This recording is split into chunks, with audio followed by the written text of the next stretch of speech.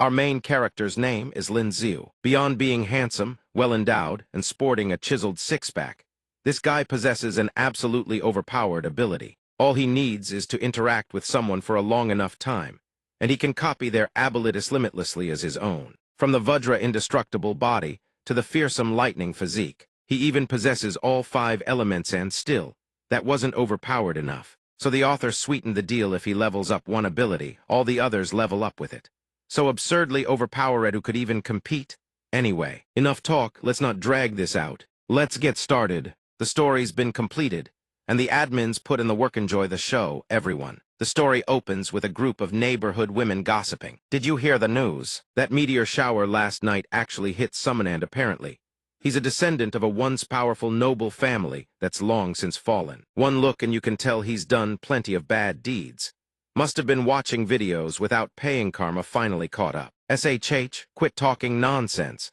Aren't you afraid the old coots from the noble houses will hear and beat you to death? The entire estate was blasted wide open by a meteorite. Lin Xiu and son Dolly sit dazed before the front gate when a stone clatters down from somewhere above. Luckily, son Dolly snatches it with quick hands, sparing the young master a second skull cracking. Old son tosses the stone behind him and grumbles. Young master, you've been sitting here for 3 hours already. Lin Xiu lets out a long, world-weary sigh. An hour ago, he had groggily opened his eyes to the frantic cries of his bodyguard. Young master, young master. Old son is overjoyed to see him awake. You're awake, but the moment Lin Xiu regains consciousness, he instinctively drives his knee straight into son Dolly's groin. Son Dolly howls in agony, "Oh, FCK," writhing on the ground like a bandit caught in a trap. Who are you? Why are you in my house? Wronged and in agony, son Dolly asks with tears streaming, Young master, don't you recognize me? His very own personal bodyguard, son Dolly, is utterly floored and Lin Xiu bolts. Son Dolly watches him go and calls out anxiously,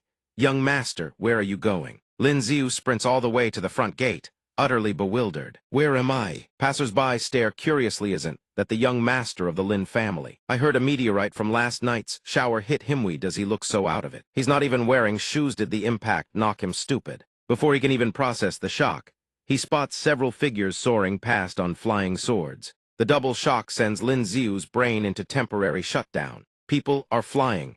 His sanity gives out and he faints again.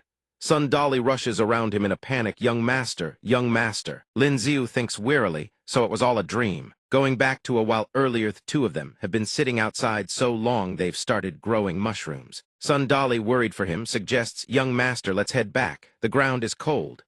Lin Xiu broods for a long while, still can't make sense of it all, and simply gives up trying. Forget it, the boat straightens when it reaches the bridge. Transmigrated, so be it. But the very moment their fingers touch, something miraculous happens. A sharp ding rings out. System activated. Streams of data and blue windows flood Lin Xiu's vision. He's so excited he nearly screams. Oh, holy she! But his brain, functional for barely a few seconds, is jolted back to reality by his bodyguards shrieking. Young master, why are you gripping my hand so tightly? What are you doing? He barks out a command without hesitation. Don't move. It's loading. The two hold hands like that until the system announces replication complete. Loading finished. Ability acquired immense strength. Son Dolly bolts like an innocent maiden who just got groped by a local tyrant, screaming his head off. Held by a man for that long. I'm not pure anymore. Lin Xiu picks up a large boulder by the roadside, gives it a squeeze, and his eyes widen with delight. This power, this is my power. Could this be the special ability that son Dolly talked about? When I grabbed son Dolly's hand just now, I must have replicated his special ability. This is way too amazing. No good, I need to find someone else to verify. Son Dolly mentioned that Fragrance Pavilion has a young lady who can speak the language of beasts. He has to go check it out and verify the theory. To test it, Lin Xiu heads straight to Fragrance Pavilion. The girls inside eagerly swarm around him. Oh, what a handsome young lord. Please come inside. Young lord, how do you find this humble servant? Does the young lord prefer it rough, pure, sweet, or spicy? This servant can do it all. Which style does the young lord fancy? He tosses a pouch of coins to the madam and demands, Take me to the girl in your establishment who knows the language of beasts. Son Dolly can't stand by and watch him court disaster. He screams, Young master, you can't go in there. You're betrothed if she finds out. You're finished. The madam readily agrees. Of course, I'll take you right away. Haydang, come out and receive a guest. He's then led into an elegant private room. Haydang gives a graceful curtsy and greeting. "Welcome, young lord," she asks softly. I hear the young lord came specifically for Maze. There's something you need. He points at a nearby bird. Can you tell me what this bird is saying? Without a moment's hesitation, Haydang answers. It's saying the young lord is very handsome. He looks at her with a knowing, contemplative gaze. Looks like they weren't wrong. This girl really does know the language of beasts. Haydang suddenly startles. Young lord, why are you staring at me like that? He suddenly seizes her wrist. His heart races with excitement. Then I won't hold back. Haydang can't help but cry out in alarm, "Young lord!"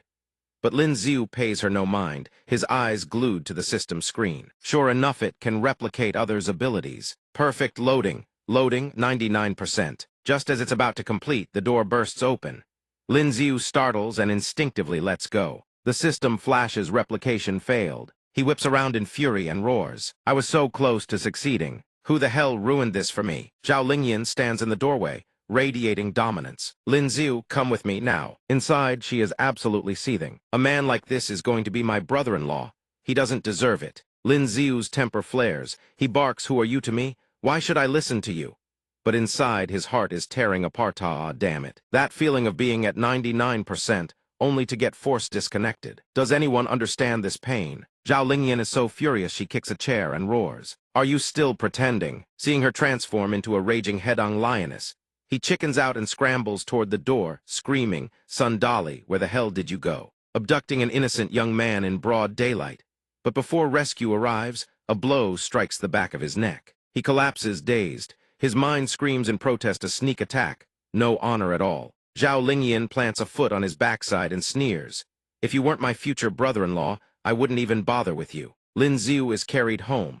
By the time the moon hangs high in the sky, his eyelids begin to flutter. Son Dolly notices and cautiously draws near. Young master, are you awake? Our young master still can't recognize face the moment he wakes up. He throws a kick. This time, old son has learned his lesson, leaps back.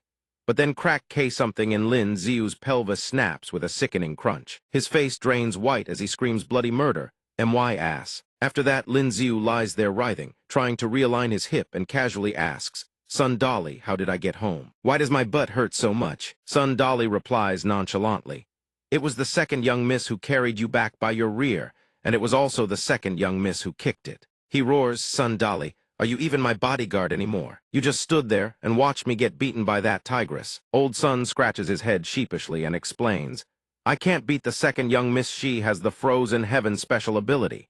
Besides, you and her sister are engaged." He is utterly dumbfounded. Engagement? What engagement? Who exactly is she? Hearing this, Son Dolly finally believes it and exclaims in shock, "Young master, you really don't remember anything. She is Zhao Lingyan, second young miss of the Zhao family.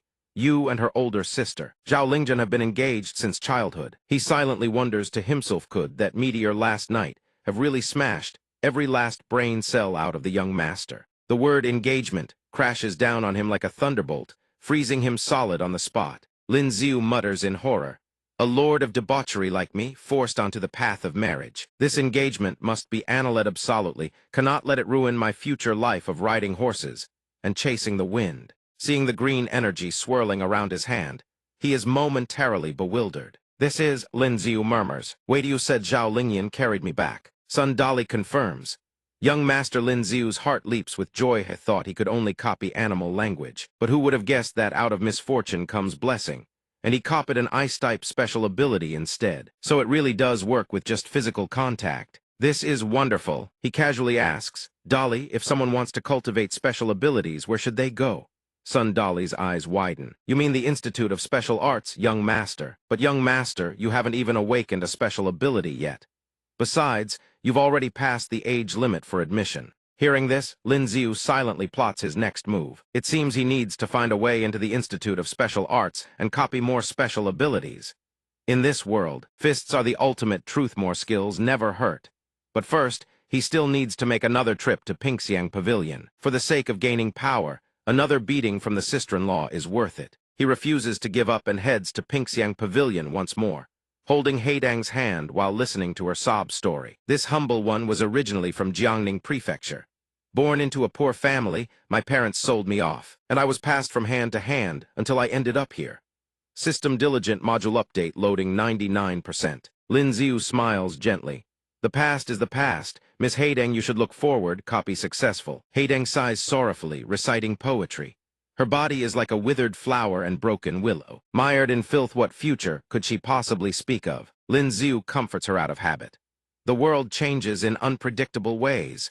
Even a young woman like you can shoulder her own fate. Whether drunk or in the gutter, it all depends on your heart, not appearances. Haydeng is deeply moved, her eyes glistening as she coos, "Young master." But Lin Xiu, with his dead fish eyes and zero sense of romance, stands up and lets her slump onto the table. "That's enough for today." Haydeng smiles sweetly. "The young master is right. This humble one will work hard to save up, and in the future do some honest small business." In her heart, she sighs with emotion. He truly is so different from those customers who only covet her body. Just as he heads for the door, the caged bird eyes him with a lecherous gaze and belts out a loud song. What reaches his ears are cheeky taunts aimed at him. "Little young master, leaving already? How about a smile for me first?" Lin Xiu turns back to look at the bird with a wicked grin. "Once Miss Haydeng becomes a real madam, I'll come as a regular guest." The H-way, my bird is so startled, it nearly jumps out of its feathers. "Holy crap, you scared the feathers off me." After acquiring the animal comprehension skill, he walks out the door with a refreshed spirit. Miss Haydeng has had a bitter fate too. Since I've copied her special ability, I should look after her a bit in the future. He stretches and suddenly feels an inexplicable chill. He murmurs, "Why do I have such a terrible premonition?" Looking ahead, he spots a familiar figure. Pedestrians warily keep their distance. Zhao Lingyan's face is dark as coal, her aura radiating an ominous chill as she advances step by step. Zhao Lingyan corners him against the wall and demands, "You dare visit the pleasure quarter again?" He protests in a whiny voice, "I was there on business." Seeing Lin Xiu show no remorse and even make excuses, she turns stern and threatens, "Business my foot. If you keep this up, I'll tell father to annul your engagement with my sister." Hearing this, his face lights up like a festival. He turns and asks, "There's such wonderful news." Zhao Lingyan is taken aback, thinks, "This fellow's true qi is surprisingly potent." Her brows furrow even tighter as she probes. "Have you begun cultivating the martial path?" Lin Xiu is still hung up on the annulment. His eyes sparkle like stars as he blurts, "Why not strike while the iron is hot? How about we annul the engagement today?" Zhao Lingyan's fury erupts. She raises her hand.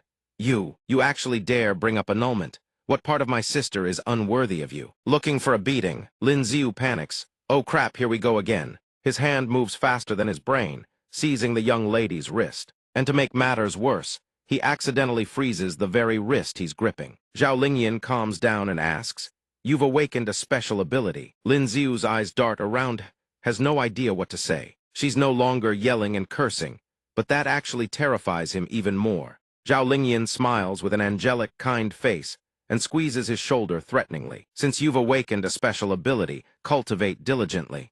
If I catch you visiting the pleasure quarter again, I'll break your legs." Lin Xiu is scared out of his witch, thinks, "Don't smile while saying such terrifying things." She leaves him with those words and departs. He watches her go, utterly bewildered. "I awakened a special ability. Is she so happy about it?" A while later, he returns to the manor.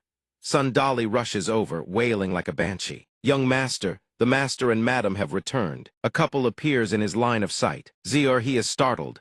They are the parents of the original owners. He forces a smile and stammers, "You two are."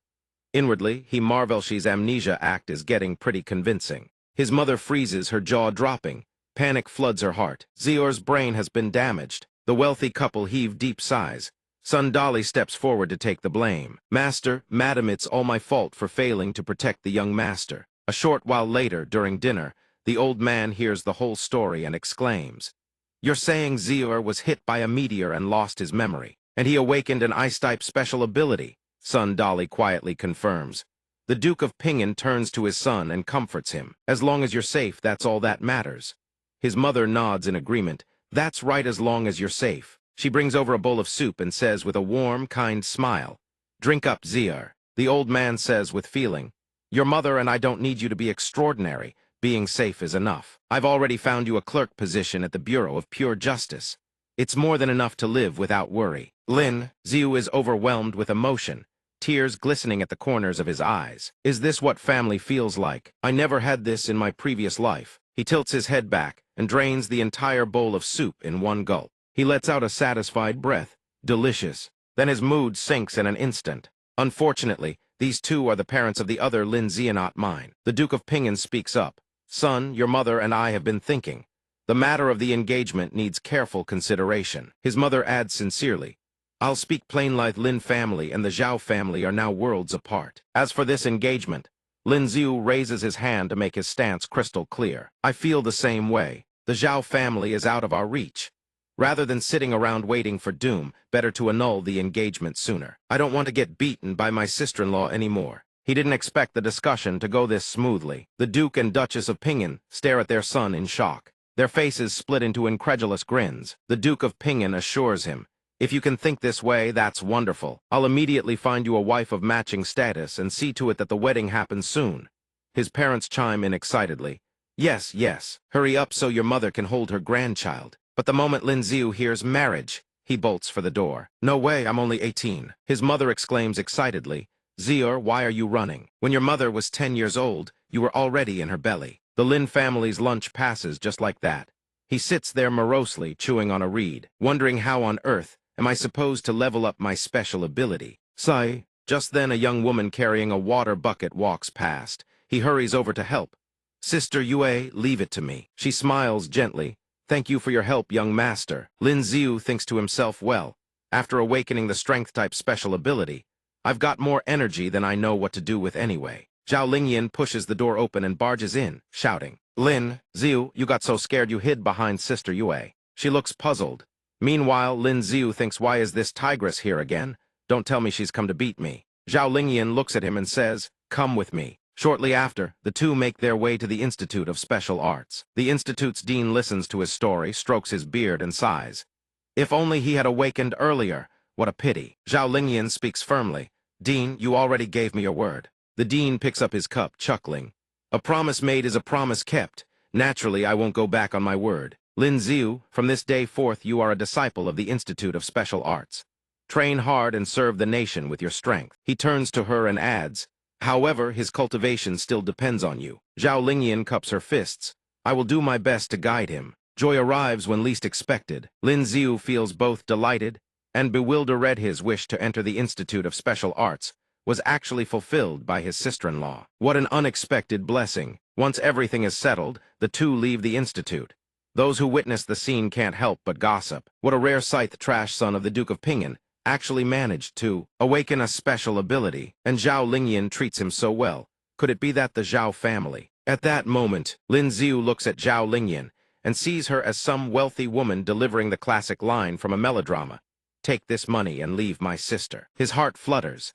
He'd always wanted to experience freeloading, at least An Suho would have thought it would actually come true here. Not only could the marriage be annulled, but he even got into the Institute of Special Arts. Best sister-in-law ever. Who could have guessed that the very next instant, she turns around and says, what happened before was my fault. I owe you an apology. Lin Zi waves his hand and says casually, no worries, I understand. Your sister is the pride of heaven naturally. She holds everyone at a distance. Zhao Lingyan gives her solemn, unwavering guarantee. A promise from the Zhao family is worth 1,000 gold. No matter what happens, the engagement stands. Lin Zi's soul nearly leaves his body. What? This isn't right, is it? His heart screams in terror. Did someone swap the script on me? Zhao Lingyan encourages him seriously. Although your special ability awakened very late, nothing is set in stone. Anyone could be the dark horse. Lin Zi is stunned by her kindness. He's deeply moved. She's actually consoling him. In the blink of an eye, she's back to being a roaring lioness, eager to intimidate. My sister has already undergone her 5th awakening. If you want to be worthy of her, you'd better train hard. If I catch you slacking, I'll beat you to death. Lin Zi shudders. He knew it. 2 days later, at the Lin residence, Lin Zi diligently sits in meditation, cultivating. Each awakening of a special ability not only noticeably boosts one's power, but also unlocks entirely new skills. The key to awakening is accumulating enough origin force. The gaseous origin force condenses, gradually forming tiny liquid droplets that trickle down into the golden sphere. Lin Zi gets up, supporting his back, grumbling nonstop. According to the texts, the fastest way to cultivate a special ability is to train your body in the corresponding elemental environment. Cultivating an ice-type special ability in scorching heat. What kind of nonsense is that? 2 days of this and I've barely improved at all. The moment he touches it, the teapot cracks clean open. He stares in shock. It cracked, but I didn't even use any force. Could it be? In a burst of excitement, he grabs the table and lifts it clean off the ground, his face beaming as he cheers internally. Sure enough, even though he's cultivating the Ice-type special ability, his Strength-type special ability has leveled up along with it. Training one special ability causes the others to grow alongside it. No, that's what I call overpowered. He basks in the joy for a grand total of 3 seconds before Zhao Lingyan arrives. You are indeed at home. Hearing her voice, he turns around in confusion. The moment his eyes land on her, she opens her mouth and orders him to strip. He has absolutely no idea what's going on. Lin Xiu puts on a bashful, shy act and wails. This isn't appropriate. I'm still an innocent virgin, and you're my sister-in-law. We can't just... Zhao Lingyan's face darkens. She activates her origin force, launches several shards of ice slash. Slash-High's clothes explode into pieces. She examines him with zero interest and delivers a flat assessment. What a drag. A full hour passes before the door finally opens. Zhao Lingyan steps out, face flushed as a pomegranate, and speaks like a brothel patron. Not bad. I'll come again tomorrow. Lin Xiu stands at the door looking completely drained, as if every last drop of his yang essence has been sucked dry. His back aches and his waist is sore. Take care on your way out. She responds with a low hum. Zhao Lingyan strolls away, humming a tune. It's obvious she's extremely pleased with her new student. Sun Dolly bursts out laughing, teasing like an old matchmaker. Young master, don't tell me you're trying to claim both sisters. Lin Xiu screams in outrage. The hell are you on about? Lin Xiu smacks Sun Dolly on the head and curses. All you ever do is spout nonsense. My sister-in-law came here to help me cultivate. Sun Dolly rubs the bump on his head and sighs. Then the second young miss really does treat you well. Lin Xiu scoffs in disdain. You think I'm anything like you. Every time I'm in danger, you're always the first one to bolt. Sun Dolly grins sheepishly. I really can't beat the second young miss. Lin Xiu drops the subject and orders. Tomorrow, you're coming with me to the Bureau of Pure Justice. Sun Dolly asks curiously, what are we going there for, young master? Lin Xiu waves him off and walks away. Bottom line, he can't keep freeloading forever. At the very least, he needs to go accept his official post. The next day, the two stand before the Bureau of Pure Justice and take it in for a moment. Lin Xiu feels quite satisfied. Not a bad environment, and it's an iron rice bowl at that. The Duke and Duchess of Pingan really put a lot of thought into their unremarkable son. The moment they step inside, they find a crowd of gawkers, and the sound of sobbing echoing from the central hall. I beg your honor to seek justice for my daughter. Lin Xiu perks up. A case. The presiding official of the Bureau of Pure Justice speaks from the center of the courtroom. Qin Tong, someone witnessed the Wang woman entering your manor yesterday. Today, she was found hanged in her own home. What explanation do you have? Qin Tong responds shamelessly. She took my silver yesterday and willingly entered my manor to serve. That she died in her own home, Toddy, what does that have to do with me? The Wang woman's mother kowtows violently and cries, my daughter always kept herself pure. How could she have done such a thing with him? I beg your honor to clear my daughter's name. The gathered citizens murmur among themselves and can't help but remark, isn't that the son of the first-rank Marshal Duke? The very same. Old Wang is done for. When has a commoner ever won a case against someone with power and rank? Just as the citizens predicted, the Bureau of Pure Justice delivers its verdict. Wang woman died by hanging. There is no proof linking her death to Qin Tong. Case dismissed. Your Honor, one moment. Everyone, make way, or protagonist is about to make his grand entrance. He walks up to the corpse and begins his analysis. The Wang woman did not hang herself.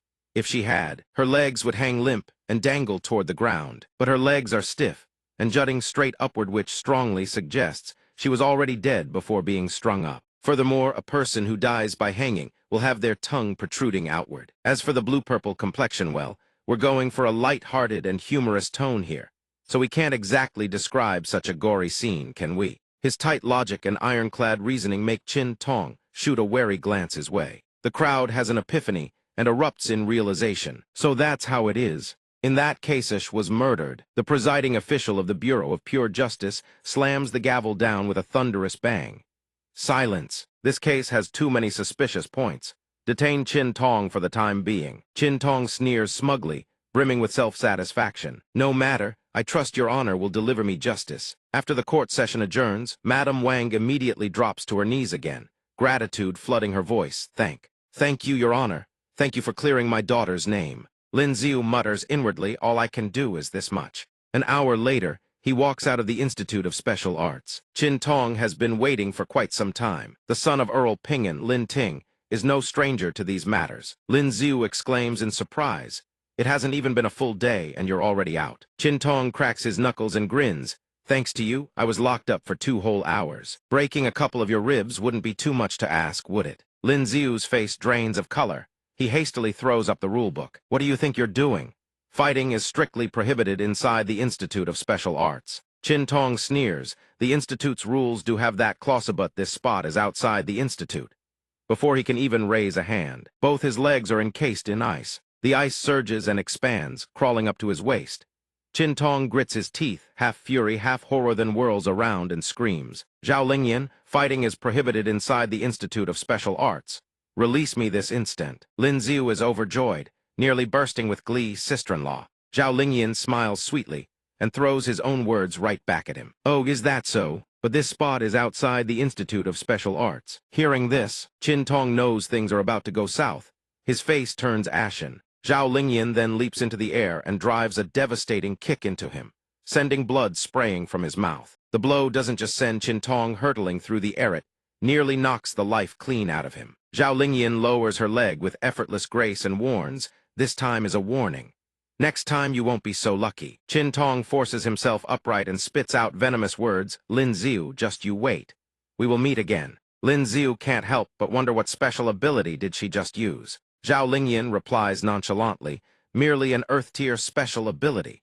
Once you undergo your next awakening, he won't even be your match. Because of this incident, his resolve to grow stronger blazes even fiercer. It seems I have no choice but to get stronger as fast as possible. In this world, strength is king. And if I happen to pull off a hero saves the beauty moment along the way, wouldn't that make for a fine tale? Son, Dolly asks curiously, young master, why were you reading at the Institute of Special Arts so late today? He gives a haphazard reply. Got too absorbed in my studies and lost track of time. My understanding of special abilities is still far too shallow. Before the semester begins, I need to catch up fast. Just then, a stray dog barking in the street puts him on alert. The language of beasts. Someone has been lurking in this alley for quite a while. What exactly are they after? Before he can even finish the thought, hidden projectiles come screaming toward him. Old Sun surges forward to shield him, shouting a warning, young master, watch out. In the next heartbeat, the assassin materializes without a sound. Old Sun narrowly dodges by the skin of his teeth. Sun Dolly's eyes widen with tension. True chi erupts outward from his body. Lin Xiu's face goes white with terror as he cries, Dolly, run. But the projectiles are already closing in from the other side. Old Sun shouts urgently, young master, go, I'll cover the rear. He drives his toes into the ground and unleashes his true chi at full force. A special ability, crimson as red wine, coils around his bulging forearms. Sun Dolly tenses every muscle, his fist blazing with the power of his special ability, and hammers it straight into the assassin. The enemy blocks with a weapon, but the sheer force sends the assassin hurtling backward. Only then does the young man dare poke his head out and ask, is it over? Sun Dolly bursts into booming, prideful laughter. Is that all you've got? The instant the words leave his mouth, he collapses without warning. Lin Xiu cries out in alarm, Dolly! Only upon closer inspection does he realize that poison from the hidden weapon has already seeped into his body. Shortly after, Old Sun is carried back to the manor, his face a sickly shade of green. Lin Xiu asks his father anxiously, why haven't the people from the Imperial Medical Bureau arrived yet? Earl Pingan says, Ziar, think carefully, have you offended anyone recently? The moment he hears this, his reflex kicks in. Could it be Qin Tong? At that very moment, a servant arrives to report. Young master, Miss Bai Song Song from the Imperial Medical Bureau has arrived. He immediately calls out, show her in. Miss Bai enters and asks, where is the injured person? The moment Song Song appears, the entire room seems to brighten. Miss Bai steps forward and gently presses her fingers against Sun Dolly's forehead to examine him. Lin Xiu asks anxiously, Miss, can you save him? Song Song smiles softly and replies, don't worry. She extends her hand and channels her healing special ability. In moments, the sickly green pallor fades, and his complexion returns to normal. Once she finishes, Miss Bai gives her instructions before departing, let him rest for a few days. He'll be fine. Lin Xiu says gratefully, Miss Bai, allow me to see you out. He walks her to the gate and waves, farewell, Miss Bai, travel safely. Then he sinks into deep thought, his handsome face creasing in a frown. Healing-type special abilities really are useful. I need to figure out a way to copy one. Spotting Zhao Lingyan, he reflexively blurts out an explanation, I was assassinated yesterday. Son Dolly was poisoned protecting me. Miss Bai is a physician from the Imperial Medical Bureau, summoned to treat Son Dolly. Seeing her off was nothing more than basic courtesy. I absolutely was not flirting. Zhao Lingyan says bluntly, I know. I'm only here to confirm you're safe. Lin Xiu's fear evaporates, and he switches to business. Tell Mido you think Qin Tong was behind the attack. She analyzes the situation. Assassinating a noble is a capital offense. The petty grudge between you two isn't worth dragging the entire Qin family into. Hearing this, he furrows his brow in deduction. Not the Qin family, then. It can only be enemies the previous Lin Xiu made before I transmigrated. At the same time, in another corner of the city specifically, the Qin estate Qin Tong mutters through clenched teeth, Lin Xiu. Just you wait. The lamp in his hand sways in the wind. A shadow lurks behind the screen curtain. Qin Tong narrows his eyes. Who's there? The figure says nothing, just hurls a hidden weapon without hesitation. Qin Tong freezes in shock. And just like that, he is slain by the projectile, blood spraying across the room. The next morning, Qin Tong's lifeless corpse is brought to the public court. The moment Lin Xiu sees the body, he sighs to himself, Qin Tong, you really meant what you said. You sure met me again quickly. Did my sister-in-law kill this guy just to avenge me? Zhao Lingyan eyes him with suspicion. This guy wouldn't have hired a hitman to commit murder, would he? While the two exchange suspicions, the coroner reports dispassionately, time of death was last night. The body bears only a single wound, a clean sword slash across the throat. The Bureau of Pure Justice speaks up. Your suspicions have been ruled out. This case was most likely committed by that woman. Her doing. Lin Xiu is dumbfounded. What woman? The coroner removes the cloth covering and explains with furrowed brows. A female assassin who has awakened a concealment-type special ability. She moves without leaving a trace, and every time she kills, she leaves several flower petals on the corpse. Lin Xiu immediately thinks of someone and grins slyly. Invisibility and assassination, isn't that just like Aki? If I could copy that ability, it would be like seeing through anyone. The Bureau of Pure Justice speaks up. I suspect the Wang woman's case caught her attention, which is why she infiltrated the Qin estate in the dead of night. Lin Xiu finds this utterly fascinating and asks, Then, Your Excellency, why did this criminal target Qin Tong? The Bureau of Pure Justice laughs heartily and says casually, Yesterday, a thief turned himself involuntarily. He claimed that when he broke into the room to steal, lust overtook him, and he accidentally killed Madame Wang. This assassin makes a habit of killing the powerful who commit crimes, yet escape punishment. Lin Xiu lets out a long, wistful sigh that stuns the official. What a pity for Madame Wang. You're already dead, and yet you still have to bear the injustice of a tarnished name. The Bureau of Pure Justice taps the desk and renders his verdict. Since special abilities are involved, this case shall be handed over to the Institute of Special Arts. As Lin Xiu walks out of the court, someone calls out, Hey, isn't that the person who spoke up for old Wang yesterday? Lin Xiu asks with a smile, What's all this about? Old Wang says with deep gratitude, Thank you, Your Honor, for speaking up for my daughter. These dried sweet potatoes, I dried them myself. Please don't refuse. At that moment, an uncle comes barreling and carrying a towering stack of steamed buns. Everyone, make way. Make way. Fresh out of the steamer. Your Honor, eat them while they're hot. Lin Xiu hurriedly declines. I can't accept these. Uncle Le Xianbao insists. Old Wang and I have been setting up our stalls on this street for over a decade. It wasn't easy for him to raise his daughter all on his own, only for her to be murdered and disgraced by someone. Your Honor is the only one who stood up and spoke for him. Please accept the buns. Old Wang also urges, That's right, Your Honor. Please accept them. It's rare to come across an official as good as you. Such heartfelt generosity is impossible to refuse. Lin Xiu has no choice but to accept. Fine, I'll take them. But there's no way I can eat all of this myself. Help me hand them out to everyone. And remember to return the steamer rack to the shop owner. The two soldier bakers reply with cheerful grins. Thank you, Lord Lin. We'll get right to it. Lin Xiu doesn't forget to grab one and offer it over with a smile. Zhao Lingyan refuses. I'm not hungry. Lin Xiu, you're actually a good person. The good person card drops out of nowhere, leaving him speechless. I've always been the one handing out good person cards to others. Never thought I'd end up on the receiving end one day. She tilts her head, bewildered. Good person card? A moment later, the stray from yesterday whimpers pitifully from hunger. So hungry, haven't eaten in 3 days. If only there was a roasted chicken leg. Instantly, the rich aroma of roasted chicken wafts through the air. The golden mutt perks up at once, eyes sparkling bright. Roasted chicken. Lin Xiu shoves a whole chicken leg straight into its mouth. Eat up. The dog savors the flavor in its jaws with utmost satisfaction. Once it finishes devouring, he crouches down, stroking the stray and coaxing it gently. Good boy, good boy. If you're willing, come with me. I guarantee you'll never go hungry. Looking at you, I'd say we're quite fated. I'll just call you Huang Biology. Zhao Lingyan is puzzled. You want to take in this stray of mine? Lin Xiu smiles warmly. Don't underestimate it. This is my life-saving dog. Inwardly, he adds the beast language ability is incredibly useful for gathering intel. I absolutely must exploit it to the fullest. Meanwhile, at the Bureau of Pure Justice, he spots several steamed buns and immediately questions where they came from. A constable replies that they were a gift from a street stall, to thank Magistrate Lin for clearing the name of the deceased Wang Shi. At the Bureau of Pure Justice, the man gazes at the bun with a contemplative expression, then suddenly barks an order. Go to the prison and bring out the prisoner who murdered Wang Shi. The constable answers respectfully, yes, sir. The forensic examiner beside him asks, puzzled, Sir, Qin Tong is already dead. What's the point of dragging out this self-confessed murderer any further? Merely to give the Earl of Zhangyang an explanation. That's all. Then he gazes at the four characters, just and incorruptible, and mutters with bitter sarcasm. Though Qin Tong is dead, Wang Shi's innocence can never be restored.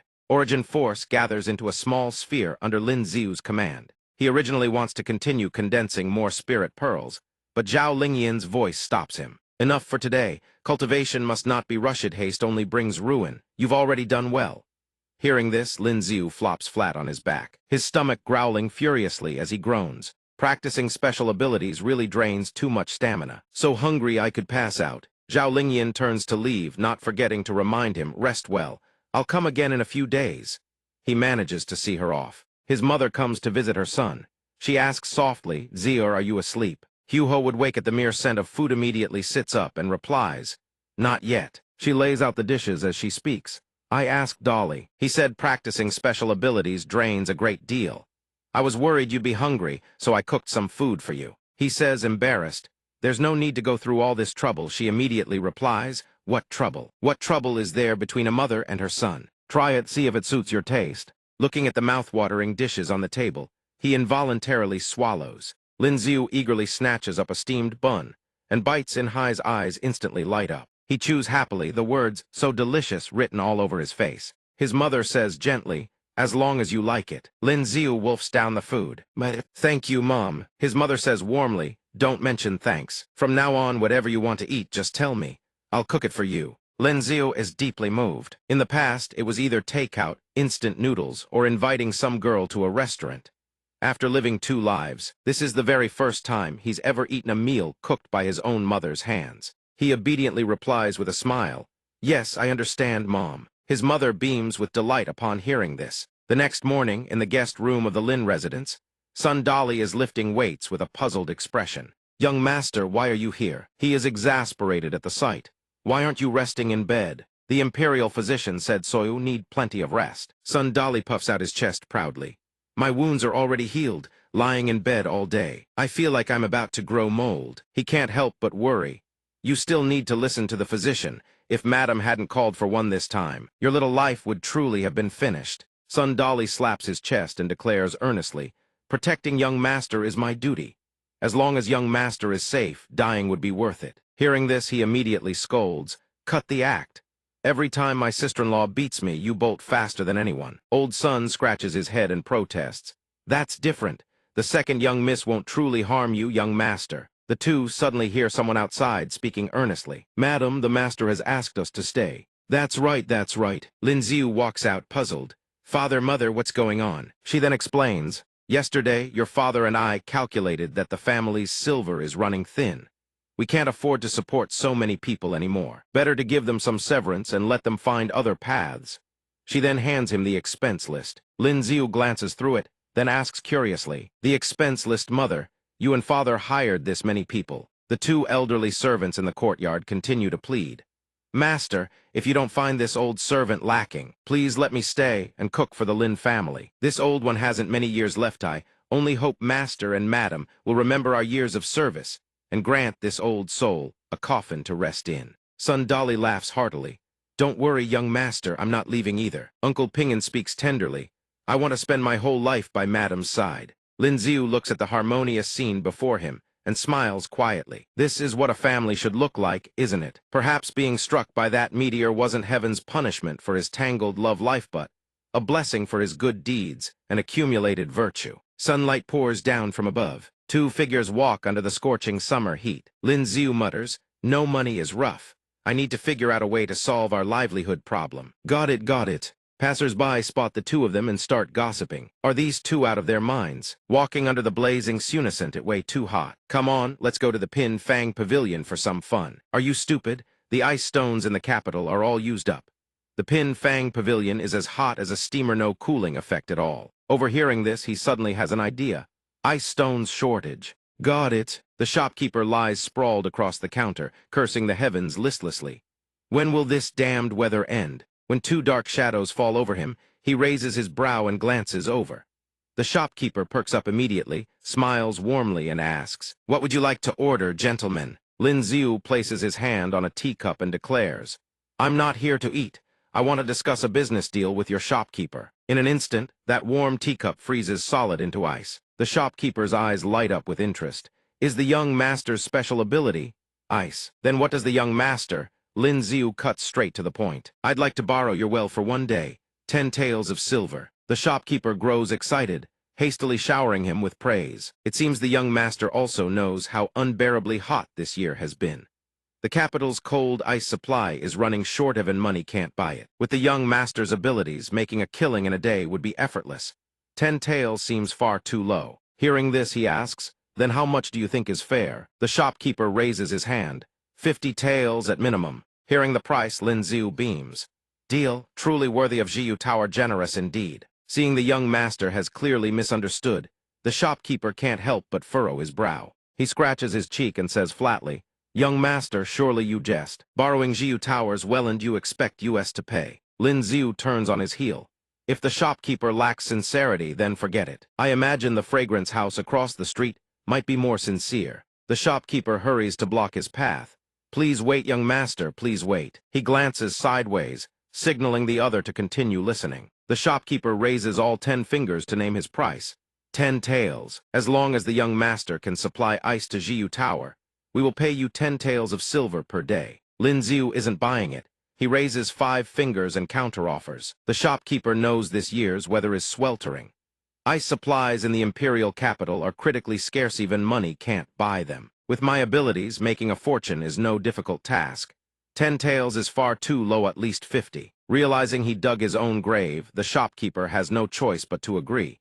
50 taels it is, but the young master must accept one condition. Lin Xiu may not supply ice to any establishment other than Jiyu Tower. As long as the shopkeeper can keep him exclusive, even 50 taels a day is a massive profit. Lin Xiu says if that's the case, the price would be a different matter entirely. The shopkeeper replies on top of the 50 taels per day. Every barrel of ice will be paid at 5 times the market price. Hearing this price, Lin Xiu nods in satisfaction and snaps his fan shut. Deal. Both parties are pleased. The deal struck. The shopkeeper brings out the silver immediately. He watches them leave with a warm send-off. "Young Master Lin, remember to come tomorrow." Sun Dolly hugs the chest of silver, grinning ear to ear. 300 taels of silver. If only every day could be like this. Lin Xiu douses his excitement with cold water. Don't even dream about it. The weather will cool down. The silver earned will dwindle day by day. Familiar, dainty little footsteps approach. Lin Xiu spots the person and instinctively teases. "How is it that we keep running into each other everywhere? Your sister-in-law isn't tailing me, is she?" Zhao Lingyan hears this, raises an eyebrow and asks, "You're short on money, aren't you?" Master and servant clinging to that chest of coins. He replies casually, "Isn't that obvious?" Zhao Lingyan extends her money pouch. "How much silver do you need?" "I'll give it to you." Lin Xiu instinctively blurts out, "You're not going to beat me up. You're giving me silver." Zhao Lingyan advises him earnestly, "Even if you're greedy for money, you should consider your own dignity.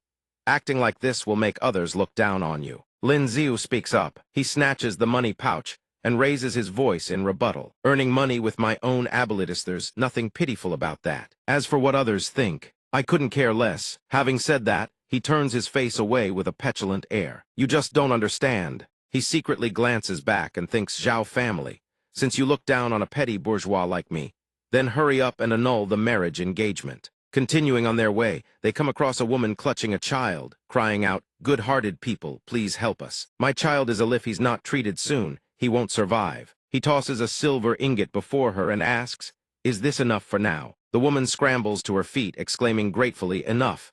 Enough, thank you, benefactor, thank you, benefactor." She remarks coolly, in the imperial capital, 80 to 90% of people like this are swindlers. Do you think it's worth it? Lin Xiu says calmly, "What's there to fear? This silver ingot isn't even enough for a single meal at Jiyu Tower, but it could save a life. No matter how you look at it, it's worth it. Let's go pick out a couple of bolts of fabric for Wang Ma. I noticed the auntie's clothes are practically falling apart at the seams." Sun Dali responds, "All right." Zhao Lingyan is curious. "Who is Wang Ma?" While handling the fabric, he replies, "She's the head maid of our household." Zhao Lingyan exclaims in surprise, "You even buy things for the servants in your manor." Lin Xiu smiles warmly. "These people chose to stay when the Lin Manor was at its lowest. To me, they are all family." Afterward, the group stops at a roadside stall and orders a few bowls of noodles. Lin Xiu slurps his noodles and asks, "You really won't eat?" "The food at this stall isn't bad." Zhao Lingyan replies decisively, "No." Though the man is greedy for money and lecherous, he's kind-hearted, good-natured, and fears no powerful authority. He can truly be considered a good person. Having received the good person card yet again, he says as naturally as breathing, "Sister-in-law, looks like you've pinned the good person card on the right guy." She is utterly baffled. What on earth is a good person card? Lin Xiu thinks to himself, who would have thought that behind my sister-in-law's fierce exterior, she could actually praise me in earnest. Who knew that right after this thought, he hears her say, "Whatever this good person card is, I will convince father. When my sister returns to the imperial capital, I'll arrange for the two of you to marry." Not long after at Lin Manor, Sun Dali pounds frantically on the door, shouting, "Young master! Young master!" Lin Xiu opens the door and steps out. Puzzled, "What's going on?" Sun Dali reports urgently, "Someone from the palace is here." Lin Xiu is stunned. Somyeon from the palace. The moment he steps outside, an official bellows loudly, "Lin Xiu, son of the Earl of Pingan. By decree of His Majesty Zhao Jian, you are to enter the palace immediately. No delays permitted." The entire household watches glumly as he departs. Zhao Lingyan reassures them, "Uncle, auntie, don't worry. Lin Xiu entering the palace there won't be any major trouble." Inside the palace corridors, Chief Steward Li sternly instructs, "Young Master Lin, when we enter the inner palace later, you are only responsible for creating ice. Do not look at what you shouldn't look at. Do not ask what you shouldn't ask. You must remember this well." Lin Xiu frowns and sighs involuntarily. He thinks clearly, my sister-in-law's abilities are stronger, yet they seized a strapping young man like me. The daughter of a first-rank earl is truly noble-born. What a pity I'm tied up with Jiyu Tower's business. Chief Steward Li shoots him a bullet-like glare and snaps, "What are you sighing about? Serving the imperial palace and you're displeased." Lin Xiu hastily explains. The chief steward misunderstands. "I'm worried my origin force is rather low. I might not be able to produce much ice." Hearing this, Chief Steward Li's expression softens, and he reassures, His Majesty has his own arrangements. "Don't you worry about this matter." Shortly after, they arrive at Changchun Palace. Chief Steward Li bows deeply and calls out respectfully. This servant greets the noble consort. The noble consort strokes her pet and asks casually, "Who is he?" Chief Steward Li hurries to explain, reporting to your ladyship. The weather is unbearably hot. His Majesty has specially summoned a student from the Institute of Special Arts to create ice and relieve the heat for the various consorts. The noble consort suddenly asks, "Judging by the looks of you lot, you've just come from Yangning Palace, haven't you? Carrying half the heavens on my back, oh, how heavy it is." Lin Xiu understands and is startled. His beast language ability actually works on spirit beasts too. The noble consort grows furious and sneers, "How impressive of the Empress. The entire palace is sweltering like a steamer, and she's got it good. Not only does she get to use ice first, I'd wager her share is double what this consort receives. Get going. Move quickly. If you startle this consort's daughter, this consort will have your heads." Chief Steward Li dares not lift his head, replying repeatedly, "Yes, yes, yes. We'll finish making the ice and leave at once." Lin Xiu listens and twitches his lips, silently evaluating this noble consort definitely isn't someone to mess with. Better finish quickly and get out. After completing his task, he is escorted to Tianqiu Palace. Lin Xiu cools the water remotely, but by now he's as parched as a dried banana leaf. He grumbles without direct contact with the water. The ice-making efficiency drops drastically. Working all morning, he feels like his body is about to be hollowed out. Right at that moment, someone enters. A palace maid brings in a plate of grapes and says, "This is a reward from Consort Shu. You've worked hard, young Master Lin, creating ice here." Spotting food, his face lights up instantly. There are grapes, too. This Consort Shu is far better than that noble consort from earlier. He pops one into his mouth and finds it even more delicious than the grapes he used to buy to impress girls before transmigrating. He exclaims excitedly, "This is insanely delicious." Chief Steward Li beams, of course. These are tribute goods from the western regions. Ordinary consorts don't even get to taste them. Only Consort Shu would use such grapes to reward others. The guards beside him nod in agreement. He shares generously. "You've all been running around with mates, been tiring. Let's eat together." Chief Steward Li laughs heartily. Following young Master Lin, we get to enjoy some treats too. Lin Ziu asks, "Chief Steward Li, which palace do we head to next? If there are any taboos, please let me know beforehand." Chief Steward Li speaks courteously. Young Master Lin is too polite. "Next we head to Ruidong Palace. It was originally the residence of Consort De, but she passed away from illness a few years ago.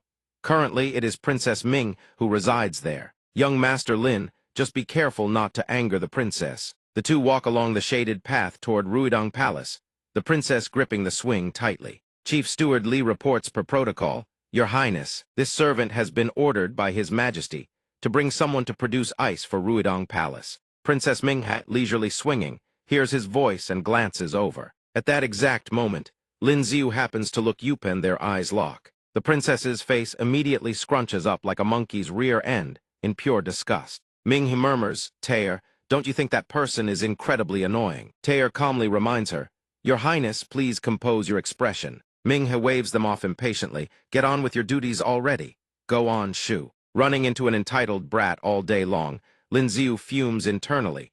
Is today's fortune cursed or something? Why do I keep running into ungrateful women? After they've walked some distance, he asks curiously, "Chief Steward Li, has the princess also awakened a special ability?" Chief Steward Li replies, "Of course. Her Highness has awakened a fire element special ability." Hearing this, Lin Ziu finally understands. No wonder this woman is naturally his polar opposite. He'd better keep his distance from her. The group continues onward as Chief Steward Li takes the lead and announces, "Young Master Lin, I will now escort you to the residence of the 9th consort." Lin Ziu trails behind, looking utterly pitiful. "Chief Steward Li, look at the state I'm in. Does your conscience not ache at all?" His exhaustion is so severe that Chief Steward Li starts to panic. The steward rummages through his sleeves to soothe him. "Young master, don't worry. We've long prepared something for you." Lin Ziu stares wide-eyed at the sparkling gem in his hand. The steward continues, "That's right, thys is an origin essence crystal, extracted from primordial state exotic beasts. Enhances origin force, aids in awakening, fortifies the liver and kidney suitable for all ages. Everyone who's tried it sings its praises."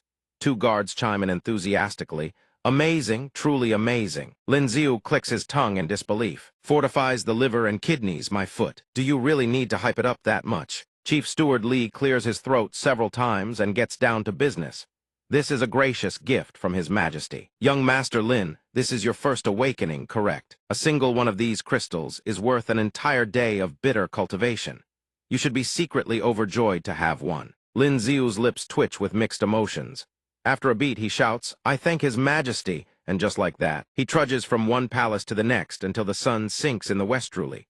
Only when night falls is he finally released. Lin Ziu's entire body is weak and drained.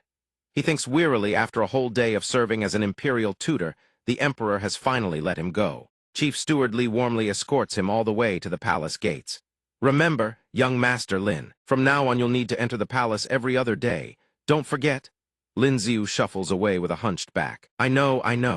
At least I managed to rake in 15 origin essence crystals, otherwise this would have been a total loss. Zhao Lingyan steps into view, her expression questioning. "Why are you only coming out now?" His eyes widen in shock. "Lingyan, what are you doing here?" His future sister-in-law appears everywhere without fail. She produces a money pouch and says, "My earnings from Jiyu Tower." He hastily shakes his head and refuses. No. This is money you earned. I absolutely can't take it." Zhao Lingyan shoves the money pouch firmly into his hand. "Take it." Lin Ziu smiles helplessly. "Well then, I'll reluctantly accept." But inside, he's elated. No wonder so many pretty boys are willing to be kept by wealthy women. Won't comment on anything else. But freeloading is truly wonderful. Lin Zhu grins like a happy seal and asks foolishly, Ling Yin, why did you come to pick me up today? She explains, the person who tried to assassinate you hasn't been found yet. Your bodyguards are too weak. Hearing this, his mood deflates. Somewhere, Sundali cries rivers inside. It doesn't have to be like that. I feel so offended. The two pass through the night market. A vendor's call rings out. Wontons, wontons, 5 coins a bowl. He can't help but feel a pang of hunger. Let's go eat wontons. Zhao Lingyan speaks with her trademark aloofness. I am not hungry. Lin Ziu cheerfully strides up to the stall owner. 3 bowls of wontons, please. Serve them up fast. Zhao Lingyan watches with confusion. Can you even finish all that? Lin Ziu laughs. I've been running around the imperial palace all day. Right now I'm so hungry I could eat an entire cow. The stall owner calls out, your wontons are ready. Enjoy at your leisure. Suddenly, Zhao Lingyan senses a set of piercing, hostile stares. She whips her head toward the source, but the direction yields nothing. No one is there. Zhao Lingyan heightens her vigilance, a strange unease rising in her heart. She distinctly felt a trace of killing intent. By now, Lin Ziu has already wolfed everything down, setting the bowl down with a loud clank. She turns to him. Full yet. He has eaten to his heart's content, letting out a satisfied sigh. Lin Ziu rolls up his sleeves with renewed vigor. I'm fully recharged now. I feel like I could beat 10 bulls to death right now. Zhao Lingyan leads Lin Ziu onward as they continue their journey. Let's go, time to head home. 2 shadowy figures lie flat on a rooftop, silently observing the pair below. One of them mutters resentfully, it's all because that shadow scared the snake last time. No, the brat's on guard. The other says with cold indifference, that woman can't protect him forever. The following morning, Lin Ziu arrives at the Bureau of Pure Justice with 1,000 thoughts swirling in his head. Once the Institute of Special Arts officially opens, the time he can spend here will shrink even further. With this 3 days fishing, 2 days drying the net routine, what if I anger the common folk? Then what? Then an idea flashes through his mind and his eyes light up with excitement. Got it. 2 hours later, the Bureau of Pure Justice is bathed in a refreshing, pleasantly cool atmosphere. The guards lick their ice cream bars, chatting with tearful gratitude. Lord Lin has really changed. He's been coming to the Bureau so diligently lately, buying us breakfast, and even using his ability to make ice so we don't suffer in the heat. He's too good to us. I'm about to cry. Liu Qingfeng stands outside the entrance, frowning and muttering to himself. A few petty favors and they already consider him one of their own. These noble-born brats are all the same. On the way to haul ice, Lin Ziu runs into an acquaintance. He asks curiously, Su Wenshu, where are you headed? The man holds up a scroll of paper. Director Liu has a new case. I'm heading to the scene. Lin Ziu's interest is immediately piqued. He turns and jogs over. Stop working already, sit down and have some iced watermelon. It's scorching outside. I'll go to the scene in your place. Su Wenshu's face lights up as he happily hands off the task. Then I'm deeply grateful, Lord Lin. Not long after, at the residence of Squire Wang, several officials from the Bureau of Pure Justice step forward to greet their superiors. Lord Lin at first glance, it appears the man struck his head and died. Blood is splattered everywhere. Liu Qingfeng examines the corpse and begins his analysis. The bricks at the scene are cracked and dislodged. The deceased's ankles show. Injuries and the wound on the back of his neck matches the bloodstains on the flower bed. This was an accidental death. Prepare the funeral arrangements for Squire Wang. The squire's madam weeps bitterly. My lord, how could you leave us like this? Lin Ziu stands by listening to the birdsong with a contemplative air, then murmurs, hold on. Squire Wang didn't die from an accident, was murdered. Liu Qingfeng hears this and frowns deeply. He snaps, Scribe Lin, every claim requires evidence. All the clues at the scene point to Squire Wang's death being accidental. What proof do you have that he was murdered? Lin Ziu shrugs. I have no evidence. Liu Qingfeng, utterly exasperated, barks. A human life is no laughing matter. Lin Ziu points at a servant in the courtyard. If you don't believe me, why not just interrogate him? The servant hears this, and his face drains of color bolts. Liu Qingfeng points at the fleeing male servant and roars.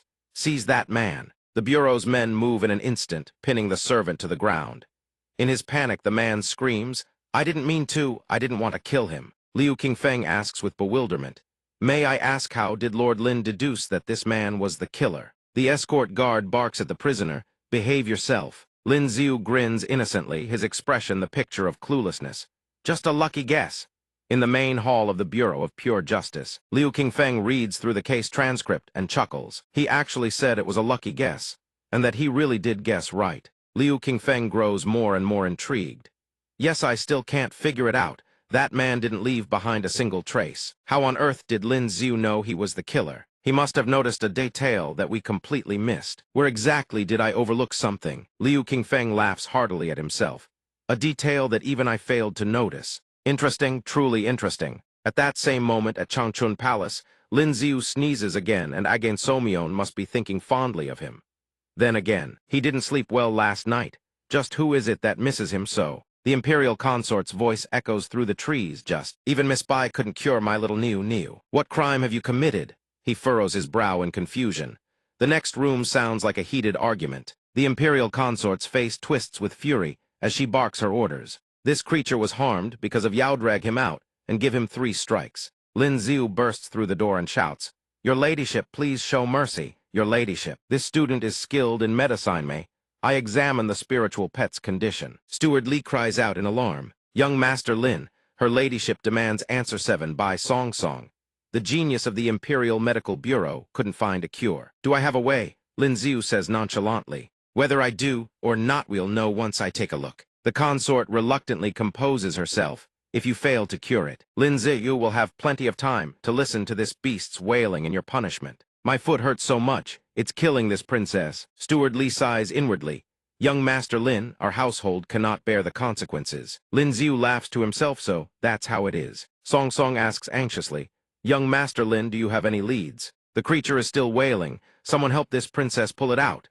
He immediately seizes the pet's paw and extracts the embedded thorn. The procedure complete, Niu leaps joyfully from Song Song's hands. The consort is overcome with emotion. Is it cured? My Niu is cured. Niu licks its paw and squeals with delight. So much better, I'm overjoyed. The consort issues her decree on the spot. "Guards, reward my golden hairpin to Lin Xiu and reward everyone else too.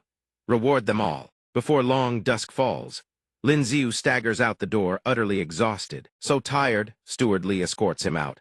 "Young Master Lin, do come again." Song Song appears out of nowhere, calling out shyly, "Young Master, please wait a moment." He turns with a warm smile. "Miss Song Song, is there something you need?" Miss Bai speaks softly. I wanted to ask, Young Master Lin, how did you see that Niu's foot was injured?" Lin Xiu forces a smile, scrambling for an excuse. "It's really no secret. You just need to be attentive." Song Song blinks in confusion and tilts her head. "Attentive," Lin Xiu explains calmly. "That's truly all it is. The spiritual pet was curling its front paw with a pained expression, so I guess the foot might be injured." Song Song's cheeks flush with embarrassment. "I see. It's because my skills are lacking." Lin Xiu quickly consoles her. "Animals can't speak and describe their symptoms the way humans do. I only noticed because I once raised a cat at home." "Miss Song Song, don't sell yourself short." Miss Bai brightens at his words and smiles. "Listening to you, young master, it seems you've studied medicine before." Lin Xiu hastily corrects. No, I merely taught myself a little. I'm far inferior to you, Miss Song Song." Song Song beams with delight. "I only manage because of my special ability. With how attentive you are, young Master Lin, if you studied medicine, you'd surely surpass me." Lin Xiu seizes the opening truly. "Then would Miss Song Song be willing to teach me medicine?" Miss Bai departs thoroughly pleased. "Of course, I spend most of my time at the Imperial Medical Bureau. Young Master Lin is welcome to find me anytime." He watches her leave and calls out, "Thank you, Miss Bai." Miss Bai strolls away at a leisurely pace. Zhao Lingyan materializes without warning, her expression dark as a storm cloud. "Lin Xiu, are you out here flirting again?" He stiffens in terror, forces down the dread in his chest, and wheels around. "Let me explain." Zhao Lingyan glares at him, clearly unconvinced. Lin Xiu decides to go all in. He produces a box and presents it. "This is for you." Inside lies an exquisitely crafted jade hairpin. Zhao Lingyan frowns in confusion. "Why are you giving me this?" Lin Xiu says with feigned innocence, "The imperial consort rewarded me with it, but what use is it to me? These past days, you've guided my cultivation and even helped me go to Jiyu Tower to produce ice. Consider this a small token of thanks." She softens at once. The tsundere beauty shakes her head and refuses. "This is too precious, I cannot accept it." Hearing this, he snaps the lid shut. "Fine. I'll keep it and give it to someone else." Zhao Lingyan snatches the box in a flash. "I'll accept it on my sister's behalf for now." Lin Xiu can only marvel once more. "You really are a devoted sister fanatic." The next day, after finishing his work at Jiyu Tower, Lin Xiu gazes at his hands with satisfaction. He has absorbed so many origin essence crystals, These past few Daishi's origin force has surged considerably. Even his ice production is faster now. Young Master Lin, two burly men appear from nowhere and block his path. Our boss wants a word with you. He gapes in bewilderment. Moments later, he finds himself escorted to a different tavern. Lin Ziu surveys the imposing setup and asks nervously, quite the entourage, "If you've got something to say, out with it." Quanzi, a beauty draped on each arm, grins arrogantly and declares, straight to the point, "I like it. I've invited Brother Lin here, because I want you to supply ice to my Tianxiang Tower. Whatever Jiu Tower pays you, I'll double it." Hearing this, Lin Ziu's eyes light up. Jiu Tower pays 5 taels per barrel of ice double. That would be 10 taels. Quanzi chokes on his wine. The two beauties are stunned speechless. The young master leaps to his feet in outrage. "You're way too greedy. 10 taels, why don't you go rob someone? And you still dare haggle. Young Master Lin, you jest. How about this? I'll pay you 2 taels of silver per barrel. How about we undercut the market together?" Lin Ziu hears this, and immediately knows the guy is trying to swindle him. Do I look like someone who can't do math? Having failed with money, Quanzi resorts to bullying with power. "I know you're the son of Earl Ping'an. Let me remind you Tianxiang Tower is a property of the Marquis of Yongping's estate, and the patron behind Jiu Tower is merely a prince consort. You'd better weigh which side is heavier." Without a moment's hesitation, Lin Ziu rises from the table. "Then today's deal is off. No deal." Quanzi crushes his wine cup and snarls, "You refuse a toast only to drink a penalty wine. I'll make you come crawling back to Begmead when that happens. You won't get a single tael." A sinister voice drifts from behind the door. "Young master, handle this matter well. I hope you won't end up like that good-for-nothing Chin Tong." Lin Ziu is escorted back by Sun Dali, when an old man suddenly barrels toward them at alarming speed. "Young sir, please halt." After a series of flowing, rehearsed movements, the old man wails, "You shattered my waist. You can't leave." Lin Ziu feels the fabric sliding and panics. "Stop pulling. My pants are falling off. How are there even extortion scams in another world?" At that critical moment, 2 men in uniform approach. "East City Precinct. Who's causing a disturbance on these streets?" Sun Dali is stunned and immediately cries foul. "He ran into us. It was clearly him. This old man is a scammer." The old man clings to Lin Ziu's trouser leg, refusing to let go, cursing non-stop. This old man's waist is broken. "Wretched slave, how dare you shield your master?" The 2 soldiers make no effort to distinguish right from wrong. Enough talk sees him. Lin Ziu thinks calmly these soldiers are off-thighs, is clearly a setup targeting him. Tianxiang Tower struck that fast. Old Sun, realizing reason won't work, flies into a rage. Before Sun Dali can erupt, Lin Ziu kicks him aside. "You head back first. If anyone comes looking for me, tell them I'm at the East City Precinct. Gentlemen, please lead the way." Sun Dali is utterly dumbfounded. Young master," the 2 constables exchange a glance, suspicion written across their faces. He's just agreeing, just like that. This old servant racks his brain. Does the young master look less like he's being arrested, and more like he's heading to a banquet? The Eastern City District Jail. The arrogant soldier shoves him into the cell. "Get in there and behave." He surveys the cell with a contemplative gaze. Having lived 2 lives, this is still his first time behind bars. The novelty is oddly refreshing. Just as he's marveling at the experience, the sound of slow clapping makes him turn. Quanzi stands behind the iron bars, sneering. "Young Master Lin, I didn't expect we'd meet again so soon." He says calmly, "You dragged a swindling extortionist here to use as a hostage against me. Should I thank you?" Quanzi sneers. Young Master Lin jests again. "This old man's leg was broken by your hand. How could he possibly be some con artist?" Lin Ziu rebuts, "It wasn't broken." The words barely leave his mouth before Quanzi thrusts his foot through the bars and stomps on the old man's leg. "There, now it's broken by your hand, isn't it?" The old man erupts in fury, bellowing, "You just stomped my leg to pieces, and you still have the audacity." Lin Ziu can't help but exclaim, "Old man, doesn't your conscience sting at all? Out with it, what do you want?" Quanzi flashes a sinister grin. 1 bucket of ice and 1 tael of silver. Agree and you walk free right now. Otherwise, Lin Ziu hears rapid footsteps closing in, reinforcements. He seamlessly changes the subject. "I just noticed something fascinating about you." "Care to hear it?" Quanzi falters, suspicious. "What fascinating thing?" Lin Ziu bares his teeth in a malicious grin. "I can see the dark shadow between your brows. Blood calamity is headed your way." Quanzi whirls his fan in a rage, shrieking, "Yao yao you! Rot in this jail until you starve. By then you won't even get a single copper." The approaching figure picks up pace. The moment he arrives, he hurls a boot straight at Quanzi's face and roars, "Wretched child! The man accompanying the official spots him and rushes forward. Master Lin, we've finally found you. Everyone in the palace is in a panic. Open this door this instant. The official scrambles to unlock the door, plastering on a smile. A misunderstanding is all a misunderstanding. This magistrate of the eastern city has thoroughly investigated the matter. It has absolutely nothing to do with the young master. You are free to leave now. Lin Xiu doesn't leave. Instead, he turns to Quanzi with a taunting smile.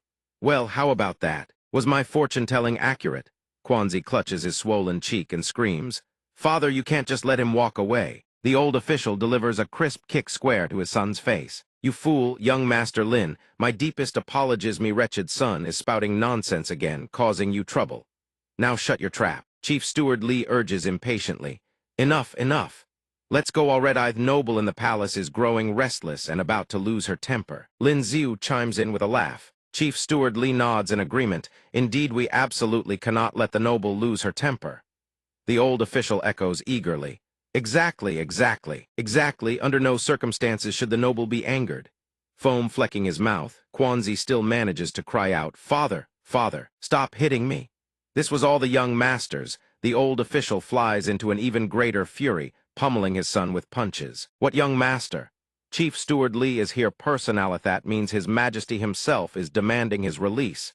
You still dared arrest him. If you keep running with that crowd, I'll beat you to death. Meanwhile, while Lin Xiu languishes in his cell at Changchun Palace, a palace-maid fans noble consort Mingjiet. The effort only makes her more irritable. Stop fanning, stop fanning. The wind from that fan is nothing but hot air. Has he arrived yet? Has he arrived yet? The moment Chief Steward Li enters, he drops to his knees in a grand bow and proclaims loudly, He's here, he's here. This humble servant pays respects to noble consort. The noble consort demands an explanation, her displeasure evident.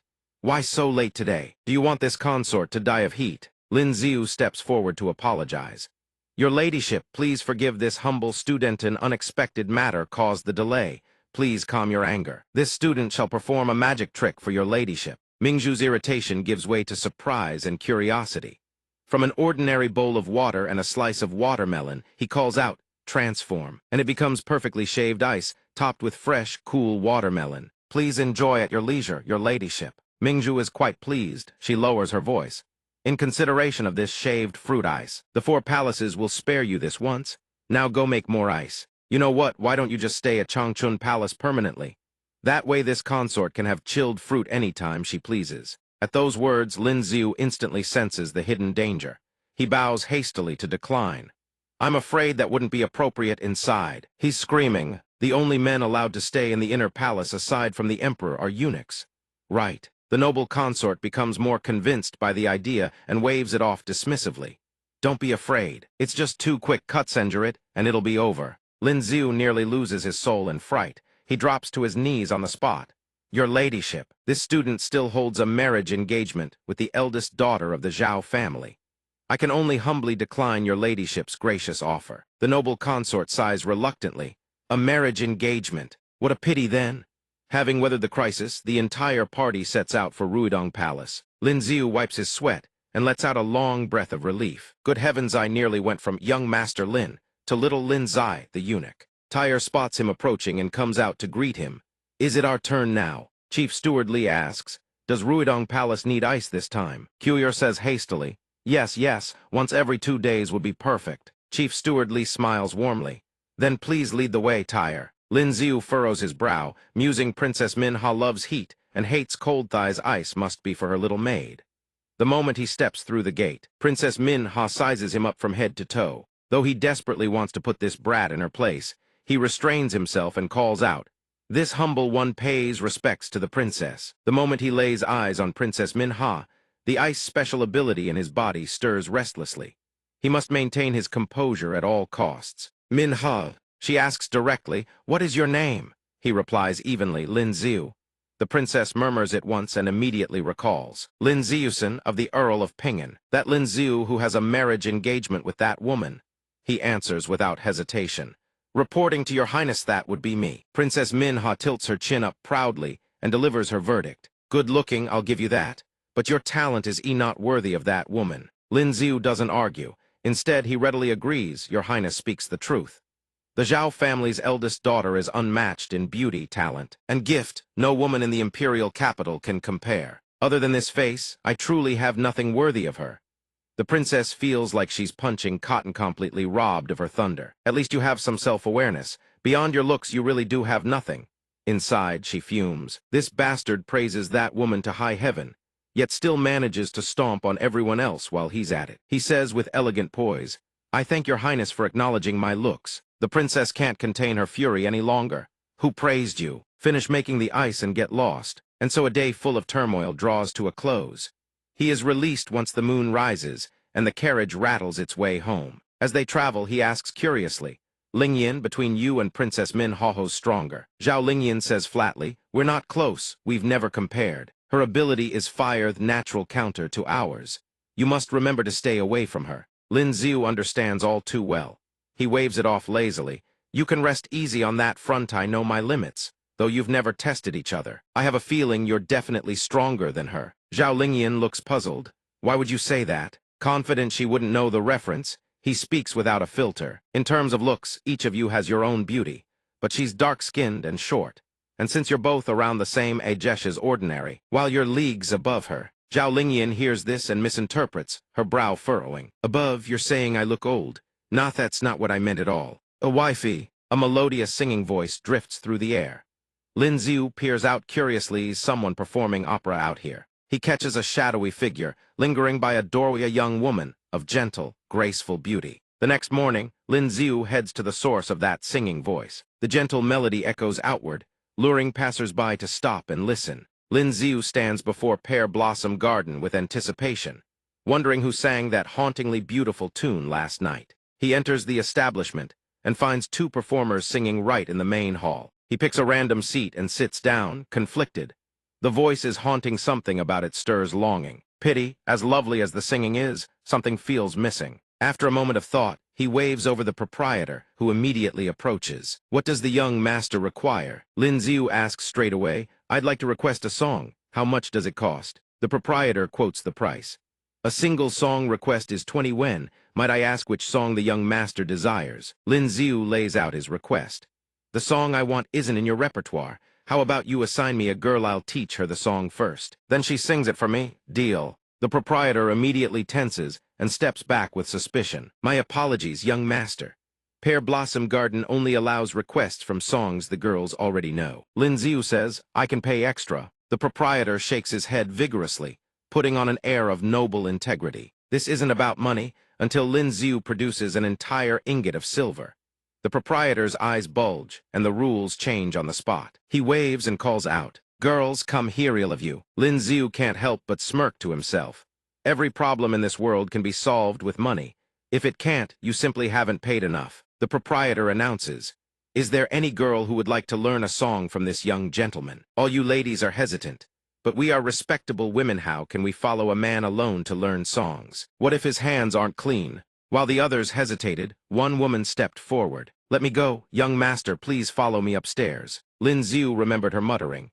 "Those eyes, I remember her. She's the one who stared straight at me last night. I'll invite this lady first." A private room at Pear Blossom Garden. Lin Xiu sips his tea and teases. "Aren't you afraid I have ill intentions, miss?" She replies softly, "Others might, but you wouldn't, young master." During the case handled by the Bureau of Pure Justice, the imperial physician was also in the crowd. "You fear no nobles, and your righteousness is unwavering. You are absolutely not a despicable person." She was so straightforward that he decided to get down to business. "In that case, let's begin. I'll sing the lyrics first for you to hear." After learning the lyrics, she began to sing. Those who pass beneath the stage no longer see the faces of old. Those upon the stage sink their hearts shattered by parting. The word love, impossible to forget. He sings with blood to blend his song. The curtain rises, and false who among them is the guest. Hearing the familiar song, Lin Xiu couldn't help but be moved. He had finally found that feeling again. Thank heaven, shearing familiar music in another world. "Thank you for today, Miss Physician." She replies with a puzzled look. "You're too kind, young master." She thinks to herself, this is simply what an imperial physician ought to do. The lyrics are quite peculiar, as if they're singing about courtesans like us. "Why do they bring you to tears, young master?" Before leaving, he turns back and says, "Well then, that's enough for today. I'll come back tomorrow to hear you sing." The physician watches him go and waves with a smile. Take care, young master. The words barely leave her lips before she collapses to the floor. Lin Ziu panics and shouts, Miss Physician, she's fainted. He asks frantically, what happened to you? She dazedly sits up and says it's just a bit of dizziness. The moment he touches her, a system window flashes into view loading. Lin Ziu is stunned. A special ability. He helps her onto the bed and rushes out. I'll fetch someone from the Imperial Medical Bureau to examine you. Rest for now. She replies in a daze, all right. On the way, he stares at his hand and mutters, awakening a special ability related to sound. No wonder, listening to the physician, Sing put me in such a good mood. But the moment he steps into the Imperial Medical Bureau, he hears someone shouting, what use is it for the court to keep you lot? If anything happens to my daughter, I'll have every last one of you buried with her. Lin Ziu immediately turns on his heel. Seems like bad Timmingretreat is the wisest course. But unfortunately, he gets spotted. Lin Ziu, you've come at the right time. Get over here and check what's wrong with my daughter. The moment those words land, the doors of the Imperial Medical Bureau swing wide open. He freezes in place. Lin Ziu sighs inwardly. Looks like there's no escaping this one. Lin Ziu bows in greeting. This student pays his respects to your highness, the noble consort. Mingzhu immediately waves him off. No need for formalities. Hurry, check on my Niu. Since yesterday, she hasn't eaten or drunk a thing. She has no spirit at all. Mingzhu cradles Niu in her arms and adds, we've done a full examination. No external wounds and nothing wrong internally either. Hearing this, he steps forward. Let me take a look. At this moment, the little kitten Niu meows incessantly. Don't touch this princess. This princess is miserable. This place is about to bore her to death. So boring, anyone, please rescue me. After a while, Lin Ziu finally pieces everything together. Your Highness, I believe I've found the cause of the spirit pet's illness. The noble consort hears this and asks with delight, really? What's wrong with Niu? Looking at Niu, he explains. This spirit pet has only ever been confined to Changchun Palace. Too long in one place breeds pent-up frustration in its heart. Right now it's just refusing food and drink, but over time it could grow completely listless. This is a symptom of emotional repression. Mingzhu is taken aback to hear this. Repression? Then can Niu's illness be cured? Lin Ziu proposes a plan, but upon hearing it, the noble consort's face falls with worry. Your Highness, have someone take the spirit pet outside the palace. Let it see the vast, wide world. Its condition should improve significantly. She turns away, her face darkening as she issues an order. Linglong, take Niu out of the palace for half a day. This consort is feeling a bit weary. I'll return to the palace to rest first. Your handmaiden obeys. Glancing back one last time, Mingzhu thinks with melancholy. Trapped within these palace walls, Niu is far from the only one who's caged. Meanwhile, Song Song and Lin Ziu chat and laugh cheerfully, completely unaware of anything. The scenery shifts. Niu, now outside the palace, perks up her ears with excitement. She's overjoyed, her eyes sparkling as she meows nonstop. The language of beasts is truly novel. Everything this princess sees is something she's never seen before. The maidservant holding her sighs with relief. Niu really is getting better. Song Song agrees. Indeed, ever since leaving the palace, Niu has completely changed. Just then, Lin Ziu turns to ask for a favor. By the way, Miss Song Song, I actually came to the Imperial Medical Bureau today because I wanted to ask you to treat a patient. She agrees right away. There's no need to be so polite, young master. Just lead the way. The scenery changes once more. They arrive at a rather crowded establishment. Lin Ziu frowns in confusion. Why are there so many people? Over on that side, Quanzi shouts furiously. I don't care if the physician is sick or what of earth his young master demands to hear her sing right now. Several other hangers-on chime in agreement. Exactly. We're offering to pay double. How is that still not enough? What do you mean, young Master Zhao? Does young Master Wu not have any face at all? The attendant takes in the situation, breaking into a cold sweat as he tries to pacify them. Gentlemen, it truly isn't a matter of money. The physician simply cannot sing right now. Lin Ziu steps forward with a bright smile. Young Master Wu, you've brought such an impressive lineup. Surely you're not here to cause trouble for me. Quanzi hears this and demands with alarm. Lin Ziu, what are you doing here? Lin Ziu steps forward, using his fan to tilt the boy's chin upward, and whispers, Young Master Wu, that beating you took has healed already, has it? Or perhaps I should mention today's little incident to East City Magistrate Dillet him discipline you properly. Instantly, Quanzi panics and bolts, wailing, Father! Song Song watches the scene unfold and stifles a laugh. Lin Ziu watches him flee and thinks, lucky for me this brat doesn't know about my connection with the palace. Otherwise, I'd never have been able to scare him off. Entertainment over, The crowd scatters one by one with their flimsy excuses. Oh no, I just remembered I left the laundry out to dry. Stomachache, I need to find the latrine. The scene shifts to their destination. Miss Song Song, thank you for the trouble. After examining the patient, Song Song concludes, this young lady has simply fainted from exhaustion. Young master, wait a moment. She reaches out and gently presses an acupuncture point. The physician immediately stirs awake. Lin Ziu beams with joy. Physician, you're awake. She sits up, rubbing her forehead. Young master, what happened to me? Lin Ziu immediately explains. The young physician suddenly fainted a moment ago. I brought Miss Bai Song Song from the Imperial Medical Bureau to examine and treat her. Song Song chimes in. Don't worry, miss. There's nothing to be concerned about anymore. The physician flexes her hands experimentally, her face lighting up with joy. How miraculous! I feel completely recovered. Lin Ziu strokes his chin with a sly grin. Naturally, Miss Song Song's medical skills are no joke. Song Song blushes shyly. I'm really not that skilled. Since the physician is fine and the patient has recovered, we should head back and await further orders. Lin Ziu agrees next time he has the chance. He'll discuss medical arts with Miss Song Song. As they turn to leave, the physician calls out, Thank you, young master. Next time you wish to hear me sing, I'll tell the boss not to charge you a single coin. Lin Ziu, smooth as silk, delivers his best line. A kindred spirit is priceless. But I would gladly spend my silver for the privilege of hearing your performances. Hearing his words, her face flushes crimson. He called me his kindred spirit. Lin Ziu adds, By the way, miss, do you have any idea why you suddenly fainted? Didn't you say it was malnutrition? Lin Ziu maintains his smile. That's part of it, but not the whole truth.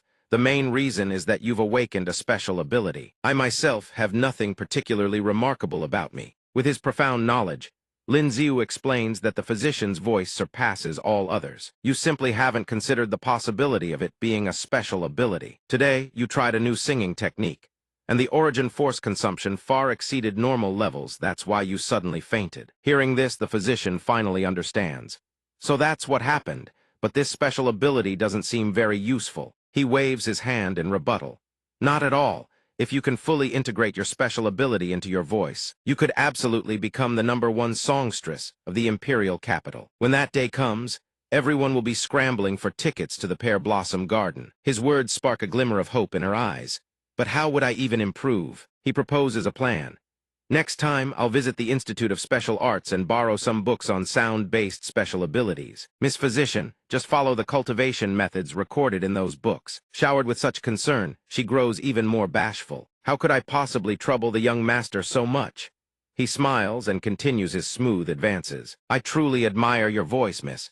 In the future, I'll still need your performances to lift my spirits. Hearing this, the physician relents and makes her promise. Then I'll trouble the young master with this. From now on, I will always sing for you. A short while later, Lin Ziu takes his leave. The old man standing nearby watches his departing figure and offers a word of caution.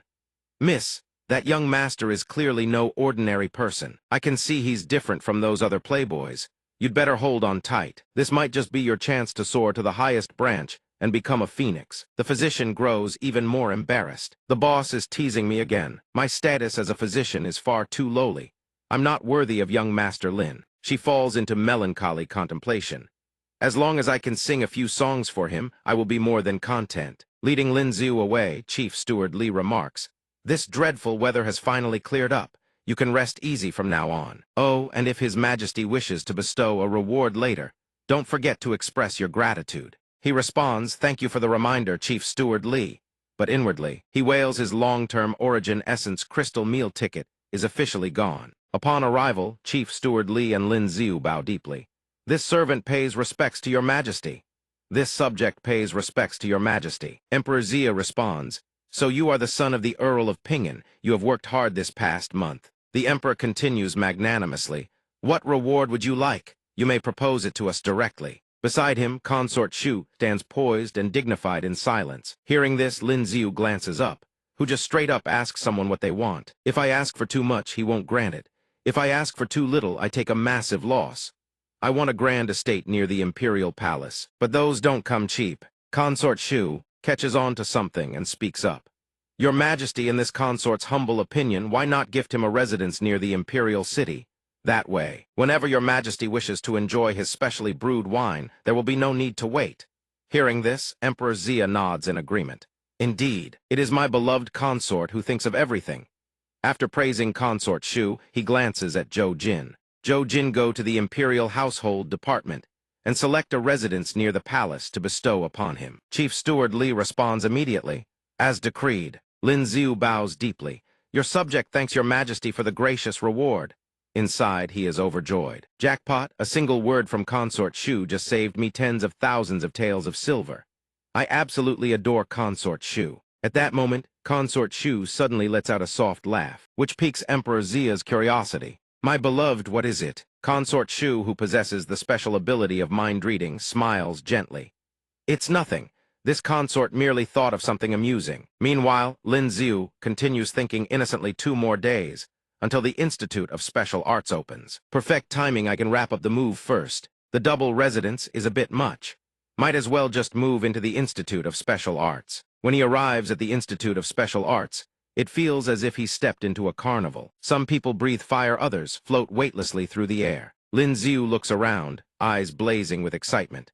So many special abilities, I've struck gold, every last one of them will be mine. Just as he's basking in his delight, a clamor from the crowd reaches his ears. Come look, come look. Princess Minghe is here. Watching the crowd fawn over Princess Minghe, Lin Xiu sneers. These brats are too green to appreciate the beauty of a mature woman. They mistake a mere girl for a treasure. Beijing passes by, overhears this, and asks curiously, Excuse me, sir, pray tell, what exactly is a mature woman? Lin Xiu flicks his eyes in a direction, signaling him to follow his gaze. The direction of his gaze is none other than Qin Wan, with her voluptuous figure. The moment Beijing lays eyes on Qin Wan, an instant bond ignites a hero of shared taste. This one also believes the most alluring woman in the entire Institute of Special Arts is none other than Miss Qin Wan. Seeing someone who shares his taste, Lin Xiu beams with satisfaction. Not bad, you've got a sharp eye. Having found a kindred spirit, Lin Xiu immediately wishes to befriend Beijing. This one is Lin Xiu. May I ask your esteemed name? Hearing his name, the young man's eyes widen in surprise. Lin Xiu, the son of the Earl of Ping'an, the fiancé of the Zhao family's prodigy. That's me. Beijing shows no wariness and cheerfully shares his name. This one is Li Beijing. Your reputation precedes you. The Zhao family even refused the crown prince's marriage proposal. Brother Lin, your methods are truly remarkable to have captured a celestial fairy, descended to the mortal realm. And now you've entered the Institute of Special Arts. Your future is boundless. Lin Xiu laughs modestly. You flatter me. I awakened an ice special ability, but my talent is mediocre. I'm just muddling through at the Royal Division, don't you think? Hearing that someone shares his plight, Beijing sighs. I comprehended the power of thunder and lightning, yet I too am just drifting along in the Royal Division. Upon learning his special ability, Lin Xiu's eyes widen, lightning. Sensing that Beijing's ability could prove invaluable to him, Lin Xiu grows even friendlier and moves closer. It seems Brother Li and I are birds of a feather. If there's ever anything I don't understand, I hope you'll enlighten me. Beijing, unaware that he has been targeted, is delighted by Lin Xiu's warmth. Brother Lin and I have truly hit it off at first sight. Lin Xiu is practically bursting with glee inside. Naturally, I've found a treasure, a heaven-rank lightning special ability, far more powerful than my ice ability. I'm definitely copying this one. Suddenly, sparks crackle through the air. Ming and Lingyan appear to be at each other's throats. The princess fires daggers at her with her eyes. Being well endowed is so impressive, is it? Lingyan reads the venom behind the princess's gaze. She presses her lips together tightly, thinking with indignation, oh, so that's how it is. Is that so? Watching the two girls locked in a tense standoff, Lin Xiu and Beijing exchange startled glances. Lin Xiu calls out to her softly, instantly snuffing out the tension in the air. The moment Lingyan and Minghe spot him, their expressions twist with open disgust. The princess glares at him, so fiercely it could scorch the corners of his eyes. Under that murderous glare, Lin Xiu forces a bitter smile. Princess, your highness, I'm done for. Is this woman trying to finish me off? After that, Ming and Lingyan resumed their glaring contest, neither willing to back down. Seeing that Ming has forgotten all about him, Lin Xiu silently thanks Lingyan. Having a future sister-in-law to back me up really does help. To avoid getting caught in the crossfire between the two girls, Lin Xiu hastily excuses himself. Brother Li, Beijing doesn't want to linger either. He follows after Lin Xiu. Where were we in our conversation? We were just saying that in this grand hall, Miss Xuener is the most beautiful of all. So who takes second place? Hearing this, Lin Xiu asks in a guilty whisper, Did we actually discuss that topic just now? Li Beijing, still oblivious to the situation, replies. Of course, Brother Lin even said that aside from Miss Qin Wan, Zhu Ninger is the most beautiful. You two are discussing their looks without a care in the world. Brother Lin and I share the same taste. Aside from Miss Qin Wan, Zhu Ninger's looks, figure, and bearing are unmatched. Ming grows furious hearing them discuss women. In the eyes of men like you, do women possess nothing beyond looks and figures? Their survival instincts kick in hard. Both answer in unison and their souls. At that moment, Qin Wan's departure catches Li Beijing's eye. The boy abandons all loyalty at the sight of beauty. Brother Lin, I'll catch you later. Watching him dash off, Lin Xiu sighs inwardly. A fair face makes a faithless friend. Ling Yin walks over and stands shoulder to shoulder with him. She offers her assessment. That woman is dangerous. Lin Xiu assumes she's warning him. He pledges his stance at once. Rest easy, sister-in-law. This one shall guard his chastity like fine jade. The next day at the Institute of Special Arts, Lin Xiu enters the training grounds and spots Li Beijing. He calls out, Brother Li. What a coincidence. Li Beijing stares at him in surprise. Brother Lin, you signed up for the martial arts class too. Can that body of yours even handle it? Li Beijing sidles up with a conspiratorial look and whispers, Don't tell me you're here for the show too, Brother Lin. He leans in and whispers something into Lin Xiu's ear. Whatever he says, Lin Xiu's eyes suddenly widen. Before them, two female martial instructors appear, their figures every bit as voluptuous as Qin Wan's. They stretch and loosen their muscles. Watching their chests bounce before their very eyes, Lin Xiu and Li Beijing stand entranced, wearing matching idiotic grins. Just as both are lost in ogling the beauties, a booming voice like a bronze bell rings out, Line up. My surname is Sun. I am your martial arts instructor. You may call me Instructor Sun. Lin Xiu and the others bellow in unison. Greetings, Instructor Sun. Instructor Sun paces with his hands clasped behind his back, surveying the trainees below. His voice carries iron severity. I will train you as I train my soldiers. If anyone cannot endure hardship, you may leave now. How could Lin Xiu and the others possibly back down? Every face burns with determination as they shout in reply. He sees them perform so well, and Instructor Sun is very pleased. Very good. I hope that after 1 hour you won't change your minds. Everyone spreads out and drops into a horse stance on the spot. The moment Instructor Sun's words fall, the trainees rip off their upper robes and hurl them into the air. Yes, sir. The female students catch sight of Lin Xiu's chiseled physique and six-pack and swoon. Oh my! Li Beijing watches with undisguised envy. Brother Lin, how on earth did you build a body like that? He answers casually, just lifting rocks and stone mortars back home. No big deal. Instructor Sun bellows, spread your legs, drop your hips. Lin Xiu thinks to himself, actually, it's all thanks to my strength special ability. Li Beijing hears the explanation and doesn't doubt it for a second. Brother Lin, you really are the finest among us. A man must have a strong body otherwise. How would you ever stroll through the Garden of Beauties? Lin Xiu basks in Li Beijing's admiring gaze. I'm training in the martial path to better conceal the fact that I possess a strength special ability. This Li Beijing thinks I'm playing at level 1, when I'm actually on a whole different level. Instructor Sun approaches and places a hand on both their shoulders, his tone carrying satisfaction. Do you two have a martial arts foundation? When Instructor Sun's hand lands on his shoulder, Lin Xiu feels no reaction from his copy ability. He understands immediately. The copy ability didn't trigger, so Instructor Sun is a pure martial artist. Li Beijing answers honestly, I've studied a little. Lin Xiu is equally forthright, I've never had any formal training. I just exercise regularly. Hearing their answers, Instructor Sun's lips curl upward. Not bad. Instructor Sun suddenly spins around and thunders in his booming voice.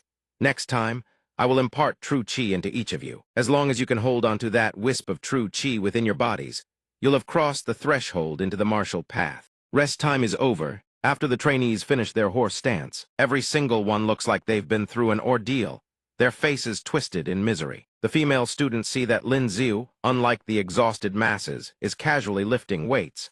They swoon even harder. That young lord is so handsome and his body is incredible. I wonder if he's betrothed. If only I could marry him. Stop dreaming. That's Lin Xiu, the young lord of the Count of Pingan's household and the fiancé of Zhao Lingzhen. Ninger twirls a lock of hair around her finger as she strolls over, her voice laced with disdain. So what about Zhao Lingzhen? She's not even in the imperial capital. Who wins and who loses is far from decided. The short-haired girl hears this and asks curiously, Ninger, could it be that you have your eye on Zhao Lingjian's fiancé? She neither denies it nor confirms it, answering with deliberate ambiguity. When it comes to matters of the heart, it's never about who arrives first. Just you wait and see. Toward Lingjian, Ninger harbors a deep well of jealousy and envy. It drives her to want to steal everything from her. So what if Zhao Lingjian has a powerful special ability, a mighty clan, and the emperor's favor? Once I steal your fiancé from under your nose, you'll become the biggest laughingstock in the imperial capital. If Lin Xiu loves me, it means I've beaten Zhao Lingjian. She watches Lin Xiu from afar like a predator stalking its prey. Her ill-intentioned stare sends goosebumps crawling all over his skin. He glances around, wondering why he feels like someone is watching him. After training ends, Lin Xiu heads out with the other students. The green tea Ninger makes her mouvesh stumbles and collapses right into Lin Xiu's arms, pulling the classic beauty with a twisted ankle act. He holds warm, soft jade in his arms, his heart racing with excitement. Miss, are you all right? She plays the delicate, bashful maiden, fragile as a plum blossom in the snow, and replies softly, I'm fine. She lets out a weak, pitiful cry. Young lord, I think I've twisted my ankle. The other male students hear this and scramble over one another, eager to escort her to the medical hall. Miss Ninger, let me help you. Out of the way, move. Miss Ninger, let me carry you. Ninger asks sweetly, but do you boys still have the strength? Then, to the utter shock of every male student, she softly asks Lin Xiu to carry her back. Dear sir, would you be so kind as to carry me back? Lin Xiu scratches his head shyly and agrees. Of course, just as Lin Xiu is about to carry her, a female instructor walks over. Injured leg? I'll take you. With the instructor stepping in, Ninger can hardly refuse. Then I'll trouble you, instructor. Lin Xiu walks outside and watches Ninger's carriage disappear into the distance. Li Beijing, having watched the entire spectacle, walks over and claps him on the shoulder. Brother Lin, your game is incredible. You've already won the heart of one of the 4 great beauties of the Institute. Lin Xiu asks curiously, the 4 great beauties of the Institute. Seeing that he doesn't know, Li Beijing explains. Miss Ling Yin, Princess Ming, Miss Xuaner, and Zhu Ningerthy hold the title of the 4 great beauties of the Institute. But Brother Lin, be careful. The number of wealthy young lords chasing after Zhu Ninger is beyond counting. So why does she keep making the first move on you? Knowing she possesses a special ability, Lin Xiu asks Li Beijing, do you know what ability Miss Ninger awakened? Li Beijing thinks for a moment and replies, I believe it's flight. The moment Lin Xiu learned her special ability was flight, his mind began racing. He realized she was a textbook, green teasy could fly, yet she asked him to carry her. She truly saw him as prey. I'll show her. The greatest hunter always appears in the guise of prey. He walked over, slung an arm around Bai Zhang's shoulder, and asked curiously, Brother Li, didn't you just arrive at the Institute of Special Arts? How do you already know everything? The young man chuckled softly, stroking his chin as he looked at him. If Brother Lin wants to know about any lady, just ask me directly. Hearing this, Lin Xiu liked him even more. He invited him for drinks to forge a brotherly bond. Brother Li and Iwat, a pity we didn't meet sooner. Jiu Tower, my treat shall we drink until we drop. Hearing the mention of drinks, Bai Zhang grinned from ear to ear. To meet a true soulmate in this life is truly a blessing. The next day, Lin Xiu woke with a splitting headache. He hadn't expected that Heth prince who could hold 1,000 cups would actually be drunk under the table by Li Beijing. Damn, Ith still only has 3 special abilities. It seems son Dolly brought him home last night. A pity he missed the chance. But the days ahead are long. A special ability practically within his grasp won't just fly away, will it? The library, the Institute of Special Arts. Lin Xiu stretched up on tiptoe, reaching out to grope for the book he wanted. Found it. These past few days have been so hectic, I almost forgot to find a book on yin-type special abilities for the Imperial Physician girl. He pulled a book related to the physician's special ability from the shelf. Right at that moment, Ninger appeared. Young Master Lin. The call made him turn around in surprise. So it really is young Master Lin. What a coincidence.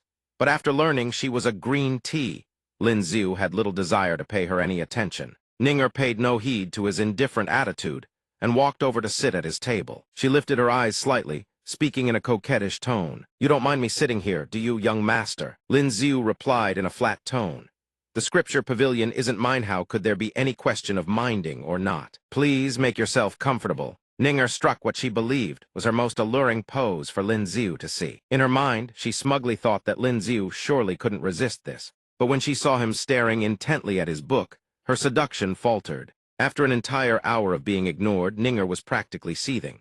She forced a smile a whole hour, Was this Lin Xiu's heart made of iron? He hadn't glanced at her even once. Seeing her staring at him, Lin Xiu raised his eyes and asked Miss Ninger, "If you're not reading, why are you looking at me?" Ninger cursed him viciously in her head, but on her face she wore a look of surprise. "You know who I am, young master." What a blockhead, utterly clueless about romance. Lin Xiu closed the book. He curved his eyes, smiled sweetly, and praised her. "Miss Ninger is beautiful, talented, and renowned. Who in the Institute of Special Arts doesn't know of you?" Hearing the praise, the irritation from being ignored eased somewhat. "They're all just rumors others spread." "Young Master Lin, you're teasing me." Lin Xiu put on a look of regret. "Unfortunately, I'm already betrothed. Getting too close to Miss Ninger might cause misunderstandings." Hearing this, she shyly averted her gaze, and the green tea lines poured from her lips. "Ninger naturally knows you have a fiancé, but Ninger only wishes to be friends with you. Surely Zhao Lingjun doesn't forbid you from befriending other women." Lin Xiu put on a carefree, innocent expression and reached out to hold her hand. So that's all it is. Then of course we can. I love making friends. From now on, Miss Ninger and I are the best of friends." Ninger thought he'd taken the bait and smiled with satisfaction. She softly hummed in agreement. Morning light filtered down through the gaps between the leaves. Lin Xiu stood chatting with Bai Zhang. Brother Li has an impressive capacity for alcohol. That day was truly embarrassing. The young man showed no sign of minding and replied, no worries, just drink less next time." While the two were talking, Ninger appeared from somewhere, waving in greeting. "Young Master Lin, you two are here so early." Lin Xiu turned around and immediately broke into a smile.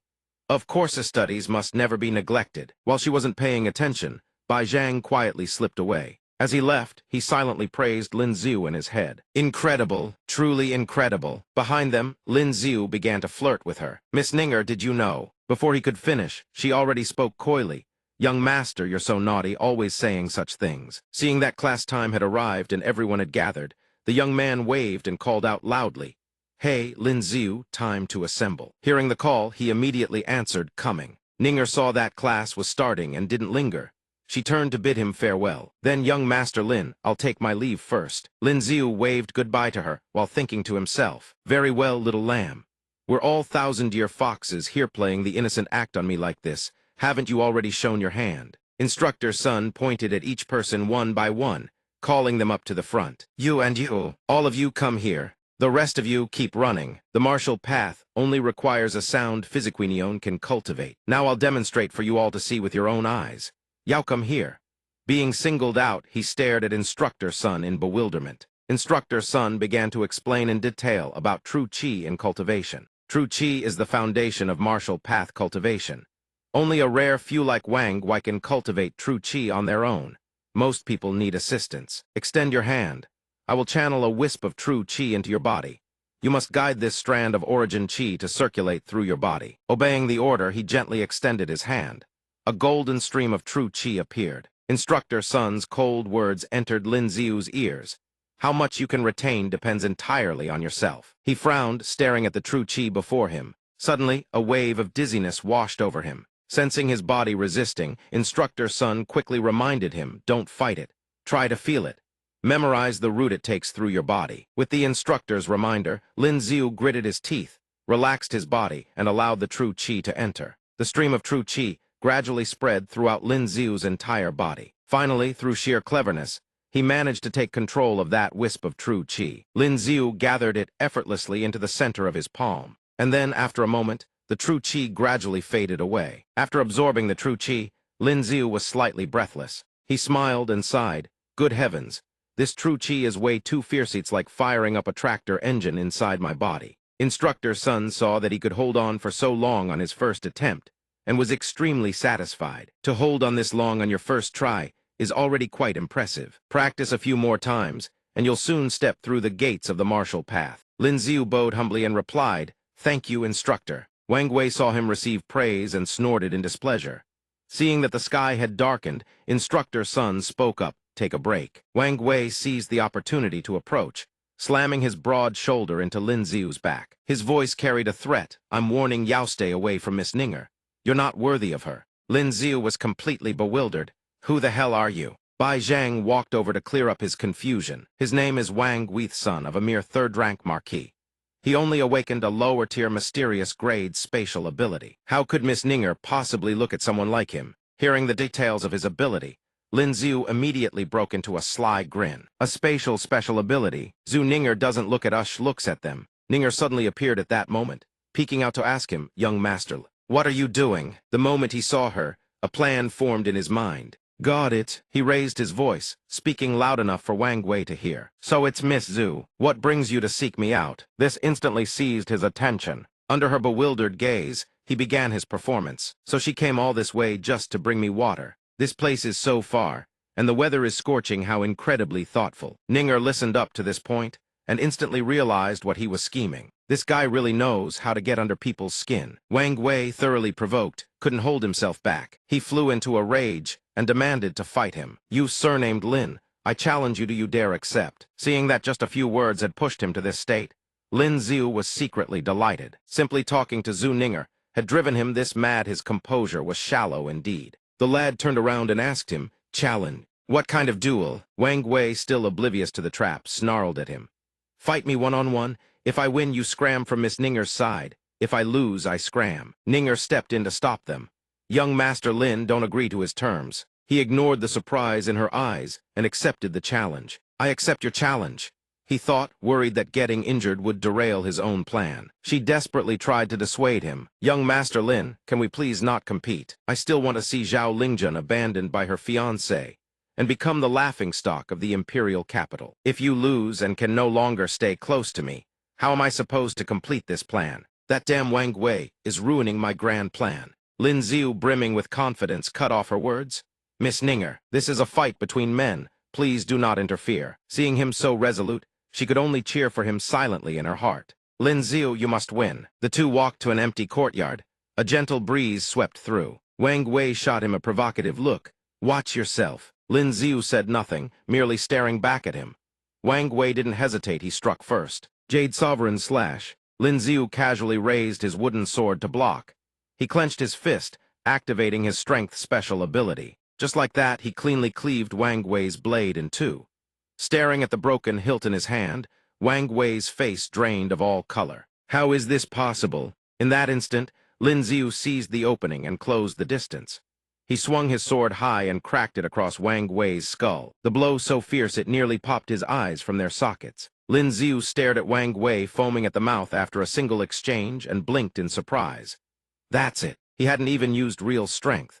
Afraid Wang Wei might actually die, he even called Instructor Sun over to check if the guy was still breathing. He asked with genuine concern, "Is he all right?" "He's merely fainted, that's all. Go fetch the physician." Hearing that Wang Wei wasn't dead, Lin Xiu volunteered on the spot to carry him away. "No need to trouble the physician.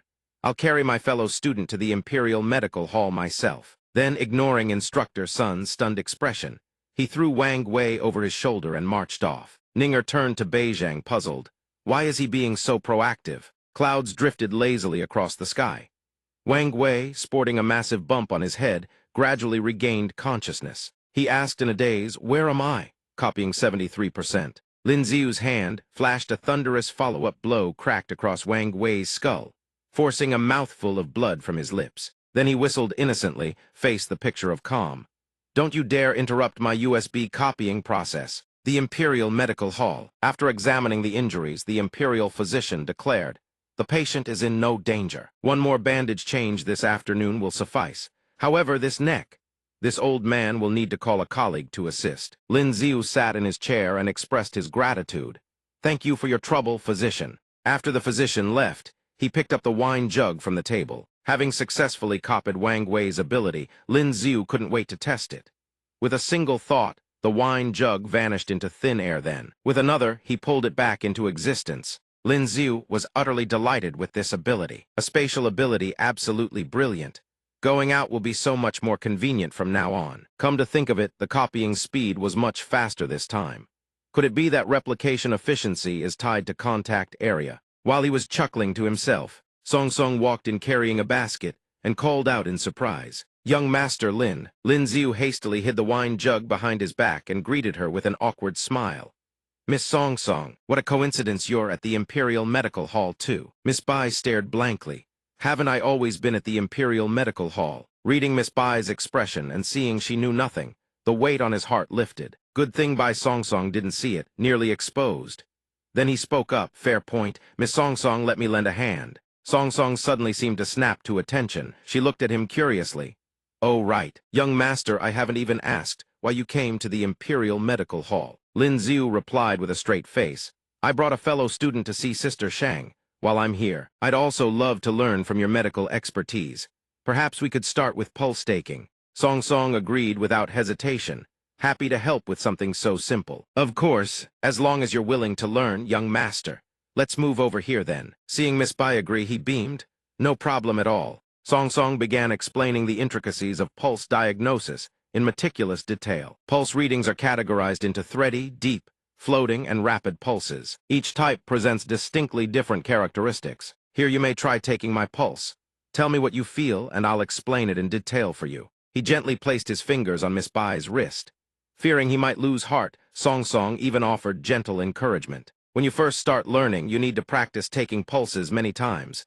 No need to rush." Lin Xiu gazed at Miss Bai with sparkling eyes. "Miss Song Song genuinely wants to teach me medicine." Truly moving. Then suddenly he sensed something. Song Song noticed his blank stare and asked in confusion, "Young master, what's wrong?" The system was still displaying a loading notification. Lin Xiu composed himself and replied, "No, it's nothing. Let's continue." Inside, his thoughts were in complete turmoil. Why had the system lost its signal? Lin Xiu forced himself to calm down. His mind raced, searching for the problem. He thought carefully where exactly had things gone wrong. After a long stretch of contemplation, a bold thought surfaced. "I get it now.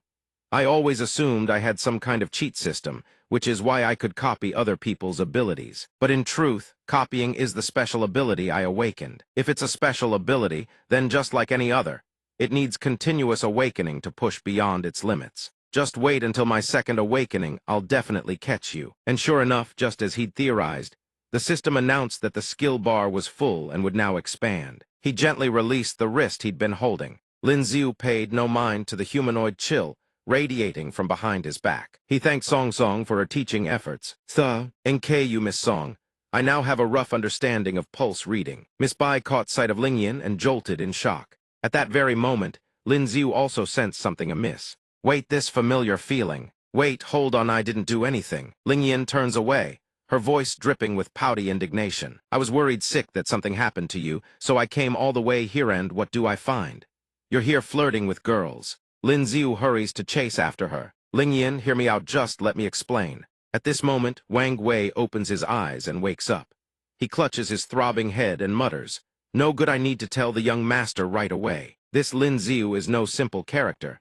Why the hell does my neck hurt so much?" Meanwhile, Lin Xiu is still rushing to catch up with the pouting Ling Yin. Lin Xiu scrambles after her, desperately trying to explain. "Ling Yin, don't misunderstand. I was just learning pulse reading with Miss Song Song." She finally halts her steps. Ling Yin whirls around and demands he swear an oath. "Swear it." Lin Xiu doesn't hesitate. For a heartbeat, BLTS it out immediately. "I swear to the heavens that I share nothing but a pure teacher-student relationship with Miss Song Song. If there is even half a lie in my words, may I be struck by heavenly tribulation, and—" "Stop, I believe you already." Her expression softens instantly as she raises her hand to cover his mouth. "Continue. Why did you stop?" Somehow, it turns out the entire dramatic scene just now was nothing but Lin Xiu's own imagination. He looks at her helplessly. "Ling Yin, between us, is there really not even this much trust?" His refusal to continue swearing only makes Ling Yin's fury burn hotter. "I'll teach you, repeat after me. If there is even half a lie in my words, may I be struck by lightning and die a wretched death." Lin Xiu, a man who clings to life and fears death above all else, how could he possibly swear such an oath? He twists a strand of hair, pouts, puts on a nonchalant face, and finally caves. Fine, I admit it. I just wanted to touch a girl's hand. I have no shame." Ling Yin watches him casually admit it without a shred of remorse, and her rage erupts. She roars at him. "You swore you'd keep yourself chaste and pure. You broke your word. Lin Xiu, I understand you less and less. Before, you went around telling everyone about the engagement with my sister. Now you're flirting left and right, even asking me if the engagement can be annulled. What exactly do you want?" Lin Xiu replies with practiced nonchalance, the reckless words of a foolish youth. "Don't take them to heart." Ling Yin's eyes widen in shock. "Wait, don't tell me you already have someone you like." Her bullet-like gaze pins him in place. He's too scared to meet her eyes, but still forces out the tangled mess in his heart. Yes, I have someone in my heart already. I'll only marry her." His words send Lingyan into a frenzy of speculation about who snatched her sister's fiancé away. Come to think of it, I know you've been frequenting the Pear Blossom Garden lately. Don't tell me you've fallen for some opera performer there. Lin Xiu's eyes go wide. He doesn't deny Ith owns it outright. Perfect, perfect, perfect. She even picked the target for Mito refuse would be to waste such a thoughtful suggestion, wouldn't it? That said, Lingyan knowing my every move like the back of her hand is honestly a bit unsettling. Lingyan finds this utterly baffling. An opera performer? How could she possibly compare to my sister? Lin Xiu puts on a face that says, "You wouldn't understand, you've never played this game. You don't understand love. When you truly love someone, they're the only person in your eyes. Forget your sister, Evan. A celestial fairy would pale in comparison before her." But her next words strike him like a boulder to the skull, leaving him completely dazed. If you have someone in your heart, then why did you go touching that female imperial physician's hand? If you have someone in your heart, then what were you doing carrying on with Zhu Ninger at the Institute of Special Arts? Things have even escalated to outright brawling, but Lin Xiu refuses to back down and doubles down. Can I just say, I like all three of them? Lingyan stares at him with undisguised contempt. You're not about to tell me you like every beautiful woman in existence, are you? Lin Xiu unfurls like silk in the wind, shameless beyond measure. I merely wish to give every beautiful girl a warm home. What's wrong with that? But Lingyan doesn't buy a single word. She has absolute, unwavering faith in her sister's beauty and talent. Someone like Lin Xiu, there's no way he wouldn't fall for her. I almost fell for your tricks. Someone like you couldn't possibly not be smitten. My sister clearly just wanted some freedom before the wedding. And now her fiancé has turned into a philanderer. Lin Xiu stammers in protest. I'm not. I didn't do anything. Stop making things up. Lingyan walks shoulder to shoulder with Lin Xiu and warns him, in any case, I'll never believe you. And if I catch you flirting with anyone again, don't expect any mercy. Wang Wei, who had long since regained consciousness, has heard every last word of their conversation. He rubs his aching neck and curses inwardly. Lin Xiu hits way too damn hard. Fine. Punch me in the head, but why the hell did he chop me in the neck too? Then he slowly makes his way to the waiting carriage. Wang Wei clasps his fists respectfully and calls out to the person inside the carriage. Young master, how did it go? Fear and unease flicker through his eyes as he answers with extreme caution. There was a chance to cripple him, but my luck wasn't good enough. The person inside shows no surprise at the explanation. Once is bad luck, twice is bad luck, but it can't always be bad luck every single time. It seems I've underestimated him. In Lin Xiu's room, a clear, melodious tune rings through the air. He soaks leisurely in a bathtub. Gentle, lingering notes drift upward, filling the room with an atmosphere of utter relaxation. While bathing, he tests Wang Wei's Coppet ability once more. Watching the objects hovering above his palm, he feels deeply satisfied. The spatial special ability may have no combat use, but for stashing a bit of silver it's incredibly convenient. Hand movement, true chi empowerment, limitless sword forging. When the time comes, I can try unlocking that skill, even if it can't win a fight. It's solid for self-defense. Speaking of self-defense, son Dolly nearly died protecting me last time. For safety's sake, I need to enhance his power too. But from now on, I need to be even more careful when copying special abilities. If my future sister-in-law catches me, it's all over. Once I dreamed of riding a sword across the endless sky. Who knew I'd marry too early and even have kids? Once I dreamed of galloping through endless fields of flowers. Who knew I'd end up with such a stubborn sister-in-law? Son Dolly carries a wooden box in his arms. Old son asks in confusion, "Young master, where are we taking all this money?" Lin Xiu doesn't answer. He raises his hands to his eyes, scanning the surroundings. "You'll know soon enough, don't bother me." Scan mode activated. "Young master, where are we hauling all this money to?" His eyes lock onto a target. Found it. Old son gazes at the imposing martial arts hall before them and can't help but exclaim, "This martial arts hall is truly magnificent." Lin Xiu reads the sign hanging from the wooden frame. Earth-tier martial artist personal chi infusion guidance 100 taels per session. No haggling. Martial technique instruction 100 taels per month, 1,000 taels per year. Distant gaze reading 100 taels per session. Old son has never seen such an expensive place. 100 taels for one session? That's daylight robbery. Lin Xiu, on the other hand, isn't the least bit surprised. Indeed, no matter the era, true expertise is always the rarest and most valuable commodity. The two step into the martial arts hall. The moment they enter, they hear thunderous shouts. Rows of men throw punches and circulate their chi.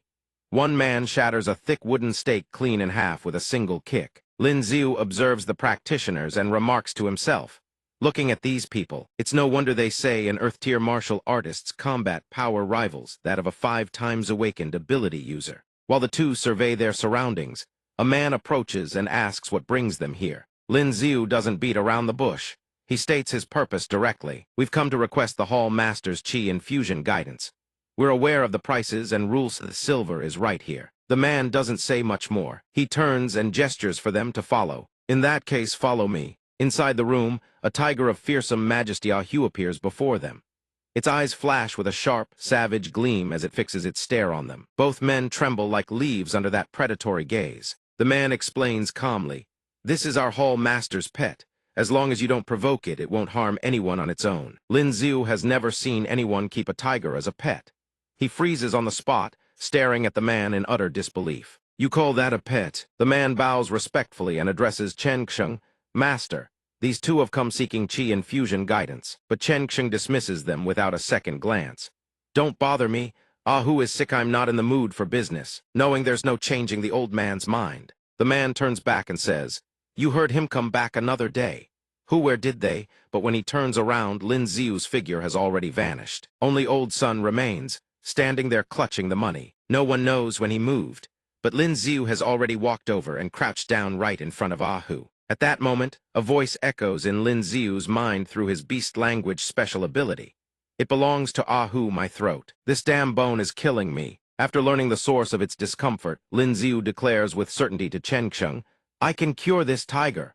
Chen Xing asks in astonishment, "Really?" He replies, "Really." Lin Xiu can't exactly tell them he understands beast language. Keeping a straight face, he improvises, "Based on my many years of veterinary experience, this tiger has a bone lodged in its throat.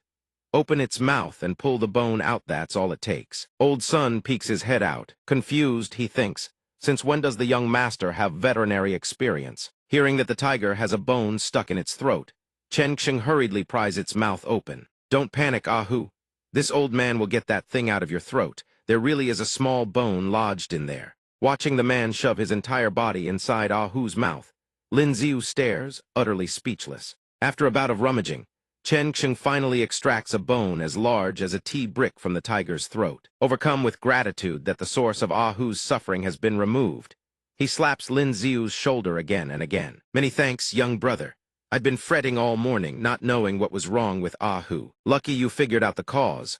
You two are here for Qi channeling, right? Come, come, come. We can begin right away." Lin Xiu glances at the man's drool-drenched hands, his annoyance burning but his lips sealed. "Don't use this as an excuse to wipe your drool on me." Lin Xiu has no intention of taking advantage of the man's goodwill either. He signals Old Sun to bring the wooden chest of silver. "This is wonderful, just a small token of our appreciation." But Chen Xing refuses. "What silver? Keep it. Until you've successfully channeled Qi, I won't take a single coin from you." Upon hearing this, both Old Sun and Lin Xiu speak up in unison. "That's too kind of you," his mouth says, but in his heart he's secretly overjoyed. This beast language special ability just saved him at least several hundred taels of silver. Both of them think of Haydang, and a sly grin spreads across their faces. Once Miss Haydang redeems her freedom, we'll drag her along and open a veterinary clinic together. Won't that rake in a fortune? Seeing Old Sun still standing there in a daze, Lin Xiu barks impatiently. "The shopkeeper has already given his word. What are you still standing there for? Get up there already." Old Sun startles and stammers back. "Young master, the Qi channeling is for me." Lin Xiu kicks him square in the backside.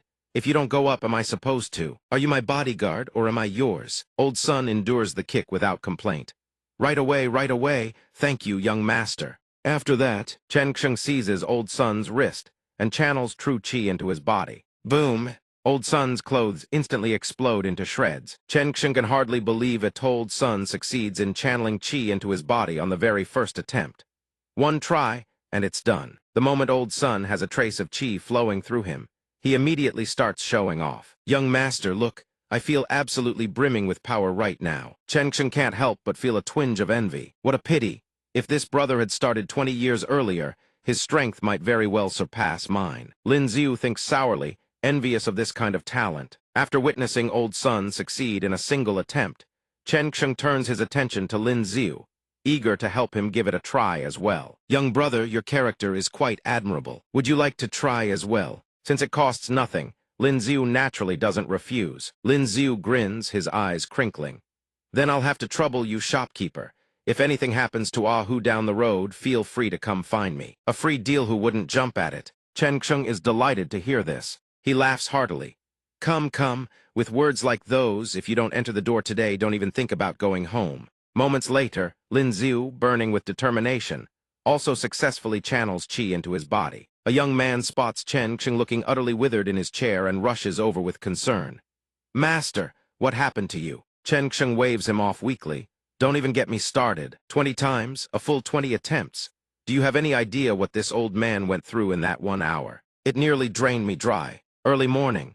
A crisp breeze drifts through the air, carrying a few fallen leaves in its wake. Lin Xiu stands in a horse stance beneath a tree.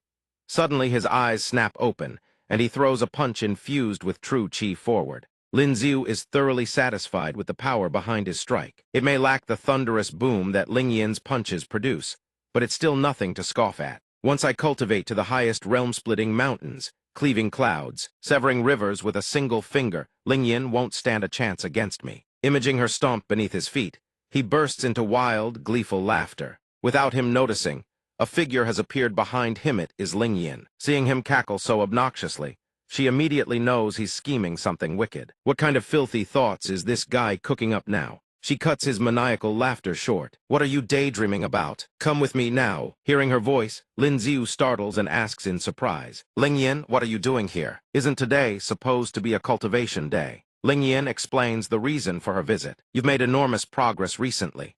Cultivating once every 3 days barely does anything for you anymore. Follow me, I'm taking you somewhere else. Lin Xiu, however, suspects she has no good intentions. He eyes her with suspicion. Ling Yin being this proactive, I've got a bad feeling about this. The two make their way to the Celestial Academy. Spotting the sign above the entrance, Lin Xiu exclaims in shock. The Celestial Academy. The Celestial Academy only houses 10, prodigious every single one. A genius among geniuses. A mere student from the Imperial Academy, like me, can't possibly get in, right? Hearing his question, she openly sneers at him. Genius, my sister is a true genius. Relax, I've already gotten permission from the Academy head. You're in. The two step inside the Celestial Academy. The instant Lin Xiu enters, the bone-chilling cold nearly freezes him to death. His teeth chattering, he stammers, "This place is absolutely freezing. Do you really cultivate here every day?" Seeing him dawdle, she loses her patience. Why so much yapping? Get inside already. With that, she walks into a room with a massive block of ice at its center. Penguins stationed all around it. We cultivate here. Lin Xiu stares at her in disbelief. Here, a thin layer of frost has already formed across Lin Xiu's body. His nose is running, but the mucus freezes solid before it can even drip. Lin Xiu wails, Ling Yin, if you want to beat me to death, just say so. There's no need to freeze me to death on this slab. Ling Yin stares at him, completely clueless. She thinks he's spouting nonsense again and fires back. Who said anything about freezing you to death? Sit beside the bed and cultivate with me. Only then does Lin Xiu let out a huge sigh of relief. Why didn't you just say so from the start? Eyeing the icy surface, he hesitates. If I sit directly on this thing, it's not actually going to freeze my butt off, is it? While his mind wanders, the penguins nearby keep staring at him without blinking. My sister-in-law looks perfectly comfortable lying on that bed. And the penguin next to it probably isn't too cold either, right? Shouldn't be all that bad, but the instant he sits down, he can't endure it and lets out a blood-curdling scream. So cold, so cold. Ling Yin watches him shiver until his whole body goes numb, thoroughly pleased with herself. I refuse to believe that after this, you'll still have the energy to go chasing skirts. Lin Xiu grits his teeth and curses himself for his carelessness. A mere mystic ice bed's residual chill is enough to drain him dry. But the relentless stream of cold qi flooding into his body finally breaks him, and he begs for mercy. Ling Yin, can you let me rest for a bit? Ling Yin's expression doesn't waver. She dismisses him without a second thought. Rest, what rest? Which is more important to your strength or your comfort? All Lin Xiu can do is stare at her with tear-filled eyes, not daring to utter another word. A few days later, Ninger runs into Lin Xiu on the street and invites him to go admire the lake. Would young Master Lin care to take a boat out on the lake? After days of being wrung out, Lin Xiu has no energy left for leisure. I can't go. My body isn't feeling well today. As he passes the Imperial Medical Academy, Song Song spots him and calls out to invite him as well. Young Master Lin, would you like to come in and discuss medicine? Lin Xiu is utterly spent. he can only decline. I can't go, I'm far too exhausted. Even at the songstress pavilion, a girl inside calls out to him. Young Master Lin, won't you come listen to some singing? But by now his spirit is willing and his body is utterly broken. All he can do is refuse. Miss, there's no need to tempt me.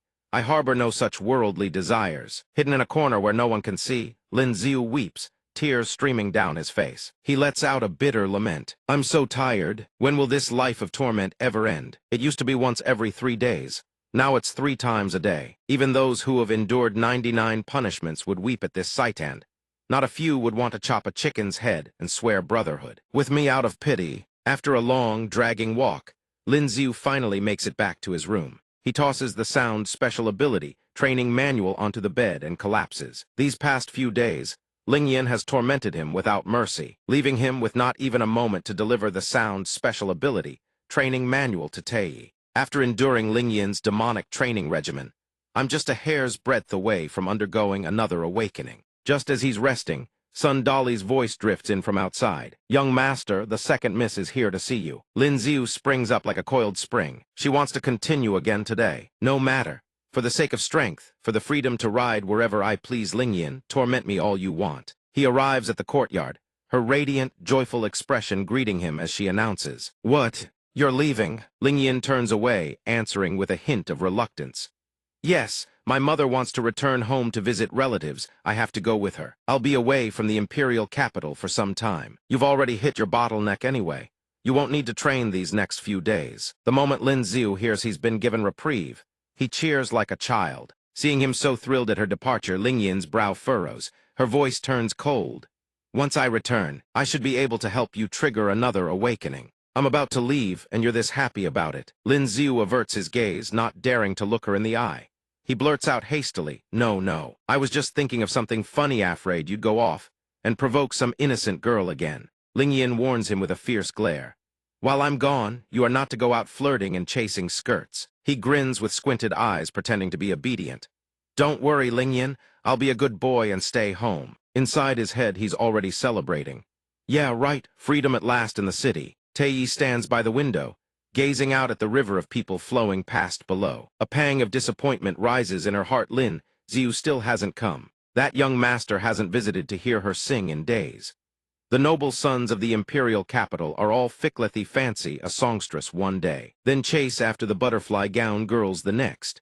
Perhaps he's already forgotten about her. Just as she's wallowing in her melancholy, Lin Ziu suddenly bursts through the door, nearly scaring her out of her wits. "Miss Tae, look what gift I've brought you." Hearing his voice, she is equal parts bewildered and overjoyed. Young Master Lin Ziu holds up a book like a child showing off a treasure. "Take a look. Thy's book contains detailed descriptions of the sound special ability, along with musical scores recorded for the purpose of enhancing cultivation. You can look through it first, then copy it out for yourself." The moment she sees the book in his hands, she is overcome with emotion. A tear slips from the corner of her eye. "This is far too precious. How can Tae ever repay you?" Seeing her tears, Lin Ziu steps closer and gently brushes the drops from her face. "Miss Tae's singing has helped me relieve so much pressure and loneliness. That alone is the best repayment I could ask for." Such an intimate gesture leaves her blushing with embarrassment. "Young master has helped me so much, yet I don't even know your full name." He flops down into a chair and without the slightest reservation,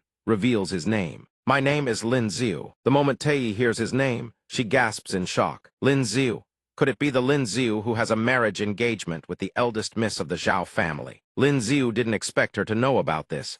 Even she's heard the gossip. Tae stares at him as if looking at a fool.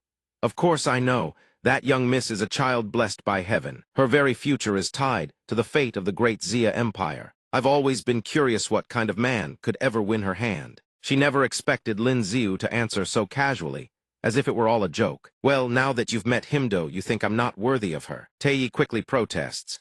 No. Young master is so talented, what woman in the world could you possibly be unworthy of? You and Miss Zhao are a perfect matcha couple blessed by heaven itself." Reading the look on Tae's face, Lin Ziu, possessing the uncanny intuition of a born romantic, instantly deduces that this songstress might just have feelings for him. Visions of their closeness flash through his mind, but at that exact moment, an image of Ling Yin appearing like a wrathful shrew crashes into his thoughts, scaring his soul half out of his body. Tae notices his blank stare and gently calls out, "Young Master Lin." He snaps back to his senses, shaking his head. It's nothing, nothing. Just lost in thought for a moment. Watching the pair of lovebirds gazing at each other, Lin Xiu murmurs under his breath. Tei is simple enough, but escaping Lingyan without getting my legs broken is the hard part. Better to let things develop slowly. Once I've dissolved the Zhao family engagement, I'll definitely make Tei mine. Scene change. Instructor's son claps a hand onto Lin Xiu's shoulder. The instructor regards him with an interested gleam in his eye.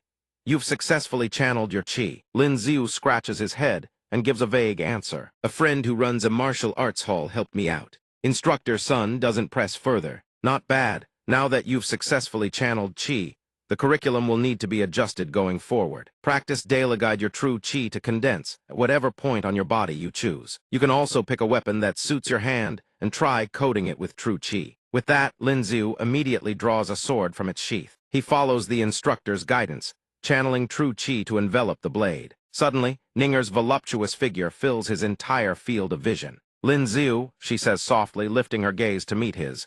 Take a look at me. Ninger sweeps her hair behind her ear with a graceful flick, smiling sweetly. My 18th birthday is in a few days. I'll be hosting a banquet at my family's estate. Surely you won't turn me down this time, will you? Lin Xiu smiles brightly and replies, I've truly been far too busy these past days. Turning you down was never my intention. For Miss Ninger's birthday, I absolutely won't break my promise. Rest assured I'll make sure to give you a gift, so grand you'll remember it for the rest of your life. He turns to look at Ninger as she settles down beside him. Oh, that's right, has Wang Wei been bothering you these past few days? She clasps her fingers together, putting on an adorably pouty act. Don't even mention it, you had me worried sick about you. Lin Xiu keeps his cheerful expression. What's there to worry about? Didn't I already win? But her next words make him freeze, although now that I think about it, it's strange. Before, Wang Wei was always hovering around Qin Wan, so why would he suddenly stake a bet with you over me this time? This left Lin Xiu feeling puzzled. His eyes narrowed as his gaze swept over Qin Wan. Beijing appeared out of nowhere, approaching Lin Xiu from behind. He eyed the invitation card in Lin Xiu's hand and asked curiously, Is that an invitation to Miss Ninger's birthday? Lin Xiu smiled faintly. Nothing escapes Brother Li's notice. Beijing grinned and nudged Lin Xiu's shoulder. Brother Lin's methods are truly formidable. This one is in awe. Lin Xiu glanced at him with an amused expression and asked, What's so formidable about it? Don't tell me she didn't give you one. While the other wasn't paying attention, Lin Xiu activated his spatial ability, and the invitation card in his hand gradually vanished. Beijing straightened up and explained with utmost seriousness, It's the birthday of the precious jewel of the Duke of Zhu's manor. How could just anyone attend? Among so many people in the Zhu martial circle, you're the only one who got an invitation. Upon hearing this, Lin Xiu pointed at Wang Wei across the way, who was swinging his sword like a robot. Wang Wei doesn't have one either. Beijing pondered for a moment and replied, His father, the Marquis of Guang'an, holds a third-rank Marquis title. By all rights, he should receive an invitation. But after losing that bet to you last time, even if Miss Ninger sent him one, would he have the face to accept it? His words drifted over to Wang Wei's ears, putting him in a foul mood. Can't you keep your voices down when you're talking about other people? I heard every single word. By now the sun had climbed to its zenith, and class had come to an end. Beijing invited Lin Xiu to grab a meal. Classes were finally over. Brother Lin, feel like getting something to eat. He agreed right away. Starving, exhausted too, let's go, go, go. The two walked side by side toward the dining hall. Suddenly, Lin Xiu noticed that a short distance away, Wang Wei was heading somewhere. Seeing him standing there in a daze, Beijing gave him a light nudge. What are you spacing out for? Lin Xiu widened his innocent eyes and looked at Beijing thoughtfully. I was just thinking, eating at Jiu Tower all the time gets boring. How about we try Tianxiang Tower for a change? But that tavern gave him some pause. Any other tavern is fine, but you'd better stay away from Tianxiang Tower, Brother Lin. Lin Xiu didn't understand and asked why. Beijing walked ahead, explaining in a low voice. Tianxiang Tower is an establishment under the Marquis of Yangping's manor. The Marquis of Yangping personally visited the Zhao family several times, hoping to arrange a marriage between Zhao Lingzhen and his own son, but was turned away each time with the excuse that she was already betrothed. The Marquis of Yangping wields considerable power. The Marquis of Guang'an, the Viscount of Zhangyang, the Viscount of Chengyi, along with Dong Qingling and Dong Shengyi, they're all his subordinates. With that kind of backing, even if the headwaiter of Tianxiang Tower welcomed you with open arms, would you dare eat there? A silence fell between the two, Amid the crowd, Quanzi strolled out of a tavern, a toothpick dangling from his lips as he muttered, "The food at these ordinary restaurants can't hold a candle to Tianxiang Tower. Too bad that last incident ruined everything. Can't show my face there again." Lin Xiu blocked his path and called out a greeting. Quanzi spotted him and froze. Lin Xiu beamed like a flower in bloom and said, "We meet again." Quanzi was so terrified that he flailed about in a panic. What do you want? I haven't provoked you lately." Lin Xiu waved his hand to calm him. "Relax, I just have a question for you." Quanzi maintained his defensive posture and asked cautiously, "What question?" Lin Xiu didn't beat around the bush and cut straight to the point. "I know someone put you up to it last time. Just tell me who was behind it." "And we're square." Quanzi immediately averted his eyes, determined not to talk. "I have no idea what you're talking about." Lin Xiu stroked his chin and studied him. "I didn't take you for the loyal type." Sensing danger, Quanzi couldn't hold back and confessed, "I just eat at Tianxiang Tower all the time and got friendly with the headwaiter. When you helped Jiyu Tower make artificial ice and stole their customers, I couldn't stand it and wanted to teach you a lesson, that's all." Lin Xiu, hearing this, nodded slightly as if he understood. "If you acted alone, then don't blame me for what comes next." Quanzi was bewildered. "What do you mean?" Lin Xiu flashed an evil, menacing grin that sent chills down his spine. "As it happens, His Majesty has summoned me to the palace tomorrow to make artificial ice. I'm thinking about breaking 3 of my own ribs and telling the people in the palace. You knew full well I was entering the palace, yet you deliberately beat me half to death." Quanzi never expected Lin Xiu to stoop this low. He stood there in shock, staring at Lin Xiu in utter disbelief. Seeing Quanzi about to wet himself from fear, Lin Xiu grew even more excited. "You'd better start settling your affairs. Enjoy one last good meal." The little runt was utterly terrified. He wailed in panic, "You're way too shameless." Lin Xiu pretended to turn away, his expression utterly indifferent. "Talk is cheap. Don't forget to say goodbye to your loved ones." Finally, Quanzi couldn't take it anymore and grabbed Lin Xiu. For the sake of his wretched little life, he spilled the name of the mastermind. "Fine, actually it was Xuanyang, the eldest young master of the Marquis of Yangping's manor, who told me to do it. Every debt has its debtor, go find him.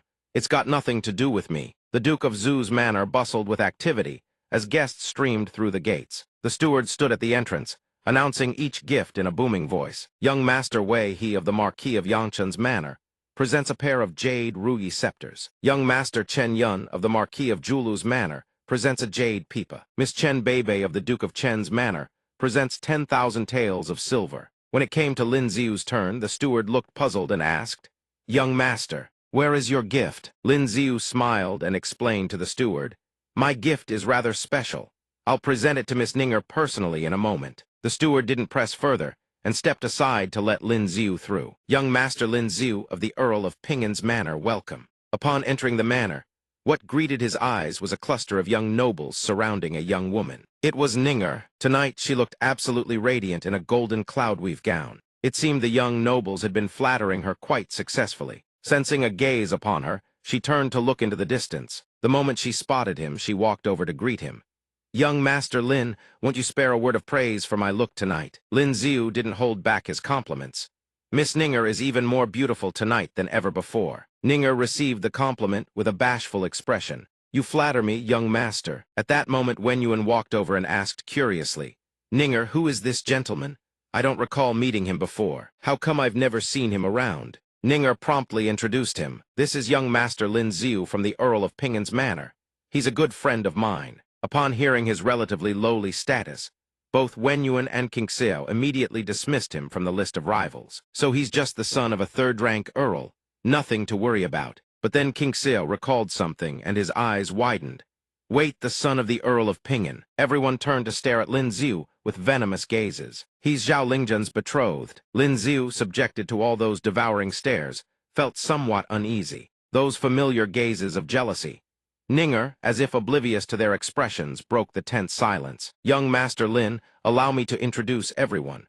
This is the second young master of the Duke of Wei's manor, Wei Wenyuan, and this is the eldest young master of the Duke of Qi's manor, Qi King Xiao." Lin Xiu hears this and merely sneers inwardly. "Just a bunch of common fish in a pond. This one is Yang Xuan, the eldest young master of the Yangping Marquis manor." Among the school of fish, in Lin Xiu's eyes, Yang Xuan is a single fish radiating blinding golden light. This one must be a slightly higher grade catch. He strolls over and offers a greeting Brother Yang. Your reputation precedes you. Yang Xuan responds with impeccable courtesy. We are all friends of Miss Ninger. I'm sure we'll be seeing much more of each other. Than Tiu butts in at this moment, hoisting a jeweled box to show off. Ninger, look, this is a bright moon pearl I had someone bring all the way from the western regions. My birthday gift to you. Wen Yuan immediately shoves him aside and presents his own gift with a flourish. Ninger, look at the gift I prepared for you. Her eyes fall on the lustrous, sparkling jade nestled inside the box, and she can't help but gasp aloud. An origin essence crystal the others never imagined he would prepare such a rare treasure. That is likely an origin essence crystal from a 5th-level exotic beast. Heavens, with this origin essence crystal, Miss Ninger's chances of advancing her awakening will increase by at least 10%. The low-grade origin essence crystals I used before could only accelerate cultivation speed. A high-grade one can directly raise the probability of a successful awakening. Lin Xiu eyes the treasure, practically drooling with envy. This truly is a priceless gem. Money alone cannot buy it. These brothers spare no expense to win over the woman of their dreams. Wen Yuan, eager to one-up him, turns to Lin Xiu and asks about his gift for Ninger. I wonder what gift has the young master of the Ping'an Earl's Manor prepared for Miss Ninger. I noticed you walked in empty-handed. Surely you didn't come completely unprepared. Than Tiu chimes in as well. That would be rather unseemly, wouldn't it? Ninger glances at Lin Xiu with tender eyes and speaks up to rescue him. Young Master Lin's gift was delivered to me several days ago. I liked it very much. Lin Xiu shows not the slightest hint of panic. He calmly slips his hand into his sleeve. As a matter of fact, tonight I've prepared a very special gift for Miss Ninger. From within his sleeve, he produces a slender wooden tube. Ninger's eyes widen with excitement. There's yet another gift. What gift is it? He doesn't answer. He raises the wooden stick high, and a single streak of light rockets into the sky, then bursts with a dull pop. Utterly unremarkable. The entire group freezes, their faces blank, staring up at the sky at the fizzled firework. Wen Yuan nearly bursts out laughing. The grand gift you give Miss Ninger is a single firework. But the instant those words leave his mouth, a barrage of blazing streaks erupts from behind Lin Xiu, rocketing into the heavens. Ninger watches the fireworks bloom across the night sky, her delight overflowing. Her silvery voice rings out, trembling with excitement. Fireworks. Heavens, they're beautiful, so beautiful. Wen Yuan and his cronies look as if they've bitten into sour plums, their faces twisted with jealousy. What's so beautiful about fireworks? They're not even worth a few taels. Exactly, 10 taels at the very most. A young lady standing nearby can't help but gush. But they really are beautiful. Than Tiu is green with jealousy, but pretends nonchalance. You women only care about these shallow, frivolous things. The young lady shoots him an annoyed glare. I refuse to argue with you. Meanwhile, Ninger pays them no mind at all. She stares fixedly at the fireworks blooming across the sky and deep within her heart. The seeds of affection for Lin Xiu have begun to sprout. She shyly lowers her gaze and thanks him. Thank you, Brother Lin. This is the most wonderful gift I've received today. Lin Xiu is truly a master of the game. He has countless ways to make a woman's heart flutter. If she hasn't seen much of the world, show her all the beauty life has to offer. If she's already weathered countless hardships, take her to ride a carousel. Chasing a woman requires romance. Simply throwing money around only makes you a fool who treats gold like dirt. At this moment, a flicker of sorrow and regret surfaces in Ninger's eyes. If only you weren't the son of the Ping'an Earl.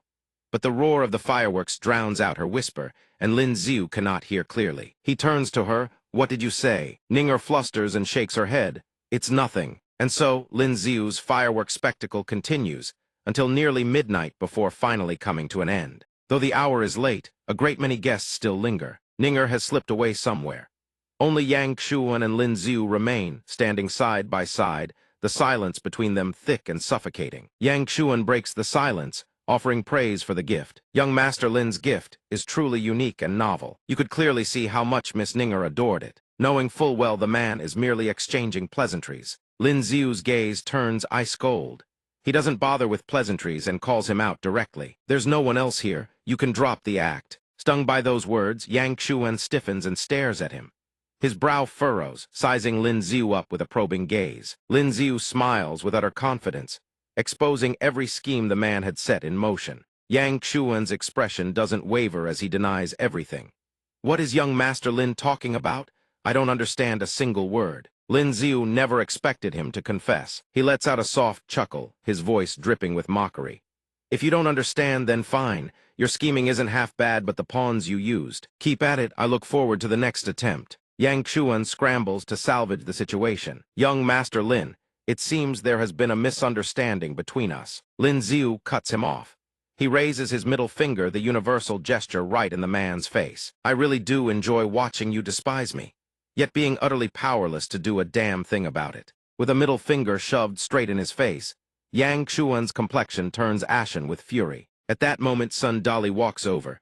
Young master, is something wrong? Please tell me I haven't botched the task you assigned me. He asks in a hushed voice. You did well. How's the errand I sent you on? Sun Dali answers promptly. The goods are here, cost a pretty penny though. Humiliated beyond all reason, Yang Chuan is driven to a murderous rage. His face turns glacial, his eyes seething with killing intent, as he locks his gaze on Lin Ziu. I had originally planned to let you savor a few more days of peace, but since you're so eager to court death, then I shall oblige you. Back in his room, Lin Ziu picks up the Origin Essence Crystal of inferior grade to Wen Yuan's. 10 Origin Essence Crystals from second-level exotic beasts, 1,000 taels of silver in total. Not cheap at all. He deliberately provoked Yang Chuan tonight. The man will surely lose his composure and strike again. Only raw strength can protect him now. He must begin his second awakening immediately. He clenches the Origin Essence Crystal in his fist and focuses his mind, absorbing its energy. The pure, torrential energy surging through his body is almost too much for Lin Ziu to endure. Sweat beads on his forehead. His stream of true qi grows far denser than normal. Lin Ziu crosses his legs and guides the true qi to circulate throughout his body. Under his control, the river of true qi gradually converges at his dantian. After a long session of energy circulation, Lin Ziu slumps forward, panting heavily, utterly spent. He was so close, just a hair's breadth from success. He gazes at the now-dimmed Origin Essence Crystal in his palm. The energy of a single crystal wasn't enough, but thankfully, he still has plenty of ammunition left. The next day, he steps out of his room.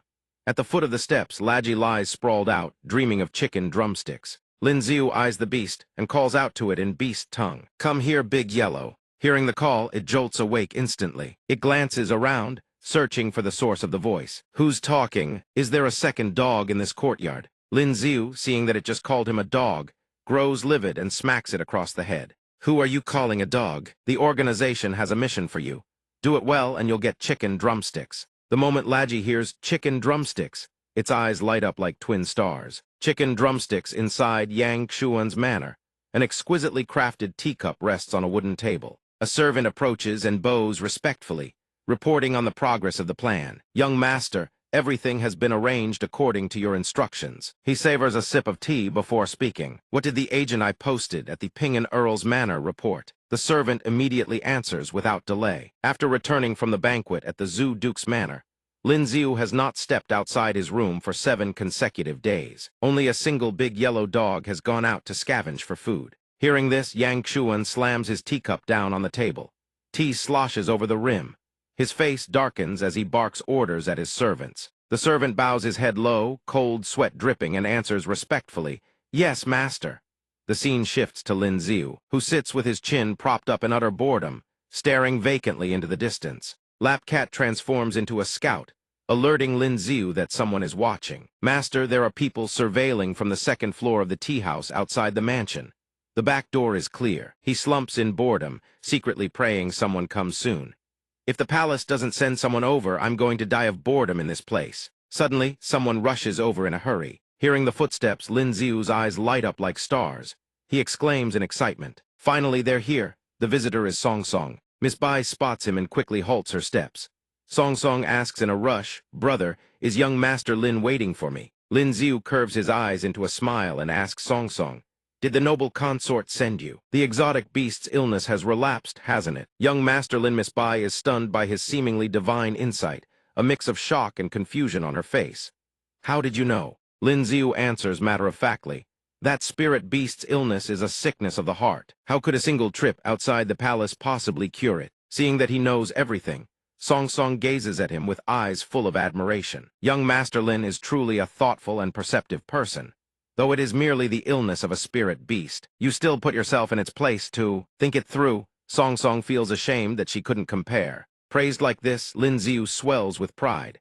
He turns and asks Miss Bai to wait for him a moment. Song, Miss Song, I need to pack a few things. Please head back and wait for me at the palace gate. Song answers promptly, yes. The back door. Lin Ziu glances around like a thief, confirms no one is watching, then bolts out at full speed, his mouth not forgetting to praise Lap Cat. Big Bro is truly reliable. The back door is clear. At the front door, Lap Cat is extremely curious about how Lin Ziu can understand animal language. Its little head can only come up with one explanation: Lin Ziu is a dog. Has his master also turned into a dog? Otherwise, how else would he know dog language? High above, a figure in black holds a spyglass, observing below. He stares fixedly at Lap Cat, unable to suppress his curiosity. It's been several days, no he hasn't he come out. At the noble consort's residence, Lin Ziu bows with full propriety. This humble subject greets your majesty. This humble subject greets the noble consort. Mingzhu cradles Niu in her arms, her voice urgent as she addresses him. Lin Ziu, hurry and take a look. Is the little one so weak? Emperor Zia studies him with a probing gaze. You, no medicine. Lin Ziu doesn't dare say too much. He weaves together a lie on the spot. Your Majesty, this humble subject knows nothing of medicine. I have merely raised cats and dogs before, so I have a basic understanding of animal behavior. Emperor Zia, for the sake of his beloved consort, spares no expense. He makes a solemn promise. As long as you can cure the noble consort's pet, I shall reward you handsomely. Mingzhu stands beside him, only able to watch anxiously as Niu withers in her arms. Lin Ziu gently steps forward, intending to take Niu. He makes a request of Mingzhu. Noble consort, the spirit pet's condition is poor right now. I need a quiet room. The noble consort immediately agrees. Very well, I shall have one prepared at once. Lin Ziu enters the prepared room. The door closes behind him, and he gives Niu a firm smack on the rump. All right, enough sleeping, wake up. Smacked on the rear, it flies into a rage. Who touched my butt? Lin Ziu lifts it up to face him. Stop. Looking, it's me. Niu is stunned that he can understand beast language. You can understand what I'm saying. You even know our language. Could it be that you're also a tiger? Lin Ziu's eyes go wide when it claims to be of the tiger tribe. Aren't you a cat? Being called a cat sends Niu into a frenzy. It tries to claw Lin Ziu to death. You're the cat. Your whole family are cats. This princess's name is Bai Ling of the noble tiger tribe.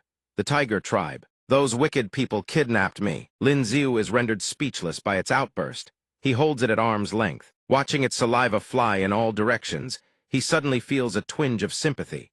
Looks like this little one really has been holding in a lot. After ranting for a while, it's so exhausted it can barely breathe. This anger is going to kill me. Seeing that it has cooled down somewhat, he uses a coaxing tone to comfort it, like soothing a child. All right, I understand your grievances.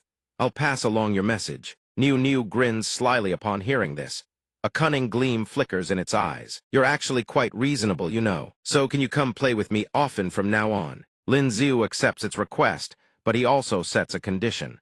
If you want me to visit and play with you regularly, that's fine, but you have to listen to me and help me put on a little act. Meanwhile, outside the room, the sound of Niu's constant mewing echoes from within. Emperor Zia wraps an arm around Mingzhu's shoulder and gently reassures her. Don't worry too much. At that moment, the room door finally swings open. Mingzhu calls out urgently for her little darling. The noble consort can barely contain herself, desperate to check on Niu. Lin Ziu, how is the little one? Lin Ziu holds the feebly limp Niu in his hands. He carefully looks at Mingzhu and asks, May I ask, noble consort, what does the spirit pet normally eat? The noble consort's maid answers immediately. Only the freshest cuts of fish. The spirit pet's meal-sweet servants dare not be the least bit careless. After hearing the maid's reply, Lin Ziu displays a look of understanding laced with helplessness. This is precisely the crux of the problem. Mingzhu hears this and is deeply puzzled. Could it be that this cat shouldn't be eating fish? Lin Ziu doesn't conceal Niu's true identity. He reports honestly. Your Highness, though the spirit pet may look like a cat, it is in fact a tiger. It likely does not enjoy eating fish. Imagine eating the same food day after day. No one could endure that. On the surface, Niu continues its act of frailty, but inside, its mouth is already wide open, cursing up a storm. Mingzhu isn't the least bit frightened. Instead, she grows even more worried. Then what should we feed the little one? Lin Ziu quickly offers a nutritious menu. Chicken, beef, anything works. Add a proper amount of vegetables. Ideally, the meals should be varied. Mingzhu immediately orders the maids to get to work. Quick, follow what Lin Ziu said and bring the food. With Lin Ziu's help, Niu happily buries its face into a bowl of meat. Noble consort, seeing it finally willing to eat, Mingzhu is overjoyed. Wonderful, the little one is finally eating again. Have you truly not considered staying by my side? Lin Xiu freezes, staring at Mingzhu. He groans inwardly the noble consort is still hung up on this. Emperor Xia kindly steps in to rescue him. That won't do. The noble consort may want anyone she pleases, but Lin Xiu is off limits. How about this? I'll grant him a token that allows him to enter the palace every other day to tend to the spirit pet. With Emperor Xia's word, Mingzhu no longer presses Lin Xiu. Very well. As long as the little one eats, it won't fall ill again, right? The spirit pet refusing to eat and drink. Looking at Niu nuzzling contentedly in Mingzhu's arms, he speaks softly. The food issue is only part of it. As for the root cause of the illness, I already mentioned it to your highness before. The noble consort suddenly pauses. The noble consort tells Lin Xiu mournfully. After that, I even had Lingling take it outside the palace frequently, but it still had no effect. Hearing this, Lin Xiu offers a hypothesis. Perhaps it is because the noble consort is the spirit pet's true master. If your highness personally takes it outside the palace, the result may be entirely different. An attendant realizes Lin Xiu is trying to get the noble consort to leave the palace and flies into a rage. Preposterous. The noble consort's person is worth 1,000 in gold if anything were to happen. Who could bear the responsibility? Seeing the attendant's fury, Lin Xiu hastily bows deeply to show his remorse. It was this humble subject's lack of foresight, a slip of the tongue. I humbly beg your majesty and your highness to mete out punishment. But Mingzhu actually takes a liking to his idea. The noble consort makes her request to Emperor Xia. He's not wrong. Thai's concubine wishes to leave the palace. He smiles dotingly and agrees. Lin Xiu thought he was about to lose his head. To his surprise, Emperor Xia agreed far too quickly. He turns around and issues instructions to the figure standing behind him. Chu Jin, lead a contingent to escort and protect the noble consort. Work in silencito, not let those old conservative court officials learn of the consort's departure from the palace, lest they come hounding this emperor with their endless complaints. Chu Jin immediately accepts the order and obeys. Lin Xiu smiles on the surface, but inwardly he's roasting without pause. Who would have thought a sovereign of an entire nation would be this terrified of his own wife? He quickly takes his leave, saying he needs to prepare. Your ladyship, this subject requests permission to return to the manor to make preparations. Let us meet in half an hour in front of Jiyu Tower. What do you think? Mingzhu permits him, saying, Go on. This consort also needs to change her attire. Laji is still sitting guard at the entrance, watching the bustling traffic of people passing by on the street. Lin Xiu gently cracks open the door and calls for it. Big Yellow, are they still out there? Laji barks twice in response, hearing that the watchers are still lurking outside. He breaks into a savage grin and strolls out of the manor with utmost leisure. The spy startles at his appearance. He yanks the man beside him and hisses, Quick, go report to Yang Xuan. He's out, he's finally come out. Hurry, report to the young master. The moment he sees Mingzhu, he instinctively moves to bow. The noble consort immediately waves him off. Call me madam. You weren't wrong. Ever since this one brought the little one out of the palace, it's immediately become more spirited. Niu winks at Lin Xiu, then asks in an utterly haughty beast tongue, so. Well, he gives it an approving look. Not bad at all. Once outside, Mingzhu looks a little lost and asks Lin Xiu, What should we do now? He raises a finger and suggests going shopping. The spirit beast has been cooped up in the palace far too long. Frustration has been festering inside it. Madam could take it for a stroll through the streets for an hour. Think of it as a casual outing. The consort asks him with wide-eyed innocence, Shopping? I've never tried it before. How do I do it? Seeing Mingzhu is clueless, Lin Xiu explains in the simplest terms, shopping means wandering freely through the streets of the capital. Look at whatever catches your eye. Buy whatever takes your fancy. The consort's eyes widen. Let me try. Just then, her gaze lands on an exquisitely crafted butterfly hairpin. Mingzhu picks up the hairpin. The more she looks at it, the more she adores it. She can't let go. I've never seen jewelry like these before. Ever, the merchant pipes up eagerly. All the latest designs, ma'am. If madam likes them, feel free to try them on. Mingzhu pins the hairpin into her hair. This hairpin truly matches the noble consort's outfit today, doesn't it? Seeing how well it suits her, the consort's eyes sparkle like stars. I want this one. Chu Jin stands behind, watching the consort laugh so happily. His disdain for Lin Xiu softens a fraction. Her ladyship hasn't been this happy in ages. This young man from the Ping'an Earl's household may be crude, but he accidentally stumbled into doing something good. After that, Mingzhu gets swept up in a whirlwind of shopping. Whatever catches the consort's eye, she buys. I want this one too, and this one as well. Take everything here. Watching the consort grab anything and everything, Lin Xiu is rendered momentarily speechless. The air of a true tycoon. A few hours later, Chu Jin can barely endure it any longer. His arms piled high with boxes upon boxes. He suggests they go eat. Madam, it's already noon. I've heard the cuisine at Jiyu Tower is quite fine. Would you care to dine there? Mingzhu sees it's nearly noon and replies, you decide. At this, Lin Xiu cuts in. Wait, thy subject has heard there's a small eatery nearby that serves excellent Jiangnan cuisine. Would madam like to give it a try? Hearing this, Mingzhu looks at him curiously. Jiangnan cuisine. After a moment of thought, Mingzhu decides to go where he suggested. Very well, let's go to the restaurant you mentioned. Chu Jin doesn't quite approve. The consort going to a place like that. Madam, the patrons at that kind of eatery are all manner of rough characters. I'm afraid, Mingzhu cuts him off. No one else knows my identity. We're simply ordinary people out for a meal. Jiangnan cuisine dishes steeped in the flavors of Jiangnan's rivers and waterways are laid out across the table. Salted duck, crystal oyster sauce. Every dish looks exquisite and mouth-watering. Horseshoe cakes, assorted fruit preserves. Mingzhu savors every bite, deeply satisfied. This flavor. The consort's voice carries a tinge of sorrow and longing. In the palace, although we do have chefs from Jiangnan by the time the dishes are served, they've already gone cold. It's been so long since I've tasted the flavors of my homeland. Seeing Mingzhu grow melancholy, Lin Xiu quickly speaks up. He uses a playful tone to lift her spirits. Then Madam absolutely must eat to her heart's content this time. Hearing his jesting tone, the consort's mood suddenly brightens again. You really do know how to cheer someone up. While the two of them are unaware, Yang Xuan's men are watching from behind the door. At Yang Xuan's manor, he slams his palm down on the table in fury. He is absolutely livid at what he's heard. What did you just say? The servant recounts everything he witnessed once more. Lin Xiu was seducing a beautiful lady on the streets. The lady was stunningly extremely elegant and poised. After their meal, the two of them discussed heading to Pear Blossom Garden to listen to singing. Hearing that Lin Xiu is out womanizing again, Yang Xuan's face turns black with rage. He's already betrothed to Lingjun, and he still dares to chase skirts outside. Tell Wang Xing to take action immediately.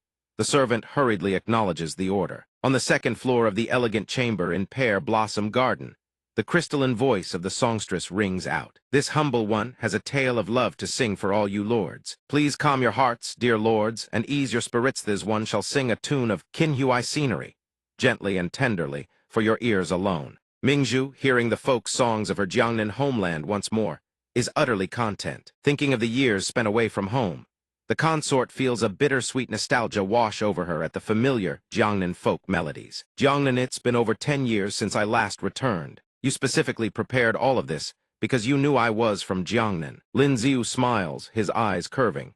When Madam speaks, this subject occasionally picks up the Jiangnan accent, so this subject boldly guessed that Madam was born and raised there. His ability to detect the Jiangnan accent piques the consort's suspicion.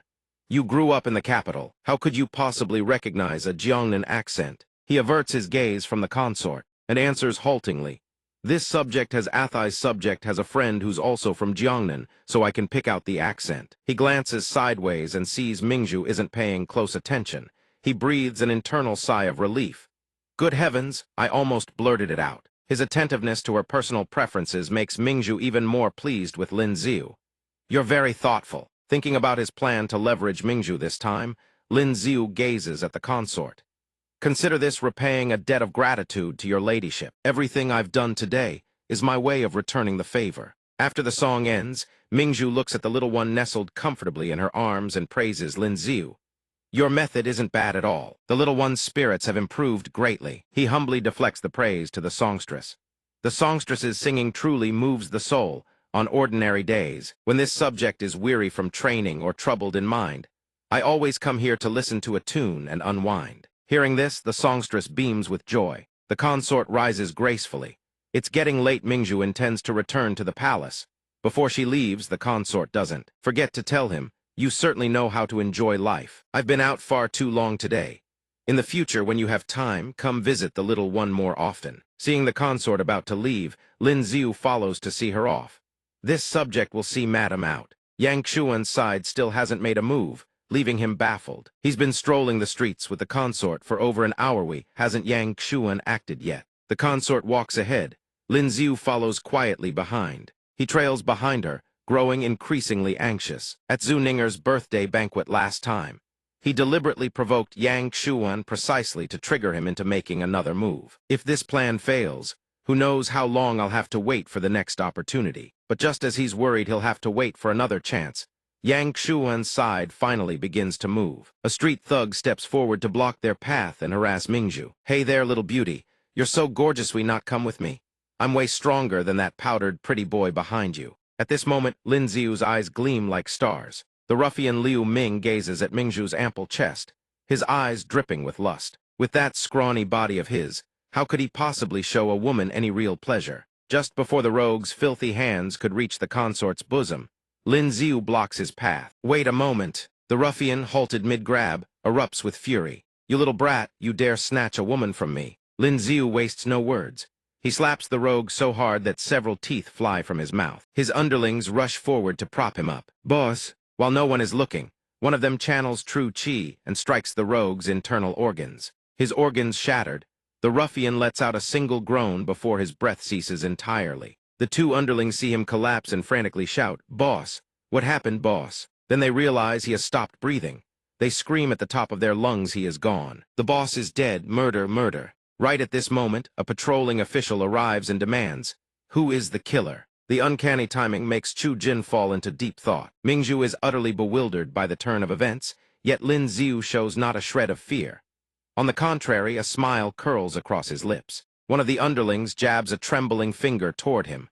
It was him. The patrolling official asks nothing further, and orders his soldiers to seize and escort Lin Xiu away. Calm as still water, Lin Xiu turns back and tells the noble consort to return home. It is not safe out here. Only now does Mingzhu snap out of her daze. The noble consort whirls around, fury blazing across her face, and commands him. "Chu Jin, go back and tell His Majesty. I want him to clear Lin Xiu's name." Chu Jin bows deeply and acknowledges the order. He then races to the palace at full speed to report to Emperor Xia. When the ruffian's men helped him up, one of them used true qi to rupture his blood vessels. Moreover, the constables appeared on the scene immediately afterward. The plot to frame Lin Xiu likely involves the eastern city Yamen as well. The emperor shows no concern for Lin Xiu. Instead, he asks about Mingzhu. "Is the noble consort unharmed?" Chu Jin reports faithfully, "Her ladyship is safe, your majesty. She is merely furious. Her ladyship commanded this old servant to report to your majesty. No matter what, Lin Xiu's innocence must be restored." Emperor Xia, a ruler who has sat on the throne for many years, immediately discerns this as one of Lin Xiu's schemes. A cold gleam flickers in his eyes. Innocent? Hardly. Think about it, they didn't come early, didn't come late, but chose precisely the moment the noble consort left the palace to frame him. Chu Jin still finds it hard to believe Lin Xiu could be that cunning, yet he concedes Ling Shu's illness truly has improved dramatically. The emperor's voice carries a hint of amusement. That is precisely where his brilliance lies. Then the emperor brings up the stonecraft venture. "Do you remember the time he had a deal worth 100 million, and he arrived more than half an hour late?" Chu Jin instantly recalls and picks up the thread. That time he was also framed and thrown into the eastern city Yamen dungeon. It was the little constable himself who made the arrest. The emperor does not lift his gaze from the memorial, his words laced with implication. If he had simply mentioned the matter, and I summoned him to the palace, which Yamen would have dared arrest him. At this, Chu Jin immediately grasps the point. So this time, too, was something he had calculated all along. The emperor picks up his brush, his voice betraying no emotion. This brat appears honest on the surface, but his schemes run deep. He has even manipulated both me and the noble consort into his plans. Chu Jin, having understood the full picture, flies into a rage. "This is sheer audacity. Your Majesty must punish him severely, absolutely no leniency." Mingzhu arrives just in time to hear this and kicks him in fury. "Wretched slave, the likes of you claiming Lin Xiu is cunning and scheming it only infuriates me. My instinct to protect my own people surges. I want His Majesty to clear his name. What nonsense are you spouting? You people scheme against others all day long. Your heart's filthier than a gutter, so you assume everyone else is the same." Chu Jin sees it as the noble consort and gapes in shock, his mouth hanging wide open. He drops to his knees in a panic.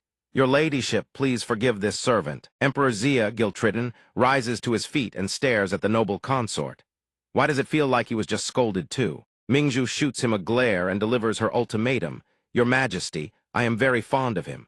You are not to let him suffer the slightest injustice. A man as uxorious as Emperor Xia would never dare refuse. He hastens to agree. Yes, yes. Emperor Xia swiftly issues his command. Hurry, go rescue Lin Xiu. Chu Jin, get to the Eastern City Yamen at once and bring Lin Xiu out. Chu Jin responds without delay. As your Majesty commands. With the matter settled, Mingzhu spins on her heel and lets out a haughty huff, thoroughly piqued. Chu Jin never expected Mingzhu to shield Lin Xiu to such an extent. Your Majesty, truly there will be no punishment for him. Emperor Xia, helpless before the tigress in his own household, can only sigh, this brat is young yet sharper than most. He carries none of the arrogance of a privileged heir. Most importantly, he is betrothed to the Zhao family's young lady. That puts my mind at ease. Eastern City Yamen. Lin Xiu is escorted into the Yamen by 2 guards. Standing before him is Wen Yuan, already waiting. The man looks dejected, as he explains that his hands are tied. He cannot help but handle this case. Young Master Lin, the city magistrate himself ordered me to interrogate you in this matter. There is nothing I can do. Yet Lin Xiu says nothing.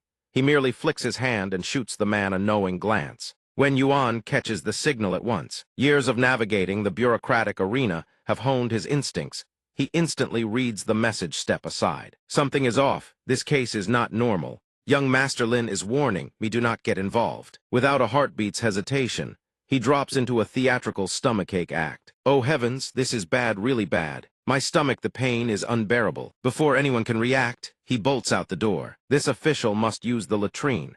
Tell the city magistrate to handle the interrogation himself. With that, the Eastern City Magistrate personally takes over Lin Xiu's case. He slams the wooden block down on the desk and bellows, Lin Xiu, you committed murder in broad daylight before countless witnesses. Do you plead guilty? Unfazed by the magistrate's bluster, Lin Xiu counters with a question of his own. If this is truly a homicide case, the Eastern City Yamen has no jurisdiction to try it. The magistrate is stunned. He never expected Lin Xiu to still be so sharp-tongued at a time like this. You are a clerk of the Bureau of Pure Justice. If I hand you over to them, who knows how they'll whitewash your crimes. Better for this official to interrogate you first, then forward the case files to the Ministry of Punishments. That way, there will be no partiality. Lin Xiu raises an eyebrow, his voice laced with frost. No partiality. Whether I killed anyone or not is your honor, not the one who knows best. That insolent tone sends the magistrate into a thunderous rage. Insolent whelp, the facts are as plain as day. Good and evil are clear-cut. 100 pairs of eyes witnessed you commit murder, and you still dare to run your mouth. Bring out the heavy punishments. Flog him first, then crush his fingers, and finally brand him.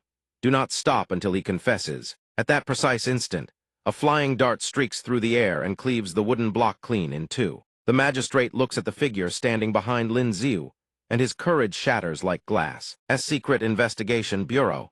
You're from the Secret Investigation Bureau. Lin Xiu beholds the magistrate's deathly pale face and relishes every second of it. So the great Eastern City Magistrate knows fear after all.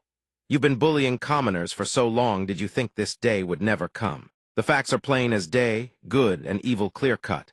What crime does an Eastern City Magistrate who tramples the law deserve? In the end, the Eastern City Magistrate is so terrified that Lin Xiu's words alone knock him unconscious. Chu Jin sees the man faint and orders a servant to splash water on his face. Wake him up. The interrogation continues. The moment Lin Xiu spots Chu Jin, he flashes a bright, beaming smile. Many thanks to Chief Steward Chu for coming to my rescue. Chu Jin takes one look at that smug face and feels his eye twitch. He shoots Lin Xiu a withering glare and growls a warning. This time the consort protected you. If you dare play tricks on His Majesty again, you won't be so fortunate. Hearing this, Lin Xiu immediately knew his little scheme had been seen through. I've been seen through. Yes, looks like when shearing sheep, you can't just fleece the same one twice. Scheming against him twice, in a round he got hit back for it. The East City Magistrate, beaten relentlessly across the buttocks by 2 servants with rods, could no longer endure the pain and wailed out a confession. I confess to everything. Seeing the man break down, Lin Xiu figured his business here was done and took his leave from Chu Jin. Take your time with the interrogation. I won't impose any further. Just as he was about to leave, a putrid stench assaulted his nostrils. He clamped his nose shut and cursed. The hell whose cesspit just burst. It turned out to be Wen Yuan. He had been hiding in the latrine, but Chu Jin's soldiers had found him and dragged him to the courtroom. As he was hauled past Lin Xiu, the man muttered miserably, "I sat in the latrine for half an incense stick's time and still couldn't escape." Seeing him, Lin Xiu kindly spoke up to help the man out. "Wait, Chief Steward Chuthai's case has nothing to do with the East City magistrate.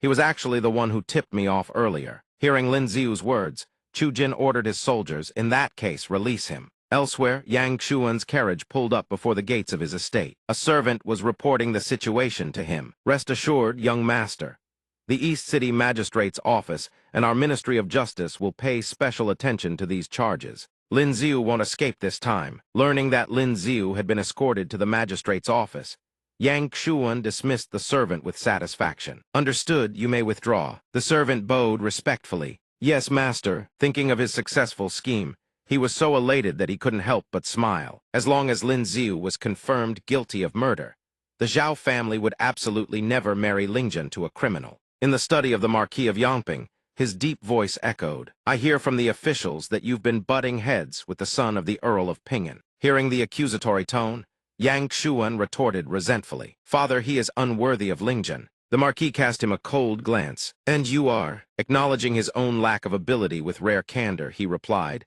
"I don't even possess a special ability. I'm not worthy either." But the thought of his goddess marrying a shrimp like Lin Xiu filled him with an uncontrollable fury. "If she were married to the crown prince of the Zhao Principality, I'd have no objections. But marrying a good-for-nothing like that? Never." Seeing that his son still refused to face reality, the Marquis of Yangping laid out the truth. "Then I'm afraid you will be disappointed. His Majesty will not annul the marriage engagement between the two families." Before Yang Xuan could voice his confusion, the Marquis ignored his question entirely and looked toward the doorway. "When did Chief Steward Chu arrive? Since Chief Steward Chu has graced us with his presence, please speak freely." Chu Jin maintained the bare minimum of respect, though his tone carried a sharp edge of reproach. "Greetings to the Marquis of Yangping. It is not my place to instruct your lordship, for your wisdom is known throughout the realm. However, your eldest son has been sorely lacking in disciplining this time. He has committed a grave crime. Seize him." Yang Xuan was utterly shocked to see that Chu Jin had come to arrest him. Niu Nu was overjoyed to see Lin Xiu arrive. It raised both paws in excitement and squealed, "You came to see me so quickly?" Mingzhu asked with concern, "They didn't do anything to you, did they?" Lin Xiu smiled and replied, "No, Chief Steward Chu arrived just in time." Hearing this, Mingzhu laughed softly, her expression brimming with self-satisfaction. "Let's see him dare disobey this consort. I'll have him skinned alive." Lin Xiu knew Mingzhu's temperament all too well. He quickly offered an apology. "Your Highness, this disciple has come to confess his transgressions. His Majesty has already discovered our little schemebiter to come clean and seek leniency." Mingzhu asked in confusion, "What transgressions?" Niu Nu had already fallen asleep by now. After a lengthy explanation, Lin Xiu said with a grin, "That's basically it." Hearing that everything was Yang Xuan's scheme, Mingzhu flew into a rage. "That Yang brat always hides in the shadows playing his dirty tricks. This consort despises conniving schemers like him the most. As for being used, I'm not angry with you. Who would have thought that despite looking so foolish usually, you could devise such a clever counter-strategy against the Marquis's household? You truly are quick-witted." Hearing Mingzhu curse Yang Xuan as a conniving schemer, while showering him with praise, left Lin Xiu momentarily speechless. "Your Highness, isn't that a bit of a double standard?" Mingzhu was somewhat puzzled by the unfamiliar term. "Double standard? What does that mean?" Seeing the consort's confusion, he had no choice but to explain. "Yang Xuan and I did the exact same thing. Yet you call him cunning, while praising me as clever." Upon hearing his explanation, Mingzhu understood at once. The consort let out an ah and spoke in a coddling tone. "You treat Niu Nu well, you treat this consort well, this consort sees it all. From now on you are one of Changchun Palace's own. Who would dare bully you? This consort will vouch for you. From now on you're under my protection." At this moment, Lin Xiu couldn't focus on Mingzhu's words at all. His gaze was helplessly fixed on the consort's ample bosom. He thought to himself, who could possibly resist the allure of being kept by a beautiful woman? Suddenly an idea struck him. He leaned over and gently whispered into Niu Nu's ear. Mingzhu watched Niu Nu toddle toward her, puzzled. "What's gotten into you?" At that moment, Niu Nu gently planted a kiss on Mingzhu's cheek, startling the consort. The consort was absolutely delighted by Niu Nu's kiss. "Wait, didn't you tell Niu Nu to do that?" Lin Xiu humbly denied it. "This disciple has no such skill. It must be because your Highness possesses unparalleled beauty, and grass even a spirit pet cannot resist your charm. Knowing he was only flattering her, Mingzhu was still extremely pleased. This consort is getting old. You don't need to say such things to make me happy. Seeing the consort say this, Lin Xiu hurriedly objected. How is your highness old in the slightest? If you stood side by side with Princess Ming, anyone who didn't know would think the two of you were sisters. Outside Mingzhu's palace, Princess Ming sat with her legs dangling from the rooftop, and Lin Xiu's shameless flattery only deepened her disgust. Shameless toad, what a bootlicker. Mingzhu's laughter, bright as silver bells, rang through the bedchamber. The consort clutched her stomach, unable to stop laughing. No, if this keeps up, this consort will get even more wrinkles. Enough for today. This consort will go ask His Majesty to elevate your noble rank, so that no stray dogs or alley cats think they can bully someone under my protection. Lin Xiu obeyed, rising to take his leave. Thank you, Your Highness. The consort came out to see Lin Xiu off, not forgetting to remind him to visit Niu more often. You may go. Come visit Niu when you have time. Lin Xiu bowed his head and replied softly, Yes, Your Highness. Upon reaching the palace gates, Princess Ming suddenly appeared and cursed at Lin Xiu. Shameless bootlicker. Being cursed out of nowhere, Lin Xiu was utterly bewildered. Why am I a bootlicker? Ming He bristled like a cat whose tail had been stepped on. You said the consort, and I would look like sisters if we stood side by side.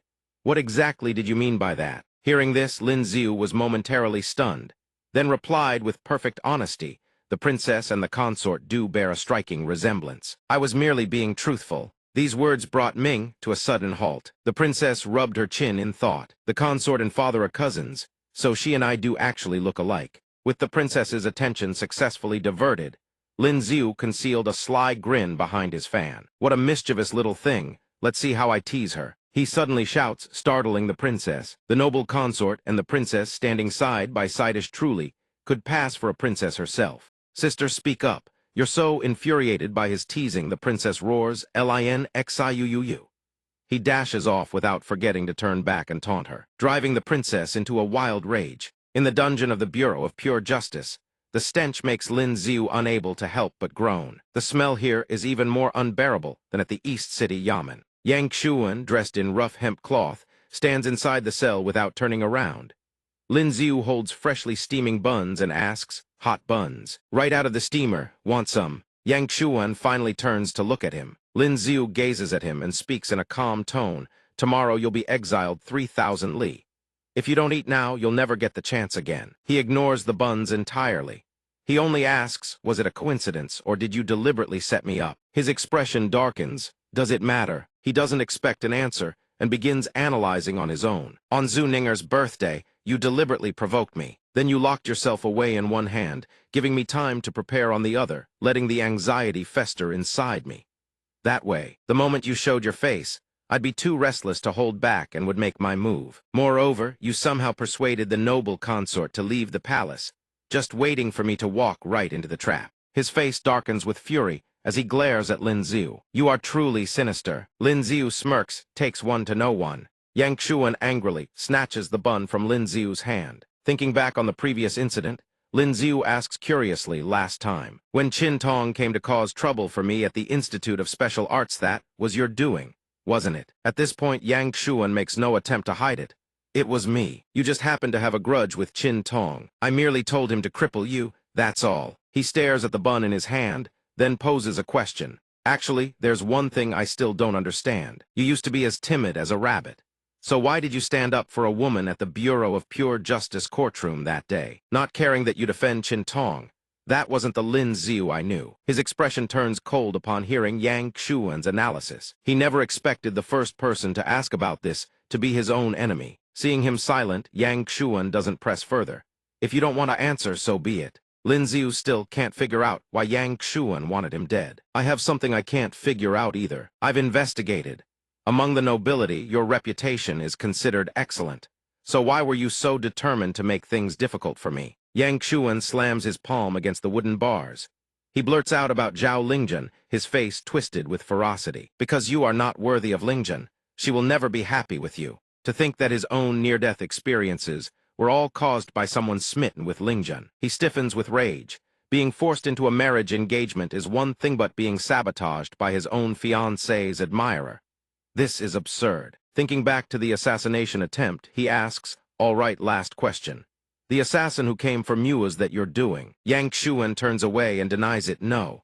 I only wanted to cripple you. I never once thought of killing you. Then he suddenly bursts into manic laughter. Puzzled, Lin Xiu asks, what are you laughing at? Learning there's someone who wants Lin Xiu dead even more than he does. Yang Xuan is overjoyed. I'm laughing at you. There are so many people who want you dead. You can't even begin to guess who struck. At Pear Blossom Garden, the physician's face flushes an unusual shade of pink. She lets out a soft breath, filling the space with an intoxicating allure. Having her hand held by Lin Xiu, she is so flustered her face nearly buries into her chest. Every day I practice the musical score the young master gave me, and I can feel a new power awakening inside my body. Loading, 2%. Lin Xiu watches the progress bar tick up bit by bit, grinning from ear to ear. Just as I guess it, after the second awakening, the copy ability can indeed continue. Loading, 212%. But seeing the progress bar still hovering at a pathetic 2-something%, he erupts, are you an idiot? Why the hell are there decimal places? The physician flinches at his outburst. Feeling wronged, the physician softly calls out to him. Puzzled by the address, he asks, what is it? She averts her gaze, too shy to look at him. I read in a book that special abilities cannot be detected through pulse diagnosis. At this, Lin Xiu immediately composes himself, putting on a solemn and proper expression. Is that so? He glances aside and thinks to himself, as I thought girls really don't need to read so many books. Lin Xiu immediately changes the subject. By the way, why isn't Pear Blossom Garden open for business today? The physician sits up straight and answers carefully. Because of the murder case last time, the authorities have sealed the premises. There's no telling when it will reopen. Hearing the establishment has been sealed, he sets down his teacup with a thud, his tone displeased. Every day they stay closed is a day of lost revenue. This can't go on. He turns to take his leave. The case is already closed. I'll go urge them to hurry. Seeing him about to leave, the physician quickly rises. Is the young master leaving already? Won't you stay to listen to me play? If I'm too late, they'll close up for the night. Hearing he's leaving on business, she lowers her head in disappointment. Very well then. Thank you for your trouble, young master. Lin Xiu, armed with his Sea King instincts, smirks with satisfaction. As I thought, the physician has feelings for me. If not for this marriage engagement, I could definitely win her over within 3 days, tops. Back at the estate, Madam's voice rings out. Your cultivation has been exhausting, dear. Eat more. Their enthusiasm is a bit much for him to handle. Father, mother, how about you two eat first? Just leave me be. Lin Xiu's rice bowl is practically a mountain. Are his parents playing a stacking game? Seeing his bowl is full, the two of them finally stop. All right, all right. Looking at the bowl overflowing with food, his heart stirs with warmth and emotion. Living 2 lifetimes only now, does he truly feel the warmth of family? No matter what happens, I must protect this family. In this era, the nobility holds absolute authority over military forces, farmland, and populace. In recent years, to consolidate imperial power, Emperor Xia has been steadily tightening restrictions on noble land grants and fiefdoms. Under such circumstances, the Zhao family's ability to leap from a 3rd-rank earl all the way to a 1st-rank marquis, a 5-tier title, jumpies, entirely thanks to having 2 daughters with boundless potential. At the end of the day, one must still raise one's own strength. High-level ability users can only cultivate through their own efforts. But for a low-level ability user like him, spending wealth to alter his fate is the fastest route. A single origin essence crystal of the same tier equals 1 day of cultivation. To achieve a breakthrough, he needs at least 10 of the highest tier crystals available. Running the numbers for the 3rd awakening, he needs 100 Tier 2 Origin Essence crystals and 10 Tier 3 crystals. Market price 100,000 taels. For the 4th awakening, he needs 2,000 Tier 3 crystals and 10 Tier 4 crystals. Market price at 1,000,000 taels. So the conclusion is he's flat broke, and Tier 3 Origin Essence crystals are exceedingly rare. Even the entire imperial capital can't gather 1,000. After one more awakening, the path of spending his way to power will be completely sealed off. Just as he's agonizing over the math, Chief Steward Li walks in. Having dinner, are we? Seeing Chief Steward Li, Lin Xiu beams and stands up. Earl Pingen warmly invites, please, sit down and eat with us. Chief Steward Li produces the Imperial Edict and declines the invitation. I'll pass. Young Master Lin, Earl Pingen receive the Imperial Edict. Seeing the edict, both Earl Pingen and his wife are stunned. Even Lin Xiu is thoroughly surprised. Chief Steward Li's shrill voice rings clearly through the hall. Lin Xiu, son of Earl Pingen, has on numerous occasions healed the noble consort's spirit pet, alleviating the noble consort's sorrows, and is most deserving of commendation. From this day forth, Earl Pingen is promoted to second-rank Earl. Bestowed upon him are 100 plots of farmland, 100 bolts of silk, and 10 servants. After Chief Steward Li finishes reading the edict, the entire Lin family is stunned. Aren't noble promotions being tightly restricted these days? How did the noble consort say just one word, and they already got promoted? Madam is the first to recover. She shrewdly brings over a pouch of silver, beaming like a flower in full bloom. Thank you for your trouble, honored eunuch. After reading the edict, Chief Steward Li doesn't linger and takes his leave immediately. Then we shall return to the palace. Lin Xiu, see us off. Be careful on your way, young master. At that moment, Wen Yuan and his son emerge from hiding. Behind them sits a cart piled high with fine wine. Lin Xiu glances over and asks, "Why are you two here?" The man steps out from cover and brings his son forward, bowing deeply to express gratitude for the life-saving grace from before. This humble official has come to thank the young master. Had the young master not spoken in this humble official's defense, I would have surely met a grim fatido, say nothing of my promotion to East City Commander. Today, I bring this wayward son of mine to kowtow in thanks for the young master's life-saving grace. Seeing such sincerity, Lin Xiu is moved enough to offer a word of caution. Magistrate Wu, you are now a parent official. From here on, bring prosperity to the people of Baxi. Stop always thinking about leveraging noble connections. You saw what became of your predecessor, didn't you? Having taken those blows, Wen Yuan is thoroughly chastened. He cups his fists and responds in a loud, grateful voice. This humble official engraves the young master's teachings deep in his heart. Seizing the moment, Lin Xiu casually brings up the matter of the Imperial Physician's Tavern. Oh, right, remember to lift the seal on Pear Blossom Garden. They're small-time merchants, they can't endure this kind of torment. Wen Yuan nods obediently. Yes, I wouldn't dare neglect it. Lin Xiu adds, also, I have a friend at Pear Blossom Garden. Magistrate, do look after that place from time to time. At this point, Wen Yuan dares not refuse a single word. He agrees repeatedly, nodding his head. Understood. Only now does Lin Xiu notice the cart of wine behind the man. What's that behind you? Wen Yuan walks over to the cart, offering it as a gift. It's merely a small token of gratitude that I prepared for the young master. Please accept it, young master. Gazing at the cart of fine wine, the image of Bai Zhang immediately springs to mind. 1,000 cups and never drunk, was it? The next day, the Institute of Special Arts, Zhongliu wine. Lin Xiu gazes at the Zhongliu wine in his hand and murmurs with a grin. Time to show these people of another world what real processing technology looks like. Ninger spots him and calls out with a pout. Hearing someone call his name, Lin Xiu instinctively turns around. Oh, it's you, miss. He tucks the wine jug behind his back. Miss Ninger, it's been a while. The girl huffs in annoyance. Don't you long time no see me? Why haven't you shown up for class all this time? Lin Xiu puts on a look of guilt and explains. Some matters came up at home, so I had to take a few days off. But now that I see Miss Ninger again after a few days apart, I swear you've gotten even more beautiful. Ninger shyly turns her face away, unable to meet his eyes. You're just teasing me. Her maidenly bashfulness is laid completely bare before Lin Xiu's roguish gaze. Suddenly, a young nobleman smitten with her approaches, wearing an equally flustered expression. Miss Ningerthis is my family's heirloom jade pendant. I wish to give it to you. Ninger sees that it's a family heirloom and refuses to accept it. How could I possibly accept something so precious? Seeing her decline, the love-struck young man musters every ounce of his courage and confesses. I like you. Ninger is stunned by the confession, while beside her, a sly grin spreads across Lin Xiu's face. In the end, Ninger still refuses him. I'm sorry, I've always seen you as a friend.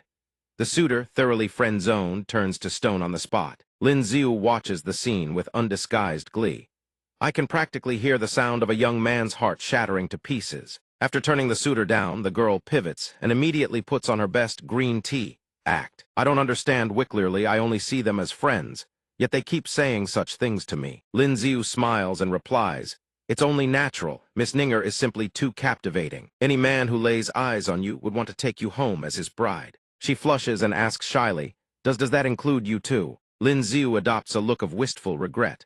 A pity I already have a fiancé. Realizing she's let her composure slip, she bashfully drops her gaze to the ground. I was just joking with you. Watching her fall neatly into the trap he's laid, Lin Xiu smirks with satisfaction. Playboy versus Green Tea, may the higher-level player win. Don't come crying when you lose, sweetheart. By the lake at the Institute of Special Arts, Lin Xiu and Bai Zhang sit on a boulder gazing out over the water. He teases, "Jealous are we?" Bai Zhang shakes his head. "My dream was never a single tree, it's the entire forest." Lin Xiu lets out a wicked laugh. "Keep telling yourself that. No need to lie to your brother, though. We're the same kind of man, after all." Bai Zhang is no fool. He realizes Lin Xiu has been setting a snare for Ninger all along. As a friend, he warns Lin Xiu not to go too far. "Brother Lin, preparing a fireworks display for Miss Ninger, that's truly spectacular. Miss Ninger thinks she's the hunter and you're the prey. Who would have thought she's the one caught in your net? But as your friend, I'll give you a word of caution. She's the treasured jewel of Duke Zhu's mansion. Play with fire, and you will get burned." Lin Xiu claps him on the shoulder with full confidence. "Rest easy, Brother Li. I have a plan. I came here for her special ability in the first place. I have zero interest in her feelings or her body. No interest in feelings, that's fine. The other part, though, that's still worth considering." Reminded of his own marriage engagement, Lin Xiu slips into gossip mode and asks Bai Zhang, "By the way, Brother Li and I are about the same age. Do you happen to have a betrothal arranged?" Hearing that question, an unmistakable look of awkwardness surfaces on the young man's face. "People like us, shackled by marriage engagements, truly. It's a pitiful fate." Seizing the moment, Lin Xiu produces the wine jug he'd been hiding. "Exactly right. You bring the story, I bring the wine. Care for a drink?" Bai Zhang's eyes light up at the sight of the liquor. "You've been carrying a jug of wine on you this whole time." Lin Xiu grins. "I came looking for you to drink in the first place. How could the power of thunder and lightning land in my hands without a toast to the 1,000 Cups King?" The instant he unseals the jug, a rich, intoxicating aroma billows out into the open air. One whiff and Bai Zhang can no longer restrain the liquor-loving worm wriggling inside him. This wine is far too potent. Lin Xiu observes the blissful expression on his face and lets out a sinister chuckle. "Potent? A single large jar of Zhanglei's 10-year reserve would be enough to flatten you." Suddenly, a bizarre phenomenon erupts. Purple lightning crashes down from the sky, accompanied by thunder that shakes the eardrums and rattles the bones. The nearby citizens stare slack-jawed, utterly bewildered by what has just occurred. How strange is there so much thunder today? A man in gray robes, however, interprets it as divine punishment. Heaven's wrath. There must be some unsavory fellow out there provoking the heavens. At the focal point where the lightning converges, a hazy silhouette materializes amid the curtain of falling thunderbolts. As the storm of lightning dissipates, Lin Xiu appears his physique powerfully built, his chest muscles taut and defined. The moment the camera pans down toward the glowing staff, Lin Xiu immediately shields it. "Hey, stop right there. Pan any lower and this novel won't pass the censors." Thinking about the ability he has just obtained, a gleeful smile blooms across his face. "The glowing staff is still off limits, I see. Damn the censors." Lin Xiu strides forward with his chiseled physique, his body faintly scorched and streaked with soot, and declares, "Finally perfected, the power of thunderous might." Through the curtain of rain, the screech of carriage wheels grinding to a halt pierces the air. An assassin disguised as a carriage driver puts on a friendly face, offering Lin Xiu a ride. "Young master, the rain is pouring this heavily. You don't have an umbrella." "Oh, hop on, I'll give you a ride across the river." He felt it was unnecessary and declined. "No need, my house is just near the construction site." Just as he is about to finish, a blade tip whistles toward him, cutting off his remaining words in his throat. Lin Xiu grits his teeth and throws himself backward, narrowly dodging the blade. A lock of his hair is pierced and sliced clean off. Had he not dodged in time, it would have been his neck that was severed. The assassin drops all pretense, sword in hand, and lunges forward. The strike comes too abruptly. There is no way to evade. The assassin's blade tips sheer fortune. The very instant it pierces his flesh, Lin Xiu activates his ice ability to block. Seeing his strike fail, the assassin switches techniques without hesitation. "I didn't expect you to still have a few tricks up your sleeve." He channels even more force into the thrust. Feeling the blade sink into his flesh, Lin Xiu grimaces in agony. The ice barrier alone cannot withstand the true chi surging through that sword. Unable to hold back any longer, Lin Xiu activates Beijing's ability. His hands clamp down on the blade, as arcs of lightning crackle around his body. The assassin beholds the spectacle and cries out in shock, "What the hell is this?" Seizing the moment of distraction, Lin Xiu clenches his fist and strikes with everything he has. His punch carries a torrent of potent true chi. The assassin immediately coughs up a mouthful of blood, and the horse carriage behind him shatters to pieces from the shockwave. His internal injuries combined with the exertion leave Lin Xiu barely able to stand. He collapses to his knees, gasping for air. His vision blurs, and his entire body pitches forward. The scene shifts to Lin Xiu's room. The choked voice of Madame Ping'an rings out. Who on earth harbors such deep hatred against our Zier? Time and again, they push the child to the brink of death. Zier, her weeping gradually pulls him back to consciousness. Seeing him sit up, Madame Ping'an rushes over. Zier, you're awake. How do you feel? Does the wound hurt? He forces down the searing pain in his chest and reassures her. Mother, don't worry. It's just a flesh wound, nothing serious. At that moment, Song Song receives the news and rushes over. Move aside, move aside. I am a physician from the Imperial Medical Academy, here to treat young Master Lin. Everyone, please leave the room. Seeing Miss Bai arrive, he says with relief, I'll be in your care, miss. The outer robe is removed, revealing a well-built torso still wrapped in blood-stained bandages. Staring at his chiseled six-pack, Miss Bai's face flushes scarlet. Song Song stares without blinking, Miss Bai's eyes wide with shock.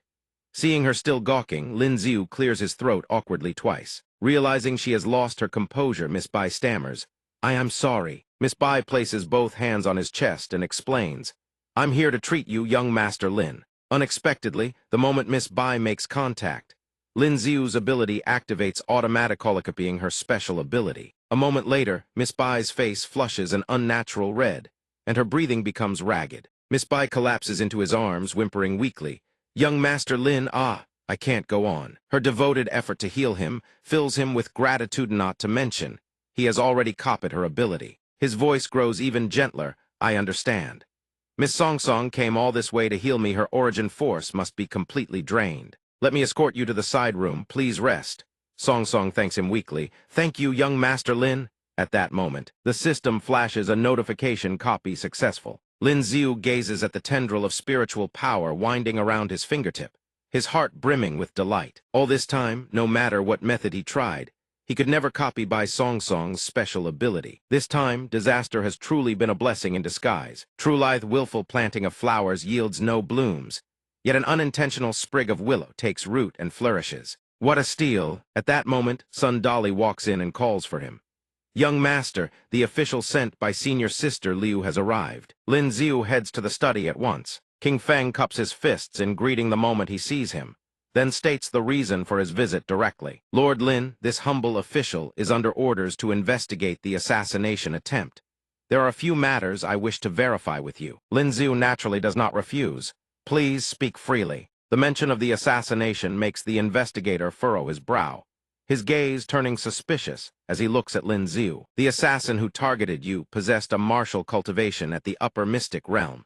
Yet your special ability awakened only 2 months ago. May I ask how exactly did you manage to counterattack? Under that suspicious gaze, Lin Xiu suppresses his unease and answers honestly. Not long ago, my ice special ability underwent a second awakening. When the assassin ambushed me, I condensed a layer of ice armor over my chest that blocked 2 of his strikes, preventing fatal injury. Afterward, I gathered my true chi into my fist and struck him with full force. But it seems the investigator still isn't fully convinced. Doubt still flickers in King Feng's eyes. As I said, that assassin was at the upper mystic realm. With a martial cultivation at merely the chi-drawing stage, Lord Lin, there is no way you could have broken through his defenses and killed him with a single punch. Seeing him refuse to let it go, Lin Xiu has no choice but to play dumb. Perhaps it was because all his true chi was concentrated on his weapon, leaving his body weakened and unable to circulate true chi for defense. After saying this, Lin Xiu thinks to himself, of course I couldn't have broken through his defenses, but a man struck by lightning goes paralyzed instantly. And in a clash between experts, a single heartbeat is enough to claim a life. Realizing he cannot extract anything further, King Feng reluctantly accepts the answer for all its holes. I suppose that makes sense. There is one more matter. Why did Lord Lin venture out alone without guards, dressed in a servant's clothing? On this point, Lin Xiu deflects using the previous assassination attempt as cover. Surely Sir King Feng is aware not long ago I was also targeted by an assassin. Since then, to avoid drawing attention, I occasionally disguise myself as a servant when going out. Feng appears to harbor no further suspicions. He asks Lin Xiu, it seems that person truly is targeting you, my lord. Do you have any suspects? He ponders briefly, then replies, no leads. King Feng immediately catches a thread. He strokes his chin and offers a suggestion, Lord Lin. Consider Theisven, though you disguised yourself so thoroughly. How did the people who want you dead find out you were going out? Hearing this, Lin Ziu freezes. A flash of insight sparks in his mind. When I left through the back gate, I believe I caught sight of a young servant sweeping near the stables. At that moment, Sun Dolly rushes in, looking frantic. "Young master, terrible news, Lin Wu is dead." Upon hearing of Lin Wu's death, both men are stunned. After Sun Dolly's report, the two quickly make their way to where Lin Wu's body lies. King Feng traces his fingers across Lin Wu's face. Observing the state of the corpse and the color of the blood, he delivers his preliminary assessment: poison ingestion suicide. This decisive. He must have been a death warrior groomed by someone. Lin Ziu says nothing, simply standing behind him, gazing down at the body. He ponders briefly, then tells King Feng about the man's identity. "This person was a servant bestowed upon me by His Majesty. Can his origins be traced?" King Feng lets out a soft sigh. "Not easily." He considers for a moment, then adds, "Gifts bestowed within the palace are managed by the Imperial Household Department. They purchase people from outside, and the process involves far too many intermediaries. Tracing the source would be extremely difficult." Contemplating the tangled web of relationships, Lin Ziu lets out a helpless sigh. It seems this is no longer a case the Bureau of Pure Justice can handle. Suddenly, King Feng asks, "By the way, that previous case, how exactly did Lord Lin deduce that Wang was the murderer?" The fact that he still remembers that case leaves Lin Ziu somewhat speechless. "You're still thinking about that question? Truly remarkable. In any case, Sir Li, you have gone to great trouble." A pang of guilt stabs at him. "Lord Lin, please take care of your safety. This humble official shall take his leave." After seeing King Feng off, Lin Ziu furrows his brow and ponders who could be behind this. "He even killed my people. Could it be Marquis Yangping?" "No, that's not right. Yang Xuan was just sentenced to exile. Even if it were Marquis Yangping, he would wait for things to die down before making a vicious move otherwise. Wouldn't he be showing his hand?" While Lin Ziu is deep in thought, Sun Dolly appears out of nowhere and whispers to him, "Young master." The sudden call startles Lin Ziu half to death. He roars in fury, "Damn it, what are you doing?" Sun Dolly has no idea why he is so angry. His voice carries a hint of grievance. "The master and madam wish to see you, young master." Warm sunlight spills over a row of verdant trees. Lin Ziu enters the chambers of Earl and Madam Pinyin. "Father, mother, what did you wish to see me about?" The news of Lin Wu's death has reached his father's ears. Earl Pinyin and his wife, both deeply worried, ask him, "Ziur, tell us the truth. Who is it that keeps trying to take your life time and again?" In response, Lin Ziu can only put on a helpless expression. "An innocent man who happens to carry jade brings trouble upon himself." His mother, however, believes this whole affair stems from the marriage engagement with Lingjun. She gazes at him with heartache. It must be because of that engagement. Lingjun is so outstanding, Jevrion desires her. Our Lin family simply isn't worthy. If that's the case, mother doesn't need you to be outstanding. She just wants you to be safe and sound. Hearing her words, Lin Ziu's face bloomed like a spring flower as he gazed at her with breathless anticipation. Could it be they've finally made up their minds to annul the engagement? Spring has finally arrived for this household. Young master is saved. Right now, his mind was filled with nothing but beautiful girls calling his name in sweet, coquettish voices. "Young master, let this one dance for you. Young master, let this one pour your wine." Just as his fantasy reached its climax, a familiar figure appeared behind him and whispered softly, "Young master, is this pressure for the shoulder massage all right?" The shoulder massage made Lin Ziu so comfortable his eyes nearly squeezed shut. "That feels amazing." He purred like a contented cat and looked up. "Not bad, not bad. I'll come find you again next time." Ling Yin replied with a smile cold enough to freeze the air. "Sure thing." Lin Ziu was so terrified he nearly jumped out of his skin. Just thinking about it was enough to make every hair on Lin Ziu's body stand on end. The Baron of Pinyin and his madam paid no attention to his odd behavior. They were still locked in debate over the matter of Lin Ziu's marriage engagement. The matter was rather complicated after all. The engagement had been arranged by their ancestors. The madam pouted and fired back the engagement, only stated that the Lin and Zhao families would be joined in marriage. It never specified who had to marry whom. "We won't marry Lingjun. We'll marry Lingyin instead." Hearing this, his face went completely blank. Holy shit, that's actually an option. But if it were her, sure, Lingyin was more violent, but she might be the only woman in the world who was wholeheartedly good to Lin Ziu, without expecting anything in return. And there was an even more critical point, and Lin Ziu shared compatible attributes. Marry her, and they could cultivate by day, cultivate by night. All 365 days of the year, they could cultivate non-stop. Wait, hold on, was he actually fantasizing about married life with Zhao Lingyan? Was this really the self-proclaimed little white dragon who prided himself on the sacred principle of no marriage, no commitments? Lin Xiu, the prince of the nightclub. Lin Xiu fell into reverie, a cascade of Lingyan's graceful and alluring images flooding his mind. The stirring in the depths of his heart left Lin Xiu somewhat flustered. An unusual flush crept across his face. He definitely wasn't falling for her, right? The tremor in his heart didn't feel unpleasant at all. Lin Xiu cleared his throat twice and offered his suggestion. Lingyan has gone to visit relatives with her parents. Why not wait until they return, then go to their household to discuss swapping the bride? If we could really switch her for Lingyan, that would be wonderful. The Baron of Pingen immediately barked. Absolutely not. As a man of the imperial court, he cared deeply about the family's reputation and face. This engagement had been established since the day Lingjun and Tuyer were born, and it was specifically directed at the two of them. If they went and asked to swap brides now, where would the Zhao family put their face? Hearing his words, the madam also felt she had been far too rash. True enough, she gazed at Lin Xiu with heartache in her eyes. Then what about our 2 years' happiness? Seeing the two of them change their minds, Lin Xiu thought with bitter disappointment, false alarm. He helplessly comforted her.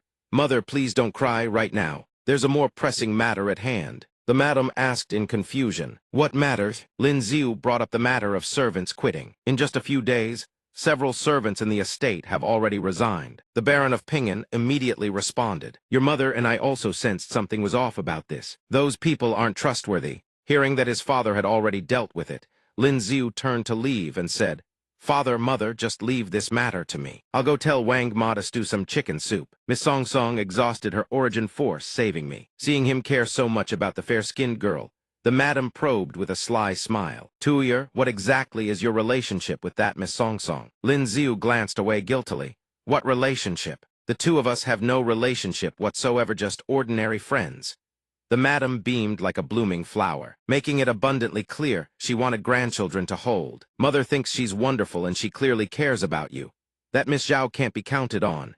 Your father and I both want grandchildren soon. Hearing this, he immediately bolted for his life, terrified she'd trap him and demand he produce grandchildren on the spot. Goodbye, Mother. The next day at Pear Blossom Garden, Sun Dolly looked puzzled as Lin Xiu once again wanted to head out. Young master, Miss Song Song just finished treating your injuries.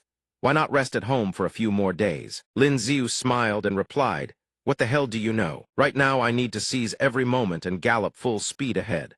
Once Lingyan gets back, it'll be back to those days of being wrung dry. At that moment, a suggestive cry rang out. Lin Xiu heard the sound and was puzzled. It wasn't Kei's voice.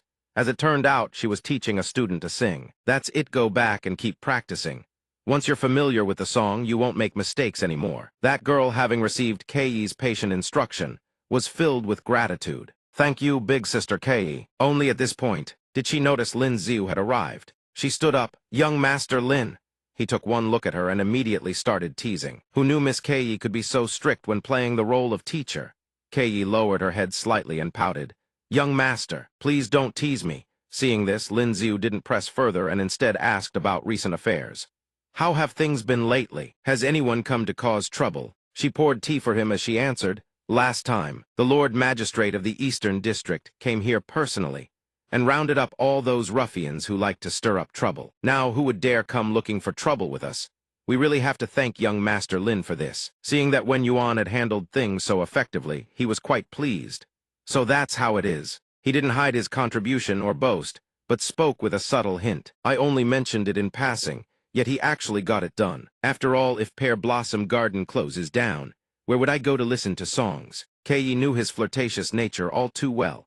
She turned her head away in a huff. There are plenty of theaters, wouldn't you have anywhere to listen? Lin Xiu immediately sweet-talked her.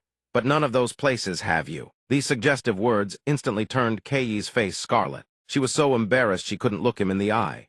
Kei stammered, Their singing can't compare to mine. Seeing her bashful, spring-like expression, Lin Xiu only wanted to tease her more.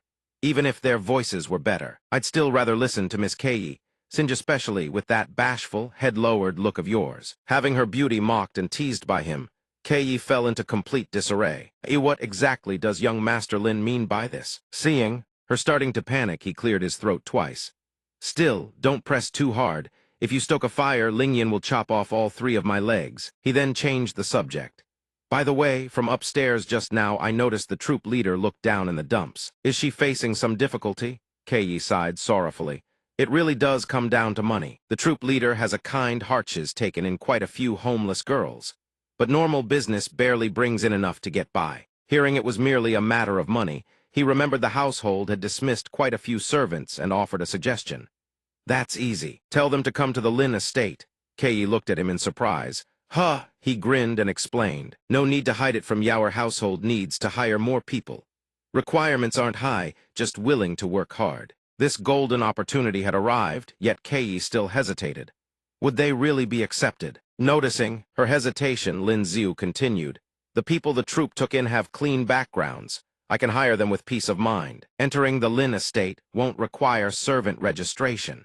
The wages will be enough for them to live comfortably, and the troop has one less burden. Isn't that a win-win? He smiled gently and said, This is what you call mutual benefit.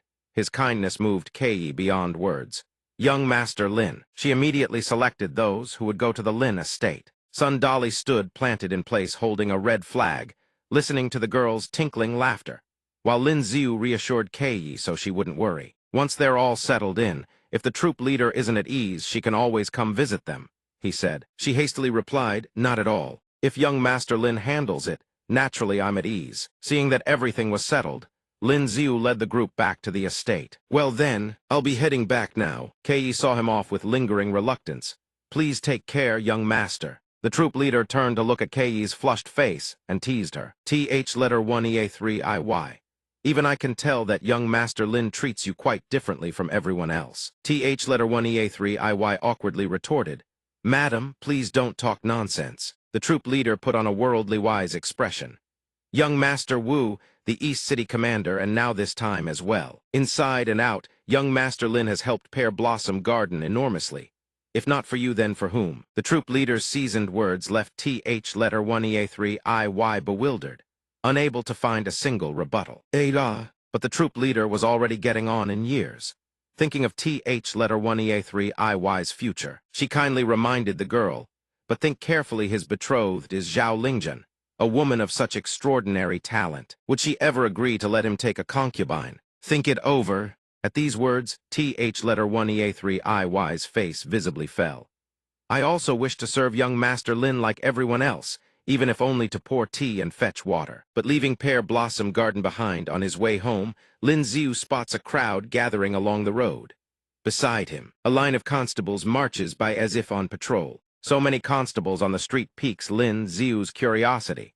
Since when did this road have this many constables? At that very moment, Chu Jin appears out of nowhere. Young Master Lin, you finally returned. Seeing him, Lin Xiu asks in confusion, Chief Steward Chu, why are you here? The man explains his presence with a solemn expression. Her Imperial Highness, the noble consort, heard about the assassination attempt on the young master and went to speak with His Majesty. His Majesty has ordered heightened security around the Ping'an Earl's manor and specially dispatched agents from the Bureau of Secret Investigations for covert protection. Hearing this, Lin Xiu's expression grows contemplative. So that's how it is. Chu Jin sees the pensive look on his face and misunderstands, thinking Lin Xiu doesn't trust them. He smugly curls his lips and glances behind him. Young Master Lin, rest assured, the agents of the Bureau of Secret Investigations are masters of disguise. They absolutely will not let anyone discover any clues. Look, Agent Qin Long of the Bureau, Agent Feng Huang of the Bureau, staring at the two agents who were disguised. So poorly they might as well not have bothered. Lin Xiu turns to Chu Jin, utterly speechless. I believe you have a fundamental misunderstanding of what disguise means. There's no need to keep them stationed. Please convey my deepest gratitude to His Majesty and Her Highness, Chief Steward Chu. Hearing this, Chu Jin immediately takes his leave. Then we shall not disturb you any further. Having so many Bureau of Secret Investigations agents around is certainly a nuisance for Lin Xiu. If they keep monitoring him going forward, how is he supposed to hide the fact that he possesses multiple special abilities? If only this world had a disguise special ability, that would be perfect. Forget it, forget it. Even if such a strange ability existed, it would be just like beast speech as long as the user doesn't reveal it. No one else would ever know. But where on earth would I find one? The next day, Lin Xiu arrives at the Bureau of Pure Justice only to find it completely deserted. He munches on a steamed bun, bewildered. It's already time for work. Why is there no one at the Bureau of Pure Justice? Hurried footsteps echo through the hall. A constable spots him and greets him with a bright smile. Greetings, young Master Lin. Lin Xiu asks the constable curiously. Where did everyone run off to so early in the morning? Where are the others at the yamen? The constable turns and quickly explains. Squire Chen's son went missing last night. There's a 1,000-tael reward, so everyone's out searching. Hearing that astronomical figure, Lin Xiu's eyes light up. 1,000 taels. That can buy quite a few Origin Essence crystals. His system's third awakening slot still sits empty. He urges the constable, saying he wants to tag along. Arriving at Squire Chen's residence, he looks left and right, scanning every corner. Squire Chen, heartbroken over his missing son, weeps and pleads before King Feng. Your Honor, I'm already past 50 and have only one son. You must help me find him. King Feng glances toward the door. Spotting Lin Xiu, he is taken aback. He furrows his brow, thinking what's he doing here. Ignoring Lin Xiu for now, he says to Squire Chen, Please, Master Chen, gather everyone in the household. I need to question them all. The old man hastily replies, Yes, right away. Lin Xiu notices a maid holding a basket and asks about the cloth she's carrying. This is the young master's swaddling cloth. The maid answers, though she finds the question odd. Yes, why do you ask? He holds the swaddling cloth and says, Let me borrow this for a moment. King Feng watches with curiosity.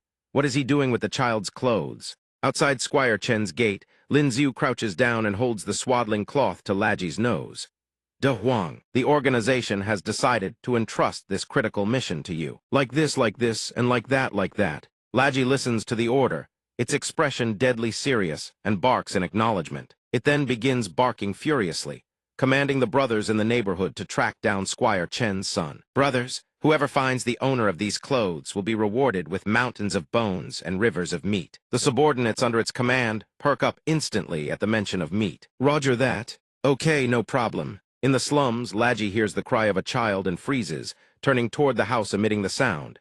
Inside, two kidnappers, unable to stop Squire Chen's son from wailing, begin arguing. Shut it up already. Crying, what if someone discovers us? All you do is talk, why don't you try soothing it yourself? At that moment, a knock comes at the door. Both men whip their heads toward it. Who's there? Lin Xiu answers from outside, Open up. Community Warmth Outreach Program. The fat one panics and refuses to open the door. No need, but how could such a feeble door stop Lin Xiu? He kicks it to splinters. The two kidnappers see him step inside and are so terrified they collapse to the ground. Who are you? From outside, Laji erupts into fierce, thunderous barking. It sniffs the scent and confirms that this is Squire Chen's son. Master, the scent is unmistakable. It's him. The scene shifts to Squire Chen's residence, where King Feng calmly reassures the old man. Since we've already apprehended the wet nurse as the culprit, finding the young master's whereabouts is merely a matter of time. Please don't worry too much, sir. Lin Xiu walks in carrying Squire Chen's son. Upon hearing that the criminal has already been caught, he is surprised caught them already. That fast. Hell, I only stepped out for a moment. This Liu King Feng sure works efficiently. Squire Chen sees his son and is moved to tears of joy. He takes the baby into his arms and weeps. My son, my son. King Feng glances at him, then turns to answer Lin Xiu's earlier question. During interrogation, the wet nurse's demeanor was rather suspicious. A bit of pressure and she confessed. She said she planned to kidnap the young master and hold him for ransom. She never expected your honor to crack the case first. She had no idea how the young master was even found. Lin Xiu smiles with curved eyes and explains simply, Animal senses are far sharper than humans. With proper training, animals are remarkably suited for finding people and tracking objects. You could try training animals for such tasks, but these are just minor tricks, hardly comparable to Lord Liu's godlike investigative prowess. Lin Xiu's ingenuity leaves King Feng somewhat impressed. So that's how it is, truly eye-opening. I once believed no one could surpass me in this line of work, but brother Lin, you've genuinely earned my respect. Lin Xiu naturally catches the arrogance beneath those words. He smiles and thinks to himself, quite the boast, young man. You can't match my beast's speech. But King Feng cracking the case that quickly is no trivial feat either. Squire Chen proves a man of his word. He orders a servant to bring out a gold box as reward. This is the 1,000-tael reward. Thank you, your honor, for finding my son. Lin Xiu's eyes gleam like stars at the sight of the gold box. He laughs with glee in his heart. He's struck gold. Of course, Lin Xiu wouldn't keep it all to himself. He pulls out a silver ingot and hands it to King Feng. The brothers at the Bureau of Pure Justice have been busy all morning. This bit of silver is for everyone to have tea. King Feng hadn't expected him to share the reward. Thank you, Lord Lin. His tone carries a hint of being overwhelmed by the unexpected generosity. Finding Squire Chen's son, through Laji made Lin Ziu appreciate the true value of this special ability more deeply than ever. Squire Chen's case had given him a revelation. The beast speech special ability was remarkably useful for solving crimes. He hadn't expected the money-making potential to be this enormous. Naturally, the more avenues for earning coin, the better. Now I need to get the house madam to help me hang up a private detective's sign. At Pear Blossom Garden. Arriving at Pear Blossom Garden, Kei covers her mouth and compliments his bird. Young Master Lin, your bird is so beautiful. A suggestive remark like this is far too much for someone with a mind as dirty as his to handle. Miss Kei, can we please talk without being so abstract? Kei has no idea what he's talking about. Abstract? What's abstract about that? He doesn't answer her. His mind is filled with nothing but images of birds shrieking hungry, hungry, hungramate, mate. He had originally planned to use his beast tongue ability to gather intelligence covertly. But after making the rounds, he discovers that most animals lack sufficient intelligence they operate on pure biological instinct. After sifting through the options, the only animals with enough intelligence to understand commands and conduct reconnaissance are songbird schwame, orioles, and the like. Setting that thought aside, he picks up several sheets of paper to examine. These are the cases brought to us these past few days, all minor stuff, just lost items. The earnings are negligible. Combined, the pay doesn't even cover what I spent buying this bird. Kei picks up a sheet of paper and says to Lin Ziu, Young master, take a look at this case. The reward is 500 taels. Hearing there's finally a high-paying case, his voice brims with enthusiasm. This is the one. Kei, I need to go meet the client. Chen Yuanyuan looks at Lin Ziu just a young man and feels a hint of doubt. You're the detective the house madam enthusiastically recommended. You look so young. Do you really have the skills? Lin Ziu snaps open his fan in one fluid motion. Professional team at your service, madam. Rest assured if we can't crack the case, I'll give you a full refund. Chen Yuanyuan suddenly cups her cheeks in bashfulness. Madam, I'm still single, don't say such things. I'm Chen Yuanyuan, you can call me Yuanyuan. Or Miss Chen. Disgusted by her coquettish act, but needing the money, Lin Ziu forces out the words, Miss Chen, let's get to the point. Her face suddenly twists into a vicious snarl. I want you to find a man named Liu Dong and get proof that he's been betraying me. Suppressing his nausea, Lin Ziu asks what exactly Liu Dong did. At this, her expression darkens with fury. Every month, I give that man 500 taels of silver. I pulled him out of the slums, fed him, clothed him, even bought him a small courtyard. But lately, his tribute has been dwindling, and he's not as tender as before. I'm certain he's cheating on the side. He dares to toy with Chen Yuanyuan's feelings. He's courting death. After hearing her reasons, Lin Ziu feels like vomiting, yet he still thinks this boy toy is truly unprofessional. Having a sugar mama is one thing, but expecting her to believe in pure love. Come on, once you've taken the money and done the deed, you should know when to let go. If a boy toy doesn't even have that basic awareness, he doesn't deserve the title. Chen Yuanyuan goes on to explain why she's willing to pay so much. Before you, I already hired 4 investigators, none of them could catch that Liu Dong. That's why I'm willing to fork out 500 taels. Lin Ziu thinks to himself, no wonder this adultery case pays so handsomely. But chasing after a cheating lover leaves a bad taste in his mouth. Miss Chen, forgive my bluntness, but you and this man share no marital bond. Even if I wanted to catch him cheating, there's no legitimate grounds to act. This money is easy to grab, but hard to swallow. Seeing him about to refuse, Chen Yuanyuan raises the price to 1,000 taels. As long as you can obtain proof that he betrayed me, I'll increase the reward to 1,000 taels. A money grubber like Lin Ziu immediately agrees. Chen Yuanyuan is even generous enough to pay the deposit up front. Here's the deposit, take it. If it's not enough, just come find me. His eyes gleam like stars at the sight of money. Even a perverted rich woman is still very much a patron. Wonderful, as long as there's money, they're all his dear benefactors. It turns out Chen Yuanyuan had her eyes set on him all along. She waves her hand, dangling an enticing offer. A detective's life is feast or famine. If you're short on cash, Big Sister here can introduce you to something more stable. He asks curiously, what kind of work? Lin Ziu doesn't even realize he's being targeted as a sugar baby candidate. His face lighting up with delight, thinks he's met a patron. Chen Yuanyuan comes right out with it. If you agree to be with me, I'll give you 1,000 taels a month as living expenses. How about it? Hearing her want him to sell himself, Lin Xiu leaps back in terror, his entire body practically plastering itself against the wall. He stammers in panic, "Madam, please have some dignity. I run an honest business." Chen Yuanyuan merely raises the price again. "How about 1,000 taels, then? All you need to do is stay by my side for 10 days each month. As for the rest of the time, I won't interfere with whatever you do." Of course, Lin Xiu can't possibly agree. He wails like an innocent maiden being harassed. "I will never sell my soul for money. Miss Chen, just remember once the job is done. Don't skimp on the remaining payment." She retorts irritably, "As if I'd owe you a few lousy taels." Inside, Lin Xiu is drenched in cold sweat. Quite something. Liu Dong gets 500 for 1 month. He gets 1,000 but can't cheat, and gets freedom with no strings attached. Kei watches this scene and covers her mouth, stifling her laughter. Lin Xiu notices and thinks helplessly, "I look that funny to you." He can't stand it here any longer. Lin Xiu urgently asks about Liu Dong's belongings. "Miss Chen, please provide me with Liu Dong's address, a portrait, and a set of his regular everyday clothes. Unwashed would be even better. This is just a small matter." Chen Yuanyuan quickly responds, "No problem, I'll have them delivered to you." She still doesn't give up, winking as she asks, "Do you need one of my outfits too?" Lin Xiu panics and yells for her to leave. "Kei, see the guest out, see the guest out." She's already out the door but still can't help calling back. "If you change your mind, you can come find me at my residence anytime. The price is negotiable." Kei sees that she's gone and without restraint bursts into laughter.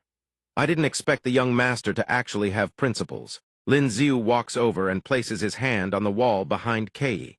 She startles at his sudden closeness. Lin Xiu leans in and murmurs softly, "You've learned to tease me now, haven't you, little one? You're still Yunjiu, don't understand the games those older women play.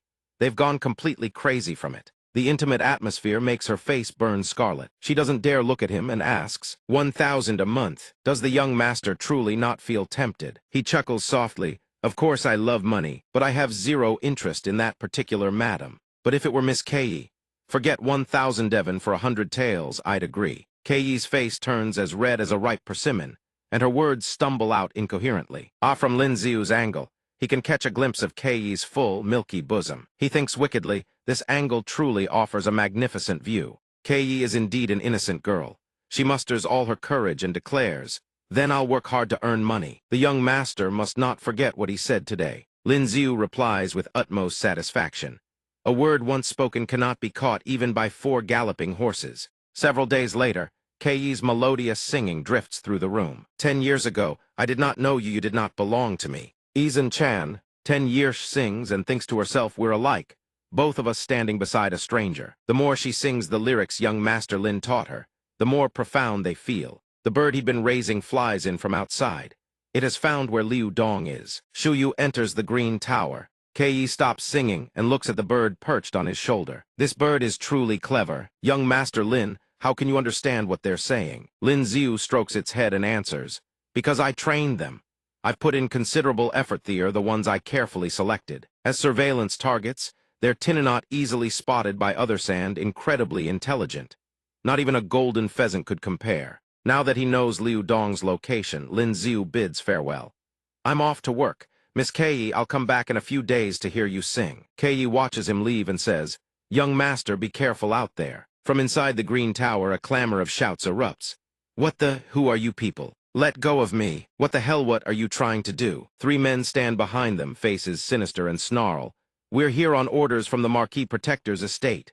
Cut the chatter. The surrounding citizens hear the commotion and rush over to watch the spectacle. What's going on? Looks like they're catching someone in the act. Oh my, come quick, get a look at this. Chen Yuanyuan looks at the 3 people before her and asks, It's these 3. The 3 guards answer respectfully. Yes, there's no one else inside. Chen Yuanyuan scans the area but finds no trace of Liu Dong. She turns to him, suspicion written all over her face. You're positive Liu Dong is in there? I won't end up swinging at thin air again, will I? Lin Xiu, supremely confident, asserts without a shred of doubt. Not at all. I haven't been going to class these past few days. I've been staking this place out the entire time. There's absolutely no way I'm wrong. He signals for backup to move in. Now then, done. Thurangu trots up to the brown-robed man and confirms it. That's Liu Dong. Master, that's him. Remember the extra chicken drumstick tonight. Chen Yuanyuan grows annoyed as the dog keeps barking. What is this mutt yapping about? Big sister doesn't have time to play with you. If today you can't produce evidence that Liu Dong has been sneaking around behind my back.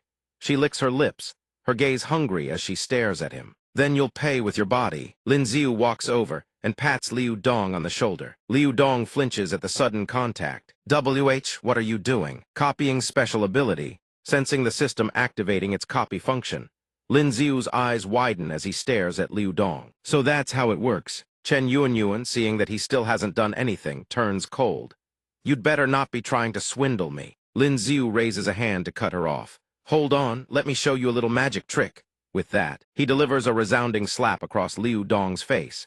Instantly, his disguised features melt away, revealing his true appearance. Liu Dong, struck across the face, erupts in fury. What the hell? Change me back. Lin Ziu turns around with a smile and asks her, There, take a good look. Is this the man you've been looking for? Liu Dong glances down at his restored face and gasps. Huh, I've changed back. Seeing his true appearance restored, he panics and whirls toward her. Yuanyuan, listen to me, let me explain. Chen Yuanyuan, seething with rage, orders the servants to beat him. You wretched man.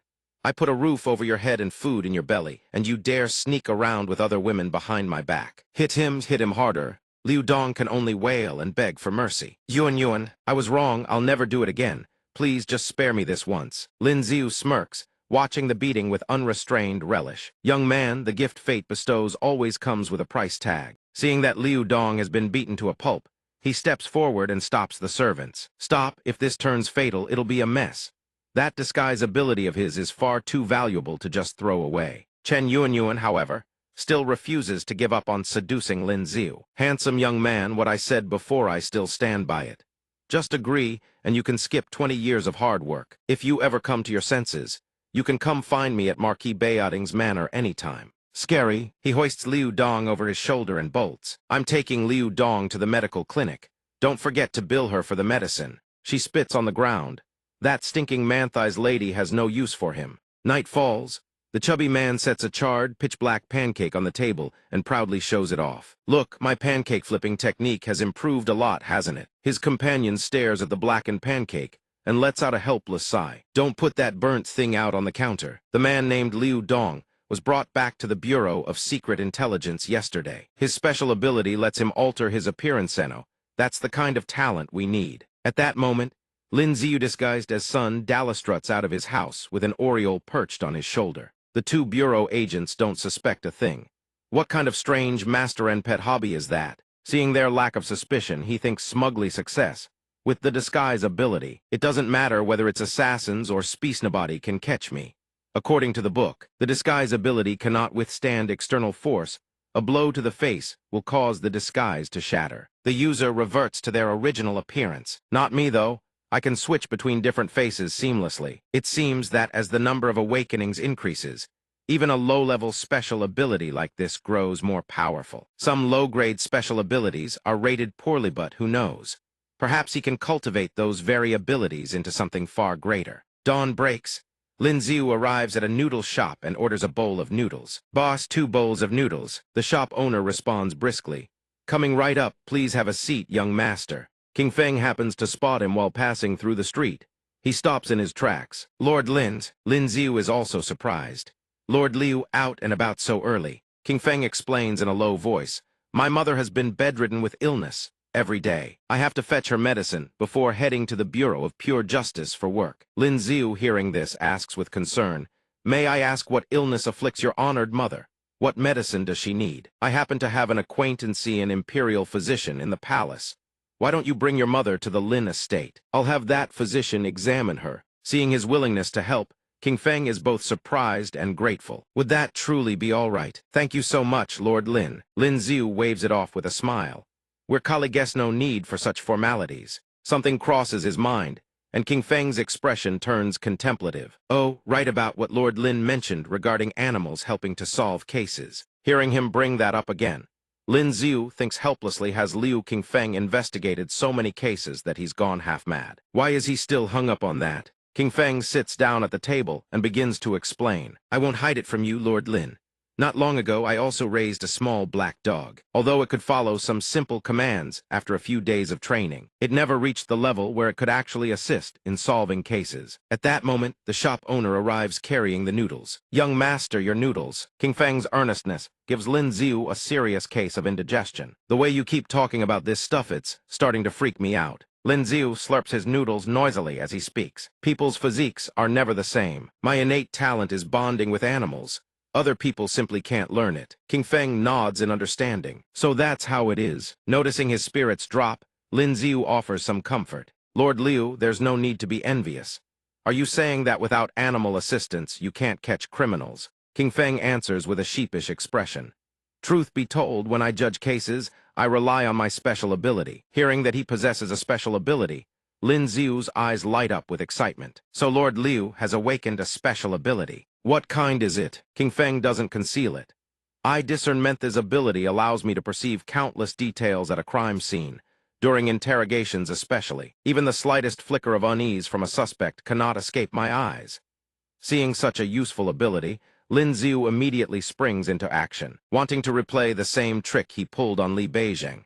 I wonder, what's your drinking capacity like, Brother Liu? Though puzzled by the question, King Feng answers honestly, quite good. I wonder what's your drinking capacity like, Brother Liu? Though puzzled, he answers honestly, pretty good. Hearing this, Lin Xiu's eyes gleam. That's perfect. That's perfect. Then I'll treat you to drinks another day. Outside the palace, Lin Xiu holds a jewelry box in his hand, muttering. The imperial consort has probably been locked up long enough to fall into depression. With a trained nightingale, I can cheer her up a bit and she'll reward me with treasure. He activates his spatial special ability, making the item vanish, and thinks a woman's trinkets are useless to me. Besides, palace goods can't be converted anyway. At the corner, someone rushes along at a frantic pace. The two of them collide head-on. Seeing Li Beijing, Lin Xiu is startled. Brother Li. The young man scratches his face shyly and looks at him. Brother Lin, what a coincidence. Two palace guards trailing behind spot Li Beijing, and immediately bow in respect. Your Highness, Prince Qin. Hearing them address Li Beijing as Prince Qin, Lin Xiu's jaw drops wide enough to fit an egg. Learning Li Beijing's true identity, he hurriedly apologizes. Your Highness, Prince Qin, I had no knowledge of your esteemed status before. I was terribly disrespectful. Please forgive my offenses. Seeing him act this way leaves the young prince feeling somewhat downcast. Brother Lin, don't be like this. I finally made a friend who shares the same aspirations. We can't let a mere difference in status turn us into strangers. Realizing that the prince genuinely wants to befriend him, Lin Xiu breaks into a cheerful grin and teases. Brother Li, you certainly know how to keep a secret. A map of relationships within the imperial palace forms in his mind Empress. The crown prince, consort De, the prince of Zhao, consort Xian, and the prince of Qi. That he is a prince comes as quite a surprise. He had indeed suspected Li Beijing's true identity before, but every investigation turned up nothing. To think the man was actually a prince. Back to the present, Beijing speaks in a pleading tone. I still ask Brother Lin to keep my secret. As thanks, I'll invite you for drinks. Naturally, Lin Xiu wouldn't breathe a word of it to anyone. He still has business to attend to at the Taiyi Academy. The drinking can wait. I still need to get to the Taiyi Academy. Right now. In Lin Xiu's eyes, every curve of the female form before him appears with even more vivid, enchanting detail. This extraordinary ability of his is far too practical. From a distance they look slender, but up close the details only get more tantalizing curves, so round they defy belief. Beijing, standing beside him, teases, those divine eyes of yours are quite sharp today. Lin Xiu forces an awkward chuckle, then thinks to himself compared to his, Liu Qingfeng's extraordinary ability is far more convenient. Lin Xiu suddenly proposes visiting Beijing's residence. Now that Brother Li has completed Qi induction, this martial path drill seems rather pointless. Why not head to your place instead? We can drink to our heart's content. He tilts his head in contemplation, directing their course toward the Qin Prince's manor. Seeing him hesitate, Lin Xiu adds, we're figures of some standing in the imperial capital. Would we really lug our own wine to some rundown tavern? Seeing the logic in his words, he immediately agrees. All right then. At that, Lin Xiu produces a wooden box from his spatial ring and says, well, Brother Li, I recently came across a pair of earrings but have no one to give them to. Why don't you take a look? He gently lifts the lid, revealing a pair of exquisite earrings inside. Beijing examines the earrings and offers his assessment. The craftsmanship, it looks like something from the inner palace. How did you get your hands on these? Lin Xiu chuckles softly. His mind wanders to Lingyan as it so often does. Maybe I should wait until Lingyan comes back and give them to her. No, if I give them to her, she'll just say she's accepting them on behalf of her elder sister. At that moment, Ninger appears. She widens her eyes, gazing at him with a look of perfect innocence. Those earrings are simply gorgeous. Are they for me? Lin Xiu is utterly stunned by her brazen audacity. What shameless nerve? Where did this green tea bitch crawl out from? Don't give them and I'll be called stingy. But giving them away truly pains my heart. Despite the sting in his chest, Lin Xiu forces a smile and replies, yes, they are. Do you like them? The girl shamelessly nods her head. Not content with that, she continues her green tea act by badmouthing Lingjun. Something like this, it's clearly worth a fortune. Won't your fiancée be upset if she finds out? Lin Xiu quickly replies, you're absolutely right. Then let's just forget about it. The moment his words leave his lips, she reaches out and snatches the wooden box. Lin Xiu is so furious he could strangle her. Wretched girl, let go. What's with the death grip? Ninger smiles sweetly at him while internally screaming. Once a gift is given, you can't take it back. She swiftly yanks the box free and tucks it into her clothes. I don't mind, so don't overthink it. But Lin Xiu isn't listening at all. He mutters in confusion, why is there no reaction? Why is there no reaction? It seems each awakening only grants 4 slots. She turns away, shyly murmuring, I really like them. Lin Xiu forces a smile. Glad you like them. If it weren't for the extraordinary ability, I wouldn't bother currying your favor. The Extraordinary Arts Academy. Lin Xiu turns to inform Beijing. I want to head home and grab the wine. I'll head back to my manor for the wine. Brother Li, head home and wait. We'll be drinking soon. Beijing replies cheerfully. Then I'll have my men prepare some appetizers. Tonight we don't stop until we're drunk. Suddenly a burst of flame erupts, nearly scorching our protagonist's handsome face. Seeing Minghe standing before him, he clutches his forehead and exclaims, Princess, what are you doing? Fighting is forbidden within the Extraordinary Arts Academy. The princess merely snorts, cold far from being intimidated. Minghe throws her royal weight around.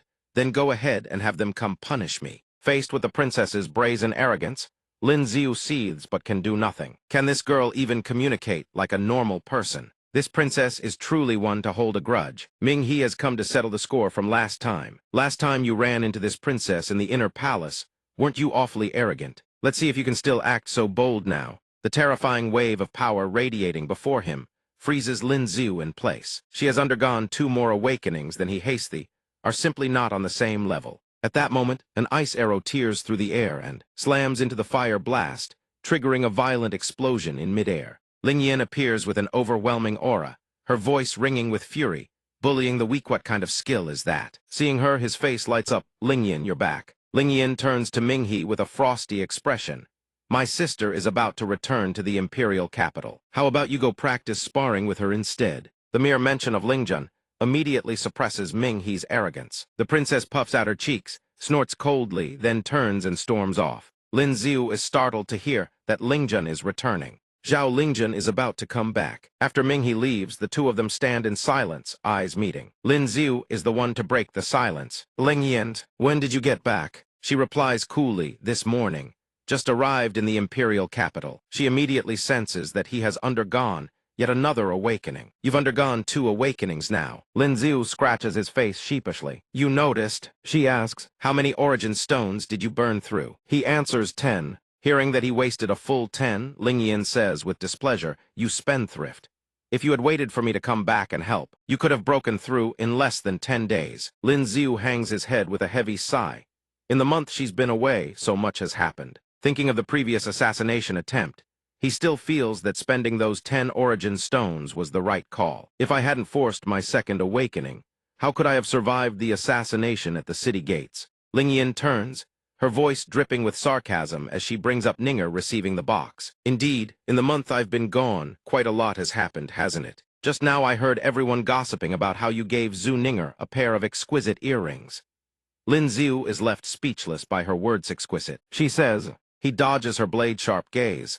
I originally intended to give them to you. Lingyan immediately challenges, then why did you give them to Zhu Ninger? He replies with a bitter smile, if I gave them to you, you just say you're keeping them for your sister. Lingyan frowns, my sister is your future wife. What's wrong with giving her a gift? His expression turns sulky. If I wanted to give her something, I'd give it to her myself, not have you take what I gave you and hand it to someone else. Those were my gift to you. Is this girl truly oblivious, or is she just playing dumb? Ling Yin still fails to grasp the issue, but my sister isn't someone else. Hearing this, his frustration only deepens. Really, I certainly wouldn't get assassinated time and again for just anyone. The moment Ling Yin hears the word assassination, she rushes over to examine him. Assassination? Why would you be assassinated? Let me see if you're injured anywhere. Lin Xiu turns his face away, answering in a sulky tone. About half a month after you left, something happened.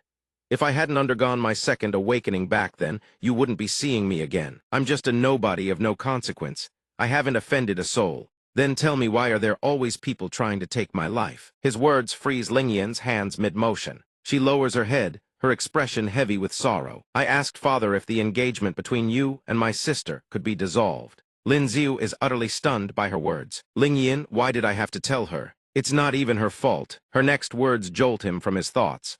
But Father told me. It was the Emperor himself who sanctioned this engagement. Lin Xiu cries out in disbelief. What? She doesn't answer directly, instead offering a hint. Have you noticed that children of the nobility awaken extraordinary abilities at a far higher rate than commoners? Lin Xiu's mind races instantly. Could awakening extraordinary abilities be tied to bloodline? Seeing that he has grasped it, she explains. When two extraordinary ability practitioners wed, their children have a high likelihood of awakening abilities as well. Moreover, the stronger the parent's talent, the greater the child's potential will be. That is why the noble clans never cease intermarrying, not merely to consolidate power, but to ensure the birth of ever stronger offspring. Even a commoner who awakens an extraordinary ability will quickly be sought out by noble families for marriage and betrothal. After hearing her explanation, Lin Xiu, a man with no power, branded a good-for-nothing, instantly feels the full, crushing weight of Emperor Zia's shamelessness. A peerless talent like Zhao Lingjun married into any clan whatsoever, she would bolster that clan's power tenfold. Only by marrying her into a powerless household like mine, a trash, with zero cultivation talent, can the Li royal family secure its throne. That dog emperor is truly despicable. Ling Yin looks at Lin Xiu with sympathetic eyes. The marriage has already been set in stone. There is no way to change it. Besides, my sister is both strong and beautiful. You'll definitely like her. Knowing this is Emperor Zia's unyielding will, Lin Xiu can only accept it. Of course, someone like me getting to be with your sister, I should be overjoyed beyond measure. I have no desire to marry a woman I've never met. And I certainly don't need comforting. Ling Yin grows flustered, stammering like a frightened bird as she scrambles to retreat.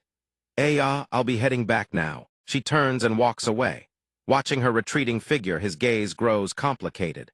He murmurs to himself, Lin Xiu, oh Lin Xiu, you are not the only one in this world who throws himself into the fire for another. At the Prince of Qin's residence, Beizheng hoists a wine jar high, exclaiming with delight, this is exactly the taste I've been craving to death. Suddenly, a piercing scream tears through the air. I won't dare do it again, you wretched woman. Lin Xiu startles. Why is there a woman crying? Beizheng's face darkens instantly. From within the residence, the princess consort of Qin bellows, you dare seduce the prince. I'll beat you to death. The accused maid sobs and begs, Your Highness, I didn't seduce anyone. Please spare my life. The princess consort pays no heed to the plea. Her beautiful face twists with undisguised malice. Lin Xiu tilts his head in question. Beizheng's expression sours, his eyes turning cold as glacial ice. The princess consort of Qin. Beizheng strides toward the princess consort, his voice thundering enough. The woman instantly feigns frailty and collapses into his arms, tearfully lodging her complaint. Your Highness, that wretched slave broke my most beloved jade cup. That is why I punished her. He pays her explanation no mind whatsoever. He issues his command with cold authority. This prince has a guest here to discuss business. Cease this noise at once. All of you withdraw. The servants of the residence obey immediately. Yes, Your Highness. After dismissing the princess consort and her entourage, Beizheng turns to Lin Xiu with an apologetic look. Brother Lin, forgive the embarrassment. Let us retire to the study. Good heavens! What kind of marital crisis propaganda film did I just walk into? Two wine jars clink together, producing a crisp, satisfying ring. Lin Xiu teases Beizheng. Now I finally understand you're a prince of the realm, no less. And yet you always wear such a melancholy face. Beizheng waves his hand dismissively, his tone weary. Don't even mention it. His face twists with undisguised loathing at the mere memory of the princess consort. When it comes to women, if the soul is tainted, no matter how stunning the face, She is nothing but a female ghost wearing a mask. Seeing his deep aversion, Lin Xiu asks with genuine puzzlement, "If you despise the princess consort so, why not simply move out?" But to his surprise, Beijing replies, "I'm dead broke. Where would I get the money? In the imperial capital, even a modest residence costs upwards of 100,000 taels." The revelation that Beijing is penniless catches Lin Xiu completely off guard. "You're a prince, for heaven's sake, and you're complaining about being poor to me." Beijing lets out a tired sigh. She's afraid I'll move out, so she keeps a death grip on all the money. Hearing this, Lin Xiu springs to his feet at once. "Even better then, Brother Li, I have an idea." The abacus in Lin Xiu's mind clatters with golden beads. He proposes a partnership selling wine. "Tell me, if we took the wine we're drinking today and put it on the market, would a single jar be worth 100 taels? It's a quality product, no doubt about it.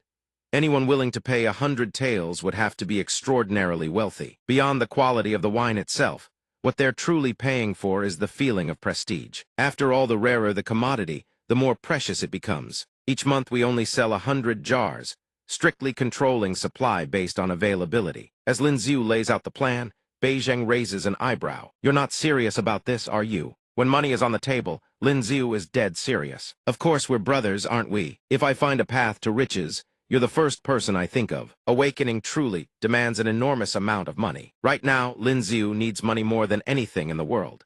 3 awakenings demand converting origin stones into silver. The cost is staggering. 100,000 taels. It was no easy feat latching onto a prince's thigh. Shouldn't he hold on for dear life? I've already thought it through. With this wine's quality, we can split it into multiple price tiers, each with a precise market positioning: personal consumption, gift-giving, collector's reserve, and pure luxury. The top tier, aged 5 times, limited quantity, will be packaged in ceramic bottles with wooden stoppers. The standard grade, aged once, priced at 10 taels, will come in simple local earthenware jars. Seeing a future free of that tigress, Beijing is overjoyed. He throws an arm around Lin Xiu's shoulder, shouting with excitement, "You're a goddamn genius." Seeing him agree, a sly grin spreads across Lin Xiu's face. "I provide the technique, you provide the manpower and materials. We split it 60-40. And I've already picked the name Red Mud Residence." Beijing has also caught wind of the news that Lingjun is about to return. He looks at Lin Xiu with the eyes of a fellow sufferer and offers some heartfelt advice. "Zhao Lingjun is returning to the imperial capital soon. You really ought to set aside some money, buy yourself a house after the wedding." Lin Xiu, his conscience pricked, waves it off. "It's not that bad. I asked Lingyan, and apparently her sister's temperament is quite easy to get along with." Beijing squints at him with an amused grin. "Kid, I'm speaking from experience here." Lin Xiu falls silent. Half a month later, Zhao Lingyan's face flushes crimson as she demands, "Why are you holding it so long today?" Lin Xiu's face is no less red. He retorts defensively, "Can't I hold it longer?" It turns out the two are seated atop an ice boulder, cultivating together. Lingyan snaps back in frustration. "Have you been secretly training behind my back?" Lin Xiu's temper flares at being scolded. "You drain me to the point of exhaustion every single day. How could I possibly find the energy to cultivate on top of that? This is all thanks to those origin stones. Ever since Lingyan's return, she has been wringing him completely dry every single day with the tricolor art." Sensing the surge in his cultivation, Lingyan fears he has taken a shortcut. She grabs his wrist and reprimands him sternly. "Where did you get so much money? Let me tell you, no matter how desperate you are to advance, you must not sell your soul." Seeing her misunderstanding, Lin Xiu explains helplessly, "Where does your mind even go? I partnered up with a friend to start a business, but Lingyan isn't buying it." "What kind of business makes that much money in just half a month?" Lin Xiu asks her, "Have you heard of the Red Mud Residence?" She pauses to think. "I believe father mentioned it once. I heard there's a wine called Fairy's Intoxication, with a very limited daily supply. Father tried to buy it several times, but failed. He's been quite vexed about it." Hearing that Lingyan's father is fond of this wine, Lin Xiu asks with a grin, "Oh, the future father-in-law likes it. Come, let's go. I'll take you to pick up 2 jars to bring home." Only then does Lingyan notice something amiss. "Isn't the Red Mud Residence an enterprise under the Prince of Qin's household?" "Your friend, you mean the King of Qin." Lin Xiu sees that she has recognized him and offers a hint. "Do you still remember the person standing beside you at the opening ceremony?" This leaves Lingyan utterly bewildered. He is the King of Qin. Elsewhere, dark clouds roll in as thunder and lightning crash down with violent fury. A torrential downpour follows, hammering down without end. The physician stands in her room, gazing out the window at the dense curtain of rain. her heart heavy with worry. With rain this heavy, nothing's happened to young Master Lin, has it? Half an hour ago, Lin Ziu had climbed through the window and instructed the physician, I have some matters to attend to. I need to step out for a while. Miss Physician, you absolutely cannot let anyone know I've left. Thunder had already rumbled at that moment, and she had tried anxiously to stop him from going. Thunder this loud it's about to rain for sure. Back to the present. The physician lets out a sigh, her heart restless and uneasy. He left in such a rush. Could he be going to meet his sweetheart in secret? Just as she spirals into her sentimental musings, Lin Ziu returns, drenched like a drowned rat. I'm back. Seeing him completely soaked, she rushes over. Young Master Lin is drenched to the bone. Be careful not to catch cold. Hurry behind the screen, dry yourself off, and change into fresh clothes. Lin Ziu says gently, sorry for the trouble, Miss Physician. He steps behind the screen and wrings out his soaking wet garments. Glancing at his increasingly chiseled physique, Lin Ziu smirks with pride. The power of lightning, truly, deserves its rank as a heaven-grade extraordinary ability, far superior to parking my backside in Ling Yin's room for half a day. Then comes the rustling sound of clothes being changed. The physician waits outside the screen for him to finish changing. Once changed, Lin Ziu emerges from behind the screen. The fragrance clinging to the clothes fills him with an inexplicable sense of comfort. This scent doesn't seem like the usual fragrance I'm accustomed to. What scent is this? The physician explains, flustered and embarrassed. That's the outfit I wore when I disguised myself as a man to go singing. It must have absorbed the scent of rouge and powder. Hearing that these are the physician's clothes, a certain part of Lin Ziu's anatomy springs to immediate attention. Wearing the physician's clothes, he fears she'll notice his little brother raising its head in salute. Lin Ziu hastily restrains it and hurries to take his leave. I should get going. Once the clothes are washed, return them to me. Little brother, I know you're restless and uncomfortable, but there's nothing I can do about it. Stepping out of the room, he pats son Dolly awake. Stop sleeping. Time to go home. The two stride into the thick curtain of rain. At that moment, a figure ahead causes him to freeze in his tracks. Not far ahead stands Chin Wan, sheltering from the rain under an eave. Without an umbrella, it seems she has been stranded here. The rain is so heavy that spray splashes onto her, drenching her entire body, which only makes her voluptuous figure all the more apparent. A beauty standing in the rain, and the little brother that Lin Ziu had so painfully managed to lull to sleep springs back to life with a vengeance. Chin Wan senses someone watching and lifts her head, spotting him. Her eyes widen in surprise. Lin Ziu suppresses the stirring in his body and walks over with a composed expression, offering her the umbrella in his hand. Miss Zioner, did you forget to bring an umbrella? Take this one, my residence is nearby anyway. Chin Wan thanks him gently. Many thanks, young Master Lin. Hearing her address him as young Master Lin, he looks at her in surprise. You know me. Chin Wan and I only met once at the enrollment ceremony, didn't we? And she still remembers. Miss Zhao's fiancé, who in the entire imperial capital doesn't know. Lin Ziu hears this and feels somewhat helpless. Just as I expected, it's all because of Zhao Lingyan again. Chin Wan's expression turns mysterious. I'm afraid young Master Lin doesn't know. Your reputation at the Extraordinary Arts Academy is quite considerable, especially in the hearts of the female disciples. Lin Ziu doesn't take the bait. He turns to leave, but Chin Wan grabs his arm. It's freezing out here, Miss Zioner. You should hurry home. I'm returning to my residence as well. Caught by the arm, he turns his head in surprise. Chin Wan averts her gaze, her voice laced with hesitation. Could you lend me some money? Being suddenly asked for money leaves Lin Ziu momentarily stunned. Looking at her face flushed red with embarrassment, he thinks to himself, pretending to borrow things a classic move. Truthfully, I've encountered plenty of tactics to hook men, but someone borrowing money the very first time we meet. Now that's a first. Seeing him say nothing, Chin Wan forces down her embarrassment and adds, tomorrow at the Extraordinary Arts Academy. I'll pay you back. Lin Ziu doesn't ask what she needs it for. Instead, he generously produces a large denomination banknote. Seeing the large banknote, Chin Wan hastily waves her hands. I don't need that much, just a bit of loose silver will do. Seeing her refuse, Lin Ziu is at a loss. He says honestly, I'm not trying to show off, but this is the smallest banknote I have. At that moment, her gaze falls on son Dolly picking his nose behind him. She signals with her eyes, taking the small silver bits from Dolly's hand. Chin Wan thanks Lin Ziu. Thank you, young Master Lin, all of son Dolly's life savings. Old son clutches his money pouch and wails, my money. Seeing old son's anguished expression, Lin Ziu teases with a grin, little fairy. Would someone like you default on a debt? After saying this, the expression on his face instantly shifts, turning solemn and heavy. His eyes narrow with scrutiny as he watches Qin Wan's retreating figure. A person's gaze and subconscious movements reveal the thoughts hidden within. But Qin Wan, I simply cannot see through her. Ling Yin was right. That woman is dangerous. Under the old eaves, the rain grows heavier with each passing moment. Qin Wan's voice rings out, "Shopkeeper, 1 bowl of noodles, please." Lin Ziu and Dolly, seated inside the shop, jolt in surprise and look up at her. The shopkeeper inside beams with delight. The young miss is here again, same as usual, thin noodles, minimal scallions, extra broth. Qin Wan also turns, startled to find the two of them there. Lin Ziu waves with a friendly smile. "Miss Zioner, what a coincidence." But inwardly, every nerve is on high alert. This is the first time I've seen a noble lady frequent a place like this. I truly cannot get a read on her. She comes here to eat noodles, and she's a regular at that.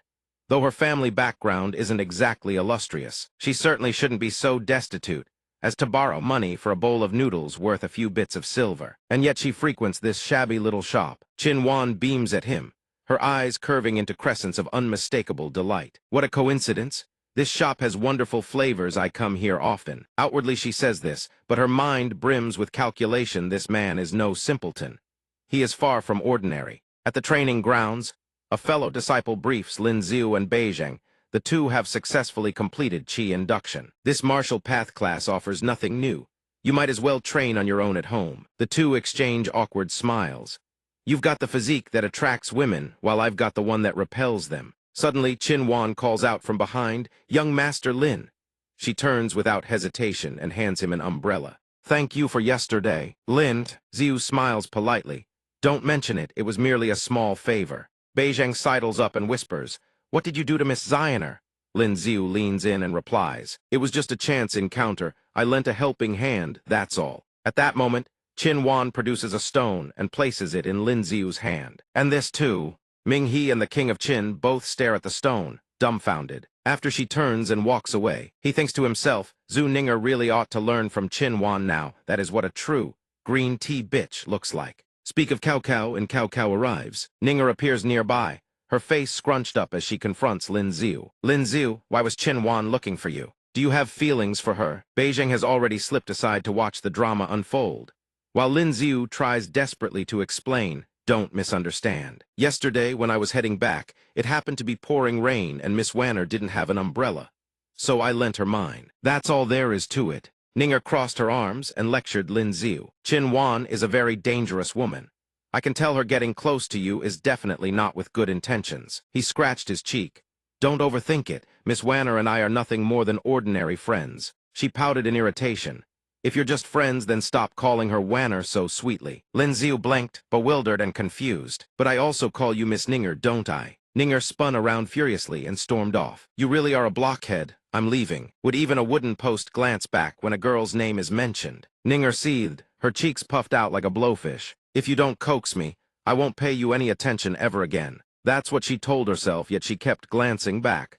Why isn't he chasing after me? Meanwhile, Lin Ziu had walked straight into a wooden pillar. Thinking of Lin Ziu's dashing image, she muttered to herself, "A man as gallant as Lin Ziu surely wouldn't just stand there when he sees a girl soaked in the rain. Besides, we're all fellow disciples. Lending a hand is only natural. With a personality like that, surely he doesn't think I was being deliberately difficult, right? Forget it, I'll swallow my pride just this once." Ninger put on a pitiful, coquettish act. "Oh no, I fell, my anklet hurts. I must have sprained it. What should I do? My carriage is parked outside the Extraordinary Arts Academy's gate. If only some kind soul could carry me there." Lin Ziu stifled a helpless laugh from the side. Her acting is absolutely atrocious. Ninger still gazed at him with those expectant, pleading eyes. "You big dummy, Lin Ziu, get over here already." Beijing, watching from afar, couldn't hold back a chuckle either. Truly amateur theatrics. Lin Ziu walked over and asked, "Isn't your extraordinary ability flight? Why not just fly out yourself?" She huffed indignantly. "I've been training so hard that I've completely exhausted my energy. Forget it if you won't help. I'll just crawl out nice and slow. I'll get there eventually." Lin Ziu heard this and sighed inwardly. "I wish I had a flying ability right now. But of course the timing is all wrong. If I'd known, I would never have copied Liu Qingfang's extraordinary ability. Heaven handed me a chance, and I threw it away." He crouched down and hoisted her onto his back, resigned to his fate. How could I bear to watch you crawl all the way out? Hop on, I'll carry you out. Ninger shyly climbed onto Lin Xiu's back. That's more like it. He stiffened awkwardly. This was helplessness at its finest. He had to cultivate a good relationship with Zhu Ninger. Otherwise, all his efforts would be for nothing. She gloated internally. Looks like Lin Xiu really does like me. I could sweep him away right this instant and humiliate Zhao Lingjun. Ninger bit her lip, her cheeks flushing red. But if she did that, it would surely break his heart. Her face burned deeper and deeper with each passing thought. The more Ninger thought about it, the more flustered she became, shaking her head furiously. Back and forth, no, no, no. If I keep thinking like this, Meanwhile, Lin Xiu, still carrying Ninger on his back, stood there bewildered. She suddenly leaped off his back. Ninger hovered in midair, her face as red as a ripe tomato. I feel like I've recovered a portion of my origin energy. I'll head off first, thank you for today. With that, she shot into the sky and vanished. Lin Xiu watched her go, helpless. Zhu Ninger's cultivation power was clearly far stronger now. Dragging her down wouldn't accomplish anything at best. He'd fail to obtain a flying extraordinary ability and humiliate himself in the process. He needed to awaken his abilities quickly. Once he possessed a flying ability, he could finally escape her clutches. Qin Wang and Wooden Pillar were munching on watermelon and spectating the whole show from the side. He turned around and looked at the kid with a devious grin. Bro, lend me some money. Beijing replied coolly. No problem. Red Mud Residence has been raking it in lately. How much do you need? Lin Xiu said casually, 50,000. Beijing's jaw dropped at the number. Are you robbing me? The wooden girl was still calmly munching on watermelon. Rooftop after rooftop stretched out in a mosaic before them. Lin Xiu stood in the courtyard and burst into laughter. I've shouldered mountains of debt, and at last 3 awakenings. Even the birds overhead would squawk in mockery. Squawk, squawk. He steeled his resolve. Zhu Ninger, here I come. A crowd had gathered, gawking at the spectacle. Ninger was being restrained by 2 maidservants. She demanded, bewildered, Song Yuzhai, what do you think you're doing? Yuzhai stood before Ninger and opened her mouth with a barrage of curses. You dare seduce my man Zheng Wei? Are you courting death? Under the watchful eyes of the crowd, Ninger cried out in her own defense. I don't even know any Zheng Wei, the woman sneered. Don't play innocent. He's been by my side this whole time if you hadn't tempted him. Why would he suddenly start fawning over you? Ninger issued a cold threat. If you dare lay a hand on me, the Zhu family will not let you off. Yuzhai sneered smugly. Others may fear you, but I don't. We're both from Duke's estates. Yours is merely 3rd rank, while my grandfather's is 2nd rank. Today, I'll show everyone the fate of a woman who steals another's man. Ninger shut her eyes tightly, bracing for the strike. Suddenly, Lin Xiu stepped in front of her and caught Yuzhai's wrist mid-swing. She yanked her hand back. Who are you? How dare you interfere with my business? He frowned and replied, just a nameless nobody. But when one witnesses injustice on the road, it is only righteous to intervene. He unfurled a fan inscribed with the words, upon witnessing injustice woof. Suddenly, a glint flashed in someone's eyes within the crowd. The 2 maids holding Ninger froze stiff, and she seized the chance to break free. Young Master Lin. Lin Xiu turned in surprise. Yuzhai shrieked, seize him. Ninger lunged forward and threw her arms around him. The others charged in on command. She actually scooped Lin Xiu up and soared high into the sky, leaving him slightly panicked. Yuzhai slapped the 2 maidservants furiously. I told you to grab that vixen. She can fly, my lady. The crowd buzzed with chatter. I don't know what happened, but just now I felt a bit dizzy. My hands completely lost their strength. Me too. The crowd dispersed. In the distance, Lingjun's retreating figure was also seen slipping away. She murmured to herself, at least you proved useful. Lin Xiu's hand shot out and seized a duck by the neck. He bellowed at the top of his lungs. Miss Ninger, you must hold on to me tightly. Ninger shoves Lin Xiu away while shouting, young Master Lin, stop clinging to me so tight I can barely breathe. And so both of them plunge downward. By the riverside, something crashes into the surface of the water, sending ripples surging outward. Ninger sits by the river, dejected and forlorn. She rests her chin on her knees. Easy to say he'd brave mountains of blades and seas of fire for Mayet when he sees me being bullied. He just stands there like a fool, not lifting a finger. Lin Xiu tilts his face skyward, grinning ear to ear as he offers comfort. You really can't blame them. They wouldn't dare provoke the Song family. How could they possibly offend a 2nd-rank Duke's manor just for you? She glances at him. Then why aren't you afraid of offending Song Yuzhai for my sake? Lin Xiu gazes at Ninger tenderly. We're good friends. I won't just stand by and watch you get bullied. Inwardly, however, he thinks 2 agents from the Secret Investigation Bureau are hiding in the crowd. If Song Yujai truly makes a move, they won't just stand by and watch either. Her eyes light up like stars upon hearing this. Lin Xiu thinks smugly. Besides, so what if he's a second-rank duke? My backer is the emperor himself. If I die, who's going to marry Zhao Lingjun? Ninger blushes shyly. Lin Xiu, you're so naive and innocent you're going to get deceived. Lin Xiu lets out a confused huh, pure and guileless to a fault. If you ask me, you're the naive one so much so that you don't even understand your own place in the food chain. She stands up.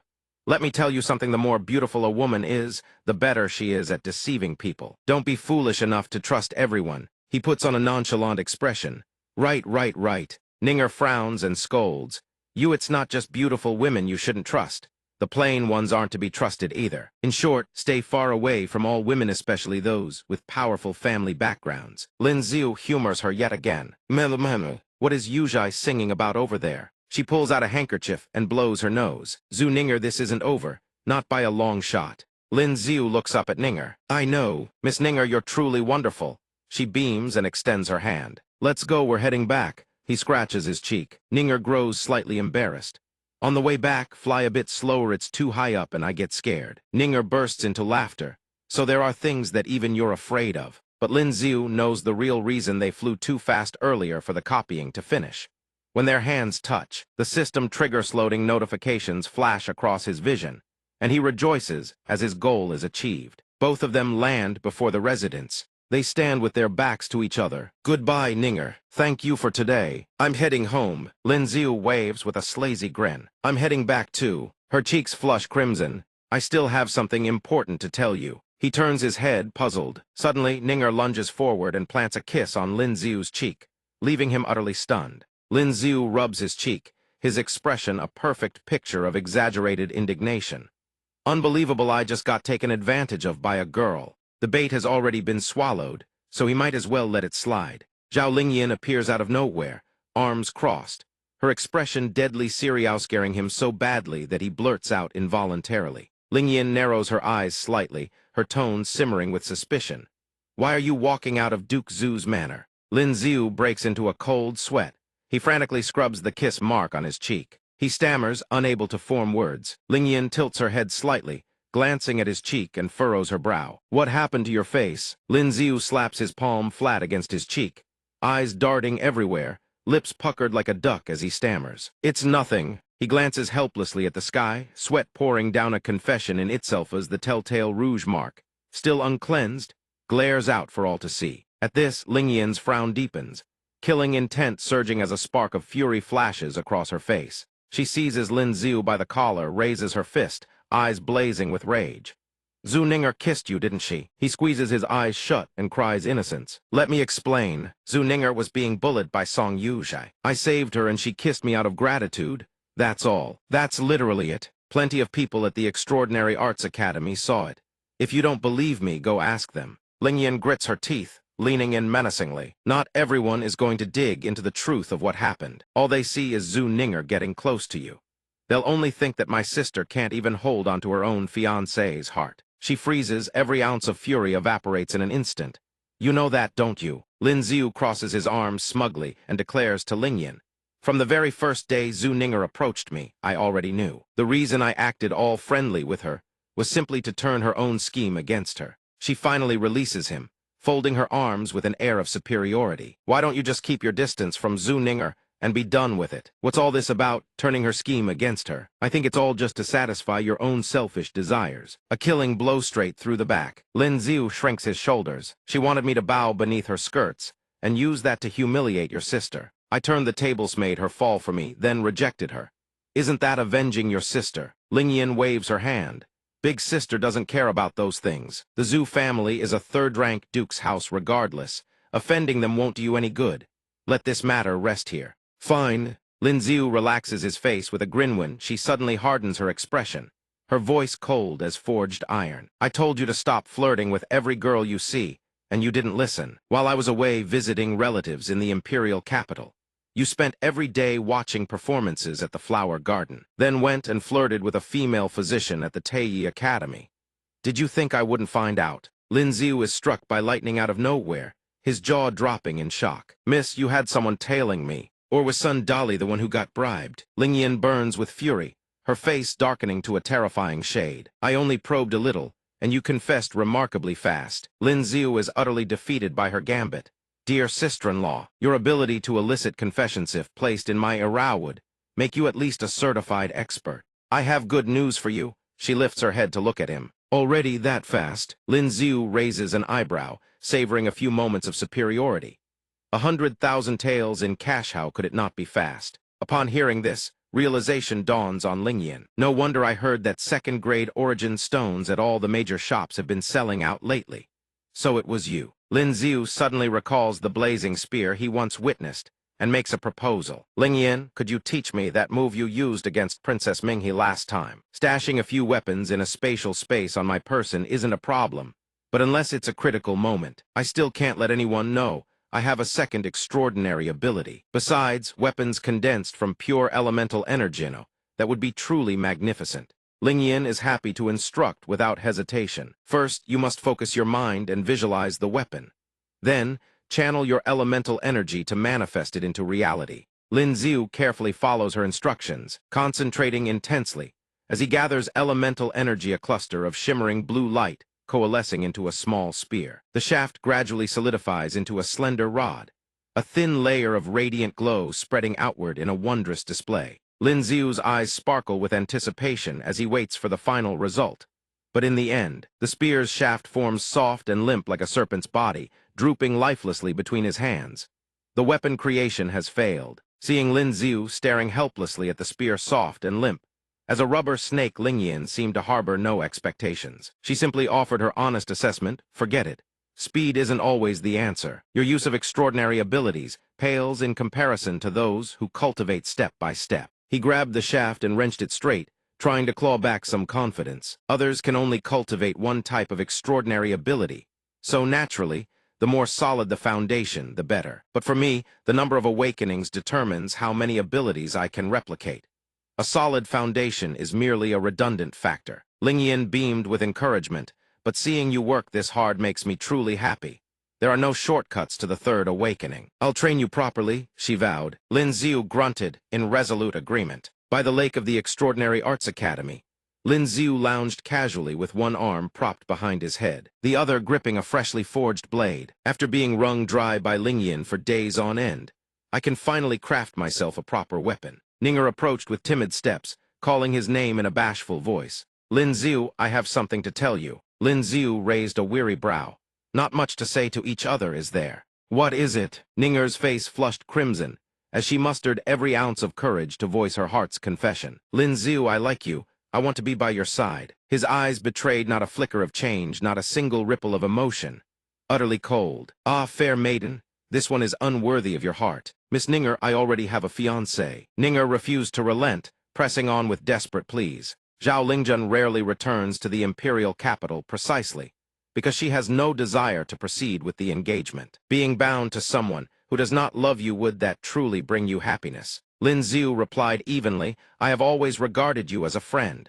Tears glistened in her eyes, refusing to believe him.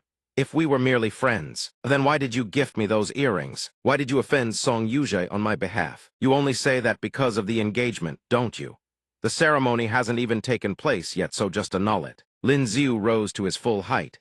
"How plainly must I spell it out for you?" Ninger didn't grasp his meaning. "Spell out what?" He cast her an icy glance and began to lay bare the truth. "From the very start, you approached me to make me fall for you, only to cast me aside and humiliate Zhao Lingjun.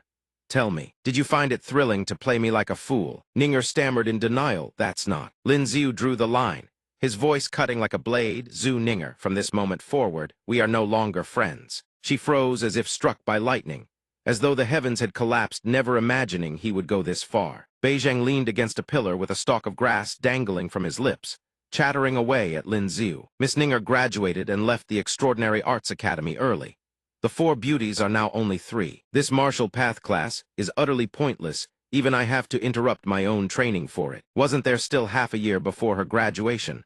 Why did she leave so early? He shrugged listlessly. "How should I know?" Beijing suddenly turned to Lin Xiu. "Now that I think of it, why did she suddenly give up pursuing you?" Lin Xiu punched the wooden pillar and replied evenly, 3 days ago, she came to confess her feelings.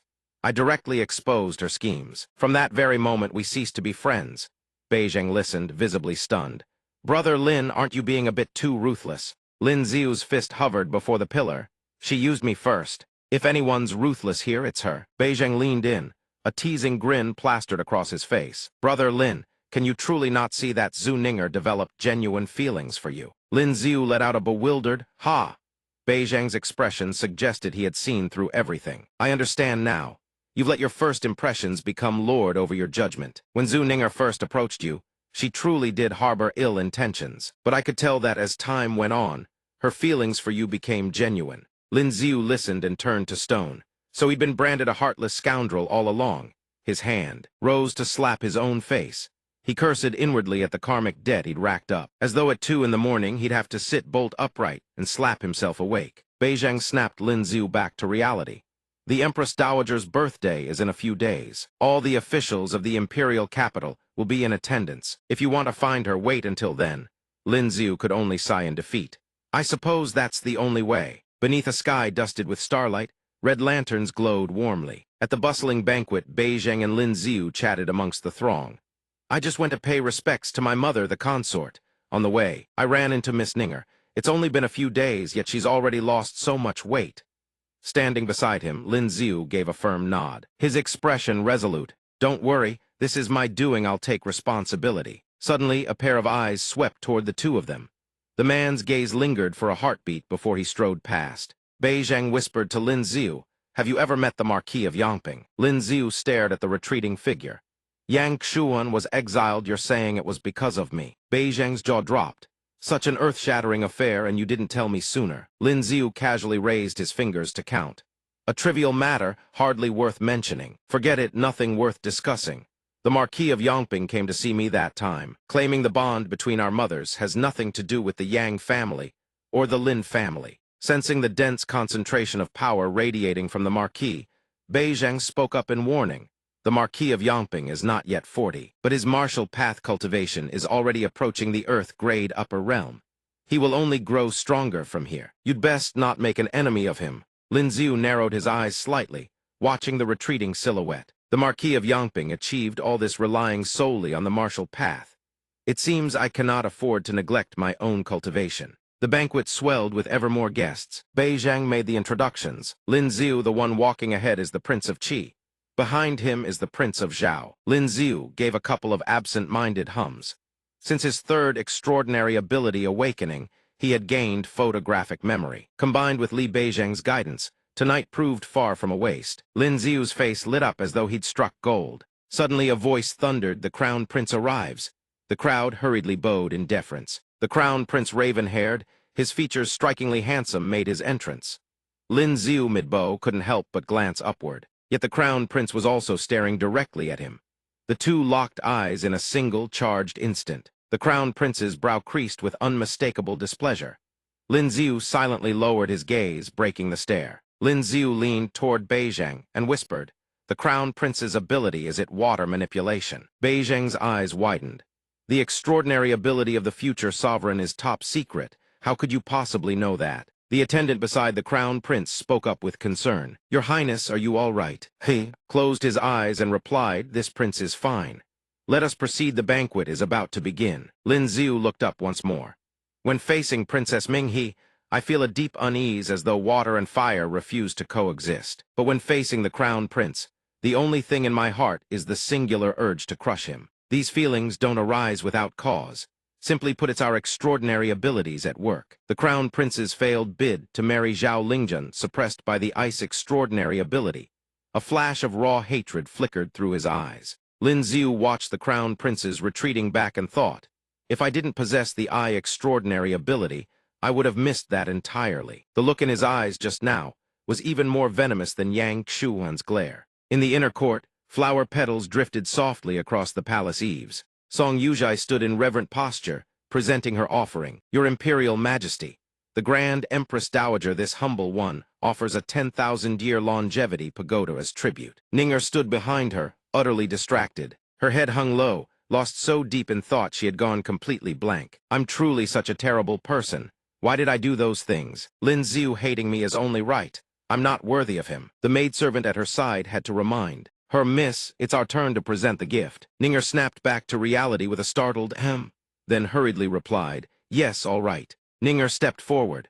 Her pale, haggard complexion was plainly visible, yet she still presented the gift box with the utmost care and reverence. This is the Buddhist prayer bead bracelet, held in the hand of Master Hui at the moment of his nirvana. I humbly present it to Her Imperial Majesty, the Grand Empress Dowager. May you enjoy the longevity of pine and crane, with boundless fortune and eternal spring. The Empress Dowager accepts the fruit basket with a radiant smile. Steward Hui, are you not going to open it for everyone to see? The girl answers with a soft yes and fumbles to open the fruit box. The lid slowly creaks open and the Empress Dowager, the Empress Mother, and Gui Mama are all stunned. She snaps in fury, Miss Zhu, what is the meaning of this? You dare bring an empty box here to mock the Empress Dowager. Ninger immediately drops to her knees in terror. The young ladies around her gasp in disbelief. That's impossible. I inspected it thoroughly before entering the hall. The prayer beads were still inside. The granddaughter of Duke Zhu's household, how could she be so careless? Beautiful on the outside, but a good-for-nothing on the inside. The Empress Dowager so deeply reveres Zen Master Xuankong. What a dreadful disappointment. The girl is so utterly shamed that she cannot even lift her head. Mingzhu, standing nearby, suddenly notices the earrings on Ninger's ears. The Imperial Consort's eyes widen. She lets out a gasp of surprise. Mingzhu rises to her feet and extends her hand behind her. Wang Gaiern, hand over that jade bead necklace you intended to present to the Empress Dowager. From now on, this consort shall take you under her wing in the palace. Wang Gaiern immediately agrees with delight. The Imperial Consort approaches with the bracelet in hand, her smile bright and reverent. Grandmother, it is this one's fault. Just now, outside the hall, I borrowed Miss Zhu's prayer beads to take a look and forgot to return them to her. She turns in surprise to look at Mingzhu as the bracelet is returned, letting out a gentle, teasing rebuke. Why didn't you remind this consort? Surely you don't think this consort covets your prayer beads. Ninger can only accept it timidly. This humble one would not dare. Why did the Imperial Consort help me? The Imperial Consort watches her leave with a knowing smile. Those earrings are indeed the ones I gave to Lin Ziu. Could she be the one who holds his heart? Song Xianfei, the virtuous consort, steps forward at this moment. Why does the Imperial Consort deceive the Empress Dowager and go to such lengths to cover for the young lady of the Zhu family? Mingzhu frowns in displeasure. It is grandmother's grand birthday celebration. This consort did not wish to investigate, fearing it would dampen grandmother's spirits. But since the virtuous consort insists on getting to the bottom of this, then let us close the doors and conduct a thorough search. The virtuous consort's eyes dart about. All the noble ladies of various households are presented would be rather inappropriate. The Empress Dowager waves her hand. Do as the princess says, seal the hall and investigate. The others begin to whisper among themselves. Virtuous consort has truly brought misfortune upon herself. After the passing of the late emperor and the grand princess, the Imperial Consort and His Majesty are the Empress Dowager's closest kin. Naturally, the old matriarch would side with her own daughter-in-law. The pure consort hears these words and startles. She smiles gently. Everyone present here is of distinguished standing, surely. None would stoop to thievery. Why not begin by searching the palace maids first? If nothing is found, then expand the search. The Empress Dowager nods in agreement. The pure consort speaks with reason. Gui Mama, see to it. A moment later, a bracelet falls from a palace maid's person. She drops to her knees immediately. Gui Mama interrogates her sternly. Explain yourself. Who ordered you to do this? The palace maid desperately denies everything. No one ordered me. This servant awakened the extraordinary ability to pluck objects from thin air long ago. In a moment of clouded judgment, I thought to secretly steal Miss Zhu's gift and exchange it for money. She furrows her brow. It is clear the maid refuses to name her master. Let us check which palace she belongs to. The virtuous consort steps forward to take charge. There is no need. She is from my palace. Now tell Muho ordered you to do this. The palace maid trembles uncontrollably. It was Miss Yuzhai. She told me to secretly steal Miss Zhu's gift, humiliate her before everyone. The virtuous consort stares in shock at Yuzhai, who shrinks in mortification, wishing the earth would swallow her whole. Mingzhu lets out a soft tusk. See, I told you not to investigate. You dig, and what do you find? The culprit is the very woman at your side. How dreadfully embarrassing. The Empress Dowager closes her eyes and issues her decree. Virtuous consort, take your people back to your palace and discipline them properly. The virtuous consort bows deeply. Your subject takes her leave. Outside the hall, she unleashes her fury upon Yuzhai. Even if you wanted to frame the Zhu family, you should never have planted someone from my palace. Get out, you are confined to your quarters for 3 months. The next day, a tray of dishes sits arranged on the table. Mingzhu's eyes light up the moment she sees the food. This consort was just craving his family's cooking, and here you are with it already.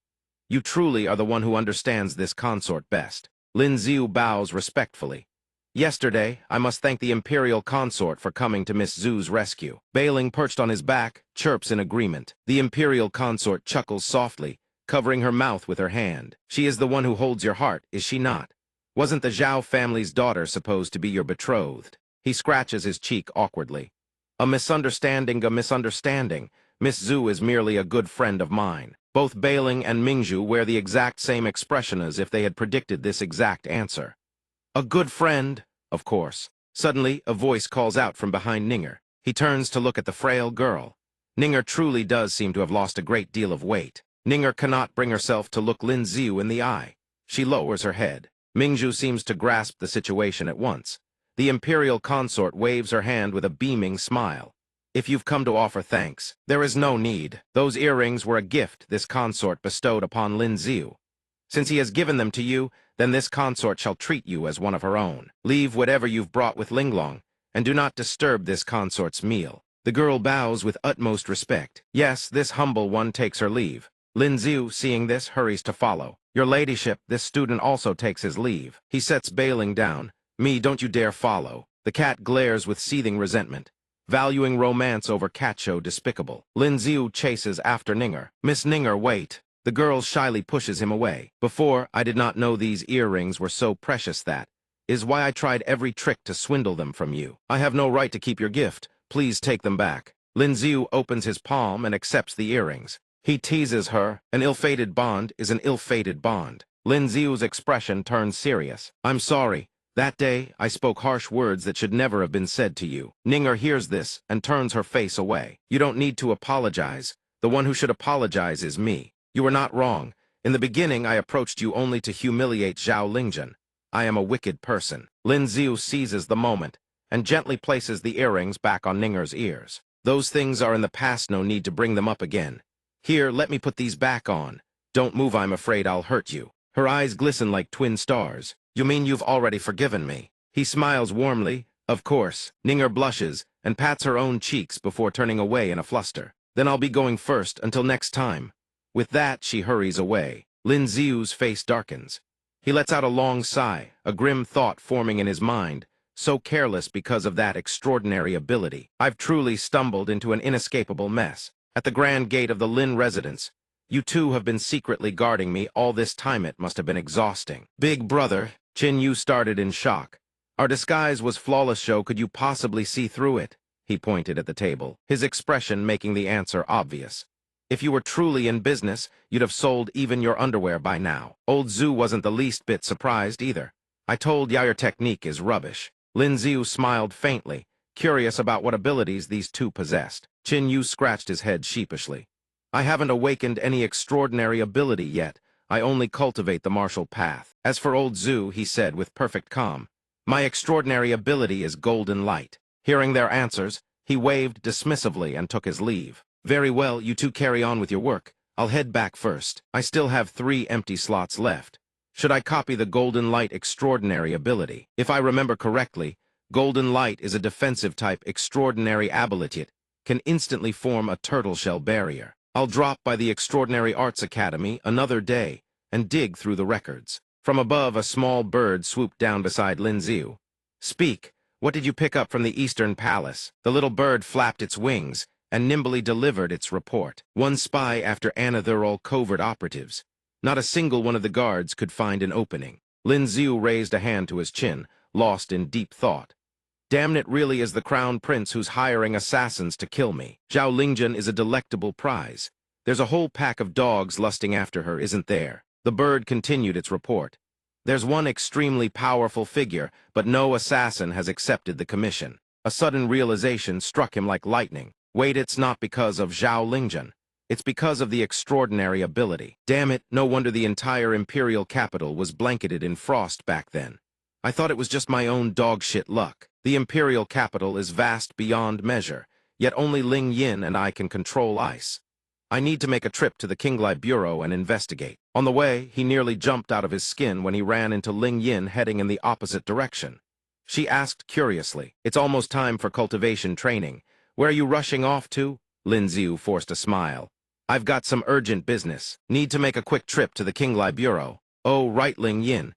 Have you ever been the target of an assassination attempt?" She looked down at her hands, still clasped tightly in his, and said shyly, "When I was small, I encountered a few attempts. After that, there were none. Why do you ask?" Hearing her answer, Lin Ziu dashed off at once. "It's nothing. I'm heading out. No, we'll talk about training tomorrow." In the archives room, he searched through the records with frantic intensity. "If I'm not mistaken, last year 3 people awakened ice-type extraordinary abilities in the Imperial capital. All 3 died within half a year. What the hell, just because their ability is a counter to his, he wants every ice-type user dead. How can someone be this sick in the head?" Outside the door, 2 men carried a stretcher draped in white cloth past him. "Old Wang's fate is truly wretched." Lin Ziu glanced outside in shock. Lying on the stretcher was a figure he recognized. "Old Wang, what happened here?" The supervising steward dismissed the 2 attendants and lingered to answer.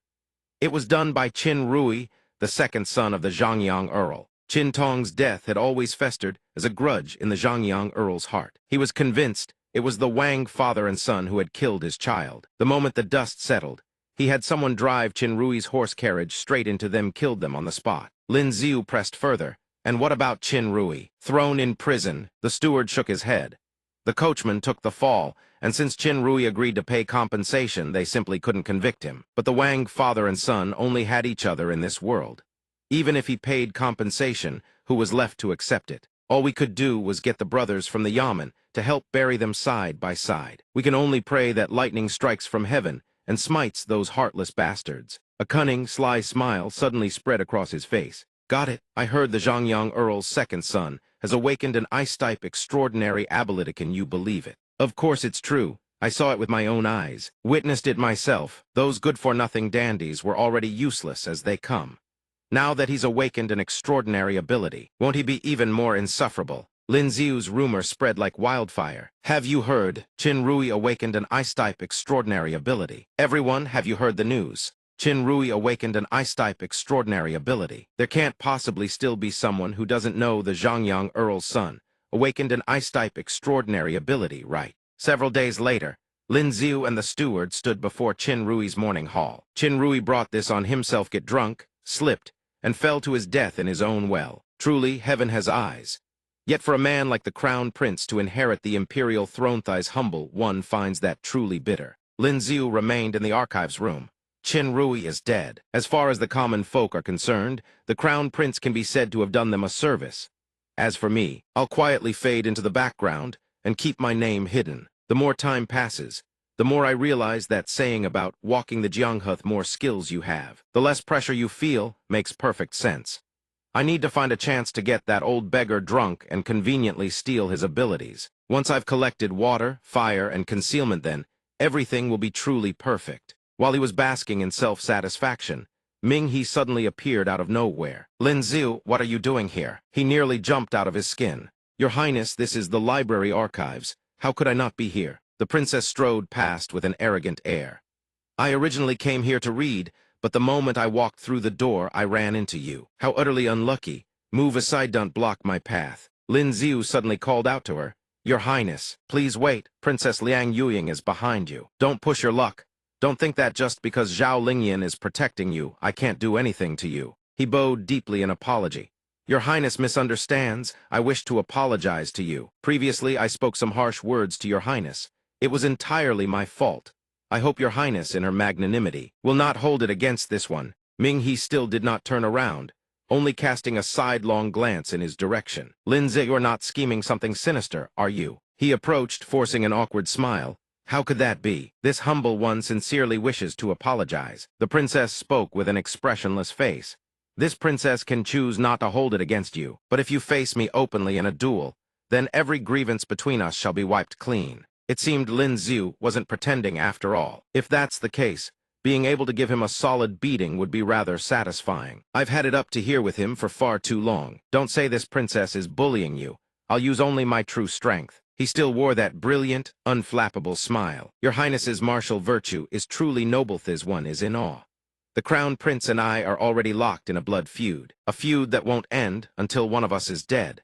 There's no reason for me to go making enemies everywhere. If I can settle this grudge through combat, then naturally I welcome it. The two of them arrived at the martial training hall. A look of triumph surfaced on Ming-He's face. "Lin Xiu, are you ready?" Lin Xiu answered with absolute confidence. "Of course I'm ready. Your Highness may strike at any time." The princess swept her arm forward, and a streak of blazing flame shot forth. "Then don't go crying when you lose." He responded without a shred of hesitation. "Bring it on." Beneath Lin Xiu's feet, the floor tiles gradually transformed into a thin sheet of ice. The ice spread outward in a flash, surging up from the ground into razor-sharp pillars of crystalline frost. The two opposing forces and fire collided with a thunderous roar, unleashing a massive explosion. Ming-He stared at the aftermath in disbelief, her words stumbling.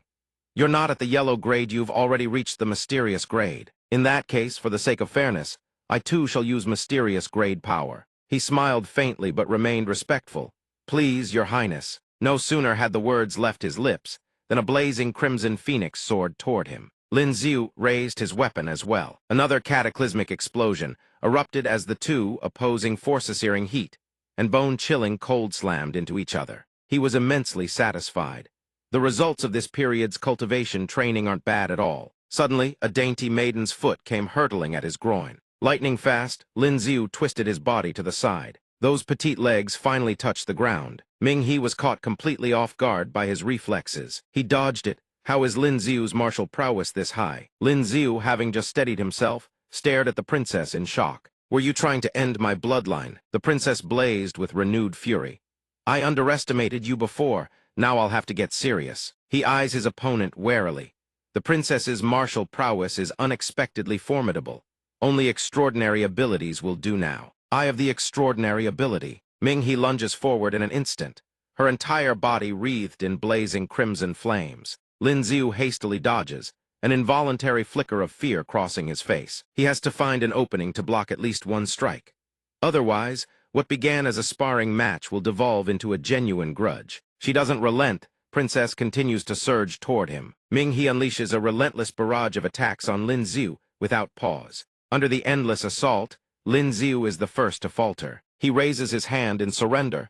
"Princess, I concede. Please retract your divine ability." Ming-He stares at the man feigning defeat before her, unwilling to accept it. "Lin Xiu deliberately held back against me. This fellow is far more cunning than I thought." "Fine then, this princess is magnanimous and generous. The grudge between us ends here. Now get up, little Lin Zai." Lin Xiu grasps the princess's outstretched hand and pulls himself to his feet. "My thanks." A jolt of electricity crackles through both their palms. Both freeze instantly, staring down at their hands. "Huh?" Lin Xiu is dumbfounded. What just happened? Even Ling Yin couldn't help me elevate my origin power like this. Could it be because of contact with the princess? On the elevated platform above, two figures watch the bout with serene composure. Vice Dean Chen remarks that the boy is a fine seedling. How can such eyesight and speed belong to someone with such meager cultivation? I dare say even some high-level experts wouldn't match him. This is truly a terrifying genius. The person beside him agrees in admiration. Had we not stumbled upon him today, a talent like this would have been buried away in the extraordinary Arts Academy. Lin Xiu recalls the sensation from when he and Ming-He touched hands. What exactly was that feeling yesterday? Ice and fire are completely opposing attributes. How could they possibly amplify each other's origin power? Could there actually be a dual cultivation method of ice and fire? Forget it, me body would explode. Sun Dolly sits beside him, brooding with frustration. Never did he imagine a day when the mighty Dolly would be vexed over his third awakening. His strength is so great that any training would disturb the madam and master, yet he can't afford the necessary tools. What is he to do? Besides, the weather grows colder by the day, and the new year draws near, which means the day Zhao Lingjun returns is not far off. By then, sneaking up to the rooftops with Kei to train on Cloud Mountain will be difficult too. Cloud Mountain is one of the few truly tranquil places left. Lin Xiu lets out a long sigh. Hiding his abilities from everyone is suffocating. He finally understands sometimes. Having too many abilities is its own kind of torment. Dolly sighs in unison. Being penniless makes every step a struggle. From beyond the doorway, two figuresque vice deans step in one after the other. "Deans, are you certain you wish to find this? Martial path genius Lin Xiu." son of the Count of Ping'an. His martial path cultivation is plain for all to see. He has clearly only just achieved Qi induction. We have guests. Lin Xiu rises to his feet and forces an awkward smile at the two unfamiliar visitors. May I ask who you are? Vice Dean Chen finally speaks. What we see is his future potential, not his present strength. If you don't believe it, watch. He extends his hand toward Lin Xiu. A panicked shout rings out from a servant. Young master, watch out. Before the hand can make contact, Lin Xiu swiftly pivots to the side, refusing to let his attacker seize the initiative.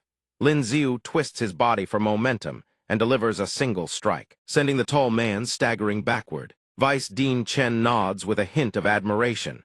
He wasn't mistaken under these circumstances. The boy can still counterattack. Dolly rushes forward. Young master, I'll protect you. Jin Guang, what do you people think you're doing? Chen regards the man before him with mild surprise. This warrior. Lin Xiu speaks calmly to old son. It's fine, Dolly. They don't intend to kill anyone. What exactly brings you gentlemen here? The two visitors finally reveal their intentions. Then I'll be frank with you. I am the Vice Dean of the Martial Arts Academy. Little one, would you be interested in joining our academy? This warrior may come along as well.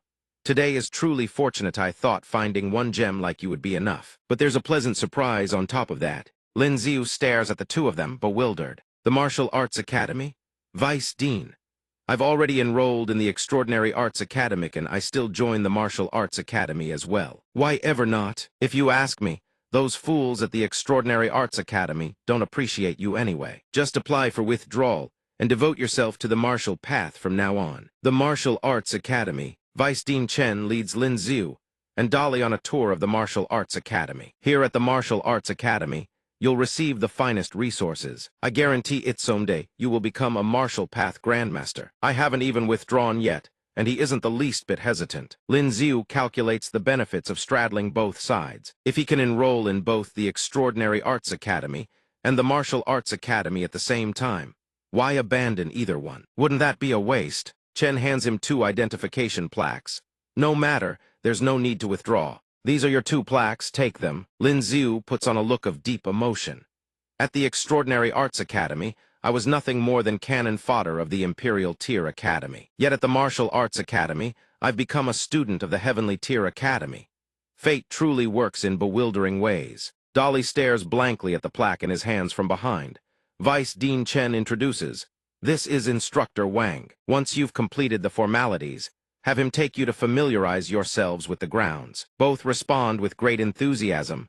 Understood, sir. At the Martial Arts Academy's sparring arena, Instructor Wang leads Lin Xiu through the facilities. This is the training ground. If you have any questions, feel free to ask. Lin Xiu walks while admiring the scenery around him. Now this is what a martial arts academy should look like. The so-called martial arts class at the Extraordinary Arts Academy is nothing more than a gym class at best. He can have son Dolly come attend the lectures later. Suddenly, something peculiar catches his eye. Lin Xiu asks Instructor Wang with curiosity, "What is this?" Wang glances over and replies, "That's a meteorite stony, a piece of extraterrestrial ore. Its weight is at least 100 times that of an iron block, perfect for tempering one's physical strength." Lin Xiu's eyes light up with understanding. "So that's what at Iceland small stones like these have such uses." Wang continues, "Don't be surprised. With your talent, once you advance to Grandmaster, you'll be able to play with stones like these as you please." Lin Xiu continues to stare intently at the pile of meteorite stones. "These are excellent goods. With these, I can train my extraordinary abilities in private." Instructor Wang calls him over after a moment's thought. "Let's head to the next area. Familiarize yourself today. Classes officially begin tomorrow." Lin Xiu hurries to follow. All right, all right. With so many meteorites, surely no one will notice if a couple go missing." The rooftops of the academy cluster densely together. Lin Xiu carefully instructs. "Dolly, from now on when attending classes with me, you must obey the instructor. Whatever useful things I learn, I'll come back and teach you as well." Dolly grins cheerfully. "Young master, there's no need for that. Just being able to enter the Martial Arts Academy alongside you is already the blessing of 8 lifetimes. Having you teach me on top of that would be overstepping my place." Lin Xiu is about to reply, "What's between us? Where are you going?" But old son has already bolted. "Young master, I'm heading off first." Before Lin Xiu, a figure gradually approaches. Lin Xiu turns in surprise. It's Ninger. Lin Xiu stammers, "You, Miss Ninger, why are you here?" Ninger answers shyly, I I just went to the Extraordinary Arts Academy to look for you but couldn't find you. So I guessed you might be here and decided to wait. She shyly extends the scarf in her hands. It's getting cold. This is a scarf I knitted myself. It's not very pretty, so please don't laugh at me. He politely declines. Ninger, I am not worthy of you doing this. Accepting a beauty's kindness is the heaviest debt of all. He knew it would come to this. He would rather lose his ability to fly than hurt a girl, so earnestly willing to give her heart. Just take the scarf. Zhu Ninger stubbornly insists on gifting the scarf. I know you already have a fiancé, but aren't we friends? Is it only acceptable when you gift me things? Yet I cannot reciprocate. This is called reciprocity. I have no other intentions. Don't refuse. Lin Xiu lowers himself and gently drapes the scarf around Ninger's neck. Have you forgotten what my ability is? The colder it gets, the more comfortable I am. On the contrary, that beautiful face of yours is about to turn red from the cold. Wear it, I'll walk you back. De Li watches the entire scene from behind a pillar. Young master, I truly wish your extraordinary ability wasn't ice, but rather the ability to take a beating. The second young miss is truly not one to be trifled with. The Martial Arts Academy students watched the scene before them, fury blazing in their hearts. The Martial Arts Academy had only just gotten such a beauty, and yet she spends every waking moment hovering around this brat. Is he even from the Crown Prince's Academy? Does he truly possess an upper mysterious grade realm? Zhu Ninger gazes at Lin Xiu, her eyes sparkling brilliantly. Lin Xiu, you're truly wonderful. He offers a wry smile. Humble. Zhu Ninger has also enrolled in the Martial Arts Academy now, and combined with his status in the Crown Prince's Academy, the inevitable result is that every man in the Martial Arts Academy looks at him with hostile eyes. Ninger, don't you have your own affairs to attend to? If you keep coming to the training grounds, I won't survive in the Martial Arts Academy. Flowers bloom in her heart. She knows Zhao Lingjian will return soon, so she must seize every remaining moment to gaze upon him. A little longer lest the day come when she wishes to look but no longer can. He covers his face helplessly. Go rest. There's training in the afternoon. She finally agrees to leave. All right. Lin Xiu thinks wearily even if he said it out loud, she wouldn't believe him. He himself used to fancy that little green tea. So why does everything feel so awkward now? Deputy Dean Chen approaches from afar. Fortunately, you haven't left yet. Otherwise, I would have had to send someone to find you. Both of them turn around in surprise. Deputy Dean, is there something you need? He explains calmly. You see, our Imperial Academy established a rule in its early years through progressive steps. One earns the qualification to challenge the Crown Prince's Academy. Lin Xiu protests. I'm already caught between two members of the Crown Prince's Academy. Why would there still be such a competition? Originally, he was only hated by his classmates.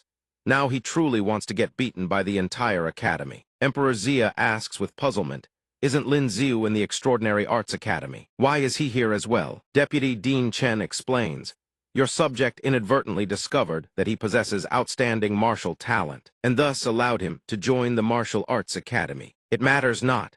Even if Lin Xiu loses, this old man will not give up on such a fine seedling. Consort Qin also asks him with puzzlement, wasn't it said that Lin Xiu's strength is lacking? When the time comes, won't there be many people lining up to challenge him? Emperor Xia ponders, Lin Xiu's talent is actually that extraordinary. Then should we reconsider the marriage arrangement between Lin Xiu and the Zhao family? He quietly glances behind. His imperial father is actually watching the battle. If that is the case, the marriage arrangement between himself and Zhao Lingjian can be pushed forward. The Martial Arts Academy students buzz with discussion. Which seniors with the qualifications will challenge whom, I wonder. Definitely Lin Xiu. This brat has offended far too many people. Our academy's only goddess fawns over him like he's a treasured jewel. Someone speaks up. Lin Xiu, I challenge you. Lin Xiu steps forward. Wait first, hear me say one thing. I know everyone here wants to challenge me. Fighting you one by one is a waste of time. How about all of you come at once? I still need to hurry back for dinner. The crowd below erupts in fury at those words. He's insane. He's completely lost his mind. One person challenging 8. Who does he think he is? An Earth-grade instructor. Emperor Xia declares with interest. His gaze fixed on Lin Xiu, proceed as he wishes. I too wish to see if he truly possesses the skill to back up such bold words. Lin Xiu, this is a fate you cannot escape. The students encircle him. His Majesty has given his approval. I want to see what skills you actually possess. Flames of fury blaze furiously. Lin Xiu shows not a trace of fear. My apologies for what comes next. Extraordinary ability I. The charging students seem to slow by a beat. He gently runs his fingers along the blade's edge. extraordinary ability force. Extreme strength also represents extreme speed. Lin Xiu's steps flash past as his blade gently glides across all 8 disciples. Everyone on the viewing platform is stunned. Lin Xiu speaks softly. Everyone, according to the rules of the challenge, you have all fallen in combat. If I have offended anywhere, I beg your forgiveness. Emperor Xia cannot believe his eyes. What just happened? This brat actually managed to take on 8 at once. And so quickly at that, Deputy Dean Chen beside him explains, Your Majesty, Lin Xiu is a talent seen once in a century, no. A martial genius seen once in several centuries would be more accurate. If he had been discovered earlier, by 18, he would have surely reached the Earth-grade realm. He falls into deep contemplation once more. Then the marriage arrangement between the Lin and Zhao families. Zhu Ninger is at this moment chattering brightly by his ear. Lin Xiu, you're truly amazing. I also want to cultivate diligently, otherwise you'll leave me behind. Lin Xiu's mood is excellent right now. You should indeed cultivate diligently. However, what he truly wants to know is his imperial father's attitude after watching that battle. Perhaps the marriage arrangement will be cancelled after all. Brother Li, why are you here? Beijing approaches and reports in a hushed voice. Brother Lin, your plan to use your martial talent to make your imperial father wary has been seen through. His imperial father said, when Miss Zhao returns, I shall bestow the marriage. All wedding expenses shall be borne by the imperial court. Lin Xiu laughs until tears stream down his face. Brother Li, you betrayed me, didn't you? His expression turns dead serious. It was Zhu Jin. Did you underestimate the imperial intelligence? Zhu Jin deduced his scheme and reported it to his imperial father. His imperial father was very pleased, feeling that marrying Miss Zhao would be excellent. All right, that's enough. I'll take my leave first. He falls into deep contemplation once more. That old scoundrel Zhu Jin has appointed a pair of genius spouses married in name, only would not threaten his position on the throne. Zhu Ninger's face at this moment looks as though she struck gold. So you don't actually like Zhao Lingjun? Lin Xiu puts on a regretful expression. Well then, you don't have a chance either. Didn't you see what His Majesty said? Even if I don't want to marry, I must. No one can change this. She states her desire with a calm expression. Being forced to marry someone you don't love, how truly pitiful. Or better yet, why don't you marry me? I can be your concubine, will just say my family disapproved. I don't care about marriage. As long as Zhao Lingjun isn't home, I'll sneak out to find you. Or you could buy a villa outside the city and keep me there. If you don't have the money, I'll buy it myself. Lin Xiu feels utterly helpless. He suddenly has no desire to take her home. It would only invite more chaos. Ninger buries her face against his chest. Well, am I wronged? Lin Xiu raises the wooden box he holds in both hands. Lately, the gossip storms have been far too fierce. I haven't even dared to step outside. But I've taken this chance to prepare a gift for the noble consort. She stood up for Zhu Ninger, and I still haven't properly thanked her for it. Chief Steward Li approaches with measured steps and asks, Young Master Lin, are you here to visit the noble consort? A dark, gloomy expression spreads across his face. Chief Steward Li startles, staring at the person before him. Young Master Lin, what exactly do you intend by glaring at me like that? He turns his head aside and spits contemptuously. From outside the courtyard, a woman's voice rings out. Lin Xiu, have you been so idle lately that you have time to visit Changchun Palace? I hear that thanks to you, the students at the Martial Arts Academy have been training far harder than before. He bows with a fawning smile. Your ladyship, please stop teasing your humble subject. I've come today to present a gift to your ladyship. Mingzhu displays a puzzled expression. You came all this way to deliver a gift personally. What fine treasure could it be? A polished, professional smile is plastered across his face. Your ladyship, please have a look. The noble consort approaches with curiosity. Why is this bottle as clear as crystal? Where on earth did you find glass this transparent? Lin Xiu carefully steers Mingzhu back to the main point. Your ladyship, the bottle is not the main gift. You will see shortly. The cap is removed, and a rich, intoxicating fragrance rushes forth in waves. The noble consort leans close to the bottle. The scent is exquisite, far more fragrant than any sachet. Stop playing coy. Tell this one at once what this is. He explains, Your ladyship, this is perfume crafted from flower essences and petals. It can replace any sachet. Simply dab a single drop onto your handkerchief and carry it with you. Mingzhu lavishes it with praise. Rich and intoxicating, yet not at all gaudy. You are quite thoughtful. Do you have any more of this perfume? This one wishes to gift a bottle to the Grand Empress Dowager. Lin Xiu declines with practiced grace. Your ladyship, this substance is exceedingly difficult to brew. It took me half a month to produce just 2 bottles sewn for my mother, and one for your ladyship. If your ladyship wishes to present one to the Grand Empress Dowager, I shall return and brew another. Where did Niu come from? Meow, Meowth is one wants some too. The noble consort turns to leave.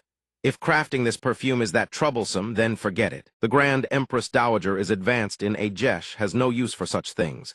You should spend your time cultivating instead. Don't always pour your heart into matters like these. He bows respectfully. Your ladyship speaks wisely. This student shall return and resume his cultivation. Niu clings stubbornly to his sleeve.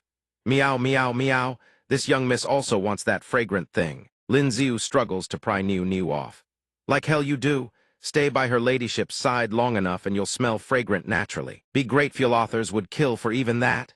But the creature stubbornly refuses to let go. Meow, meow, meow. I don't care, I want it. As he walks, lost in thought, he realizes even in his previous life, women loved fragrances and cats are apparently no exception. He had only intended to give a gift, with no plans to profit. But now it seems he'll have to bring Ninger along to fleece the imperial family and nobility. After all, buying a house outside costs no small sum of money. Is he even thinking like this? Suddenly, a hand lands on his shoulder. He grabs Lin Xiu's arm. It seems I've caught you. Lin Xiu. He whirls around in shock. Your Highness, you said our debts were already settled. He yanks him forward with brute force. Relax, this princess hasn't come to cause you trouble today. Just follow me. Eastern Rui Paliseth at day, didn't you notice? When our bodies make contact, our bottlenecks experience breakthroughs. He forces a smile. I noticed. But so what? He plants her hands on her hips. How dense can you be? It means the longer we cultivate together through this method each day, the faster our progress becomes. Isn't that right? Lin Xiu ponders. He had worried that ice and fire would be incompatible, but now it seems he was overthinking. Soon he could unlock the fire attribute. Extraordinary abilities is excellent. System notification replication progress 23%. He threatens, if you dare grab me back, I'll beat you to death. Let's see how long this effect can last. He is already on the verge of tears. Fine, then don't let go, Your Highness. For the fire attribute extraordinary ability, I'll endure it. A quarter hour later, how can I keep holding on this long? The princess, seemingly oblivious that his replication has already succeeded, still refuses to let go. Full replication at 100%. The contact between ice and fire can only sustain 1/4 hour of cultivation. The princess speaks up. I have an idea. He rests his chin in thought. He now possesses both ice and fire abilities. Perhaps one person can do the work of two. First, let me go back and verify. Then we'll talk. Give me 2 days to think it over. He fixes him with a piercing stare. What? This benefits us both. What is there to even think about? Lin Xiu averts his gaze. Men and women must maintain proper distance. I am a traditional man. I need time to accept this. The princess sighs in exasperation. Fine, you win. This princess shall give you time to think. 3 days from now. I'll be waiting for you at the Tianzi courtyard. Very well, Your Highness. In 3 days, I'll give you my answer. Meanwhile, Chief Steward Li reports to the Emperor, Your Majesty. Lin Xiu had just left Changchun Palace. When Her Highness Ming, he dragged him into the Eastern Rui Palace. Emperor Xia asks for clarification. Lin Xiu entered the Eastern Rui Palace, but not of his own volition.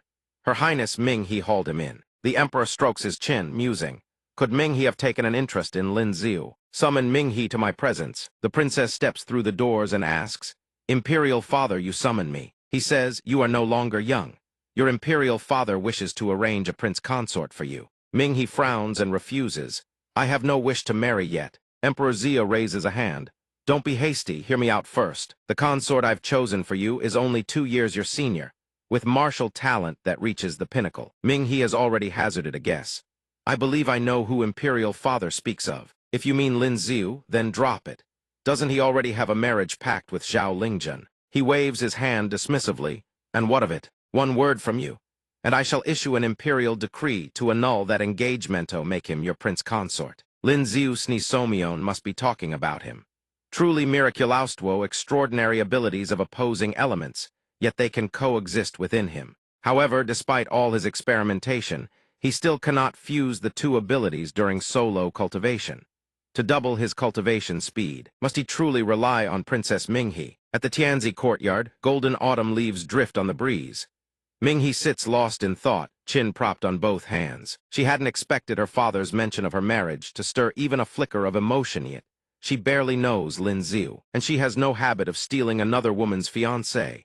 Better to let it go. Right at that moment, Lin Xiu appears. He waves with a grin. Your Highness, what are you pondering? I've made up my mind. Cultivation is still more important. Hearing this, Minghe speaks up. Spare me the sweet talk. Once you've made up your mind, come into my room. Inside the chamber, flames roar and dance without cease. Minghe and Lin Xiu sit facing each other atop a large stone slab. The princess issues her command, begin. A look of satisfaction spreads across Minghe's face as she offers a faint smile. Her thoughts drifting her we go. The stagnant power within his body begins to stir once more. Catching the princess's expression, Lin Xiu cannot help but feel bewildered. What is this supposed to mean? She, on the other hand, looks perfectly at ease. Does she really think I'm just a cultivation tool? Thinking this, he proactively pulls his hand back. Cut off so abruptly, Minghe snaps in fury. What do you think you're doing? Lin Xiu replies in a low voice. Your Highness, you are far too selfish. You only care about your own cultivation, what about mine? The princess proposes. How about this today I cultivate and tomorrow it's your turn? Is that acceptable? He responds, but I don't have a mystic ice bed. Even if it were my turn tomorrow, I still couldn't cultivate. There is a way, but I'm afraid you won't agree to it. At this, Minghe can no longer contain herself. She erupts in rage, shouting, This won't work, that won't work, just what do you want from me? Seeing her fury, he hastily waves his hands, rushing to calm her. Your Highness, don't panic. I have a solution, just wait a moment. Before long, Ling Yin arrives at the Celestial Sovereign Academy, was summoned out of nowhere to lend a hand. The instant she spots Ling Yin, Minghe furrows her brow and turns to question him. This is the grand solution you came up with. Lin Xiu chuckles. Though your Highness and Ling Yin may not see eye to eye, you two don't have any real grudge between you. In all honesty, I think asking Ling Yin for help won't cause any problems. Hearing this, Ling Yin speaks in an icy tone. Help you two cultivate. What exactly is going on here? After a painstaking round of explanations, she finally understands and asks. Water and fire can be cultivated in tandem to drastically accelerate one's progress. How did you two discover this? Lin Xiu answers glumly. A feud-turn clash with the princess led us to discover it. Hearing his answer, Ling Yin furrows her brow and ponders. What kind of grudge could Lin Xiu possibly have with the princess? Could it be some kind of love debt? Suddenly, Minghe speaks up, her tone tinged with provocation. Zhao Ling Yin, why are you staring at me like that? Looking for a contest. Ling Yin refuses to yield, replying in a cold voice. Your Highness, what would you like to compete in? I shall always oblige. Lin Xiu immediately goes obedient and mutters softly. Fine, fine. I'll shut up. A moment later, all three have returned to the fire pool and begin circulating their cultivation. Lin Xiu sits in the middle and asks in confusion, Aren't we supposed to use the mystic ice bed? Why did you go ahead and do it on your own? Ling Yin explains gently, The mystic ice bed doesn't produce the desired effect.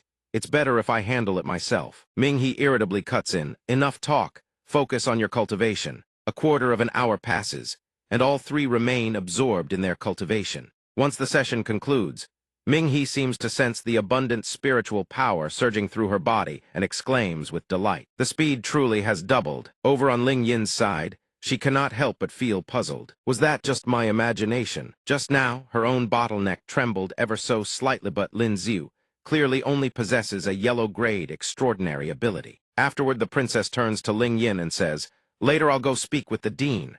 Zhao Ling Yin, you come along too, I'll split the credit with you. Minghe's words make Lin Xiu cry out inwardly. Why isn't the credit going to me? I'm the one at the Lin residence. Lin Xiu walks along, his face beaming as he fantasizes about embracing two beauties in his arms at once. If extreme yin and extreme yang can both cultivate this way, isn't being caught between Ling Yin and Princess Ming, he just double the fortune and double the joy. Isn't this just another form of the legendary dual heavens of ice and fire? Unfortunately, the fact that I possess two types of abilities can no longer be hidden. With 4 high-grade abilities plus dual cultivation, his cultivation speed is already 5 times that of the average prodigy. It isn't worth the risk for a single extra boost. Lin Xiu mutters a reminder to himself, the best approach is to secretly replicate abilities. Next time, he must restrain himself from using fire attribute. Extraordinary abilities ever again. Unexpectedly, Ling Yin's voice calls out from behind. Lin Xiu, wait a moment. Lin Xiu startles, stammering in a fluster. Ling Yin, calm down. I only asked you to lend a hand. You're not going to silence me permanently, are you? Seeing his reaction, she replies with a baffled look. What nonsense are you spouting? I came to give you something. Your martial talent is outstanding, and your spearwork surpasses even my own. This spear was forged from meteorite iron. I cannot wield it effectively, so I wish to gift it to you. Still reeling in disbelief, he can only manage a single exclamation. Clasping the spear in hand, he turns to Ling Yin with a radiant smile. This is far too precious. She crosses her arms and frowns, her tone carrying a note of seriousness. Don't overthink it.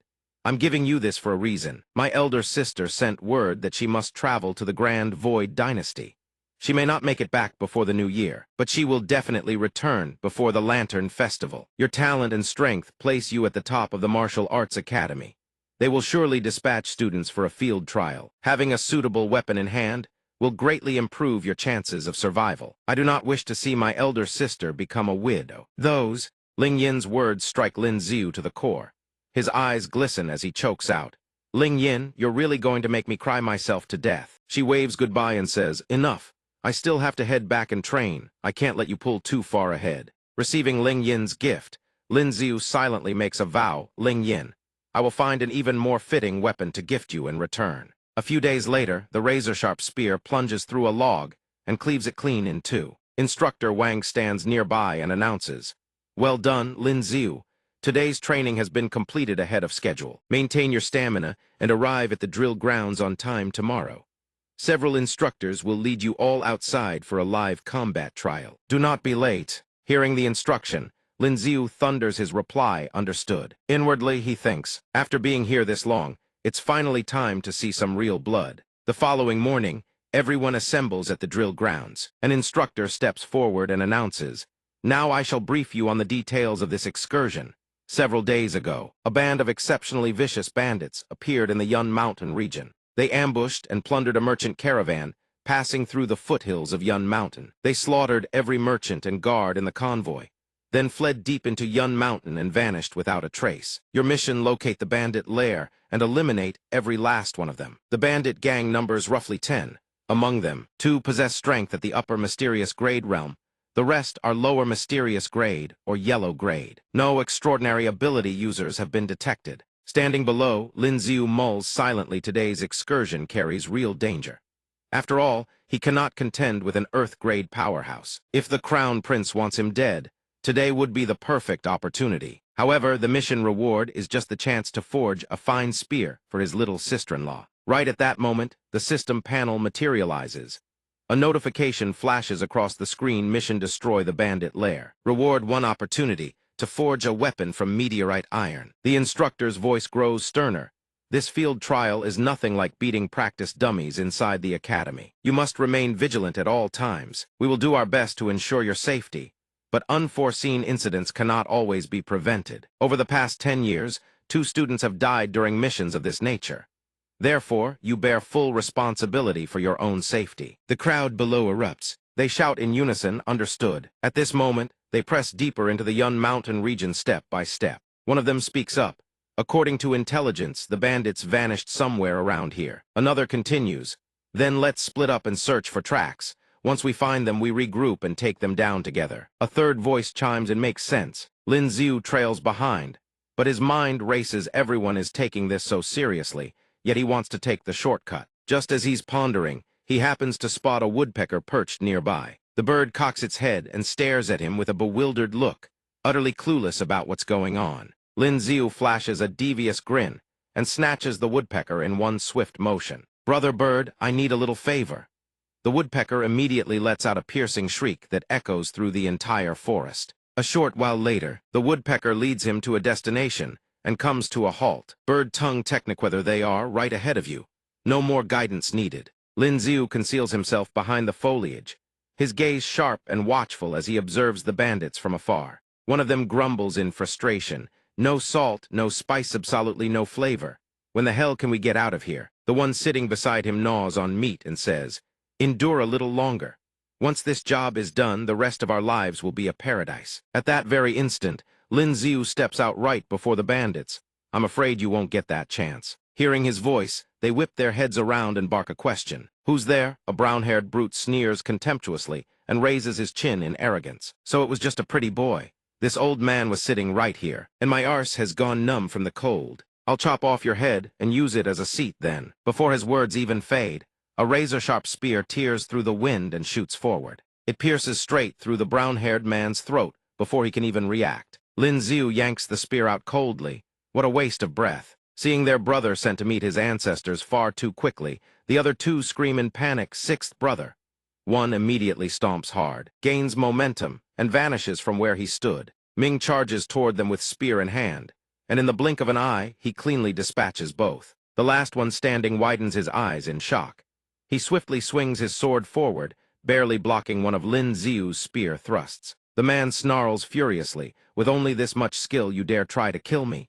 You think I'm like those trash? Die, brat!" His blade cleaves downward. He blocks it, but barely utterly wretched. The crushing force of the blade drives his feet deep into the earth. Lin Ziu frowns and thinks as expected, "My earth-grade cultivation still can't handle this." The man's face darkens as he speaks in an icy tone.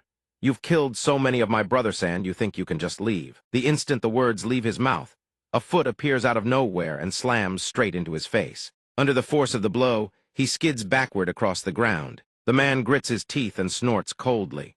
When he lifts his head, the side of his face that was kicked is already grotesquely swollen. He's startled this kind of power. The other person is also Earth-grade.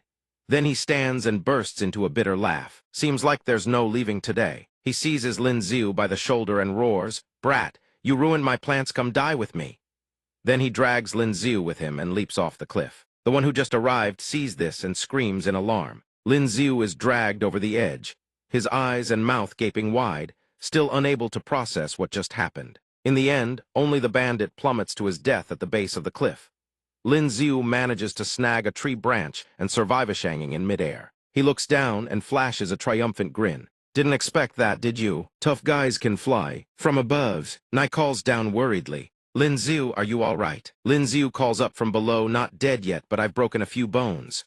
Mind carrying me back later?" Hearing this, Nai bursts out laughing, "Carry you? Sure thing as long as you're okay, brat." Lin Ziu scolds, "Nai, you can still laugh. If there weren't branches here for me to grab, I'd already be dead." Nai keeps giggling. "Vajra indestructible body, it's almost within reach now." Lin Ziu furrows his brow slightly, his gaze deep in contemplation as if pondering something. Scene changed. Lin residence. Lin Ziu swings an axe at his own arm, which is coated in golden light. The axe blade chips instantly. It turns out he had just activated the golden body extraordinary ability. Lin Ziu is overjoyed and can't help but marvel. Defensive effect of this golden body extraordinary ability is superb.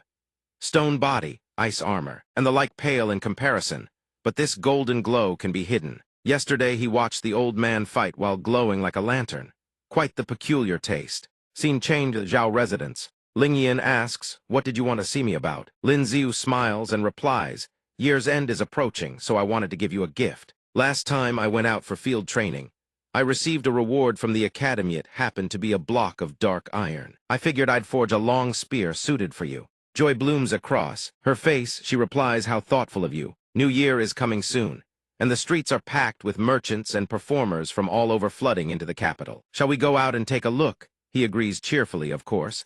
I've been wanting to take a stroll myself." A short while later, the two of them arrive at the Green Tower. Ling Yin wonders aloud, "Why does a stroll lead us here?" He replies, "The Green Tower in the city isn't anything special. Strolling here is perfectly normal." Suddenly, from afar, Haydeng waves and calls out cheerfully, "Young master." He extends his hand and says, "Miss Haydeng, it's been a long time." She asks in surprise, "The young master still remembers me?" He asks further, "Miss Haydeng, you still haven't redeemed your freedom." Haydeng replies shyly, "Still short 200 taels of silver, but it won't be long now." Lin Ziu immediately pulls out a stack of silver and says with a smile, "Now it's enough." She hastily waves her hands. No, I can't take money from the young master." He shoves it firmly into her hands. "Take it. Redeem yourself sooner. I'm still waiting for that tofu shop of yours to open." Lin Ziu thinks to himself, "Come to think of it, where I am today is partly thanks to Miss Haydeng's abilities." Calculating carefully, Miss Haydeng is practically my benefactor. I hold office at the Qinglai Bureau. If you need anything, come find me there. Even if I'm not around, you can look for Liu Qingfeng, the supervising officer. Once your tofu shop prospers and you pay me back, it won't be too late. She is deeply moved. "I'll remember your kindness, young master. I will work hard to earn the money and repay you. Also, my name isn't Haydengitz Chen Yu. Haydeng is the name they gave me. I don't like it." Lin Ziu turns to leave, waving goodbye without looking back. "I'll remember that, Miss Chen Yu." After Chen Yu walks a distance away, Ling Yin speaks up. "You really are generous to 100 taels of silver, tossed away just like that to a woman from the pleasure quarters." Lin Ziu replies, Don't forget that half a year ago, the entire Lin family couldn't scrape together that much money. She can't help but sigh with pity. Miss Chen Yu is a pitiful woman. A woman who sells her body to entertain men. What's pitiful about that? She's perfectly capable of sustaining herself with her own 2 hands, rather than relying on her body. Hearing Ling Yin's words, Lin Ziu furrows his brow slightly, thinking to himself. Ling Yin grew up in vastly different circumstances naturally. She wouldn't understand Chen Yu's hardships. They had no choice. 1 minute earlier at the Green Tower, Haydang places the stack of silver on the table here. This is my redemption money. The madam is startled. Weren't you still over 100 taels short? Already got enough that fast? She doesn't answer, just urgently pushes, take the silver hand over my indenture contract. The madam reluctantly agrees. Go ahead, leaving as good it's for the best. While you still have some beauty left, find a decent man and marry him. Once your looks fade and the customers lose interest, it'll be too late. Take these 100 taels with you. Open a small shop, make a living, at least you won't starve. Haydang bows her head gently in gratitude. All these years thank you for looking after me. The madam waves her off. Go on, quickly before I change my mind. Outside, she spots a small bird taking flight and whispers softly, Go, little bird. You're free now. It spreads its wings and soars beneath the blue sky. Haydang lifts her head, watching the little bird, and adds, I'm free too. From this moment on, the name Haydang no longer belongs to me. Right then, a hand suddenly seizes her wrist. It's Zheng Jian flashes a sinister grin. Well, isn't this Miss Haydang? We were just looking for you. Today, this young master wants to introduce you to an honored guest. Serve him well, and there'll be no lack of rewards for you. She stumbles back in panic. I'm sorry, young master Zheng, I don't work here anymore. Please find someone else. Haydang's refusal enrages Zheng Jian. He frowns and snaps. What do you mean, don't work here anymore? A lowly courtesan dares to refuse. Serve this honored guest properly, or I'll make you regret it. Haydang tries to explain. I've already redeemed myself, I'm not a courtesan anymore. The men with him eye her like wolves, each one leering. Now I'm getting more interested in you. Come along, or the rest of your life won't be pretty. A courtesan is a courtesan. Redeeming yourself is just so you can serve us better. What's with the act? She refuses, and violently wrenches her hand free from Zheng Jian's grip, screaming. No, I'm not a courtesan. I am Chen Yu. When Haydang suddenly spins around and lunges toward a nearby pillar, he blurts out in shock. What are you doing? Without the slightest hesitation, she smashes her head straight into the pillar. The next instant, her soft body crumples to the ground. The men not only don't help but casually turn and walk away. One grumbles irritably, damn it, how annoying. Who knows what set that woman off? Zheng Jian waves it off. Whatever, let's go. Tonight we'll cleanse our eyes at a different pleasure house. Seeing Haydang lying motionless, the passers-by murmur in alarm. What happened here? Is she really dead? Immediately after, a figure silently steps forward. His shadow falls over her body and, in a flash, Haydang vanishes without a trace. Lin Ziu slams his fist down on the table in fury and snarls. I'm asking you one last time, how did Chen Yu die? Where is her body? Zheng Jian answers nonchalantly. As I said, she smashed her own head into the pillar and died. Nobody forced her. As for the Badino idea, could have been eaten by dogs for all I know. Anything else you'd like to ask? Hurry up and finish your questions. I still have to dine with young Master Huang later. I can't be late. His expression. His face darkens as he speaks in a frigid tone. I'm afraid you won't have the chance to eat that meal. In the very next instant, a razor-sharp slash tears across Zheng Jian's throat.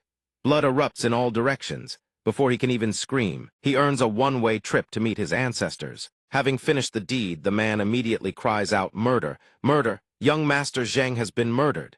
Several days later, inside the imperial palace, Lin Ziu cradles a wooden box in one arm, his other hand resting lightly on his chin in contemplation. Sure enough, just as he predicted, Zheng Jian's demise stirred not a single shred of controversy. Would the heroine from his own household come seeking him out for trouble? Surely not. That female hero despises evil as her sworn enemy. Even if she did come, she would at most lecture him on some life philosophy. Now only Huang Thao of Duke Huang's household remains. That scoundrel caused Miss Chen's debt hand. Even her corpse vanished without a trace. As long as he draws breath, this grudge remains unfinished. Just then, a familiar voice rings out. Lin Ziu, you haven't visited the Eternal Spring Palace in days. The speaker turns out to be Mingzhu. Upon seeing the imperial consort, he hurriedly bows in greeting. Your subject greets your highness. This student has indeed been occupied these past days. I beg your highness's forgiveness. Mingzhu smiles gently. There's no blame to be had. If you have matters to attend to, go handle them. The little one has been quite well behaved lately. You needn't visit every day. 5 days at most. 3 days, no 2 days. This consort worries the little one won't adjust. She adds, even you can tell the little one is quite fond of you. Lin Xiu forces a smile. Then I'll come every 2 days. After all, your highness's spirit companion is of the utmost importance. The young woman. Standing beside them, she can only sigh helplessly. I you hate for you to say goes. She then presents the box of perfume. Speaking softly, during my days at home, this student felt deeply remorseful, and so crafted these bottles of perfume as a gift for your highness. Beyond these, there isn't a single noble lady in the imperial capital who doesn't envy your highness. The reputation of this perfume grows by the day your highness could even share in a portion of the profits. The moment she lays eyes on the box of perfume, the imperial consort's eyes light up. She cannot contain her excitement and exclaims, so many different scents in a single perfume. Lin Xiu, I truly love them. The little one is quite fond of this fragrance as well. It's rare that you think of me. I shall help you promote it. The stately dusk gradually settles over the horizon. Upon returning to his residence, Lin Xiu lets out a long sigh. Today was truly exhausting. Without warning, an ice-cold blade presses against him from behind. A frigid female voice speaks, quite the nerve, killing someone and then pinning the blame on me. Lin Xiu hastily raises both hands. I'm guessing you're Chen Keth, one who slays petty villains and despises evil as her mortal enemy, correct? Hearing this, she counters, you're not afraid I'll kill you. He calmly turns to face her and replies, you won't, because we're both good people. In his heart, he silently assesses this woman's extraordinary ability as concealment. A most useful power indeed. Chen Qi nods in agreement. Indeed, I've had my eye on you for quite some time. You are a good person. First, you stood up for that woman. Then you slew that beast Zheng Jian, even though you pinned the blame on me. Even if you hadn't killed him, I would have done so sooner or later. What I find curious is clearly you're the one who killed him, yet they don't suspect you in the slightest. Lin Xiu continues, I used a water blade. They couldn't find the murder weapon, so suspicion never fell on me. She doesn't believe him. You're lying. Even if you used a water blade, it would still leave traces. But everyone has their secrets. If you don't wish to speak, I won't press. I have been watching you for a long time. Everything you've done proves you're a person of righteous heart, who despises evil as your sworn enemy. Would you like to join our Heavenly Tao Alliance? Hearing this, Lin Xiu's eyes widen in shock. You're with the Heavenly Tao Alliance? No wonder. But I won't be joining you. I'll serve the common people in my own way. In his mind, he silently calculates the Heavenly Tao Alliance is a righteous organization that enforces heaven's will on earth, but it's also a rebel faction. No different from the Azure Lotus sect. Joining a rebel faction is tantamount to treason. That's a capital crime, confiscation of property and clan extermination. I cannot gamble my family's fate on this. Chen Qi crosses her arms and asks, so you won't join?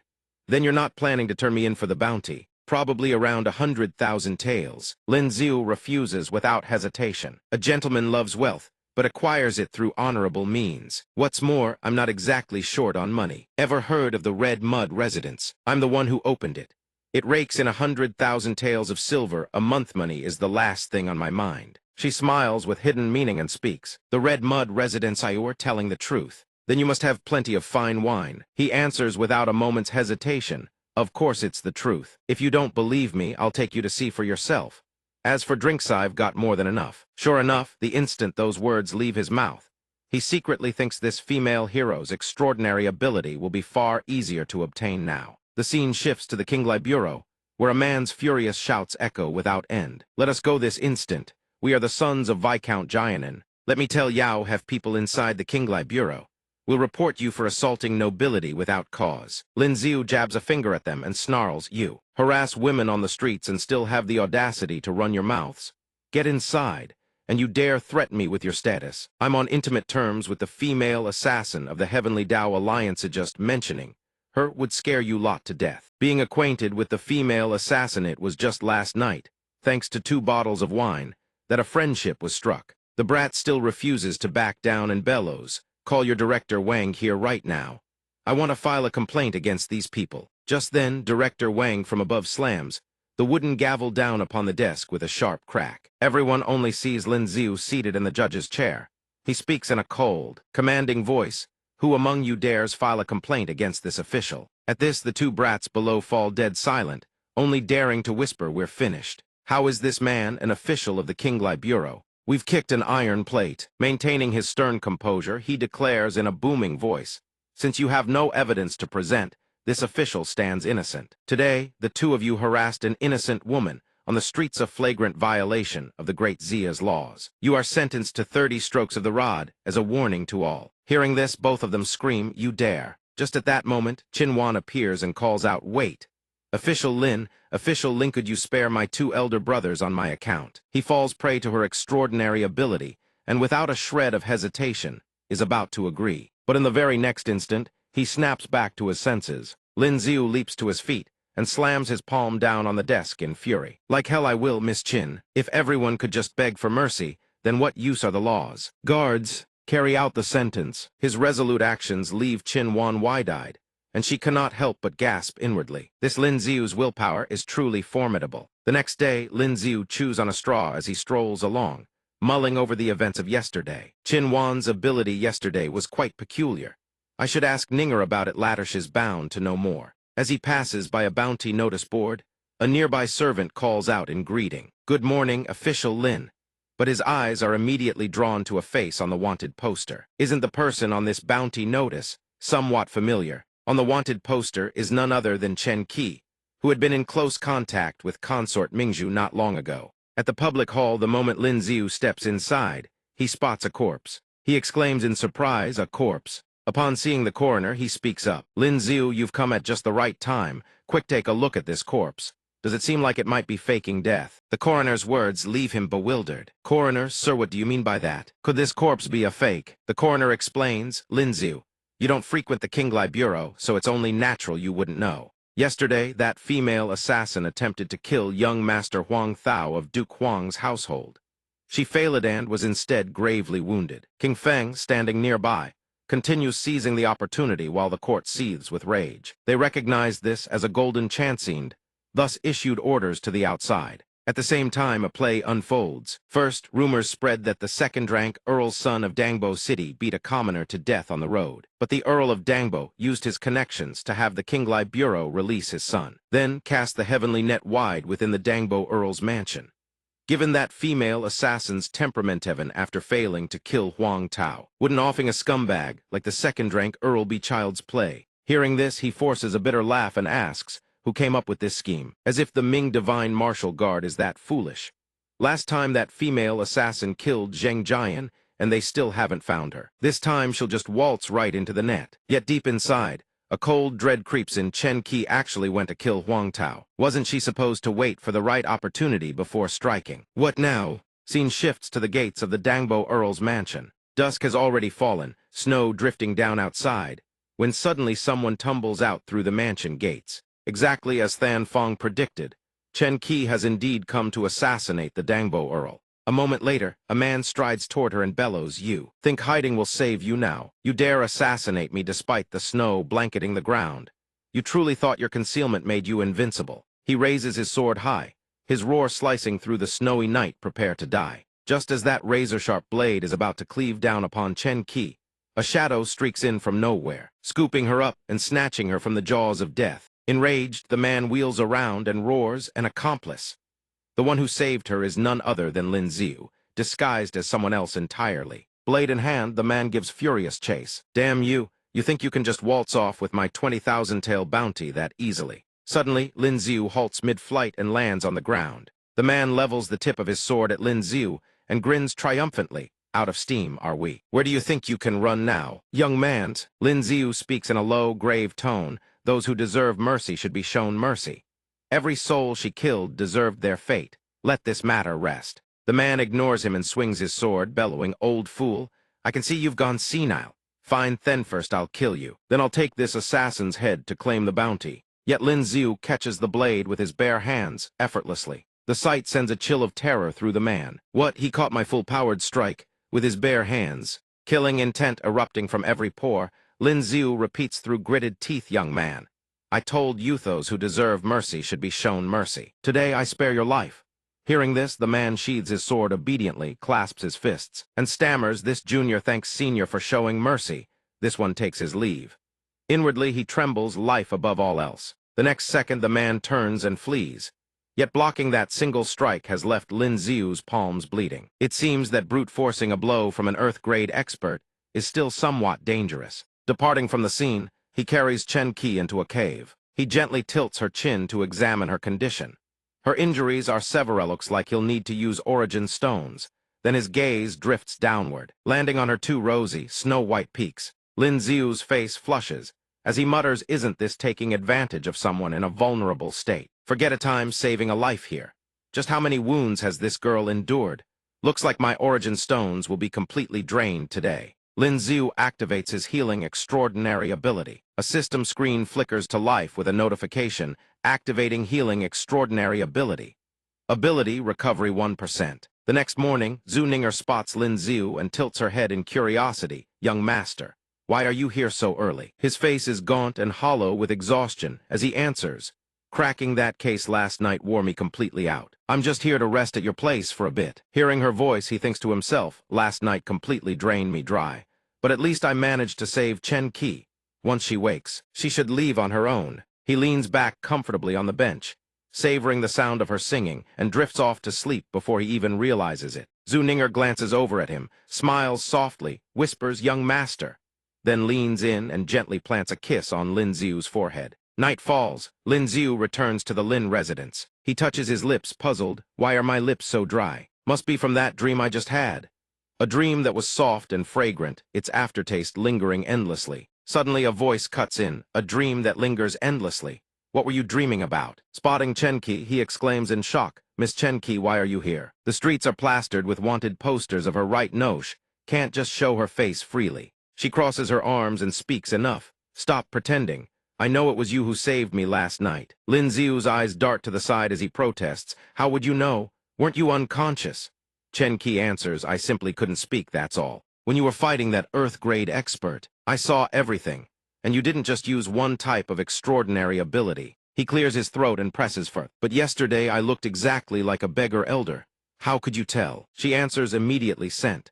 The people of our Heavenly Tao Alliance are extremely sensitive to scent. No matter how you alter your face, you cannot mask your own smell. Hearing this, Lin Xiu forces a laugh. "So everyone in the Heavenly Tao Alliance has a bloodhound's nose. Impressive. Then, Miss Chen, what brings you to my doorstep when you should be recovering?" He thinks to himself, "Next time I disguise myself, I'm definitely wearing perfume." Chen Qi's face suddenly turns as red as a ripe tomato. "Because yesterday, the healing ability you used on me can erase scars. So I want you to remove every scar on my body." Lin Xiu panics and waves his hands in frantic refusal. "But this kind of healing requires removing all your clothes. We're a man and a woman, this is improper." But she doesn't hesitate for a second and strips down without a care. "It's nothing. A woman of the martial world doesn't fuss over trivialities. Besides, last night you already saw everything there was to see. Didn't you? Why are you embarrassed?" All right, go ahead and begin." The next second, blood gushes from his nose. He sighs inwardly, the healing extraordinary ability. Truly magnificent. An hour later, once the treatment is complete, Chen Qi examines her wounds and gasps in astonishment. It actually worked. Not a single scar remains. Her words make Lin Xiu groan internally. "Obviously," he thinks, "I drained every last drop of my power. How could the results not be good? But I never expected a Ka with and without her bindings to be two entirely different sizes. Truly, so full and so fair." Suddenly she frowns, whipping around to glare at him with eyes sharp enough to kill. "Have you seen enough? Why did you save me?" Lin Xiu raises his hands and explains, "Didn't I already tell you? You and I were both good people. Your injuries haven't fully healed, and the entire city is plastered with wanted posters for you. For the next few days, stay here. I'll sleep on the floor, you take the bed." A short while later, both settle in for the night. Chen Qi murmurs from the bed, "I can't fall asleep." Lin Xiu answers from the floor, "Neither can I." His mind keeps circling back to those rosy white peaks of her so full, so fairlying right there beside him. How is he supposed to sleep? He asks, "Heavenly Tao Alliance, what have you all been up to recently?" Chen Qi answers softly, "Not sure. For now, I'm the only one operating near the imperial capital. The others have probably gone home for the new year." Lin Xiu glances over and asks, "Then can you tell me why you harbor such hatred toward the crown prince?" She closes her eyes and replies, "There's nothing to say. Let's just sleep." Lin Xiu lies below, trying to force his eyes shut, thinking to himself, "Sleep, just sleep. This girl is far too trusting." The next morning, Lin Xiu jolts awake, crying out, "Kuk Kitch, Lingyan, I wasn't looking at anything big and white. Stop hitting me. Then he freezes. He slaps a hand to his forehead in utter resignation. Miss Chen Qi has been gone for days now, and I'm still dreaming about those big white moonlight. But today is the first day of the month. I can't just stay home forever. I need to go pay New Year's visits. Scene shifts to the Zhao residence. Lin Ziu bows courteously. Uncle, Auntie, the new year is upon us, so I've brought some gifts especially for you. What I hold is fine wine from the Red Mud residence, and what my attendant carries is perfume from the Ning Fragrance House. The uncle beams with delight. What a thoughtful child. You're far too kind. Ling Yin's younger brother jabs a finger at Lin Ziu's second sister. This Lin Ziu isn't worthy of big sister at all. Why haven't you driven him away yet? She promptly smacks him on the head. Know your place, you brat. From now on, when you see Lin Ziu, you address him as brother-in-law. Big sister will be able to return by the Lantern Festival. Then Lin Ziu can marry her. How wonderful. A moment later, Zhu Jin arrives and announces in a booming voice, Imperial decree arrives. Zhao Lingjun, daughter of the Marquis of Wan, of the Zhao clan, her celestial talent is extraordinary, her beauty peerless, her character virtuous and gentle. By imperial decree, Lin Ziu, son of the Earl of Ping'an, his moral character is noble, his appearance exceptional. The two are a match forged by heaven, betrothed since childhood. Now is the time for their union, a beauty worth 1,000 cities, a marriage most extraordinary. The crown hereby bestows upon them a full estate in the East City, 20 servants, 20,000 taels of silver, and 100 bolts of silk. All ceremonial affairs shall be jointly overseen by the ritual division of the Celestial Observation Bureau. The grand wedding ceremony shall be held on the 9th day of the lunar month. Lin Ziu furrows his brow, irritated, cursing silently. Bastard. This emperor is truly impatient.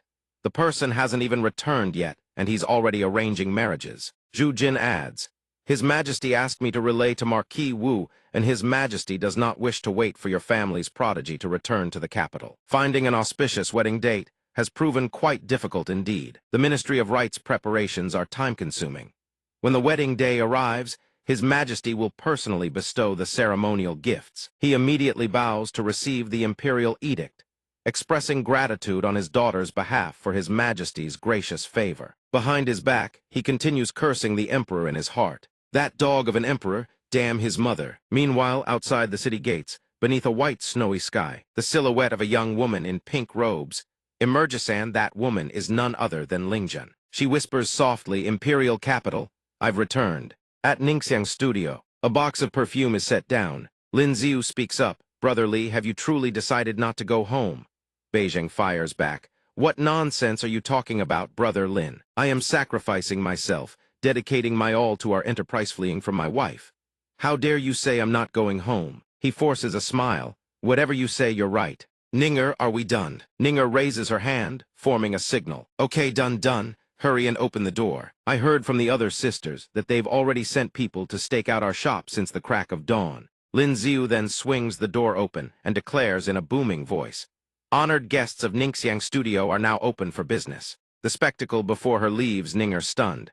What the hell, we are there so many people? The crowd surges forward, screaming, Shopkeeper, shopkeeper, sell to me first. Sell to me first. Sell to me, who the hell just stepped on my foot? Boss, sell to me first. Jostled so hard he can barely stand, Lin Ziu raises his voice. Everyone, please stop pushing. Form an orderly line to make your purchase. There is enough for all. After some time hawking goods, all Beijing can see are money signs.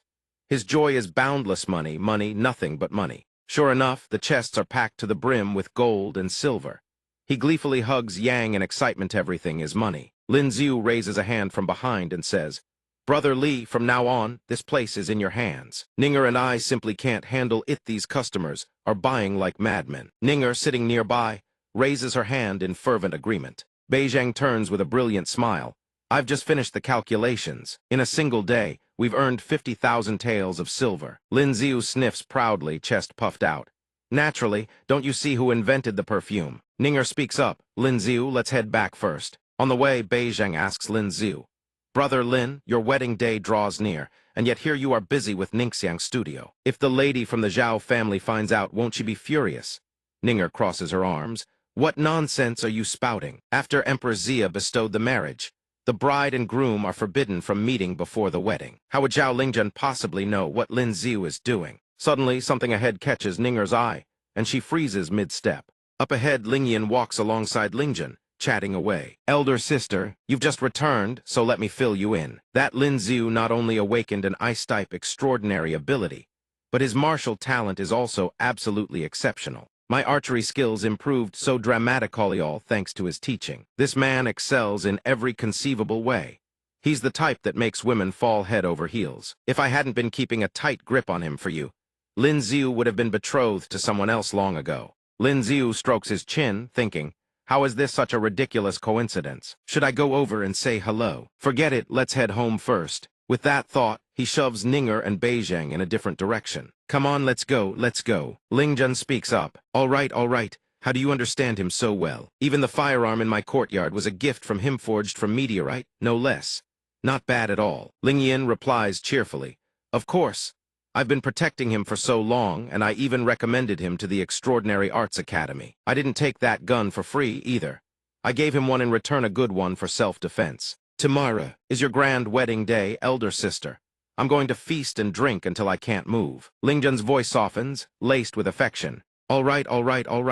Everything shall be as you wish. And so, the grand wedding day of Lin Xiu and Lingjun has finally arrived. On the 9th of the month, the entire estate is festooned with red ribbons and decorations. Black plumage hangs overhead as well may all things proceed smoothly.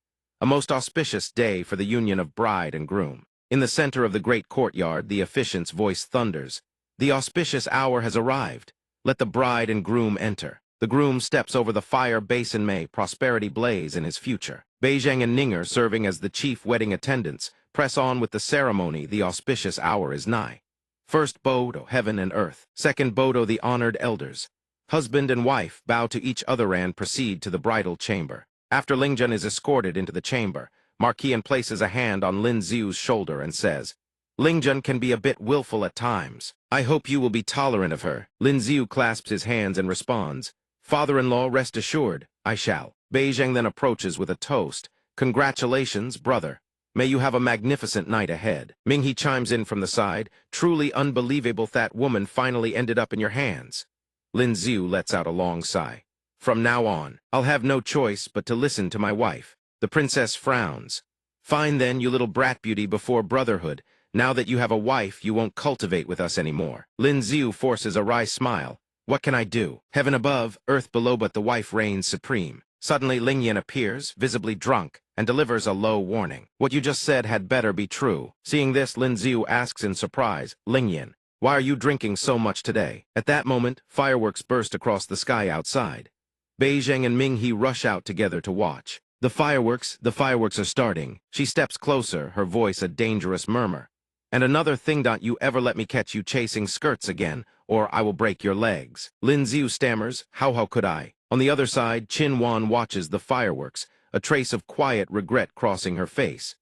As long as the young master is happy, that is enough. The scene shifts to Ninger, her eyes brimming with unspoken thoughts. Ninger glances softly at the fireworks outside, a silent thought crossing her mind, the bride.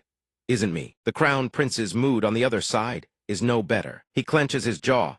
Seething person he despises most has married the woman he desires most. Lin Xiu, just you wait. In the bridal chamber, Lin Xiu stands before the door, heart pounding, unable to sit still a bit nervous. What is this feeling? He is about to enter the bridal chamber with someone whose back he has only glimpsed from afar. Is a hint of anticipation, too. He gently pushes the door open and steps inside. The room is completely empty, not a soul in sight. Lin Xiu freezes in surprise. Lin Xiu forces a smile. Makes sense. How could Zhao Lingjun be someone so casual? He thinks to himself, what was I even hoping for? Then he leaps onto the bed, sprawling out comfortably.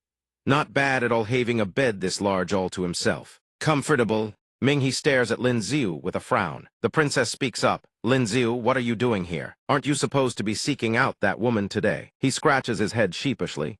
I was just joking yesterday. Cultivation is absolutely the top priority. Let's start early. Spotting Lingyan behind her, Minghe asks, Zhao Lingyan, you're here too.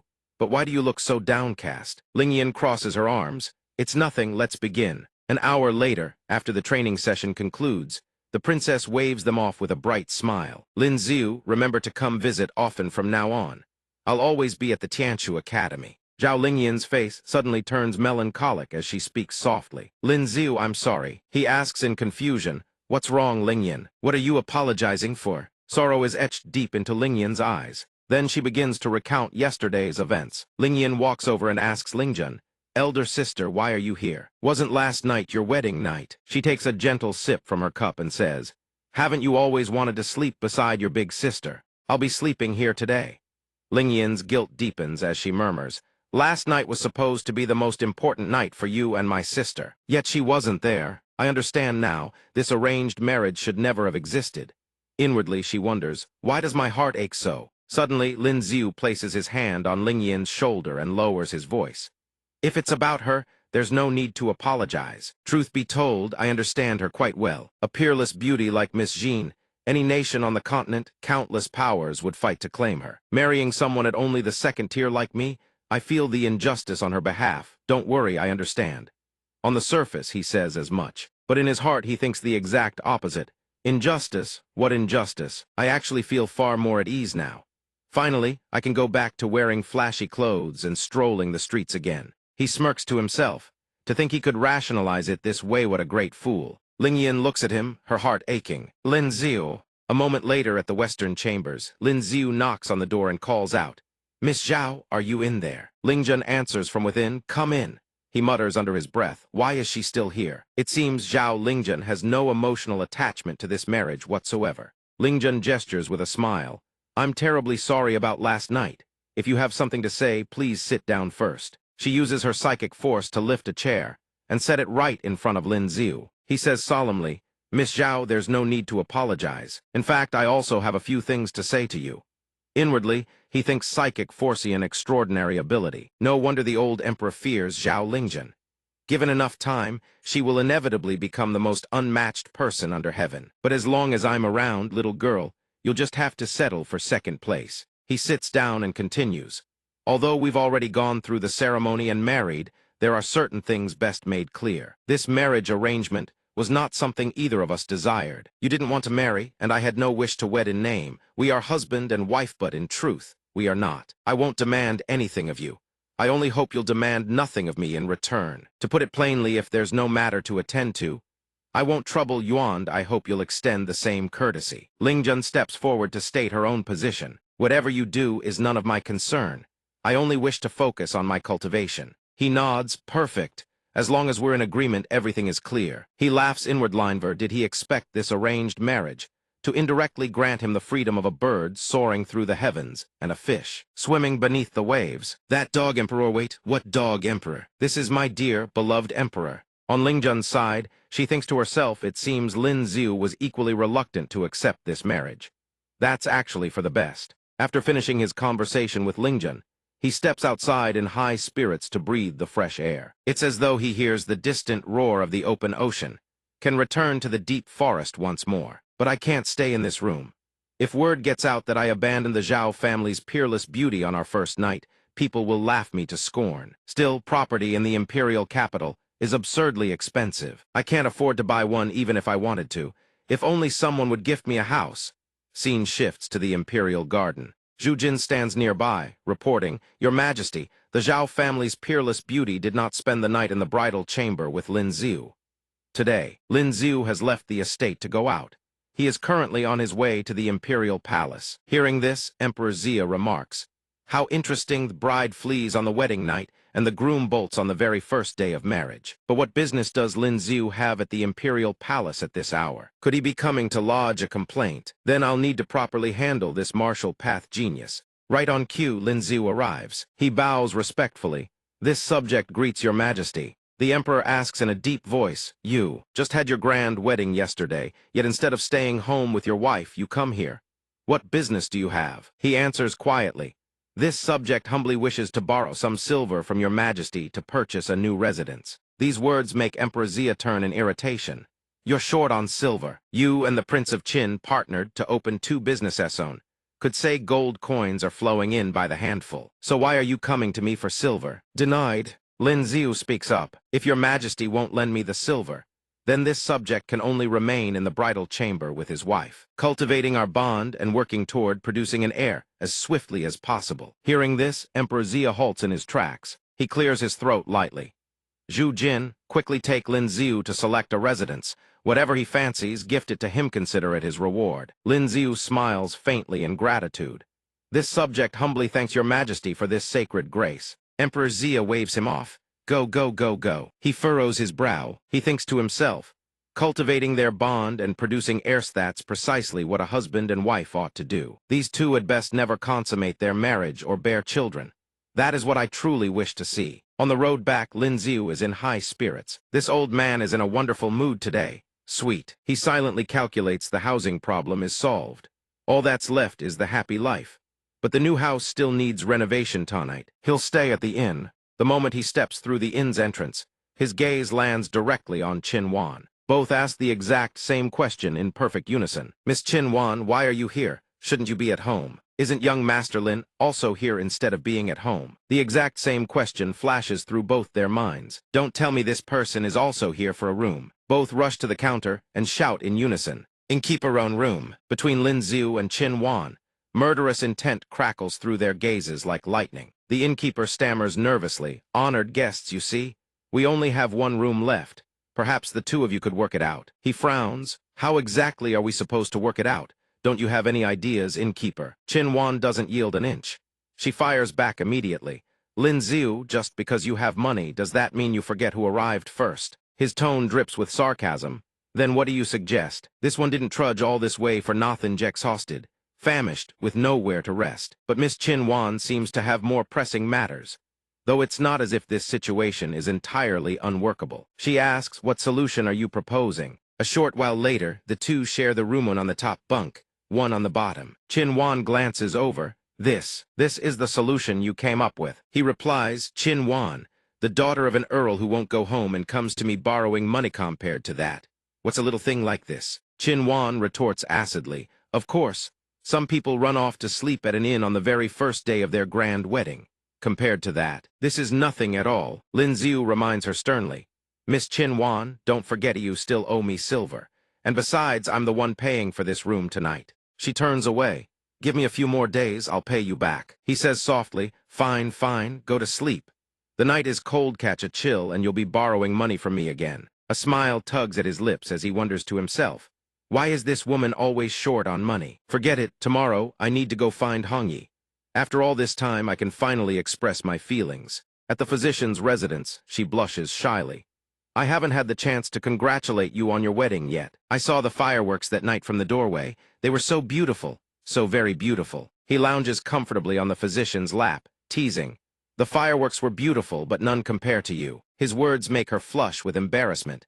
I'm nothing more than common rouge. Please stop teasing me, young master. He laughs, but even modesty should have its limits. If you are mere rouge, then there are no beauties left in this world. The physician says, flustered, fuel. Today, if the young master wishes to listen, let me prepare something. Lin Ziu replies with ease. As long as it's you singing, I love it all. Whatever song you want to sing, just sing it. She speaks up. When has a patron ever cared for us like this? If every guest were as easygoing as you, my friend, making silver would be effortless. How could I bear to part from you? If I don't dote on you, then who should I dote on? How about you stop performing on stage altogether and sing only for me? The songstress whispers softly. If I don't perform, how would I ever feed myself? Hearing this, Lin Ziu bolts upright and declares without hesitation, I'll provide for you. I can buy out the Lihua garden, and then you sing when you want, stop when you don't. I can afford it. She smiles wryly and refuses. There's no need for that. You're already so good to Methai's songstress doesn't even know how she could ever repay you. Lin, Ziu continues with a teasing grin, then repay me with your body. His words make her face flush crimson. The songstress, shy and bashful, whispers, If that's what the young master wishes, this songstress wouldn't necessarily refuse. Outside, a light snow drifts down over the eaves. After leaving her place, Lin Ziu ponders as he walks. The housing problem is solved, but for the songstress's safety, he still needs to find Emperor Zia's Yang Mao. He recalls speaking to the troop master, these are the property deeds for the Lihua garden. I've already purchased the place. Next, I need to visit Ninger to tell her the news of my newfound freedom. This kind of happiness-seeking no longer needs to worry. Being ambushed turned out to be wonderful, actually. At the Ningxiang studio, Ninger sits gazing out the window. She lets out a sigh. Lin Ziu appears beside her with a smile. Ninger, what are you thinking about? She looks up, dispirited. Why aren't you with that beauty? What are you doing here? He raises his hands to explain. Actually, Miss Zhao and I aren't what everyone thinks. We hold the title of husband and wife, but we're not truly husband and wife. She left on the night of the wedding. Hearing this, her eyes light up as she turns to confirm. The bride on your wedding night carried in an 8-bearer palanquin, bowing to heaven and earth, then fled during the wedding night. He adds, we've made things clear between us. We're only husband and wife in name, without interfering in each other's lives. She can no longer contain her joy and throws herself into Lin Ziu's arms. It's fine, don't be sad. If she doesn't want you, I do. He gently pats Ninger on the head and scolds softly. Can't you be a little more patient? Right at that moment, Beijing bursts through the door with a grin, shouting, Miss Zhu.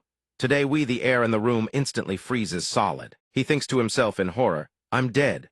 I came at the worst possible time. Lin Ziu won't kill me to silence me, will he? I still have so much money left to make, Beijing stammers. Then he slaps both hands over his eyes and whips his head away. I didn't see a thing. You two carry on, carry on. Don't worry, I won't say a word. You don't need to fear Miss Zhao finding out. Lin Ziu stands and says, I was never afraid of her finding out. Beijing narrows his eyes and retorts, You dare say that to her face? We're the same kind of person. You think I don't understand you? Stop pretending to be tough in front of me. Lin Ziu raises his hand and says casually, She agreed to it herself. Hearing this, Beijing is so stunned his jaw drops in shock. He stammers, agreed. Zhao Lingjun agreed. On what grounds did she agree? Lin Ziu replies calmly, On what grounds, she just did. Ninger smiles faintly and says, Let's go somewhere with no people around. I have so many things I want to say to you. Lin Ziu readily agrees. The sight of the two of them strolling side by side, love brimming in their eyes, leaves Beijing frozen in place, his heart in turmoil. He slumps and sighs, What's the point? What's the point of living? Lin Ziu carries Ninger and descends into the courtyard of the residence he just obtained from Emperor Xia. He gestures gently and says, Ninger, this is the home I negotiated with His Majesty. You can come here whenever you like. This courtyard is quite peaceful, too. Her eyes widen in surprise. Really, I was actually thinking of asking Father to buy a house outside the city. Lin Ziu turns to look at Ninger and adds, Ninger, you need to think this through carefully. The marriage between Miss Zhao and me was bestowed by His Majesty. Until the two of us gain enough strength to defy that decree, I have no way to give you a proper title. She nods, understanding. I know, an amicable divorce between us would mean defying an imperial edict. I don't need any title. Marrying someone you don't love, even if you become empress, you won't be happy.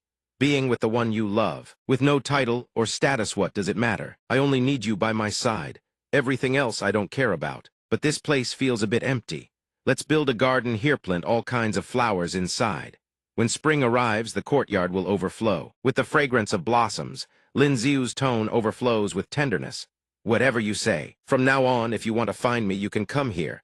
I'll be here most of the time. A spacious home, a garden within, land for growing vegetables, living with the person you love, cultivating extraordinary abilities together, practicing the way of the sword, planting flowers and trees, cooking meals and washing dishes, watching the sun rise and set together, watching flowers bloom and wither. This is the life he has longed for across 2 lifetimes. Stepping into the kitchen, Ninger asks curiously, Why doesn't the kitchen have a single piece of cookware? Hearing this, he chuckles and asks, Cooking. Ninger, you know how to cook. She answers shyly, I don't, but I can learn. Whatever dishes you like, I'll note them down and go home to have the madam teach me. Lin Ziu gently pulls Ninger into his arms and says softly, There's no rush. There are still many things in the house to arrange. Let's go sort them out. She continues, But if we keep walking together on the streets like this, it's easy to be misunderstood. If others find out, it won't end well. Why don't we call Li Beijing? After all, he wanted to stay at the Ningxiang studio last time. Let's go help him out. Ninger's suggestion earns Lin Ziu's full approval. Makes sense. However, Beijing flat out refuses. No way, no way. You can reason with me all you want, I'm not going. Beat me to death and I still won't go. Zhu Ninger being lovey-dovey with you right in front of me is already bad enough. Now you want to twist the knife. Lin Ziu, don't push it. Seeing this, Lin Ziu throws an arm over his shoulder and whispers, Brother Li, don't refuse so quickly. Ninger still wants to introduce you to some of her close friends. The moment he hears close friends, Beijing's eyes fly wide open. But barely a second later, he straightens up with a serious expression. Brother Lin, what did you just say?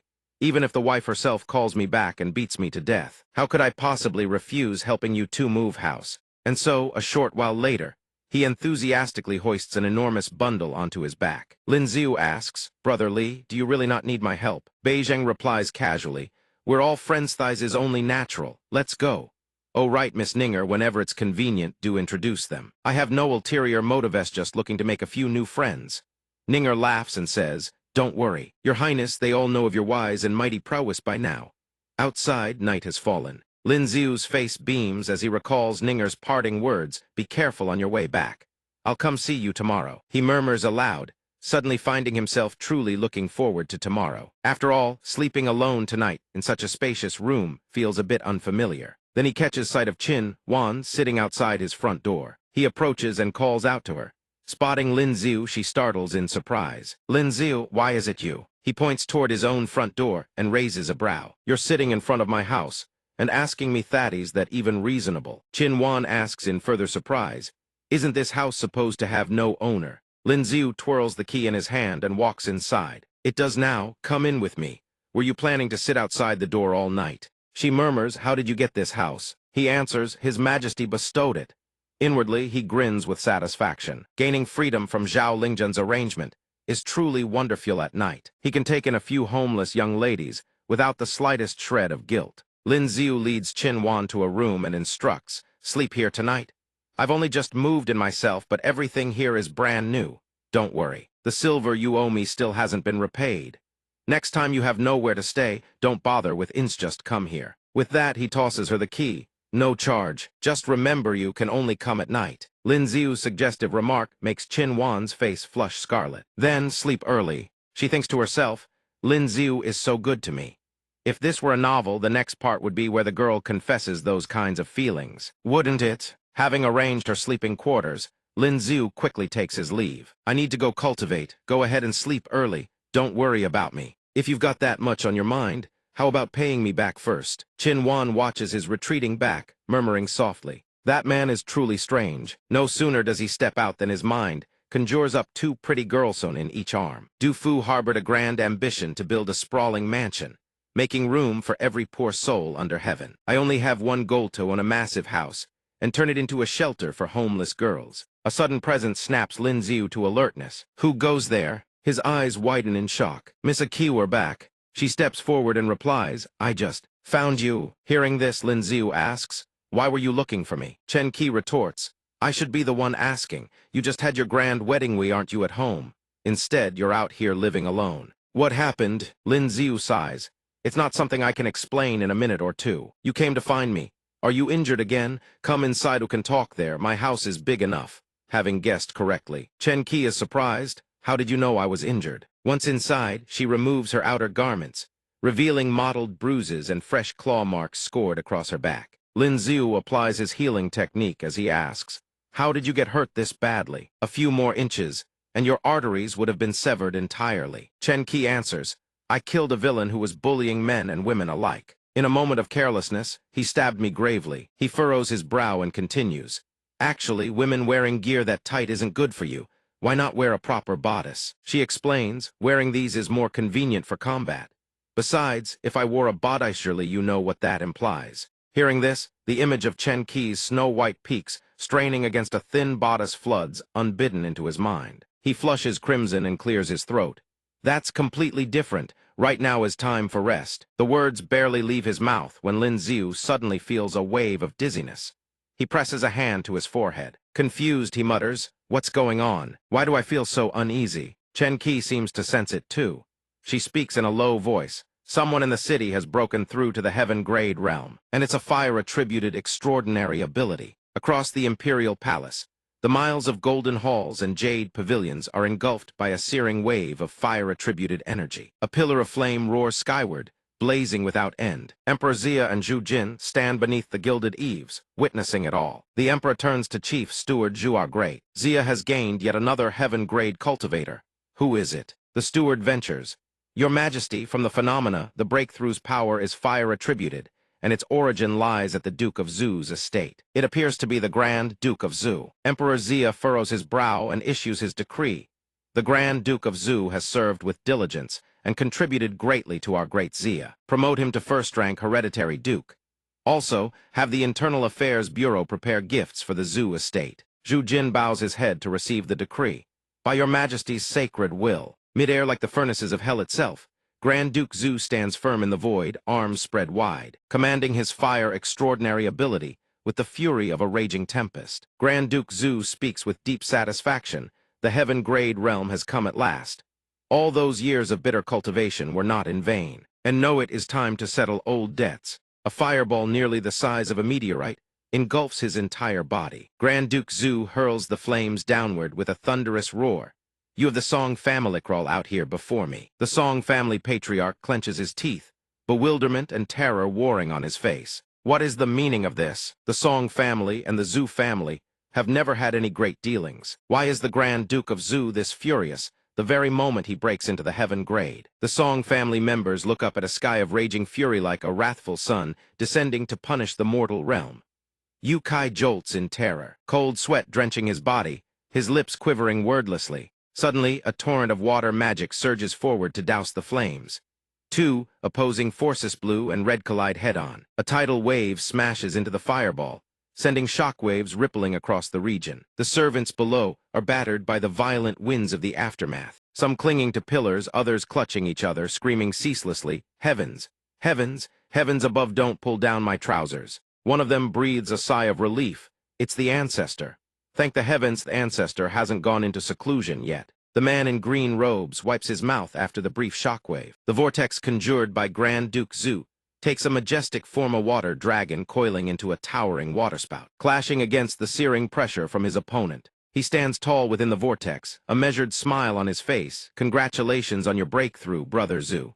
However, though our Zhu and Song families have had little contact, there has never been any enmity between us. What brings you here tonight with such killing intent? In stark contrast to that voice as calm as still water, Grand Duke Zhu roars even louder with fury. No enmity, you say? Your Song family has always looked down on mine with contempt, and you dare claim there is no enmity. The elder maintains his composure, seeking to de-escalate. Please quell your anger, brother Zhu. This old man has been in seclusion these past days and knows nothing of household affairs. Allow me to inquire. Yu Zhang, what is the meaning of this? You have offended the Grand Duke of Zhu. Yu Zhang calls up from below. Father, recently Yu Kai and the Grand Duke of Zhu's daughter had a slight misunderstanding. The Grand Duke only catches the last two words.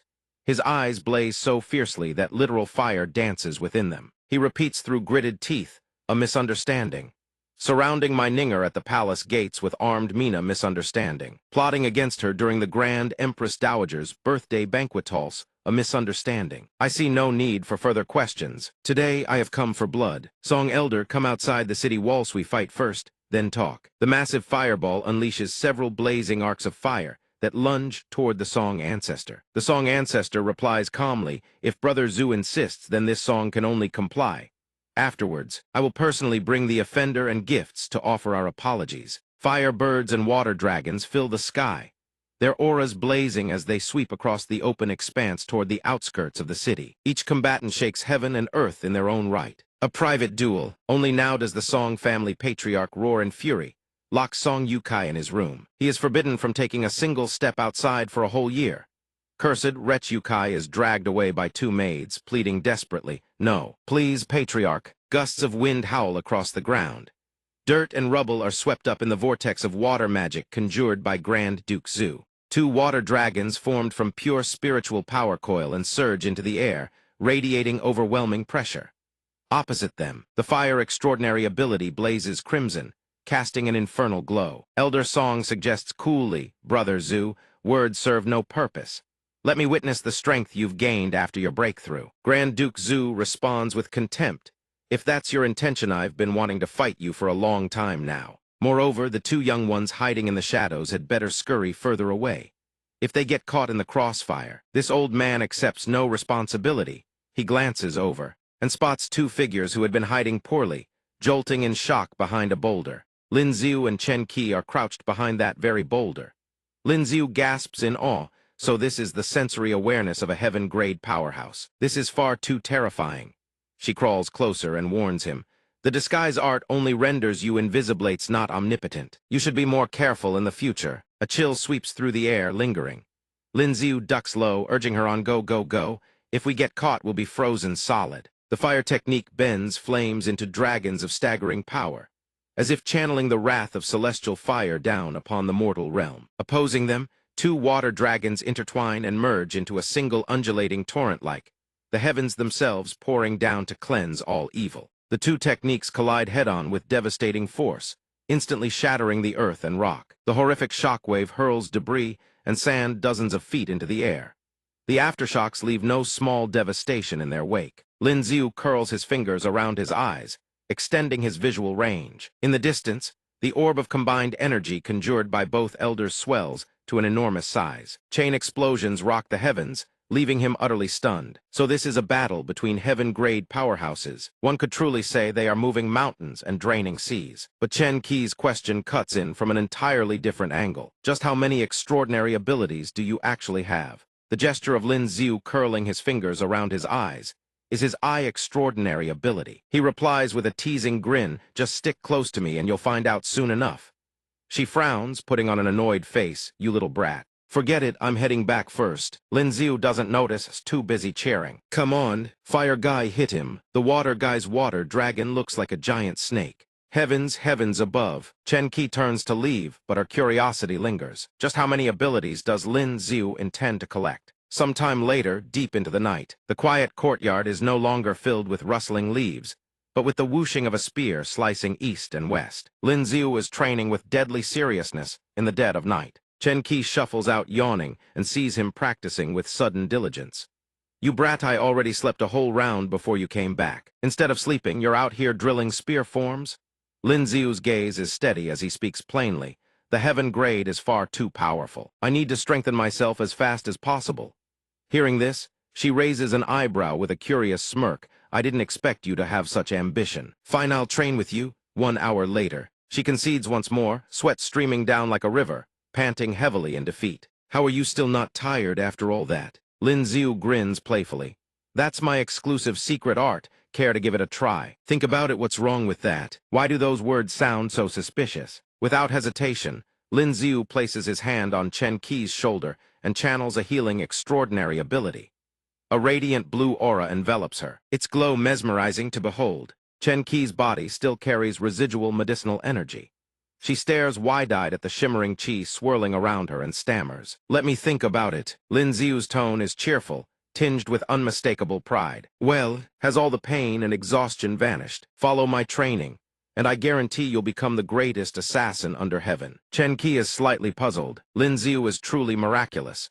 If I stay with him, won't I improve day by day? It won't be long before I can break through to the Earth-grade realm. But the prerequisite is that I must remain by his side at all times. His household is so vast, surely there won't be any issues. The next morning, golden sunlight bathes the tiled rooftops. Lin Xiu carries a plate of steamed buns to the bedside and whispers, "Miss A-Ki, I've left breakfast here. Help yourself when you wake up." Truth be told, even in slumber Miss A-Ki is quite the beauty. Then a familiar voice rings out from outside, "Lin Xiu, I'm here. Where are you?" Still not up yet. Her sudden arrival strikes Lin Xiu like a blow to the back. He lets out a sharp breath, face draining of color, eyes darting in sheer panic. "Damn it, I was so engrossed watching the fights last night that I completely forgot Ninger was coming." Ninger reaches for the door from outside. "Lin Xiu, can I come in?" Fortunately, Lin Xiu wrenches the door open first, startling her. He snatches a feather duster from somewhere, frantically pretending to tidy up. "Ninger, why are you here so early?" "I just finished cleaning up." Ninger lowers her head, her cheeks flushing red. "I wanted to come early to cook for you." He smoothly shuts the door behind her. "Even for breakfast, why bring so many things? I'm not a pig, you know. Wait in the main hall, I'll cook for you. Don't let this delay your cultivation." Thankfully, she's ever the obedient one. "You're right, cultivation comes first, otherwise I'll never be able to keep pace with you." Lin Xiu cracks eggs into a bowl, his movements expert and fluid, tossing the rice up and down as he stir-fries the egg-fried rice. A simple bowl of golden rice, accented with the colors of fresh meat and vegetables, transforms into a feast for the eyes. Of course, once it reaches Ninger's hands, she devours every last grain. One could say the bowl needs no washing. Lin Xiu waves goodbye. "Ninger, train hard." Ninger turns back to bid farewell, her face still flushed pink. "I will." He finally manages to buy himself an hour. Steamed buns and egg-fried rice for the first time, he eats his fill this early in the morning. Fortunately, nothing was discovered. Chen Qi has materialized behind him at some point, biting into an apple as she appraises him coolly. I didn't expect you to be such a smooth-talking deceiver of women. You men are all the same. Lin Xiu refuses to accept this and fires back, what deception? My feelings are genuine. When it comes to men, don't listen to what they say, watch what they do. Oh right, I haven't even asked why you're staying in the imperial capital. Surely not just to enjoy my scar-healing services. She bites into her apple again, her expression suddenly turning grave. Kill someone? A person who has committed countless atrocities that the authorities couldn't care less about. Lin Xiu can only smile wryly. As expected of the female assassin of the Heavenly Tao Alliance, even her daily life is far from ordinary. Why is it that every woman around me is always talking about killing? Stay put in the house. I'll investigate first, then we decide on our course of action. I'll await your word. Lin Xiu strolls leisurely through the imperial capital. As he walks, he wonders whether the Qinglai Bureau has uncovered any new leads. Winter grips the city. Snow blankets the bare branches in pristine white layers, and the imperial capital shimmers under the cold sunlight. Suddenly he spots a familiar figure and slows his pace. Oh, Ling Yin, what are you doing here? Ling Yin turns around. Her delicate features are fragile as snowflakes on the verge of melting. She calls out softly, Lin Xiu. Sensing something amiss, Lin Xiu asks gently, Ling Yin, is something wrong? No, nothing. I came to find you for cultivation practice. I was worried that living alone out here you might have forgotten. He relaxes his gaze and observes her casually. Judging by his little sister-in-law's condition, cultivation won't be possible today. Then let's walk and talk. As it happens, I have business at the Qinglai Bureau myself. Ling Yin agrees at once. All right. Oh, by the way, where have you been staying these past few days? Lin Xiu gestures behind him. Ling Yin's gaze follows his indication. He tells her honestly he stayed at an inn at first, then negotiated with His Majesty for a house. That one right behind them, is it? She lowers her eyes. Every ounce of her sorrow laid bare for all to see. Lin Xiu alone on his wedding night without even a proper bridal chamber. The very next day, staying at an inn. Her heart aches with pity for him. Lin Xiu freezes like a statue. Ling Yin, is she feeling sorry for me? Ling Yin, things aren't what you think. These past days have actually been quite good to me. Your sister and I have already talked things through. Though we are married, I won't meddle in her life from here on, and she won't interfere in mine. For me, that's actually a good thing. Ling Yin asks in surprise. How is that a good thing? Lin Xiu puts on a shameless expression, utterly nonchalant. It means I'm free to live with other women now. Isn't that a wonderful thing? She erupts in fury, cursing him mid-sentence. How can you? Your sister, she'll just have to change eventually. He waves his hand dismissively and shrugs. Why should I be the one waiting around for her to change? Ling Yin crosses her arms, lost in thought, then asks, could there really be? There's no other way. Lin Xiu's expression turns cold as ice, sharp and decisive. Of course there is. Her eyes widen in surprise. The original marriage arrangement never specified who must marry whom. It only required a daughter of the Zhao family. Ling Yin asks innocently, and then? A warm smile blossoms across his face, gentle as peach blossoms blooming in the depths of winter. If I were to discuss an amicable divorce with your sister and marry you instead. Ling Yin's face flushes scarlet. She whips her head away. What are you saying? Lin Xiu's eyes still brim with tender affection as he gently rests his hand on her shoulder. The truth is the one I've always liked is you. Why won't you say anything? Could it be my little sister-in-law actually likes me? Ling Yin's face darkens ominously, the air crackling with the promise of imminent violence. Sure enough, she hurls a punch straight into his face, sending him sprawling through the air. She screams, "You're courting death." Lin Xiu takes the blow square on, yet somehow feels as if he's reconnected with something familiar, the Ling Yin of old. That's it. This is the real Ling Yin after all. All that pitiful sorrow was nothing but an act. She stomps her foot furiously and storms off, shouting without looking back. Don't you dare joke about our affairs ever again. I'm washing my hands of this. He watches her retreating figure, finally satisfied. This is better. I'd rather face a violent Ling Yin any day than watch her drown in that suffocating melancholy. A slender porcelain-white hand suddenly extends toward him, offering to help. Lin Xiu lies sprawled on the ground, face down. He looks up, a soft groan escaping his throat. Qin Wan kneels beside him, her voice gentle and measured. To love the younger sister, yet marry the elder fate truly has a cruel sense of humor. Lin Xiu doesn't take her hand. He slowly rises on his own. You actually believed that joke? Qin Wan smiles bitterly.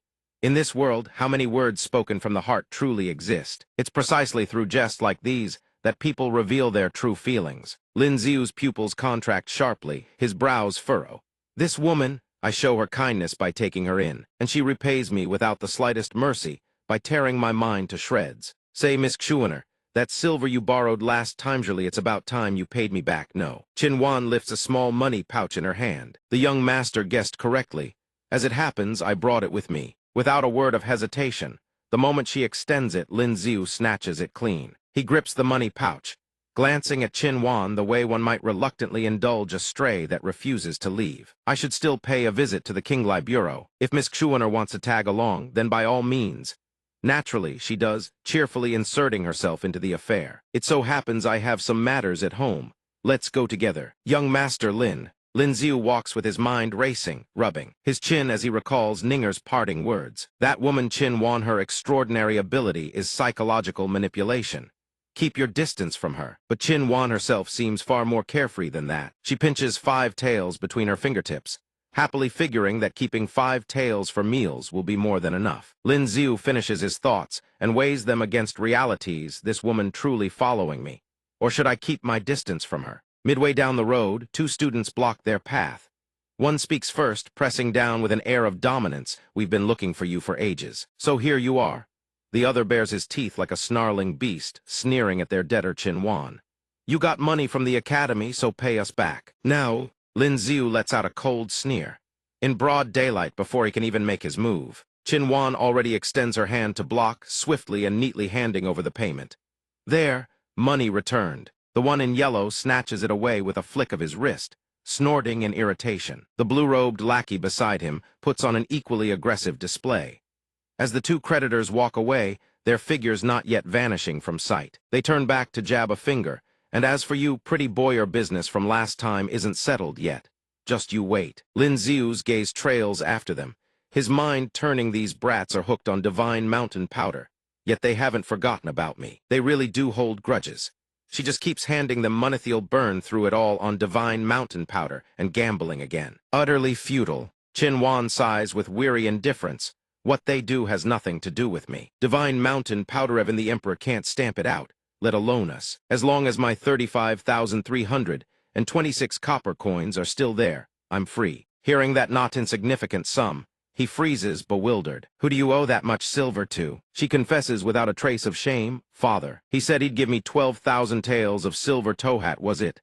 Compensate for the kindness of raising me. That pittance. Lin Xiu offers, how about I lend it to you?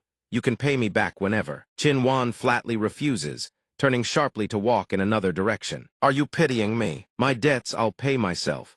I'm heading to the Extraordinary Arts Academy first. Without cultivating, there's no stipend from the academy. Lin Xiu arrives at the Qinglai Bureau, groaning and lamenting so miserably in his room that he startles even the servants outside. A criminal case committed by a high-ranking official, and the evidence vault holds a mere 3 sheets of paper. Are all these cases for me to handle? This won't do. Just as Miss Aki said, investigating on the basis of official credentials alone won't work. But neither she nor I can show our faces directly. That's right. I still have one of the 3 great forbidden arts at my disposal. After 3 awakenings, it can be applied to others. This time, going back to find Miss Aki, I'll also get to experience the sensation of being an assassin like her. Chen Qi endures as Lin Xiu molds her face with both hands, her cheeks flushed red as a bitter orange. Can this method really work? He says with absolute certainty, relax.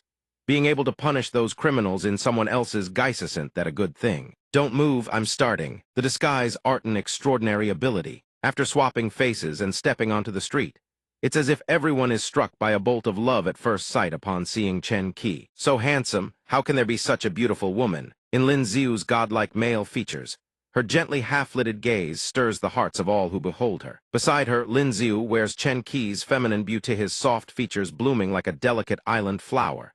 Together, they resemble a pair of celestial beings stepping through a spring landscape. Chen Qi strides with graceful poise, casting a single glance that leaves the crowd utterly breathless. Lin Xiu, donning those elegant feminine features, is no less striking. He waves a folding fan with a touch of refined charm that makes passers-by gasp in admiration.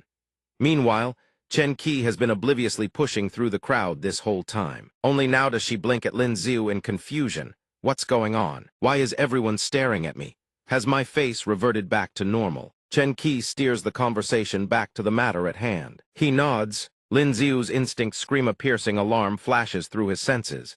He freezes instantly, eyes bulging as though they might pop from their sockets, mouth caught mid-gape, a bead of sweat trickling down his cheek.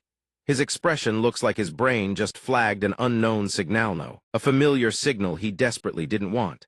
Zhao Lingyan happens to pass by, glancing over with a thoughtful frown. That person looks strange, but feels oddly familiar. Seeing Lin Xiu's abnormal state, Chen Qi asks innocently, "What's wrong?" Completely ignoring her question, he doesn't dare turn his head to look back. His nerves are stretched taut. Sweat beading had assumed that with the disguise art, there was no way he'd run into anyone who knows him. This is far too dangerous. Snow falls silently before the curved yin-yang roof tiles, their greenish-gray hue blanketed by a cold mist. The elegant building stands solemn and refined, merging into a scene reminiscent of an ink-wash painting amid the still winter sky. Chen Qi and Lin Xiu sit at the same table. She touches her own face, innocently bewildered. "How come you're the only one who changed back?" "I didn't will it." Lin Xiu doesn't answer. He focuses on the mission. That Su Long is the local boss of this district, though he has no powerful backers. His gang of over 20 men is enough to make everyone's blood run cold when dealing with him. Killing him directly would be too wasteful and far too easy. "Just watch how I handle this. Come on out, little brat. Watch the show." Chen Qi nods, waiting for his demonstration. "All right, I'll study a few new assassination techniques while I'm at it." His gaze lands on Su Long, who strolls along muttering to himself. How come the goods inside that brothel aren't as fine as these? How can there be such a beautiful woman in the North District? The young woman before him wears a white cloak, her features as exquisite as the first snow of winter, leaving him momentarily stunned. But the next second he turns away, thinking better of it. What's the point of stirring up lustful thoughts? One look and you can tell these two are children of nobility. What would they be doing in the North District? Now this old man's good mood is completely ruined. Lin Xiu finally rises to his feet and calls out to him. "Halt!" Su Long whips around, his expression turning grave. "This young master, were you calling me?" He approaches with his hands clasped behind his back, his demeanor cool and indifferent. "That gaze of yours, just know what exactly were you looking at?" Su Long crosses his arms, raising an eyebrow. "Looking at what?" "I wasn't looking at anything," he asks with strained patience. "You dare deny this young master's words?" Su Long stubbornly persists. "I truly wasn't." Lin Xiu's fist erupts forward without warning, slamming square into Su Long's face. The punch is sudden, clean, and devastating. He rolls his knuckles, readying another blow. "You really were looking. You dare ogle this young master's woman? You are courting death." Su Long clutches his face, raising his hands in surrender. "I'm terribly sorry, young master. It was all this Su's fault." This Su apologizes to you, please. "Stop hitting me." A crowd of onlookers swiftly gathers to watch the spectacle. Lin Xiu grabs him by the collar and continues his high-handed assault. Someone in the crowd recognizes the victim and shouts, "Isn't that the boss? The boss is getting beaten. Hurry, help him." Su Long's eye swells shut, his cheek bruises purple and a tooth chips. He clasps his hands together earnestly. "Big brother, it was just a single glance, Azurely. That's not worth beating me to death here." The crowd splits apart like water at the sound of that booming voice. "All of you make way. Let me see who dares bully my brother, Su." Lin Xiu's eyes gleam right in the heat of the moment. He gets a buy one get one free deal. One strike to squash two bugs at once. The constable puffs out his chest, striking a mighty pose. "Was it you who bullied my brother Su Long? Come with me to the magistrate's office." Inside, the constable is secretly delighted. Su Long will owe me another favor for this. Then I can squeeze another fat sum out of him. He roars furiously into the constable's face. "I am Lin Xiu, son of the Count of Pingen and a director of the Qinglai Bureau. You dare openly accost young women on the street, then deliberately assault a court official? What crime does that warrant?" He produces a golden command medallion, holding it high for all to see. The constable's face drains of color. He hurriedly clasps his fists and bows low. This lowly one has eyes, but fails to see Mount Tai. "Greetings, Lord Lin. If I may follow Lord Lin, we can finally eradicate the gangs terrorizing the North District. I humbly beg Lord Lin to allow me to escort these criminals to the Qinglai Bureau for processing." Lin Xiu raises an eyebrow. Constable Zhang's goodwill is truly appreciated. Not a single one of these men can be spared. The constable barks a single word in confirmation. Understood. Once the dust settles, Chen Qi follows behind Lin Xiu, a lingering question still weighing on her mind. That was handled brilliantly, but will they truly receive the punishment they deserve? Especially that head constable who turned out to be a government man. Lin Ziu says calmly, the wicked will naturally meet their reckoning. Evil will be punished. I'm draped in silk and brocade, and at the Qinglai Bureau I have a colleague who despises such wickedness. Not to mention that petty constable from the North District has several murder cases on his hands. 3 days at most they'll all be executed. Let's go back and wait. If anything comes up, come find me first. We'll devise a plan together to root out the wicked and purge the evil. If I kill more nobles now, it may draw the attention of people from the earth realm, even the heavenly realm. I even fantasized about one day teaming up with you, to experience what it feels like to be an assassin. Chen Qi is fed up. You talk too much. Besides, there's one more person I want to kill. He glances over and scratches his head. How can a woman like you be so headstrong? Forget it, who do you want to kill? Her face hardens as she names Earl Zhangyang. Meanwhile, at the Crown Prince's estate, Qin Wu reports the figure. The Crown Prince is stunned at how much. 12,000 taels of gold to kill Lin Ziu. His servant reports. The assassin said the son of Earl Ping'an is only worth 100 taels, but the husband of Zhao Lingjian is worth 12,000 taels. The Crown Prince seethes with rage, grinding his teeth. He holds his forces in check, silently waiting for the right moment. This 12,000 cannot be paid so easily. Lin Ziu wants you dead. Not even the heavens can save you. Back to the two figures walking side by side up the steps. Chen Qi asks curiously, are you saying that beast Qin Rui was someone you tricked the Crown Prince into killing? Lin Ziu does not deny it. Back then, the Crown Prince appeared kind and honest, but in truth, his mind was dark and utterly twisted. Quite a few people who awakened, I attribute extraordinary abilities, were killed by him. So I staged a performance to make the Crown Prince suspect Qin Rui of possessing an ice attribute extraordinary ability, a classic case of killing with a borrowed knife. She tugs at her chin, worry written across her face. You did this to rid the people of a scourge, but letting someone like the Crown Prince ascend the throne would truly be a disaster for the common folk. Lin Ziu laughs with a bold grin. That brat becoming emperor won't be so easy. The realm is yet undecided. Every emperor is a dark horse. He recalls that every time he went out with Ninger, he always called Li Beijing along as cover. I felt a bit disrespected, so I thought making him the emperor would make up for it. Chen Qi probes. About the assassin and Qin Wudo, you have a plan yet? Lin Ziu smirks confidently. Infiltrating directly would be the inferior approach. I already have my own plan. Just cooperate with me a little. Towering among branches of roses in full bloom, draped in winter frost, stands the Taiyi Academy. Lin Ziu enters the inner courtyard, greeting with a warm smile. Miss Shuang, are you busy? Shuang is leaning against a table laden with trays of whole-leaf herbs. Seeing a familiar face, she beams with joy. Brother Lin, it's been ages since you last visited the Taiyi Academy. He replies apologetically. I'm truly sorry. I've been terribly busy with cultivation lately. Once things settle down in a few days, I'll come visit you here more often. Miss Bai waves her hand quickly. I was only teasing, Brother Lin. You've just had your grand wedding. You should be with your new bride. Lin Ziu coughs guiltily. Well, that's only natural. But the reason I came today is to ask Miss Shuangdo you have any medicine for insomnia. The best would be one that puts you to sleep shortly after taking it, so that no matter what happens, you won't wake up. I've been desperately needing to catch up on sleep lately. Shuang says earnestly, insomnia. I can certainly help you with that, Brother Lin. All medicine is part poison. For your case, you won't even need any drugs. He replies sheepishly, then I'll be troubling you, Miss Shuang. Lin Ziu actually feels she's making too much of it, thinking to himself, all I really need is a dose of anesthetic. Why is Miss Shuang being so enthusiastic? Miss Bai carefully props up Lin Ziu's head. Brother Lin, close your eyes, let me help you.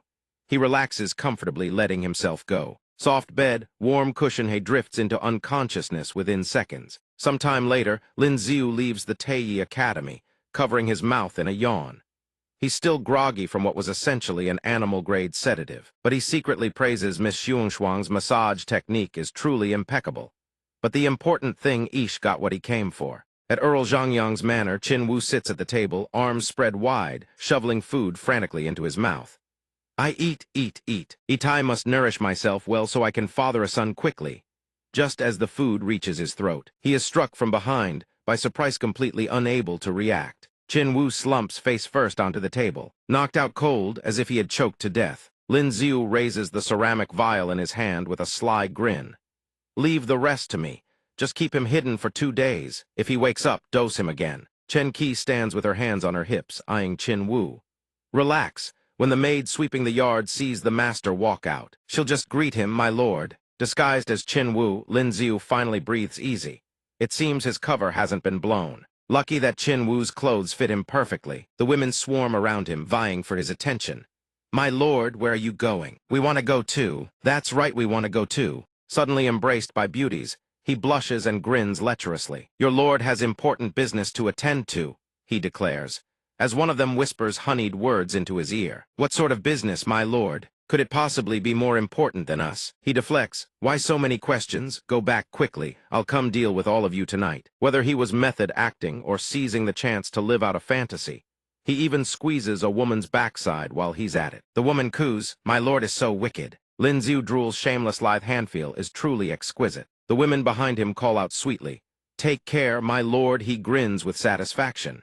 Now it's time to visit the crown prince's estate. Guards, prepare a palanquin. Yes, my lord. A servant rushes into the crown prince's estate to report, Your Highness, that assassin has lowered his price. You only need to pay 5,000 taels up front. He has also set conditions. The 5,000 taels must be paid up front, but he insists on first killing someone who possesses an ice attribute extraordinary ability. The servant suddenly remembers and adds, By the way, Your Highness, about the ice attribute extraordinary ability based on our earlier investigation. It seems the Qin Rui we killed may have been the wrong target. The Qin family has no one who uses an ice attribute extraordinary ability.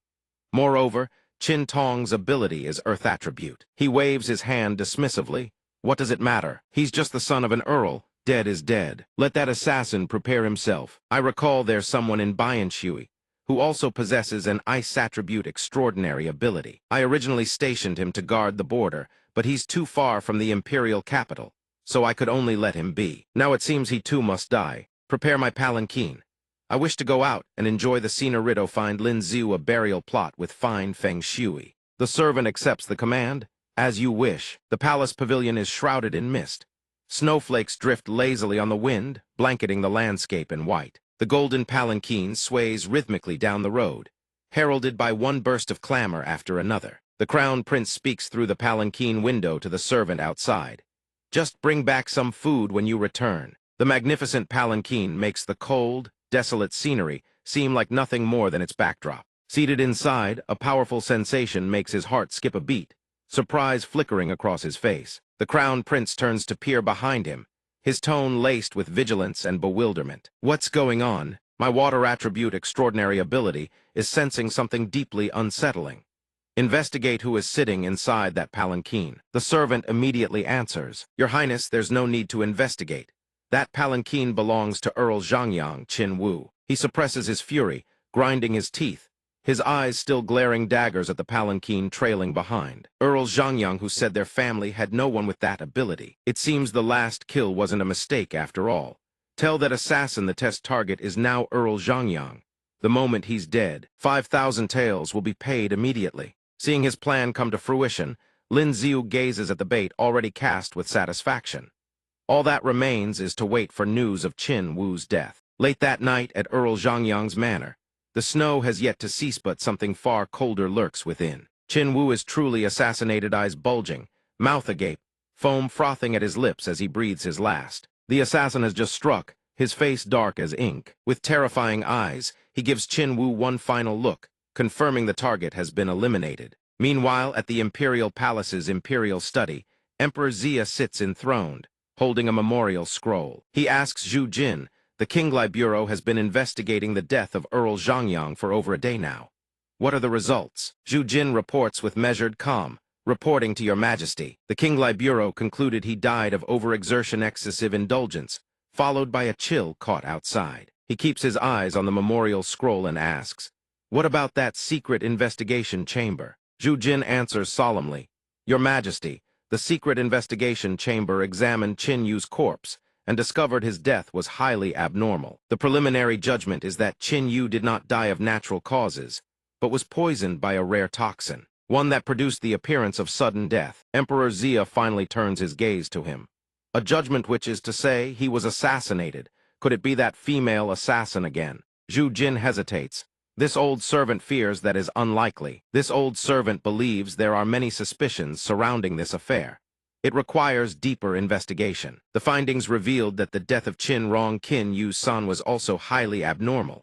Before his death, however, there were rumors that Chin Rong possessed an ice-type extraordinary ability. This old servant also discovered that over the past few years, every person in the imperial capital who awakened an ice-type extraordinary ability has been slaughtered. Only Lin Ziu and the two prodigies of the Zhao family remain, alive. Both have survived multiple assassination attempts. This old servant believes the mastermind behind this possesses not only a water-type extraordinary ability, but also wields immense influence. Emperor Xia slams the documents onto the desk in a burst of fury, rage crackling through the blow. He rises to his feet, his brow furrowed with gravity. Fine, you might as well have said the crown prince's name outright. But those who possess an ice-type extraordinary ability have tremendous growth potential. They are not so easily killed. Tell him what happened before, this emperor will turn a blind eye to. But if he dares act recklessly again, do not blame this emperor for showing him no courtesy. Zhu Jin bows his head. This old servant obeys. At the crown prince's manor in the eastern palace, the crown prince rejoices at the news of Qin Yu's death. Very well.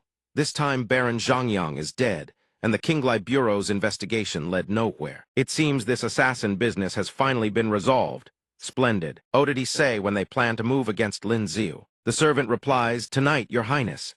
He nearly shouts in excitement before quickly lowering his voice. How wonderful, I've finished reviewing all these ledgers. Have someone bring the new ones over immediately. Make it quick. Zhu Jin appears out of nowhere, looming into view without a sound. Your Highness has truly labored hard. If His Majesty knew, he would surely be most pleased. The crown prince quickly composes himself. Sharing our father's burdens is what this prince ought to do. But why has Grand Steward Zhu left our father's side to come all the way to the Eastern Palace? He smiles faintly.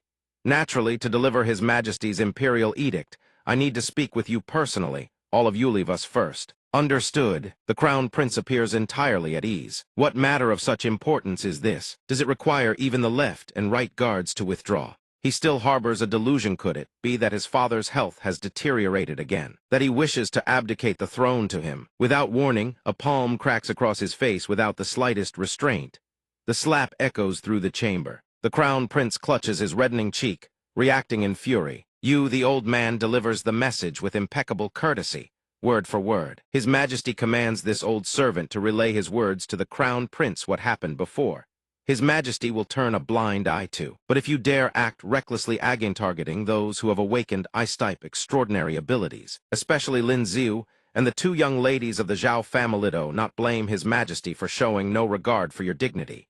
Your Highness, conduct yourself accordingly. Your Highness must not blame us. We are merely relaying His Majesty's will, including this slap. His Majesty ordered me to deliver it. The crown prince turns his back in a huff, refusing to look at him. This prince would never blame you. After all, it is our father's imperial decree. Grand Steward Zhu, if there is nothing else, you may return first. Zhu Jin observes proper etiquette without fail. This old servant takes his leave. The crown prince secretly seethes, pressing his hand against his stinging cheek to dull the pain. Old dog Zhu Jinai will remember this slap. Once I ascend the throne, I will repay it 10,000-fold. Someone tell the assassin to strike immediately. Though our father said I must not act recklessly from now on, that does not mean what came before was forbidden. This assassin was commissioned long in advance. It doesn't count. Go, relay my orders. Night descends fully. A green parrot feather drifts down on the wind, landing on the stone steps. A parrot circles the vast imperial city, communicating in the language of beasts. Cuckoo, cuckoo, that brat is scheming evil again. Hurry back. The language of beasts. The crown prince has ordered the assassin to strike tonight. They're already on their way, but not as fast as I can fly. Lin Ziu lets the parrot perch on his hand, grinning with satisfaction. That old emperor wasted no time issuing his orders. Chen Qi, she cuts in from the side. You keep even a parrot, he answers casually. Consider it one of my helpers, but the issue isn't that serious. Now that Qin Yu is dead, where else can Miss Qi go? Why not stay here with me? Hearing this, she pauses to consider. Lin Ziu, putting on the airs of a refined scholar, speaks in flowery prose. It's nothing. A cup of wine beneath spring blossoms and peach trees. A decade of lamplight through rivers and lakes and night rain. The road ahead is long, the mountains high and rivers wide. If you ever grow weary of the world outside, my home will always be yours. A strange voice cuts through a killer, brimming with killing intent. Strides forward. A man and woman alone at night, not sleeping. What are you doing? Stargazing. Lin Ziu shows not a shred of fear. He taunts the assassin with a single line, "You've finally arrived. We've been waiting quite a while." The assassin bares his teeth, eyes bulging. A suffocating, sinister aura blankets the surroundings. So what if you knew? You're nothing more than a boy with a bit of martial talent. If I want you dead, you cannot stop me. Chen Qi lunges, dagger in hand, closing the distance with sheer speed. Since you've come, then sit down. The assassin merely counts, utterly unperturbed. 3. He shows not the slightest hesitation. 2. When he reaches 1, Chen Qi convulses violently, her entire body shudders, her face draining of all color. The next instant, she stumbles. The word poison flashes through her mind, a heartbeat too late before she collapses to the ground. The blade flying from her grasp, he raises his hand, manipulating a current of toxic qi, gazing triumphantly at his prey, trembling at his feet. Didn't see that coming, did you? From the moment I set foot in this place, the entire area has been saturated with my poison. Lin Ziu stands with his hands on his hips, completely unscathed by the poison, and taunts Chen Qi with a remark, "With skills like these, how do you expect to survive the Jianghu? How can I possibly rest easy?" A satisfied, wicked smile plays across his features through the ethereal mist. "I told Yao you've all been poisoned by me. You're as good as dead. What more is there to say?" Lin Ziu's spear erupts with brilliant light in the darkness, hurtling forward to pierce straight through the assassin's chest. The tip slams into the wall behind. The radiance comes from a blazing blue flame technique, forming a spectacular display. He drives the spear home with a cold smirk. "You call yourself an assassin, yet you talk this much?" The assassin stammers. "Yao Yaoi, aren't you affected?" A gentle blue aura radiates from Lin Ziu's body. "A healing type, extraordinary ability," he explains, his confidence absolute. "Let me fill you in 1 second. I'm immune to all poisons." The next morning at the Imperial Palace, Lin Ziu's expression goes slightly blank. Qi has finally left. She has her own organization, her own ideals. In the end, the mortal world could never hold her down. Fortunately, he will soon see the imperial consort, which lifts his spirits somewhat. As for the crown prince, fretting over having no opportunity to make you despise him, isn't this, just delivering himself to your doorstep. This one pays respects to His Royal Highness the Crown Prince. The shock on his face is unmistakable. He cannot hide the cold sweat. "Lin Ziui, are you here?" He keeps reassuring himself internally, "I'm not afraid. I'm not afraid." Lin Ziu presses on without hesitation. "I am on my way to Changchun Palace to pay respects to her ladyship the consort." Gradually regaining composure, the crown prince replies, "This prince is also heading there to pay respects to our mother. Then let us go towards the pillar of Great Zia and I, inside Changchun Palace." In a spacious chamber, consort Mingzhu sits with elegant poise and opens the conversation. "Why have you come so early today?" Lin Ziu strokes the parrot on his shoulder and replies, "Today I had nothing pressing, so I came earlier. From now on, whenever I have nothing to do, I'll come by earlier." "Oh, right. Your ladyship has Nai been behaving well lately." The consort hears this and quickly turns her head to hide her flushed face, stammering her reply, which only leaves him thoroughly puzzled. "She has been quite well behaved." Lin Ziu, finally understanding something, says, "That's good, but we still need to pay more attention to Nai's condition. Your ladyship's face is so regularly it's from being cooped up in the palace too long. It seems I should find the right time to take her out for some fresh air." With her cheeks burning crimson, consort Mingzhu thinks in mortification, "Good heavens, who could possibly understand? Why on earth did they give Nai a childhood name, identical to my pet name? I'm going to die of embarrassment." Meanwhile, against a snowy sky, a blue talking bird flies in bearing news. "Cuckoo, cuckoo. The crown prince is coming from Yangning Palace." It alights nimbly on the table, making the consort laugh until her eyes crinkle. This little bird has been appearing in the inner palace quite often lately. It's so adorable. "Lin Ziu, what do you think?" He rises and bows deeply. "If your ladyship finds it adorable, then adorable it is. This student shall not intrude upon your ladyship's leisure any further. I shall return to my cultivation." The scene shifts to a corridor, where the crown prince grits his teeth in bitter rage, cursing under his breath. "That wretched Lin Ziui couldn't last night's assassin kill him. Could it be that he took my money and fled?" He suddenly whirls around in alarm, to look at the person who just spoke. "Your Highness the Crown Prince, what a coincidence, meeting you again. How about we leave the palace together?" He hastily whirls around and leaves his brother behind. "This prince just recalled something he hasn't told father. I'll head over first." Pretending he heard nothing, he cheerfully replies, "Take care, Your Highness the Crown Prince." but in his heart. He sneers coldly.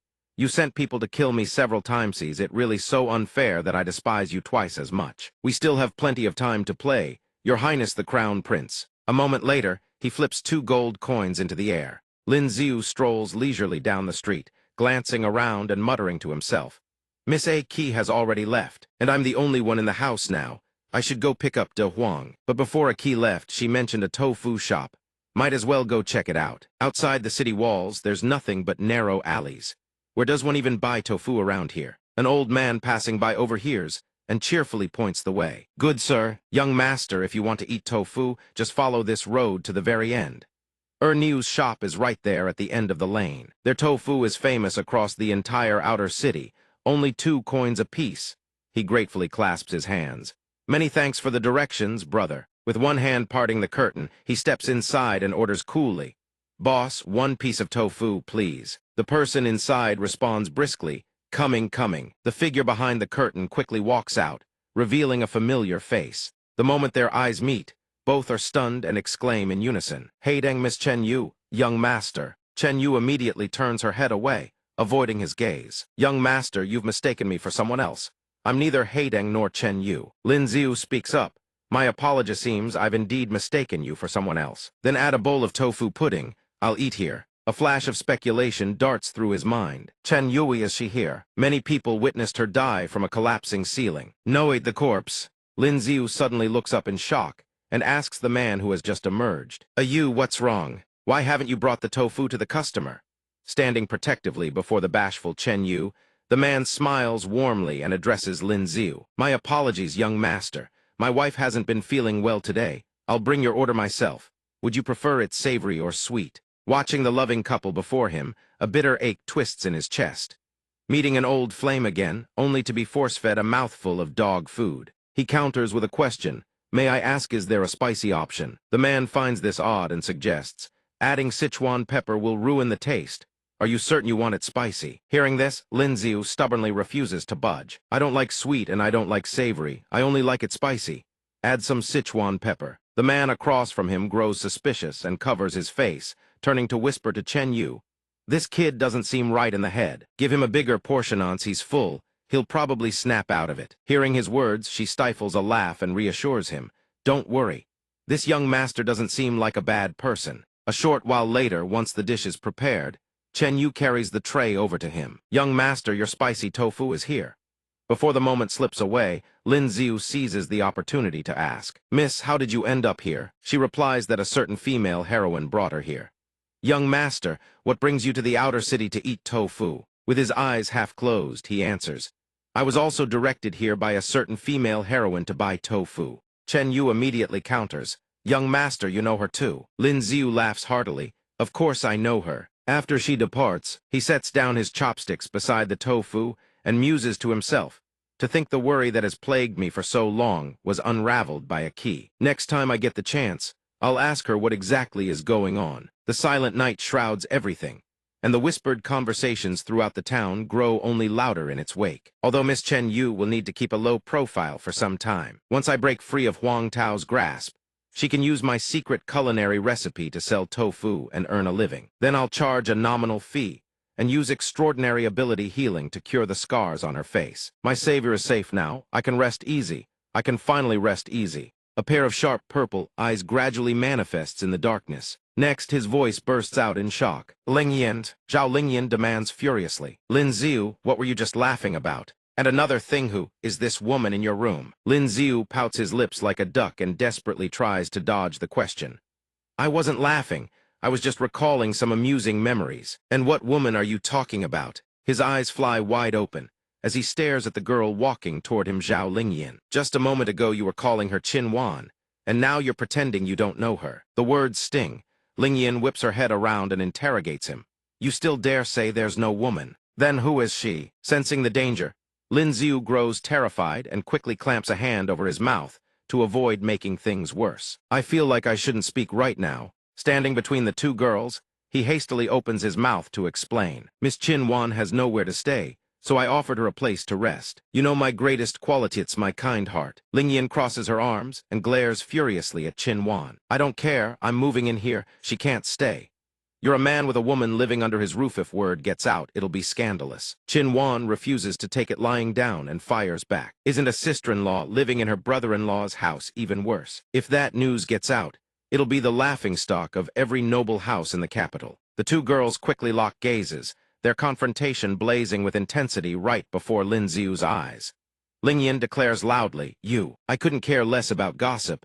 I'm not afraid of rumors. I'm sleeping here tonight and that's final. Chin Wan refuses to yield and shouts back. What a coincidence, so am I. I'm staying here too. The two glare at each other with blazing fury, their eyes practically shooting sparks. Watching the spectacle unfold, Lin Xiu stands to the side, frowning and clearing his throat. Since you're both staying, let's all go inside and sort it out.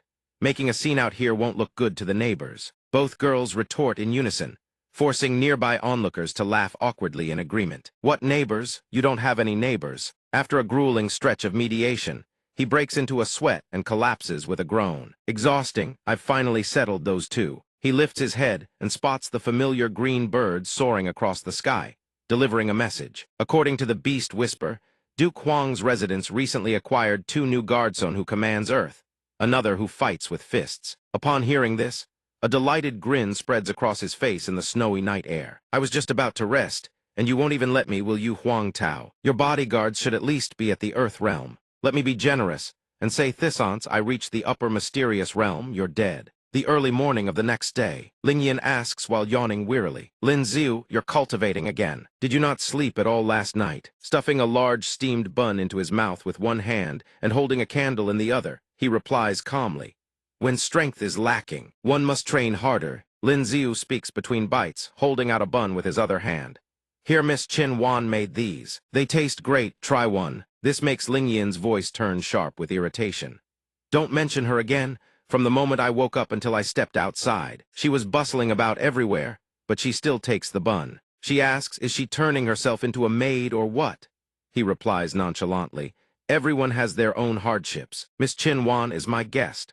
She has no money etherall, that busyness is her way of paying rent. Hearing this, she flies into a fury. You really are a kind soul. Well then, I also want to stay here long-term to protect your safety. Lin Xiu turns his head and retorts, then I suppose I should thank you. Tell Princess Minghe, I have business at noon. We'll continue training this afternoon. He turns away. Along the long palace corridor, Lin Xiu's conversation with the imperial consort gradually comes into focus. Your ladyship, I've noticed that Nai Nai's condition has been unstable these past few days. It's time to send her out of the palace. Is that so? This child is even more clear-headed than I am. Mingzhu turns her gaze toward the one who is speaking. This is merely symbolic. If her ladyship does not believe it, she is free to examine it more closely. Lin Xiu, cradling the little furball in his arms, muses inwardly if the noble consort stays cooped up like this. She's bound to suffocate. The creature beneath his hand gradually grows weary and begins to whine. Meow, meow, meow, I'm so tired. The little creature silently curses the human race. Humans are such a nuisance. Mingzhu nods in agreement and says, I will have Zhu Qin make the arrangements for leaving the palace. The scene transitions to the imperial study, where a eunuch steps forward and reports with utmost reverence, Your Majesty, the noble consort wishes to leave the palace. Does Your Majesty require this old servant to issue a reminder this time? Emperor Xia waves his hand with imposing authority. Let her go. Her spirit pet is rather fragile. From now on, allow her to leave the palace once every half-month. That way, she will at least stop parading before us and making a fuss. But inwardly, cold sweat breaks across his brow. The real problem is that whenever this imperial sister of mine throws a tantrum, she runs straight to the Empress Dowager to tattle. I am the sovereign of a nation. I cannot afford to have my backside paddled again. On the streets of the town, Mingzhu's voice grows ever louder, her face beaming with excitement as she shops. I want this one, and this one too. This one isn't bad either. Behind her, Lin Xiu trails along, both arms laden with bags, packages stuffed under his chin, grinning from ear to ear. As long as your ladyship is happy. The little creature sprawls lazily atop one of the large bags, letting out a soft meow. A maid trailing behind announces that the attending physician has arrived for the usual checkup. At the same time, Mingzhu suddenly turns around and asks with a hint of a smile, Let's go. We've been strolling for so long I'm exhausted. Lin Xiu, why don't we go listen to some music like last time? Hearing this, his eyes light up with excitement. Wonderful, wonderful. The healer maiden has learned a new song since then. Finally, a chance to rest. Shopping is truly a nightmare. A while later, upon arriving at the appointed place, a woman's singing voice rises like a clear mountain stream, accompanied by the melodious notes of a pipa. She sings of Jiangnan shrouded in misty rain, of solitary exile at Jishan Pass in the distant north. Mingzhu sits in her chair, nodding with satisfaction as she offers her opinion. Lin Xiu, why don't I bring the healer into the palace? I can guarantee she will live in peace and luxury for the rest of her days. Lin Xiu objects at once. Your ladyship, I'm afraid that simply won't do. The healer, she belongs to me. Realizing something, Mingzhu covers her mouth and gazes at him, a knowing smile playing on her lips. Oh, so she's yours. Then I shan't separate you too. Lin Xiu answers respectfully. I thank your ladyship for her gracious understanding. However, this pear blossom pavilion has grown rather dull.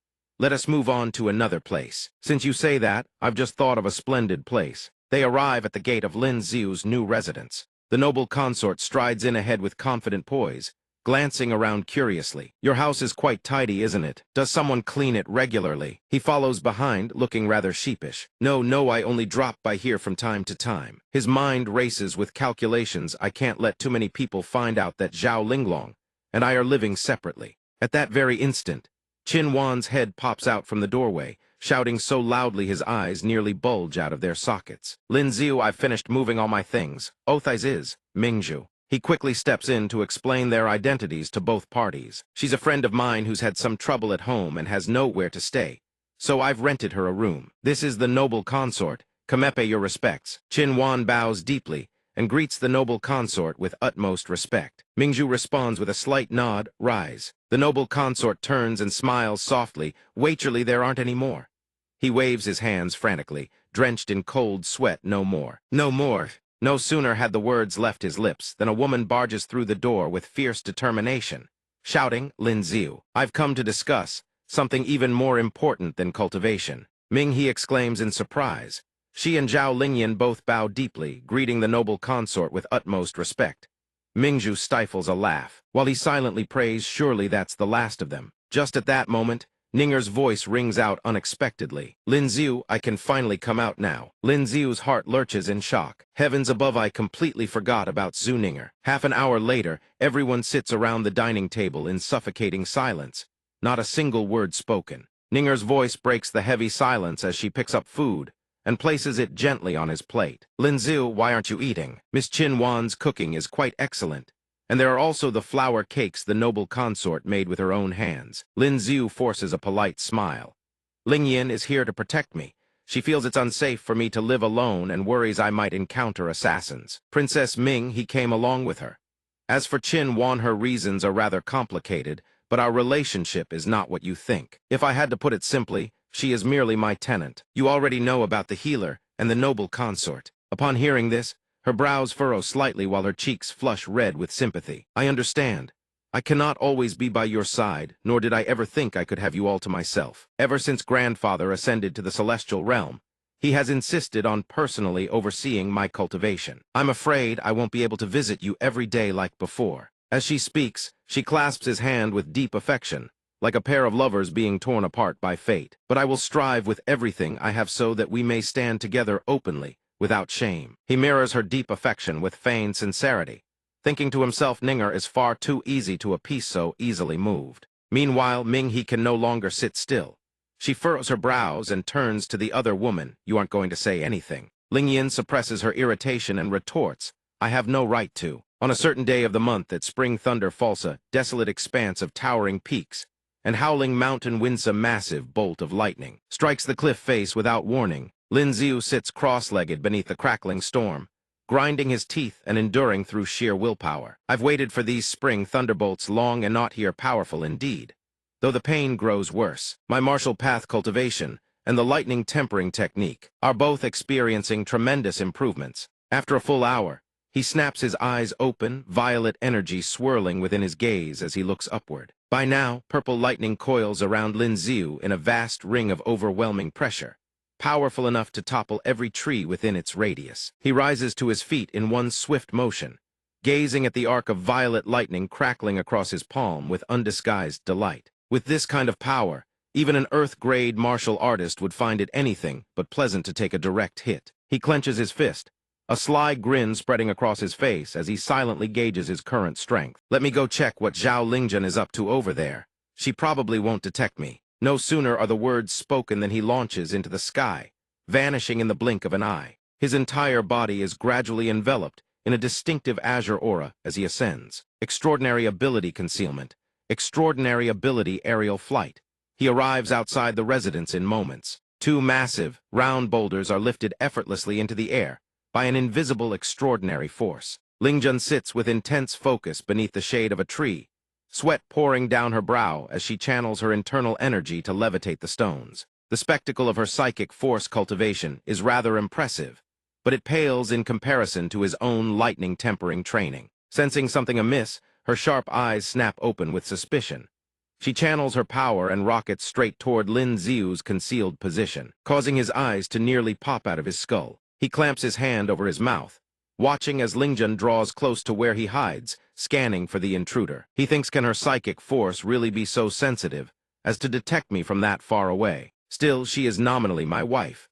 Once I find a chance for normal physical contact, her psychic force will be nothing more than something already in my grasp. Lin Ziu swiftly covers his mouth and freezes in place.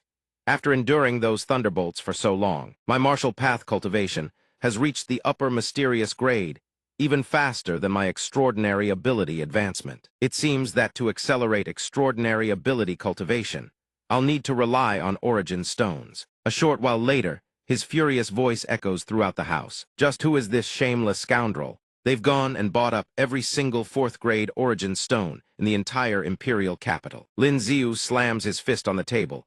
Teeth clenched, I return home to liquidate my funds, only to find there's nowhere left to spend them. Might as well wait and bring Big Yellow home. At the same time, a blue messenger bird flutters in through the window. The bird chirps, "Boss, boss. There's new movement at the Crown Prince's residence. Someone delivered a massive shipment of dazzling origin stones to the Crown Prince." His eyes blaze with excitement. Eyes gleaming, he rushes over to the messenger bird and urges, "Origin stones. Tell me everything in detail." The bird flaps its wings obediently and begins its report. The bird chirps, "Inside the Crown Prince's chamber, there's a flower vase. Give it a turn and a secret passage appears." I saw the Crown Prince carrying a case of origin stones and walking right into it. His eyes gleam even brighter. Lin Ziu exclaims with unbridled glee, "A secret passage. We've struck it, Richen. There's definitely more than just origin stones down there." He quickly scoops up a bowl of steaming white rice as a reward. "Zio Lan, excellent work. This is your reward. Keep hustling with your boss. 3 days, 10 meals, that's the deal." The blue bird stares at the bowl of white rice, its eyes shimmering with gratitude. "Thank you, boss." No sooner are the words out than it dips its head to peck at the large bowl. "Oh right, the Crown Prince also mentioned wanting to attend some banquet tonight. That's what the person who gifted the origin stones said." Hearing its words, his heart grows even darker. Lin Ziu sneers to himself. To think I've been hunting for origin stones all this time, only to find the Crown Prince bought them all. Well, Thendant, blame me for collecting a little interest in advance. A moment later, a commanding voice suddenly rings out within the residence. "Son Dolly, tell the kitchen to roast 2 more chickens. Your young master is in high spirits today." Dolly responds from outside, "Yes, young master." Outside, the sky quickly washes itself in hues of Orangeth signature color of dusk. Lin Ziu crouches in hiding, spying on 2 figures walking and chatting ahead. The Crown Prince has summoned us, and the clan head is already waiting. Let's Hurridant keep them waiting long. He rises on tiptoe, revealing half a face wrapped in white cloth. Watching the 2 depart, he mulls it over silently. It seems the one who gifted the Crown Prince the origin stones is Duke Dinghua for the sake of the throne.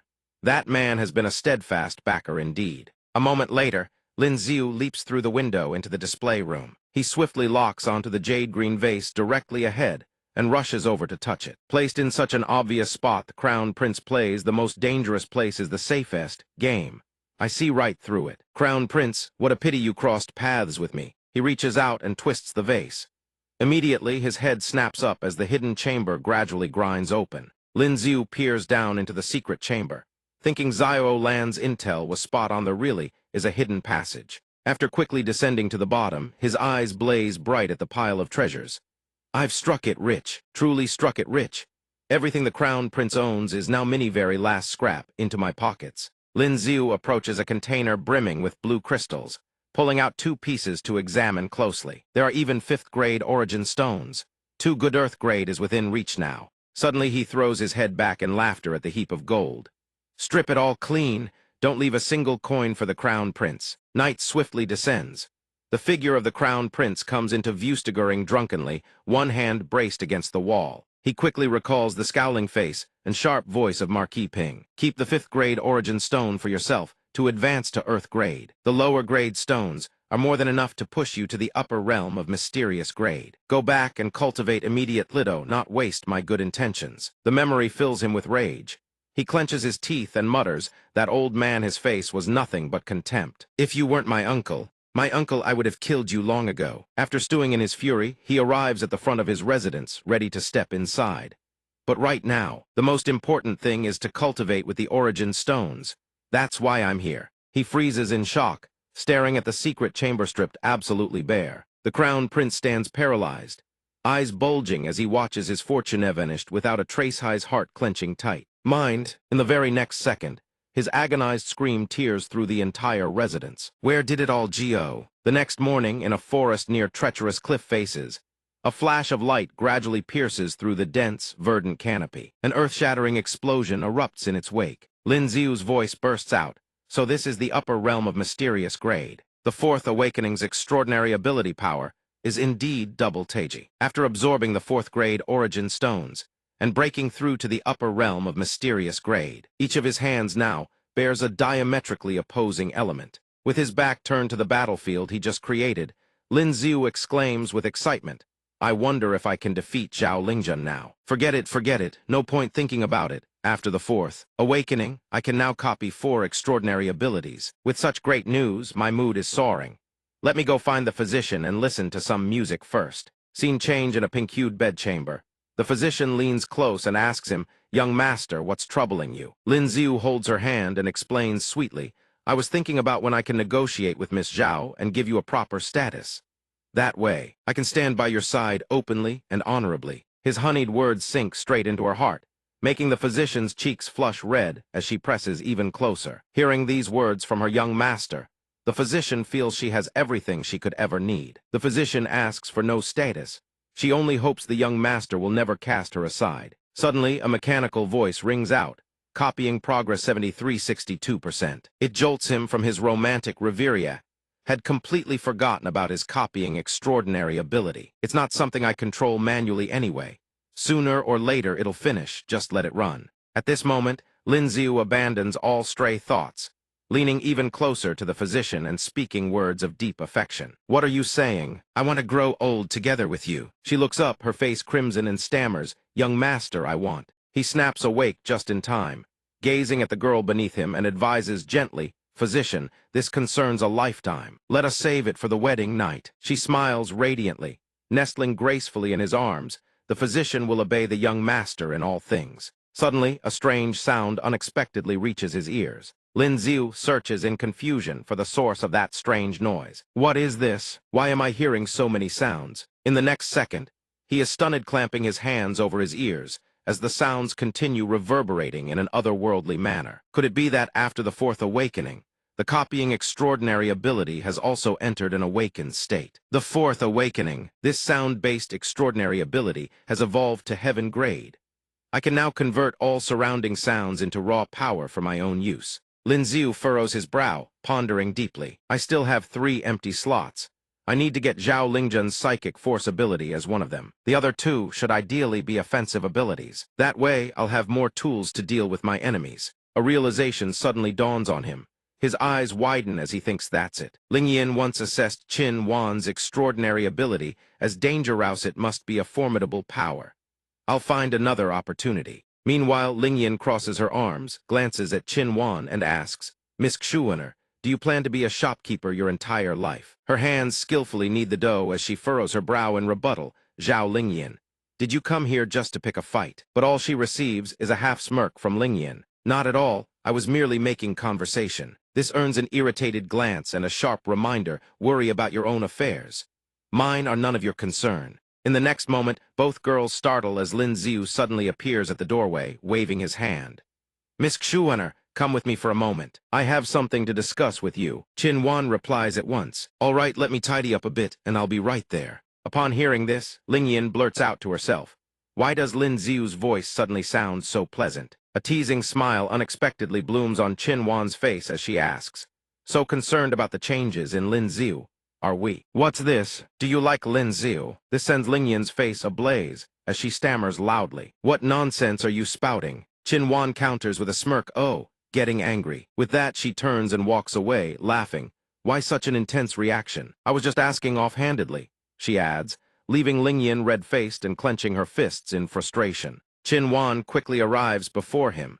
What business do you have with me that you needed to call me over specially? He waves his hand and cuts straight to the point. It's nothing major.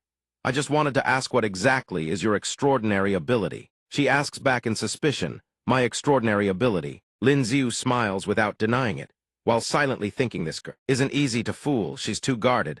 I can only find the right opening slowly. Qin tilts her head, staring intently at the person before her. What is it? Want to try it? He replies with bashful certainty.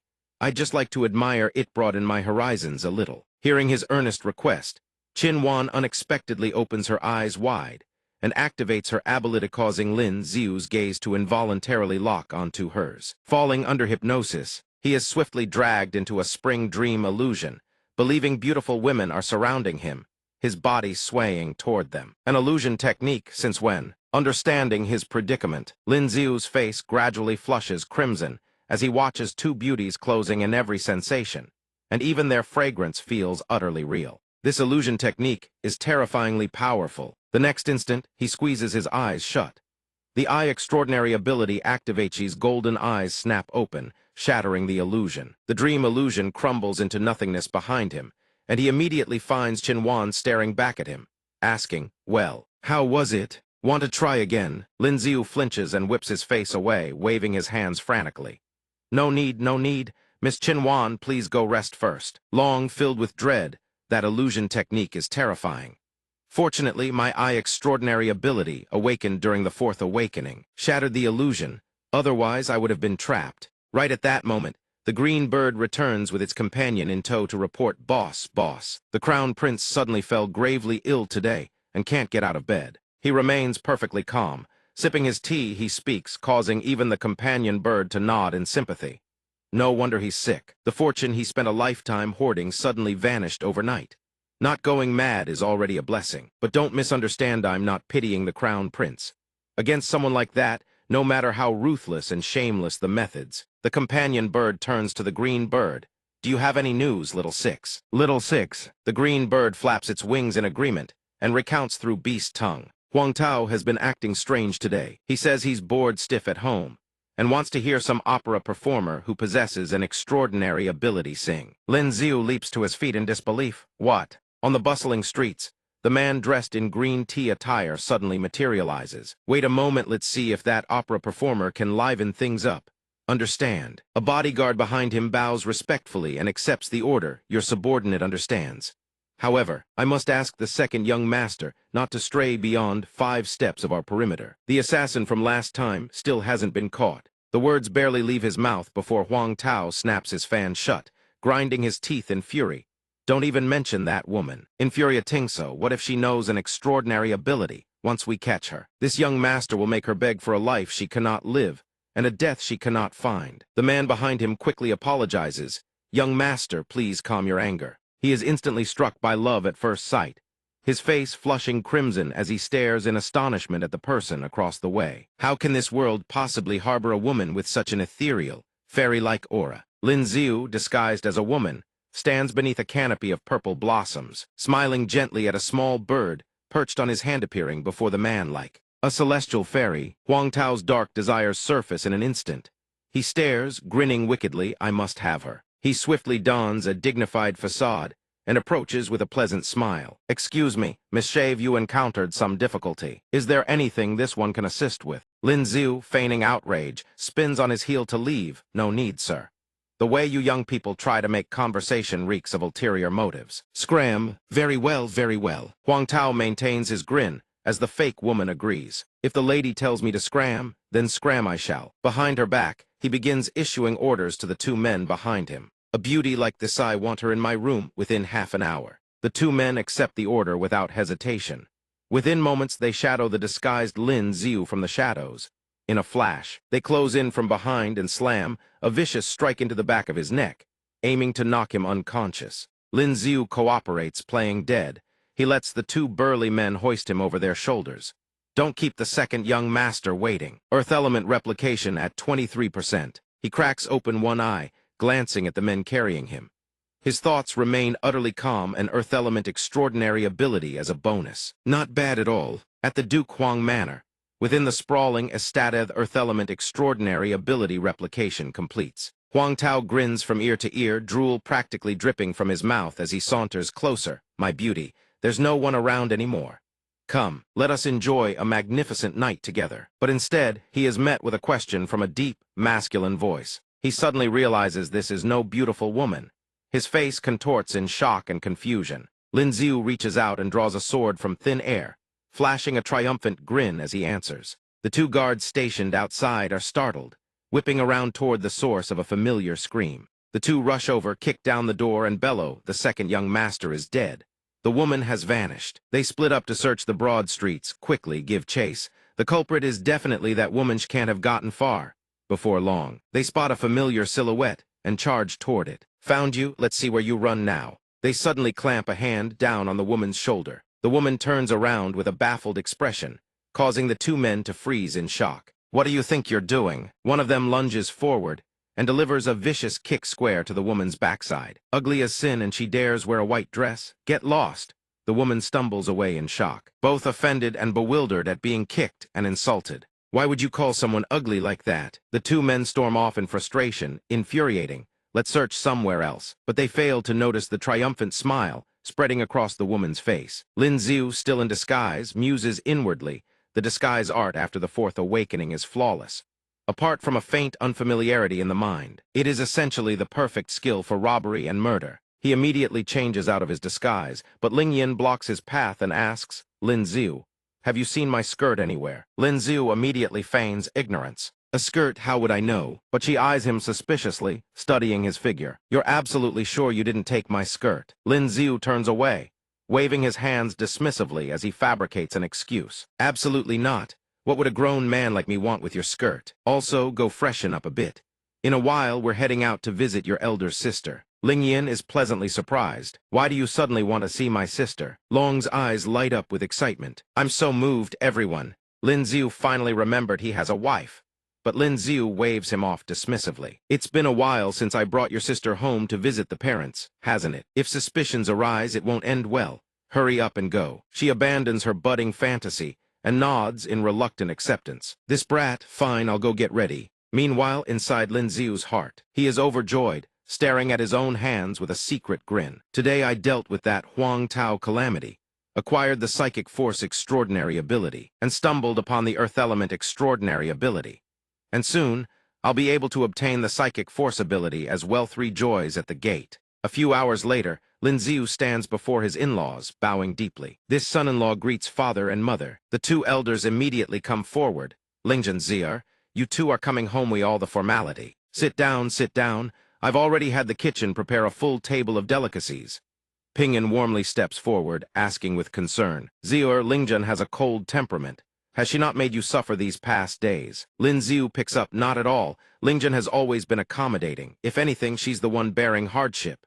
This causes Lingzhen, standing behind him, to stifle a laugh. My husband is joking again. Meanwhile, Ling Yin stands between them, watching their affectionate display, and silently thinks, these two are absolute actors. Outside the manor, heavy snow falls in great waves, blanketing the trees in white. The elder's stern voice suddenly rings out. Zier, it's getting late. Rest here for the night. Visiting the other relatives tomorrow won't be too late. Lin Ziu hesitates behind him, but he hears Lingzhen's subtle nudge wrapped in her father's words. If father says to rest here, then staying is for the best. What is there to hesitate about, husband? He immediately obeys. This child accepts the command. Suddenly, Ling Yin rushes over and clings to Lingzhen's arm, laughing. Father, elder sister and brother-in-law are together day and night. I haven't slept beside my sister in ages. Tonight, I want to sleep with her. Father frowns and scolds. You mischievous girl. You've been sleeping with your sister since you were little, and after all this time, you still want to compete? How will you ever marry someone in the future? Go sleep by yourself. And he breaks into a cold sweat, glancing at Lingyan's beaming face. Listen to father, little sister. When I have time later, I'll spend it with you. Lingyan readily agrees. Fine then. She then glances at him and thinks, Lin Xiu, I can only help you this far. Meanwhile, Lingyan has already rushed over and clings to his arm, cooing softly, Husband, let's go back to our room. Replication in progress. Lin Xiu smiles brightly and plays along, of course. In a moment, I'll massage my dear wife's back. You've worked hard these past few days. The elder's eyes widen in disbelief, while Ping'an blushes and covers her mouth. Ziur and Lingyan have such wonderful affection, even knows how to rub her back. Not like someone I know. The elder immediately clears his throat, testing the waters, which leaves her momentarily stunned. How about, when we return to our room, I help you too? As for Lingyan, she crosses her arms, thinking, I absolutely cannot take this anymore. The scene shifts. The system displays a notification extraordinary ability replication at 988%. Replication interrupted. Lingyan casually waves her hand and says, You sleep on the bed tonight. I'll go cultivate. Don't mind me. He clenches his fists in frustration. Damn it, so close. Suddenly, Lin Xiu speaks up. Actually, there's something I'd like to discuss with you. She looks at him, puzzled. What is it? He scratches his cheek awkwardly and speaks. My mother is perceptive and meticulous. Seeing the way we've been acting, she may have already noticed something. Tomorrow, when we arrive at the Lin residence, we should act a bit more intimate. That way, she won't grow suspicious. Lingyan glares and fires back. More intimate. How so? Replication at 99.99%. Psychic force extraordinary ability replication successful. He is somewhat surprised and pensive. He hadn't expected Zhao Lingyan to face so many people, and remain so utterly composed, truly worthy of being called a heaven's pride. But more importantly, he has finally obtained the psychic force extraordinary ability he has been yearning for with all his heart. The two figures gradually vanish from the streets and slip into the residence. Upon seeing the two return, his father speaks up. You two are back. Why didn't you say a word? There's only this much food. He steps forward to reassure him. It's fine, father. This is enough to eat. The old man smiles and nods. Good, good then. Beside them, Lin Xiu's mother angrily pinches his father's ear. Good, my foot. Hurry up and tell the kitchen to prepare some proper food. He pales and stammers, right. Son Dolly, hurry to the kitchen and give the order. Dolly, standing nearby, responds with a booming voice. Yes, master. She turns to the two and asks warmly, Ziur, Lingyan, is there anything else you'd like to eat? I'll have the kitchen prepare it. He politely declines, no need, mother. This is more than enough. Lin Xiu sighs inwardly.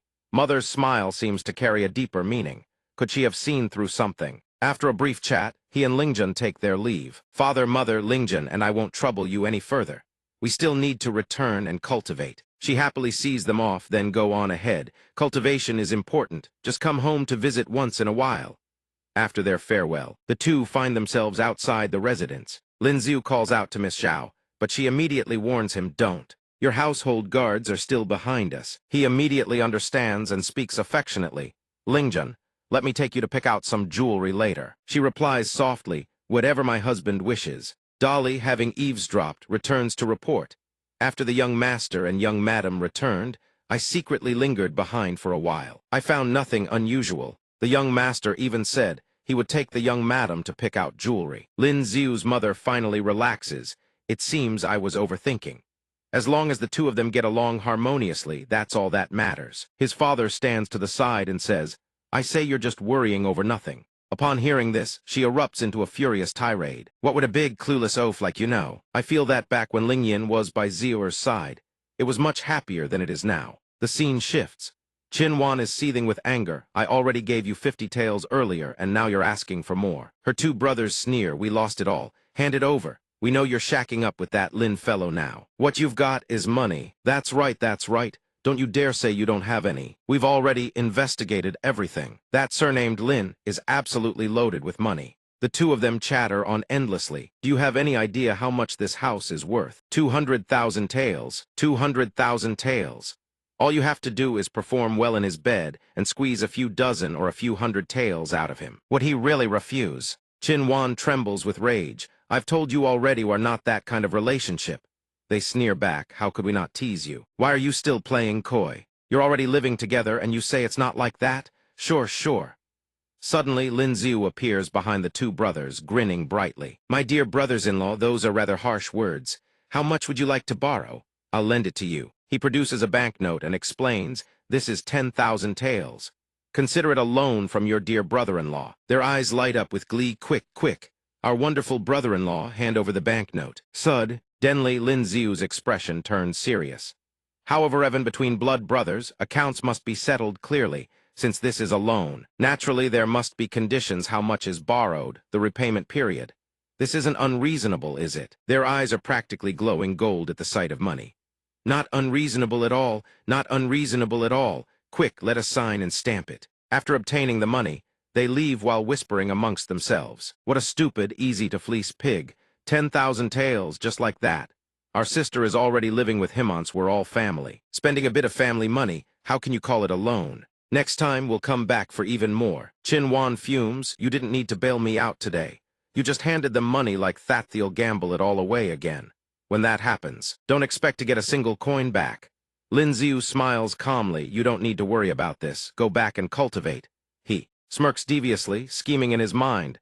A debt must be repaid. That's only natural. They should have gone around asking what kind of person Lin Ziu really is. If they can't pay up within 3 days, they can sell that house or use their sister as collateral.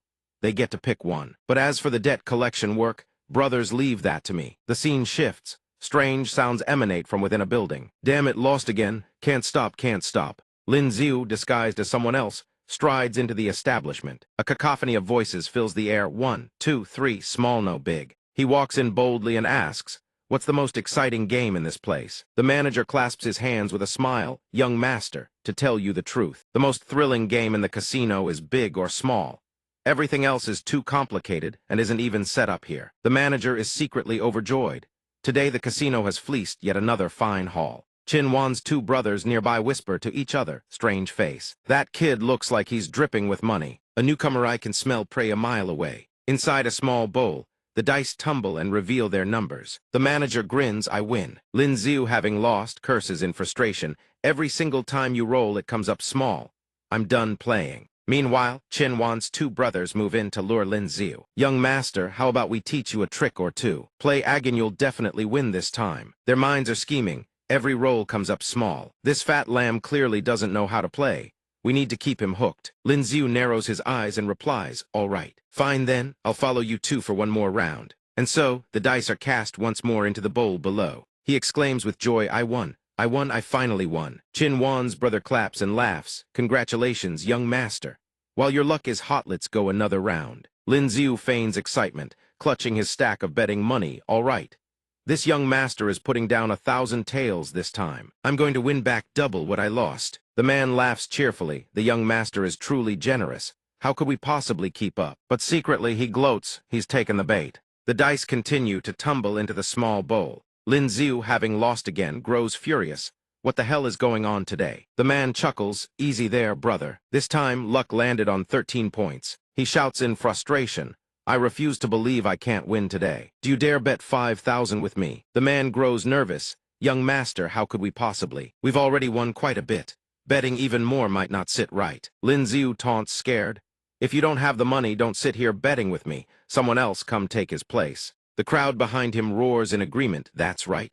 No money, no bet. Step aside and let us take over. Stop hogging the table, you pieces of trash. No money, then get lost." He reluctantly concedes. "Fine, we'll gamble with the young master again." Lin Ziu slams his hand on the table. "Enough talk. Let's begin." His hands begin tossing the small dice. The dice slowly tumble beneath the small cup. He gapes at the result beneath. "Done for. It's over, we're done for." Chin Wan's brother chuckles to himself. "Young master, don't worry, heavens haven't decided yet.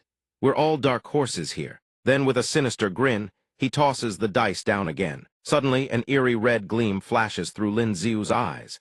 He locks his gaze onto the dice and subtly adjusts their trajectory. After a sleight of hand so deft it borders on invisible, the dice clatter down. This time it is he who gapes in utter shock. How is this possible? Lin Ziu, on the other hand, looks up with a triumphant grin. "Victory!" He loses all composure and roars, "This is impossible. You scoundrel, didn't you cheat?" Lin Ziu flies into a rage, seizing the man by the collar. "Say that one more time, I dare you. When you win, it's a fair victory. But when I win, it's cheating. What kind of logic is that?" Everyone here saw it with their own eyes. I didn't even touch the table. The man cowers and begs, "I'm sorry, boss. We played and we accept the loss." The brother beside him puffs up with arrogance. "Dare you gamble with us one more time?" Lin Ziu sneers dismissively. "I'm done playing. That was pure luck. I have no skill at this game. Play again and you'll only lose everything you have left." The man coaxes, "Fine, forget the dice. Let's go to the second floor. Cricket fighting. What kind of man wins money and just walks away?" Lin Ziu narrows his eyes in thought. "That sounds interesting. Let's go take a look." Seeing him agree, the man's eyes gleam with greed. "Playing these games against Mason, that just a fool gifting money." Moments later, the rooster Lin Ziu selected sends the man's bird flying across the arena. Lin Ziu smirks, his grin dripping with cunning. This young master knows the beast tongue-bribing a couple of roosters is child's play. "Playing against you? I'm not even breaking a sweat." The man trembles with fury, his voice shaking as he curses. "I don't believe it. Let's play cricket fighting." Instead, Lin Ziu agrees immediately. Sure, and so two crickets face off inside a small basin. But once again, Lin Ziu's cricket crushes the opposition. The Chin brothers depart with ashen faces, returning home empty-handed after a single night of devastating losses. The scene shifts to the giant and Earl's manor. Chin Wan frowns in puzzlement. "Lin Ziu, why did you bring me here?" He replies with a cryptic smile, "You'll find out soon enough." He throws the doors open with full swagger and bellows, "Chin brothers, get out here this instant." The Chin family patriarch asks in bewilderment, "Who are you people? What business do you have at the Chin residence?" The two Chin brothers step forward as well. "Brother-in-law, what brings you here?" "Please sit down." But Lin Ziu's tone cuts like a blade. "Who's your brother-in-law? The 3-day deadline has arrived. Pay up." The patriarch is baffled. "Pay what?" Lin Ziu produces a debt note. "Your 2 sons owe me 10,000 taels of silver. I've come to collect." Black ink on white paper, the terms are written in plain sight. 3 days ago, you borrowed 10,000 taels from me. Today is the repayment date." The Chin patriarch nearly spits out his tea upon hearing this. "What? 10,000 taels?" Madam Chin erupts. "Impossible. You dragged this wretched Chinwan along. You two are clearly in cahoots. How could anyone borrow such an outrageous sum?" Lin Ziu responds coolly, "I couldn't care less what you think is possible. The evidence is right here. If you can't pay in silver, collateral will suffice." The patriarch grits his teeth. "What exactly do you want? Let me be clear, this house of yours isn't worth that much." Lin Ziu flashes a warm smile and glances at Chin Wan. "Who wants your house? Your daughter has some beauty to Hirsch, happens to be worth just about 10,000 taels." The patriarch seethes inwardly. Those 2 wretched sons. He had been hoping to auction off Chin Wan for a handsome price, and they just handed her away like that. What a catastrophic loss. He grinds his teeth and forces out, "Fine, fine." Lin Ziu leads her away with a satisfied grin. "From this day forward, Chin Wan belongs to me. You have no further connection to her whatsoever." Chin Wan asks him, "Why are you helping me?" Lin Ziu answers, "You can call it pity if you like. My greatest flaw, you see, is that I simply can't help meddling in other people's affairs." She blushes and scolds him. "I think your greatest flaw isn't meddling. It's being a lecher." He immediately twists black into white in his defense. "I don't think being a lecher is a flaw at all. Who in this world doesn't love beauty? His Majesty has over 20 concubines. Would you dare call the Emperor a lecher?" Lin Ziu winks, utterly shameless. "Of course, I won't deny that part of me also hopes to win your favor through this. After all, for any normal red-blooded man alive, who wouldn't want to have Chin Wan?" Chin Wan plays along, thrusting her snow-white bosom forward. "I'm yours now, aren't I? So, don't you want to do whatever you wish with me?" She lightly tugs at her garment, lowering it to reveal the rolling hills beneath. His eyes widen in alarm, his mind racing at breakneck speed. Wait, thighs is a trap. Just as he suspects, a fiery silhouette stands behind them, glaring daggers at the pair. Zhao Lingyan narrows her eyes, her voice sharp as a whip. "Lin Ziu, what do you think you're doing in broad daylight?" Chin Wan slips away without hesitation. "If you don't want to, I'll head back to my room first." He curses inwardly. I knew it. Chin Wan never has good intentions. Lin Ziu scrambles to explain. "Lingyan, there's something I need to discuss with you. Could you move back to the Zhao residence? I feel it's a bit inconvenient for you to stay here." She sees right through him. "What's inconvenient about it? Do whatever you want. I'm not in your way. I'm only here to protect you." Lingyan turns on her heel and leaves, dropping only one parting remark. "Just pretend I don't exist." She wonders silently to herself why her chest feels so tight. Lin Ziu spins around and hurries after Chin Wan, attempting to smooth things over. "Chin Wan, wait, don't misunderstand. I was only joking just now. I see you purely as a friend. 10,000 taels is nothing to me. How about this, you stay here and sweep and cook for me every day? I'll pay you 100 taels a month. She smirks coldly. Even a wealthy household in the imperial capital pays their maidservants 100 taels a month. You're not hiring a maid, you are trying to buy a person. Make it 2 taels at market rate. Lin Xiu continues to haggle. 10 taels then. At 2 taels, you'd need 400 years to pay it off. At 10, it'll only take 90. Qin Wan furrows her brow, displeased. You want me to repay you for an entire lifetime. Suddenly she raises her hand with a deliberate gesture. But I do have another way to repay you. 10 taels per session, and I can cast you into an illusion where you're with Zhao Lingyan. He blurts out, why not with you? Hearing this unexpected remark, Qin Wan's face flushes scarlet. She stammers, if you want, it can also be, before she can finish. He suddenly pulls her into his arms. All right, you don't have to be strong anymore. If you want to cry, then cry. He speaks softly, coaxing her gently. I know you're in pain right now, being abandoned by your own family. You can lean on me. She weeps as though a dam has burst within her heart. The system flashes extraordinary ability replication 16%. The scene shifts to the Imperial study. Emperor Xia calls out in a booming voice, Zhu Jin, come see what this book means. Lin Xiu actually knows how to play this game, leveraging his position to coerce people. This is the exact tactic noble brats use to oppress the common folk. Yet he dared use it against the Duke of Jianan. He has thoroughly mastered the dirty tricks of the imperial capital. HMPH. His lustfulness, I can understand. Even a gentleman may admire beauty, but he must go about it properly. Using underhanded tactics like these inevitably breeds misunderstandings. Zhu Jin adds, Your Majesty, there are hidden circumstances behind all of this. Though the Duke of Jianan's daughter is born of nobility, her background is truly wretched. Her birth mother was merely a concubine who perished during childbirth. He recounts with a faint smile. From childhood, she was beaten and cursed, often cast out of the house to wander the streets. Were it not for her lowly status, suitors would have come knocking in droves. It was only a few years ago that she awakened her ability, prompting the Extraordinary Arts Academy to make a special exception and recruit her. Emperor Xia raises an eyebrow in question. Is she truly formidable enough to warrant a special exception? Zhu Jin explains, her power is merely at the mysterious grade, but her talent is not bad. Perhaps one day she may break through to even greater heights. The Extraordinary Arts Academy made the exception because her ability is unique. Though she cannot fight 1 against 100 in many situations, her power proves invaluable. He conveys to Emperor Xia, the Intelligence Bureau has sought her assistance multiple times for overseas investigations. Moreover, in the wars between nations to come, she may very well achieve the impossible. Having heard Zhu Jin's words, Emperor Xia rises and departs. The wars between nations are indeed something worthy of great care. Since that is the case, let the young ones handle their own affairs. No need for me to oversee the Extraordinary Arts Academy.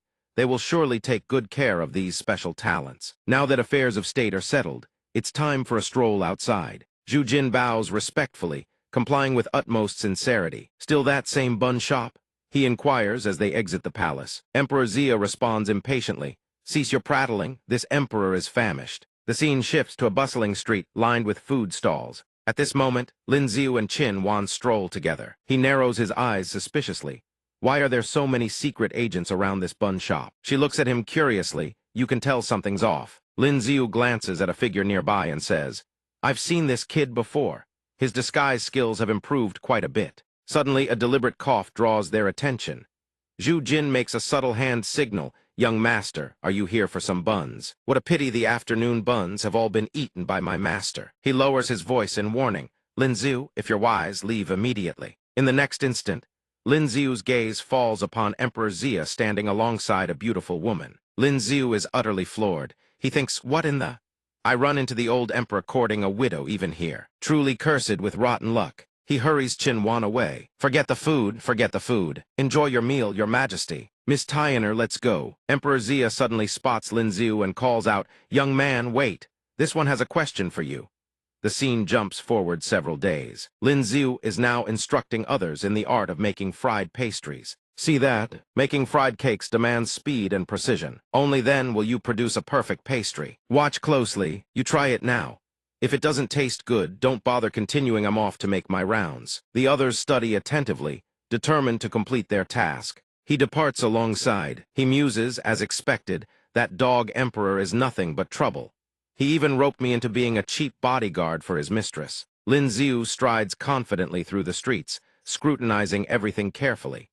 Anyone caught breaking the law will be the first to be arrested. My mood is foul today. Don't let me catch any bullies on these streets. The guard answers respectfully, understood, sir. Suddenly an angry voice erupts, old man, do you have eyes when you walk? King Feng steps forward to block the way. Enough, Zhang Huai. You bumped into someone first, and now you're beating an old man in broad daylight in the middle of the street. If you don't stop this instant, don't blame me for showing no courtesy. Zhang Hua hears this and immediately taunts him. So it's you, the brat dumped by his own fiancée. Come on then, do you want to hit me? Right here, go ahead, strike. If I flinch, I'm not surnamed Zhang. King Feng grits his teeth, his face darkening. He reminds himself, stay calm, Liu King Feng.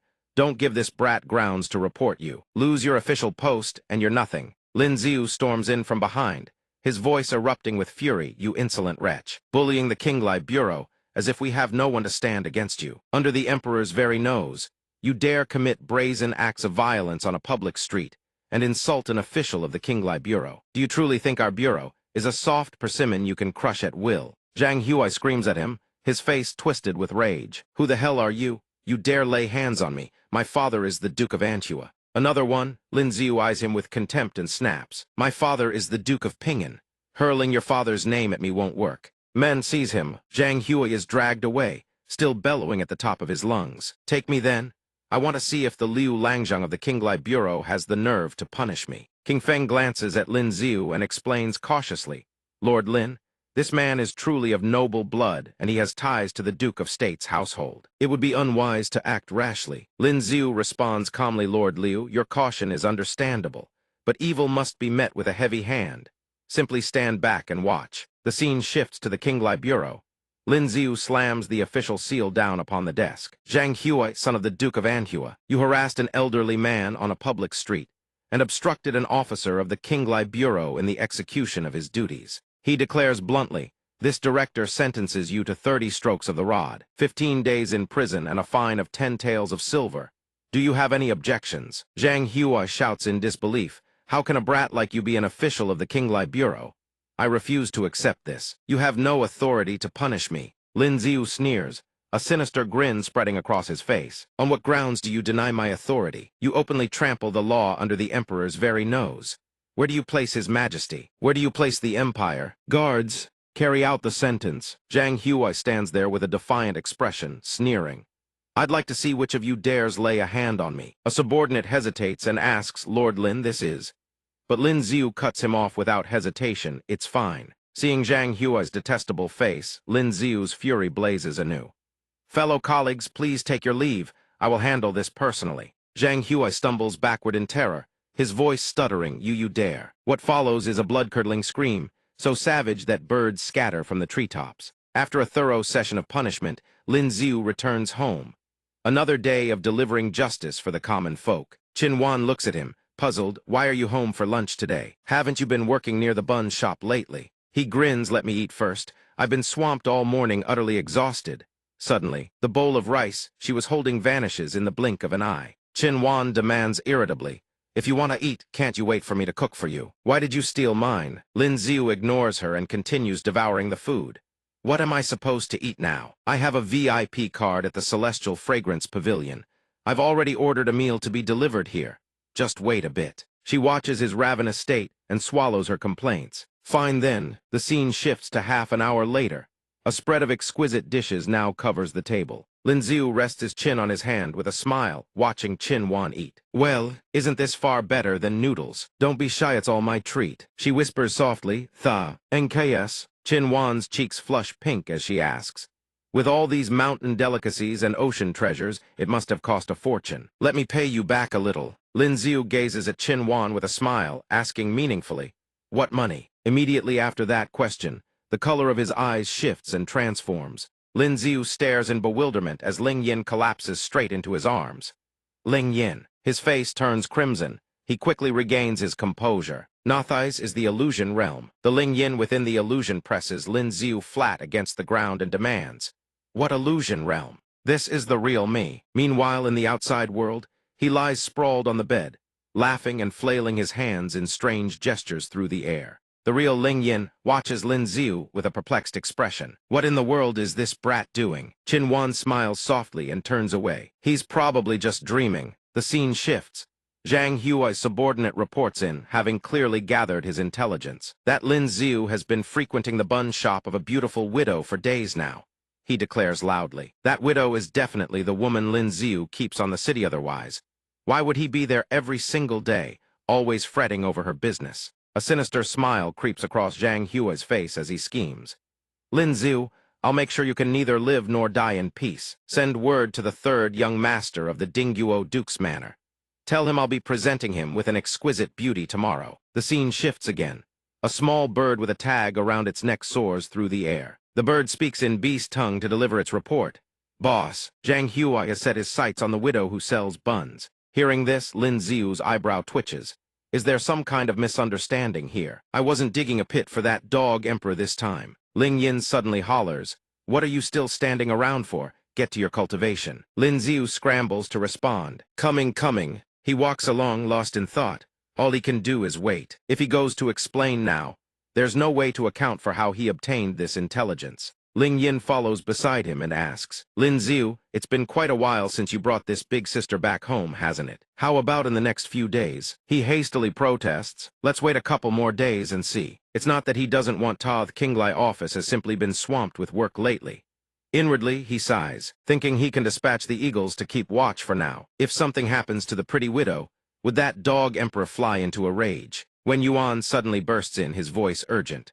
Lord Lin, it's terrible. The owner of the bun shop is in trouble. Lin Ziu jolts. What? She grows curious. What happened? He dashes out, racing after Wen Yuan. He instructs Ling Yin as he runs. Go cultivate first. Don't wait for me, I have urgent matters to attend to. He berates them while sprinting.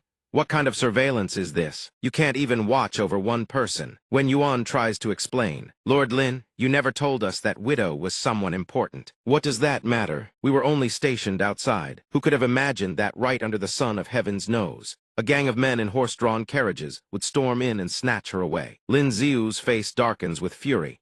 It's all because of that dog emperor's paranoia. If only he'd dispatched secret agents to protect her. He roars, give chase. We absolutely cannot let those scoundrels escape. Rage simmers in his chest. They moved the instant he obtained the intel. Zhang Hui that Bratho is he so cunning. When they arrive at the scene, Qing Feng reports. Lord Lin, our men tracked them to the Anhu account son's manor. The situation inside remains unknown. Lin Ziu snarls. What are you still standing around for? Break down the door and rescue her. Everyone inside except the pretty widow bind them all. Wen Yuan ventures a question. Lord Lin, what exactly is this widow to you? Is all this effort truly necessary? Lin Ziu cuts him off with a warning. Don't ask what you shouldn't. Arrest them first, we'll sort it out later, no matter who stands before you. Seize them all. If anything happens to that widow, both our heads will roll. Wen Yuan swallows hard and nods. Understood. Meanwhile, Zhang Huai fawns over the young lord. Third young master, I'm not one to boast, but this beauty is gentle and graceful beyond.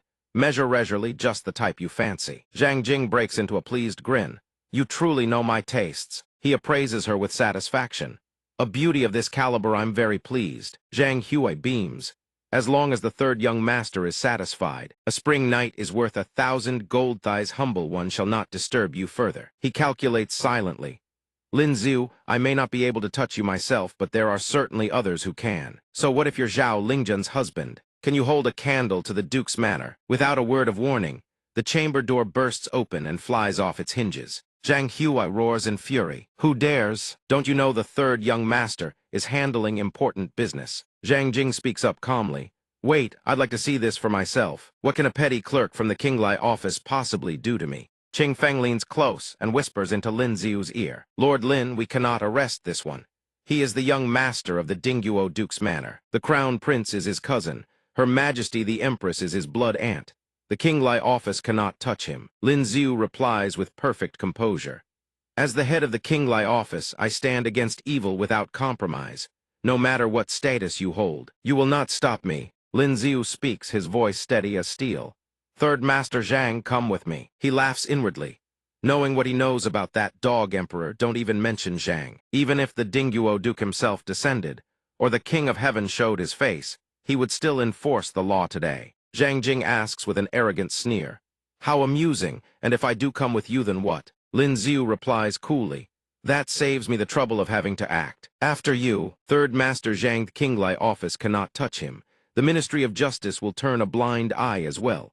As for the rest, bring them back and hold them under strict guard, Qing Feng says with admiration. Young Master Lin's principles are unwavering. I cannot fall behind. Let us go together. Wen Yuan nods in agreement. We're the same. He thinks to himself, either way, it's my head on the block. Might as well lose it with a clean reputation. The onlookers watch as Lin Xiu escorts the third young master away, murmuring amongst themselves. That's Lin Xiu. Not long ago, he arrested the Manhua Count's son. And today he dares arrest Zhang Jing too. This young man is too hot-blooded for his own good. This is troubled. Zhang family's power is not something just anyone can trifle with. Someone whispers, isn't that Lin Xiu? Why is he arresting Zhang Jing? Quickly go report to Nianger at once. Zhang Jing regards Lin Xiu with calm indifference. I've already told Yao of and the Ministry of Justice cannot lay a hand on me. You are merely a petty clerk at the Qinglai office. I can't be bothered to settle accounts with you. Return my people to me at once, and I'll let this matter slide. Lin Xiu meets his gaze, his expression utterly serene. What if I refuse to pay? You dare defy royal law beneath the emperor's very feet. He loses all patience and barks his order. Enough talk. My patience has run out. Teach him a proper lesson, then bring that woman back. The subordinates clasp their fists. Understood. He silently worizdos this brat truly fear nothing. Why haven't the Imperial Guards arrived yet? Those two are both at the peak of the Earth realm. Several subordinates approach Lin Xiu, cracking their knuckles. We'll have to offend you. Suddenly, a sword hurtles through the air and plunges into the ground, startling the pair. Ninger leaps down to shield Lin Xiu. Who dares touch him? Take one more step. And don't blame me for being discourteous. He asks in shock, Ninger, why are you here? Zhang Jing continues to order, you too strike. Ignore her. Suddenly, a strange voice rings out, and the two feel a crushing, invisible pressure descend upon them. Bullying others is one thing, but now you dare bully my husband. Have you lost all regard for anyone in your eyes? The two subordinates are slammed flat against the ground by an unseen force. Zhao Lingjun steps forward and declares, bullying other San, now bullying my husband. Have you lost all regard for anyone in your eyes? Lin Xiu calls out in surprise, Lingjun. Zhang Jing grows wary. Miss Zhao, don't presume you alone can stand against the Zhang family. Have Lin Xiu apologize to me at once. She replies coolly, my husband upholds justice and defends the righty house. We should he apologize. If you're not convinced, try stepping forward. At that moment, Zhou Jin arrives and speaks. Everyone calm yourselves. His Majesty has decreed that all involved in this disturbance be brought to the palace for a personal audience. Third young master Lin, please come with me. Lingjun smiles gently as she watches him leave. Then I'll wait at home for my husband's return. Lin Xiu worries internally.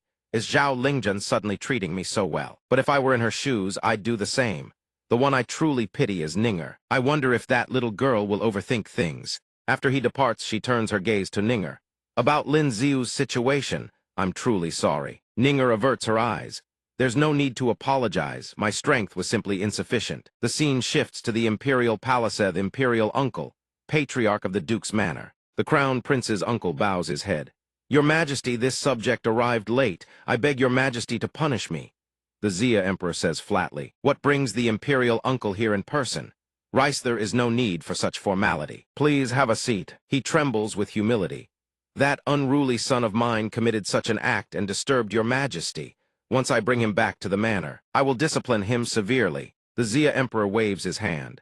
Young men make mistakes. It is only natural. A lesson will suffice. The Imperial Uncle need not be too harsh. He breathes a sigh of relief.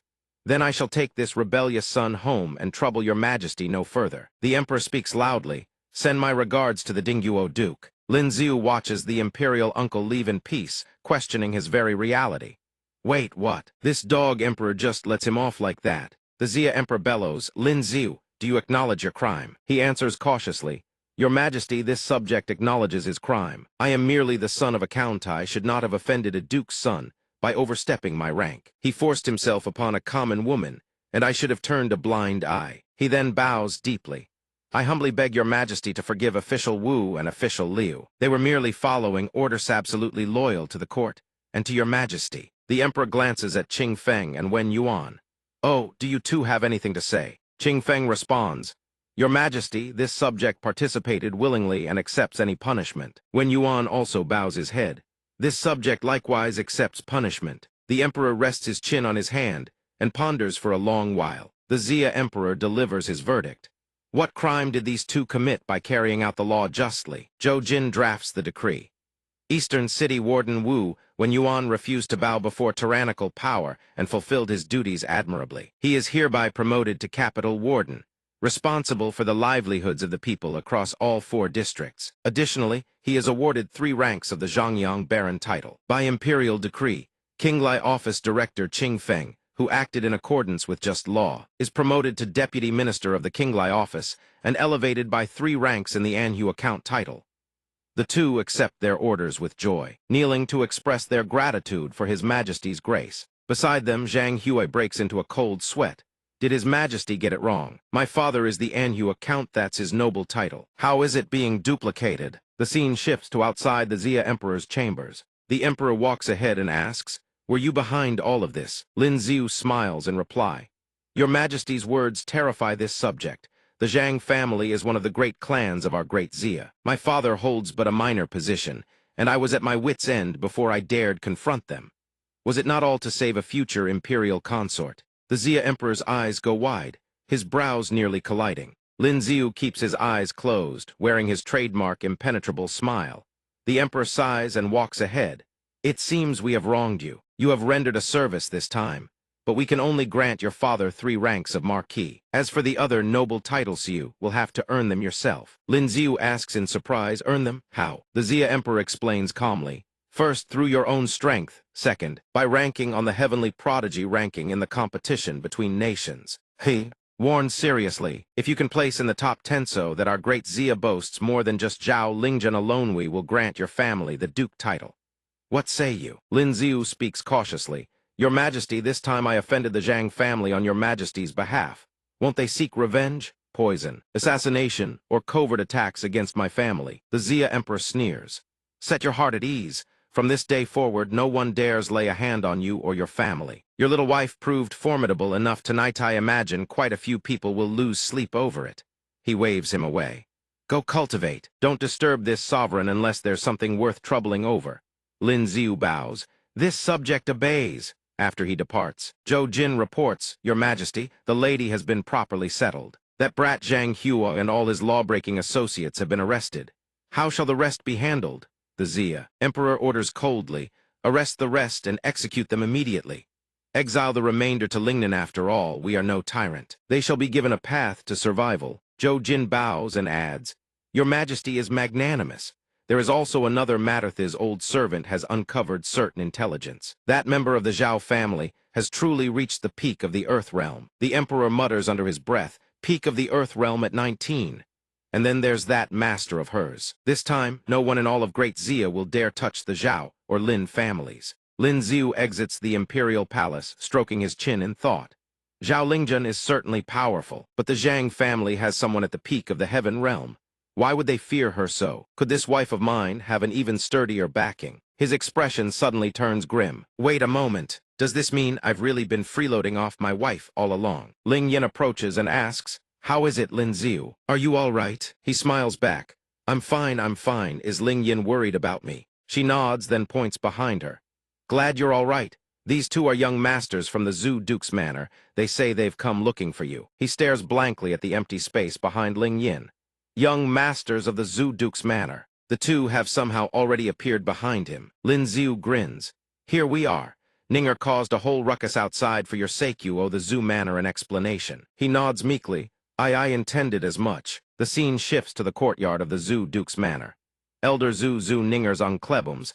I can't believe this brat actually dares show his face. He dared deceive even the daughter of the Zhu family. Today, you'll stand outside and wait your turn. Lin Xiu bows deeply. All of this stems from my actions. Whatever punishment Patriarch Zhu decrees, I accept in full. Elder Zhu snorts coldly. At least you have some backbone. Don't say the Zhu family never gave you a chance. Before you lies the first gate. Break through them all, and we'll speak further. Then he adds in a low voice, or you may leave now and swear never to see Ninger again. As for everything that happened before, he is the head of the Zhu family and Ninger's uncle. can let the matter rest on the family's behalf. Having said this, Elder Zhu departs. Zhu Lei steps forward with a grin. Brat with your little tricks, I'm Ninger's third brother. Defeat me and you pass the first gate. He fixes Lin Xiu with an ominous stare. Grandfather said if this brat passes the first gate, we should give Ninger some face. I'll have to hold back a little later on. Zhu Lei shouts, come. The moment those words leave his mouth, Lin Xiu surges forward with astonishing force. Third brother, forgive me. He strikes Zhu Lei's abdomen with lightning speed, then twists and pinches lightly. With just those few subtle movements, Zhu Lei's entire body is sent flying backward. Everyone's jaws drop in disbelief. No way third brother lost just like that. Zhu Lei's world spins from Lin Xiu's blow, his very reality shaken. He questions himself in a daze. Who am I? Where am I? What just happened? Lin Xiu strolls calmly into the courtyard, saying softly, Third brother, I appreciate you holding back. As he pushes the door open, another figure blocks his path and bellows. I'll admit you have some measure of strength. I didn't expect you to clear the first gate so quickly. He stands guard at the second gate with full confidence. But my flames are merciless, turn back while you can. Internally, he ponders. How did that brat Zhu Lei fall so quickly? Let me warm up my bones a bit first. Lin Xiu ignores the fight entirely, flickering directly behind the young man. He concedes. When the youth registers Lin Xiu's voice behind him, his eyes widen in shock. He stares blankly, only to find himself already encased in ice. This brat is hiding his true strength. He's at the upper stage of the mysterious realm. Now only the final Gadeth third Gatter remains. If he can pass this one, he will see Ninger. Zhu Li stands waiting in the courtyard. Brat, not bad at all. I am Ninger's fourth uncle, and I've been an Earth Realm cultivator for many years. Are you still certain you wish to continue? Lin Xiu conjures a sword from his palm, his expression turning dead serious. Fourth uncle, forgive me for the offense. Inside the Zhu estate, Ninger is crying out in frustration. Grandfather, stop making things difficult for him. The Zhu elder snorts coldly. If he wishes to leave, he may do so at any time. Ninger's eyes brim with tears as she pleads he won't leave. The old man lets out a long sigh. Silly girl, a man's mouth is the devil's instrument. You cannot trust those sweet lies of his. Ninger continues to vouch for Lin Xiu, but even if it's a trial, there's no need to have fourth uncle test him personally. Fourth uncle advanced to the Earth Realm many years ago. Lin Xiu has barely cultivated for a year. How could he possibly be a match? The Zhu elder is resolute.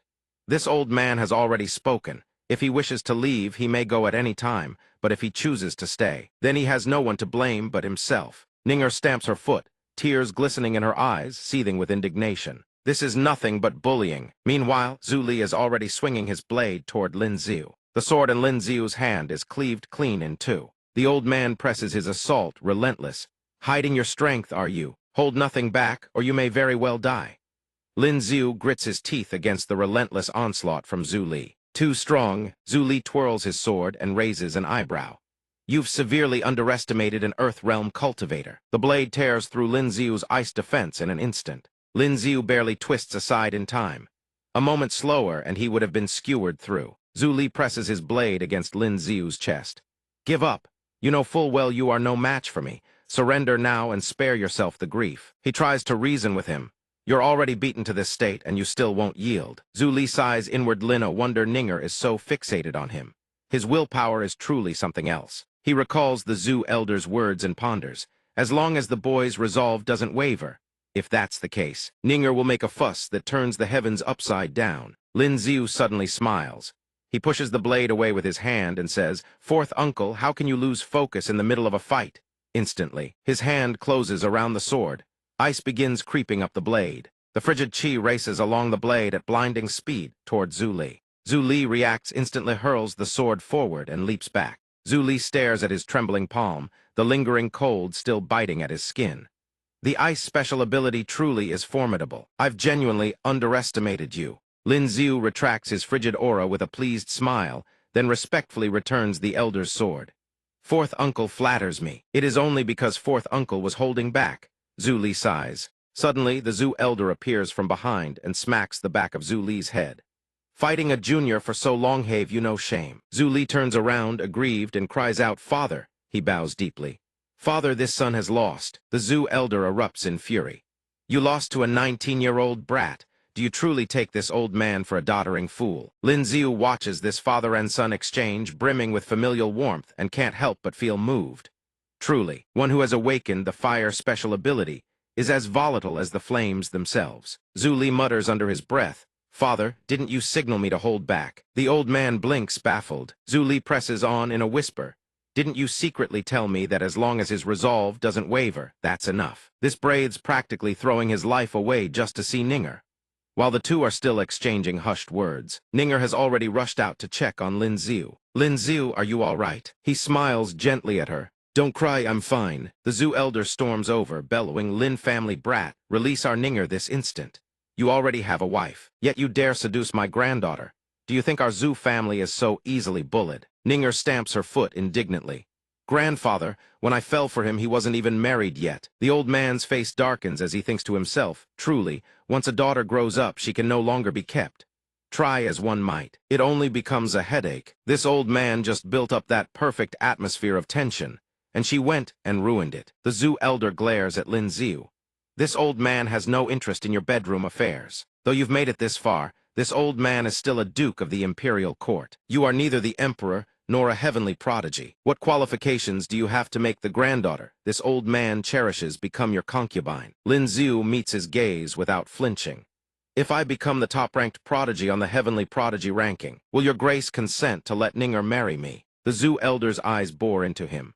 "This world is vast and boundless. Across all the nations, geniuses like you are as numerous as grains of sand. With this meager talent of yours, what do you think you are? Don't speak of topping the heavenly prodigy ranking. If you can even break into the top 10, then this old man will no longer obstruct the matter between you and Ninger." Lin Xiu's eyes light up the moment he hears this, a grin spreading across his face.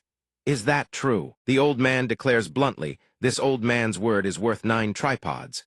Once spoken, it shall not be reversed. This old man is quite curious. Had I refused to bless the two of you, what would you have done?" Lin Xiu answers without a shred of fear. "When I have amassed enough strength, I will come to the Zhu estate and persuade your grace. I will keep persuading until you agree, and if words fail, then I'll beat you into agreement." Ninger sees Lin Xiu's injuries and cuts in loudly, "Grandfather, I'm taking him to get treated." The Zhu elder watches this scene unfold and lets out a long sigh.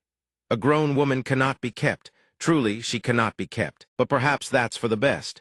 It proves his sincerity toward Ninger. His eyes grow distant, drifting back to the days of his youth. "In my younger years, I too was just as reckless. With such composure and cunning, he surpasses the useless sons of our Zhu family by far." The scene shifts. Lin Xiu's tattered clothes have been hung out to dry elsewhere. Ninger watches Lin Xiu changing into fresh clothes and asks with concern, "Are you really all right?" He reassures her gently, "Don't worry, they're just minor wounds." She then leads him away. "Grandfather wants us to come to him. He says there's something he still needs to tell you." Lin Xiu answers readily, "Let's go. It's time to face this head-on." Ninger leads Lin Xiu to where the Zhu elder rests. "Grandfather," she greets him first. "Lin Xiu, this old man has agreed to give you a chance. That does not mean I approve of the relationship between you two. Until you accomplish what you've promised me, keep your distance from Ninger." Lin Xiu asks, his face full of reluctance, "Even if I maintain my distance from Ninger, before the heavenly prodigy ranking is reassessed within this coming year, can we not at least meet?" The Zhu elder closes his eyes, visibly annoyed. "Don't waste this old man's breath. If you wish to see Ninger, you must come to the Zhu estate to visit her. This old man won't stop you on those days. I only fear your cultivation will suffer for it." Ninger grips Lin Xiu's hand with worry.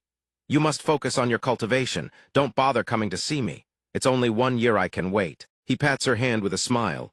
"Don't worry, I have a plan." The Zhu elder watches this sickeningly sweet display and nearly gags. "This old man has said his piece. If you still won't leave, do you plan to stay for dinner at the Zhu estate?" Lin Xiu bows obediently. "Your Grace," this one takes his leave. Suddenly the old man calls out to Ninger, "Stay. There is something your grandfather wishes to say to you." The Zhu elder begins to speak with Ninger. "Ninger, you wish to be with the one you love. Your grandfather does not oppose it. But have you considered this? When people speak of him in the future, they will only think of his wife. Xiao Lingja, not you, Zhu Ninger. Can you truly accept that?" Ninger's eyes cloud with sorrow as she averts her gaze. The old man closes his eyes and sighs. "Your grandfather is also unwilling to let his granddaughter spend her whole life as a mere secondary wife beneath another." The Zhu elder steps forward and gently strokes her head. Your grandfather wants to help you one last time. After this, you must rely on yourself." Ninger looks up at him, stunned. "Grandfather," the Zhu elder continues, You are my pride and the future of the Zhu family. For your sake, there is nothing this old man would not do. Ninger's tears spilled down her cheeks, her voice choked with sorrow. Grandfather, no. If you do this, you'll never be able to advance your cultivation another step in your lifetime. But the old man ignores her plea and begins channeling his cultivation power to her. The scene shifts to the front gates of the Zhu estate. Ling Yin asks with concern, "They didn't give you too hard a time, did they?" Lin Ziu answers calmly, "No. I passed the Zhu family's trial. They won't cause me any trouble." She glances at him with a teasing look. "I told you not to go around flirting with women outside. You didn't listen, and now their whole family has come knocking to settle the score. You don't believe me." She turns to remind him, "Don't think that just because you're a big shot at the Martial Arts Academy, you can afford to be smug. You still can't even crack the top 11 of the Heavenly Prodigy ranking. Everyone in the top 100 is at least at the Earth realm, or has competed in the multinational tournament and earned their place on the ranking." He trails behind her like a lost puppy. "Since you don't believe me, let's make a bet." Ling Yin opens her eyes and asks Lin Ziu curiously, "A bet on what?" He scratches his cheek and says, "If in the next multinational competition I can break into the top 10 of the Heavenly Prodigy ranking, you have to give me a kiss." Ling Yin's face flushes scarlet the moment she hears Lin Ziu's words. She shouts, "What did you just say?" "You are my brother-in-law." He calmly twists the truth without batting an eye. "My relationship with your sister is purer than yours with her. We'll end up divorcing sooner or later anyway. Don't you think a single kiss is worth the price of cracking the top 10 of the Heavenly Prodigy ranking?" She asks irritably, "And if you lose?" He probes, "What do you want?" Ling Yin blushes and replies, "I haven't thought that far ahead. If I win, you must agree to 3 conditions of mine." Lin Ziu agrees generously. "Deal, but 3 conditions is far too few if it is." He squints, deeming it insufficient. Does she think they're haggling at a vegetable market? 5 conditions, tops. Ling Yin is temporarily satisfied. "Then 5 it is." He suddenly adds, "1 kiss for the top 10 of the Heavenly Prodigy ranking, but if I rank first, then what about 1 step further?" Lin Ziu's lecherous eyes drift toward Ling Yin as he strokes his chin in thought. Would that call for something more? This is a rare opportunity, after all. He calls out to Ling Yin, who currently holds first place on the Heavenly Prodigy ranking. She immediately replies, "Isn't it my sister?" He grins and says, "Then never mind." Lin Ziu and Ling Yin stroll down the road together, the people around them chattering noisily. "Kai Kai Cha." She glances sideways in confusion. "Strange you hear all these people back so early." He finds it puzzling as well. Their language is quite strange. "What kind of people are they?" Ling Yin explains. By the sound of it, their language belongs to the Wuji nation.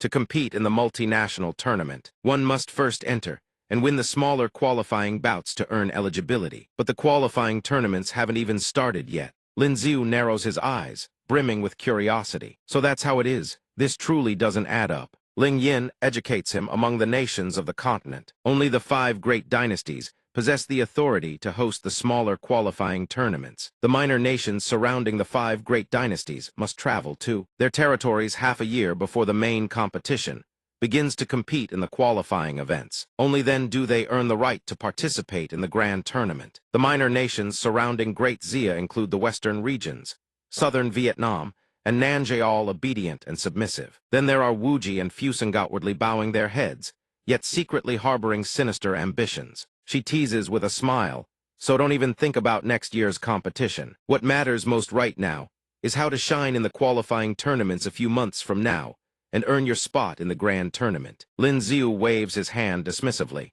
"We'll cross that bridge when we come to it." The scene shifts. Ling Yin and Lin Ziu arrive at a residence. He steps inside and praises aloud. Wanner's craftsmanship grows more exquisite by the day. She says bluntly, "It can get even better, but it'll cost you extra." While savoring the delicious meal, Zhou Jin rushes in and calls out urgently, "Lin Ziu, His Majesty summons you to the palace. Stop eating, we are heading back to the capital tomorrow."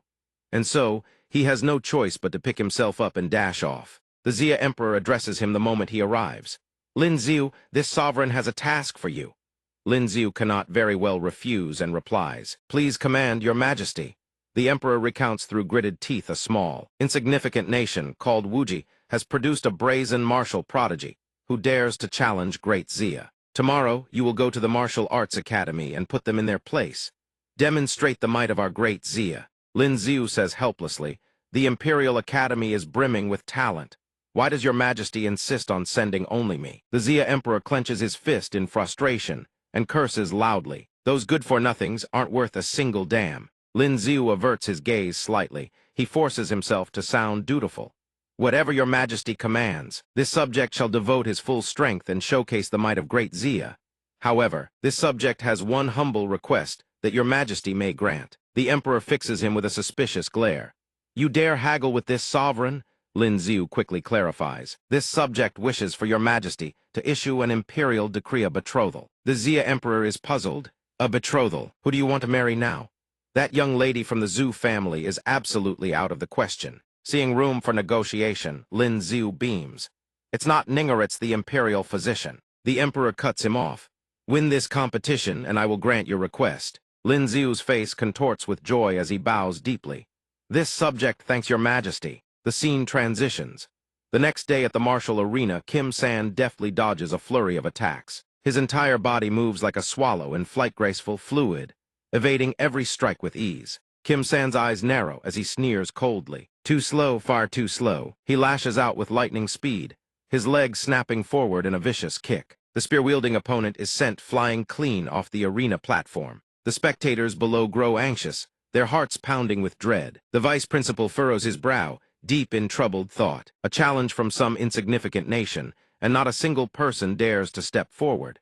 Has great Xia truly lost all face today? The headmaster of a neighboring nation smiles and says, "We came here to learn. We wonder if your esteemed academy has any talented students worth sparring with. We humbly seek your guidance." The vice principal grows visibly uncomfortable. Of course we do. It's just that at the moment. Suddenly, Lin Xiu strides forward and sweeps the spear off the ground with his foot. He grips the spear firmly and declares, "Leave it to me, headmaster." The vice principal calls out in surprise. Lin Xiu. Cold sweat beads on the old man's forehead. Give that boy another year and perhaps he'd stand a chance. But right now, Lin Xiu is likely no match for that opponent. Kim San raises his hand in a martial salute. "I humbly seek your guidance." Lin Xiu returns the courtesy.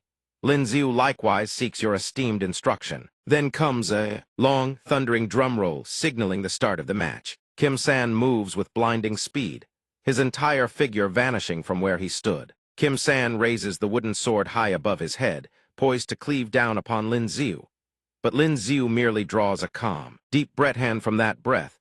He exhales an enormous blast of frigid chi that freezes the air and halts his opponent in his tracks. Kim San's face twists in shock, his words stumbling out in disbelief. What? In that instant, Kim San's entire body is encased in Lin Xiu's frigid Kifrozen solid, utterly immobilized. The two other observers are equally stunned by the sight. What? He froze the entire arena in the blink of an eye. That requires a fourth awakening ice special ability. His special ability realm has already reached the upper echelon of the mysterious realm. Lin Xiu gazes calmly at his frozen opponent and speaks. I held back. Ling Yin watches from the stands, her eyes wide with shock and contemplation. He's only cultivated for such a short time, yet he's already caught up to 10 years of my training.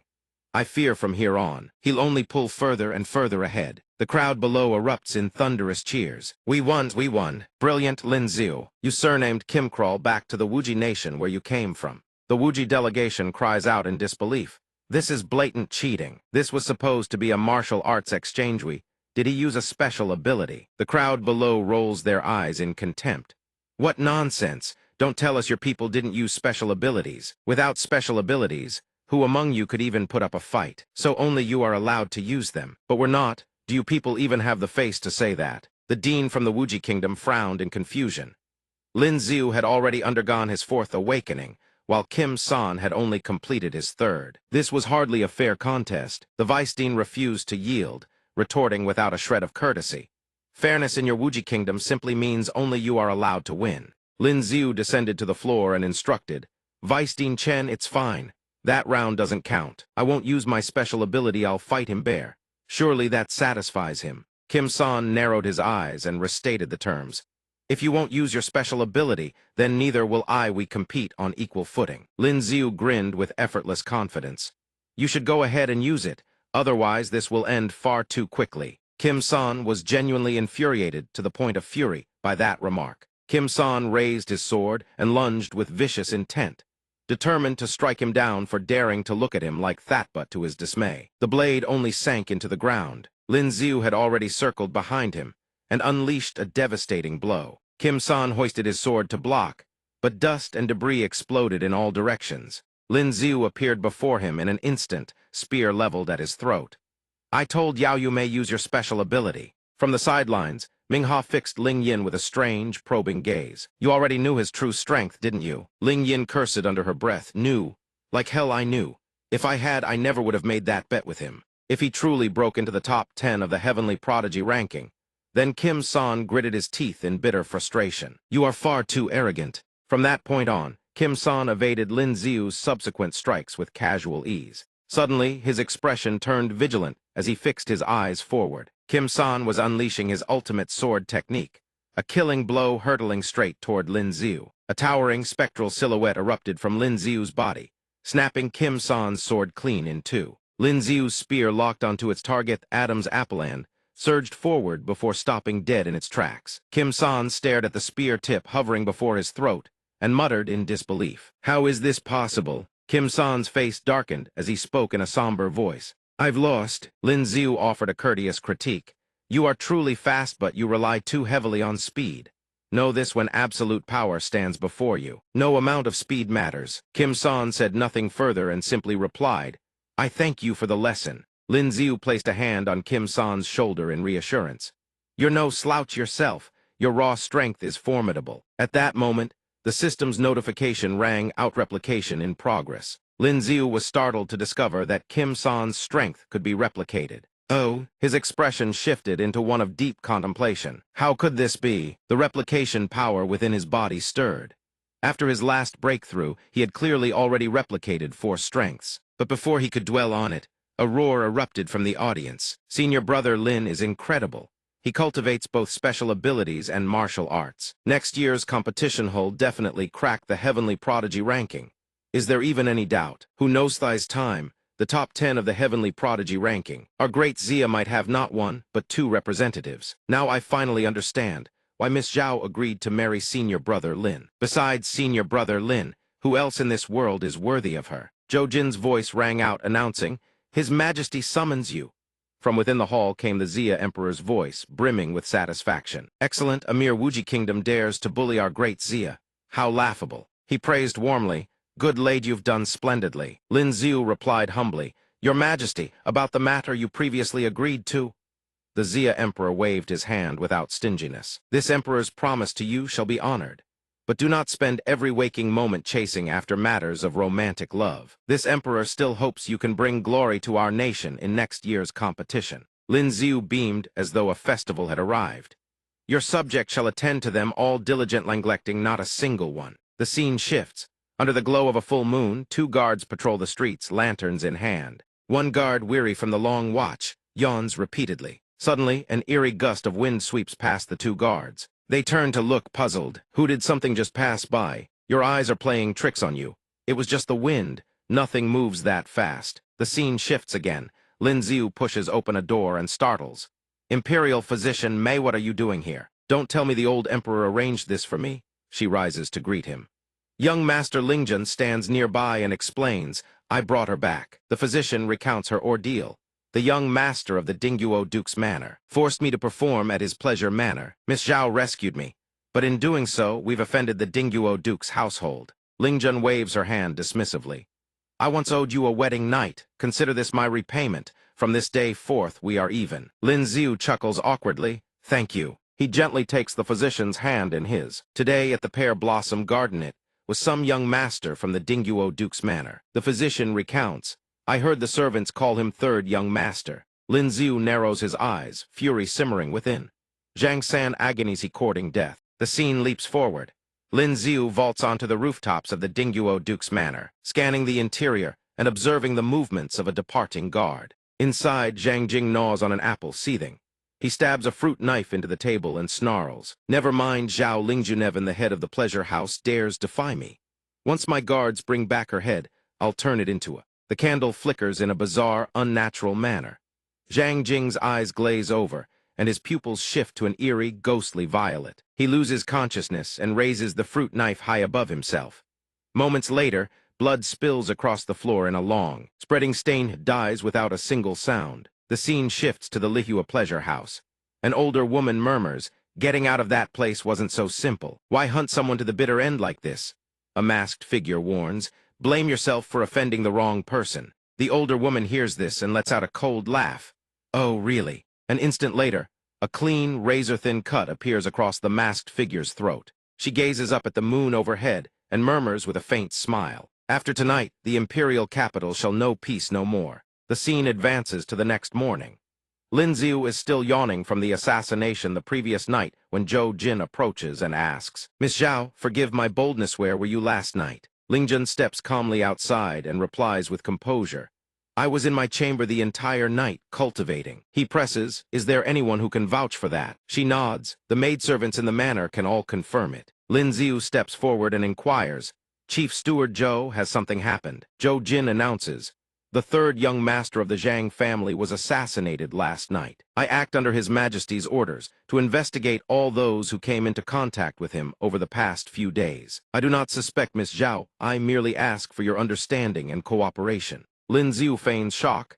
"Zhang San is dead." Lin Ziu volunteers eagerly, "If we're talking about conflicts, Zhang San and I have crossed swords before as well. Last night I was..." Zhou Jin cuts him off hastily. "I do not suspect young Master Lin. There is no need for you to provide an alibi. I must return to the palace to report, until we meet again." Lin Ziu waves his hand in farewell. Chief Steward Zhua about the imperial marriage decree. Zhou Jin departs without so much as a backward glance. "Go ask the Ministry of Rights." At that moment, Lin Ziu's mother enters, visibly anxious. "Lingjun, I heard Zior intends to take a concubine. Rest assured I haven't given my blessing, and no one sets foot through the doors of the Lin family without my approval." Lingjun explains gently, "Mother, you misunderstand. I am usually too busy cultivating to spend time with my husband. It was I who arranged a concubine for him Somyeon to care for him in my stead." Suddenly the physician emerges from the kitchen, carrying a bowl cheerfully. "Sister Zhao, I made some congee." Lin Ziu rushes to make introductions. "Father, Motherthas is the imperial physician." She bows her head in a flustered curtsy. This humble one greets uncle and auntie. The moment Lin Ziu's mother catches sight of the physician's beauty, her eyes light up instantly. She seizes the young woman's hands warmly. "Our first meeting, and I haven't prepared any gifts. This bracelet, you take it. From now on, we are family." Lin Ziu stares at his mother, utterly exasperated. "Weren't you supposed to come here and scold her? How did it end with you giving away jewelry?" But then again, it was hardly surprising. With the physician's gentle temperament and elegant grace, it would be difficult for any elder not to take a liking to her. His mother glances sidelong at Lin Ziu and says, "The affairs of you young people, I, as an elder, won't interfere too much. As long as you're all happy and well, your father and I can rest easy." The scene shifts to the Zhang family's morning hall. The imperial uncle strides in and demands answers. "How exactly did the young master die?" A servant stammers in terror, "It had nothing to do with us. At the time, the young master was alone in his room. The door was still locked tight. When we entered, the young master had already taken his own life." The imperial uncle's face twists with rage as he barks his order, "Drag them out and deal with them." The servants wail, "Spare us, spare our lives." The long-bearded man had devised a scheme capable of killing the young master, without a single guard detecting a thing. The strength of this assassin is at least the upper stage of Earth realm, perhaps even higher. Could it be the work of the Tiandao alliance? He denied it. Perhaps there is someone else.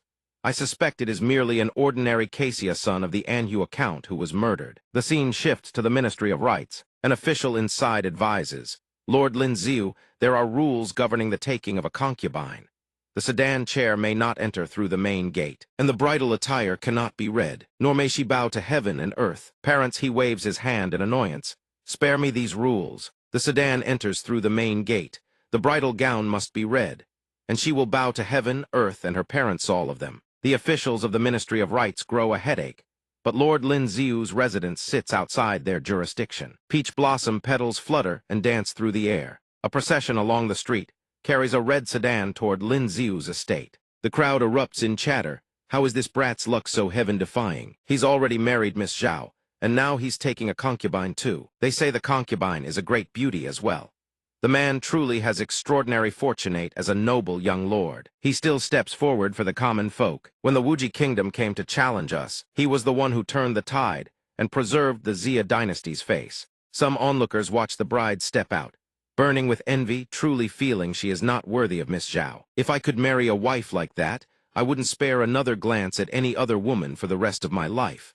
How can he not cherish her? Marry Miss Zhao, as if someone like you is worthy. By now, lanterns glow within the bridal chamber. Lin Xiu gazes intently into the imperial physician's eyes and tells her she is too beautiful. She calls out softly, my lord, it is time to extinguish the candles." Ling Jun passes by the chamber door and catches the sounds from within. Her face flushes scarlet as she quickly turns away. And so, from that night, the darkness yields to the dawn of the next day. A small bowl of rich, nourishing porridge sits upon the table. Lin Xiu carries the bowl over and says she is awake. "You tumbled about so late last night, aren't you exhausted?" The physician's eyes glisten as she looks at him and answers, "It is my fault. I slept far too late. I still haven't paid respects to father and mother-in-law, nor served tea to my elder sister." Lin Xiu gently feeds her, urging, "Eat something first." Ling Jun had gone out the night before and has only just returned. After she finishes eating, the physician goes to pay her respects to Ling Jun. Ling Jun accepts the silver teacup.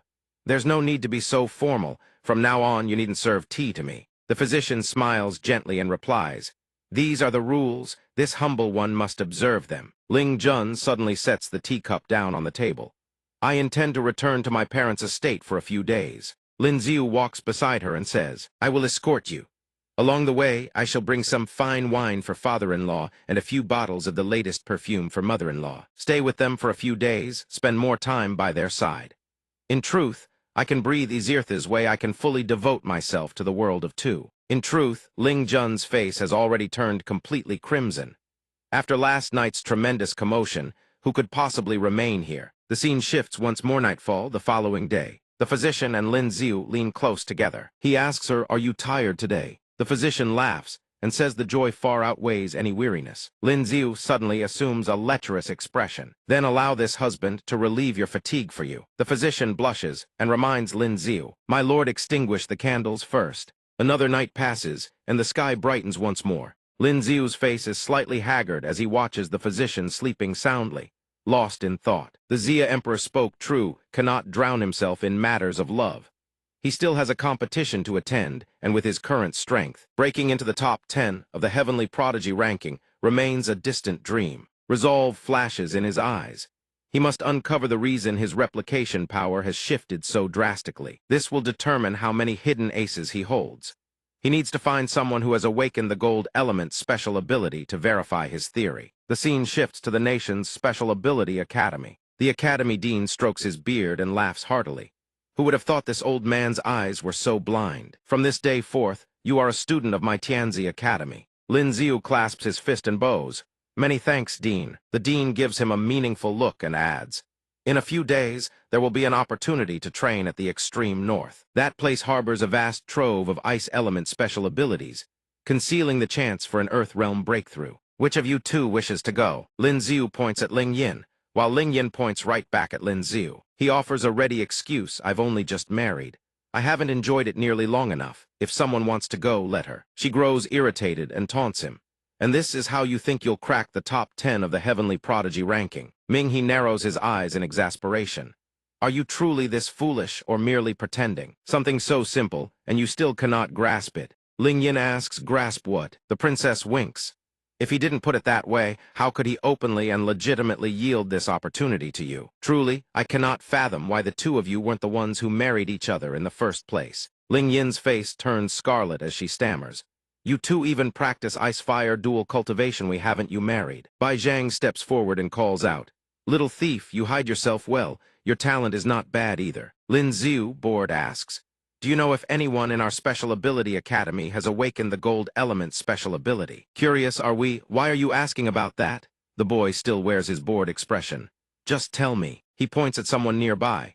"See that girl sleeping on the table over there? The daughter of Anking Count." Following Bai Zhang's outstretched finger, Lin Xiu lays eyes upon a beauty lost in deep slumber. Lin Xiu approaches and reaches out with an invisible hand to touch the girl. The system flashes a notification replication in progress. He falls into deep contemplation. His guess was indeed correct. Flight and psychic power belong to the same power system, The golden body and gold element special ability likewise share the same system. Yet replication cannot work within the same system, which is precisely why he was only able to replicate the concealment speed ability. Lin Xiu departs, leaving behind a bewildered Bai Zhang. Fortunately, he is not some clueless fool chasing after folk games otherwise, who knows how many innocent women would have fallen prey. The scene shifts to nightfall once more. Ling Yin's voice rings out, "In a few days, I must travel to a rather distant place. It may be months before I return." She asks Qin Wan with curiosity. Ling Junjai once said when a man treats a woman exceptionally well and gives her every good thing. What does it mean? Qin Wan explains. It means that man has feelings for her. Ling Yin confides, but he already has a wife. Qin Wan responds bluntly, so what? Ling Yin leans forward slightly and asks again, what if the woman doesn't like him back? Qin Wan hears this and turns to stare at her in surprise. Qin Wan speaks up with a question of her own. Do you truly not have feelings for him? Ling Yin's face flushes crimson with guilt as she stammers. I never said it was me. Suddenly Lin Xiu appears out of nowhere, remarking, the moon tonight is truly beautiful. The moment Ling Yin spots him, she turns on her heel and walks away without the slightest hesitation. He narrows his eyes in confusion. What's wrong with her? Qin Wan smirks. Why don't you try guessing? The two of them stare together at the door Ling Yin has just slammed shut. The scene shifts to the outskirts of the royal capital. The Ping'an Countess admonishes her daughter, when you are out there alone, you must take good care of yourself. The cold there is severe. Dress warmly. Ling Yin sighs softly. Mother has forgotten the colder a place is, the more I love it. I will take good care of myself. Please set your mind at ease. Ling Yin then adds, father and mother must also take care of yourselves. She shoots a sharp glance toward Lin Xiu, a silent warning. My Romeo had better keep it for me. Lin Xiu scratches his cheek with an awkward grin. I'll tidy up regularly for you, I promise. The old woman bows respectfully and announces, Miss Zhao, we must take our leave. Upon hearing this, she channels her cultivation power alongside the old woman and soars into the sky. Lin Xiu watches the scene in silence, a strange emptiness settling in his heart. The scene shifts to the Lin estate. He mutters as he walks, Ling Yin has left. Ming He and Li Beijing have also departed the imperial capital, heading to Fire Mountain to cultivate alongside Fu Sangguo and Lei Du of the Zhou kingdom. He sighs inwardly. So many people leaving at once leaves an inexplicable sense of loss gnawing at his heart. At that very moment, a familiar lock of long hair drifts past Lin Xiu. His eyes widen as he watches the familiar strand flutter by. Ling Yin's figure materializes before him, and Lin Xiu calls out in a daze. Ling Yin, he shouts joyfully. Ling Yin, why haven't you left yet? Lin Xiu reaches out in excitement, desperate to touch her. Yet the moment his hand makes contact, the figure dissolves into thin air. His eyes widen in shock as he swiftly realizes it was nothing but an illusion. Lin Xiu blinks in confusion and turns to hunt down the culprit. Spotting Qin Wan, he heaves a sigh. I knew it was you. She giggles and asks, how about it? Feeling any better now? Pay extra and I offer other services too. Qin Wan transforms into Ling Yin's likeness and names her price 10 taels of silver per touch. She winks. Interested? She quickly adds a caveat, only the face is allowed. Lin Xiu, amused despite himself, teases back. You might as well become a highway robber. Qin Wan replies brightly, the choice is in your hands. If you ever want to see Zhao Lingyin, you can find me anytime. Suddenly a sharp, unbearable pain twists through her lower abdomen. Qin Wan doubles over in agony, clutching her stomach right in front of Lin Xiu. He drops his shameless demeanor at once and rushes to support her with concern. That time of the month, Lin Xiu gently takes Qin Wan's hand and guides her along. Back to my room, I'll give you a massage.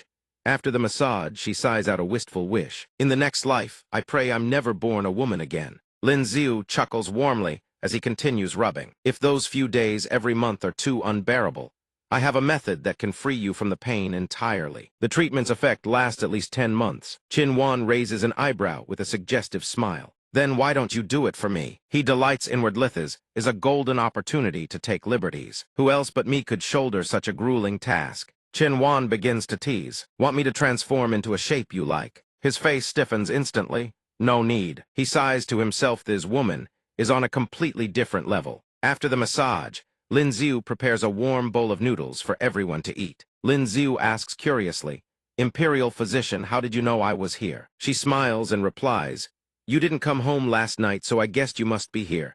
I made breakfast and brought it along. Qin Wan praises, The imperial physician's culinary skills are truly excellent. The imperial physician smiles politely.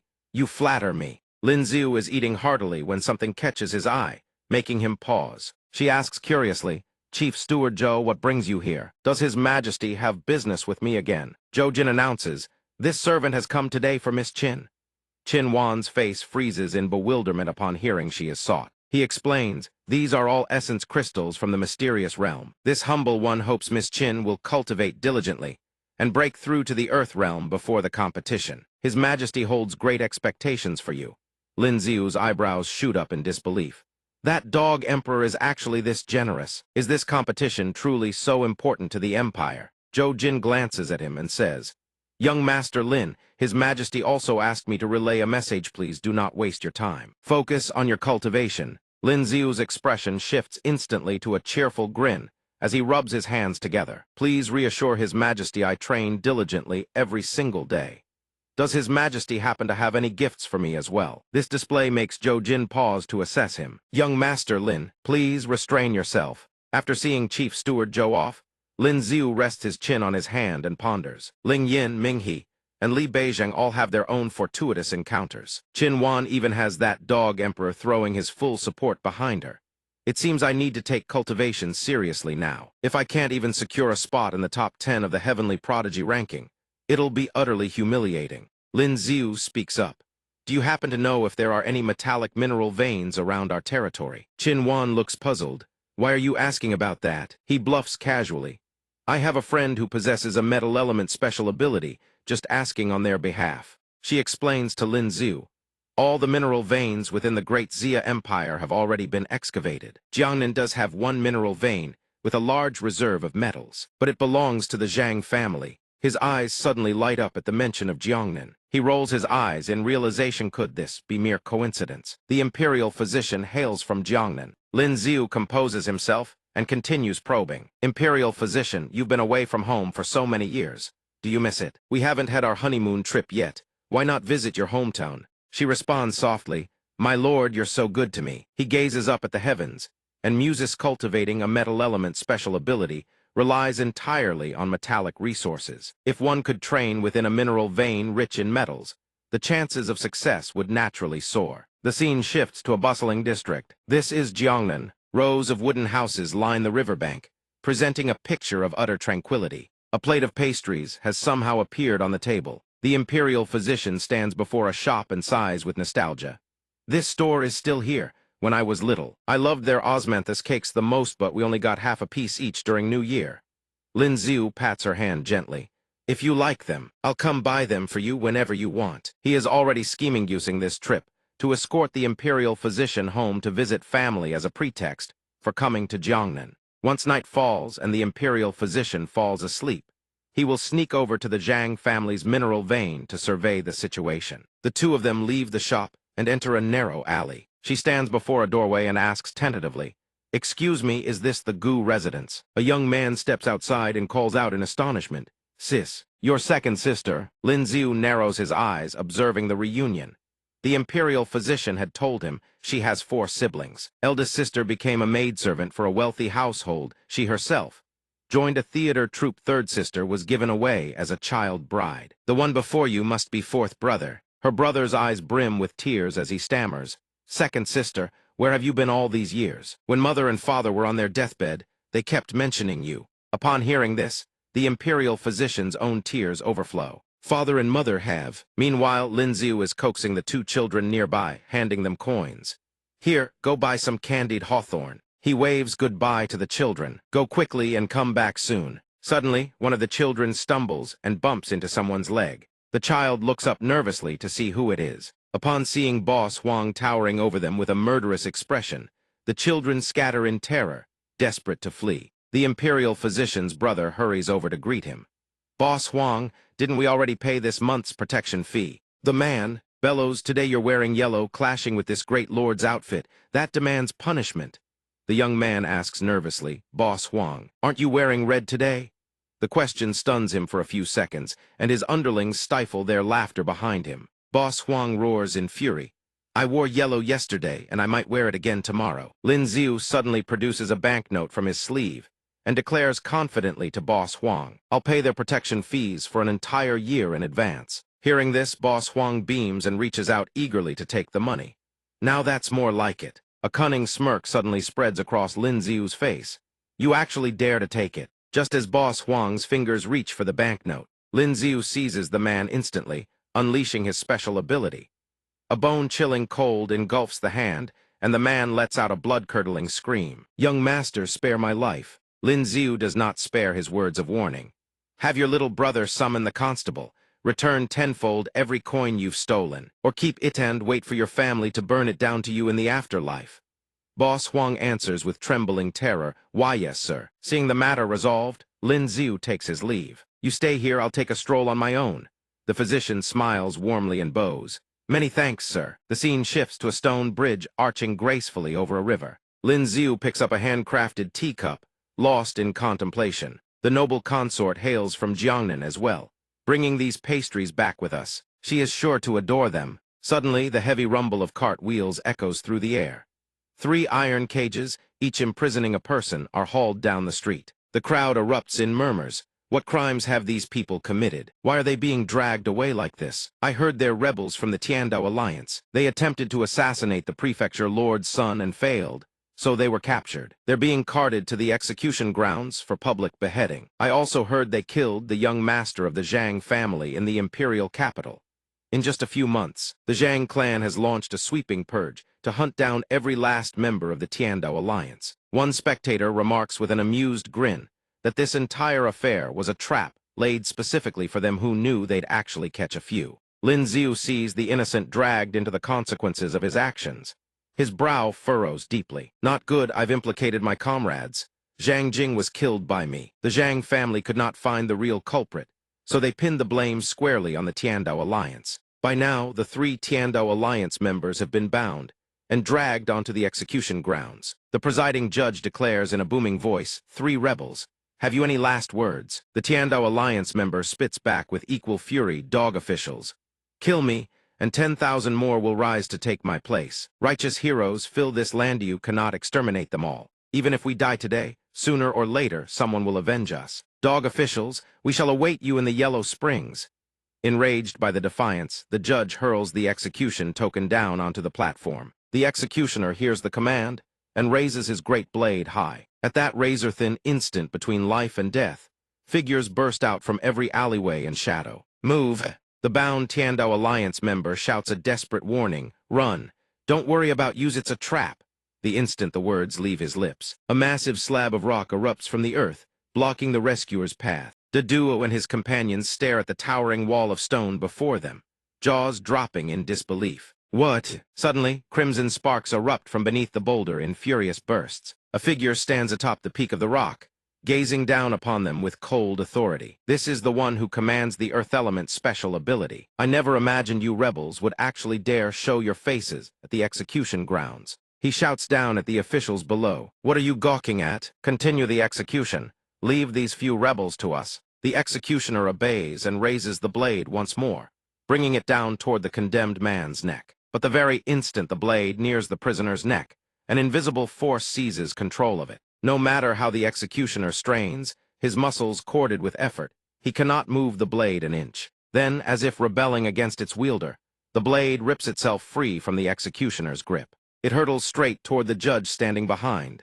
In a flash, Zhu Long lunges forward, shielding the judge with his body. He draws the blade at his waist in one fluid motion. Edge gleams with an ominous sheen. The moment it clears the scabbard, a torrent of devastating strikes rains down. The iron sword shatters into countless fragments, scattering across the ground like broken glass. Zhu Long narrows his eyes, every sense on high alert. A metal element special ability user-own who manipulates metal itself. A body tough as forged steel. This turtle-shelled brat is the worst type of opponent to face. He shouts his challenge into the shadows. Skulking in the darkness, where's the skill in that? If you've got the guts, step into the light. Face me head-on like a man. Zhu Long's eyes suddenly bulge as he catches movement to one side. A blade swings down from behind him. Sharp reflexes save him, and he twists aside just in time.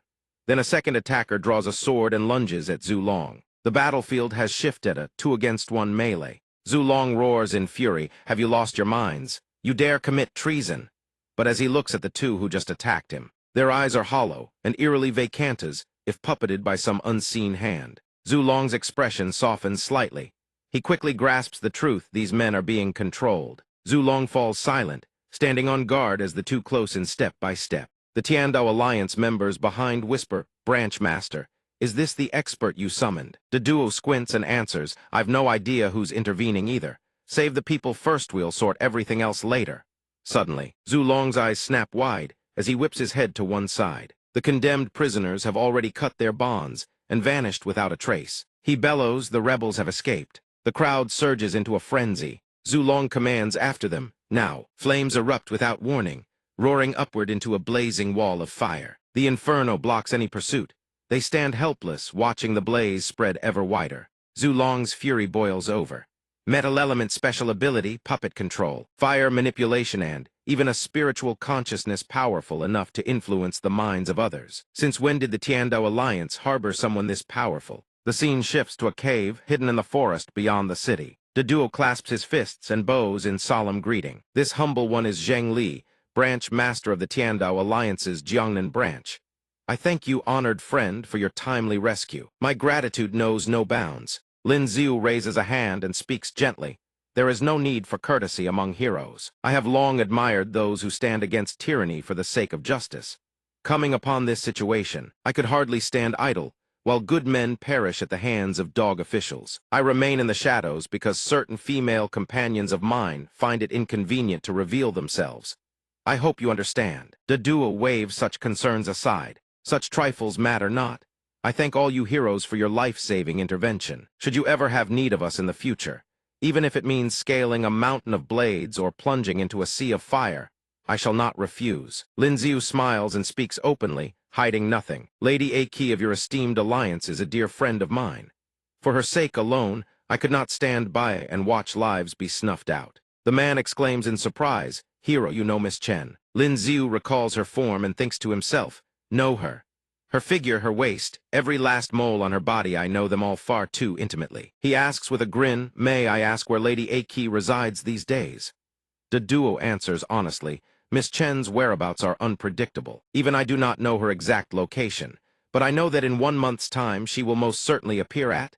Lin Xiu presses where. The duo lowers his head and replies, "My deepest apologies. This is a matter of the highest secrecy within the Tiandao Alliance. It concerns the lives and deaths of countless brothers.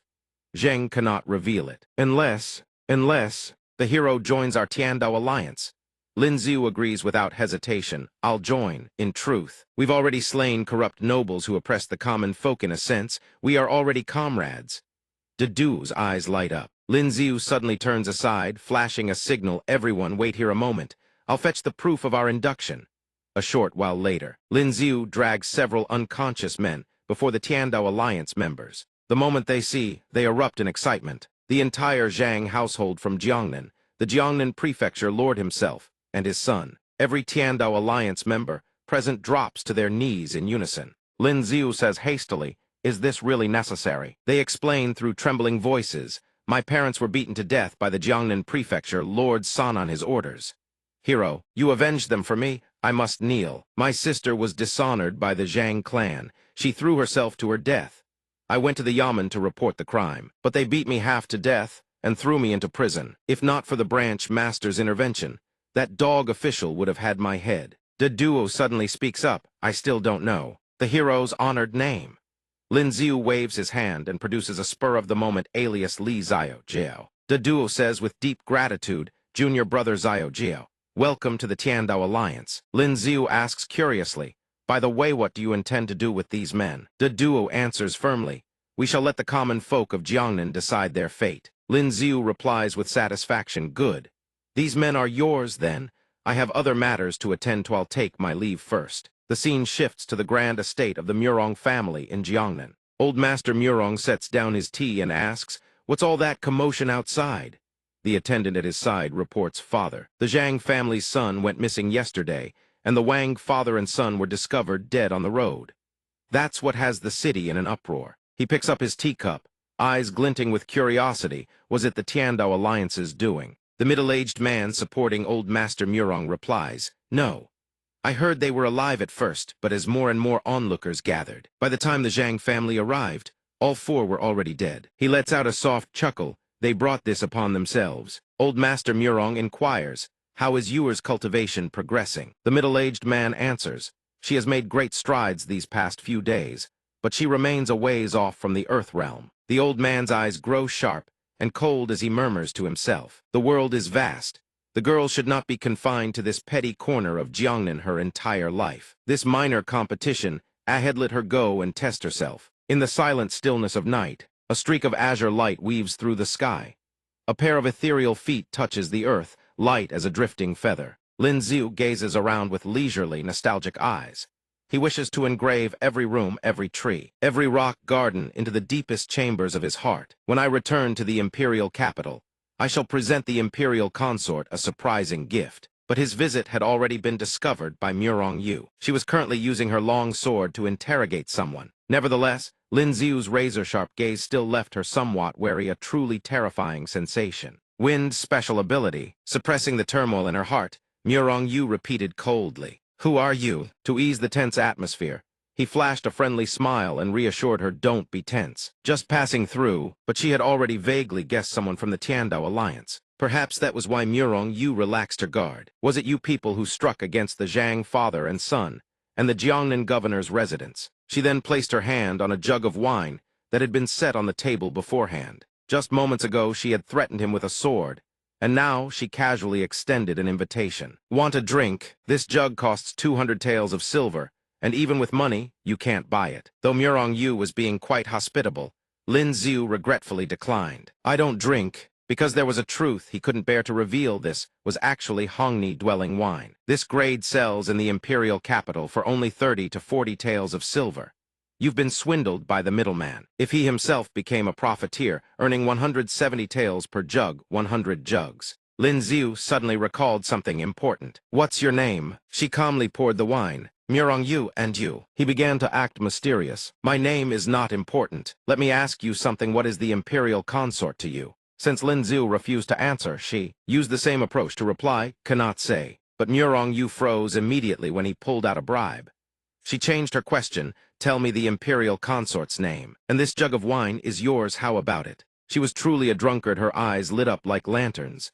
After a few polite coughs, she answered without hesitation. "The imperial consort's name is Murong Mingzhu." The moment those words left her lips, Murong Yu grew puzzled. "But why are you asking about this?" To her surprise, only silence remained before her. He was gone. The rustling night wind could not quell Murong Yu's curiosity. Why would someone from the Tiandao alliance take such interest in my aunt's affairs? On the other hand, at the Zhang family's mining district, the sounds of hammering echoed without cease through the night. The clashing of picks against rock was deafening. While the miners toiled away, a dazzling golden glimmer appeared out of nowhere. It turned out to be the spiritual energy radiating from the metal ore they had just mined. And that surge of energy converged toward the spot where Lin Xiu stood. His current state could only be described as riding on cloud 9, utterly blissful. Simply by approaching the mine, the metal's special ability within his body stirred to life. At that very moment, someone bellowed and hurled a weapon straight at Lin Xiu. What lowly wretch dares steal ore here? With formidable martial prowess, he simply tilted his body back to evade the lethal strike. But wariness instantly surged within him. Not good a peak Earthrealm expert. After delivering his warning strike, the expert surged forward with ferocious momentum. "Where do you think you're running?" Lin Xiu had no reason to engage head-on. He immediately activated his concealment special ability. The expert swiftly thrust his spear through the air at wind-shredding speed. But his strike found no target, only silence in all four directions. The expert's eyes snapped wide open. As he scanned the surroundings, the target had vanished. He could only grind his teeth in bitter frustration. While Lin Xiu lounged nearby, the mischief in his blood surged once more. "I am a transmigrator who has read the art of war. Let me show you what the enemy advances, I retreat means. The enemy retreats, I advance. The enemy tires, I harass." Lin Xiu deliberately revealed himself and taunted the expert into chasing. "Despicable coward, if you have any guts, stop running." On the second day, Lin Xiu continued the same game of cat and mouse, driving the expert to the brink of madness. "Thieving scoundrels." On the third day, the expert was still several steps behind him. "Coward." On the fourth and fifth days, only the expert's desperate, agonized cries could be heard. "Don't run, you coward." After 10 days, the expert had exhausted every last ounce of his strength. Coward, stop running. All you know is hiding and skulking. If you have any guts, come out and face me in a proper fight. No matter how the expert screamed with every fiber of his being, come out here. Lin Xiu remained calmly concealed behind the rocks. Though his strength had its limits, his cunning was boundless. He could not best the man in combat, but he could certainly drive him to ruin. In stark contrast to the chaos here, the Changchun Palace in the imperial capital was more tranquil than ever. A maidservant respectfully presented a small bowl. "Your ladyship, please have some refreshments." But Mingzhu did not spare it a glance, languidly stroking her beloved cat's head instead. "I am not hungry." Not far away, several ladies whispered among themselves. Her ladyship has always eaten little, but never this little. Could her ladyship have developed anorexia? That would be troublesome indeed. Just then, Lin Xiu returned to a warm welcome from Qin Wan and Song Song. "Brother Lin Xiu, you're back. If you'd taken any longer, it would have been rather unreasonable." The moment she heard his name, Mingzhu sprang to her feet, craning her neck in anticipation. Lin Xiu stepped in with a wide grin. "Your ladyship, I've brought you some pastries and fresh fruits. Do give them a try." His actions unwittingly set the imperial consort's heart aflutter, so much so that she didn't even hear his call. "Your ladyship." Mingzhu's reaction left him utterly bewildered. After a jolt, the imperial consort finally snapped back to awareness. She awkwardly turned her face away. Even as her hand reached forward, "This palace happens to be hungry. Let me see them." Mingzhu delicately sampled the treat, her fingers still pinching the ruby-red morsel. Before long, the imperial consort's spirits visibly brightened. "The flavor of this osmanthus cake is identical to the bakery in front of my old home." Lin Xiu wore a cheerful smile on the surface, but in truth, he had calculated beforehand the bakery in front of her home. Having successfully won her favor, he put on a mysterious expression. "I also have one more gift I wish to present to your ladyship." "Your ladyship, please close your eyes." Mingzhu was somewhat surprised. A gift, but she obediently shut her eyes tight. "What kind of gift requires me to close my eyes?" Lin Xiu shot Qin Wan a meaningful glance. "You may begin." She quickly entered a state of deep focus. As Qin Wan opened her eyes, her illusion special ability activated. The surroundings instantly transformed into a lush, verdant paradise of trees and grass. Mingzhu's eyes flew open the moment she sensed the sudden change. The imperial consort looks around in bewilderment, hazily piecing things together. This is Jiangnan. Within the dream realm, Mingzhu stands alone on the bow of a boat, drifting through an empty, mist-shrouded landscape. Back in reality, Lin Xiu catches Qin Wan's arm as she nearly collapses. That was quite the ordeal. Seizing the opportunity, Qin Wan casually negotiates. Seeing the effort she has put in, he generously agrees to add more to her fee. Since that's the case, she tacks on another 100 taels to her price. Lin Xiu agrees without a moment's hesitation. Meanwhile, Mingzhu is gradually regaining consciousness after her journey through the dream realm. He notices and immediately asks, "Your ladyship, you've awakened." But the imperial consort cares only about one thing: how did you manage to do this? Lin Xiu is quick to explain. "This is Miss Qin Wan's special ability. I invited her to craft an illusion realm for your ladyship. She has never been to Jiangnan. If there are any inaccuracies, I humbly beg your ladyship's forgiveness." Mingzhu shows no reproach whatsoever. She is thoroughly delighted. "Thank you. This is the finest gift this one has ever received." The two of them grow closer than ever in no time. Their cheerful conversation does not escape a certain pair of watchful eyes. With a woman's sixth sense, Bai swiftly picks up on the air of intimacy between them. Could it be that the imperial consort has fallen for Big Brother Lin? Before long, a voice rings out through the Special Ability Academy. "There is a mission that requires your attention." The dean sits upright on the platform and lays out the details. Originally, this mission would not have required everyone's involvement. However, the court's manpower has been stretched thin, and most of the academy's talented members are away training in the field, so they have no choice but to trouble the rest of them. Lin Xiu, however, finds no bother in it at all. The dean is far too modest. "This is simply what we ought to do." Not knowing the specifics of the mission, he maintains a calm composure as the dean recounts the situation. The court has received intelligence that the rebels of the Tiandao Alliance have been holding secret gatherings in recent days. The court intends to seize this opportunity to crush them in one sweep. The news, however, catches him somewhat off guard. Such a thing can the intelligence even be trusted? But the dean quickly reassures them both. "It came from our spy embedded within the Tiandao Alliance. You need not worry, author. Powerful cultivators will accompany you." With that, Lin Xiu agrees on the spot. "Of course I'm willing. It's a perfect chance to train." He has already assessed the gravity of this mission if anyone else were sent. He fears not a single person from the Tiandao Alliance would be left alive. Having secured one volunteer, the dean turns to ask Qin Wan, "And what about you, Miss Qin?" She answers while pointing at Lin Ziu, "If he goes, I go." That is all the dean needs to hear. He swiftly issues the order, there must be no delay. "The two of you depart at once." Time passes, and the two of them eventually stop at an inn in Ningxin Prefecture. Facing the innkeeper, he firmly requests 2 premium rooms, but Qin Wan stops him. "Don't spend money recklessly. 1 room will do." Seeing the two at odds, the innkeeper patiently confirms once more, "Will it be 1 room or 2? This time, Lin Ziu decides to yield to her wishes. "1 room, then?" The innkeeper assures them with a knowing smile. "Very well, rest easy. 1 room with a large bed." But curiously enough, the room comes prepared with an abundance of scented candles. The large bed is arranged like a wedding chamber complete, with leather whips and bottles of essential oil. Without a word, Qin Wan flops face first onto the bed. She buries her face in the blankets with a look of utter bliss. This bed is so soft. Meanwhile, Lin Ziu is so flustered by the scene before him that he hastily turns away. To make matters worse, Qin Wan strikes an alluring pose and teases him. "Don't you want to come lie down for a bit?" He immediately waves her off. No, that won't be necessary." But she is not one to let him off so easily. "Are you scared, perhaps? Planning to sleep on the floor tonight?" Little does she expect that a single taunt is all it takes. Lin Ziu lunges onto the bed. What is there to fear? The tables turn. Now it is his turn to flirt and tease. "Why is your face turning so red?" Qin Wan blushes and turns away, her gaze growing hazy and dreamlike in an instant. She recalls the gentle smile he once showed her, and only now does she acknowledge the emotions stirring within her heart.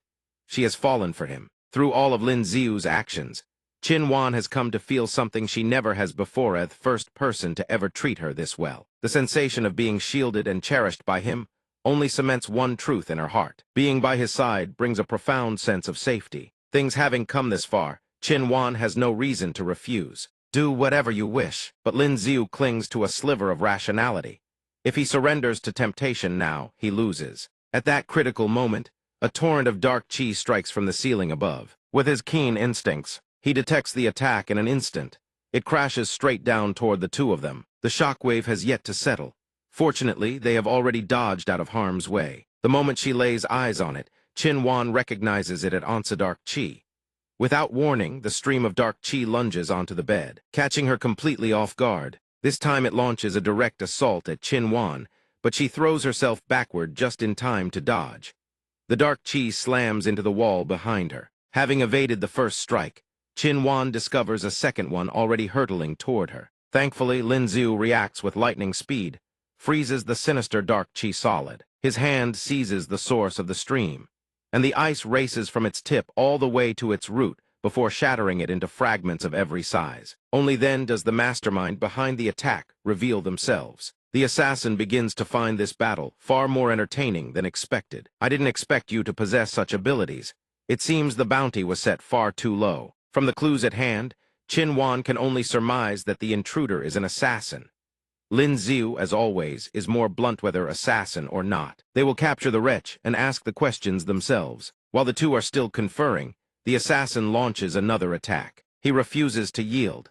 With a sweep of his arm, he conjures a ring of spiritual energy that encases his body. The dark chi is halted by Lin Ziu's barrier, but only momentarily. Its corrosive force is steadily piercing through the shield. Seeing that Qin Wan behind him is also circulating her energy, Lin Ziu is mildly surprised. The instant she opens her eyes, her illusion's special ability erupts with devastating power. The assassin is struck dead on by this formidable technique. Her entire body freezes in place, her mind reeling with shock. "I never expected this little girl to be an Earth-realm special ability user." With the assassin immobilized, Lin Ziu can now interrogate at leisure. "Speak, who sent you here?" With no way out, the assassin has no choice but to reveal everything. Someone has paid 10,000 taels of silver for the head of Lin Ziu, son of the Pingan Marquis. The figure leaves him mildly disappointed. Is my life really worth no more than that? Only 10,000 taels. Qin Wan stares at him in disbelief. "Hey, your priorities are seriously misplaced." Outside, the moon has already risen high.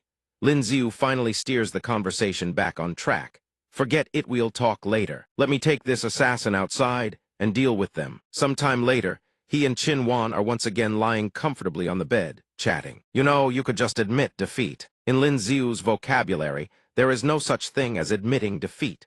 The problem is, she refuses to carry on the conversation in a normal manner. Oh, I forgot to mention I know quite a lot about such things. Things like the phantom cicada technique, the butterfly scroll, the swallow's heart incense, the mandarin duck bond. I know every single one. A vision of celestial Pinglai paradise materializes before his eyes, and Lin Xiu hastily turns away. There's work to be done tomorrow. I'm going to sleep first. His reaction makes Qin Wan chuckle softly. What a pity. Before long, morning arrives and the clear, crisp weather only makes the scenery more enchanting. At the Ningxin County Yamen, a man in green robes personally receives the two of them. The other officials assigned to this mission arrived 2 days prior. The magistrate introduces them to the 4 figures standing in wait. Esteemed lords, these two are young Master Lin and Miss Qin, arriving from the capital. The 4 introduce themselves in turn Jin Tai, Lu Fang, Huang Jin, and Wei Jingol with solemn gravitas. Wasting no time, Lin Xiu cut straight to the chase. What is the current situation in the city? Zhuang Yan stepped forward to report on behalf of the group. The Tiandao Alliance rebels gathering is scheduled 3 nights from now. We can storm their meeting point and annihilate them all. Huang Jin stood nearby, visibly displeased. You'd all do well to keep your mouths shut these next few days. The Tiandao Alliance rebels are extremely cautious.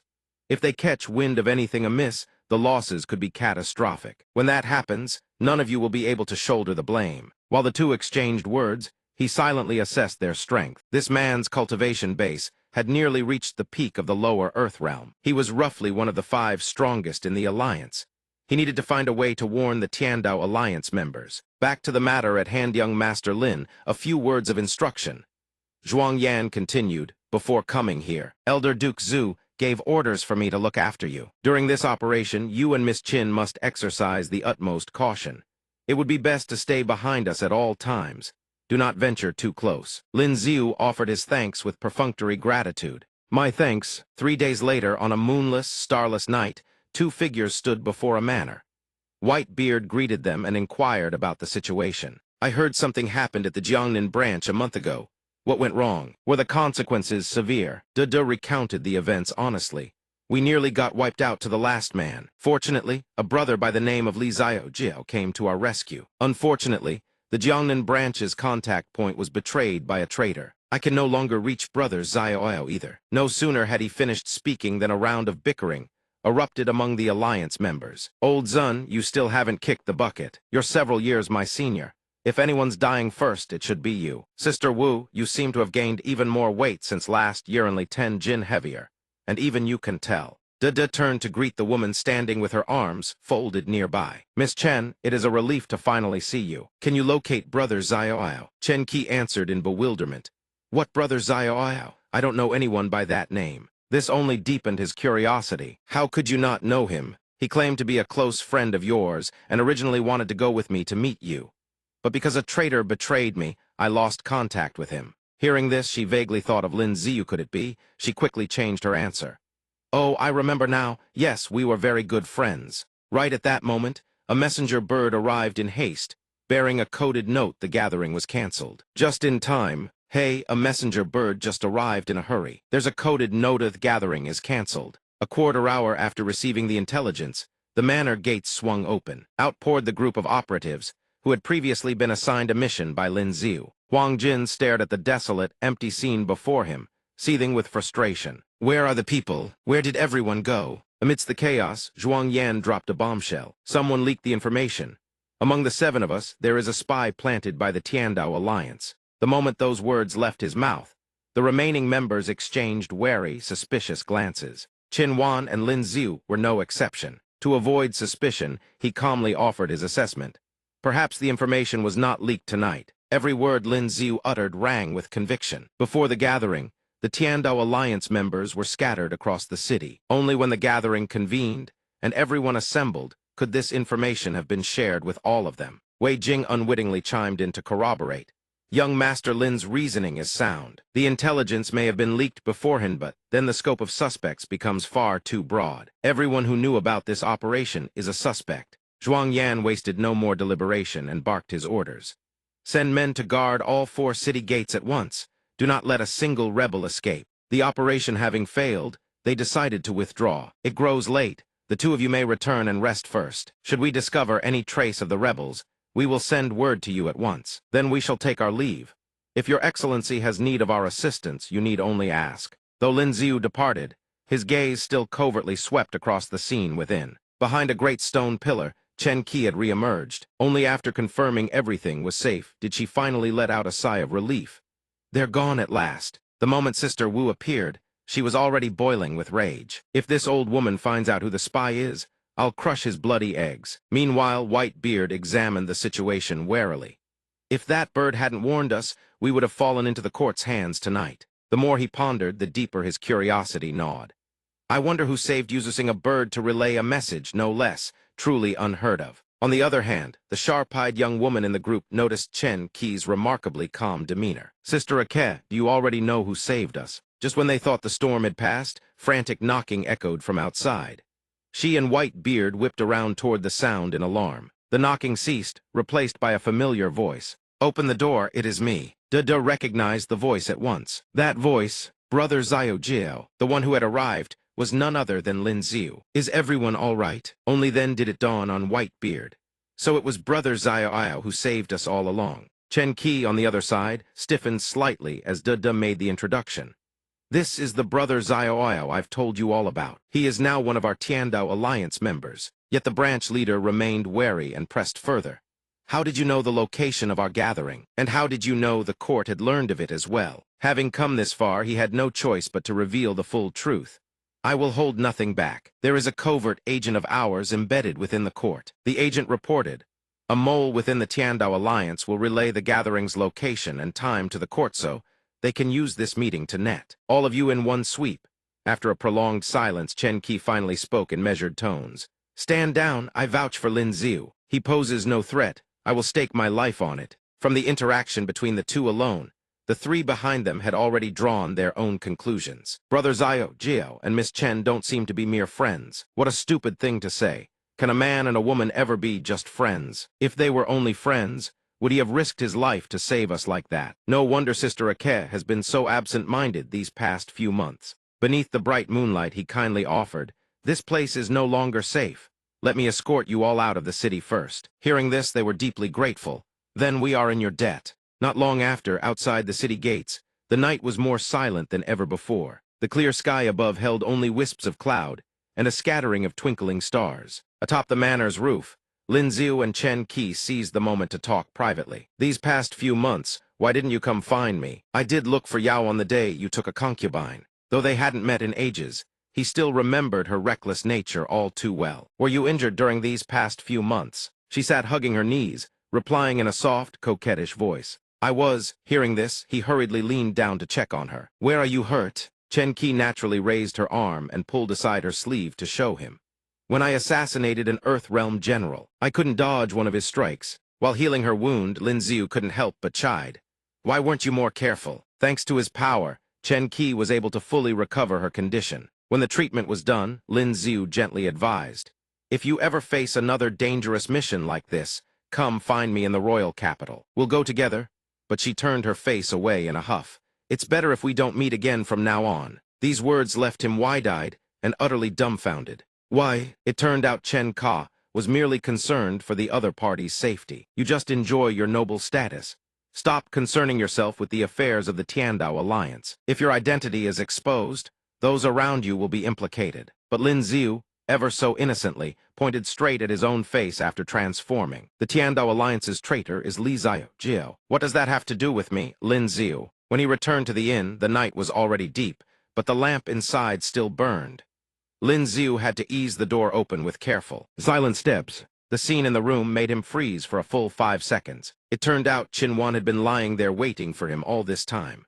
Why had he been out so long today? He hastily averted his gaze, stammering an excuse about taking a longer stroll Tade, but she had already lunged forward, sniffing him thoroughly after catching a suspicious scent. Sure enough, she had uncovered a clue. "There is the scent of a woman on you." Lin Ziu kept denying it flatly, but Qinwan merely flaunted her alluring curves while pouting coquettishly. "Am I not beautiful enough? Or is my body not good enough? I finished bathing and waited for you in the room, yet you went out to find another woman." Even a hero finds it hard to resist a beauty's siege. The spring scenery before his eyes left Lin Ziu stupefied on the spot.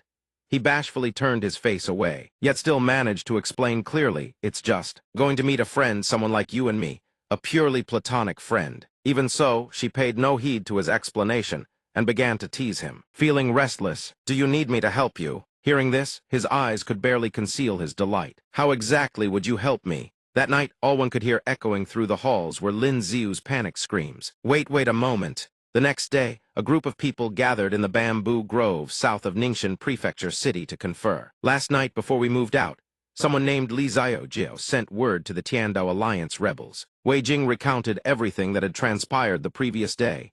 "They fled first. That Li Ziao possesses a flight special ability and spirited everyone out of the city." From this information, Lin Ziu drew his conclusion. Mole was indeed one of those present at the Tiandao Alliance hideout last night. But he had not expected that the Tiandao Alliance's Mole was also an agent of the imperial court. The man seemed utterly resolute. Atade's operation was kept secret from the Ningxin Prefecture Yamen. Too many loose lips. Only our small group will know. The Tiandao Alliance rebels numbered only a handful, 3 at the Earth Realm, and the rest at the Mysterious Realm. Lu Fang raised a cautionary word.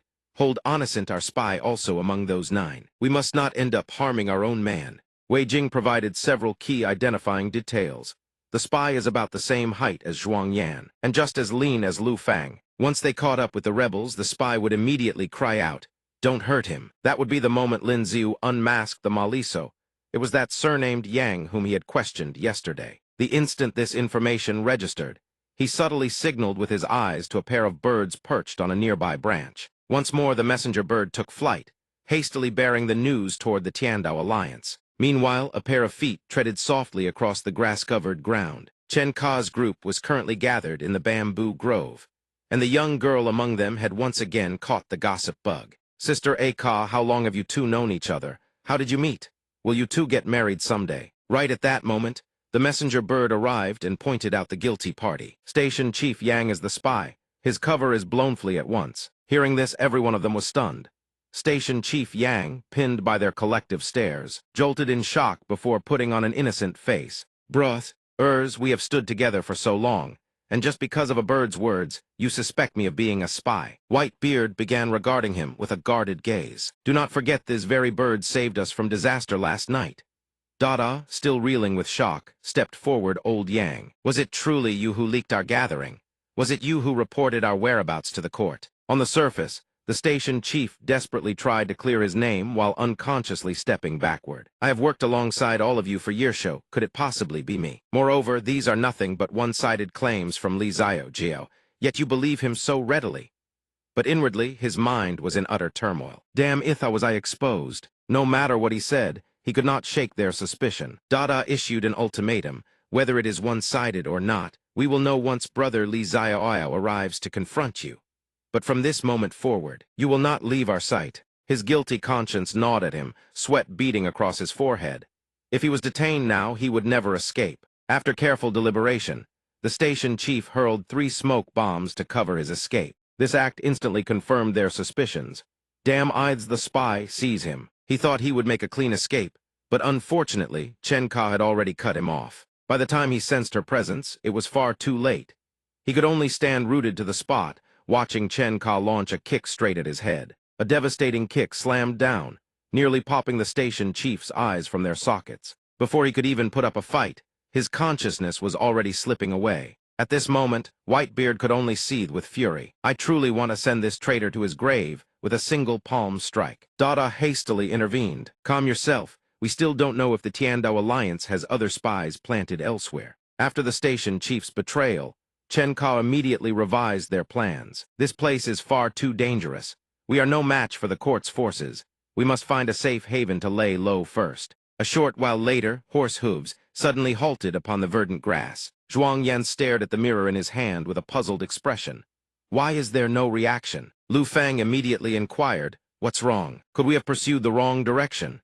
He was still studying it intently. Tracking had stopped dead at this very spot. Off to the side, Lin Ziu did not join the discussion. He silently assessed the situation. So there existed a special ability that could determine distance through a mirror. Through the mirror's special ability, Zhuang Yan received the grim news. The spy I planted among them has been eliminated. It must be the mole within the court who tipped them off. I will find that rat and hack him into 1,000 pieces. Staring at the now useless artifact in his hand, he finally had to change tactics. It seemed they would have to find another way. Continuing like this would yield nothing. The first thing Zhuang Yan did was advise Lin Ziu. Perhaps the two of you should return to the royal capital first. I hear you still need to prepare for the competition. Lin Ziu feigned embarrassment. I'm terribly sorry I haven't been of much help these past days. Before long, the tranquil scenery of the manor in the royal capital came into view. Lin Ziu stretched his chest and let out a long yawn. We're finally back. Qin Wan, standing beside him, immediately cut him with a sharp glare. Oh, does spending time outside with me make you that uncomfortable? The next instant, she transformed into Ling Yin's guise to tease him. Do you need me to help you? Relieve some tension. But this time, Lin Ziu would not fall for it so easily. Trying to manipulate my money again? I won't take the bait. He strode away with heroic composure, leaving her to pout and trail behind him. Don't go, I know so much more. A few days later, a pair of slender hands were laying out a sheet of pink silk over the clothesline. The real Ling Yin hummed a cheerful melody as she hung the laundry to dry. Her luscious peaches swayed gently with every movement she made. Lin Ziu appeared out of nowhere and playfully delivered a resounding smack to her rear. Ling Yin's cheeks flushed crimson as she whipped around to glare at the culprit. He hadn't even realized his mistake yet. Change back. By my reckoning, the real Ling Yin should be back soon. And you're still stubbornly pinching her cheeks. If she sees this, you'll be in real trouble. As for pretending she'd already pulled this same trick last time, Lin Ziu continued squeezing away without a care, completely ignoring the storm gathering on Ling Yin's face. The illusion art from last time carried this exact same feeling. The moment he sees Qin Wan walk innocently through the door, he freezes solid for several seconds, then desperately scrambles for a reason to convince himself. Qin Wan, since when do you know clone techniques? But she immediately dashes a bucket of ice-cold water over his hopes. I don't know. Only then does Lin Ziu sneak a glance at the person across from him, and is immediately interrogated by Ling Yin. What do you mean, change back? What do you mean, it'll be trouble if I see? He had successfully triggered her furious shrew mode, and on top of that, he dared to claim she had used this trick before. Lin Ziu finds himself utterly unable to explain this one. A few seconds later, sounds that make one's entire body ache just from hearing them echo through the house. Ling Yin stands with her head held high, her foot planted firmly on Lin Ziu as she lists his crimes. Haven't seen you in a few days, and your gall has certainly grown. All you can do is whimper and make excuses. I was wrong, he meekly replies. Qin Wan unwittingly adds fuel to the fire. You were gone for 2 months, and Lin Ziu missed you terribly. I transformed into your appearance so he could catch a glimpse, but he probably thought the real you was just another of my illusions. She whips around to scold her sharply. Who gave you permission to transform into me? But Qin Wan continues nonchalantly. After you left for so long, someone refused to eat, refused to drink, and spent all day in your room staring at your belongings and pining for you. I couldn't bear to watch anymore. I had to comfort him. These words strike deep into Ling Yin's heart. She retracts her furious demeanor and glances downward with sudden tenderness. The foot resting on Lin Ziu's head shifts ever so slightly. Does he truly miss me that much? Ling Yin shakes her head vigorously in denial. No, that's not right. It seems she still retains some semblance of reason. If I let him turn me into Qin Wan, wouldn't that just be flattering her? Ling Yin turns to interrogate Qin Wan. Are the two of you hiding something from me? She hurriedly averts her gaze. No, you're overthinking it. This only deepens Ling Yin's suspicion. Meanwhile, Lin Ziu finally manages to get back on his feet. He immediately steers the conversation elsewhere. Right, Ling Yin, was your cultivation journey smooth this time? Have you broken through to the Earth realm yet? She drops the interrogation and answers his question. Not yet. Though I've cultivated to the bottleneck, I still haven't been able to break through. This gives Lin Ziu the perfect opening to bribe her. I have a few 5-realm special attribute essence crystals here. Take them and use them first. Remember, don't tell a soul. Ling Yin is visibly taken aback.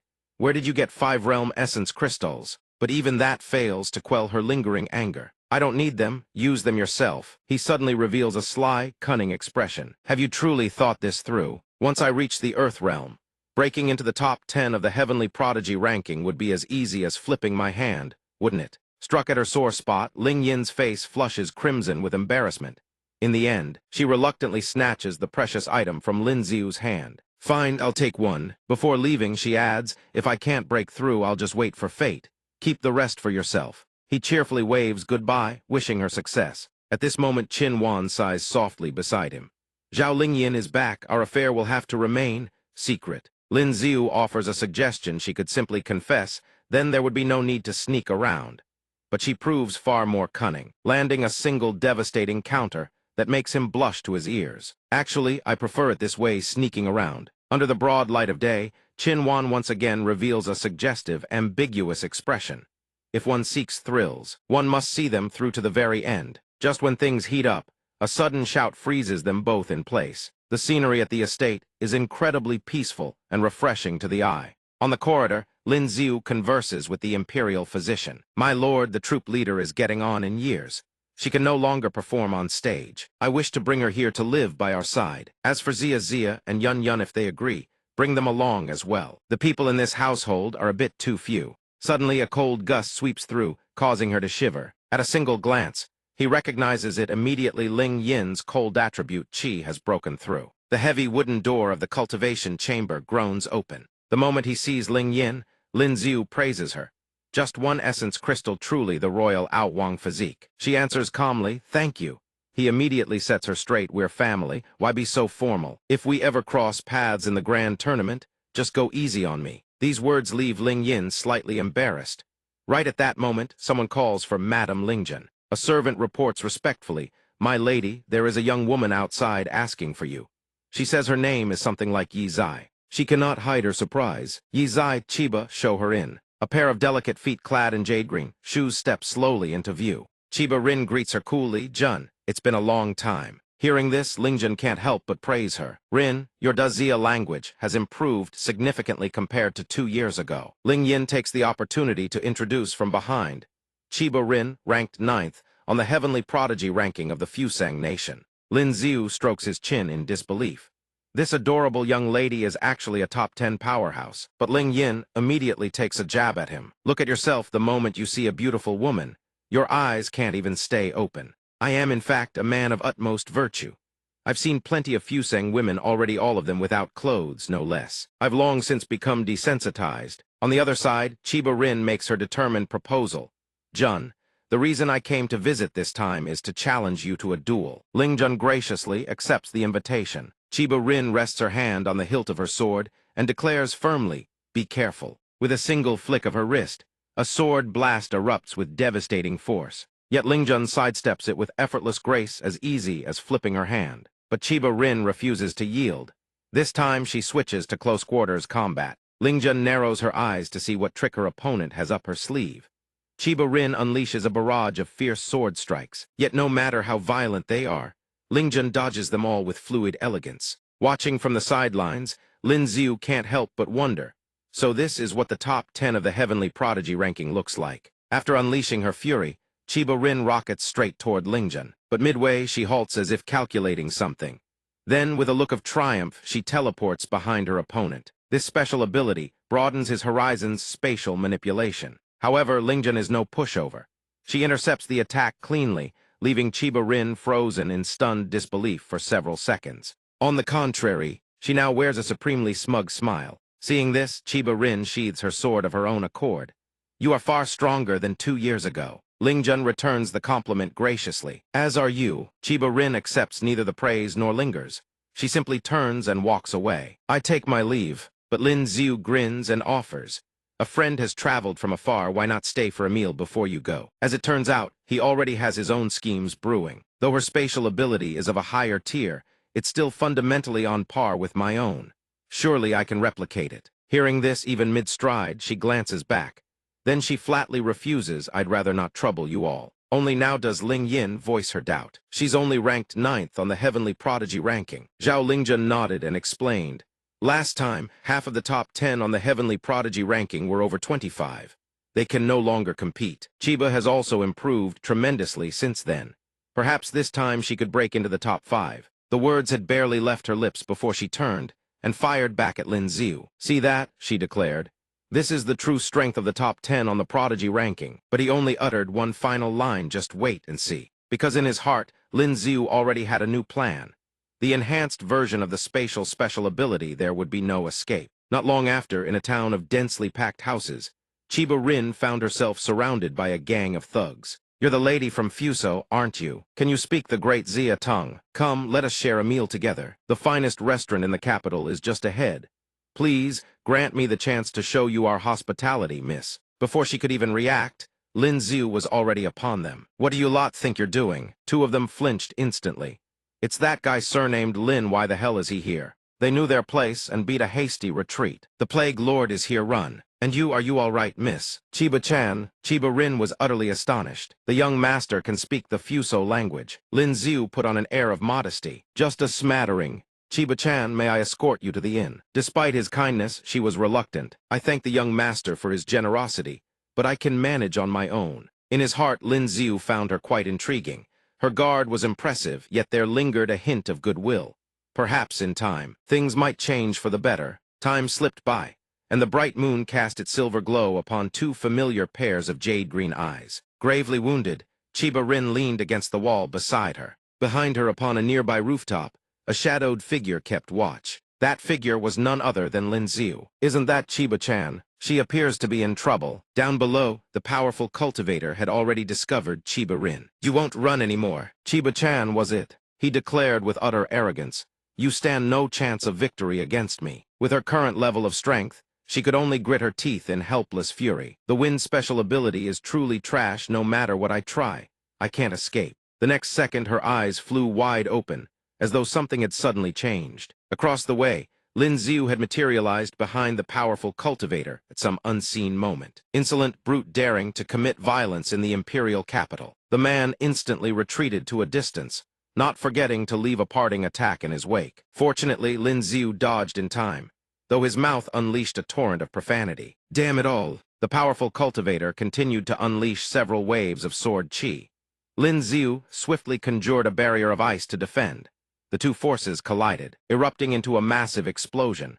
The man then landed to assess the situation. The scene before him left the powerful cultivator utterly stunned. The person had vanished entirely, only scattered chunks of stone littered the ground. Beneath the brilliant moonlight, something darted nimbly across the rooftop tiles. Being carried in Lin Xiu's arms, Chiba Rin blushed with embarrassment. "Why is the young master here?" He asked only what mattered. "Chiba-chan, who was that man? Why was he trying to hunt you down?" Without waiting for an answer, Lin Xiu offered his suggestion. "We should leave this place first. If that assassin gives chase, it will be troublesome." Chiba Rin had lowered her guard at last. "I apologize for the trouble I've caused the young master." The system chimed instantly. Energy restoration, progress 3%.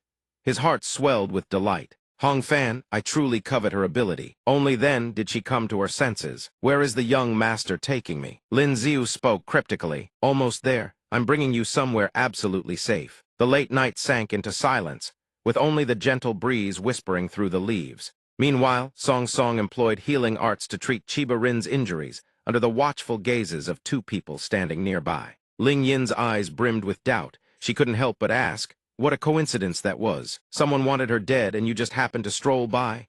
He met her gaze, his expression unruffled. "Believe it or not, that's the truth. I couldn't sleep, so I went for a walk.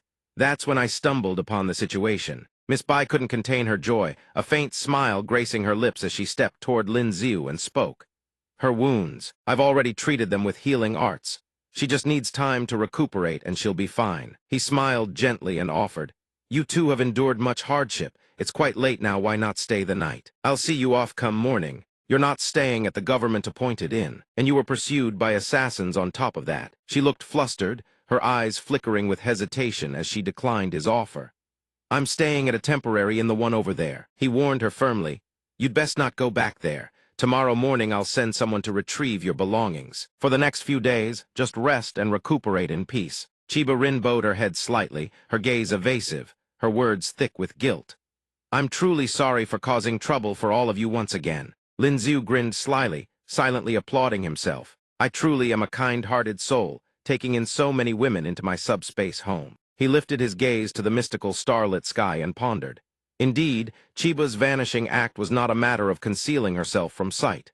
Rather, she tore open spatial rifts and slipped through them. The subspace had been grafted onto real space, and the subspace was rejecting him. Instantly, the space around him warped and twisted, yanking Lin Ziu back to reality. He felt a pang of frustration and silently questioned himself. I was only inside for a dozen seconds before being expelled. However, after being ejected, he could re-enter immediately.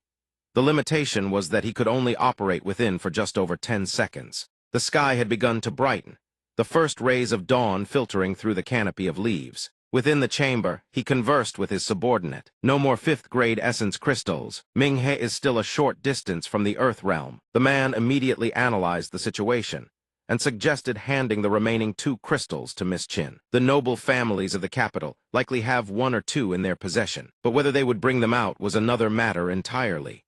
Just then, an attendant stepped in from outside to report, "Your Majesty. Lin Ziu requests an audience." The Xia Emperor couldn't help but wonder, wasn't this fellow supposed to be preparing for the competition with the Zhou Kingdom? Why does he keep running to the Imperial Palace? Let him in. Lin Ziu stepped inside and bowed before the Emperor.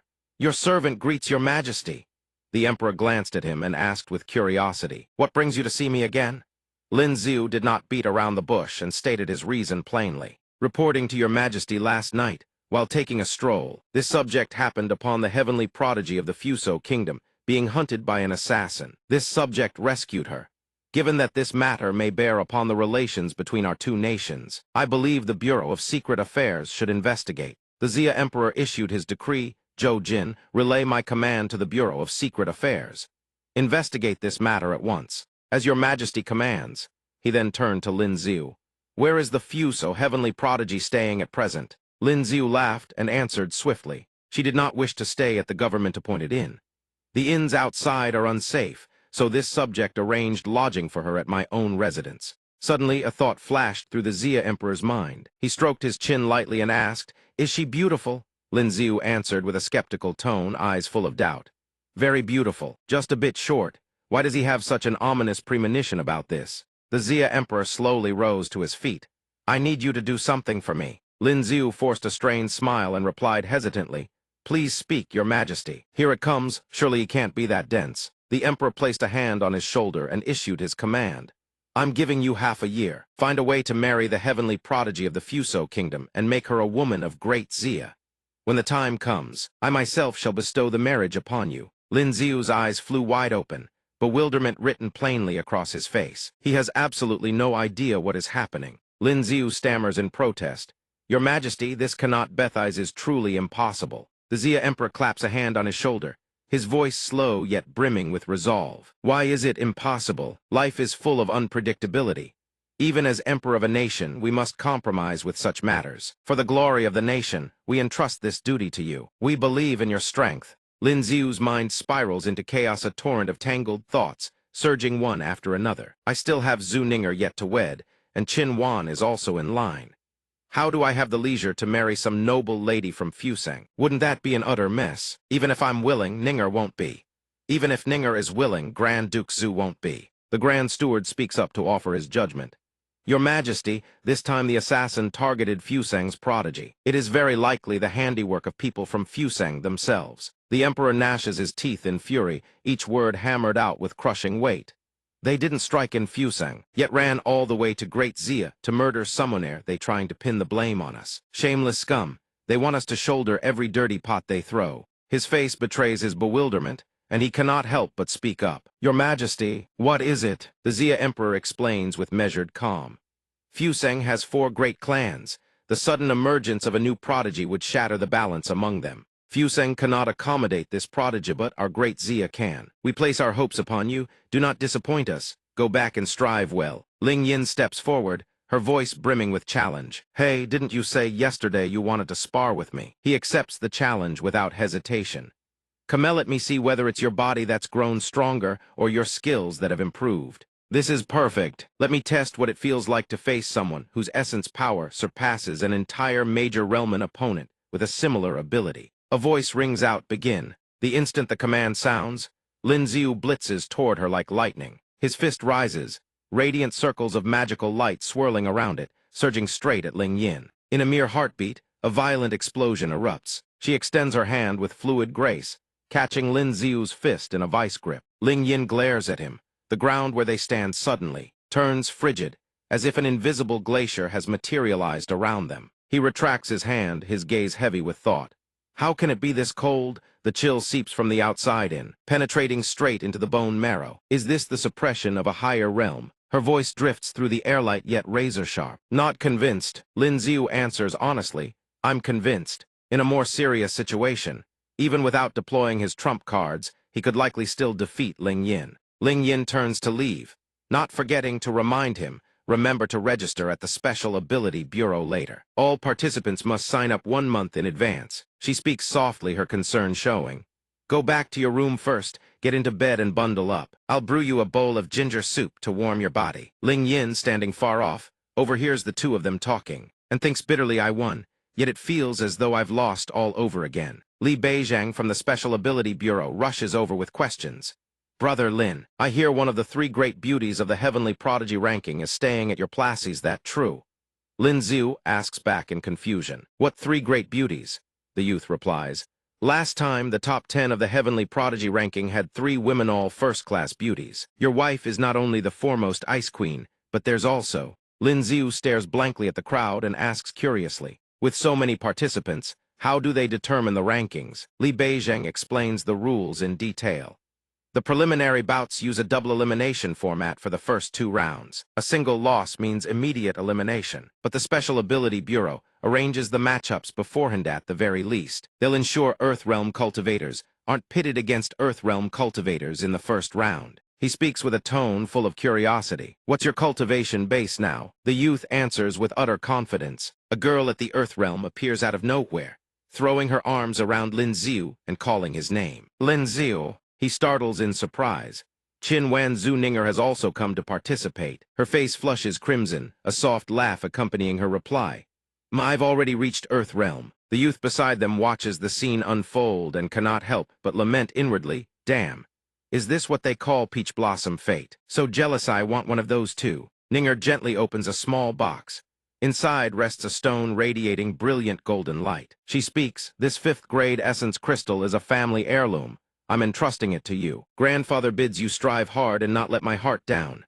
Lin Ziu responds courteously, this is far too valuable. Please convey my gratitude to Grand Duke Zhu on my behalf. Li Beijing watches silently from the side, a quiet resolve hardening within his heart. Ling Yin, Xuaner, Ninger, and Li Beijing have all reached the Earthrealm.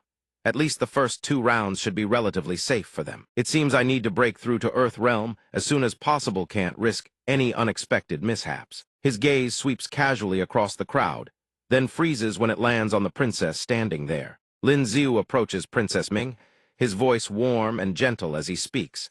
Mingha, I'm preparing to leave for a month to train elsewhere. If you'd like to dual cultivate with Ling Yin, speak with her before I go. I'll let her know. Before Lin Ziu can utter another word, the princess turns away, her voice dripping with petulance. I don't want to cultivate with her. How did they all break through to Earthrealm so quickly? He turns his back and strides away with decisive resolve, leaving behind only a single terse remark. I feel like dual cultivation doesn't really help with breaking through realms, so I want to go out and try my luck. I'm heading off. I still have many others to bid farewell to. Off the coast of the island nation, thunder and lightning rage without cease, bolts of electricity lacing the entire sky. Lin Ziu raises his head to gaze at the lightning descending upon this place, a thought stirring faintly in his heart. It said this island nation endures lightning strikes for more than 300 days a year.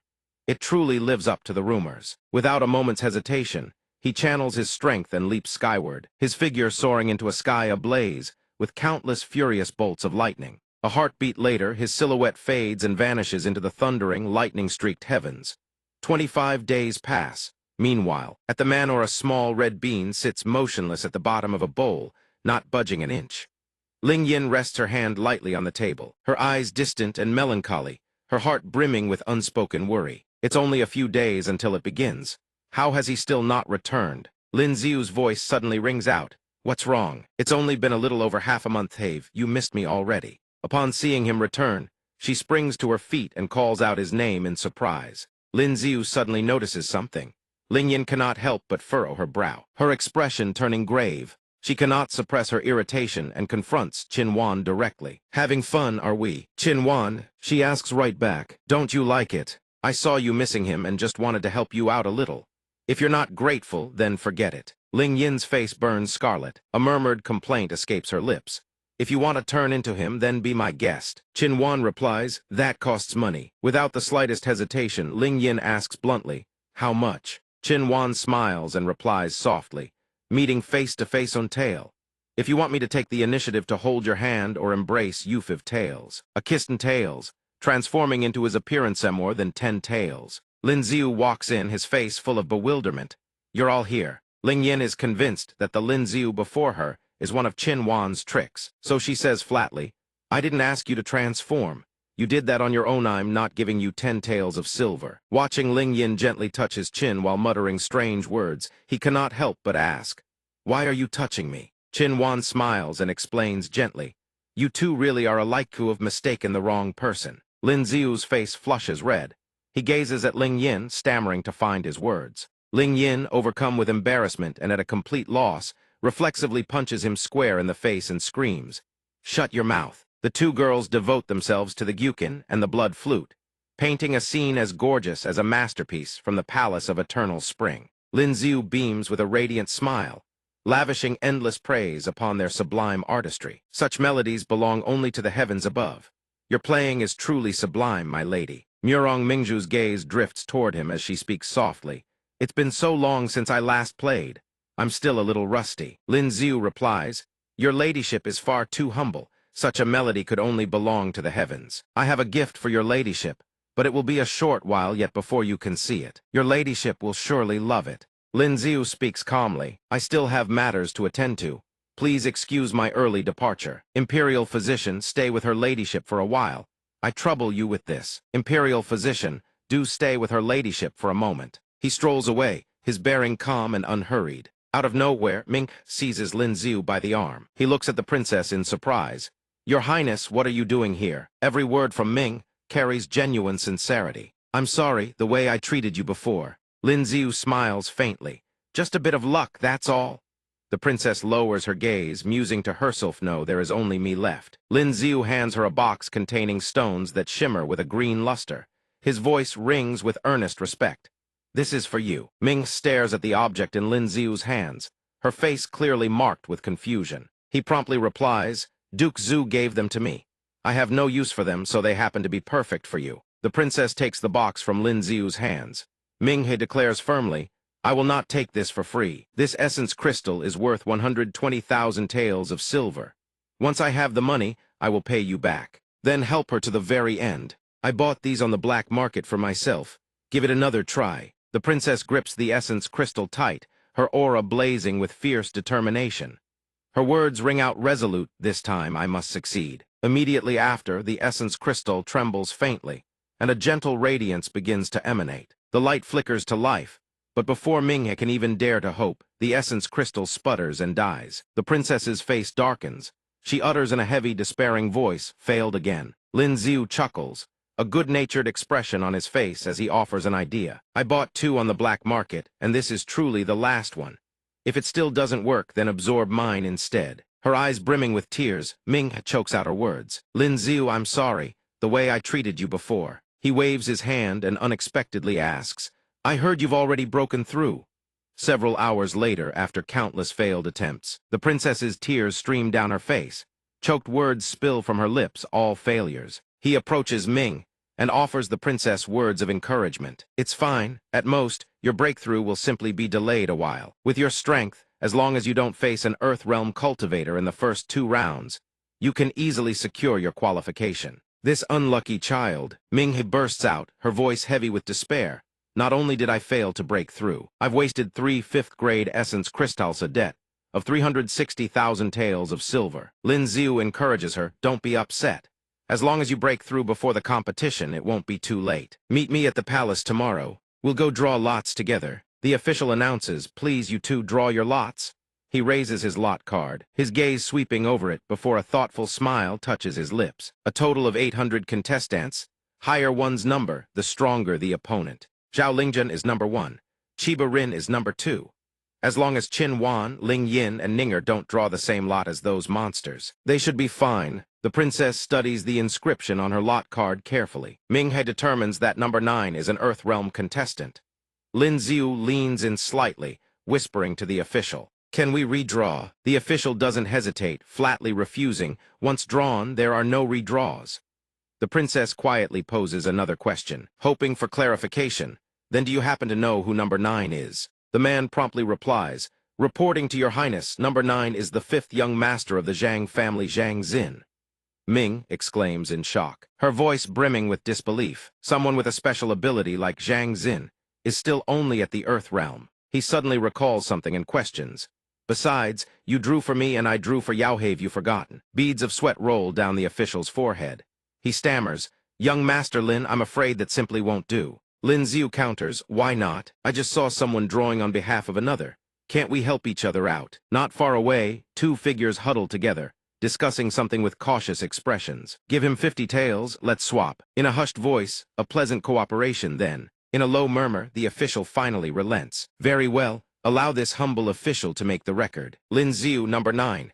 The princess, number 109. The princess's cheeks flush red, her words carrying a hint of bashful shyness. Thank you. The referee's voice rings out across the arena.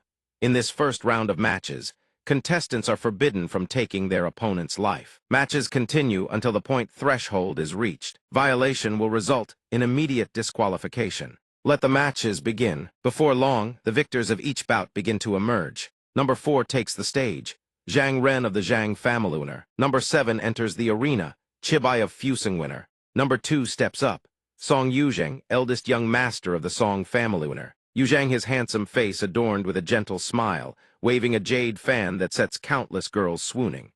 Oh, handsome one, young Master Song, this humble maiden wants to bear your children. Yuzheng, dear brother, I love you. Witnessing the spectacle, Bai Zhang feels a twinge of jealousy stir in his chest, yet his expression remains indifferent.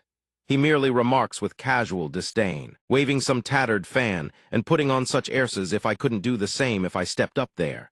The referee calls out. The next match, Lin Xiu of the Great Xia Empire versus Zhang Xin of the Great Xia Empire. Lin Xiu shows no surprise. He speaks calmly, my turn already. The spectators begin to murmur, their gazes darting toward him. Isn't he Miss Zhao's husband? Is his luck really that terrible? Drawing an Earth Realm opponent again. He'll likely be eliminated in the very first round. Standing before his opponent, he speaks solemnly, I humbly request your guidance. Zhang Xin sneers contemptuously. I'll gladly give you some guidance. He draws his bowstring taut and looses an arrow with decisive, unwavering force. The shaft hurtles straight toward Lin Xiu. Lin Xiu raises his crossbow ever so slightly. His hands move like lightning, swinging the crossbow body horizontal, deflecting each arrow that streaks in from every angle. Zhang Xin's arrow sweeps low, coiling tightly around Lin Xiu's legs. He looks down, his gaze cold as tempered steel, staring intently at his legs bound tight. Lin Xiu stands tall and unyielding, his face darkening, his eyes hardening as if to incinerate everything before him. With a mighty surge of strength, he hoists the crossbow high overhead. The crossbow sweeps down, slamming into the arrow with terrifying force, instantly freezing it solid. Around Lin Xiu, enormous pillars of ice erupt from the ground one after another. Sensing a momentary opening, Zhang Xin seizes the chance, attempting a sneak attack from behind. Yet with a single glance, Lin Xiu has already detected his covert intent. Without a moment's hesitation, Lin Xiu swings his crossbow and lunges straight at Zhang Xin like a bolt of lightning tearing through the air. Both sides plunge into a fierce chase, one attacking like a raging tempest, the other dodging with fluid agility. The crossbow in his hand flashes in an instant, its tip driving straight and true into the very spot where Zhang Xin hides. As expected, that devastating thrust pierces clean through Zhang Xin's defense. He clenches his teeth and endures, mustering every last shred of strength to resist the crossbow tip bearing down on him. Where the crossbow tip strikes, the layers of ice begin to splinter. Hairline fractures spread like threads across the surface. Moments later, the ice can endure no more, it shatters into hundreds of razor-sharp shards. With the crossbow tip pressed against his throat, he can only stand frozen, his eyes burning with unwillingness to accept defeat. Lin Xiu regards him with a piercing gaze. A faint smile on his lips, but deep within it lies an unyielding resolve not to relent. With no way out, Zhang Xin is forced to surrender. I've lost, I admit defeat. The spectators who witness the battle's conclusion cannot help but gasp in astonishment. They erupt into fervent discussion, eyes overflowing with disbelief. What just happened? An Earth Realm cultivator, actually lost to someone from the mysterious realm. What would you even know about it? This is all due to the special abilities countering effect. Truly unfair for that member of the Zhang family. Zhang Ren speaks up to console him. This time it was merely bad luck. Don't take it to heart. You still have one more chance to compete. He lowers his head, his voice low yet filled with sincerity. Losing to Zhao Lingzhen's husband due to a countering ability isn't too embarrassing. Zhang Xin, Zhang Yi, Zhang Ren besides, 2 members from the Zhang family should be enough. Suddenly, from afar, Changping steps forward, a faint smile playing in his eyes as he casually remarks, "What a pity out of so many contestants. You just had to run into Lin Ziu, who happens to counter your ability." Zhang Yi calls out in surprise, "Changping Commandery Prince." He slowly reveals a secret, his voice laden with hidden meaning. "According to my investigation, Lin Ziu's original draw wasn't you, it was Princess Ming." Lin Ziu and Ming swapped their cards. The 3 of them immediately turned to stare at Changping, their eyes filled with suspicion and wariness. He wonders to himself, could the imperial family have designs on the Zhang family? Meanwhile, turning toward Lin Ziu, Ling Yin suggests, "The next match holds no meaning for us. Let's head back." He replies, "Let's go." After advancing to Earth Realm, there are new skills one must absolutely obtain: water, wood, wind. What should I choose for the last one, though? That person quickly reassures her. "Your Highness, rest easy. Of the 18 Earth Realm contestants, 14 have already been drawn by others." Lin Ziu glances at Ming's card, his expression crestfallen. "Another tough one." The princess slowly scans the characters printed on the card, her gaze pensive. "Number 13, Jiangning Commandery Prince, Earth Realm again." His voice trails off as his hand swiftly draws a new card. "Wait a moment, let me swap with you. Am I seeing things? There seems to be something off about this person." Lin Ziu freezes, his eyes glued to the card he just drew. Ming He lets out a disappointed sigh. "Number 12, Changping Commandery Prince, no matter how we swap, I'm done for." He silently speculates, "I just sensed a trace of spatial fluctuation." Sure enough, someone has been secretly pulling strings behind the scenes. Even the worst luck has to run out eventually. "I reckon all your bad luck must have been used up by now. I still have my very last essence crystal, you know." The princess immediately channels her power to absorb the essence crystal. The essence crystal dissolves into her body, and brilliant streams of light instantly burst forth around Ming. The princess's eyes blaze with radiance. An enormous golden vortex erupts moments later. Ming He gently descends back to the ground. The princess gazes at her own body, her eyes gleaming with joy, and exclaims, "I did it! I've reached Earth Realm. I've finally reached Earth Realm. This is wonderful." The princess suddenly realizes how compromising her actions just were, causing both their faces to flush crimson with embarrassment. The 2 hastily turn their backs to each other. Ming He stammers bashfully, I'm sorry. I was too excited just now. I'll pay back the debt slowly." Lin Ziu forces an awkward laugh, scratching his cheek, his face visibly flushed as he replies, "No rush. It's not like I'm short on a few silver coins." As she walks away, the princess softly says, "I'm going to find Imperial Father and tell him about this." "Imperial Father, I've advanced to Earth Realm." The Xia Emperor's eyes light up. "Is that so? That is wonderful news." With sincere eyes, Ming makes a heartfelt request. "It was thanks to Lin Ziu lending me several 5th-grade essence crystals. Imperial Father, could you help me repay him?" He nods slightly in agreement. "However much silver it took to help you reach Earth Realm, your father will repay it on your behalf." With a beaming face, the princess cheerfully holds up her fingers and announces 40,000 taels. Hearing Ming He name such a sky-high price, the Xia Emperor, who had been calmly sipping tea, chokes violently and spits out a mouthful in utter shock. He pauses for a moment, then changes his mind. The budget has been tight these past few months. That brat Lin Ziu doesn't lack for silver anyway. Just have her pay it back gradually. Not lingering by the Xia Emperor's side any longer, the princess turns to leave, her gentle voice trailing behind. "Thank you, Imperial Father. My next opponent is the Jiangning Commandery Prince. I shall go prepare." The Grand Steward standing nearby softly inquires, "Your Majesty, should we separate the Jiangning Commandery Prince and the princess?" He immediately rebuts, "No. Once such a precedent is set, all future competitions will lose their credibility entirely. It would also leave a weakness for other nations to exploit. But this matter is rather suspicious.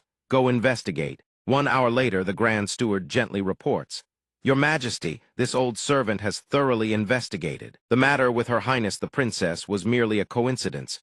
But there is one issue that is not. Lin Ziu's second-round opponent was the Changping Commandery Prince. Someone bribed officials at the Special Ability Office to secretly tamper with the draw. He cannot hide his bewilderment. The Xia Emperor slowly asks, to get revenge on Lin Xiu. The Grand Steward quickly responds, Your Majesty, this was orchestrated by the Changping Commandery Prince. He was among those who went to the Zhao residence to propose.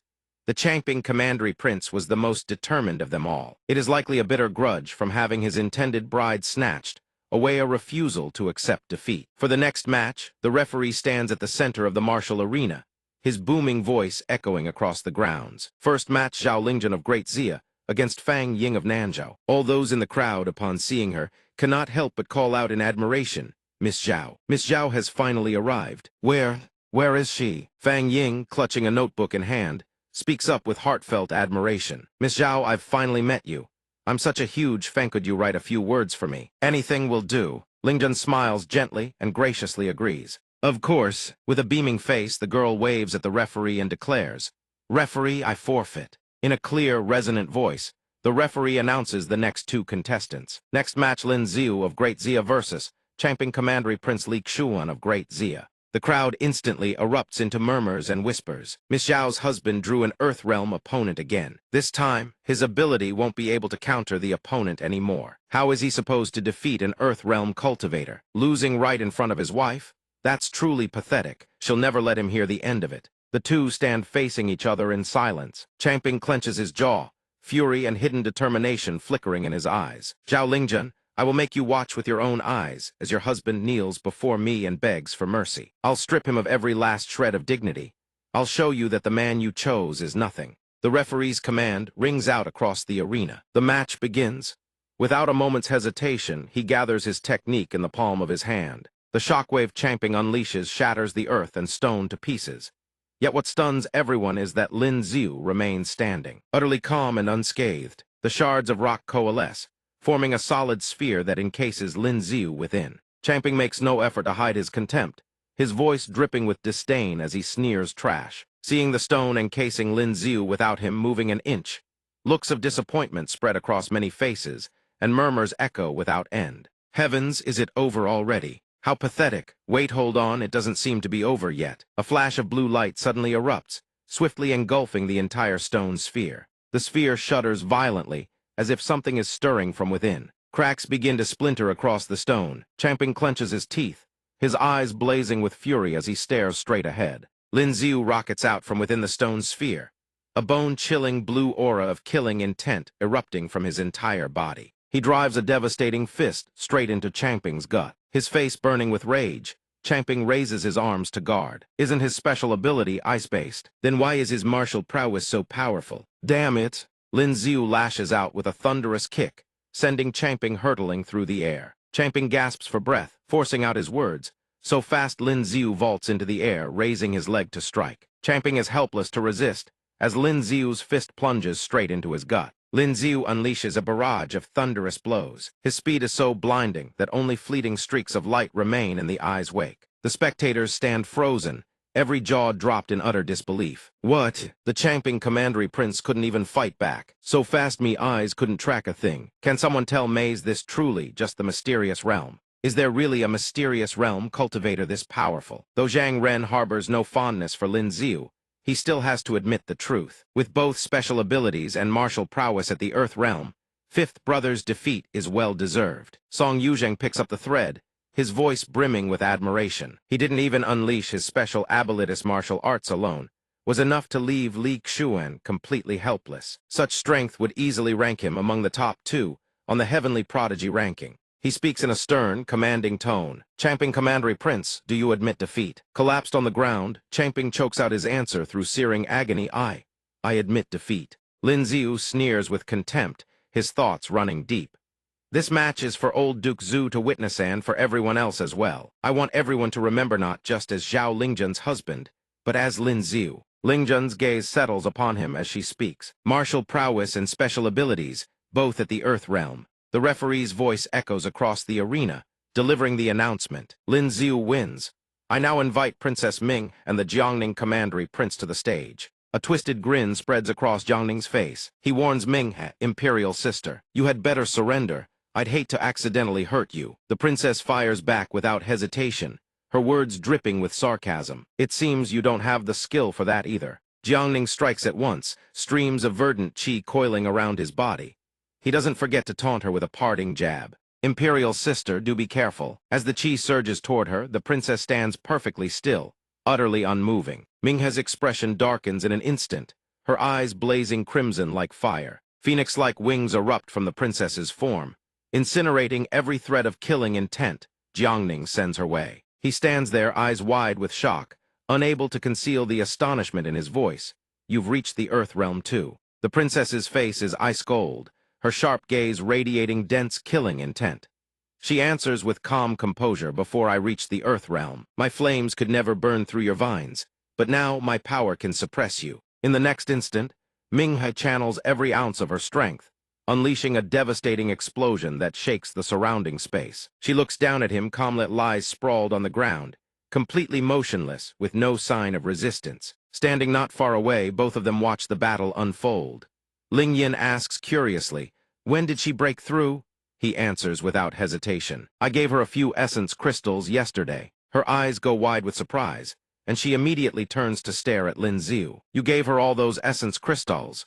He begins to explain everything to Ling Yin. It's not exactly a gift. Each essence crystal is charged to her at 1,000 or 2 taels of silver. She currently owes me 48,000 taels of silver. She thinks helplessly. Qin Wan owes him 10,000 taels, and Ming owes over 40,000. In the imperial study, the chief eunuch bows respectfully before your majesty, relaying the latest tidings. A report from the arena, your highness.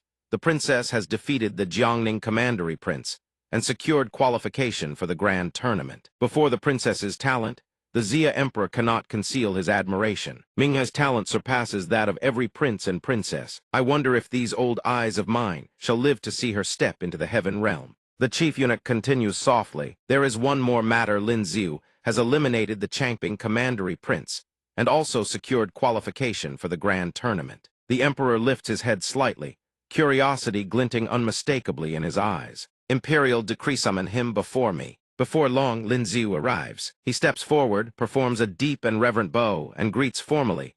Your subject pays his respects to your majesty. The emperor fixes Lin Xiu with a stern gaze, suspicion unconcealed, and demands. I hear you have reached the Earth realm. Why did you not report this sooner? Had you revealed it earlier, our great Xia prodigies would not have clashed with one another. He chuckles softly and begins to explain.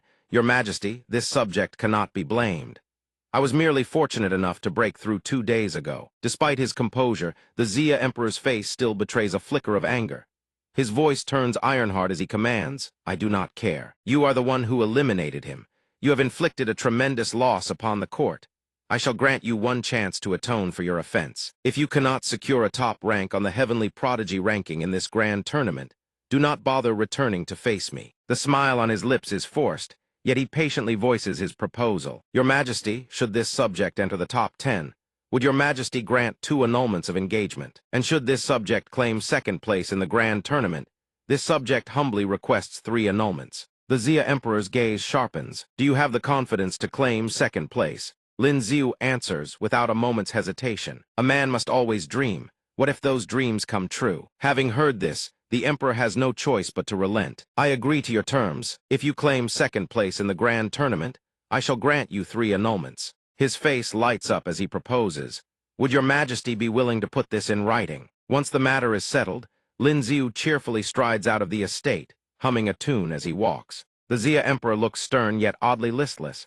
He strokes his chin and muses. Should I establish a dedicated bureau within the Ministry of Rights, just to handle this brat's marriage affairs? Elsewhere, Lin Xiu steps into a room. My lady, I've come to pay you a visit. Mingzhu cannot conceal her worry and urges him for help. Lin Xiu, you've come at just the right time.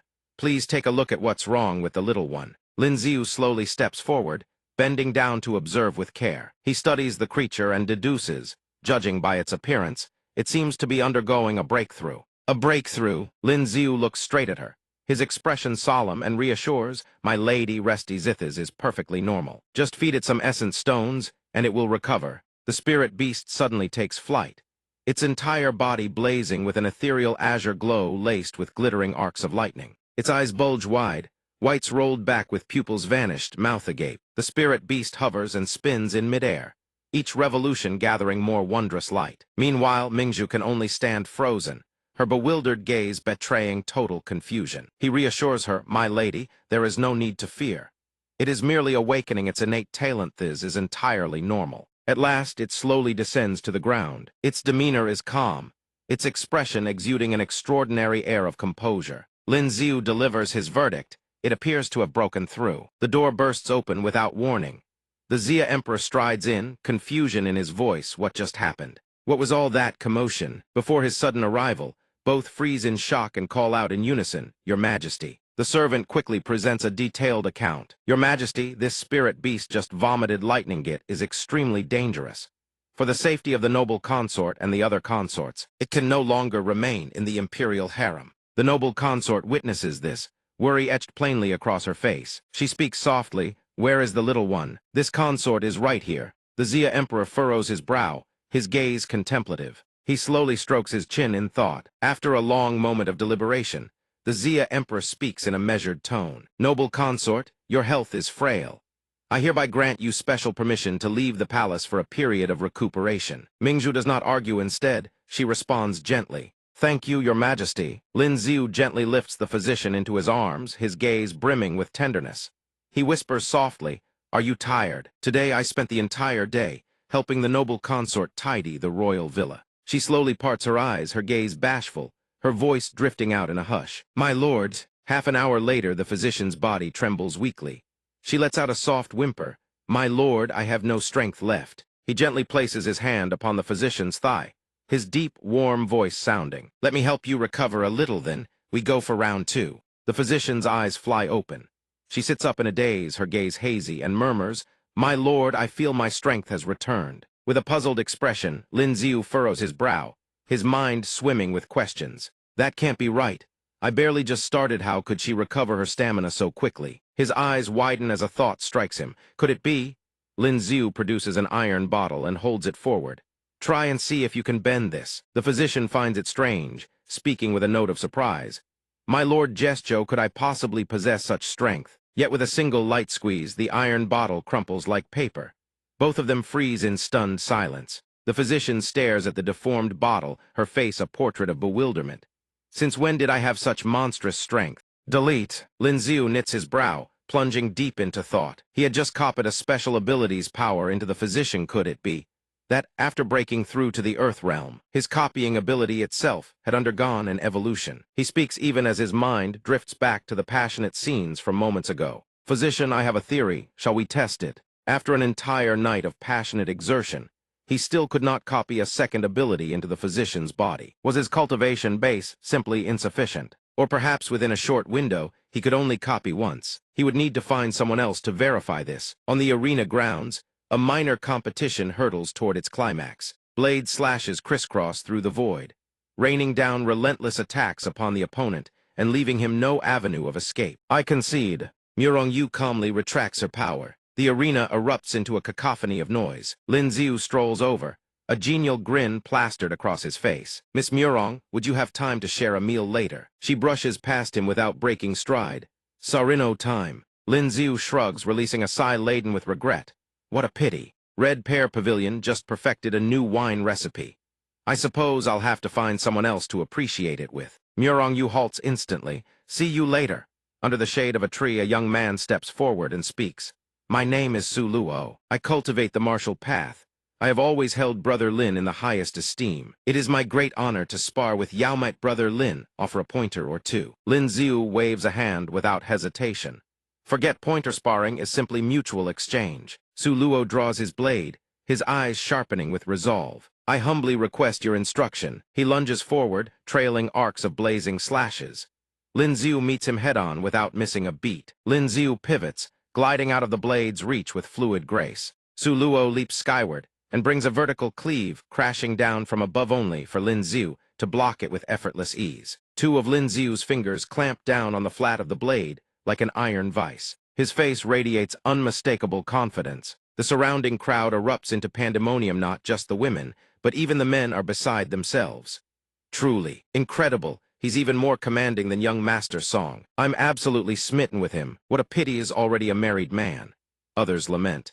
The heavens are truly unfair. How is it that every good thing falls into Zhao Lingzhen's lap? Lin Xiu gently lifts the blade high above his head. Your techniques are many, but not a single one has been honed to perfection. Su Luo bows deeply, filled with admiration. I still humbly seek Brother Lin's guidance. Lin Xiu's expression turns solemn. He raises the blade high. Watch closely. He grips the weapon with iron strength and unleashes a powerful horizontal slash that sweeps cleanly past Su Luo's body. The young man stands rooted to the spot, utterly speechless, cold sweat streaming down his face. Lin Xiu smiles and returns the blade. When you practice a single technique 100,000 times, you will naturally come to understand. Su Luo is thoroughly humbled. Thank you, Brother Lin, for your guidance. At the star-plucking tower, Murong Yu sits across from him at a wine table. She cuts straight to the point. All right, what do you want from me? Lin Xiu makes no attempt to beat around the bush. I wish to ask about matters concerning the noble consort. Murong Yu maintains her composure, raising the wine cup to her lips. My apologies, there is nothing to tell. Lin Xiu offers a gentle smile. Please, don't misunderstand, I mean no harm. The reason I ask is because the noble consort has always carried a hidden sorrow. He continues in a warm, measured tone. I fear that if this persists, she will fall ill. Murong Yu's distant facade gradually crumbles. She sighs, a faint sadness flickering in her gaze. After all these years, Her Highness still refuses to forgive the Murong family. Back then, the Zhang family forced a marriage proposal. The Murong family was left with no room to negotiate. My aunt, refusing to wed into the Zhang household, was coerced into entering the palace as noble consort. From that day forward, she severed all ties with the clan. Lin Xiu presses further. You've already come to the royal capital, we not go see the noble consort. Murong Yu falters, the wine cup pausing midair. My aunt does not wish to see anyone from the Murong family. I fear that a meeting would only worsen her spirits. Lin Xiu grins and turns his head, drawing Murong Yu's gaze toward the figure who has just appeared behind him. The noble consort wouldn't object, would she? Murong Mingzhu glides into the room. Her attire is modest, yet she exudes a gentle elegance reminiscent of pale peonies in full bloom. She immediately offers a graceful curtsy. Murong Yu pays her respects to her aunt. It has been 17 years. The noble consort regards her with a warm, lingering gaze. I still remember the old days. When I left home, you were still wrapped in swaddling clothes. In the blink of an eye, you've grown into such a fine woman. Murong Mingzhu's voice overflows with maternal affection. 17 years. Little Yuer is all grown up now. Come let your aunt get a proper look at you. He slips away quietly, leaving the two of them their private reunion. A silent smile graces his lips. The next morning at the sparring arena, the noble consort turns to Murong Yu. Can you win today? She shakes her head with a sigh. I'm not confident. My opponent is at the Earth realm. I can only give it my all. Lin Xiu arrives, and trailing behind him is Princess Ming. In Lin Xiu's hand gleams a single essence crystal. This is the only one I have left. Give it a try. Princess Ming furrows her brow, visibly irritated. Last time, Lin Xiu told me that was his very last one. Who is this girl? Why is he so generous with her? Who exactly is she? He tilts his head and offers an explanation. Murong Yu, noble consort's niece. By relation, she's probably your elder cousin. The princess scoffs. One essence crystal. If she fails to break through, she'll owe someone 150,000 taels of silver. She might as well cultivate on her own. The grand competition is still half a year away. Meanwhile, Murong Yu stares in astonishment at the radiant light enveloping her body. I've broken through. The noble consort shows no surprise whatsoever. How wonderful! Princess Ming is left utterly agape by the spectacle before her. The princess cannot accept what she's seeing. Impossible, absolutely impossible. How can someone break through with just a single essence crystal? Lin Xiu explains calmly. Some are blessed with fortune, others are not. This is perfectly normal. When Ling Yin first broke through, she also used only one. Princess Ming has eyes well up with tears of frustration. Stop talking. Stepping onto the arena, Murong Yu speaks with polished courtesy. Murong Yu, please instruct me. Wei Yun returns the gesture with equal respect. Wei Yun, please instruct me. The words barely fade before Wei Yun immediately launches into his technique. He hurls the fireballs toward his opponent at blinding speed. But Murong Yu cleaves them in two in an instant. They explode midair before they can even graze her. Wei Yun refuses to yield. He still brims with energy when the torrent swells beyond what his body can contain. He unleashes it all at once. Murong Yu does not hesitate. She surges forward in a single decisive charge. The colossal fireball is split clean in two and ultimately dissipates into smoke and ash. Wei Yun seizes the moment while the smoke and dust have yet to clear. He leaps skyward and hurls fireballs at Murong Yu in rapid succession. She reacts in an instant, swinging her sword with devastating force. Arcs of blade light erupt outward, engulfing the incoming flames. Wei Yun is sent hurtling through the air. He crosses his arms to brace against the impact. Wei Yun drops to his knees, bowing his head in acceptance of defeat. I have lost, how humiliating. What good is this wretched ability, defeated by ice and even by wind? I clearly broke through first, yet I still cannot beat her. Lin Xiu offers a gentle smile to console him. Don't be discouraged. You're only 17, still a bit younger than the rest of them. By my count, you can still participate in 2 more grand competitions. Your future prospects surpass most others. Vice Dean Chen announces with satisfaction that only 25 of the original 800 contestants remain. Starting from the next round, Zhao Lingjun, who sits atop the heavenly prodigy ranking receives a bye. She will wait as the remaining 24 contestants battle to determine who is worthy of challenging her for the top spot. He continues, the remaining 24 shall be divided into 6 groups. Each group will compete in a round-robin format, and 2 from each will advance. The Vice Dean holds a red slip of paper. First group Lin Xiu, Zhu Ninger, Song Yuling, and Chen Qing. Ninger nudges Lin Xiu with a playful grin. We're in the same group, so go easy on me, all right? That way we can both advance together. The surrounding spectators buzz with excitement. Miss Zhu's strength is no trifling matter. She even forced young Master Lin to draw his weapon. It seems today we may witness a few moves of his swordplay. Hopefully, it will benefit our own understanding of the sword Dao. Another onlooker chimes in. Miss Zhu's special ability is telekinesis. I wonder how young Master Lin will counter it. This should prove a spectacular match. Elder Duke Zhu feels a knot of unease tighten in his chest. Why does he harbor such a dreadful premonition? Lin Xiu initiates the duel. He strolls forward with a nonchalant air, sword in hand. Ninger, here I come. 2 swords meet with a gentle ring, and a hush falls over the space between them. Lin Xiu flashes Ninger a subtle signal. She catches his meaning instantly. Ninger immediately feigns being struck and collapses to the ground, not forgetting to heap praise from her lips. Lin Xiu is truly formidable. Duke Zhu and the surrounding spectators can only stare in helpless disbelief. What utterly clumsy acting! A chorus of furious shouts erupts from the crowd. Rigged match, shameless, refund our tickets. The guards sigh helplessly and hastily announce. Ahem, Lin Xiu wins. Next up, Song Yuling versus Chen Qing. Moments later, another announcement rings out as the match concludes. Song Yuling wins. Next match, Zuninger versus Song Yuling. The battle proves exceptionally fierce. The sounds of thuds, cracks, and slaps ring out without pause, followed by someone's pained groans. And soon the match ends. Result, Zuninger wins. Song Yuling's face is a mess of bruises, one cheek swollen grotesquely. He raises his hand. For the next match, I forfeit. Chen Qing is equally exhausted. For the next 2 matches, I forfeit as well. Lin Xiu materializes behind Chen Qing out of thin air and begins to lecture. In truth, life demands relentless effort. Only by staking everything can one claim victory. But since you've made your choice, I have nothing more to say. He heaves a dejected sigh. He had imagined tormenting this one the way he tormented the Changping prince, but alas, it was not to be. Next, everyone is informed of the results. Advancing Lin Xiu, Zhu Ninger. Eliminated Song Yuling, Chen Qing. On another arena, Murong Yu advances. Chiba Rin advances. Zhang Ren advances. Zhao Lingyan advances. Princess Minghe advances. Zhang Yi advances. Qin Wan advances. Li Beijing advances. Zhou Jin is visibly elated. Not counting Zhao Lingyan, 10 of the top 12 this time hail from our great Xia. Your Majesty will surely be overjoyed to hear this news. After an enthralling morning, today's competition draws to a close.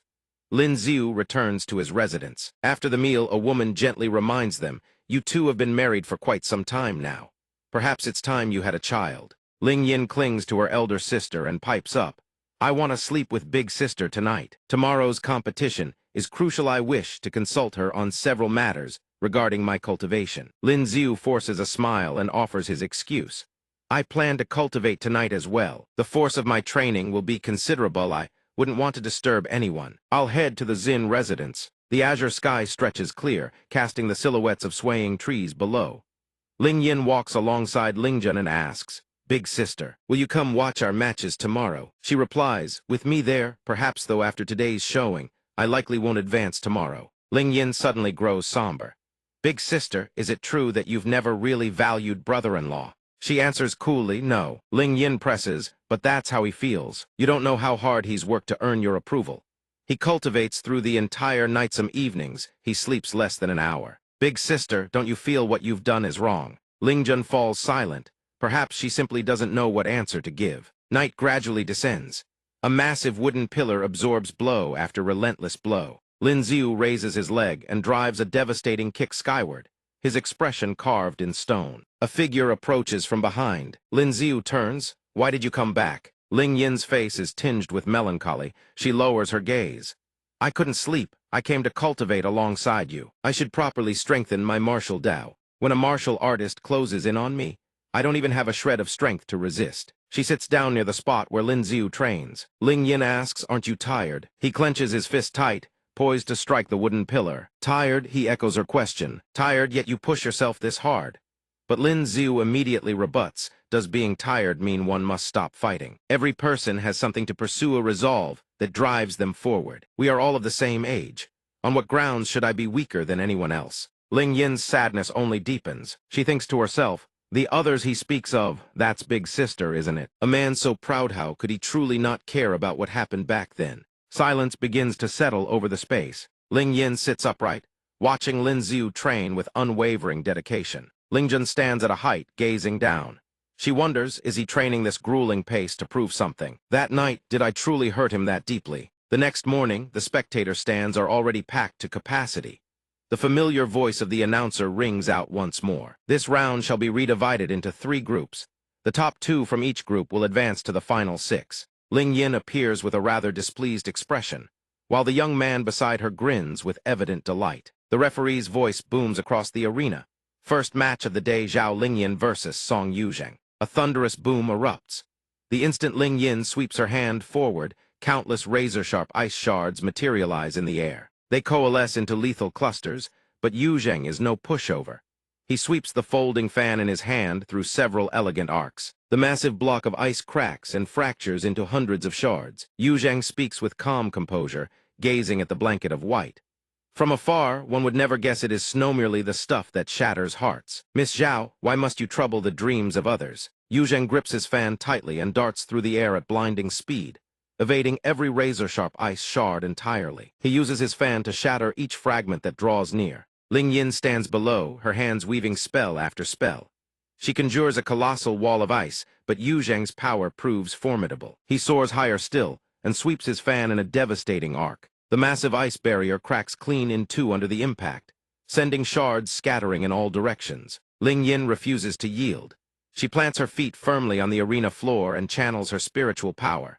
Tendrils of ice coil around her legs. Ling Yin spreads her arms wide. A pair of enormous ice wings unfurls behind her. Her eyes undergo a terrifying transformation. Only the whites remain.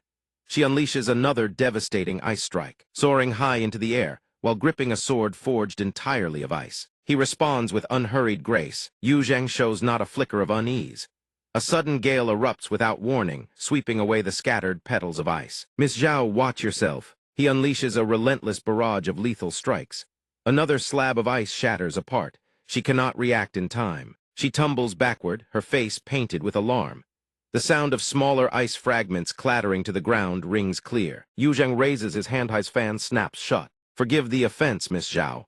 I'm afraid I cannot hold back for the sake of sparing beauty." He launches a continuous, unrelenting assault, each strike aimed directly at Ling Yin. She freezes in shock, a ring of azure light erupting around Ling Yin. Lingjun darts forward, shielding Ling Yin with her own body. Lin Ziu surges in as well, catching her in his arms. Thanks to them, Ling Yin does not fall. A luminous barrier envelops all 3, rendering the surging torrent of fire unable to draw near. He holds her in his arms and lands safely on the ground. She too descends gracefully to the earth. Everyone present gasps in astonishment. Zhao Lingjun actually made her move. How formidable! From such a distance, she still managed to intercept Song Yuzheng's attack. Just how powerful is she? A man furrows his brow, thinking to himself. Lin Ziu made his move too a moment ago.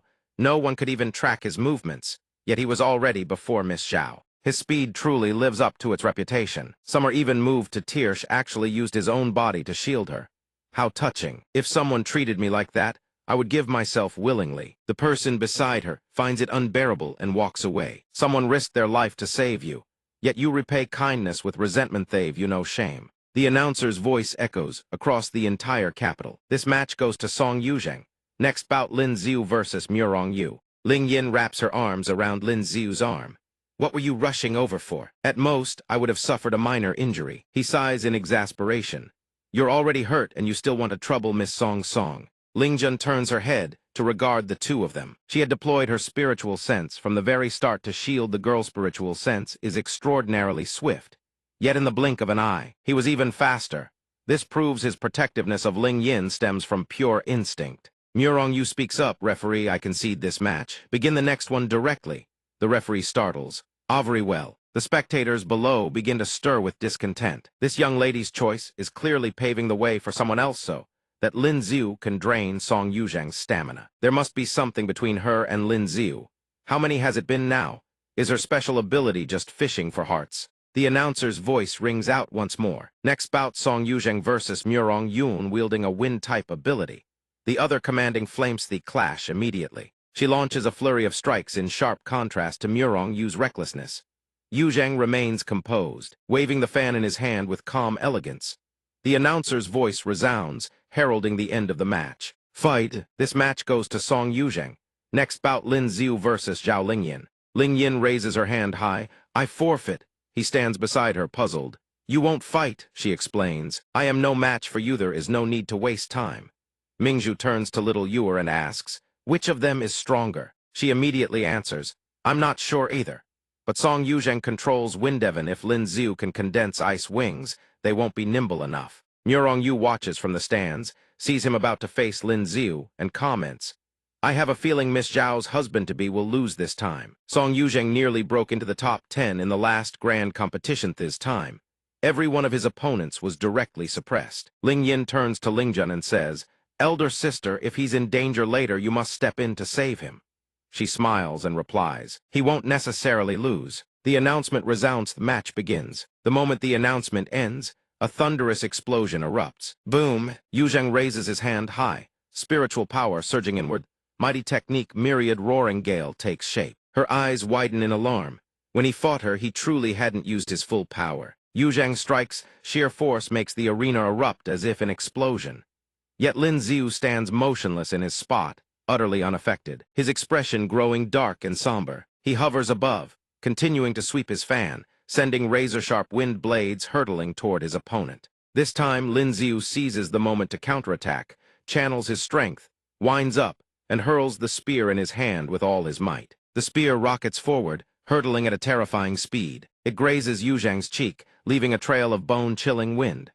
A fraction closer, and it would have pierced straight through his skull. Yuzheng is stunned, eyes wide, too fast, utterly impossible to react. One more fraction of that speed, and the spear would have buried itself in his head. Lin Xiu calls out his challenge. Do you still wish to continue? He still hovers above, his gaze calm as if already accepting his fate. Thank you, Brother Lin, for holding back.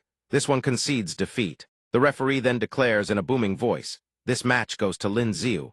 The one advancing this round is Song Yuzheng. Song Yuzheng turns and walks away, the same smile as ever still gracing his face. Brother Lin, I hope you'll put on an even more spectacular show in the finals. The referee continues his announcement. Tomorrow, Qin Wan, Song Yuzheng, and Chiba Rin form Group 1. Lin Xiu, Zhang Yi, and Zhang Ren form Group 2. The top performer of each group advances to the finals. The victor shall then contend for the championship against Zhao Lingjun. That night, Lin Xiu lies beside Qin Wan, holding her close. Seeing her restlessness, he asks softly, can't sleep. In your own bed and still can't sleep? Lin Xiu nuzzles into her hair. Are you confident about tomorrow's match? She sighs, no. If I can't suppress my opponent, I'll forfeit immediately. What about you? Are you certain you can defeat Zhang Ren? Lin Xiu answers with full confidence. Shouldn't be a problem. But his performance fails to deceive Qin Wan's keen, perceptive eyes. Is there something you're hiding from me? Lin Xiu dodges the question and teases her instead. Once you marry me, you'll find out. Qin Wan plays coy. I haven't even agreed to marry you yet. Hearing this, he answers leisurely, a cryptic smile playing on his lips. Too late. His Majesty has already agreed. As long as I secure the second-place position, he will bestow his imperial blessing upon our marriage. When that time comes, whether you wish to marry or not, you will. To refuse would be defying an imperial decree. Hearing this, she jolts upright in shock. His Majesty will bestow his blessing upon our marriage. Lin Xiu remains nonchalant. He agreed with his own words and even put it in writing. Would you like to see? Before he even finishes speaking, Qin Wan throws herself at him, seizing Lin Xiu in her arms and planting a passionate kiss on his lips. I surrender. In an instant, Lin Xiu is shoved onto the bed, and Qin Wan pins him beneath her. Seeing this, he hastily protests. Actually, we can wait until we're properly married. Before Lin Xiu can finish his sentence, she takes the initiative of shedding her garments to reveal her soft, burning hot body. I can't wait any longer. His face flushes red, blazing crimson, his hands reaching out tentatively like a blushing virgin. Wait, but no matter what Lin Xiu says, it falls on deaf ears. Qin Wan's hands begin to wander across his body. I know you never wanted to force me, but this time it is my own willing choice. What I want to ask is if you could choose all over again, what would you pick? This time, Lin Xiu drops all pretense and reveals his true nature, his voice dripping with roguish charm. I'd pick that, of course. The next morning, Ling Yin stares at him with eyes that seem to pierce through all the vanities of the mortal world. Lin Xiu can only force an awkward smile to mask his guilt. Though she has already guessed what transpired, she chooses to look the other way. Did you hurt your waist during the match? Do you need Miss Song's song to massage your acupressure points for you? He clutches his waist and looks away, his voice evasive. No need. It was probably an injury from cultivation training. Afterward, the two of them leave together. Today's competition is about to begin. On the other side, Qin Wan holds an essence crystal in her hand, murmuring a gentle scold at Lingjun. Zhao Lingjun excels in everything, only her eye for judging people is off the mark. At the arena, several officials are leisurely enjoying the opening dance performed by beautiful dancers, their movements exquisitely graceful and artful. Lin Xiu's expression is one of quiet judgment. He thinks to himself the aristocracy of the great Xia truly knows how to indulge in pleasure. Dancers and courtesans like these every great household surely keeps a troupe of them, entertaining themselves on idle days with graceful performances and song. Listening to their singing is supremely relaxing. At that moment she appears behind him, her voice soft and playful. Do I look beautiful? If you like it, I'll learn the dance and perform it for you. Lin Xiu suddenly reaches behind, his hand resting on her soft, supple curves, and replies with a flattering grin. How could any of them compare to you? The referee announces, according to the draw results, Chiba Rin receives a bye this round. First match, Da Zia's Qin Wan versus Da Zia's Song Yuzheng. The victor shall face Chiba Rin. Qin Wan and Yuzheng stand facing each other upon the arena. Both are peerless beauties, 1,000 autumns of unmatched splendor. Miss Qin is truly deserving of her reputation. She accepts his compliment with a slight nod. Even if young Master Song praises me, I will not show mercy after all. My opponent is still a woman. He puts on a gallant airs and invites her to strike first. After you, Qin Wan activates her special ability. Her eyes widen, radiating a faint violet light that pierces straight into her opponent's gaze. In an instant, Yu Zhang's eyes glaze over, vacant and soulless, as though he has fallen completely under her control. Yu Zhang clutches his head in realization. The illusion realm Miss Qin conjured is truly formidable. This humble scholar nearly fell into it entirely. Against a beauty such as Miss Qin, this one finds it truly difficult to strike. If you have no other tricks, then admit defeat. A terrifying surge of power rockets forward at breakneck speed. He points his sword straight at Qin Wan in a gesture of apology. Miss Qin, forgive me. Qin Wan's gaze locks onto Yu Zhang, blazing with killing intent. The sword in Song Yu Zhang's hand is mere inches from her when it suddenly bends back on itself. Yu Zhang loses his momentum and nearly plows face first into the ground, his entire body flipping head over heels. Fortunately, Yu Zhang manages to roll several times and barely avoids crashing down. He stares ahead in shock, trying to assess what just happened. The Xia Emperor witnesses this and stiffens in bewilderment. What just happened? The chief attendant beside him immediately offers a hypothesis. Could it be? After awakening the illusion special ability 5 times, she gained the power to manipulate objects much like telekinesis. He hesitates. After 5 awakenings of the illusion special ability, such control becomes possible. The surrounding spectators burst into exclamations, urgently asking one another what kind of power this could be. I've never seen her use anything like that before. Can an illusion special ability past the Earth realm really achieve something like this? Lin Xiu stands nearby and witnesses the entire spectacle. A quiet smirk crosses his face. Seems last night's diligent training was well worth the effort. Qin Wan ability's illusion special ability telekinetic special ability. She extends her hand forward, conjuring a surge of power and speaks, "Young Master Song, please forgive my offense." Yu Zheng slams his foot into the ground, so hard that the earth cracks beneath him. His face twists with fury and unwillingness as he stares downward. Suddenly, two slabs of stone, one in front, one behind, slam into place, blocking Yu Zheng's path.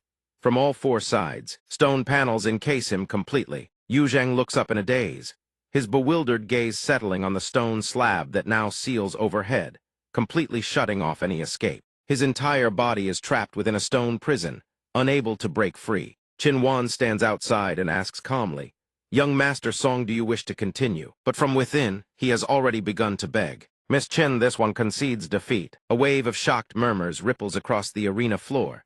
No one can believe that Song Yuzheng has actually lost. Miss Qin's abilities are truly extraordinary. She can defend, attack, and control objects at will. She's practically invincible. The moment Qin Wan steps down from the arena, several figures appear in the distance, hurrying over with a request. "Miss Qin, we have some questions regarding your abilities. After the competition concludes, would you be willing to visit the Special Ability Academy?" Lin Xiu, standing nearby, steps forward with a knowing smile and a silent calculation. Fortunately, she is the only one who has cultivated the illusion's special ability to the Earth realm, giving her the final word on interpretation. She claimed that after 5 awakenings, the illusion's special ability would evolve into telekinesis. Now, it has become undeniable truth. The announcer's voice booms across the arena, calling out his name. Next, Lin Xiu versus Zhang Yi. Hearing the call, both fighters immediately step onto the arena, ready for battle. The crowd below erupts into another wave of excited chatter. Both of them choose to fight barehanded, no weapons. Zhang Yi's special ability is strength.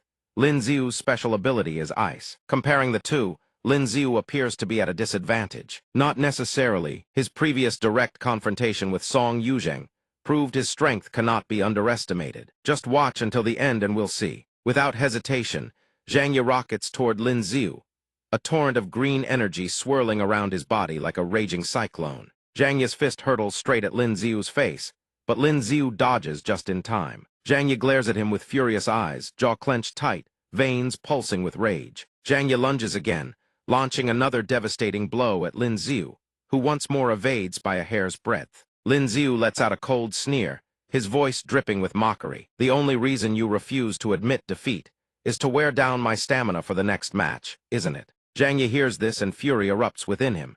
His face hardens with rage, blue veins throbbing visibly across his temples.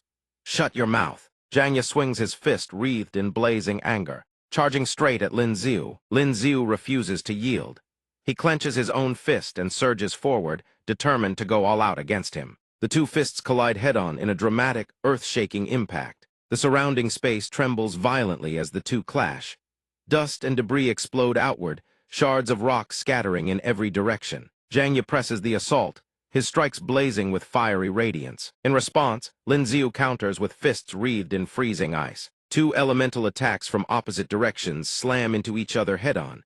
Then both fighters miss again, their arms gliding past one another. The thunderous sounds of fists colliding grow ever more intense. Red and blue light from their strikes interweaves, radiating outward in dazzling flashes. Lin Xiu clenches his fist tight, summoning an ice vortex that spirals around his wrist. Zhang Yi refuses to be outdone. He conjures a fire vortex of his own. Zhang Yi's attack tears through the space where Lin Xiu stands, but Lin Xiu dodges just in time. In return, Lin Xiu delivers an identical strike straight back at Zhang Yi. Lin Xiu charges in and drives a devastating punch into Zhang Yi, sending him staggering off balance. The blow lands like divine judgment, hurling Zhang Yi several meters through the air. An enormous explosion erupts in the aftermath, accompanied by a blinding blue radiance that blasts rock and earth skyward. Zhang Yi's entire body is battered and bruised, his eyes glazed and vacant, his crumpled form lying motionless on the ground. Immediately after, the referee declares Lin Xiu the victor. Lin Xiu stands tall and proud,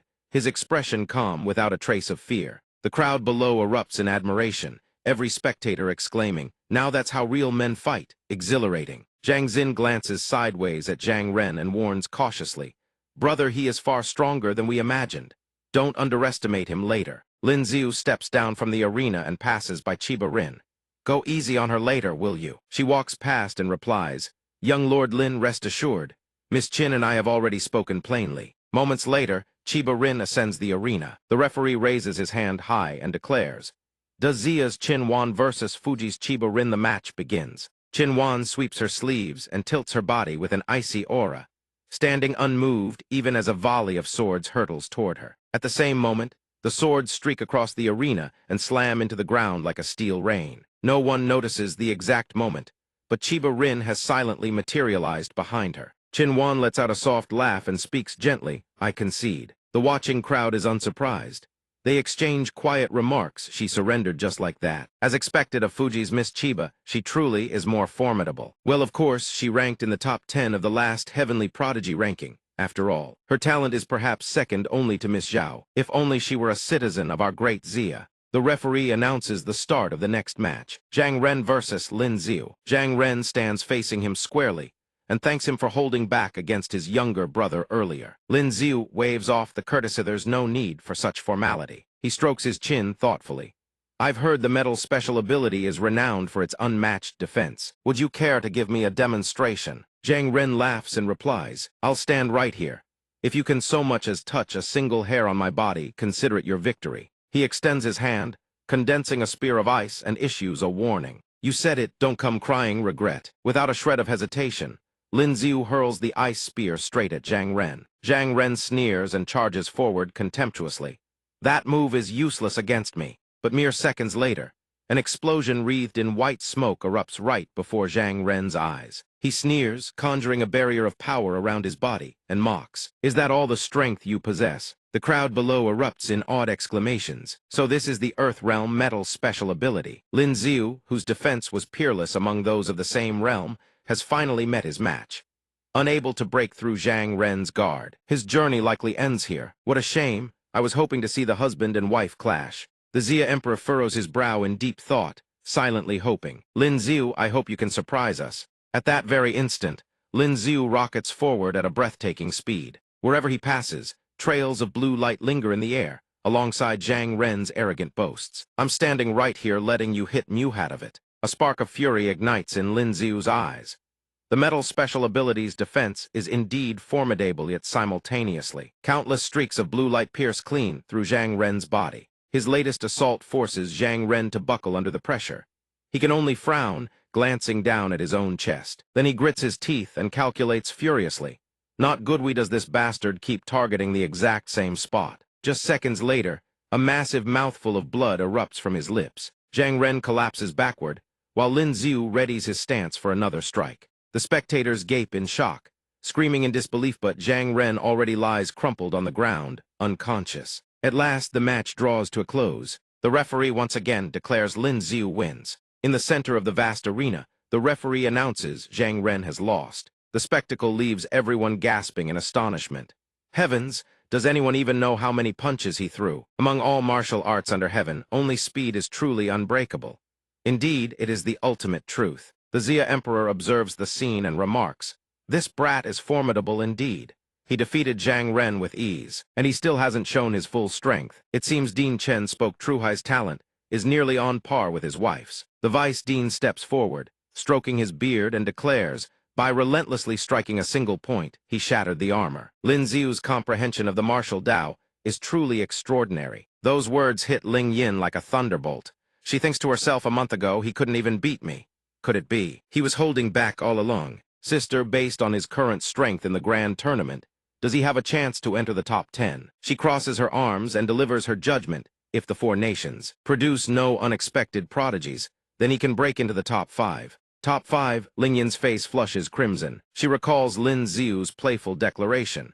"If I make it into the top 10 of the Heavenly Prodigy ranking, you owe me a kiss." Seeing her face turn as red as a ripe tomato, Ling Jin asks with concern, "What's wrong, little sister?" But Ling Yin stubbornly avoids the question, answering vaguely, "It's nothing." Old Duke Zhu, his white hair a bird's nest of tangles, laughs with unrestrained confidence. "Look at that, now that is the eye of this old man." Those standing behind him grumble. "In the beginning, it was your excellency who refused to let him through the gates of our Zhu family, and even laid out 3 trials that nearly cost him his life." He roars in fury. "Look at him.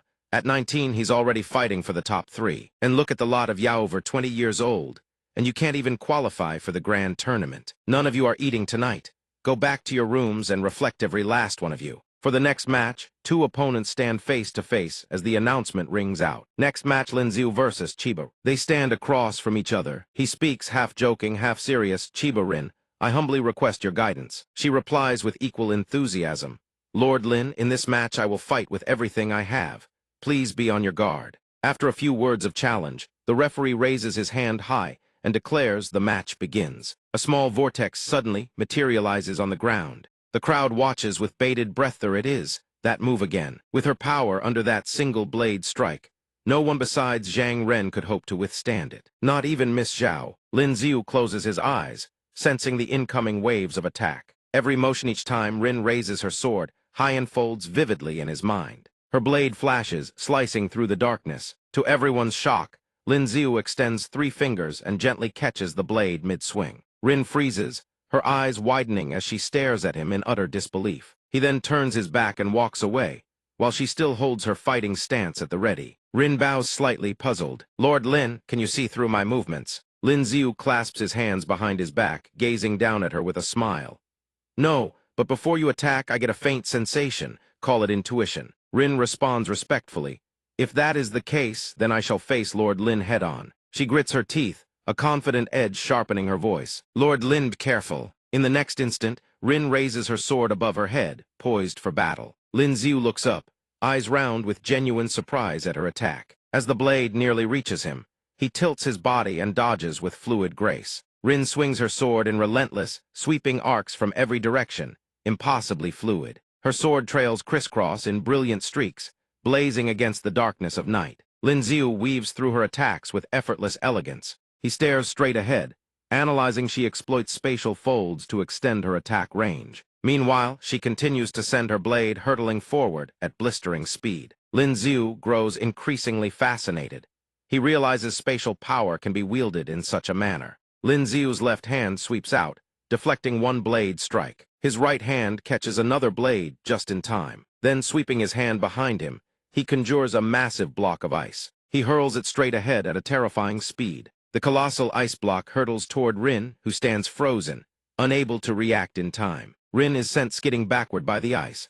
Her mind race actually exploited her own spatial rifts. Her eyes widen to their limit, utterly incredulous. The ice wall slams to a halt before Rin, cutting off any chance of attack. Lin Xiu steps forward through the white mist swirling at his feet. Chiba Rin, yield. Rin stubbornly replies, I still have one more move. This is a technique I just comprehended. I had been saving it for Zhao Lingjian. If this move cannot defeat you, I will surrender. Lin Xiu responds with a smirk. Then by all means show me. She draws an emerald green sword from her person. A barrier crackling with lightning forms around Rin. Both of them stand within the barrier, completely cut off from the outside world. Lin Xiu's eyes widen. He calculates silently. This is the fusion of martial Dao and spatial power. At that moment her eyes bulge open, and her face flushes an unnatural shade of crimson. A dark object suddenly materializes before Rin. Lin Xiu stands frozen, his expression blank for several seconds as he sees that object materialize before him. Meanwhile, Ling Yin and Ming He both scream his name in panic. The image of Lin Xiu wreathed in dark clouds, his face ashen and grim, flashes through Chiba Rin's mind. A substitution technique. Lin Xiu emerges from behind her, his sword pressed against her throat.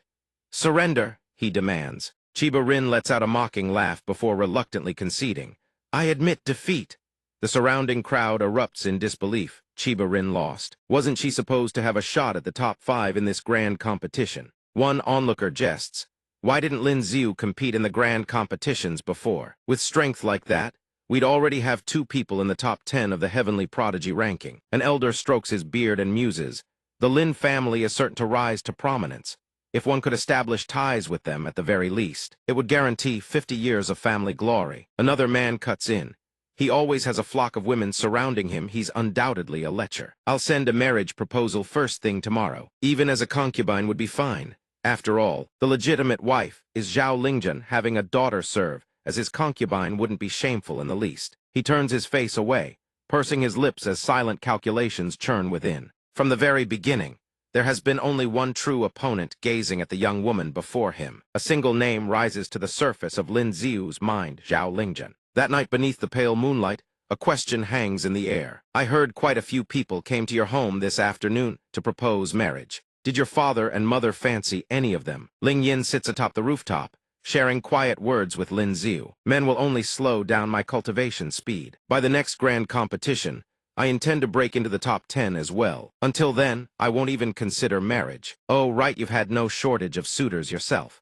Have you really refused every noble family's daughter? He glances at her, his tone laced with indignation. Do I seem like that kind of person to you? Seeing his expression, Ling Yin fires back with a smirk. Aren't you? He sighs, then launches into a philosophical treatise. Affection must be accumulated over time just like Ninger and me, or Zioner and the imperial physician.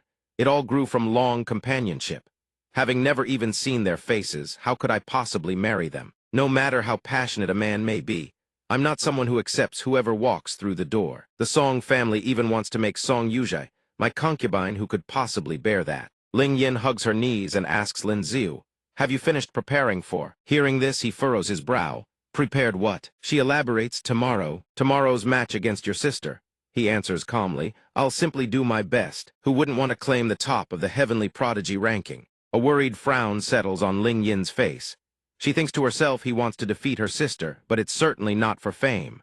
Otherwise, he would never have hidden his true talent for so long. The following morning, a horse-drawn carriage halts before a grand residence. Murmurs and excited chatter spill from within. They're here, they're here. Good heavens, a match of talent and beauty, truly a union blessed by the heavens. What a wonderful bond between husband and wife from boarding the carriage to stepping off. They held hands the entire way. Lin Ziu assists Lingjun down from the carriage as the murmuring continues.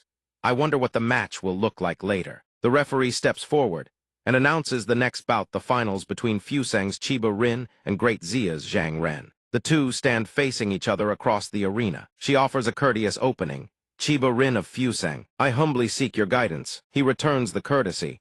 Zhang Ren, I humbly seek your guidance. With that, the match officially begins as the first sword strike cleaves through the air. A single stroke sends Zhang Ren crashing to the ground, a gaping wound torn across his chest. Chiba Rin claims victory. The next match is the one every eye has been waiting for, the finals between Zhao Lingjun and Lin Ziu. The two step onto the stage. The crowd erupts in another wave of fervent discussion. Who do you reckon will win? Who else? Obviously Miss Zhao. A grown man, defeated by his own wife in front of this many people, where would he even show his face after that? Is face more important, or is domestic harmony? Win the match, and you might be sleeping in the study for half a month. Can you afford that debt? A full minute passes in silence. Lingjun eyes him with puzzlement. Why won't you make a move? Lin Ziu responds flatly. You haven't made a move either. You strike first, and then I'll follow. But he grows even more stubborn in his refusal. You strike first, then I'll strike. Lin Ziu smirks and explains. If I strike first, people will say I have no grace in hitting my own wife. So you hit me first. Lingjun falls silent for several seconds before finally speaking. Do you truly wish to defeat me? He bursts into laughter. I do, but don't you dare hold back. There will come a day when I defeat you fair and square. She glances around and whispers, being watched by so many people. It's quite uncomfortable. He nods in agreement. Same here, so what do we do? Both stride forward side by side, continuing their quiet conversation. Then let's just go. What about the match? Who cares about the match? The spectacle drives the crowd into an uproar. They're just walking away like that. They're not even going to fight. I bought a ticket specifically to watch this husband and wife duke it out. Can someone refund my money? Zhou Jin stands behind, speaking in puzzlement. Your Majesty, what shall we do now? The Xia Emperor waves his hand dismissively. Even if they draw, they are still husband and wife. Who takes first or last? Who sits above or below? It makes no difference whatsoever. The officials declare the match a draw. This bout between Lin Ziu and Zhao Lingjun ends in a tie. Both share first place. The crowd roars in protest. We came to watch a proper spousal showdown, not to get drowned in their PDA. Outside, in a secluded and eerily quiet courtyard, Lingjun hastily pulls Lin Ziu into a corner. She lowers her head and speaks softly.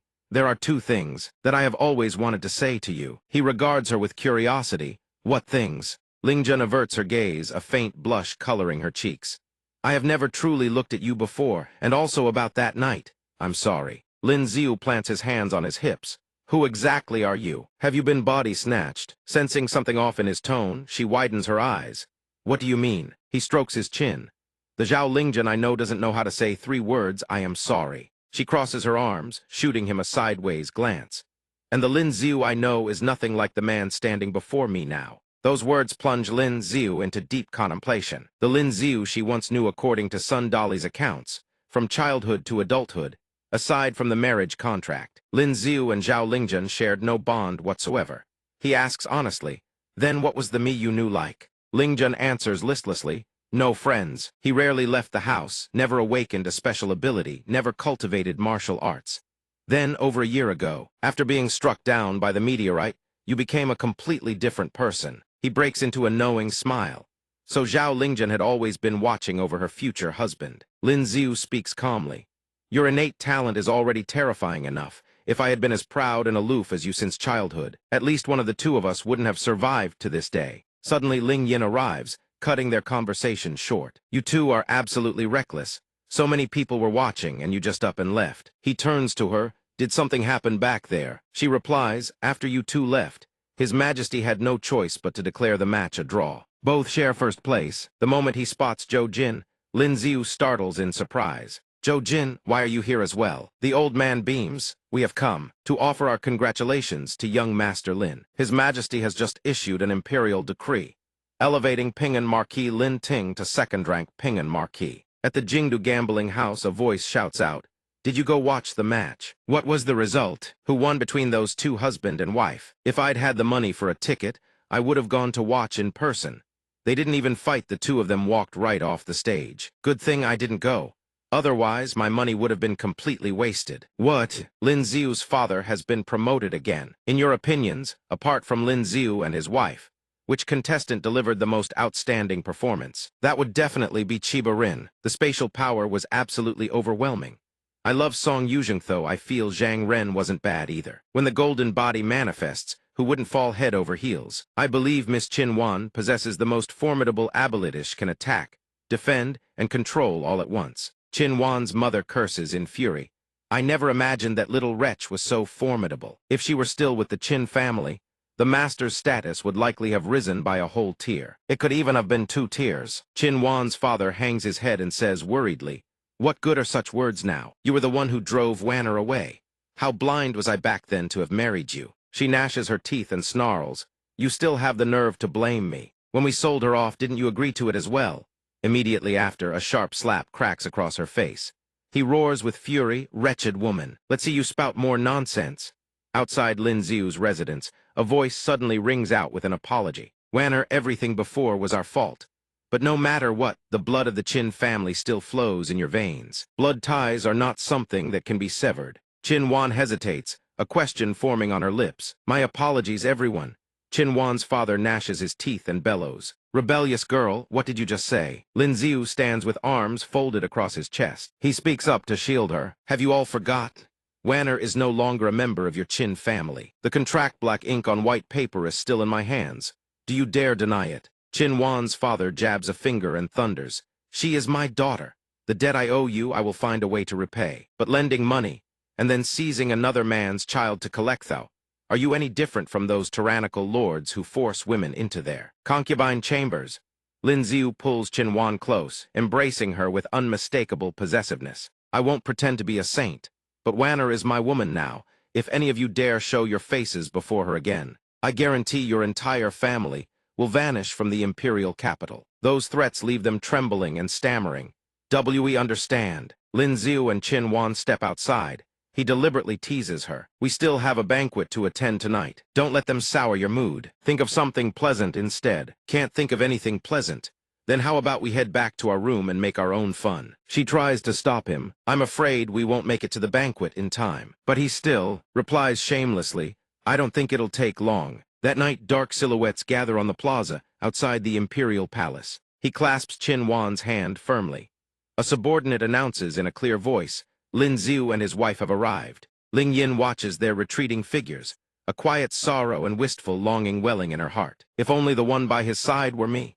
Though sister and he appear deeply affectionate, it's all just an act. Meanwhile, Ming gnaws on a chicken drumstick, lost in deep thought. If I had told father back then that I wanted him as my prince consort, wouldn't both his wealth and his person belong to me? And a silent question stirs in her heart. "Zhao Lingjun, do you even know what you did wrong?" The Xia Emperor raises his goblet and declares, "I wish you all the finest results in the grand competition ahead." All the officials bow their heads reverently. "We thank your majesty." He finds an excuse to withdraw, while the revelry continues unabated. This emperor still has some affairs of state to attend to.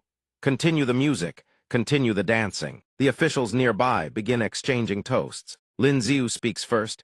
"Your Highness the Crown Prince, you are the heir to the throne. Allow me to offer you a toast." The Crown Prince replies with a courteous laugh, "Brother Lin is far too modest. You are the future pillar of Great Xia. It should be this prince toasting you. That cunning fox concealed his true strength and made my life miserable. No wonder all those assassins failed." At the same moment, Qin Wan turns her head, stealing a glance toward Lin Xiu's residence. Warm lamplight glows from within, along with a whispered question. "What is it?" Qin Wan presses, "You don't know." Lin Xiu, still bewildered, asks in return, "Know what?" She begins to explain. "Every assassination attempt against you was orchestrated by the Crown Prince." His eyes darken, a calculating gleam surfacing within. Had he not planted spies in the Eastern Palace, the mastermind would remain hidden to this day.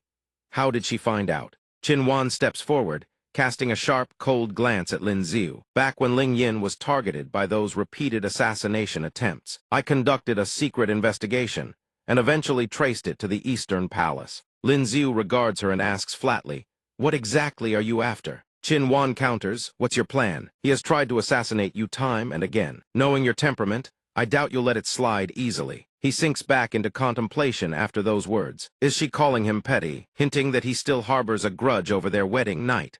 Always scheming to best her. She raises a hand skyward with an eager expression. "Actually, I have a plan of my own." Lin Xiu makes his proposal. "Since we share the same target, the Crown Prince, we not join forces." Qin Wan's resolve is ironclad. "I will not forgive anyone who harms Ling Yin." A scheming smile flickers in his eyes. This was expected after all. This is Zhao Lingjun he is dealing with. He has accelerated his plans tenfold, yet still cannot overtake Zhao Lingjun in the short term. Ling Yin approaches, puzzled. "You two were in there for so long, what did you discuss?" Lin Xiu startles slightly upon recognizing her. Ling Yin steps closer and presses, "You're definitely hiding something from me?" But he glosses over it dismissively. It was nothing, just exchanging some cultivation experience. "If you don't believe me, go ask your sister." Ling Yin lowers her head shyly and asks, "Why do you always leave me out of your discussions?" Under the eaves, a whispered voice drifts through the night air. "Fine, fine." Lin Xiu leans close to Ling Yin's ear and whispers, "Do you still remember the assassination attempts after you awakened your ability? The one behind the attempts on your life is the Crown Prince."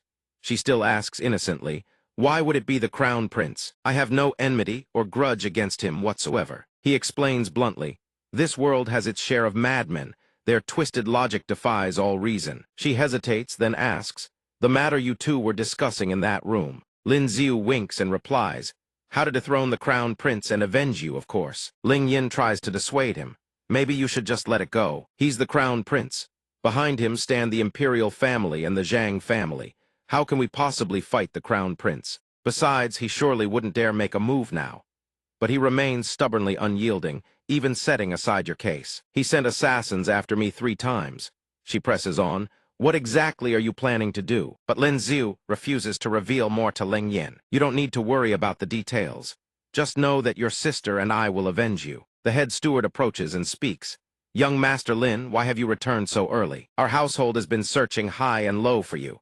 Lin Xiu turns to him. "Zhou Jin, what brings you looking for me?" He replies, "Your Majesty awaits you.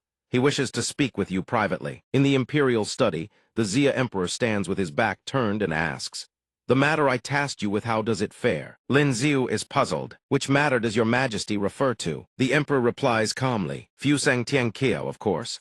It has been quite some time, no have you dealt with her yet." Lin Xiu begins his report. "Your Majesty, the women of Fu Tang and the women of Great Xia are vastly different. Winning her heart will be no simple task." The Xia Emperor smiles faintly and places a hand on Lin Xiu's shoulder in a gesture of trust. "No simple task for others, perhaps, but for you what could possibly be difficult? Her strength alone could carry her effortlessly into the top 10 of the competition.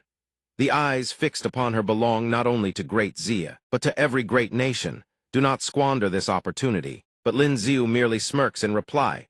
"A pity she departs for Fu Tang tomorrow. This humble one is truly powerless in this matter." The Emperor flashes him a knowing wink, Is there not still tonight? Lin Xiu curses inwardly, utterly exasperated. You couldn't even handle the one at the Qin household. Could the one from the Fu Tang embassy possibly be more difficult than her? Who does this dog of an emperor think he is? He retorts, it was I who settled things with Qin Wan. It was Qin Wan who settled me. The Xia emperor's voice drops low as he offers a suggestion. I have a fine idea. Did she not encounter an assassin last time? This is the perfect opportunity for you to escort Chiba-chan home. Lin Xiu tries to object, Your Majesty. That would hardly be appropriate, but the emperor remains unyielding. It's decided. I shall draft a secret decree for you shortly. Outside the imperial capital, a group of people stands at the city gate. A voice echoes through the air. Chiba-chan, seeing us off here is enough. Ling Yin bids farewell with a gentle smile. Chiba agrees to reconvene in De La half a year from now. Rin also bows her head in respectful farewell. Ling Yin lingers for a moment. Meanwhile, Qin Wan whispers, You won't. But Lin Xiu cuts her off. This is already trying to win a woman's favor by measuring her with a gentleman's heart. The morning sky is clear and blue. Tree canopies stretch wide, shielding a portion of the heavens. She walks behind him and speaks up, Lin Jun, I've caused you trouble. But Lin Xiu merely places his hands on his hips and replies, Chiba-chan, no need for such courtesy. We are all acquainted after all. That night the moonlight shines golden and brilliant. Beneath a great tree, everyone places the grilled fish over the crackling campfire. Lin Xiu asks curiously, Chiba-chan, did the investigation into the assassination attempt on you last time turn up anything? Rin shakes her head and straightforwardly denies it. No, but I believe it is likely connected to the three great families of Fu Tang. He picks up his fish and reminds her their last assassination attempt failed. They probably won't give up so easily. On this stretch of road, we should remain vigilant, she suggests. Then tonight, let me take turns standing watch with Lin Jun. Rin glances over and questions him. Aren't Lin Jun and Miss Zhao truly husband and wife? Lin Xiu asks while chewing his fish. Why would you say that? She merely feels that Lin Jun and Miss Qin seem more like lovers. His gaze lingers briefly. He freezes for a few seconds. Then Lin Xiu shoves her aside with startling speed. Rin's entire body slams hard into the ground, her face contorting in pain. Improper thoughts flash through Rin's mind. Could Lin Jun possibly want to, even though he saved my life, I cannot. But Lin Xiu's voice rings out just in time, severing those wandering thoughts. Assassins. A male figure steps forward and speaks. Chiba-chan, you must not return to Fu Tang. A man clad in strange attire and radiating an unusual aura of power emerges from the darkness. She flushes crimson with embarrassment. Lin Jun, could you get off me now? His gaze flickers toward Rin. Then Lin Xiu springs to his feet. He says sheepishly, my apologies. From every direction, figures in bizarre attire continue to materialize. She assesses the situation and proposes, we're surrounded. Lin Jun, we are no match for them. I can hold them off for a few moments, flee while you can. But he merely smirks, forgive me. But I don't have the habit of abandoning a woman to run for my life. Rin is left speechless. But Lin Xiu extends his hand, channeling power and dividing the workload. Chiba-chan, the earth attribute one is yours. Leave the other three to me. A massive block of ice materializes the instant Lin Xiu activates his ice special ability. The assassins witness the spectacle yet remain rooted in place, utterly unresponsive. The lead assassin stares blankly at the raging tempest before his eyes, frozen for several seconds. He does not realize that Lin Xiu is preparing to strike from behind. The assassin suddenly glances back in alarm, but it is already too late. A long shard of ice pierces clean through his body. His eyes bulge wide in disbelief. Another assassin witnesses the scene and gapes in shock. A second block of ice hurtles toward the remaining assassins. Lin Xiu grips the ice shard tight and drives it straight into the assassin's left chest. The assassin's hand claws desperately into Lin Xiu's shoulder, forcing him to clench his teeth and endure. The assassin wrenches the ice shard from his own chest and lunges at Lin Xiu, declaring, even in death, I will drag you down with me. Lin Xiu and the assassin lock in a fierce embrace, electricity crackling and sparks shooting outward. He grips the assassin firmly and smirks, push harder. Don't you dare stop. But the assassin cannot believe it, screaming, how is this possible? When the struggle ends, Lin Xiu releases the assassin. Not a single breath of life remains in the man's body. He glances toward another nearby figure and curls his lips into a cold sneer. You're next. The man grits his teeth in terror and bolts for his life. But before he can get far, a sword streaks through the air and severs his every hope of escape. Rin furrows her brows, channeling every ounce of her fury into each vicious swing of her blade. The assassin flees while glancing back frantically, dodging wave after wave of her relentless attacks. An explosion erupts. Rin refuses to relent, striking the empty air again and again, unleashing emerald green sword arcs. Those sword slashes streak straight ahead without pause. The assassin gapes in abject terror as the attacks close in. In the end, every last one of them is felled. After clearing the battlefield, Lin Xiu places his hands on his hips and muses.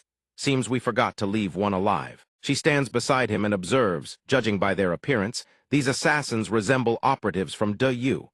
She adds softly, Lin Jun, you've saved me once again? But he merely responds calmly, Chiba-chan, there is no need for such courtesy. This is simply my duty. She gathers her courage and makes a request. Lin Jun, might I ask you to help me with something? He smiles and agrees, go ahead.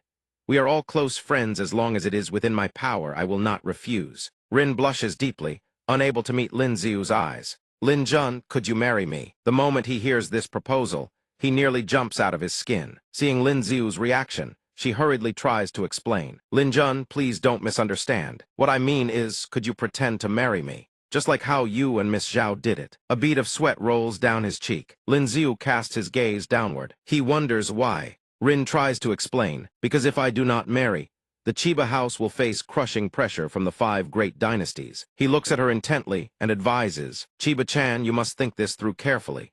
Even though it is a false marriage, the impact on your reputation will be immense. Could it be that you do not care about such things? Chiba Rin looked at him and answered honestly, I have thought it through carefully. Miss Zhao does not mind, so neither do I. Lin Jun is a good person.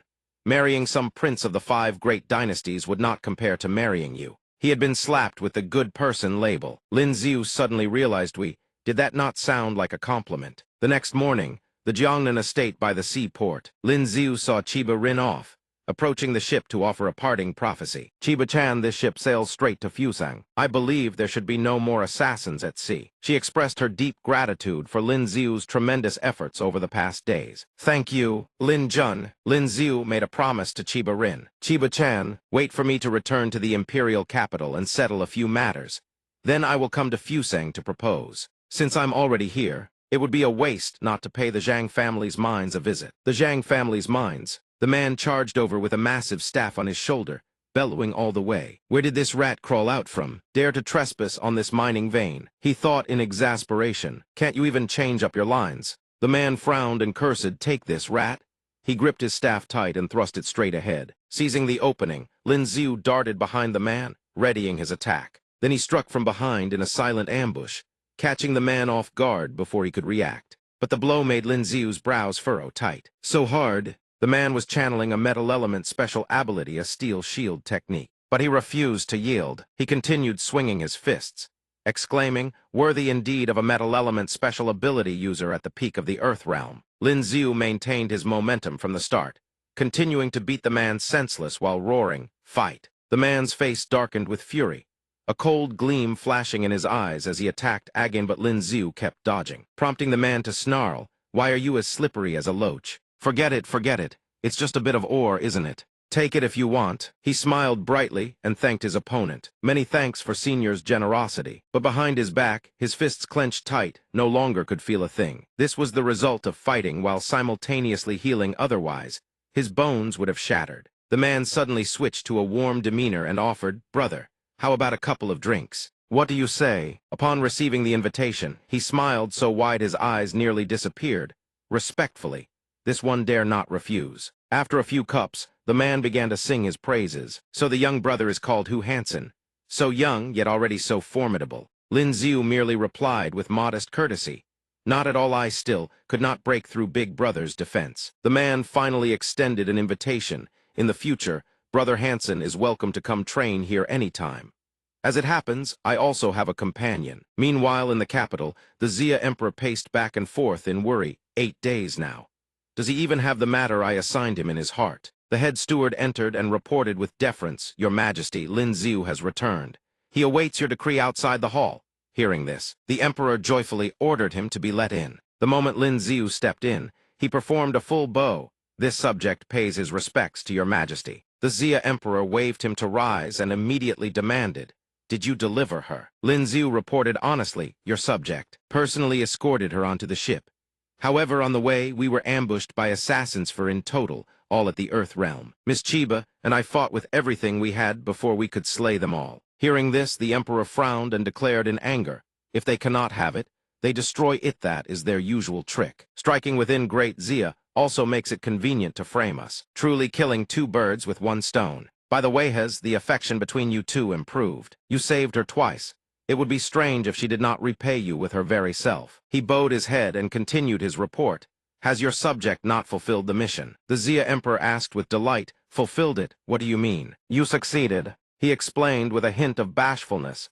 Miss Chiba said she wishes to marry me. Hearing this, the Emperor burst into praise. Excellent. This sovereign knew you would not disappoint.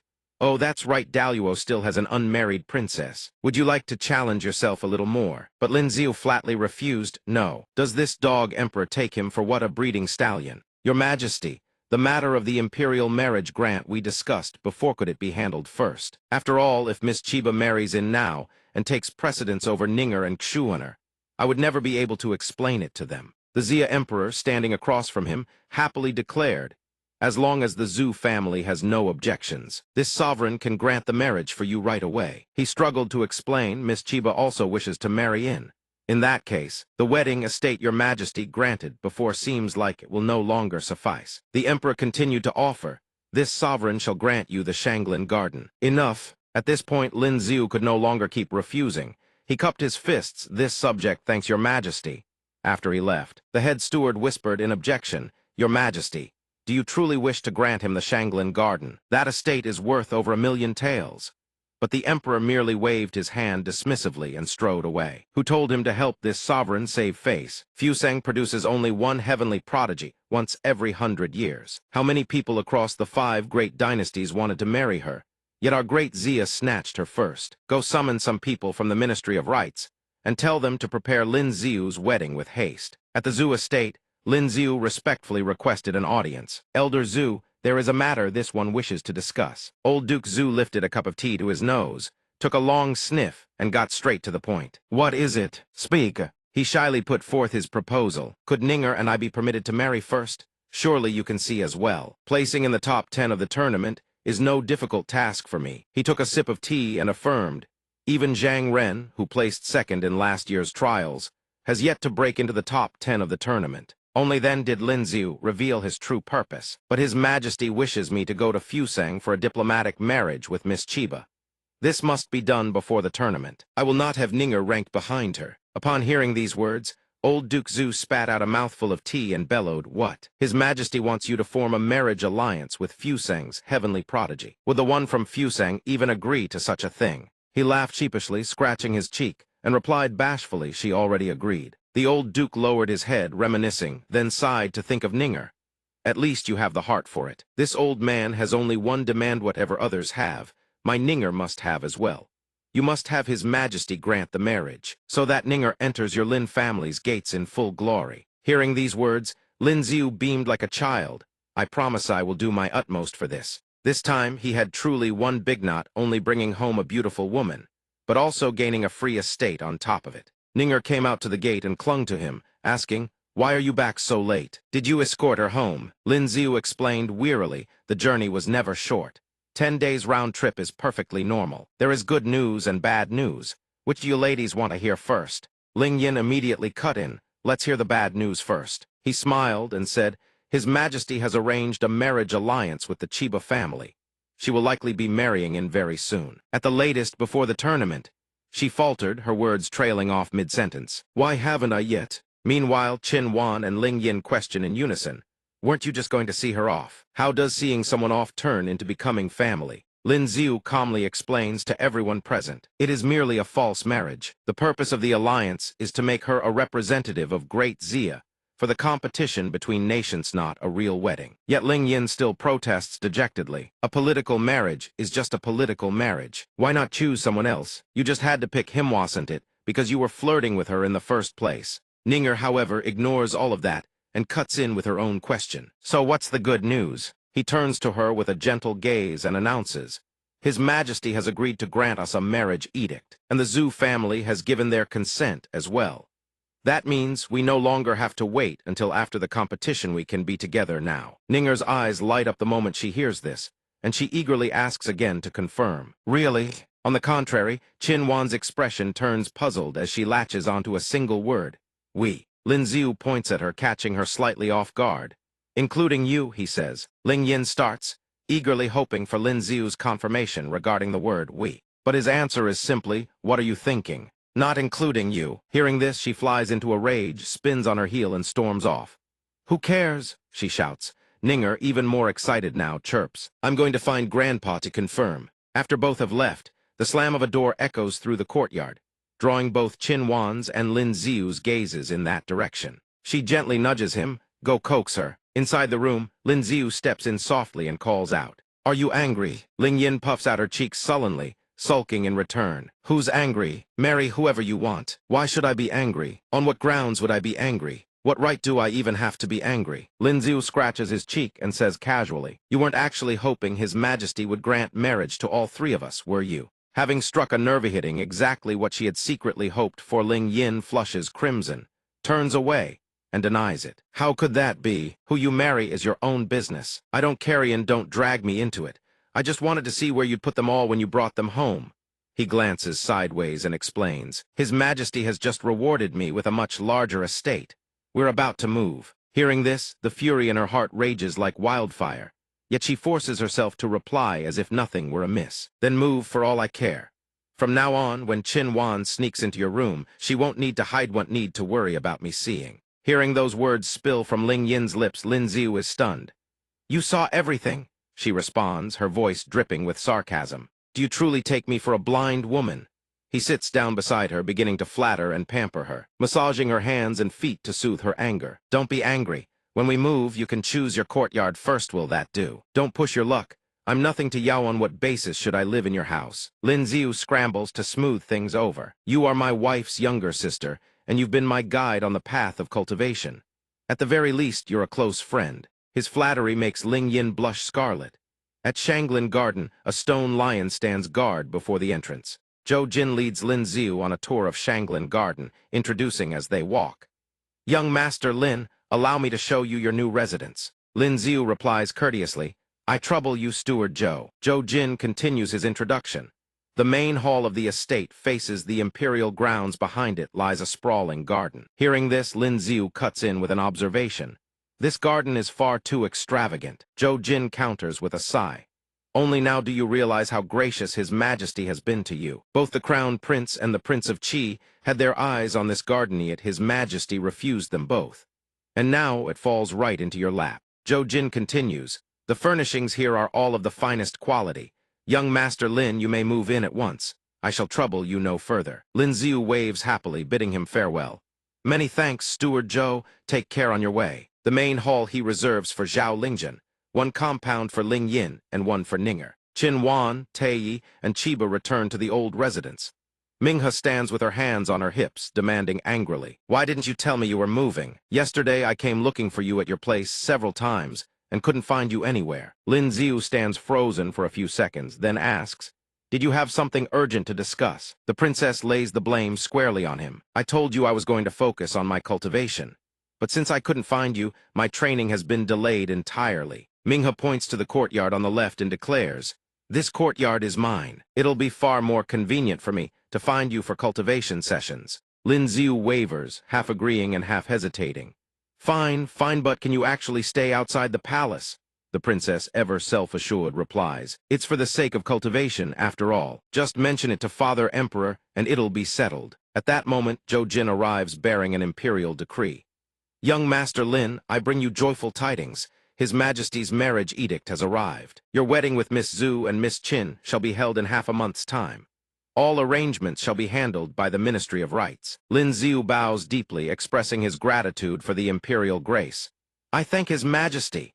But Zhou Jin cuts him off, continuing, furthermore, His Majesty has already dispatched envoys to negotiate the marriage alliance with the Chiba clan.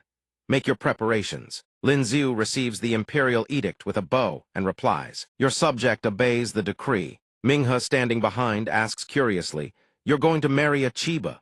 He lifts his head with a smug expression and replies, it's merely a political marriage. There are times when, in the face of national interests, one must inevitably make personal sacrifices. Ling Yin turns her face away, and begins to needle him. And with Zhu Ninger and Qin Wannies, that also a political marriage. One after another, every beauty who possesses a special ability you are about to marry them all. Lin Xiu holds the imperial edict in his hand, his face flushing red with embarrassment as he laughs. It's not as exaggerated as all that eats only half of them. Ling Yin continues her taunting. Only half is still quite a lot. Don't tell me you also intend to marry Princess Minghe. The princess cries out, what do you mean by that? Why can't it be you? After all, your Zhao family owes him a proper wife, don't they? In the end, Lin Xiu can only watch helplessly as the two of them scream at each other, neither willing to back down. What did you just say? You speak first. The moment the people spot the official notice being posted, murmurs erupt throughout the crowd. Hey, what does that notice say up front? Has something major happened? Bustling chatter and heated discussion echo through the city gates. Another marriage decree for the Ping'an Marquis, young master Lin Xiu. 3 marriage decrees in a single year-end organized by the Ministry of Rights, no less. Has the Ministry of Rights nothing better to do this year besides prepare Lin Xiu's weddings? Am I reading this right? The granddaughter of the Duke of Zhu and the daughter of the Count of Jianantwo brides at once. They're both renowned beauties of the imperial capital. A man gnawing on a bun mutters his verdict. Truly a case of too many men and not enough to go around. Meanwhile, Zhang Xin curses silently in his heart. Damn it though, all these women really fall for pretty boys. The crown prince, seated in his horse-drawn carriage, grinds his teeth in frustration. I petitioned Father Emperor for that estate for so long, and he still refused to grant it. The women I desire have never even spared me a glance. Why does he get everything so effortlessly? Inside the Murong estate within the imperial capital, Lin Xiu gazes with delight at the gifts he has painstakingly assembled. After all this time, the gift I prepared for the noble consort is finally complete. Wait, that's not right. The elm tree at the Murong estate has grown far too lush. I need to find a larger one in the city to replace it. Right, there's also the swing. Lin Xiu mutters to himself, I'll have to make this one by hand. This rockery isn't right either, it doesn't resemble the one at the Murong estate in the slightest. It would be such a shame if the noble consort's joy upon receiving her gift were diminished by such petty details. I've got it. A while later, after wrestling endlessly with his own ideas, he finally completes everything. This time it is perfect. At the same time, a man walks over to examine the miniature landscape carefully. Another 1,001 questions flood his mind. The real Murong manor. He gazes at the mountain he painstakingly crafted, unable to help but wonder. This rockery just feels off. It seems different from the usual. Having completed his heartfelt gift, Lin Xiu rushes to deliver the news to the imperial consort. The southern city, the imperial consort's private villa. Lin Xiu speaks with deference. Your ladyship, the gift I once promised has been prepared. The consort's eyes light up with delight. Where is it? Quick, let this one see what you have been preparing for so long. What gift is it? He answers cautiously. The gift cannot be brought here. Your ladyship must kindly accompany me to see it. Mingzhu replies with a smile. Very well. Little Yuer, Song, Linglong, all of you. Come with me. The imperial consort's voice trembles with excitement and curiosity. Why all this mystery? And why must I be blindfolded? He responds, all right, your ladyship, you may open your eyes now. Beholding the scene before her, Mingzhu cannot contain her joy and exclaims. Seeing the consort's delight, Lin Xiu explains. I purchased this place and renovated it to look exactly like the Murong manor. Mingzhu cannot contain her happiness. After all these years, I have finally come home. Murong Yu watches, puzzled. You have been to my home. Lin Xiu answers, twice. Finding this strange, she presses. Then why have I never seen you? He replies patiently, I went when no one was around. The consort cherishes every corner of this place, gazing around with a beaming smile. This rockery looks exactly like the one she once secretly carved into with a knife when she was a mischievous child. The consort asks in amazement, how did you manage this? Lin Xiu speaks with pride. When I visited the Murong manor, I recorded the layout of every room. When I returned, I drew blueprints and hired craftsmen to build a replica. He thinks to himself, this rockery is actually the very one from her home. The consort continues excitedly. You must have put in a tremendous amount of effort, didn't you? Hearing this, Lin Xiu answers modestly. As long as your ladyship is pleased, that is all that matters. Murong Yu watches the two of them, unable to suppress the thoughts swirling in her mind. He is far too good to her aunt, and her aunt is far too close to him. A maid behind them suddenly bursts into tears. I miss home too. If someone treated me this well, I would repay them with my life. The maid beside her hears this, and awkwardly covers her mouth. Don't talk nonsense. At the new Lin residence in Shanglin Garden, Lin Xiu stretches his weary body. With the imperial consort's gift completed, only one thing remains waiting for the wedding. Qin Wan approaches from afar. I owe you money, I have come to pay you back. Minghe asks in surprise, you owe him money too. How exactly do you earn the money to pay him back? She thinks for a moment, then answers with glee. Washing clothes, cooking meals, massaging his shoulders and feet, all for a little hugging and kissing. All of these can replace money. If I still can't pay him back in the end, I will just have to marry him. The princess hears her answer and is utterly exasperated. Forget I ever asked. A voice echoes in the imperial study. Your Majesty, a marital alliance with Fuseng is indeed auspicious, but the selection of the bride cannot be made so casually. The Zhang family patriarch, displeased with the decision, speaks first. For the once-in-a-century female prodigy of Fuseng to serve as a mere concubine is far too inappropriate. The Xia emperor cast him a probing glance. What do you mean, noticing the emperor's displeasure? The Zhang family patriarch hastily clarifies. She should be wed to the crown prince as his consort. That would demonstrate the sincerity of our great Xia. Immediately, the Song family patriarch's voice cuts in. Your Majesty, Brother Zhang speaks out of turn. The crown prince already has one primary consort and two secondary consorts. Does he keep rambling about? Wed her to whom? Lin Xiu is no different. It is just that the Prince of Qi has yet to take a secondary consort. Hearing this, the Zhang patriarch grows agitated and argues loudly. The crown prince is the heir of the nation. To become his consort is a position of supreme honor. The Song patriarch is no pushover either, mocking in return. Then why did that lady of the Zhao and Zhu families refuse to become the crown princess and willingly marry the son of a mere marquis? The two men treat the imperial study as if it were an empty room, bickering openly. The emperor's fury erupts. Enough, you both misunderstand one thing. That Fuseng prodigy does not wish to marry into great Xiaosh, wishes to marry Lin Xiu. What use is your bickering here? If you have the means, then go and bring one back yourselves. Bring a prodigy of your own to offer to great Xia. There is no more to discuss. All of you withdraw. With no other choice, both obey the imperial decree. Yes, your Majesty, the 11th year of the Xuan Yuan era, the 10th day of the 10th month. Red lanterns blaze high in the night. The Duke speaks with gravity. From this day forth, this old man entrusts Ninger to you. I pray you do not disappoint me. Those behind grow impatient and cheer. Brother-in-law, drink up. The Duke snaps irritably. Drink your head. If you want a drink, go home and drink. Then, as if suddenly realizing his own delay might keep the bride waiting, the Duke whispers, Lin Xiu, go quickly. Don't keep Ninger waiting too long. The bride and groom lock lips in a passionate kiss. Qin Wan suddenly pushes him away. All right, consider our wedding night done. Go to her now. He calls out softly, Wanner. She blushes. Am I really that selfish? Tonight I yield to Zhu Ninger. But tomorrow night you are not allowed to go anywhere. Lin Xiu holds her tightly. That is not what I meant. If I had met you 10 years earlier, you would never have had to suffer so much. Qin Wan urges him on. I know, now go, you cannot bear to leave. Then hug me a little longer. She teases, don't tell me you want both of us at the same time. Lin Xiu answers with a mischievous grin. How about I go ask her? She pushes him toward the door. Nice try, now go, don't keep Ninger waiting. The scene shifts to another room. A man and woman entwined together. Ninger, you are so beautiful. My lord, this servant isn't dreaming, is she? I have truly married you. Silly girl, how about I pinch you to see if it hurts? Ninger giggles happily.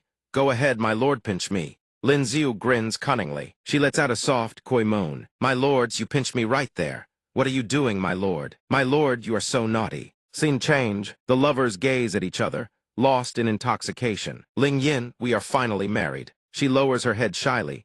I have waited for you for so long. He leans in and kisses her. My wife, my husband. The voices echo softly. Ling Yin, Ling Yin. Ling Jun holds her back. Ling Yin, wake up. What were you dreaming about? Ling Yin's face flushes with embarrassment. It's nothing. She smiles. Is that so? She explains, I dreamed of when we were little. Back then, I loved clinging to you, sister. Ling Jun recalls how back then, her little sister loved to hug and kiss her, leaving her face covered in drool. Ling Yin asks shyly, did I not talk in my sleep just now? Ling Jun chuckles softly. No, you just kept hugging and kissing me non-stop. The curtain parts and a slender hand lifts a wooden box. Ling Jun takes out a hairpin. Here, take this and wear it. She hastily refuses. This belongs to you, sister, I can't take it. She pins it into Ling Yin's hair. This pin suits you better than me. Ling Yin glances up at the hairpin atop her head. Meanwhile, at Ninger's side, she holds a pill furnace suspended in midair, emanating a green glow. Ninger, try out the ability I just gave you. Ninger still cannot tear her eyes away from the cauldron. He instructs Ninger not to speak of this to anyone, for the time being not even Elder Zhu. She replies, this concubine understands. I won't tell a soul. Is this the reason why Qin Wan is so formidable? Among the recent bouts, Lin Xiu nods. Zhu Ninger asks Lin Xiu, you're not going to her place tonight? He explains earnestly, it was she who asked me to come. She pushes him along, urging, then hurry over to her place. It's not as if tonight is just my night alone, he teases. Oh, or we could go find her together. Zhu Ninger's face flushes crimson. No, absolutely not. He strokes his chin with a sly grin. Where exactly is your mind wandering to? We'd just be sleeping together, that's all. Nothing more than that. Realizing she had walked straight into his trap, her expression goes utterly blank. As for Qin Wan, she lies slumped over the table in melancholy when a noise outside catches her attention. She opens the door and is taken aback. Zhu Ninger, Lin Xiu, why are you two here? Qin Wan eyes Lin Xiu with suspicion. You didn't actually convince her, did you? He flicks her lightly on the forehead. Lin Xiu says helplessly, what are you thinking? I was simply worried you'd be lonely, so I brought her to keep you company. Zhu Ninger lifts her chin with a proud air. Although I didn't like you before and you didn't like me either, we're family now, so let's make peace. Qin Wan replies with a gentle smile. Very well, from now on we're all good sisters. How could I hold a grudge against a younger sister? She stubbornly retorts, what gives you the right to be the elder sister? Qin Wan asks without a care, are you older than me? Ninger immediately shouts, who says the older one gets to be the elder sister? Qin Wan places her hands on her hips, puffing out her chest in challenge. Oh, in other areas, you're not bigger than me either. Sensing the rising tension, Lin Xiu speaks up. All right, you're both my wings. Why bother splitting into elder and younger? In the imperial palace, a servant bows his head and whispers, Your Majesty, Lin Xiu has arrived. He steps forward and kneels to pay his respects to the emperor. The Xia emperor leans forward slightly, gazing down. Lin Xiu, I summoned you to the palace to bestow upon you a new official title. For someone of your caliber, to remain a mere clerk at the Qinglai office is truly a great waste of talent. Such abilities, squandered on trivial duties. The Marquis of Anping bows his head. Your Majesty, this subject risks his life to remonstrate. In just 1 year, the Marquis of Anping has been promoted 4 consecutive times, vaulting to the rank of second-class marquis, an unprecedented feat. This is truly excessive favor toward the Lin family. The patriarch of the Zhang family chimes in. Your Majesty, this subject, too, risks his life to remonstrate. You rewarded Lin Xiu with an imperial forest estate, and even issued an imperial decree to bless his taking of concubines, even having the Ministry of Rites officiate his wedding ceremony. This is truly a bit too much. The emperor roars in bewilderment. Today you share a common enemy, so you've united splendidly. Both of them speak in unison. Your subjects risk our lives to remonstrate only for the sake of great Xia's sovereignty. Suddenly a guard rushes in and drops to one knee. Your Majesty, terrible news last night. Another genius from southern Vietnam, whom we sought to recruit, has been murdered. The southern Vietnamese delegation is seething with fury and demands the court provide an explanation. The Xia emperor slams his hand down on the dragon throne. What? First it was the western regions, then northern Mang, and now southern Vietnam, 3 killed in 3 days. Where is the culprit? The guard lowers his head, his voice heavy. The culprit left behind no clues whatsoever. Several officials huddle close together, whispering in hushed tones, their voices laden with unease and dread. If word spreads that those geniuses who refused Great Xia's recruitment are being killed one after another in our imperial capital, it will devastate our reputation. Indeed, other nations will surely claim that Great Xia, humiliated beyond measure, resorted to murder when recruitment failed. If we cannot uncover the culprit, Great Xia will have to bear this black stain. If we provoke enmity with all 3 western regions, northern Mang, and southern Vietnam, other great powers will seize the opening. The borders will know no peace. The emperor's expression turns severe as he fixes his gaze on the 2 investigators. His voice cuts like a blade. In these past 2 days, how have you 2 progressed in investigating this case? Both lower their heads. Your sons have yet to uncover any leads for the time being. Grant us a few more days, and we will surely unearth something. The Xia emperor sweeps his gaze across the assembled ministers. Is there anyone among you willing to shoulder this burden and investigate this case on my behalf? The entire hall falls deathly silent. Not a single voice answers. In the suffocating silence, Chief Steward Zhou suddenly speaks. The envoys from the western regions, southern Vietnam, and northern Mang request an audience outside the hall. The emperor's expression grows sullen. Truly, one storm has not yet passed before the next arrives. Is there no one who can share my burden? Lin Ziu lowers his head and accepts the task. Your Majesty, this subject is willing to share your Majesty's burden. The Xia Emperor nods with satisfaction. Good, he bows and sets a deadline. Please wait here for a few moments, Your Majesty. I shall leave and return shortly. The Emperor is surprised, a hint of bewilderment crossing his face. Leave and return. Lin Ziu departs from the Imperial Palace and seeks out the person responsible for investigating the southern Vietnamese genius murder case. Liu Feng clasps his hands in greeting. Lord Lin, it has been far too long.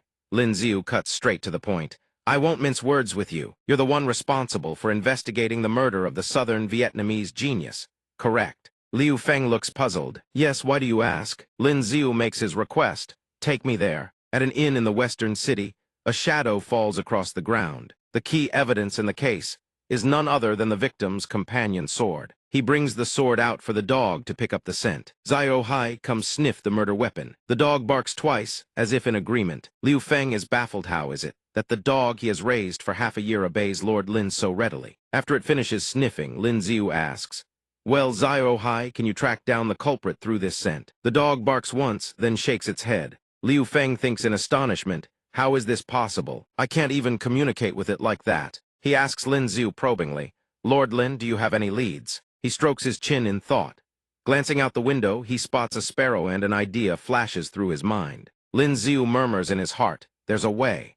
After awakening his beast speech ability for the 5th time, he can now peer into the memories of animals from their own perspective. He gazes into the sparrow's eyes for a long while, gradually delving deeper until the bird's memories unfold before him. That night, a figure entirely shrouded in black leaps down from a window. The silhouette is utterly indistinct, barely discernible. The figure darts away with swift agility. The masked figure forces open a door and vanishes. Lin Ziu's eyes turn ice cold. A smirk curls at his lips.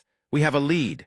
Outside, Lin Ziu and Qing Feng knock on a door, calling for someone. The person who steps out goes wide-eyed with shock upon seeing them.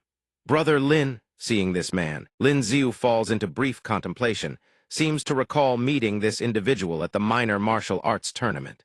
If memory serves, this man is also a competitor from southern Vietnam. The man seems to have guessed Lin Ziu's purpose. He waves his hand dismissively in refusal. Apologies, even with Brother Lin's persuasion, it proved futile. Contrary to expectations, he cuts straight to the interrogation. Why did you kill one of our own southern Vietnamese and frame Great Xia? Caught completely off guard. The man stammers, what are you talking about? How could I possibly do such a thing? That very reaction betrays him. Lin Ziu exposes him without hesitation.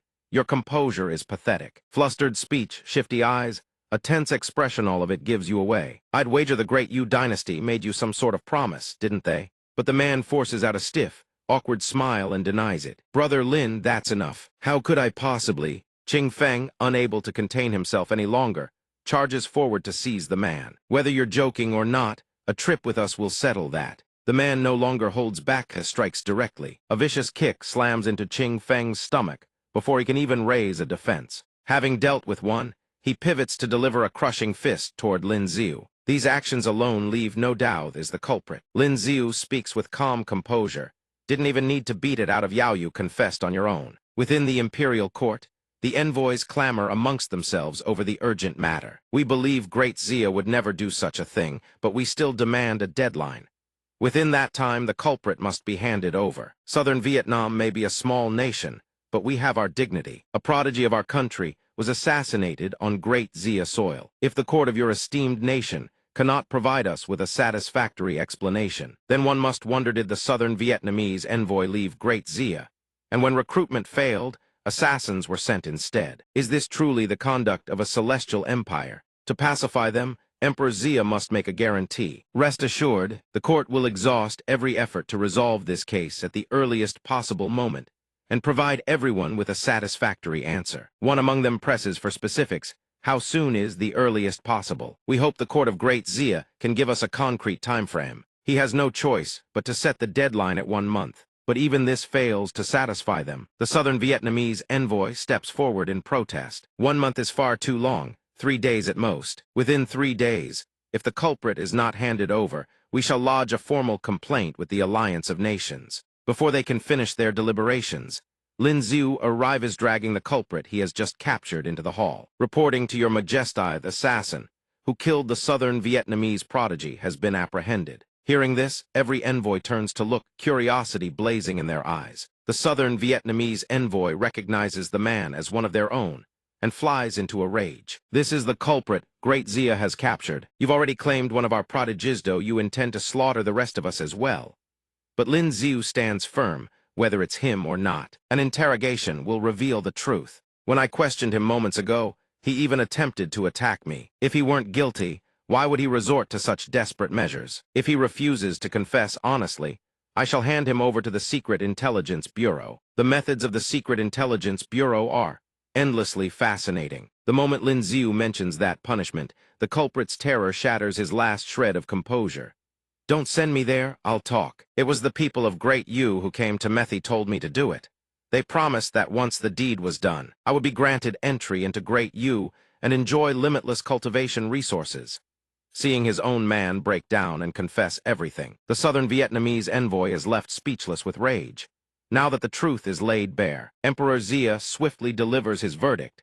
Since this is a matter internal to southern Vietnam, the culprit shall be handed over for you to deal with as you see fit. I suspect the other two cases likewise have a hidden mastermind pulling the strings. Return for now.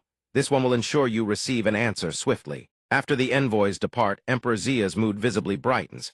He approaches Lin Xiu and asks, "So, you managed to unmask the culprit that quickly?" Lin Xiu holds nothing back and reports everything. "Your Majesty, I will conceal nothing. Lord Liu of the Bureau of Punishments keeps a trained hound skilled at tracking clues through scent. I had it smell the weapon used in the crime. The dog led me to a dwelling not far from the crime scene.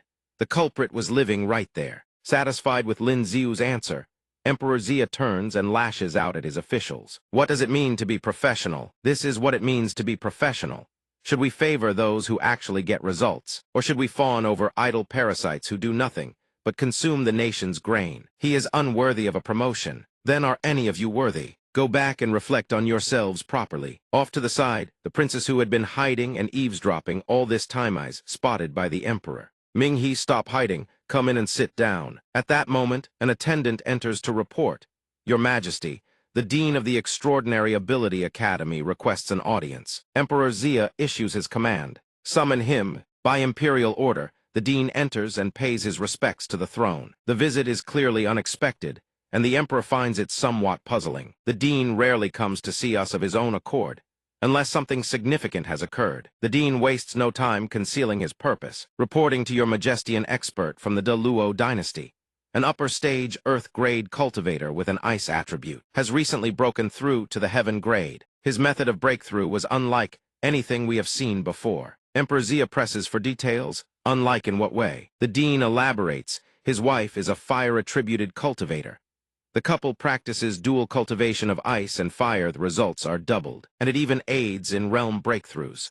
He married less than a month ago and has already ascended to Heaven grade. Ming He overhears this and innocently wonders aloud, why does becoming husband and wife make cultivation faster? Could it be that performing the wedding ceremony actually boosts one's cultivation speed? Could that really be? The Dean, however, bows respectfully and cuts straight to the point. Your Majesty, this discovery originally came from Lin Xiu and the princess. However, our research into ice-fire dual cultivation is now lagging behind the De Luo Empire. I humbly advise your Majesty, when selecting candidates, it would be wisest to choose someone who possesses an ice-attributed extraordinary ability. At the Bureau of Punishments, scrolls and case files are arranged neatly across the desk. Lin Xiu stares intently at the documents, analyzing every detail. Bureau of Punishment's own victim had their meridians crushed by raw internal energy. The other was killed by a blade to the throat. Both died instantly. Beside him, Qing Feng probes cautiously. Lord Lin, have you found anything? Lin Xiu ignores the question, rises swiftly and declares, take me to the crime scene. You only suffer losses when you can't understand the language of the birds. This demonstrates the vital importance of learning foreign languages. At the Western Region's diplomatic lodge, Qing Feng leads him down the corridor, briefing him on the details along the way. Lord Lin, the Western Region's prodigy, was killed inside his own room at this very lodge. Passing a cage, Lin Xiu halts abruptly, notices a bird inside, chirping drunkenly. seeing his gaze fixed upon it. The lodge's warden sidles up with a flattering smile. If the esteemed lord fancies this bird, it is yours as a gift. Touched by the gesture, Lin Xiu asks curiously, "You raise it yourself?" Moments later, Lin Xiu and the bird close their eyes in unison, executes the consciousness transfer technique. The bird's eyes snap open. His consciousness has taken root within. Within its hazy memories, he sees the warden furtively wiping bloodstains from his hands. The lodge warden's expression betrays a flicker of unease. Cross-referencing the scene with the man now groveling before him, Lin Xiu realizes the truth: it was the warden all along. But arresting him here and now would be too abrupt. Better to play along for now. Lead the way, let us examine the room. The warden maintains his respectful facade and invites the lord inside. But what the man never anticipates is this: the moment he steps into the room, Lin Xiu drives a devastating kick into his side. The warden crashes to the ground. Lin Xiu immediately orders his arrest, leaving the subordinates bewildered. What does the lord mean by this? The man is dragged before Lin Xiu by his subordinates. Lin Xiu plants his hands on his hips with absolute certainty and declares, "My eyes are the measure. There is only one truth: you are the culprit." The warden refuses to admit it, scrambling to defend himself. Do great Xia officials always investigate cases with such reckless assumptions? You cannot simply brand me the killer based on mere conjecture. Lin Xiu simply turns his back and leaves him with a few final words. Whether it was you or not, you know the truth better than anyone. The Secret Intelligence Bureau has ways of making you talk.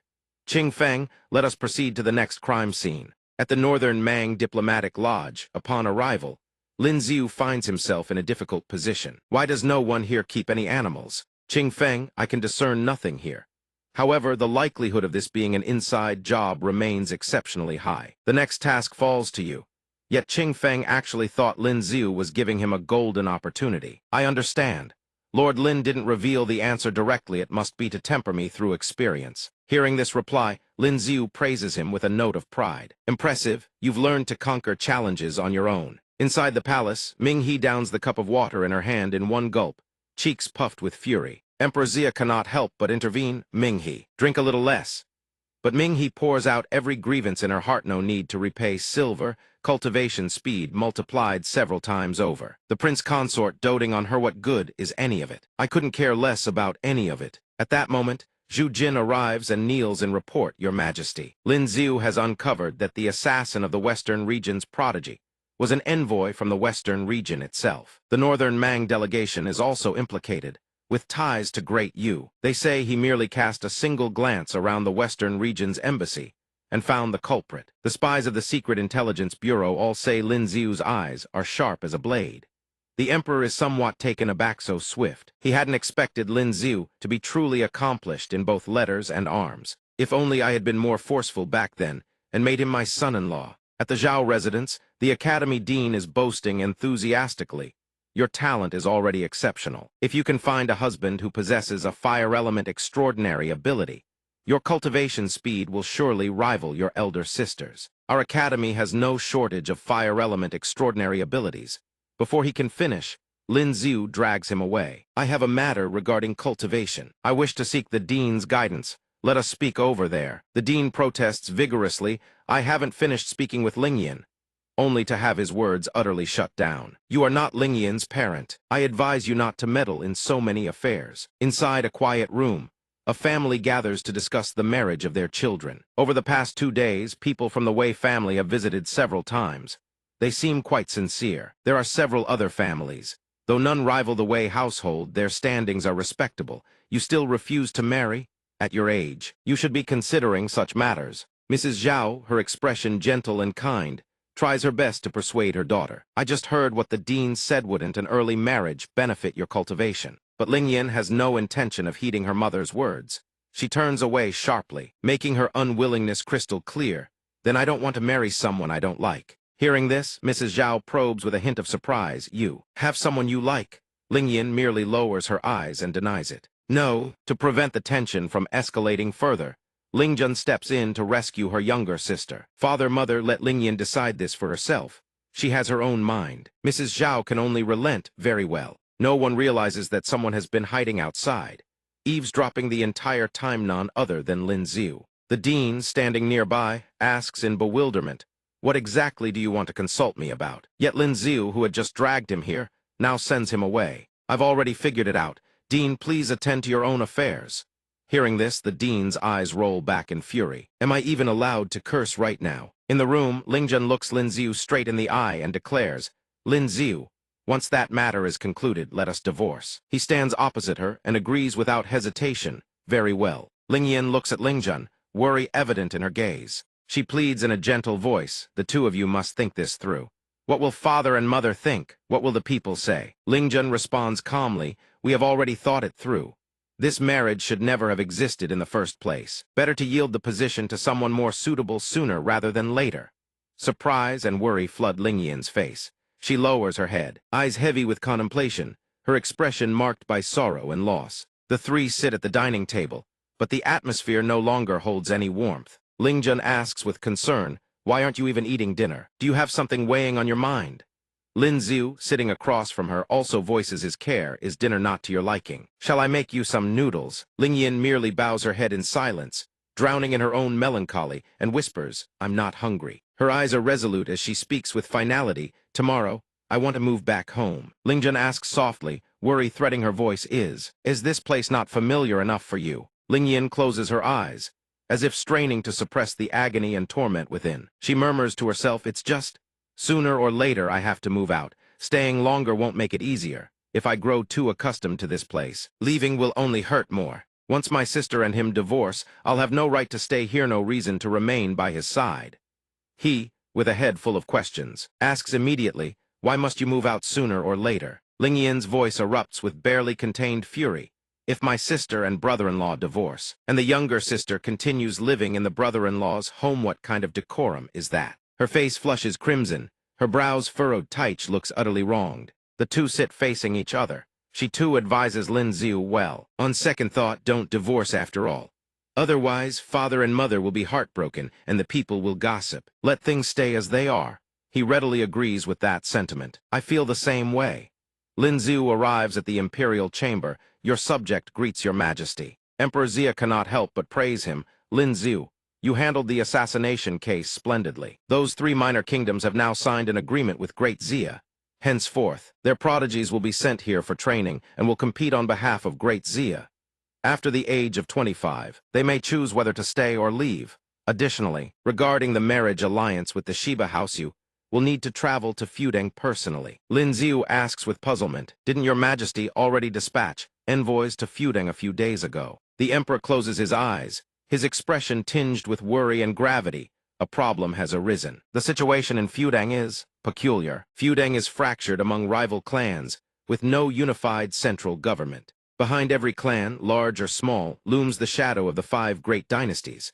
The largest clan is backed by Great Yu. Once the other nations learned that Great Xia sought a marriage alliance with the Shiba house, they too began proposing their own alliances, using the clans they control to pressure the Shiba house into submission. His brows knit tightly as he asks, the Shiba house can hardly withstand such pressure, can they? Emperor Xia replies with a calculating expression.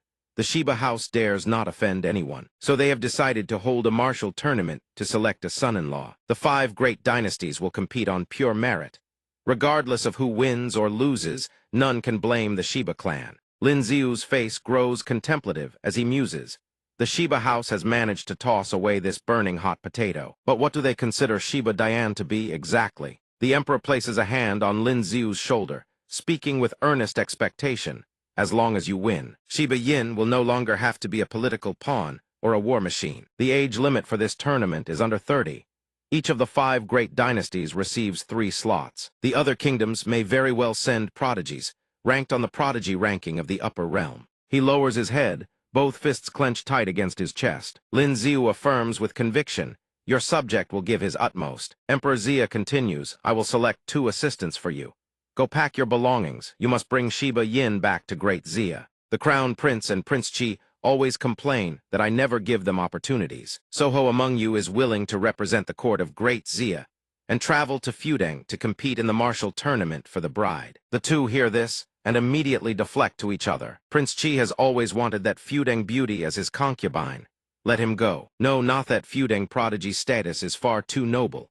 Only the Crown Prince is a worthy match for her. He waves them away in exasperation. Leave. I give you boys an opportunity and you waste it.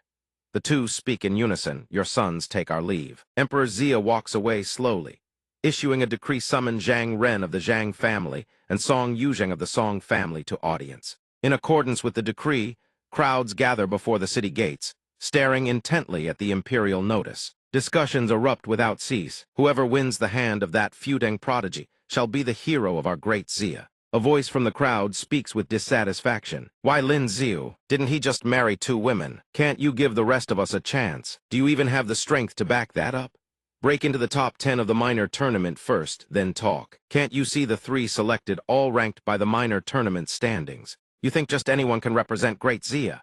The notice reads clearly, Proclamation Song Yuzheng, Zhang Ren, Lin Xiu of the Lin estate. At the Lin residence, Lin Xiu explains everything to his family. Father, mother, it isn't that I wish to take a concubine. His Majesty hopes the feuding prodigy will remain in Great Xia, so that our prodigy ranking gains another slot, and Great Xia secures more resources. She expresses only one hope, that her son won't discard the old for the new and grow cold toward Lingzhen. He gently lifts a grape near her lips, whispering sweet nothings to her. My dear wife, have a grape. These are tributes from the western region, bestowed by His Majesty plump and sweet. Lingzhen, with graceful elegance, bites the grape and murmurs, Thank you, my husband. The girl beside her lowers her head slightly, her voice soft and plaintive, as if seeking comfort. Husband, I want one too. Without a moment's hesitation, Lin Xiu replies with doting warmth, of course. There's enough for everyone. Can you restrain yourself a little? Thank you, my husband. She watches the warm, happy scene, and cannot hide the joyful smile spreading across her lips. Emperor Xia entrusts them solemnly. This airship is only used when this emperor visits foreign nations. I hope you all return in triumph.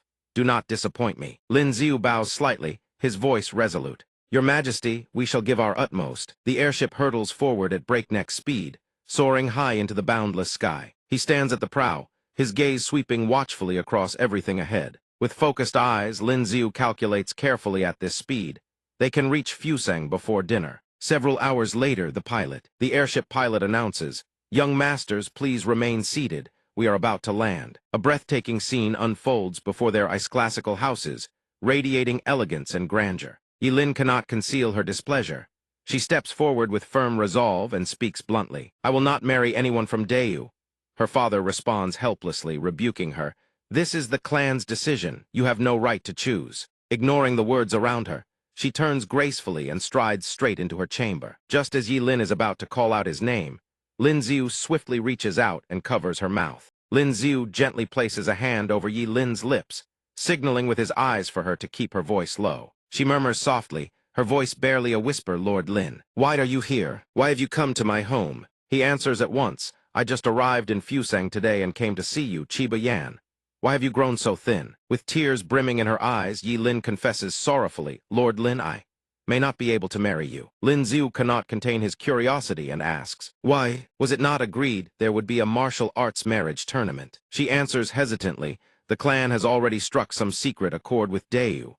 The outcome of the tournament has already been decided. He smiles with unwavering confidence and declares, Chiba Yan, you must have faith in your future husband.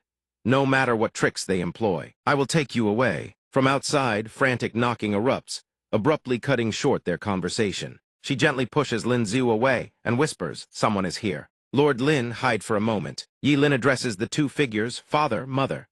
She silently voices the feelings long harbored in her heart, her voice laced with helplessness. Forgive us, your father and I cannot overturn the clan's decision. She replies gently, I understand, I do not blame father or mother. With a worried gaze, she speaks cautiously, offering a suggestion. Yanner, run as far as you can. Do not return to Fusang. Yilin whispers, I believe in him.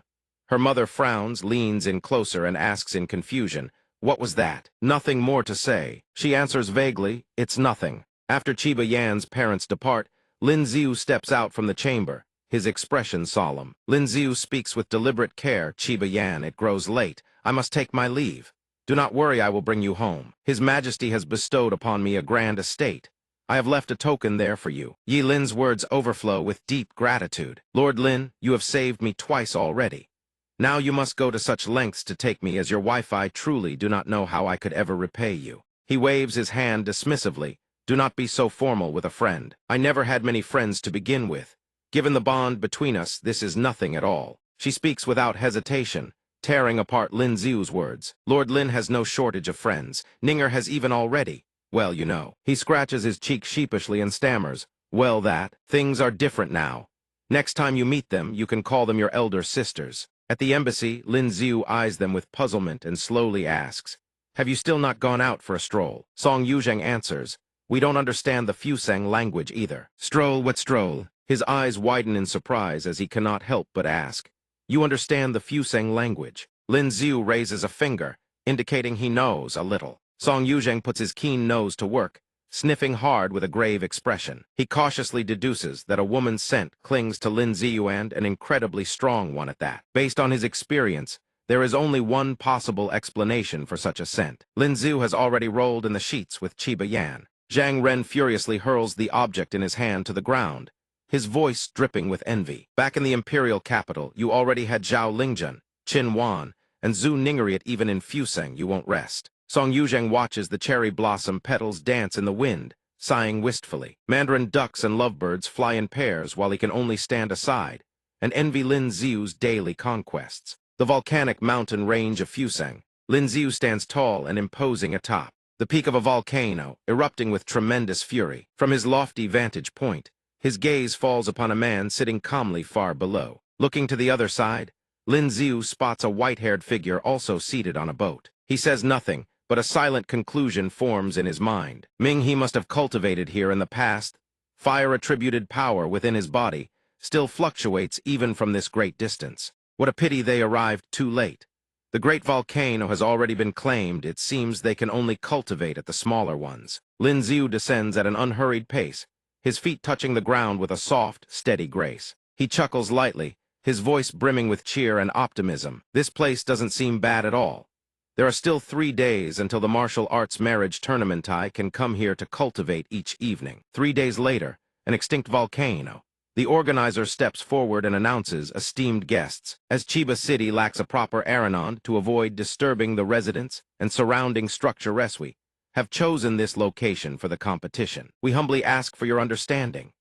Lin Xiu surveys his surroundings with a discerning eye and draws his conclusion. Though this volcano is dormant, the surrounding peaks remain very much active. Ice attribute abilities will be heavily suppressed here. They truly had ulterior motives in choosing this place. Murmurs ripple through the crowd. The delegations from Dali, Daying, and Dala have arrived. Natasha walks forward slowly, her expression cold as frost. A stout figure from Dala waddles forward, his round physique and radiant smile lending a lighter air to the tense atmosphere. Dali, Zhang Ren surveys the crowd with sharp eyes and speaks his analysis in measured tones. Rome, Vito, imagine all of them ranked in the top 10 of the Heavenly Talent rankings 6 years ago. Song Yuzheng chimes in.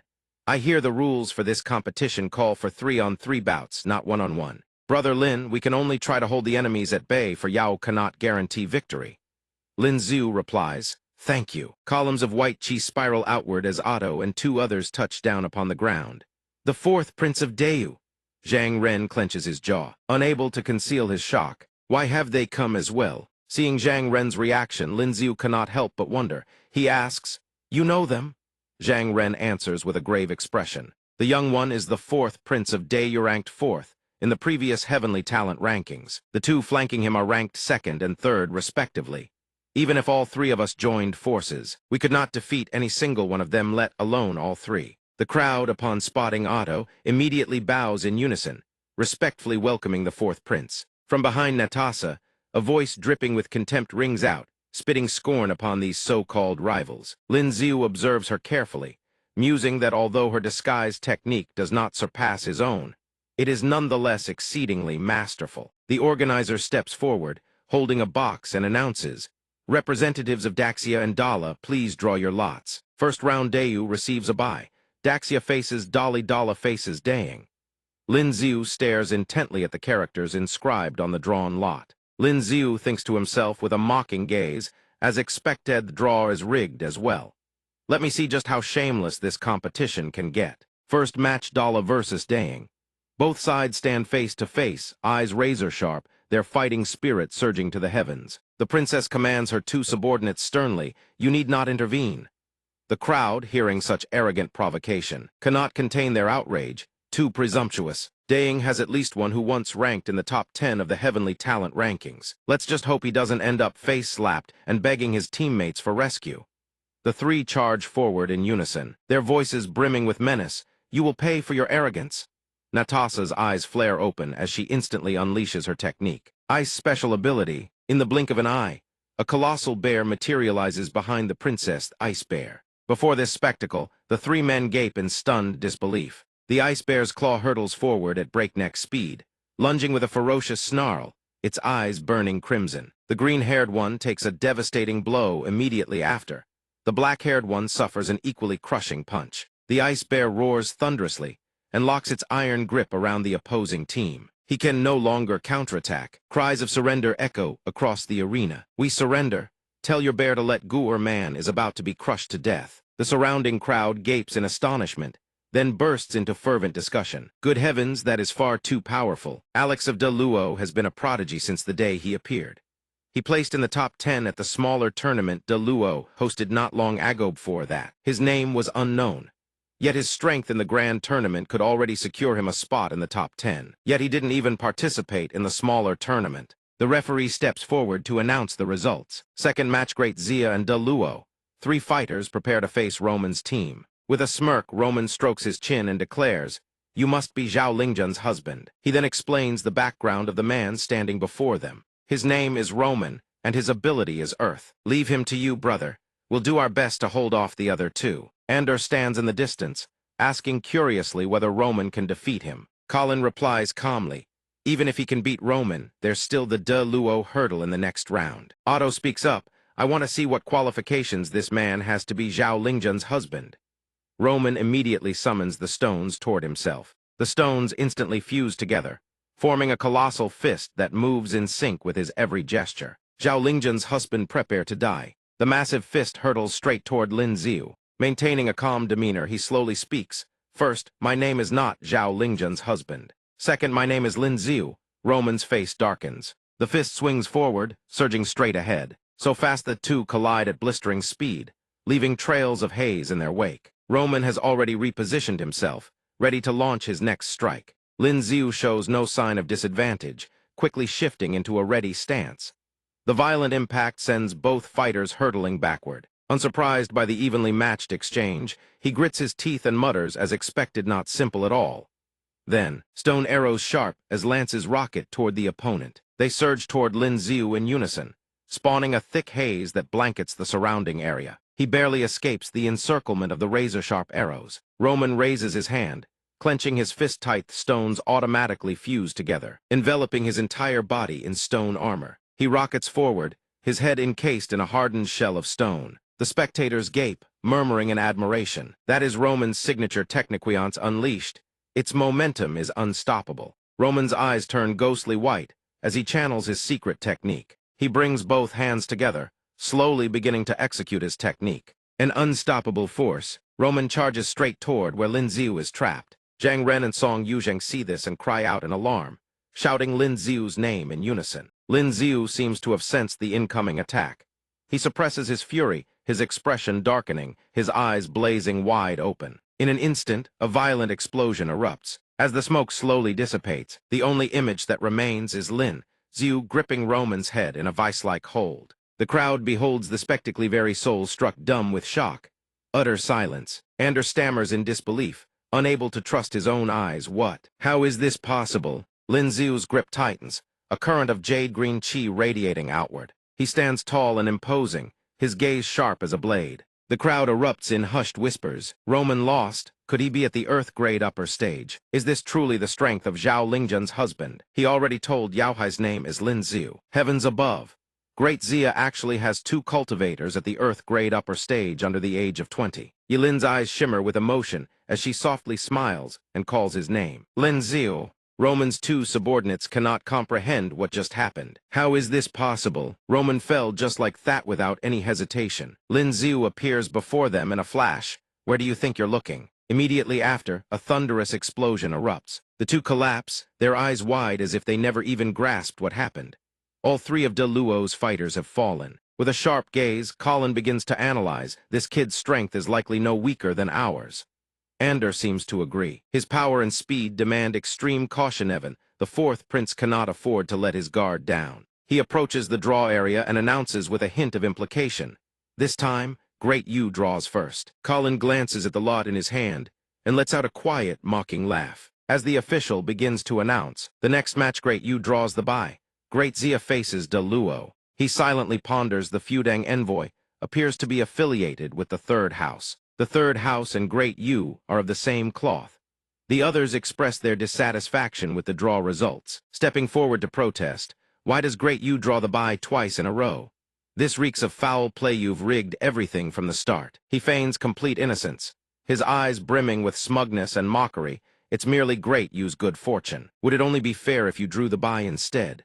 Does our luck automatically spell foul play? Natasha suddenly speaks up, startling everyone. In the next match, De Luo forfeits. De Luo forfeits. Hearing this, the crowd erupts in bewildered murmurs, eyes full of questions. Why are they forfeiting? I was hoping to see who's stronger, De Luo prodigy or Lin Ziu. The clam and the crane fight, while the fisherman profits. De Luo refuses to let Great U sit back and reap the rewards for nothing. The referee formally announces that due to De Luo's forfeit, the next match will be Great Zia versus Great U. Zhang Ren speaks gravely.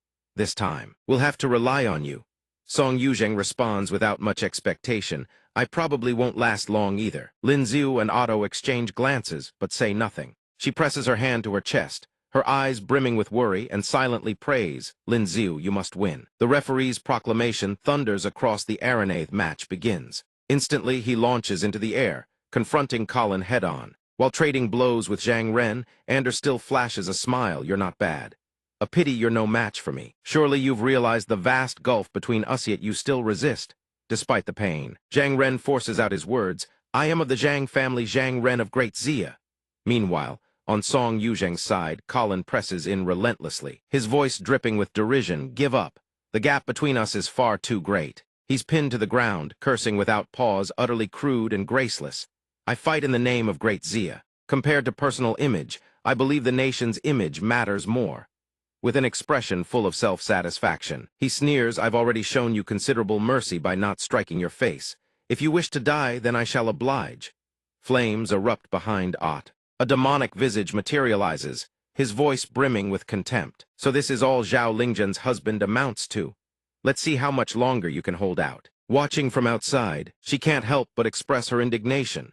Choosing a volcanic crater as the arena is incredibly advantageous for fire attribute abilities, and it suppresses ice attribute powers entirely. Feudang has truly cast aside all shame for the sake of their alliance with Great U. The situation heavily favors Great U now. The gap in strength is too vast in the field. A 3 versus 1 scenario is about to materialize. Seeing Zhang Ren collapse motionless, Ander can't hide his disappointment. A waste of my time. Colin looks at Song Yuzheng slumped on the ground and offers a rare word of praise. I didn't expect you to be this troublesome. Don't worry, you haven't embarrassed yourself. A blinding streak of cyan light rockets across the sky. Lin Ziu encases himself in ice, his eyes tracking the flames swirling around Otto. He silently analyzed the suppression of origin power, and the volcanic environment render his ice attribute ability completely useless. Is there no choice but to reveal another ability? The ice fragments suddenly shatter into countless tiny shards. Lin Ziu stares ahead, his eyes overflowing with shock. Otto lunges forward without warning, his fist raised high, hurtling straight at him. The punch lands like a war hammer, sending Lin Ziu hurtling backward. A cloud of dust erupts as his feet skid across the ground, arrested only by the fierce friction. Facing the ever-growing inferno, Lin Ziu wonders to himself, have Zhang Ren and Song Yuzheng already fallen? Now it begins on against 3. She deduces that Great U has studied his methods with meticulous precision. Every aspect of this match is designed to counter him. If he doesn't surrender soon, he could be crippled for life. Down there, Yi Lin calls out, her face etched with worry. Lin Ziu, please forfeit. Lin Ziu's face is dotted with countless minor wounds. Yan Yi issues his command. No more pretenses. Time to show our cards. I've already revealed mine. Come at me, all of you. Seeing Lin Ziu's arrogant display, he sneers. You really know how to crack a joke, and chimes in with a quip. Don't tell me his brain got scrambled from all those beatings. You can't even scratch my defense. Instantly, a thunderous explosion erupts. Lin Ziu hurls a devastating punch straight into Endu's gut. The boy's eyes bulge in shock. No chance to resist. The blow sends him hurtling through the air. Goran sees his teammate attacked and charges forward in fury. "You brat." But Lin Xiu instantly seizes him by the head and slams him into the ground. The onlookers gape in astonishment, unable to hold back their exclamations. He actually has hidden moves this powerful. Is that a martial technique he created himself? Great Yu is in danger. Otto stands amidst the raging sea of flames, his heart brimming with fear. En and Jin are defeated in an instant. "Futile your weapons can't even pierce through my sea of fire." With a casual flick of his finger, Lin Xiu summons shards of ice that swirl around him. He deduces, maintaining such a vast sea of fire must drain your origin power enormously. Correct. How long can you hold out? The ice shards streak forward, grazing Otto's face and carving a gash across his cheek. Otto's thoughts race. How is this possible? "Stop firing, I surrender." Watching his wretched defeat, Natasha cannot conceal her mockery. The fourth prince of Great Yu, ranked fourth on the previous prodigy ranking, defeated by a nobody. So this is her man. Her face flushes crimson as she hesitantly calls out his name, Lord Lin. Thunderous applause and praise erupt from the surrounding crowd. These are the prodigies of Great Uthri against one.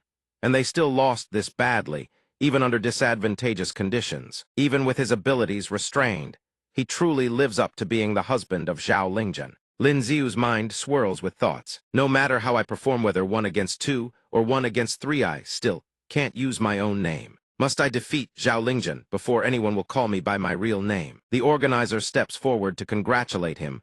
Congratulations to Great Xia. We shall arrange our finest extraordinary ability healers for you. This match was conducted entirely per Great Yu's own demands, yet you still lost. You cannot blame the host nation only your own incompetence. Fudang Embassy, Lin Xiu slowly removes each layer of his clothing. Outside the door, Yi Lin anxiously asks about his condition. "Lord Lin, your wounds." Lin Xiu immediately replies, "It's nothing. They're all just surface wounds. They'll heal quickly." She hesitates, guilt filling her eyes. "I'm sorry. If it weren't for me, you wouldn't have been hurt, Lord Lin," he says without a moment's hesitation. "I told you I would bring you back to Great Xia, and I always keep my word." An unexpected voice cuts through, interrupting their conversation. From the shadows, Natasha interrogates him sternly. "You already have Wimindo, you really want more." Lin Xiu looks her straight in the eye and replies honestly, "Isn't De Luo also trying to claim Jin Chan as your own? Otherwise, Her Majesty the Ice Queen wouldn't have personally come all the way to Fudang." "Am I wronged?" Princess Natasha realizes he has seen through her disguise.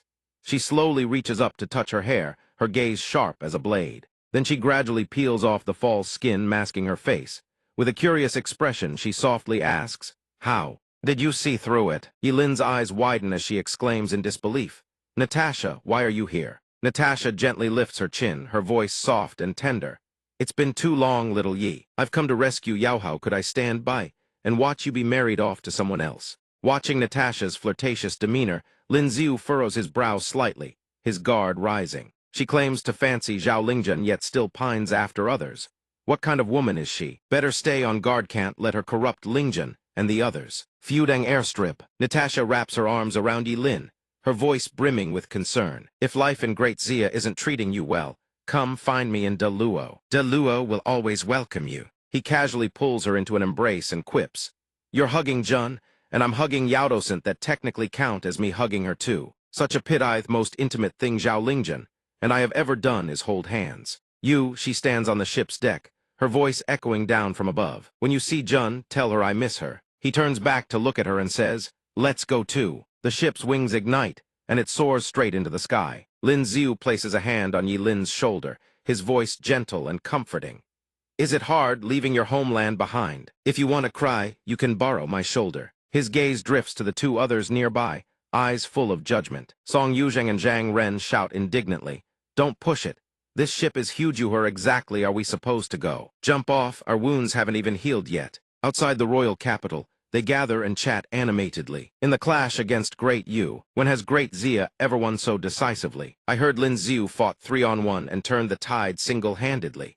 No wonder so many people admire him. If I were a woman, I'd want to marry a man like that too. The ship glides gracefully toward the ground, landing with feather-soft precision. They've arrived. Lin Xiu steps down from the ship. "Lin Xiu." The crowd roars his name in unison, their voices brimming with admiration. "Lin Xiu, Lin Xiu." The head steward approaches and speaks respectfully, Your Highness, we have been waiting. I shall arrange for Princess Tianai to be escorted to Lin Manor to rest. Lin Xiu enters the hall with the two and bows deeply. Your Majesty. Emperor Xia laughs heartily and slaps him firmly on the shoulder. Good, good. We knew Idiu would never disappoint us. 3 days from now, we shall hold the wedding. Lin Xiu asks in surprise, that soon? The Emperor's face flushes red. The sooner the ceremony, the sooner the consummation avoids trouble brewing in the long night, the Emperor declares. Lin Xiu scratches his face awkwardly. What this subject means is with such tight timing, can the rights department manage it? Emperor Xia waves his hand dismissively. Rest easy. From now on, if you wish to marry anyone, just tell us 1 day in advance, and the rights department will have everything ready the next day. After all, they've had plenty of practice. He turns to smile at Zhang Ren and Song Yuzheng standing nearby.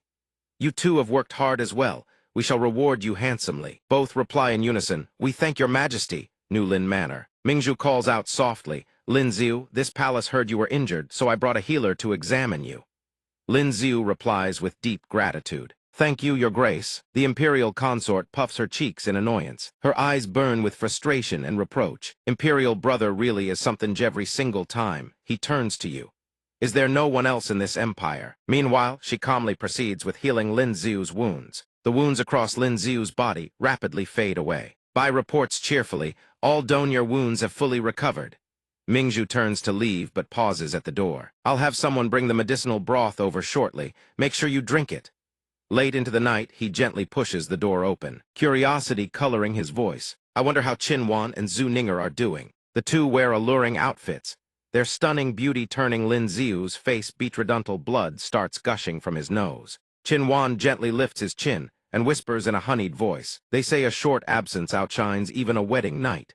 Tell me, my lord, are you satisfied with me and little sister? Ninger stands beside her, blushing furiously as she hides her face in embarrassment. Lin Xiu grips both their shoulders firmly, his eyes blazing with fervor. Then what are we waiting for? Extinguish the lamp. The candle flickers and dies, plunging the room into darkness. Within the great Yu Empire, two figures are exchanging words in hushed tones. You're saying his strength surpasses even the combined might of all three of you. Colin answers without hesitation. That brat is indeed hiding his strength, but it likely doesn't surpass the first or second prince. His expression grows grave as he continues. Furthermore, Yi Lin has also returned to Great Xia. If that's the case, then at the grand tournament in a few months, won't Great Xia have 3 representatives among the 5? This absolutely cannot be allowed to happen. The two stroll leisurely through the bustling streets. Lin Xiu leans in and makes a suggestion to Yi Lin. Kai Ba Chan, your courtyard is bare. Let me take you to buy some cherry blossom seeds. Then I'll petition His Majesty for a wood element cultivator to accelerate their growth. That way, you can admire cherry blossoms in your courtyard come afternoon. All right, she beams and asks with delight. Really? The old man smiles warmly and gently refuses. Young master, you are the hero of our great Xia. I cannot take your silver. Any flowers or plants here, just tell me which ones catch your eye. Say the word, and I'll have them delivered to your estate immediately. He speaks softly. Lin Xiu smiles and replies politely. It's no small feat getting the Ministry of Works to make a visit. After they finish laying the floor tiles, I'll have them dig a hot spring pool right here. By then, everyone can come soak in the hot springs. Not far away, the voices of Ming He and Ling Yin drift over in conversation. Have you noticed that Qin Wan and Zhu Ninger have improved tremendously as of late? I feel their cultivation speed far outpaces ours. He silently thinks, both of them possess extraordinary ability could their cultivation not be swift. The princess spots the two approaching and calls out, when you were in Fudang, did you ever encounter anyone from Deluo? How formidable are they? Lin Xiu answers curtly. Yes. He looks at her with an encouraging gaze. Keep cultivating diligently for a while longer and you will surpass her. Ling Yin pouts, her voice laced with exasperation. I knew you'd say that. 2 days later, Yi Lin is draped in a resplendent wedding gown. Lin Xiu gently lifts the veil from her head, his words tender. The ceremony is over. There's no need to be so nervous. From now on, this is your home. Whatever you need, just tell me. Here is 10,000 taels of silver, take it for now. Buy whatever you wish. If it isn't enough, come to me. Yi Lin hesitates, her expression uneasy, and gently refuses. I can't possibly take this silver. Mother already gave me several dozen taels when I arrived. He explains patiently. You've already forgotten what you just promised. Don't treat yourself as a guest. You are the mistress of this household. Tomorrow I'll take you to choose 2 feuding maids that way. You'll always have someone to talk to. She speaks through choked sobs. There's no need, Lin Jun. You've already been more than kind to me. I can manage on my own. Hearing this, Lin Xiu gently rises, preparing to leave. He advises, then rest early, Kai Ba-chan. I won't trouble you any further. Yilin's face flushes crimson as she stammers out a bashful plea, Lin Jun. Can't you stay here tonight? Lin Xiu asks back, flustered. Isn't this a sham marriage? She immediately explains, in feuding. If the husband and wife do not share a bed on their wedding night, their life together will be cursed with misfortune. I don't want to bring ill fortune upon Lin Jun, so I beg you please stay tonight. Please. He lets out a sigh of understanding. It's fine, this isn't our first time anyway. If misfortune were going to strike, it would have done so long ago. Yi Lin gazes at him with a pitiful expression. Lin Jun, please. She brings forth a basin of water and begins to explain the customs of her homeland. In feuding, on the wedding night, the wife must wash the husband's feet, symbolizing the cleansing of all misfortune, and the stepping into a new life together. Lin Xiu offers, let me do it myself. Yi Lin immediately refuses. No, it must be the wife who washes for the husband. He silently reflects on her character. Kai Ba-chan may appear small and endearing, obedient, sensible, and understanding, but she is remarkably stubborn. Once she sets her mind on something, no amount of persuasion can sway her. Why is it that feudang's custom has the wife washing the husband's feet? Logically, since both are stepping into a new life together, shouldn't both wash each other's feet? Yi Lin answers promptly. Originally, yes, but I know men of great Xia could never bring themselves to do such a thing for their wives. So it's not necessary. Lin Xiu refuses to let her bear any grievance. If it's the custom of feudang, then we must fulfill all of it. Otherwise, wouldn't all your washing have been for nothing? Let me wash yours as well. Her cheeks flush scarlet as she calls his name. Lin Jun. Lin Xiu gently removes Yi Lin's shoes. He says with a bright, mischievous grin, I've seen in many feudang plays how feudang women use their feet. It's getting late. Let us rest. She averts her gaze from Lin Xiu and answers softly. Yes. The faint candlelight flickers out, and the room sinks into silence. Lin Xiu drifts into a deep slumber, but Yi Lin remains restless, her heart aflutter, unable to find sleep. Her cheeks glow with a rosy hue, and her heart beats faster of its own accord. 1 month later, Emperor Xia roars in fury, shameless, utterly shameless. The head eunuch at his side hastily offers a soothing plea. Your Majesty, please calm your wrath. He issues his command in a voice brimming with imperial authority. Summon the Dean of the Extraordinary Ability Academy, the Dean of the Martial Path Academy, and Lin Xiu to me at once. The head eunuch bows his head. As you decree. Before long, the 3 summoned individuals appear within the imperial hall. Emperor Xia sits upon his throne, regarding the 3. Beside him stands Chief Steward Zhu. Lin Xiu probes gently.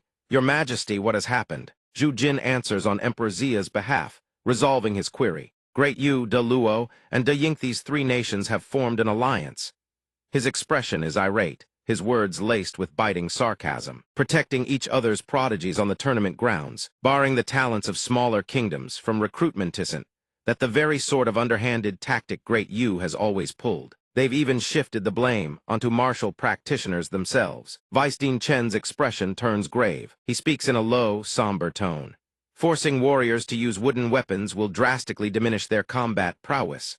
Naturally, they cannot hope to achieve superior results. The daily training and diligent cultivation of every student in the Martial Path Academy would all become meaningless. In the future, who would even bother cultivating the martial path? Lin Xiu strokes his chin, in thought for a moment before speaking. Your Majesty, I believe this rule is specifically aimed at Kai Ba-chan. Her strength is half extraordinary ability, half martial path. If she cannot wield her great bladeth, one capable of channeling all her true Kaiher combat strength will plummet drastically. Vice Dean Chen quickly continues, with their sheer numbers and brazenness. Lin Xiu bows deeply, clasping his hands toward Emperor Xia, and makes a bold pledge, Your Majesty, rest assured. No matter what petty tricks they employ, this subject will secure a top 2 finish in the tournament. Upon hearing these words, Emperor Xia is overjoyed, his fury subsiding considerably. He praises in a booming voice, excellent. When that time comes, even if you wish to take 10 wives, this emperor shall personally grant you the marriage decree. Rain hammers down outside. Lin Xiu walks toward the end of Wang Duan Street and spots a figure sitting by the roadside, a conical hat with a veil concealing the face. Somewhat surprised, he asks, have you been waiting long?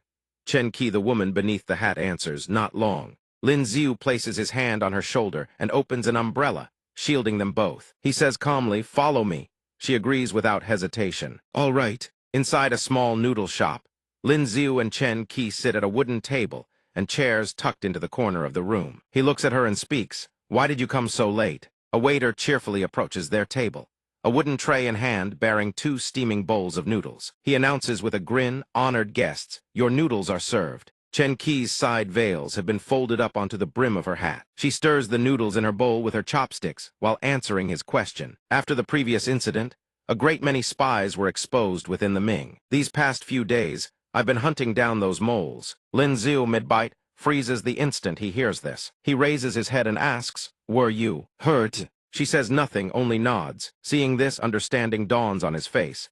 "Then I'll heal you shortly." Chen Qi gives a single murmur of acknowledgement, and the two fall silent, focusing on their noodles. Suddenly, Lin Xiu picks up half a boiled egg from his bowl and transfers it to hers, then speaks unhurriedly. "His Majesty has bestowed upon me a new estate. I've set aside a courtyard for you." Chen Qi doesn't quite agree, brushing aside his suggestion. "You've married 2 noble-born women, and there's also the prodigy of feuding, all bestowed by imperial decree. I should stay at the old estate." He reassures her gently, "Don't worry, they won't mind." After finishing their meal, the two return to the new Lin estate. Lin Xiu walks ahead, guiding Chen Qi along. He points to the courtyard on his left and says, "From now on, you'll live here. I've already prepared all your daily necessities." She suddenly produces a blue-green jade pendant carved with strange, unfamiliar patterns, startling him. She says calmly, "Take this." He blinks in bewilderment. "Don't tell me they're promoting me to Hall Master in the Ming." Chen Qi gently explains the hierarchy of the Azure Dragon Hall. "From now on, I'll have to address you as Hall Master Lin of the Azure Dragon Hall. Below the Alliance leader sit the left and right Dharma protectors."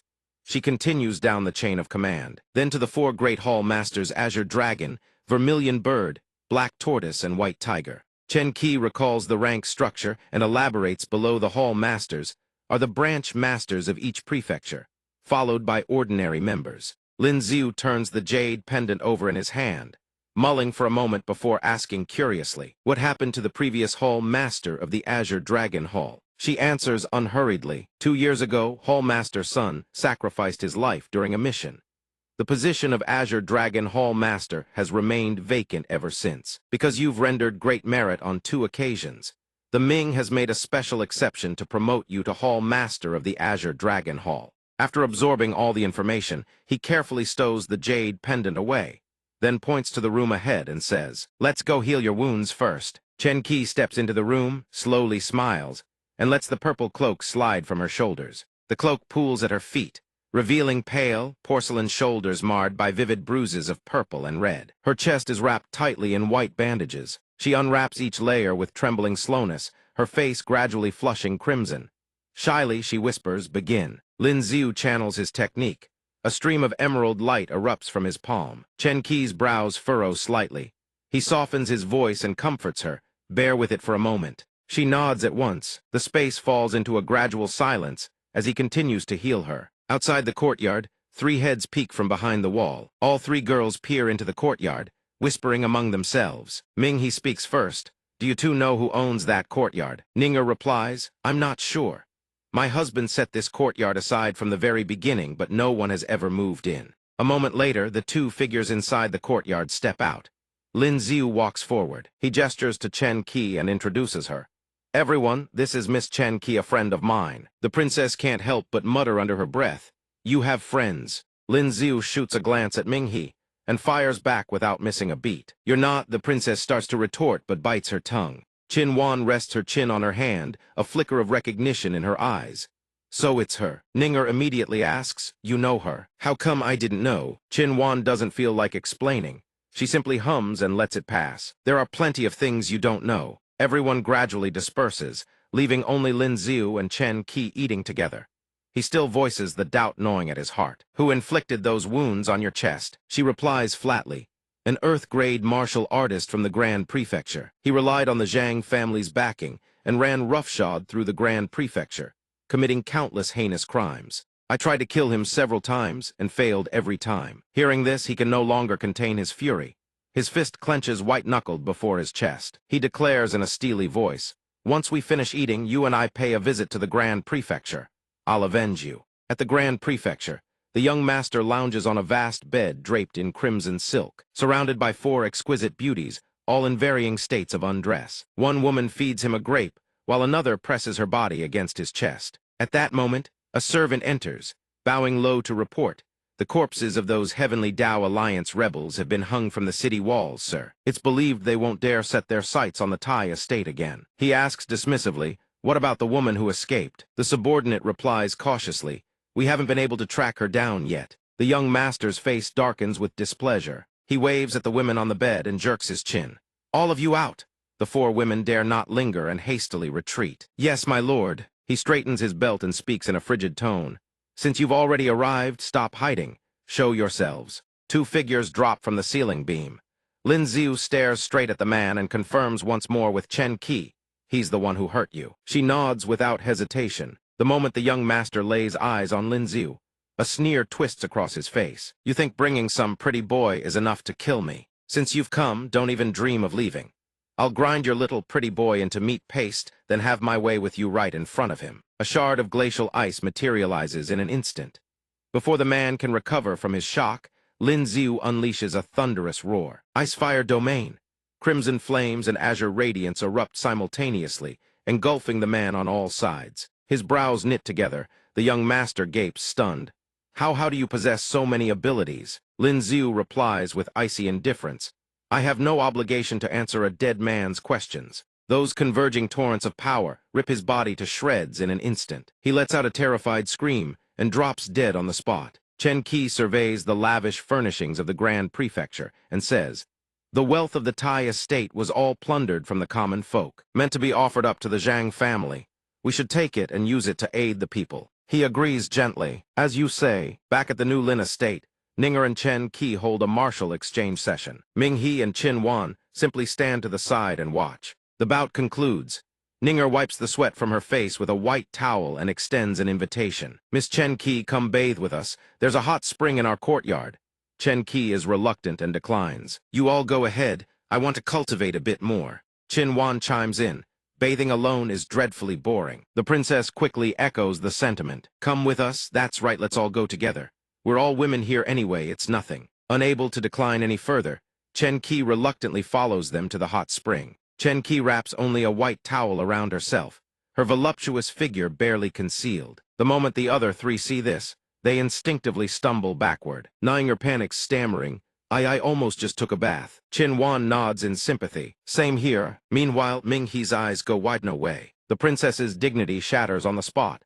She bursts into tears and flees outside. "No way, absolutely no way." Ling Yin stands outside and asks in surprise, "What happened? Was the water not hot enough?" When they peer into the spring pool and spot Chen Qi soaking inside, both feel a wave of awkwardness. Ling Yin clears her throat. Perhaps I'll take a bath later." Yi Lin blurts out, "Whoa, those are huge." Chen Qi's cheeks flush crimson, her voluptuous figure playfully submerged beneath the warm, steaming water. When she steps outside and runs into Lin Xiu, she wears a puzzled expression. "Why didn't any of them come in?" He shrugs. "They didn't want to compete in size with you." She pays it no mind. Her thoughts drifting elsewhere tonight, she resolves she will make her move once more. On the streets of Yingshan Prefecture, the silhouettes of Lin Xiu and Chen Qi materialize in midair. Below them, scattered coins rain down amid thunderous cheers. The Heavenly Tao Alliance couple has arrived. Someone asks curiously, "Who are the Heavenly Tao Alliance couple?" A passerby immediately scoffs. "You don't even know about the Heavenly Tao Alliance couple." Recently, this couple appears every night at a different manor, selects a corrupt official or local tyrant for execution, then distributes the plundered wealth to the commoners. They say many corrupt officials, upon merely hearing of their approach, flee in the dead of night without even bothering to return home. Later, in a small, dimly lit forest, Lin Xiu and Chen Qi sit atop a tree. He silently calculates at this pace. His promotion to Dharma Guardian shouldn't be far off. She nods in agreement. Indeed, advancement within the Heavenly Tao Alliance doesn't depend on seniority only on merit. He suddenly turns. "What kind of person is the Alliance Master of the Heavenly Tao Alliance? Have you ever seen him?"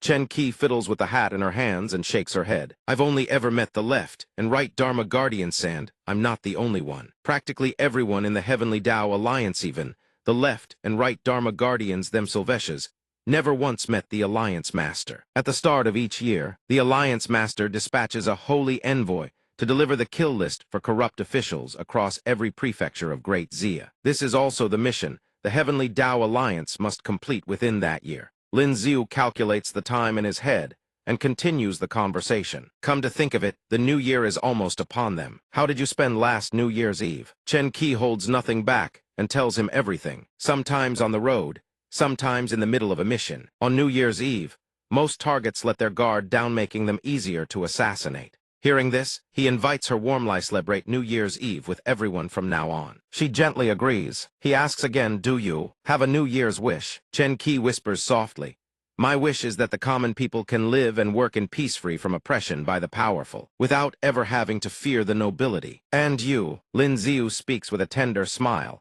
My wish is to make your wish come true. The two gradually lean closer together. She murmurs, does this count as a confession? If that day comes true, then I'll agree to be with you. He asks, agree to what? Her face flushes red. Agree to marry you. Chen Qi lowers her face slightly, her cheeks burning crimson.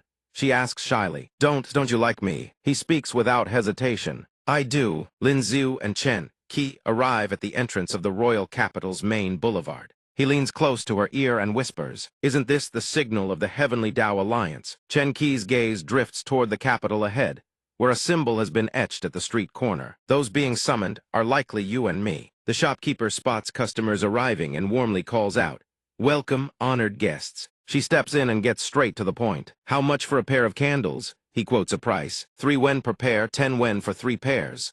Chen Qi counters with a number. What if I want 2 pairs? The shopkeeper promptly rattles off the price. 2 pairs for 5 wen. The price settled. She agrees to 2 pairs for 5 wen and he immediately hurries off to fetch the goods. Please wait a moment, honored customer. When the shopkeeper brings out the candles, Chen Qi pays on the spot. Lin Xiu asks curiously, what's written on the paper inside? She examines the information and explains. This is the assassination target list and operational funds. The details within are listed with meticulous precision. He's rather surprised after reviewing the paper's contents. I once worked as a clerk at the clearing tribunal for a very legal judgment of Great Xia recorded in this ledger is spot on. Chen Qi suddenly grows indignant. The greatest bandits of all are the officials themselves. If the Great Xia court were willing to purge these vermin, far fewer commoners would suffer such hardship. Lin Xiu sees it differently. He shakes his head. It's not that simple. The 21 prefectures of Great Xia have long been controlled by powerful, shadowy nobles. Even the emperor's hand cannot reach that far. Moving against these local officials is tantamount to striking at the nobles of the royal capital itself. Pull one thread, and the whole web trembles. Time flows on. 2 months later, inside Emperor Xia's study, an official erupts in fury. This is sheer audacity. In these 2 months, over 20 men have died at the hands of the Heavenly Tao Alliance, including 1 imperial official. Your Majesty, we cannot allow this to continue. These rebels must be exterminated. Emperor Xia finishes reading and feels nothing but disgust. This man, Kai Zong, has taken 18 concubines, warms his wine with a maiden's breath, and heats his bed with a beauty's bosom. Damn it, Eleven, we have never been so extravagant. You should be grateful we haven't stripped the flesh from your bones. The official stammers in bewilderment. The Emperor, meanwhile, finds the matter troublesome. The members of the Heavenly Tao Alliance move like ghosts. Their movements are impossible to track. The court must also prepare for the tournament 2 months hence. We shall discuss this matter another time. Emperor Xia waves his hand dismissively. Withdraw. The official obeys and can only take his leave. As your Majesty commands. He notices Lin Xiu's arrival and asks curiously, what brings you here? Lin Xiu gets straight to the point. Your subject wishes to borrow a wood attribute guardian from your Majesty. Emperor Xia didn't expect him to make such a request. We shall grant you a token. In the future, trivial matters such as this need not trouble us. Go directly to the Guardian Bureau yourself. Zhu Jin steps forward and presents the token to Lin Xiu. This is the token of the Secret Intelligence Bureau. From this moment forth, you serve as Bureau Director of the Secret Intelligence Bureau. You answer to no court ministry. You report only to His Majesty. Lin Xiu accepts the token at once, bowing with deep reverence. This subject thanks your Majesty. A short while later, in the Imperial Palace corridor, a eunuch totters forward carrying a mountain-high stack of memorials. He carelessly bumps into Lin Xiu. After the collision, the eunuch panics, clutching his head. My apologies, my apologies. This lowly one wasn't paying attention. Lin Xiu helps him pick up the memorial scroll. It's nothing. The eunuch gathers the documents with deep gratitude. Thank you, Lord Lin. Thank you, Lord Lin. As the items are gathered, a single sheet of paper seizes Lin Xiu's attention. He recognizes it at once. Isn't this the assassination list that the Heavenly Tao Alliance's leader gave him and a gu? Why would this list appear among Emperor Zia's memorials? Walking along, Lin Xiu's mind races. Could the Heavenly Tao Alliance harbor a spy? Impossible. The capital's stronghold is personally held by the Alliance leader. A cascade of possibilities flashes through his mind. Could the Heavenly Tao Alliance leader himself be the spy? What if Emperor Xia himself is the Heavenly Tao Alliance leader? That would explain so many things. Why does the Alliance leader possess an intelligence network spanning all 21 prefectures of Great Xia?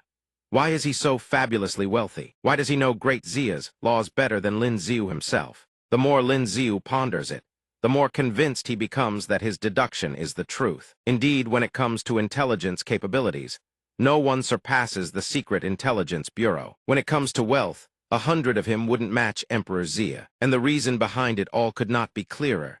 As emperor, he has no way to move against the powerful nobles, but as the leader of a rebellious faction, he can kill whomever he pleases. The people are killed by the Heavenly Tao Alliance leader. What does that have to do with the Emperor of Great Xia? Meanwhile, in the study, Chief Steward Zhu is reporting to His Majesty. News has arrived from 2 more prefectures, 2 officials from the Huang and Wei families. Emperor Xia finds it perplexing. So fast? Even just running between 2 prefectures shouldn't be that quick. Zhu Jin reasons that under normal circumstances, it would be impossible. But if an extraordinary ability related to speed were involved, then perhaps not. He suddenly recalls wasn't Li Xiao's extraordinary ability flight. He leans close to Emperor Xia's ear. As this old servant is aware, he still has several companions by his side, and their strength is formidable. Below the upper stage of Earth grade, they likely have no equals. Over the past half-year, he has repeatedly achieved extraordinary feats of merit. Congratulations, Your Majesty. You have acquired another razor-sharp blade. Those words remind him, but their original purpose was to rebel against us. Zhu Jin interjects. If they knew Your Majesty's true hardships, they would surely understand. Emperor Xia raises the matter he previously entrusted. Have replacements been selected for those corrupt officials? He presents a list. It has been prepared. He gestures to have it delivered to the mission delegation. Zhu Jin bows and obeys the decree. At the Xinlin residence, Chen Qi is pulled along by Lin Xiu and asks with puzzlement, "What's going on?" He is utterly urgent. "I need to ask you something." Once inside the room, Lin Xiu's expression turns grave. "Do you still remember which officials were assassinated last year?" She answers based on intelligence she once gathered. "From what I recall, there was a county magistrate from Daming Prefecture and a county deputy from Anxi Prefecture. At Feng County, Anxi Prefecture, a young attendant pours water for him. Magistrate Liu was a truly good official. After he took office, the corrupt Yamen runners vanished. Thugs across the region no longer dared to show their faces. Our lives improved quite a bit because of it. We truly hope he can hold that position forever." He continues recounting. County Deputy Zhang was also a fair and upright man, impartial and selfless, nothing like the previous greedy officials who took bribes and flouted the law. Those with money and power did as they pleased, those without could only swallow their broken teeth. Lin Xiu sips his tea with idle composure. The corrupt officials who died are all people of the capital's powerful nobles. The upright officials who took office were all personally promoted by Emperor Xia. The Heavenly Tao Alliance leader shoulders all the blame. Who could ever suspect the emperor of rebelling against himself? At the Xinlin residence, the estate of Kai Bai, he watches Yi Lin's retreating figure with curiosity. The tournament is still over 2 months away. Princess Minghe has primarily gone to Fudang for cultivation. Does Yi Lin wish to accompany her to Fudang, wait for her to finish cultivating, then return together? She turns to him with suspicion. Is that truly all right? What about Lin Jun? Lin Xiu speaks his intentions plainly. I want to take a trip to Jiangnan. Ling Yin tries to hold him back. You truly don't want to come with me to De Luo. He sighs with mild dejection.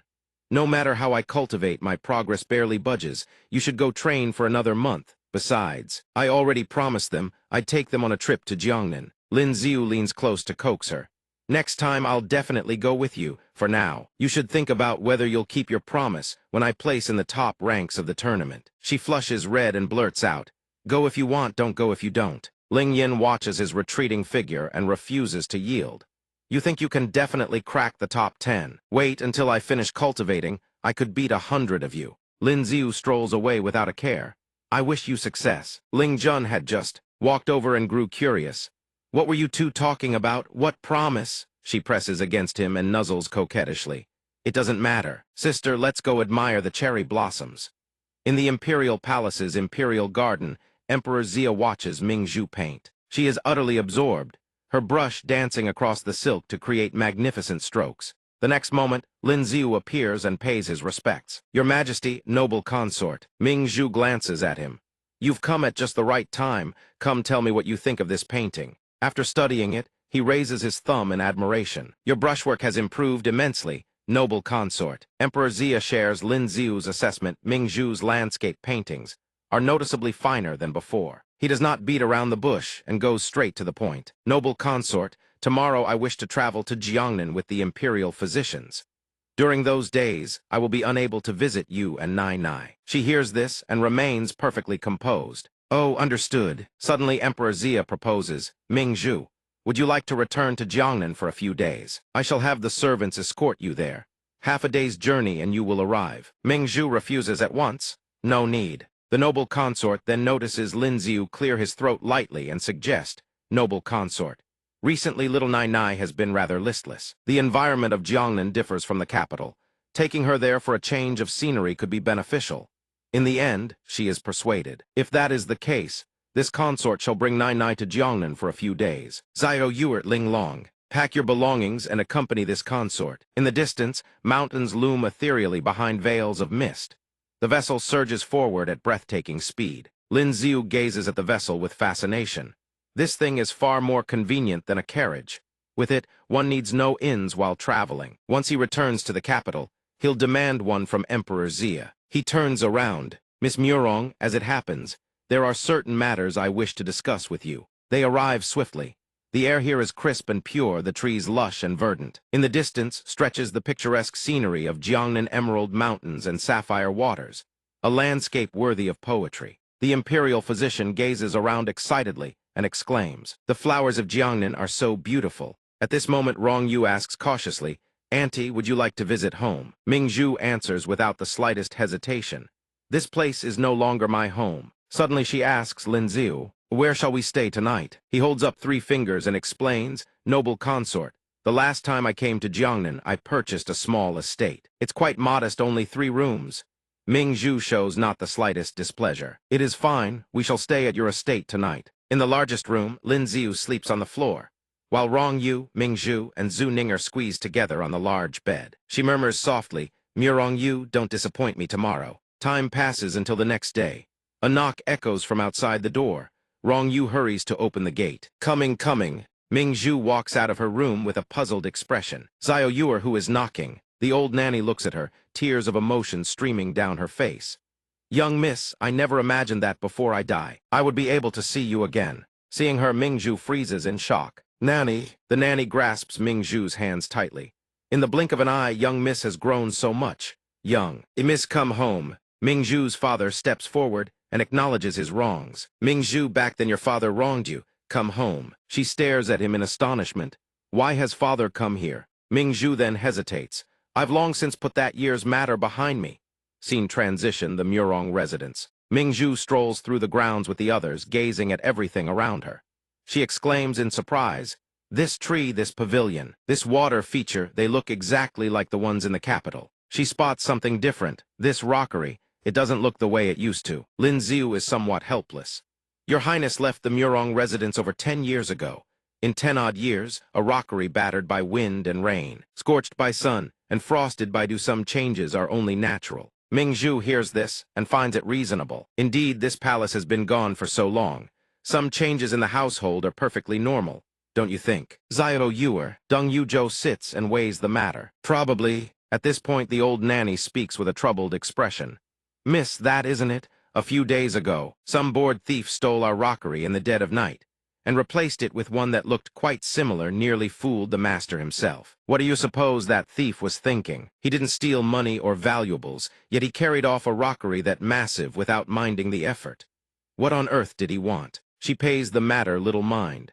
"Perhaps he simply fancied that rockery. Let's not dwell on this, let's go see the other grounds." Very quickly, they arrive on the streets of Jiangnan Prefecture. Inside a shop, Qin Wan is browsing through garments. This one is truly beautiful, and this one as well. Meanwhile, Mingzhu presses from outside. That rockery was enormous. How on earth did you move it? He scratches his head, utterly embarrassed. He had originally intended to craft one himself, but no matter how he tried, it never looked right. He could only resort to this last-ditch scheme. Your Highness, please do not blame me. Before Lin Xiu can finish, she cuts him off. Today's little affair, you arranged it with Xiao Yuer beforehand, didn't you? He never expected to be exposed so quickly. These petty schemes simply cannot be hidden from Her Highness. Mingzhu remains composed upon hearing this. Thank you. Lin Xiu immediately responds with utmost sincerity. Your Highness, please don't say such things. If not for Your Highness's protection back then, I would possess none of what I have today. All I did was a trivial thing, hardly worth mentioning. As long as Your Highness is happy, that is more than enough. The sunlight fades and darkness descends. Inside a small chamber, a candle burns brightly. Within the room, Ninger is squabbling with two others. Tonight, my husband must sleep with me. The imperial physician immediately pouts. Did you even ask the husband first? Just then, Qin Wan suddenly gets an idea. How about we play rock, paper, scissors to decide? Very quickly, all three throw their hands. Qin Wan plays scissors, while the other two play paper. While the two losers cry out in despair, Ninger cheerfully runs her fingers through her hair. It seems tonight, my husband won't be able to keep you two company after all. Late at night at the residence, Qin Wan pushes open a door and calls out. Little sister. Ninger whips around and demands, have you come to gloat? Qin Wan immediately puts on a sorrowful expression. I came here with the kindness to help you, yet you misunderstand me so. Fine then, the woman's attitude shifts. Help me with what? Qin Wan walks over and lifts Ninger's chin. I know you bought two beautiful outfits. New clothes that sit unworn for days lose all their charm. Those undergarments, don't you want to wear them for him to see tonight? The woman is somewhat skeptical. You'd really be that generous? Qin Wan speaks with hidden meaning. Actually, I wouldn't mind being with you together. Ninger turns scarlet with embarrassment. No way, a wicked woman like you don't even think about leading me astray. She waves her off. I'm just teasing you. Here, I'll trade rooms with you. Go to mine. Ninger suddenly asks, why would you give way for me? Qin Wan speaks with utmost composure. An elder sister yielding to her younger sister, isn't that how it should be? Very quickly, the woman gathers her clothes to change, not forgetting to express her gratitude. Thank you, big sister. No one knows she is secretly scheming in her heart. Converting Zhu Ninger's cultivation is far too difficult. It seems completing this gambit will require switching to a different target. A moment later, Qin Wan enters the imperial physician's room. The physician is somewhat surprised. Qin Wan, why have you come here? Isn't the husband in your room right now? Qin Wan proactively suggests. Today, let Ninger stay with our husband. She bought new clothes today. She definitely can't wait any longer. I don't want to sleep alone tonight. Can we share a bed? The imperial physician readily agrees. Of course, let me fetch an extra blanket. Who would have expected Qin Wan to suddenly throw herself into her arms? No need for the trouble. One blanket between us is more than enough. Meanwhile, in Lin Xiu's room, Ninger steps inside and calls out in a honeyed voice, my husband. Seeing this, he is quite surprised and lets out an exclamation. She wears a breathtakingly seductive outfit. Today, I swapped rooms with big sister Qin Wan. Through this, Lin Xiu can tell at once it seems Qin Wan's plan has failed. A month prior, while Qin Wan lay nestled in his embrace, she cooed softly, my husband, do you believe I can make your dream come true? He is quite taken aback. She says she will get Ninger or the physician to join them. She props herself up and winks. Let's make a bet. If I can pull it off, Lin Xiu readily agrees. I'll grant you one wish. Back to the present, Ninger slips off her outer robe. My husband, is it beautiful? Lin Xiu stares at her, utterly dazed. Ninger, you are truly beautiful. Under the veil of night, the candle inside the room quietly extinguishes. He speaks gently. Ninger, I will temporarily convert your mind force into lightning. This is the fastest cultivation ability, and it can conveniently advance your martial path as well. Ninger gazes happily at the tiny bolt of lightning dancing in her palm. My husband, look, it's so beautiful. Lin Xiu gazes at her while secretly mulling things over. Once we return to the royal capital, I must invite some Jiangnan designers. Their aesthetic sense perfectly suits my taste. On the vast sea, lightning blankets the entire sky. Nu excitedly crawls out from his sleeve. Meow. Instantly, a bolt of lightning strikes toward it. It thoroughly revels in absorbing that powerful surge of electricity. Meow. At the coastal Ludeng County, Qin Wan happily strokes Nu's fur. Noticing that the little one has grown considerably, its coat now shimmers with a radiant luster. Lin Ziu stands at the doorway, turns back, and instructs, once all of you have fully refined the power within your bodies and converted the lightning's force into origin power, I will take you out to sea to hunt for thunderclouds. Cultivate first. I'm going to take a stroll through town. On a bridge, countless people have gathered. Everyone around stares in alarm at Lin Ziu standing squarely in the middle of the road. At the same time, a voice rings out. Make way, make way. A man yanks him aside and warns, you're from out of town, aren't you? Daring to block his path, you'd better be careful, or you'll get a beating. Very quickly, Pang Yu arrives before them, a beautiful woman draped in each arm. He struts over with an arrogant air. Seeing this young master approach, you dare not scram? Lin Ziu lets out a soft exclamation of surprise. Huh? Pang Yu leans in close and says through gritted teeth, you there. Lin Ziu remains utterly calm, continuing to eat his food. And who are you? Enraged, Pang Yu raises his hand and bellows, guards, throw him into the river for me. The two subordinates immediately stepped forward. Yes, in the blink of an eye, they charged toward Lin Ziu only for him to kick one squarely in the face. The man coughed up a mouthful of blood and toppled backward. The two subordinates crashed down on top of Pang Yu as the onlookers stared in stunned disbelief. He kicked his subordinates and cursed them a bunch of good-for-nothings who couldn't even catch one man. When Pang Yu saw Lin Ziu raise his hand, he froze. You, what are you doing? Lin Ziu remained utterly calm. Wasn't it you who wanted to throw me into the river? The next instant, Pang Yu was sent hurtling into the river. Pang Yu surfaced from the water, howling, you bastard. Don't you dare run. If I don't lock you up for the rest of your life, my name isn't Pang. Lin Ziu cast his gaze downward. From the water below, Pang Yu snarled, fine, I'll be waiting for you. An old man standing nearby anxiously tugged at his sleeve and warned, young master, you must flee. Once the yamen arrives, there will be no escape. Lin Ziu showed not a trace of fear. His men struck first. Self-defense is no crime. The young man behind him hurriedly explained, that may be true, but he is the brother-in-law of the county magistrate. The county magistrate has connections to the great noble houses of the imperial capital. Last year, someone spat on his foot and was thrown into the county dungeon. He's still locked up to this day. You threw him into the river. He'll imprison you for 18 years. After grasping the situation, Lin Ziu calculated silently. It seemed the corrupt officials of Jiangnan and these spoiled brats needed someone to teach them a lesson. While the crowd was still buzzing with discussion, members of the yamen appeared. Make way, the yamen officials are here. The middle-aged man pointed and gave his orders. You, lead 2 men and pull young master Pang out of the water. The subordinate obeyed. Yes, sir. The man then stepped forward and declared, I am the head constable of the county yamen. You would be wise to surrender and come with us to the county office. Anyone who resists with force will be killed on the spot. Lin Ziu remained perfectly composed.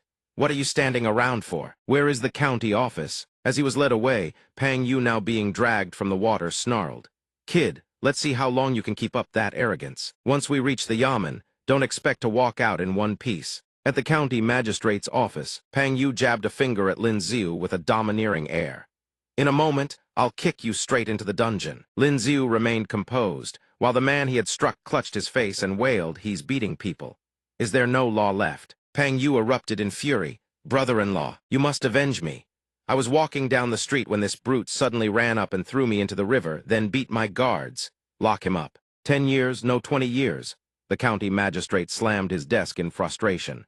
This is outrageous. 30 strokes of the rod. Then throw him in the dungeon. We'll decide after a month. Lin Ziu stared at the man without a trace of fear. You are the county magistrate. The magistrate confirmed at once. That's right, I am. Having received his answer, Lin Ziu opened his mouth.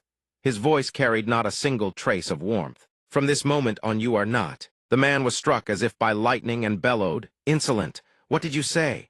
Lin Ziu produced his authority token. This official is the vice director of the Secret Intelligence Bureau. Where is the county deputy? The county deputy appeared at once.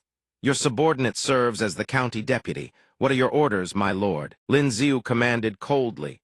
This official has learned that the county magistrate has governed unjustly, abused his authority for personal gain, and acted in violation of the law.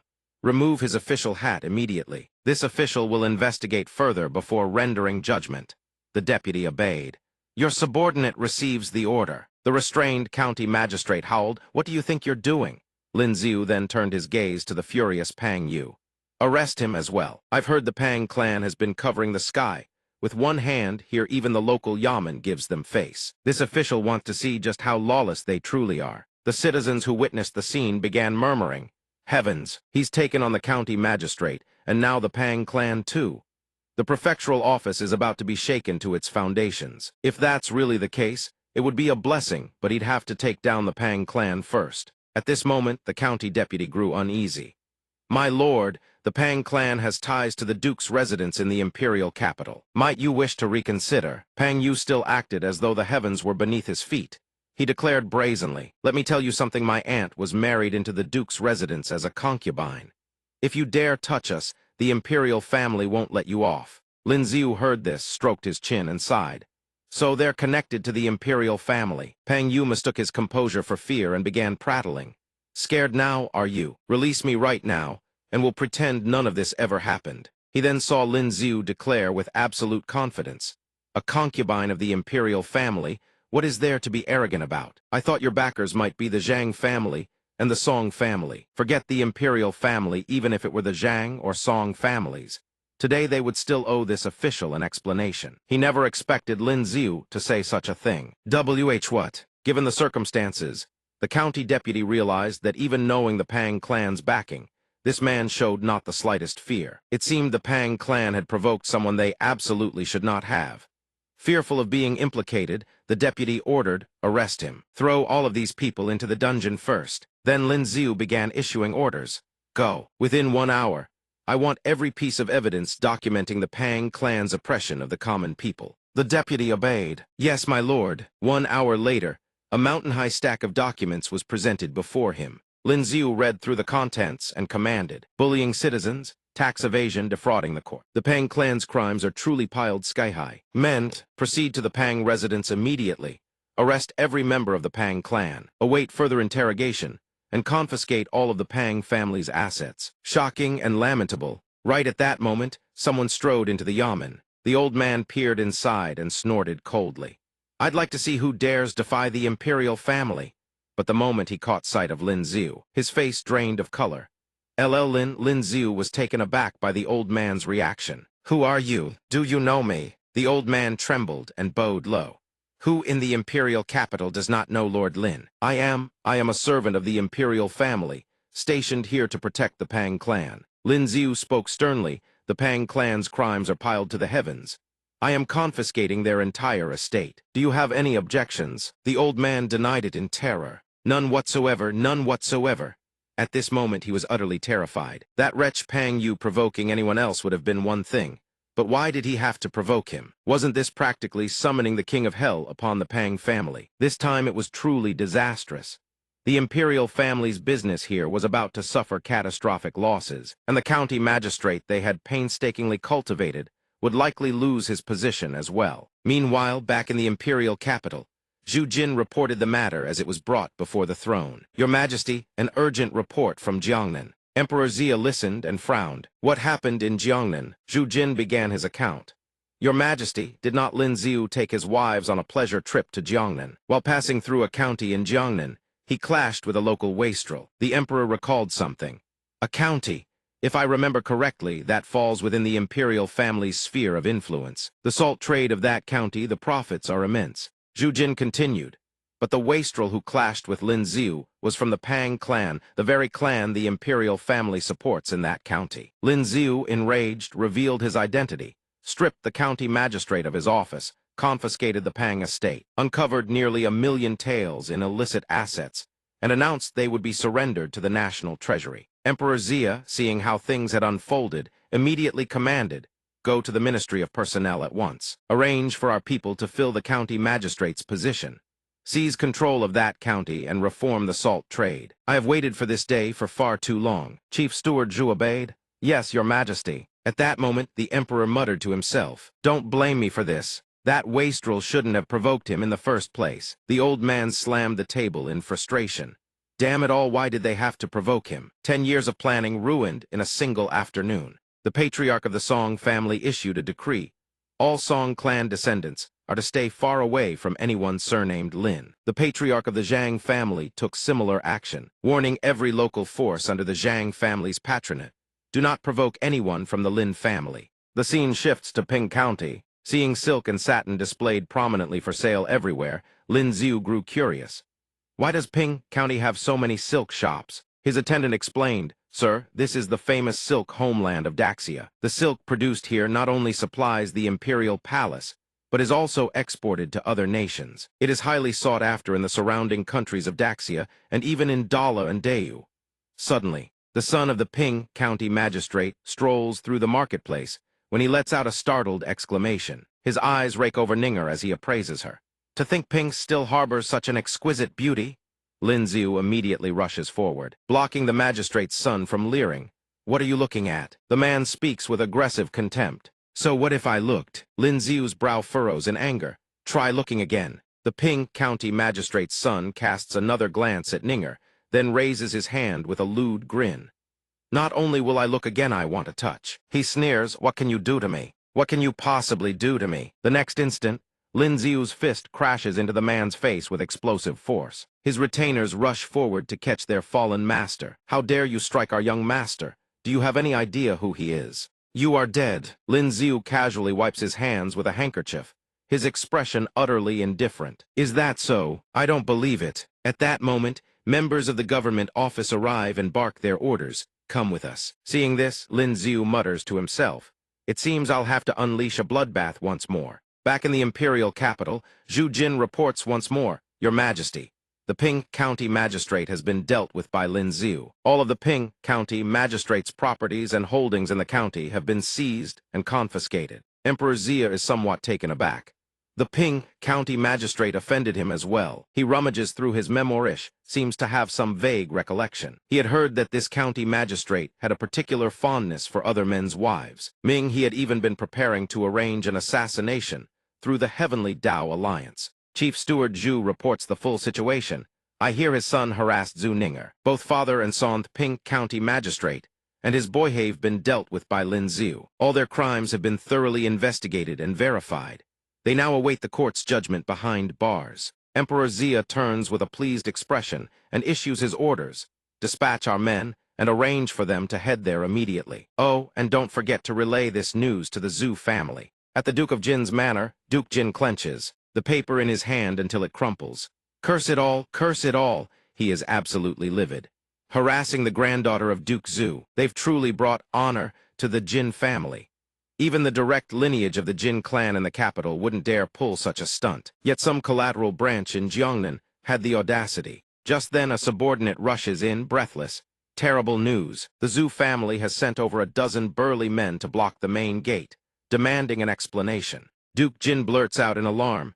This look at all these people making an enormous racket outside. You of the Jin family, what is the meaning of this? Do you think the Zhu family has no one to stand for them? The red-haired man clenches his fists tight. This matter is far from settled today. Duke Jin hurries to admit fault. My deepest apologies. This Jin has failed to discipline his household. I implore you all to quell your anger. Tomorrow, I shall personally go to Duke Zhu's manor and offer my sincerest apologies. Meanwhile, in a certain county in Jiangnan, a chest is brought out, its contents gleaming with gold, silver, and precious jewels. Lin Xiu instructs the government officials, don't leave behind a single tainted item, because he knows full well every last piece represents the sweat and tears of the common people, plundered by corrupt officials. With that, Lin Xiu remarks to himself with satisfaction, this is the 5th house in 10 days. The feeling of openly arresting criminals and raiding their estates truly exhilarating. The common folk are overjoyed at the sight. Your lordship is truly wise. They should have been punished long ago. If only your lordship had come to Jiangnan sooner. Heavens above. Deep within the mountain wilderness of Batingan, a young man on horseback murmurs urgently to himself, I must hurry and warn the Zheng family's collateral branch they need to keep their heads down these days. Don't provoke those who shouldn't be provoked, especially that man surnamed Lin. When he arrives, he asks a passerby, Elder, could you tell me how to reach the Zheng family? The old man looks puzzled. Which Zheng family? The young man hastily explains. The most prominent Zheng family in Huguan County. The passerby shakes his head. You're too late, the Zheng family is no more. Those words leave him. Completely stunned. They're gone. In a secret chamber within the capital, the patriarch of the Zhang family analyzes the situation. 1 household is coincidence. 2, perhaps still coincidence. But 3 or 4, that can no longer be dismissed as happenstance. The curly-haired man nods in agreement. Indeed, I already sent word beforehand, telling them to keep their tails between their legs and not provoke anyone surnamed Lin. And yet they still offended Lin Xiu. The long-bearded elder speaks, which proves it wasn't our people who provoked Lin Xiu. Lin Xiu came for our people. The patriarch of the Song family furrows his brow, perplexed. Why would Lin Xiu suddenly rush to Jiangnan? Going there is one thing but, repeatedly eliminating the forces we painstakingly cultivated. The long-bearded elder is equally baffled. What benefit does any of this bring him? The Lin family has no holdings in Jiangnan, no conflicts of interest with us. Is he so idle that he'd pick fights with half the nobles in the capital? Is that it? The patriarch of the Song family's eyes sharpen, realizes this brings no benefit to Lin Xiu whatsoever. Yet it benefits someone else immensely. The patriarch of the Zhang family frowns. You mean, in the imperial study, Emperor Xia rubs his temples after reading the memorials. Those nobles won't think that Lin Xiu's actions were secretly ordered by us, will they? Just then, Zhu Jin enters and reports, Your Majesty, several important ministers of the court request an audience. Emperor Xia sighs heavily. It seems he will bear the blame even though he did nothing. A moment later, a senior minister speaks up, Your Majesty, you really need to rein him in. Another official speaks cautiously, Your Majesty, if this continues, Lin Xiu will turn all of Jiangnan upside down. Emperor Xia finds himself in a difficult position.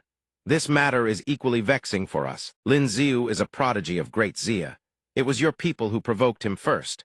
Besides, he has only been acting within the bounds of the law. If we were to punish him, wouldn't that send a message that the future pillars of great Xia can be trampled upon? Another official points out the potential consequences. Your Majesty, but this will also cause the hearts of the noble families to grow cold. Faced with this tangled situation, Emperor Xia devises a compromise. Here is what we shall do. We can order him to stop, but you lot should go back and contemplate what your people have been doing in Jiangnan over the years. If you still fail to rein in your behavior afterward, we will not stand idly by. Later in the secret chamber of the capital, the patriarch of the Zhang family slams the table in fury.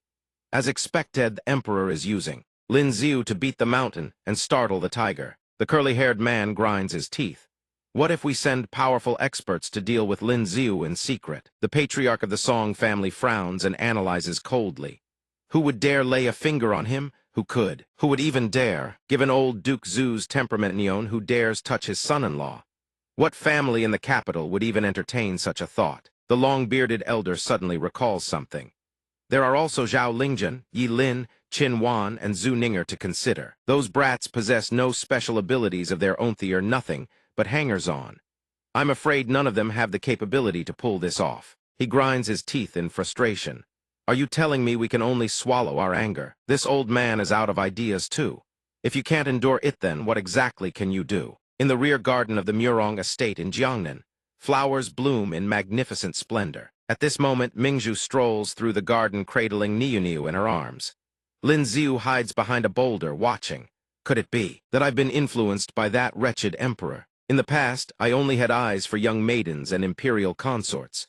But now, why do I find women past 30 to hold such a peculiar charm? Suddenly, Zhu Jin appears and pats him on the shoulder. Young Master Lin. Lin Xiu startles in fright. Chief Steward Zhou, what brings you here? Zhu Jin explains.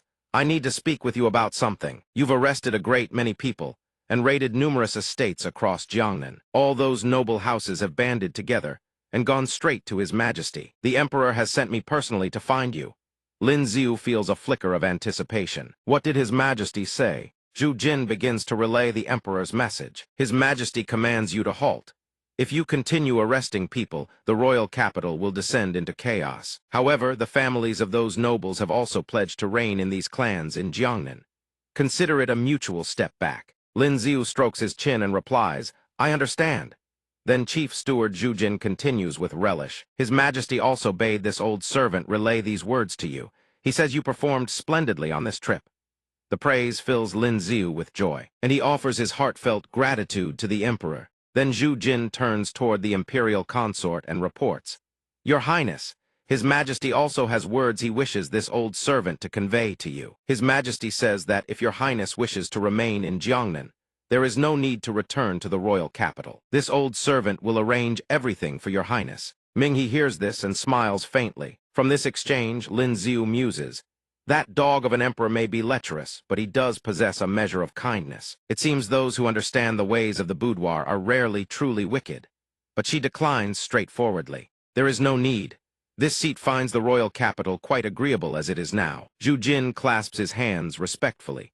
Then this old servant shall return to the royal capital and report back to his majesty. He then bows and offers, "Your Highness, please allow this old servant to accompany you on a stroll through the streets." Ming He agrees at once. Very well. Lin Xiu and Ming He swiftly make their way to the bustling streets of Jiangnan. A handsome man and a beautiful woman walking side by side, truly a picture-perfect sight. Nearby, a young man with ash-gray hair stares at the two of them in stunned disbelief. He suddenly recalls his father's stern instructions. From this day forward, if you spot this man from his portrait, you hide immediately. If you cannot avoid him, do not even glance at him. And whatever you do, do not look at the woman beside him. He recognizes him at once. Isn't that the very man in the portrait? The young man's eyes dart around in a panic. What do I do? The family head had warned him just moments ago. If you offend that man, the only recourse left is to take your own life to atone. He also said the man was supremely meddlesome, the slightest misstep, and he would have you arrested and your entire household ransacked. Just then he spots an elderly woman nearby. The young man immediately hoists the old lady onto his back. "Good grandmother, please allow this humble one to carry you across the bridge." He flashes an awkward grin. "No need for thanks. Your elder Lithas is simply what any decent person should do." Everyone who witnesses this scene is utterly bewildered. Isn't that the notorious bully who only knows how to harass women and throw his weight around? He once strolled down the road and a dog barked at him twice, had the mutt seized and slapped silly. Ever since, every dog in the city prefecture scarpers the moment it sees him. Has the sun risen from the west today? That scoundrel is actually being kind enough to carry an old lady across a bridge. Ming He observes the scene and remarks, "It seems I have been away from Jiangnan for too long. The folk customs here appear to have become far more wholesome." Meanwhile, a beggar woman by the roadside bows deeply. Thank you, kind sir." The man smiles warmly. "It is nothing, no thanks necessary." In the distance, a man is savagely beating a woman in broad daylight. "Ever since I married a money-losing wretch like you, I have never won a single bet. You have cursed my luck. I will beat the uselessness out of you." A young nobleman with brown hair witnesses the scene and steps in with righteous fury. "Release that woman at once, you cur." The man looks at the nobleman in terror. "Young Master Cayenne, the debt I owe Yao have I not already repaid it all." The nobleman snaps irritably. "Shut your mouth, men thrash him." What this young master despises most are the beasts who beat their own wives. The man is beaten black and blue and begs desperately for mercy. "Young master, spare me. I will never beat her again, I swear it, never again." The sight leaves Ming He astonished. The folkways of Jiangnan have truly become remarkably virtuous. Lin Xiu beams with a radiant smile. "I believe they will remain this virtuous from now on." The moon climbs high. Within the estate, the voices of two women drift from behind closed doors. "Sister, what do you think? This does not seem quite right, does it?" It is Qin Wan and the imperial physician sitting together on the bed. Qin Wan maintains her composure. "What is not right about it? This way, within 3 days, the two of us get to spend 2 nights with our husband. Ninger only gets 1. Qin Wan continues her gentle persuasion. "Do you not understand our husband? He simply does not wish to impose upon us. Do you truly believe that is what his heart desires?" The imperial physician blushes and gives a faint murmur of agreement. Night deepens, and the two women enter the main bedchamber together. "Husband," Lin Xiu looks up, eyes widening in pleasant surprise. Oh, he stares at the two of them, momentarily stunned. Then Qin Wan and the imperial physician shed their outer robes, their every movement radiating temptation. He is overwhelmed with excitement. Blood immediately streams from his nose. Dawn eventually breaks, and the first rays of morning sunlight spill into the chamber. Qin Wan coos softly. "Husband, do you still want more?" He smiles at her. "You still have the energy for it." She lets out a soft whimper of affirmation. The imperial physician also volunteers. "Your concubine wants the same." Out in the courtyard, Zhu Ninger stretches during her morning exercises and mutters in frustration.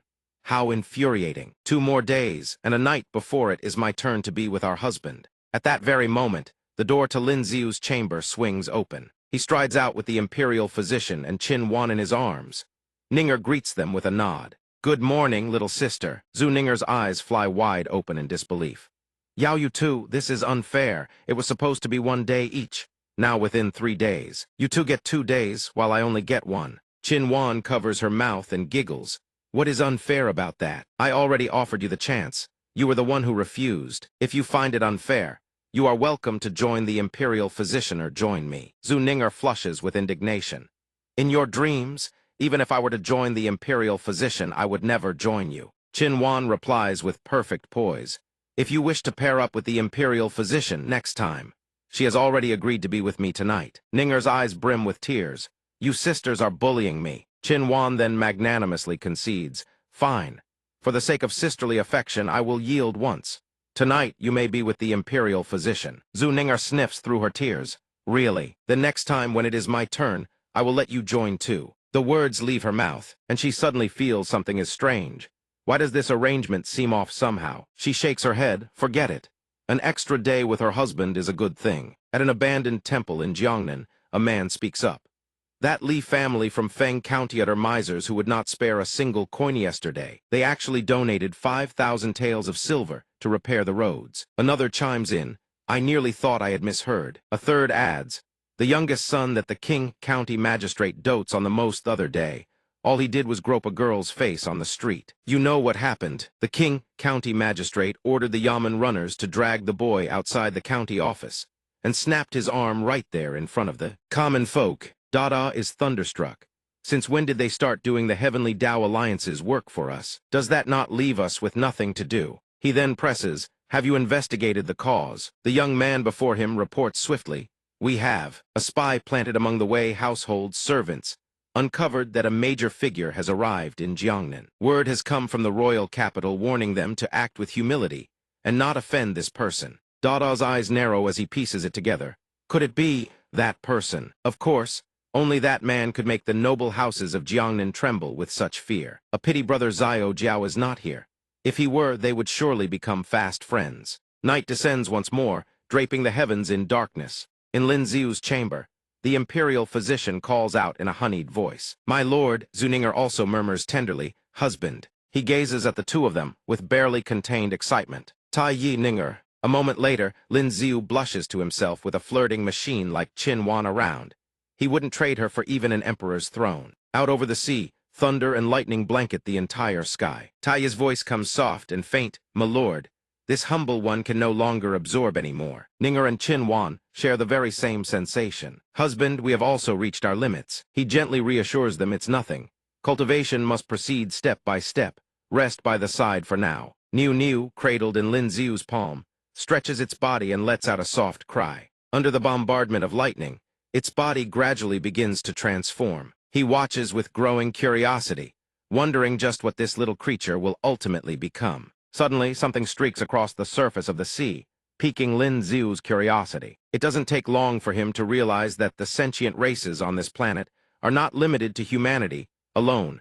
Other species coexist as well. For instance, the barbarian tribe that roams the desolate northwestern wildlands, the sea tribe dwelling in the ocean depths, and the enigmatic spirit tribe. Above the waves, Anna desperately flees from the creatures pursuing her. The sea tribe member conjures a swirling vortex of water and hurls it straight at her. Don't even dream of escaping. The water vortex engulfs Anna, freezing her body rigid. She struggles to break free from the ring of water, but it is futile. The sea tribe creature sneers at the sight. Let's see where you run now. A lewd expression surfaces on his face. Quite the fine beauty, aren't you? I bet you taste absolutely divine, Disgust is etched across Anna's face. I would rather hurl myself onto the jagged reefs and die than let any of you lay hands on me. The sea tribe brute pays her words no mind. That's not for you to decide. A powerful force suddenly plunges straight down into the water's surface. The sea tribe members freeze in shock. What's going on? It is Lin Xiu. He shatters the vortex of water encasing Anna and plants himself firmly before her. The sea tribe creature, enraged by the interference, charges forward. A puny insect of a human dares stand in my way. Lin Xiu quietly judges him in his mind. So ugly, he casually raises his hand and catches the creature's vicious bite mid-lunge. Anna gasps in horror, her hands flying to her mouth. She is certain Lin Xiu will suffer grievous wounds. Yet he remains utterly unscathed. Instead, every single one of the creature's teeth shatters like glass. He wrenches away in agony. My teeth, my teeth. Lin Xiu's expression remains emotionless. He sneers inwardly. Those teeth aren't even as hard as Ninger's fingernails. They couldn't so much as leave a scratch on his body. In one swift motion, he drives his fist straight into the sea tribe creature's face. The brute is sent hurtling backward, crashing into the arms of his companions. Lin Xiu's expression turns deadly serious. He conjures a spear of crystalline ice. Every year, countless fishermen and commoners of Great Xia perish at the hands of your sea tribe. Now, let you taste the flavor of despair for yourselves. The moment the words leave his lips, he hurls the ice spear at the cluster of sea tribe creatures. The spear pierces through every last one of them before they can even react. Lin Xiu and Anna watch in silence as their bodies sink slowly into the ocean depths. She has witnessed his heroic rescue from start to finish. She speaks up timidly, incredible. Are you of the human race? Lin Xiu does not answer right away.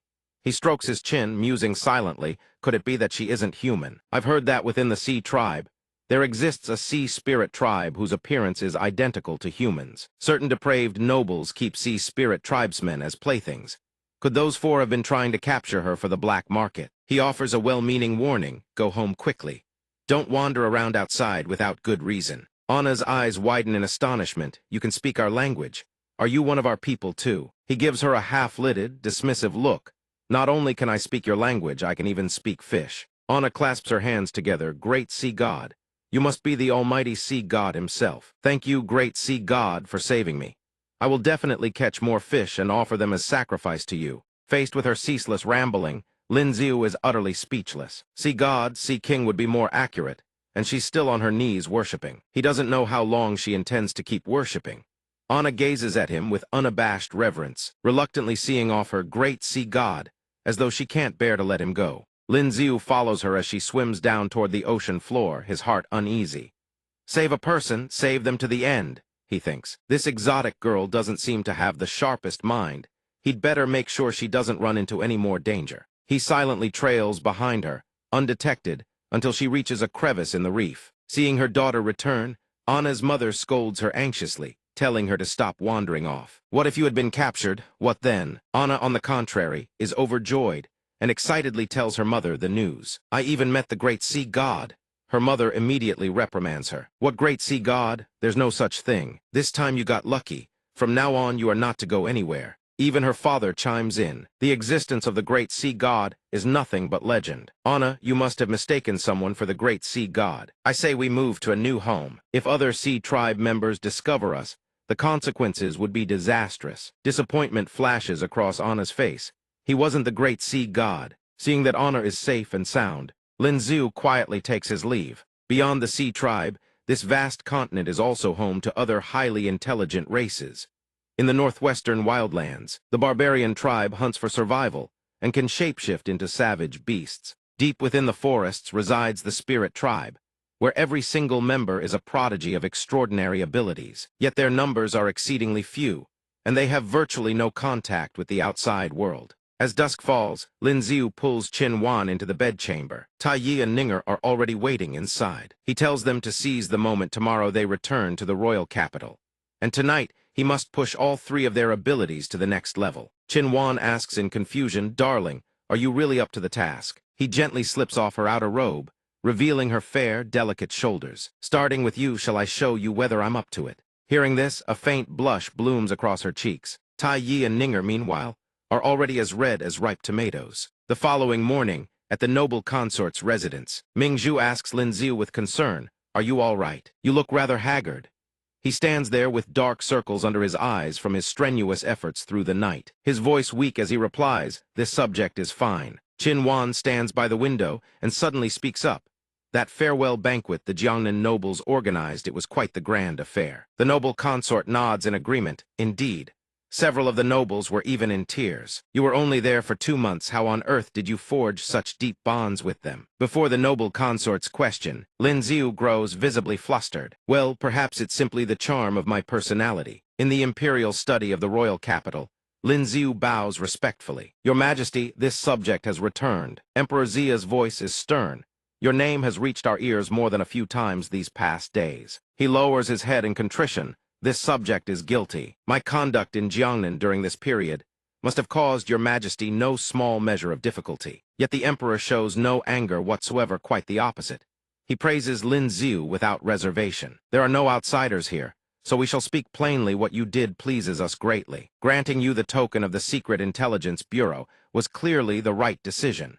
But tell us, do you not fear retaliation from those nobles? Lin Ziu answers without the slightest trace of fear. When one walks the path of righteousness and integrity, there is nothing to fear. Suddenly, the Emperor leans in close to him. Emperor Zia raises an eyebrow and asks, "You haven't joined the Heavenly Tao Alliance, have you? Everything you've done seems more Heavenly Tao Alliance than the Heavenly Tao Alliance itself. Your subject is loyal only to your Majesty. Heaven and earth bear witness.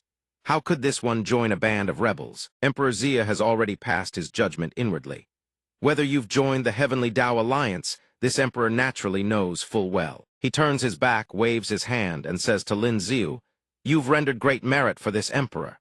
What reward do you wish?" Without any pretense, Lin Ziu states his desire outright. "Your subject wants the painted pleasure boatand Princess Minghe." Emperor Zia's tone drips with amusement. As long as Minghe consents, this emperor has no objections. But she is a princess, cannot be made a concubine. If she marries you, she must hold equal status with your current wife. Lin Ziu is stunned. "Ha!" he quickly explains. "Your subject means that Princess Minghe owes your subject several 100,000 taels of silver. Could your Majesty repay the debt on the princess's behalf?" Emperor Zia, mortified, rushes to save face. Well, although this emperor is the sovereign, he cannot simply dip into the national treasury at will. Besides, you're not short on money. Let's discuss it another time. Outside, Minghe stealthily presses her ear against the door, eavesdropping on the conversation inside. "Father Emperor, keep talking. You got to the topic of my marriage." At that moment, Lin Ziu steps out. He gently places his hand on the princess's shoulder. The princess of a great nation, when she's not climbing trees, she's eavesdropping at doors. Minghe, startled out of her wits, shrieks, "You scared me to death." Embarrassed into rage, the princess screams, "Mind your own business." Lin Ziu doesn't bother arguing with her. He waves his hand and turns to leave. "Then keep listening, I'm off." Minghe calls after him. "Wait, I want to spar with Yao so you can see the progress I've made training in feuding." He quickly agrees to the challenge. "Very well, Princess, you set the terms for fairness. We'll only use extraordinary abilities. No martial path." Upon hearing this, Lin Ziu scoffs. "Do you even know the martial path?" At the training grounds of the Extraordinary Ability Academy, Minghe and Lin Ziu stand facing each other. Minghe conjures a ring of fire. "If you can't withstand it, surrender quickly. If you get burned, don't blame me." Lin Ziu, too, conjures a mass of frigid ice. "Same goes for you, Princess. Careful not to freeze." Both unleash their techniques at each other. Fire and ice collide in an explosive instant. Seeing the situation isn't in her favor, Minghe struggles to resist while insisting defiantly. "How is this possible? I trained at the Fire Spirit Grounds for 2 months, while he took Zhu Ninger and Qin Wan on a leisure trip to Jiangnan. How could his origin power grow faster than mine?" In the end, the princess's flames are suppressed by Lin Ziu's ice. A wave of bone-chilling cold radiates outward, and Minghe hugs herself, shivering uncontrollably. How are you this fast?" Lin Ziu answers calmly. "Perhaps this is simply talent." Minghe, now draped in a thick cotton coat, continues to shiver despite the layers. Her expression is one of aggrieved frustration. "Do you have some secret cultivation manual that I don't know about?" Lin Ziu casually picks at his ear and gives a dismissive reply. "Perhaps the beautiful scenery of Jiangnan pleases the heart. When the mood is good, cultivation comes easier." Minghe puffs her cheeks and turns away. "I'm done arguing with you. When is the next trip to Jiangnan?" "Take me with you." Ling Yin arrives from somewhere unexpected. "I want to go too. I've never been to Jiangnan either." Lin Ziu quickly agrees. "Very well. As it happens, His Majesty is about to bestow upon me a painted pleasure boat with over a dozen rooms." Hearing this, the princess leans close to Ling Yin and whispers, "His current origin power, I can't explain it. I knew he just got back, and I already challenged him to train with me." As soon as she finishes, the Crown Prince and the Crown Princess appear without warning. The moment they arrive, the woman spews venomous words. "Seeing the Crown Prince in this seat, and you still don't know to bow. He grew up without a mother to teach her manners. Are you all the same?" The princess, who was bold and spirited just moments ago, trembles with fear at the sight of the Crown Princess. He pays her respects. Lin Ziu strikes immediately, delivering a resounding slap. "Impudence, where did this palace maid come from? How dare you speak to the princess in such a manner?" Ling Yin and Minghe are stunned by his sudden action. Even the Crown Prince standing beside them wears the same dumbfounded expression. The Crown Princess clutches her slapped cheek, disbelief written across her face. "I said this seat. This seat not this seat made. Lin Xiu scratches his head and laughs awkwardly. Oh, really? My apologies, I misheard. The crown princess, tears glistening in her eyes, screams in fury. Kill him for me. The palace maids and eunuchs following her immediately collapse to the ground. One eunuch groans, a sudden stomachache. A palace maid clutches her leg. This servant suddenly remembered she broke her leg this morning. This servant needs a crutch. Another eunuch starts convulsing with his tongue lolling out. This lowly servant has suffered a stroke. In the imperial garden, a guard rushes to report. Your Majesty, Lin Xiu slapped the crown princess. Emperor Xia cannot believe it. What did you say? The empress standing beside him furrows her brow, showing displeasure. How outrageous! Your Majesty, this Lin Xiu has gone too far. If he isn't severely punished this time, who knows how arrogant and tyrannical he'll become in the future. Consort Song Xian, more composed, speaks in a soft voice. Your Majesty, this concubine doesn't believe Lin Xiu is the arrogant sort. Perhaps there is more to this matter than meets the eye. Your Majesty should go see for yourself. The three quickly make their way to Lin Xiu's group. Emperor Xia demands, what is going on here? He commands sternly, Lin Xiu, why did you strike the crown princess? Lin Xiu answers with deep respect. Reporting to your Majesty at first, your subject had no idea this was the crown princess. Believing she was a palace maid, slandering the late consort, your subject stepped in to discipline her. Emperor Xia presses further, unconvinced. Slandering consort, explain yourself in full. Lin Xiu recounts the entire affair in detail. It happened like this, Your Majesty. Your subject, Princess Minghe, and Ling Yin were having a conversation. When we encountered the Crown Prince and the Crown Princess before, we could even both Crown Princess slandered Princess Minghe and the late consort de. Your subject thought such a disrespectful palace maid needed to be taught the proper order of precedence. Despite knowing the reason, the Empress has no intention of letting him off. Clever with your tongue, aren't you? Even if the crown princess was in the wrong. Since when is it a mere courtier's place to discipline members of the imperial family? Lin Xiu does not yield an inch. He speaks up in his own defense, reporting to the Empress your subject, and Princess Ming, he are the closest of friends. The late consort was an elder of this subject. Your subject will not allow anyone to slander her sacred memory. I humbly accept whatever punishment your Majesty and the Empress deem fitting. Emperor Xia's voice breaks the tense atmosphere. The crown princess fails to guard her tongue. For slandering consort, she is confined to the Eastern Palace for 3 days. Though Lin Xiu did not act with malice, striking the crown princess is an established fact. He shall be detained within the palace for 1 day of reflection. Hearing his decision, the Empress is taken aback. Your Majesty, he explains, confining her for 3 days is already showing the Empress leniency. Consort was someone this emperor loved dearly. He then sweet-talks the Empress with honeyed words. The Empress is the same. If anyone dares speak disrespectfully of you, this emperor will surely take their head. The Empress blushes and calls softly, Your Majesty. The two walk hand in hand, leaving Lin Xiu behind with a look of utter contempt. This charmer really won't let a single opportunity to flirt pass him by. The older the ginger, the spicier indeed. The incident quietly spreads through the palace. In the corridor, 2 palace maids walk and gossip. Did you hear? The son of Marquis Ping'an, Lin Xiu, mistook the crown princess for someone else and slapped her by accident. The palace maids don't believe Ithao. Could he possibly mistake her identity? Our attire and accessories are all strictly regulated. The crown princess's garments alone clearly mark her as a person of noble standing. It was obviously deliberate disguised as a mistake. The green-eyed palace maid seemed to relish the news. The crown princess was the legitimate daughter of the Zhang family. Over the years, she had leveraged her family's power to bully Princess Minghe countless times.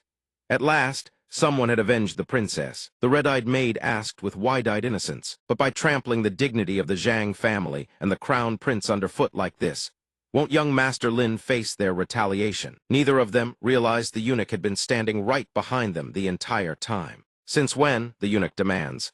Don't you two have anything better to do? Standing here flapping your tongues, you want me to teach you a lesson. The 2 palace maids panic instantly. Spare us, chief eunuch. In the imperial study, Emperor Xia sits behind his desk. Mingzhu stands before him. You've come to plead on his behalf. You want us to spare him. The noble consort nods slightly. He lets out a helpless sigh.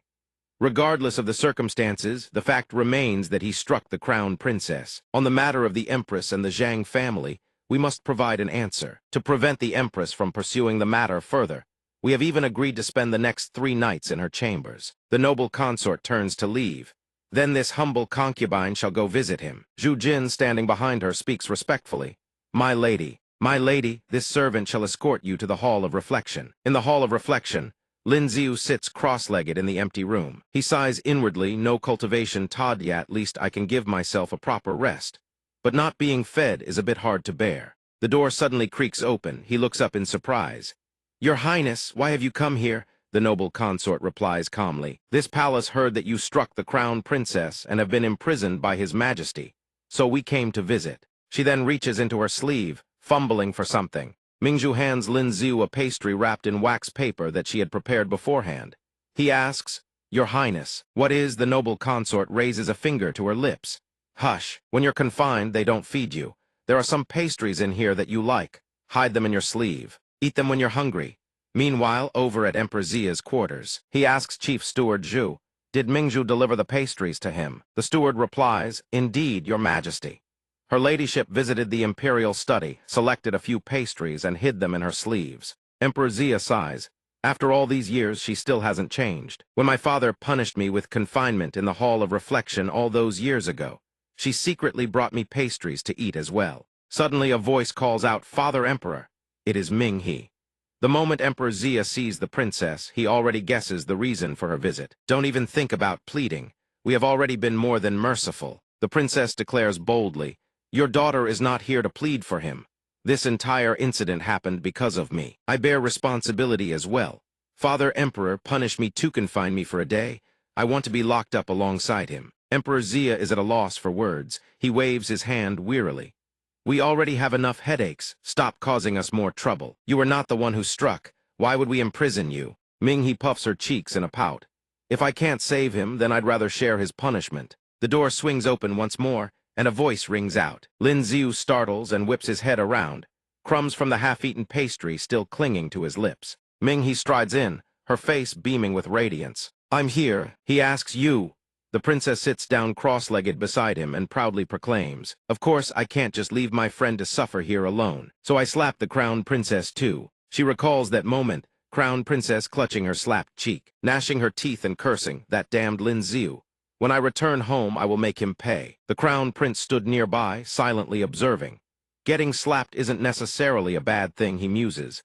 At the very least, it will push the Zhang family to make a move against Lin Ziu. Seeing the princess approach, the crown princess grew overconfident. Ming He, what do you think you're doing? Don't tell me you're here to beg on Lin Ziu's behalf. Contrary to the crown princess's expectations, the princess delivers a resounding slap to her other cheek. Ming He blazes with fury. Don't you dare insult my friend. Then the princess turns to the emperor and declares, Father Emperor, now you can imprison me. I just slapped the crown princess. Emperor Zia grumbles. Inwardly, can't the two of you at least pick on someone other than the same person? Ming He recounts the entire sequence of events to Lin Ziu. So that's what happened. He hands the princess a piece of pastry. Have a bite. The princess is astonished. You actually dare to eat food in the Hall of Reflection? She points. Give me the red one, it looks more appetizing. Ming He gnaws on the pastry contentedly, glancing sideways. You really didn't know she was the crown princess? He replies indignantly. Even the crown princess can't go around cursing people at will. Does she have some grudge against you? The princess falls into thought. I wouldn't exactly call it a grudge. My birth mother passed away early. When I was young, studying in the Palace Academy, she bullied me constantly. He is surprised. She bullied you. Couldn't you bully her back? Honestly, even my extraordinary ability would have been useless against her. Ming He puts on a mature expression. The Zhang family's power reaches the heavens. I don't want to cause trouble for Father Emperor. Besides, she isn't the only one who bullied me. I can't fight back against them all. Suddenly, Lin Ziu shifts the topic to ease the atmosphere. Want to have a drink? The princess reminds him. This is the Hall of Reflection, you know. He winks playfully. They didn't allow us to eat, yet we ate anyway, didn't we? Let's sneak to the imperial kitchen and grab some midnight snacks. He gently pushes the door ajar and sends droplets of water through the crack. Those water droplets coil around one guard's neck and feels as though it has been frozen solid. The other guard meets the same fate, unable to even turn his head. Seizing the moment, Lin Ziu grabs Ming He's wrist and pulls her outside. The princess feels his hand clasping hers, and her face flushes crimson. The next day, an imperial chef rushes in to report. Chief Steward Zhu, the imperial kitchen was robbed last night. 2 jars of fine wine are missing. along with some rolled meat and several small dishes. Zhu Jin waves his hand dismissively. Enough, go about your duties. There's no need to mention this to anyone. He then makes his way to where the two are confined. He instructs the guards at the door to open up and release them. Oh, by the way, did those two leave the room at all last night? The two guards answer in unison, no, sir. Chief Steward Zhu steps into the room. What greets his eyes is Princess Minghe, her clothes disheveled, clinging to Lin Ziu while Ziu himself clings to a wine jar. He clears his throat with a few deliberate coughs to wake them. The princess stirs awake at the noise, her face still tinged pink from the lingering warmth of wine.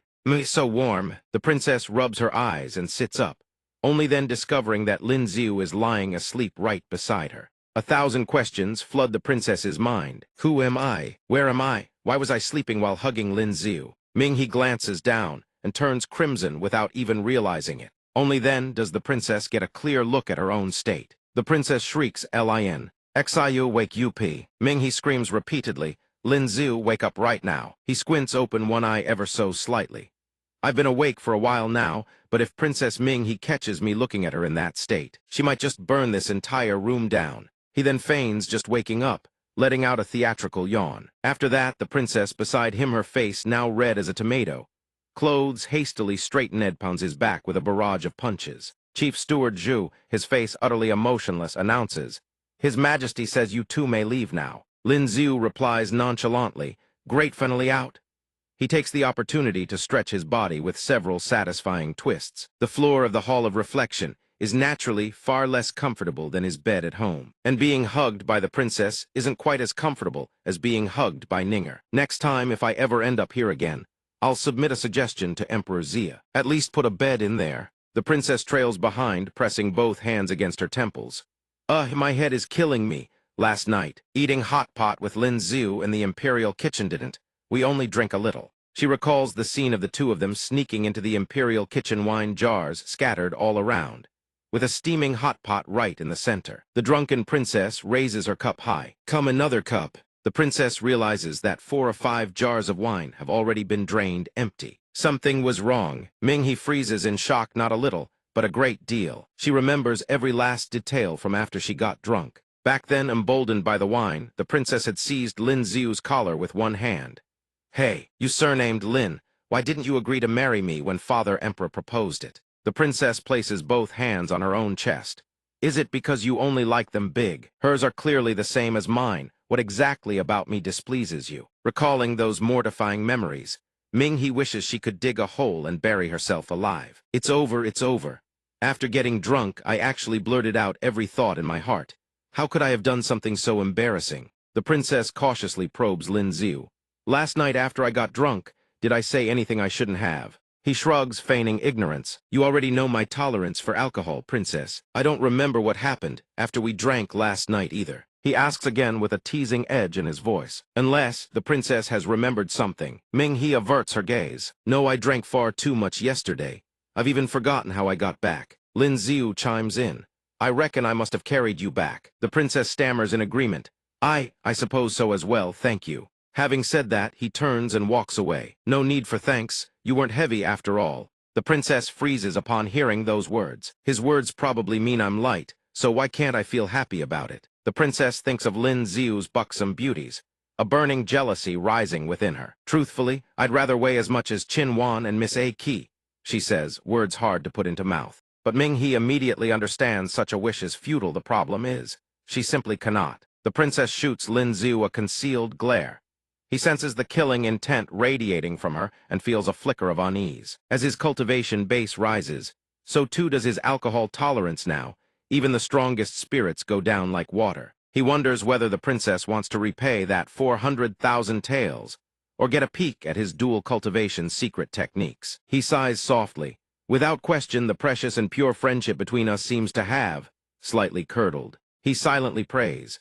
For the sake of all sea kings across the realm, I must prove that pure friendship between a man and a woman can exist. Miss Yunshuang, please stop falling into pits already. In the inner courtyard of Shanglin Garden, his mother asks with worried concern. After hearing you struck the crown princess, we were all terribly worried. The emperor shielded you this time, but don't be so reckless again. But Lin Ziu replies without hesitation.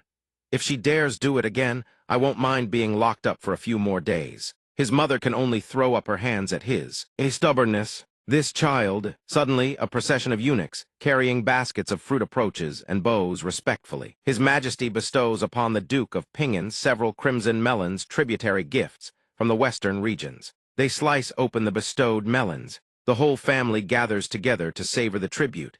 As long as nothing happens, all is well. The Duke of Pingan breathes a sigh of relief. The Emperor's heart clearly leans toward Lin Ziu. He praises aloud. Whether in looks, talent, or character, search the entire royal capital, and you will find no one who surpasses him. True, the boy took concubines before a sore point, but that he stood up to the crown princess for his mother's sake. Such a fine son-in-law is truly hard to come by. The Duchess of Pingan gently pats Lin Ziu's head. You've had it rough these past days. He is taken aback. Lin Ziu asks his mother-in-law why she would say such a thing. She dabs her tears with her sleeve. Lingjun is stubborn and taciturn. She doesn't understand how to deal with people, let alone be a good wife. Ling Yin is willful, ignorant of propriety, has no sense of rules, doesn't know her place, and always pushes her luck. The two young children freeze at their mother's words. He silently agrees, listening to his mother-in-law's account. It does sound rather exhausting indeed. Meanwhile, at the Zhang estate, a servant reports, Master, Lin Ziu has returned to his residence. His Majesty even had crimson melons from the western regions delivered to the Lin estate. The crown princess's mother bristles with displeasure. Master, His Majesty is clearly showing favoritism. Had it been anyone else, this would be a capital crime. She refuses to accept it. His Majesty merely locked him up for a single day, and the moment he returned, he rewarded him. On the surface, it is imperial favor. But look deeper, His Majesty is suppressing our Zhang family. The crown princess piles on from the side. And the incident in Jiangnan last time, His Majesty was surely behind that as well. And before that, third brother was dragged off to the magistrate's office by him, shaming the entire family. This isn't just my affair alone. He humiliates our Zhang family every single time. If father still does nothing, how will others view the Zhang family? The crown princess's father furrows his brows and asks, Then what do you want? Her eyes blaze with malice, wishing she could take Lin Ziu's life this very instant. I want the arm he used to strike me. Though he is the patriarch of the Zhang family, he is utterly powerless. Do you have any idea who he is? Do you have any idea who his wife Xiao Lingjun is? Don't talk about slapping you even if he struck the crown prince himself. No one in this world could demand a single arm from him right now. Deep down, he has long been cowed. Xiao Lingjun has always been the sole pride of the Great Xia dynasty. With her, Great Xia can hold its head high among the 5 great dynasties. Under such circumstances, taking Lin Ziu's arm is absolutely impossible. Even if His Majesty wanted to punish him severely, it would be a pipe dream. Even if the emperor agreed, the court officials and other powerful nobles never would. The Zhang patriarch massages the bridge of his nose. I will have him apologize to you before the entire court. The crown princess refuses to yield. He slapped me as a mere apology supposed to be enough. Hearing this, his body trembles whether from rage or the helpless realization that he can do nothing to Lin Ziu. His vision darkens and he roars. If you had the strength of his wife, if the crown prince had his abilities, then you too could be as arrogant. You don't so shut your mouth. It is not your place to speak here. Later, during a court session in the imperial palace, the Zhang patriarch presents himself before His Majesty, Your Majesty. Lin Ziu struck the crown princess in broad daylight. The crown princess is a member of the imperial family. Even if she misspoke, it is not the place of a mere second-rank marquis's son like him to discipline her. This subject of the Zhang family makes no excessive demands. We only ask that Lin Ziu apologize to the crown princess before the court, to restore a measure of justice for my daughter. Several officials below begin whispering among themselves. Indeed, the matter of Lin Ziu slapping the crown princess would not end so simply. Everyone is curious how this affair will be resolved. No one knows which way it will go. Even the patriarch of the Song family steps forward to voice his grievance. Lord Zhang speaks with reason. She is, after all, the crown princess. To demand an apology after being slapped, that is not unreasonable, is it? Seeing the patriarchs of the great families speak up, the others chime in as well. Indeed, indeed. Emperor Xia grows uneasy under the combined pressure of his officials and ministers. Lin Ziu's trip to Jiangnan, through his own actions alone, had nearly offended every top noble in the royal capital. Now all the great families converge to pressure him. He waves his hand, dismissing the assembly. I shall send someone to persuade Lin Ziu. If there is nothing else of importance, you may withdraw. At Lin Ziu's home, Chief Steward Zhu earnestly urges him. It is merely an apology, you lose nothing. This time everyone stands with the Zhang family. Even His Majesty cannot shield you. He turns and counters. Chief Steward Zhu, tell me, why do you think I cultivate with my life on the line? Zhu Jin is puzzled. Why? Lin Ziu places a hand over his heart. He declares with conviction, so that I can stand tall and never be bullied. If someone insults my mother, if someone torments my friends, am I supposed to turn around and apologize? Then what use is all my cultivation? What would all these years of cultivation be for? Chief Steward Zhu breaks into a cold sweat. It's just an apology, surely it's not that serious. He refuses to yield. The crown princess refuses to let go. Then don't blame Lin Ziu for showing his teeth. He calls out to Chief Steward Zhu. Please relay a message to His Majesty for me. Zhu Jin startles. What message? As though he has already devised a countermeasure against those troublesome people. He says, my entire family is going on a trip to Jiangnan. We won't be able to attend court, and naturally, I cannot apologize to the crown princess. Several days later, Emperor Xia sits sternly upon the dragon throne. What matters require my attention today? Below, the Zhang patriarch bows respectfully. Your Majesty, Lin Ziu has yet to apologize to the crown princess to this day. The emperor presses his forehead in exhaustion and orders Zhu Jin to summon Lin Ziu. Chief Steward Zhu gently reminds him, Your Majesty, have you forgotten? Forgotten what? The steward reminds him once more. He took his entire family on a trip to Jiangnan. Emperor Xia finally remembers. Right, the tournament is fast approaching, and this brat has run off to Jiangnan again. Who went with him this time? Zhu Jin reports to the court Lin Ziu. His wives and concubines, his sister-in-law, the younger sister of his wife, and even Princess Ming Heal of them had departed. The two clan patriarchs standing nearby gape in shock. Every minister and official standing below clearly hears the information Chief Steward Zhu just reported. Emperor Xia's heart is in turmoil, his mind a tangled mess of threads. These people occupy the top 2 ranks in the grand tournament of Great Xia. Zhao Lingjun and Lin Ziu are even tied for first place. If they all refuse to participate in the grand tournament, Great Xia will have no one in the top 10 of the prodigy ranking this year. The entire nation will become a laughingstock. He cannot help but admire this move. Lin Ziu, you truly know how to play your cards. He points down at the cluster of officials and roars in fury. Look at the mess you've made. Setting aside the fact that Zhao Lingjun ranks first on the prodigy ranking, even Lin Ziu now possesses strength worthy of the top 5. Before the grand tournament, the crown princess insults someone's mother and commits the offense first. And then you people coerce a prodigy of his caliber into apologizing to her. What were you all thinking? Every word he speaks drains the color from the face of the Zhang family patriarch. Do you have any idea how many nations are coveting them? The moment they give the word, Great Yu, De Luo, De Ying, and De Lu will all scramble to invite them. Would you rather drive Great Xia's prodigies away? Would that make you happy? Even the Song family patriarch, who had previously sided with the crown princess, falls silent before Emperor Xia's words. Wonderful, isn't it?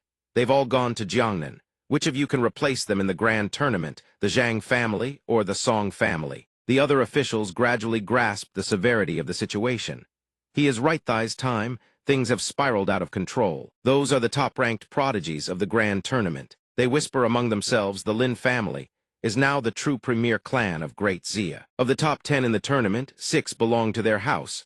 Without them, both this grand tournament and the next will turn Great Xia into the butt of every joke. Their entire family could even hold the nation itself hostage. One astute official speaks up. Your Majesty speaks truly. The crown princess was at fault first. Given the current circumstances, the grand tournament must take priority. He turns toward the Zhang family patriarch. Perhaps offering an apology is for the best. But the old man is caught in an impossible bind. What? This subject failed to discipline his child properly. Upon returning, he will most certainly rectify this. The grand tournament is of utmost importance. Your Majesty, please send for them at once. A short while later in Jiangnan, Zhu Jin appears before Lin Ziu, who is quite surprised by the visit. Chief Steward Zhu has come to Jiangnan for a stroll. Lin Ziu asks with a hint of amusement. Lord Lin, please spare this old servant the jest. His Majesty has dispatched a painted vessel to escort everyone back. We should set sail for the royal capital without delay. But Lin Ziu replies with complete nonchalance, as if nothing of consequence has happened. We've barely been here 2 days. Lingjun and the others have never visited Jiangnan before. I plan to take them around for 2 months before heading back. Chief Steward Zhu sighs at a loss. Lord Lin, what would it take for you to agree to return? Lin Xiu adopts a casual tone. Very simple. Doesn't the crown princess want an apology? Tell her to come to Jiangnan and apologize to the princess herself. Then this matter will be considered as if it never happened. Hearing this, Chief Steward Zhu grows anxious on his behalf. My lord, this will completely sever any chance of reconciliation with the Zhang family. Lin Xiu could not care less. If we don't do this, is reconciliation even possible? The steward listens and finds his reasoning sound. It seems there truly is no other way. Lin Xiu's expression darkens, his tone turning ice cold. If that's the case, then why shouldn't I demand she come to Jiangnan to apologize? If she refuses, we will not return to participate in the grand tournament. The following day, during the morning court session, Emperor Xia unleashes a torrent of fury. A bunch of brainless fools. The crown princess insulted the mothers of Zhao Lingjun, Yi Lin, Qin Wan, and Zhu Ninger. With every word he utters, the officials dare not meet his gaze. They risk their lives fighting for the empire's honor on the front lines, seizing cultivation resources for your children and grandchildren, yet all you know is how to plunge a knife into their backs. If it were me, I'd refuse to attend the grand tournament entirely. A senior official speaks up cautiously. Your Majesty, the delegation is about to depart. The most pressing matter now is to invite them back. Emperor Xia's fury only intensifies. You created this mess, clean it up yourselves. Lin Xiu and Zhao Lingjun have made their stance clear. They demand the crown princess travel to Jiangnan personally to apologize. Otherwise, they will not participate in the grand tournament. Handle it yourselves. The Zhang family patriarch never imagined Lin Xiu would push things this far. He curses viciously in his heart. Lin Xiu, don't go too far. All his resentment remains unspoken. Do you intend to trample the last shred of dignity the Zhang family and the crown prince possess underfoot? The officials rush to intervene. Lord Zhang, you must consider the bigger picture. When it comes to the tournament, the Zhang family is actually the clan that stands to gain the most. Even the Song family patriarch relents. Besides, the crown princess was clearly in the wrong from the start. Her going to apologize is only natural. He never expected that even his closest allies would prove powerless. The Song family patriarch cuts him off. Lin Xiu, Lord Zhang, let it go this time. In the end, though consumed by unwillingness, he has no recourse. His body trembles with the effort of restraint as he kneels. Your Majesty, this subject shall send his daughter to Jiangnan immediately to apologize to Princess Minghe. In the Eastern Palace, the crown princess is stunned when her father relays the news.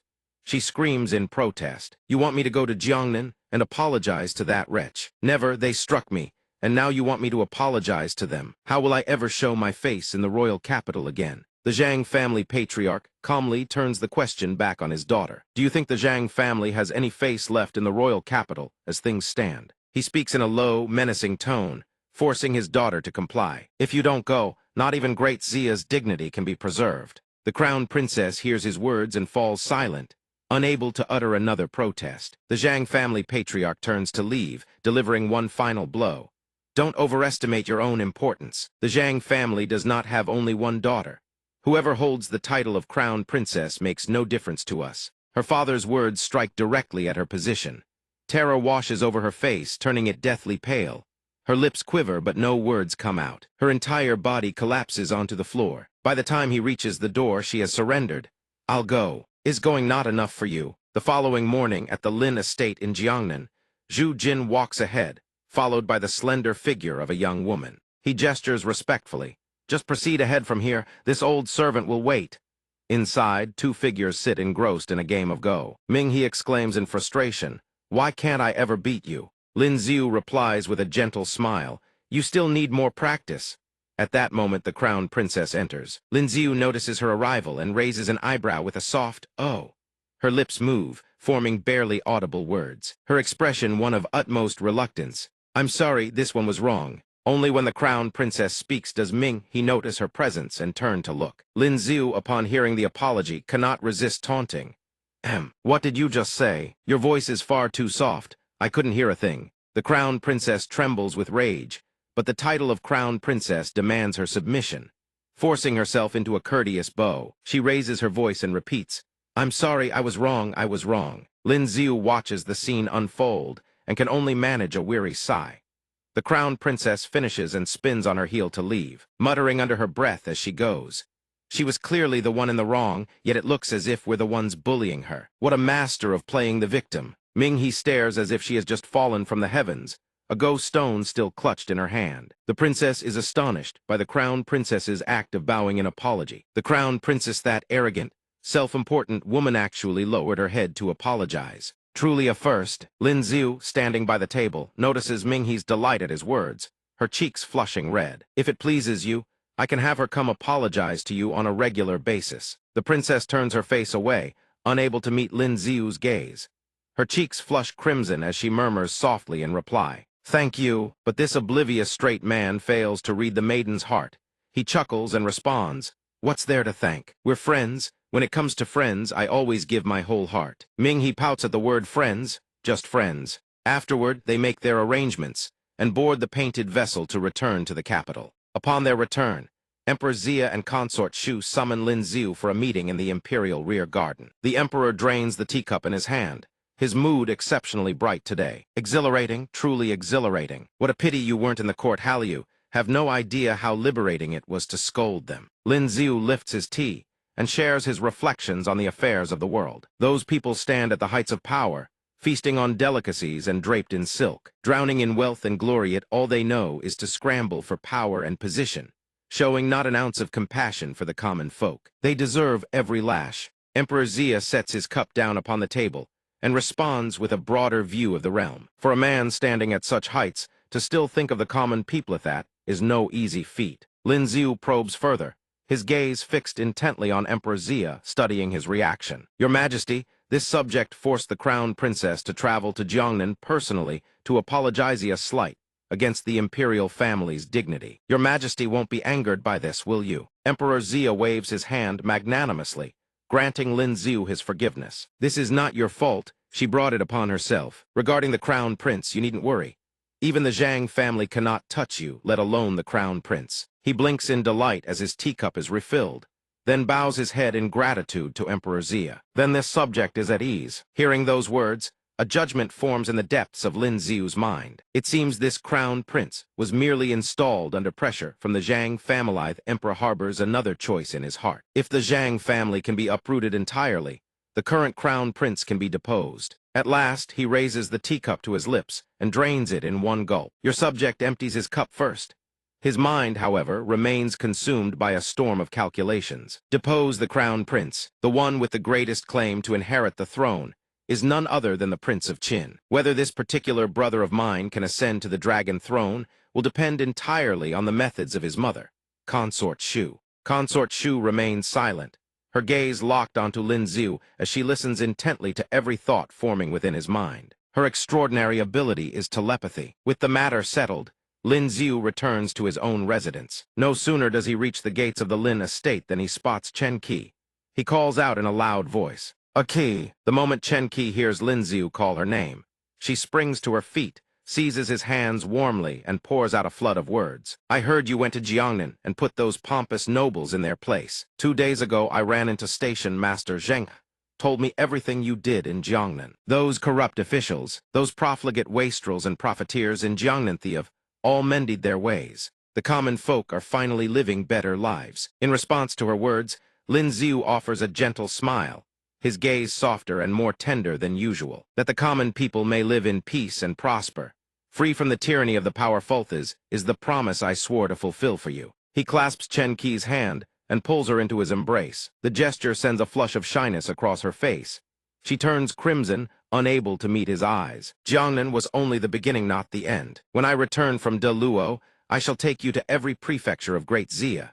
Those petty nobles will tremble at the mere sound of our names." Chen Qi presses her hand over Lin Xiu's mouth and whispers softly, "Close your eyes." She rises on tiptoe and plants a gentle kiss upon his lips. He cooperates without hesitation, wrapping his arms around her waist. "Now let me claim my reward too." The tender scene between the two inadvertently falls into Ming-He's line of sight. The princess hurriedly ducks behind a distant wall, but her fiery temperament proves impossible to contain. She simply cannot bear to witness this. The princess storms out from hiding and charges straight at Lin Xiu, unleashing a torrent of accusations. "Aren't the two of you supposed to be just friends? How can you do such a thing?" He dares not meet her gaze, Scratching his head sheepishly, he scrambles for an excuse. Actually, this is just a foreign custom you'll understand once you visit De Luo. Among their people, close friends greet and bid farewell with a kiss upon parting and reunion. Ming He's brows furrow tightly. The princess eyes him with unmistakable suspicion. They kiss on the lips too. Lin Xiu replies, well, not exactly. He raises his hand and gestures in an escalating motion, as if to say things progress gradually, step by step. All right, I'll admit at first we truly were just friends, but when friends spend enough time together, the bond naturally evolves. It's the same with Ninger and Kaina. At first we were merely friends. But Ming He is no fool who would blindly accept his words. The princess jabs a finger straight at his face and shouts, that's all nonsense. You simply like big breasts. Lin Xiu doesn't back down. Far from being embarrassed, he raises his voice even louder than the princess herself, spilling his entire romantic history until the young woman's face burns scarlet and she falls utterly speechless. Between men and women, prolonged proximity breeds affection. A friendship evolving into something more innocent than perfectly common. There are people who initially can't stand each other, who bicker and criticize at every turn, but after spending enough time together, they gradually discover each other's virtues, and then they fall in love, perfectly natural. Ming He buries her burning red face in her hands and flees, her flustered voice trailing behind her. What nonsense are you spouting? A twinge of worry stirs in Lin Xiu's chest. He instinctively narrows one eye, watching the princess's retreating figure. It seems our friendship really has evolved. No sooner does one depart than another arrives. The noble consort sweeps in the very moment Ming He disappears from sight. Lin Xiu immediately drops into a respectful bow. Your ladyship, the noble consort. She regards him with a hint of surprise. Lin Xiu, aren't you supposed to be making preparations for De Luo? In truth, Lin Xiu had long since made arrangements for Taiye. He explains to Ming Zhu, this trip to De Luo will last at least a month. That means an entire month without seeing your ladyship. Murong Yu and Song Song are also heading to De Luo, so leaving Taiye behind in the royal capital will give her the chance to keep your ladyship company. The noble consort takes Taiye's hand and turns to him with a question. You thought of me? Yet why didn't you bring Taiye along to De Luo? He replies, the grand tournament will be hectic. This subject fears he cannot properly look after Taiye amidst it all. Without hesitation, Lin Xiu sweeps Taiye into his embrace, displaying his affection right before Ming Zhu's eyes, leaving the noble consort no choice but to watch the two of them with a helpless gaze. My family's Taiye is so beautiful, what if some De Luo brute harasses her? True to form, she nestles into his arms with a coy pout. How embarrassing. The noble consort is still watching. As court robes are cast aside and evening descends, within the private chambers of the Lin estate, Taiye has been nestled in Lin Xiu's arms for some time. She leans against his chest and lets out a wistful sigh. Over a month without seeing my lord Tai, you will miss you terribly. He refuses to let her sincerity go unanswered. Tonight, I stay by your side. But Taiye is an understanding woman. She asks with a hint of reluctance, but isn't today supposed to be Ninger's turn? He knows this full well, yet his heart aches to stay with Taiye. Without another word, he scoops her into his arms. His next words make her blush involuntarily. An entire month. Without her, absolutely must spend tonight at her side. Afterward, the two disappear into the master bedroom. He knows Ninger's temperament all too well. Ninger is an understanding girl, she would agree without protest. Though that little vixen would likely demand he make it up to her tenfold once they reach De Luo. Over verdant waters and emerald hills, the following day dawns at Great Zia's Grand Harbor. Emperor Zia stands at the pier, gazing down upon the bustling throngs below. The fate of Great Zia in this grand tournament rests upon your shoulders. A pair of familiar footsteps comes to a halt. Dark circles ring Lin Xiu's eyes was kept up all night. Yet his expression burns with iron resolve for the battle ahead. The grand tournament is finally upon them. Wasting no time, Lin Xiu and the others stride aboard the great ship. Emperor Zia catches sight of his figure and beckons with a wave. Lin Xiu, come here a moment. Lin Xiu blinks in bewilderment, his feet instinctively changing direction. Yes, your majesty. Once at Emperor Zia's side, the emperor leans in and delivers a private instruction regarding matters of the heart, winking as he does so. I hear De Luo has a princess. Put in some effort, won't you? Lin Xiu can only manage a wry smile. That doesn't seem entirely appropriate. On the other side, Zhang Ren and Zhang Yi leap aboard the ship in a manner no one else would dare. The crowd buzzes with excitement. They're here. At the sight of these two, the people erupt as though a new beacon of hope has appeared. It's Zhang Ren and Zhang Yi of the Zhang family. The crowd chatters among themselves. recounting the illustrious records the two Zhang scions had achieved in past tournaments. In the previous tournament ranked 4th, the other 7th, the Zhang family truly remains the Zhang family. Next, Yu Zhang and Bai Zhang make their entrance together. That's the eldest young master of the Song family. I want to bear his children. And there's the Prince of Kinth, only prince to rank within the top 10. A graceful, enchanting silhouette appears, instantly captivating the hearts of countless men below. That's Qin Wan. Ninger and Lingjun arrive together, yet the crowd remembers only the most radiant name of all, Zhao Lingjun. Zhao Lingjun, the men below are her devoted admirers. Some wave banners emblazoned with her name, screaming and cheering without restraint. Zhao Lingjun, Zhao Lingjun. Ninger pouts bitterly. All the glory was stolen by her. Qin Wan covers her mouth, laughing softly. Beneath Zhao Lingjun, all beings are equal after all. She is ranked first on the prodigy ranking. Even Emperor Xia could not tear his eyes from Lingjun. Yet he did not forget to praise Lin Xiu standing at his side. With a legitimate wife like that, Lin Xiu, the pressure on you must be tremendous. He remains silent, casting half a glance at the old man. That wretched emperor was unfazed, remarking, "The crowd below has begun debating who the man that won Lingjun's heart might be. If I recall correctly, Zhao Lingjun has a husband.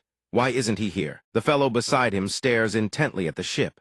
The first person to board that must be him. He tells himself, "Lin Xiu, oh Lin Xiu, if you cannot carve out a name for yourself in this grand tournament, you will forever be known only as Zhao Lingjun's husband, a man with no legacy of his own." With that, the ships set their sails and prepared to depart. But only when Emperor Xia gave the command could the vessels take flight. The ships soar skyward one after another, departing amid the proud cheers of the people, flying toward a land blanketed in endless white snow. The Luoth land of extreme cold. The ship is enveloped in a blue radiance, utterly unaffected by the raging blizzard. Old Duke Zhu stands performing a ritual alongside a white-haired elder. He sighs with a weary expression, as though he has not slept for many nights. "So boring, I miss my granddaughter so much." The white-haired elder beside him urges, "Cheer up, Duke Zhu. On our shoulders rests the duty of protecting these prodigies." Everyone on the ship braces against the blizzard. The snowfall is immense. The one in black beside him is far more curious about one thing: what delicacies does De Luo have to offer? Before the ship arrives, Lin Xiu carefully warns his women, "Remember when we reach De Luo, if you encounter someone called Natasha, do not let your guard down simply because she is a woman. It is best to keep your distance from her." A young eunuch approaches and reports respectfully, "Lord Lin, the court has compiled this for you all intelligence on the prodigies from every nation participating in the grand tournament." Hearing this, he takes the document and studies it intently. The other contestants on the ship also gather around Lin Xiu to observe. He stares at the document and remarks, "It seems rather troublesome." Zhuya stands in the crowd and asks, "How so?" "The names on this document are the top-ranked elites on the prodigy ranking. Where is Zhao Lingjun? Extremely dangerous. Colin is extremely dangerous. As for Otto and Natasha, Lin Xiu is already well acquainted with them." He recounts what he has heard before. From the previous tournament's top 5, excluding Zhao Lingjun, only the true strength of great Yu's first prince and second prince remains unknown. The first person Lin Xiu places on his most difficult to handle list is Du. First Prince Du, second Prince Colin is hailed as the Gemini star of great Yu.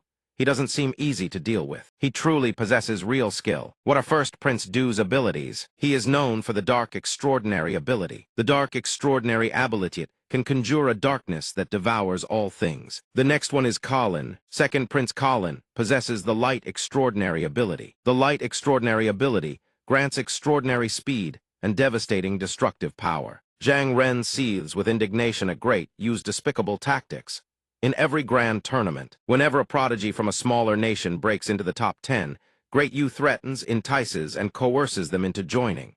Utterly shameless. Song Yuzheng and another young nobleman both glance at Lin Xiu, as if wanting to remind him of something. Speaking of shameless, there's someone even more shameless right here. That prodigy from Fudeng, she's his wife now. He furrows his brow at the two of them. What are you looking at?" Ling Yin looks troubled and turns to ask her sister. "Sister, you've fought all of these people before. How strong are they?" Drawing on her experience as a past champion, Lingjun advises everyone if they encounter Natasha, the fourth prince of Great Yu, or other opponents, they must fight with everything they have. But conversely, if they face Great Yu's Gemini star, she advises them to surrender. Do not engage. Meanwhile, Lin Xiu is mulling over an entirely different matter, looking rather troubled. The ship's cabins are quite small tonight. 2 people must share a room. Though all 4 are my wives, propriety forces my hand. In front of others, I must room with the very one I'd least prefer. What truly gives him a headache is the matter of his wives and concubines. Reluctantly, Lin Xiu must apologize. Only Qin Wan accepts the arrangement cheerfully. Ninger, on the other hand, is childish about it and openly expresses her displeasure. Then this concubine and Ninger shall share a room. With that, she returns to her quarters. Even with Lingjun in his embrace, Lin Xiu's heart still lingers on the matters from this morning. In name, Zhao Lingjun is his legitimate wife. Before outsiders, there is no reason to be cold toward one's own wedded spouse. Favoring concubines over her was out of the question. Lingjun settles into a chair first, and Lin Xiu lovingly pours her a full cup of tea. Presenting it with both hands, she holds the teacup but does not drink. Instead, she begins analyzing the first prince's strength. The first prince of Great Yufar surpasses the 4th prince. 3 years ago, the 2nd prince was slightly stronger than him. As for No, it's hard to say. Lin Xiu seems far more relaxed than she is. He flops onto the bed first, and with one eye lazily closed, asks his wife, "How does my strength compare to those 2? Lingjun raises the teacup, a faint smile gracing her lips, and answers his question. "You should know the answer to that better than I do. Your strength isn't limited to what you showed in the small tournament, is it?" He shoots back just as quickly. "Didn't you also hide your true talent? Say any more and we'll both end up sulking." Both look away, the atmosphere falling silent to the point of awkwardness. The ship soars through the raging blizzard, surrounded on all sides by mountains of stone blanketed in white. Lingjun, wrapped in a fur cloak, gazes out the window and realizes they have arrived in the Deluo kingdom. Beyond the endless stretches of rocky peaks, they finally spot settlements. Looking down at the architecture from above, the navigator marks the ship's arrival. Deluo's capital, 2 ships settle onto the lake below. Everyone on the ship gazes at the scenery, each face beaming with excitement as they take in the sights. The landscape is completely different from Great Xia, truly a rare and wondrous sight. Lin Xiu has also donned a fur cloak.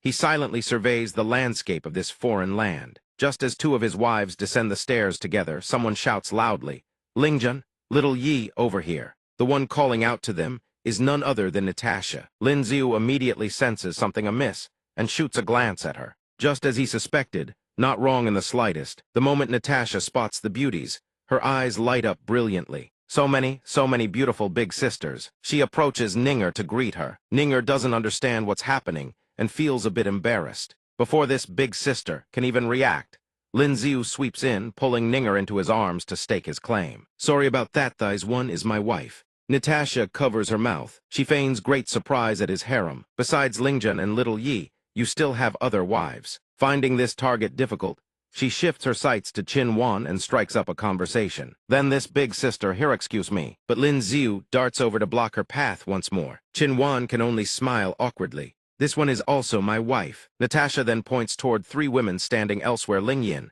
Deng Ngok, and Ming He. So the remaining 3 are the same. Only then does Lin Xiu wave his hand in denial. "Those ones, no, they're not." Something suddenly catches Lin Xiu and Natasha's attention. A looming shadow falls over them. A massive ship emblazoned with a hawk emblem soars overhead. Natasha furrows her brow, her expression twisting with irritation at their arrival. Those detestable wretches have come. Every time they show up, they have to make such a grand spectacle. The 4th prince descends from the vessel, alongside his 2 subordinates. Everyone from Great Xia grows, visibly wary at this sudden appearance. Some manage to piece things together. The 2 figures trailing behind the 4th prince themselves look stunned by another's arrival. Indeed, someone recognizes the 2 behind the 4th prince. They are the Gemini stars of Great Yu. Lin Xiu glances at them and sneers inwardly. He's already certain only one copyable slot remains for his extraordinary ability. Light or shadow, which to choose? What a headache. Gu Lin seems to recognize Lin Xiu. He turns to Otto and asks, "Was that man the husband of Lingjun and Lin?" That said, even he must concede Lin Xiu's strength. He does look formidable, but surely not so powerful that even you and Jin Anyao joining forces can't defeat him. Otto stands beside him, growing increasingly irritated as the boy prattles on endlessly in his ear. "Can you ever let this go?" The 4th prince's mind races, with calculations about the upcoming match, weighing his own skills against the prospect of facing Lin Xiu. "My fire ability is a natural counter to Lin Xiu's ice ability. Yet even with the volcanic terrain of Fudeng amplifying my flames, that brat still emerged victorious. He not only made me a laughingstock before countless people, but also cost me a fortune in cultivation resources. The fourth prince of Great Yu, ranked fourth on the previous season's prodigy ranking, still seethes with bitter resentment at his defeat. And worse still, at the hands of a nobody, he turns to Colin and speaks. His greatest strength isn't his extraordinary ability, it's his martial prowess. Even Windy, despite all her caution, fell to his hands. Gu Lin places a hand on the fourth prince's shoulder and reminds him, I am not you. He radiates absolute confidence that he can defeat Lin, Ziu so much so that even the prince is taken aback. The white-haired man deliberately whispers into the fourth prince's ear, the face you lost for Great Yu, I shall personally reclaim it. Having said his piece, Gu Lin turns and departs with the haughty air of one who has already won the battle. The fourth prince watches his retreating figure, thinking bitterly if not for that defeat. How would I have ended up being suppressed by the likes of you, Gu Lin? He clenches his teeth in fury at the mere thought of Lin Ziu. A silent resolve crystallizes in his heart. Lin Ziu this time. I will crush you before everyone's eyes and wash away my humiliation. Du makes him a promise. If you can defeat Lin Ziu in this match and cleanse your shame, I will petition the Elder Council to grant you superior cultivation resources. Otto turns and clasps his fist solemnly, making his vow. Rest assured, big brother, I've made thorough preparations. I prepared a grand gift for Lin Ziu. Though the match has yet to begin, Otto is already brimming with excitement, as if victory is already his. He sneers, I can't wait to see the wretched look on Lin Ziu's face. They arrive at the Imperial Palace once the blizzard has subsided. The Imperial Palace of De Luo. They gaze upon 2 rows of statues, flanking the main thoroughfare. Those who know their history recognize them as the 3 great emperors from the annals of the De Luo dynasty. For not every emperor of De Luo earns the right to be called Great Emperor. Every great emperor of De Luo is a heaven-grade powerhouse, whose monumental contributions to the dynasty can never be erased. Natasha runs her fingers across one of the statues. It reminds her of the dynasty's glorious heyday. The De Luo dynasty was once the mightiest nation in the world. All of the western lands bowed at their feet. Even present-day Great Yu cannot match the supremacy De Luo once commanded. But the De Luo of old has long since faded like a setting sun. Lin Ziu also studies the statue before him intently, his mind wandering to deeper contemplation. No nation can remain powerful forever. If De Luo truly sought to restore its former glory, he falls deep into thought, utterly absorbed in these reflections. The other great powers would never sit idly and allow De Luo to rise again. Inside the Imperial Palace, 2 long banquet tables laden with fine dishes await the arriving dignitaries. De Luo's evening banquet follows Western tradition. Rather than the reserved customs of the East, couples link arms and waltz to the gentle strains of music. 2 men clad in great Zia attire stand on the far side, savoring glasses of red wine. Several Western women in plunging gowns display their bountiful charms with little restraint. Bai Zhang cannot escape a man's base nature. He raises his wine to drink, yet his eyes betray him wandering to that very place, his cheeks flushing involuntarily. My, this wine is certainly smooth, and this fragrance is simply intoxicating. Lin Ziu stands beside him and frowns. We've already left Great Zia, even if your wife keeps you on a tight leash. Her reach doesn't extend all the way here. Lin Ziu grins triumphantly, but Bai Zhang suddenly grabs his collar with a teary-eyed expression. A man like you could never understand. You think there aren't her eyes and ears watching me even here. Right at that moment, a woman approaches and calls out, Excuse me. Young sir, the golden-haired maiden over there extends her hand and asks if you would honor her with a dance. Lin Ziu watches the scene from the side, silently laughing to himself. This brother of mine has the heart of a sea king, but not the fate of one. Bai Zhang's face turns pale as a sheet. He hastily declines, My deepest apologies, but I'm already a married man. Seeing his brother so timid, Lin Ziu kindly steps in to add, terrifying the poor man even further. It's just a single dance. I'm sure your wife won't mind, but all it takes is one thought of his wife's furious face, and his whole body starts trembling. She absolutely will mind. The wounded soul seeks to wound others. Bai Zhang places both hands on Lin Ziu's shoulders. He grinds his teeth, laughing until tears stream down his face.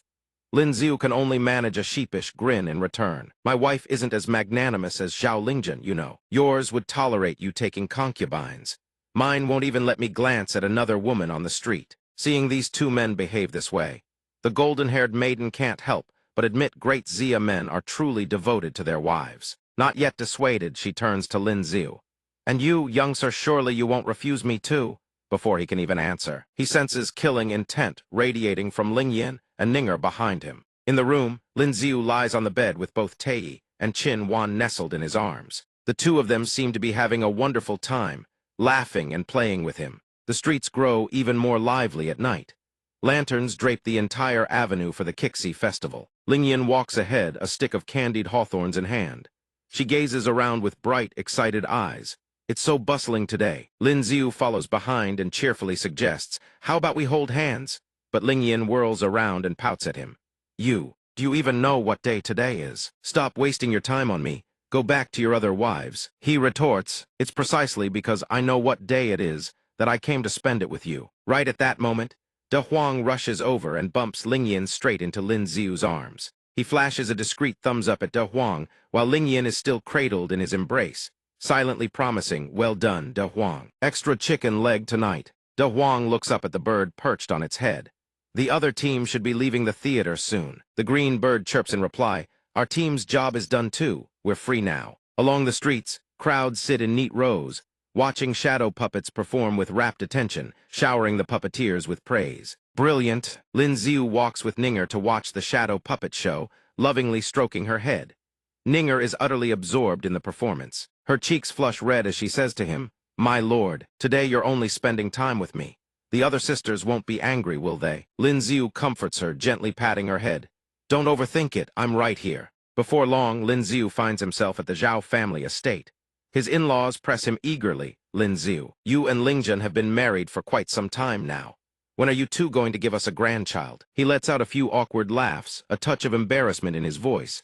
That matter is, De Huang, standing not far away, also witnesses and overhears this entire conversation. The dog tilts its head in confusion, wondering how there came to be three identical masters. One day before the Kixi festival, Lin Ziu drapes his arms around his two wives. He asks them, "What do you two think of my proposal?" Qin Wan responds to his question, "I have no objections. I wonder what Tei thinks." Tei asks cautiously, "My lord, you want us to use our extraordinary ability to transform into copies of you and go to the Kixi festival with Ninger and the others. Why must we do it this way? Wouldn't it be better if everyone cultivated together?" Lin Ziu lays out a concrete goal. He asks, "Not everyone thinks like the imperial physician. If we don't want to meet a tragic end tomorrow, we need a concrete plan. I only want to make everyone happy. The imperial physician will help me fulfill that wish, won't she?" Hearing Lin Ziu's reasonable words, the imperial physician agrees without hesitation. Qin Wan leans against him on his right,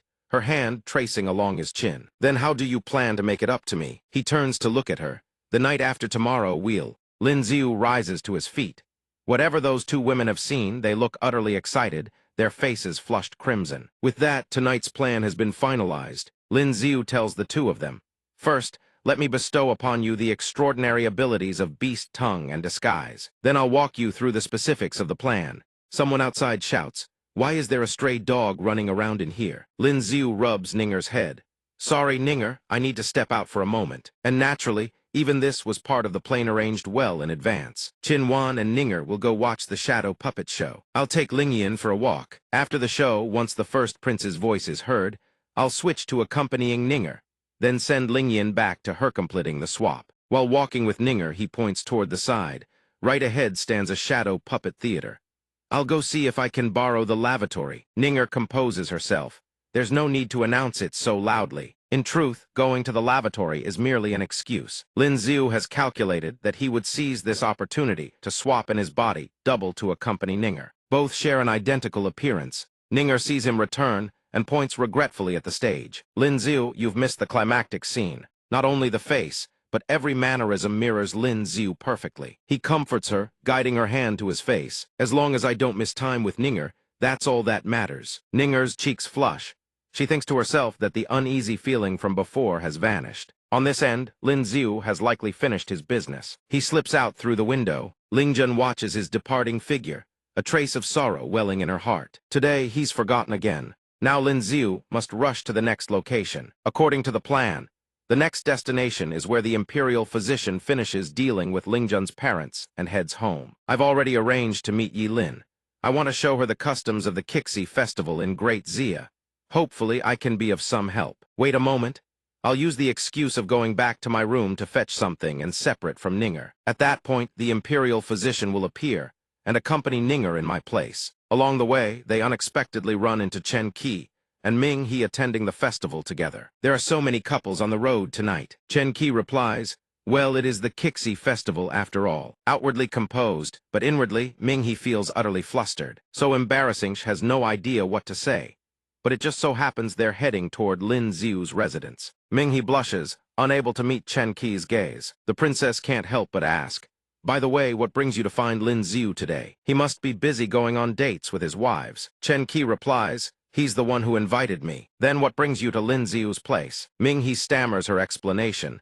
I'm going to find Yi Lin to keep her company. Lin Xiu probably won't be able to spare time for her today. At the same moment, both of them spot two Lin Xius and both shout his name at the top of their lungs. By the time the moon dips behind the mountains, Lin Xiu escorts Ninger back to the residence.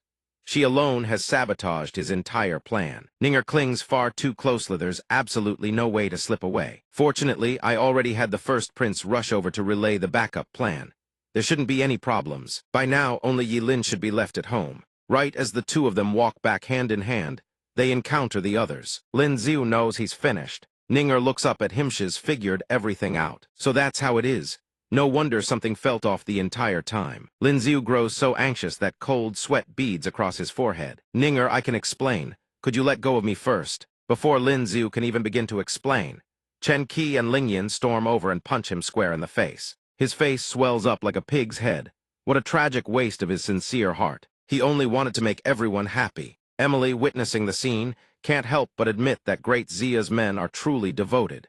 Even so, she doesn't back down. Turning to Lin Xiu with a question, young sir, surely you wouldn't reject me. In the distance, Lingjun and Ling Yin have witnessed the entire scene. While Lingjun remains calm, Ling Yin is cracking her knuckles as if ready for battle. That shameless fox spirit, that outfit of hers is no different from wearing nothing at all. Truly has no sense of decency. Zhao Lingjun explains, in countries like Great Yu, it's perfectly normal for women to dress that way. Emily saunters close to Lin Xiu and introduces herself. Allow me, name is Emily.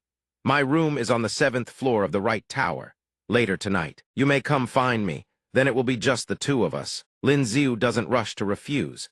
He simply gestures toward his two wives on the other side, letting her draw her own conclusions. Forgive me, but I already have wives. They're right over there. Emily glances at the two of them and offers a sincere remark. I see your wives are truly beautiful.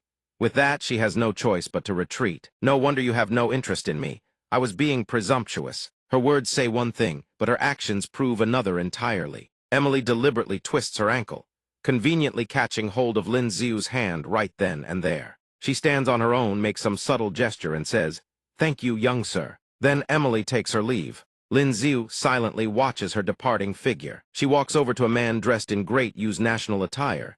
He asks, how did it go? Emily replies with confidence, when have I ever failed? But Lin Xiu, having followed her from behind, catches sight of this very scene. He hides behind a nearby wall. I should have known it's Otto. He still can't rest easy. However, Emily furrows her brow. Having met Lin Xiu in person, she realizes he doesn't match the rumors at all. The intelligence was flawed. Who said he was practically insatiable and easy to ensnare? I seduced him that aggressively, yet he didn't waver in the slightest. Otto, however, thinks with crude simplicity, maybe you're just not his type. His expression turns sinister.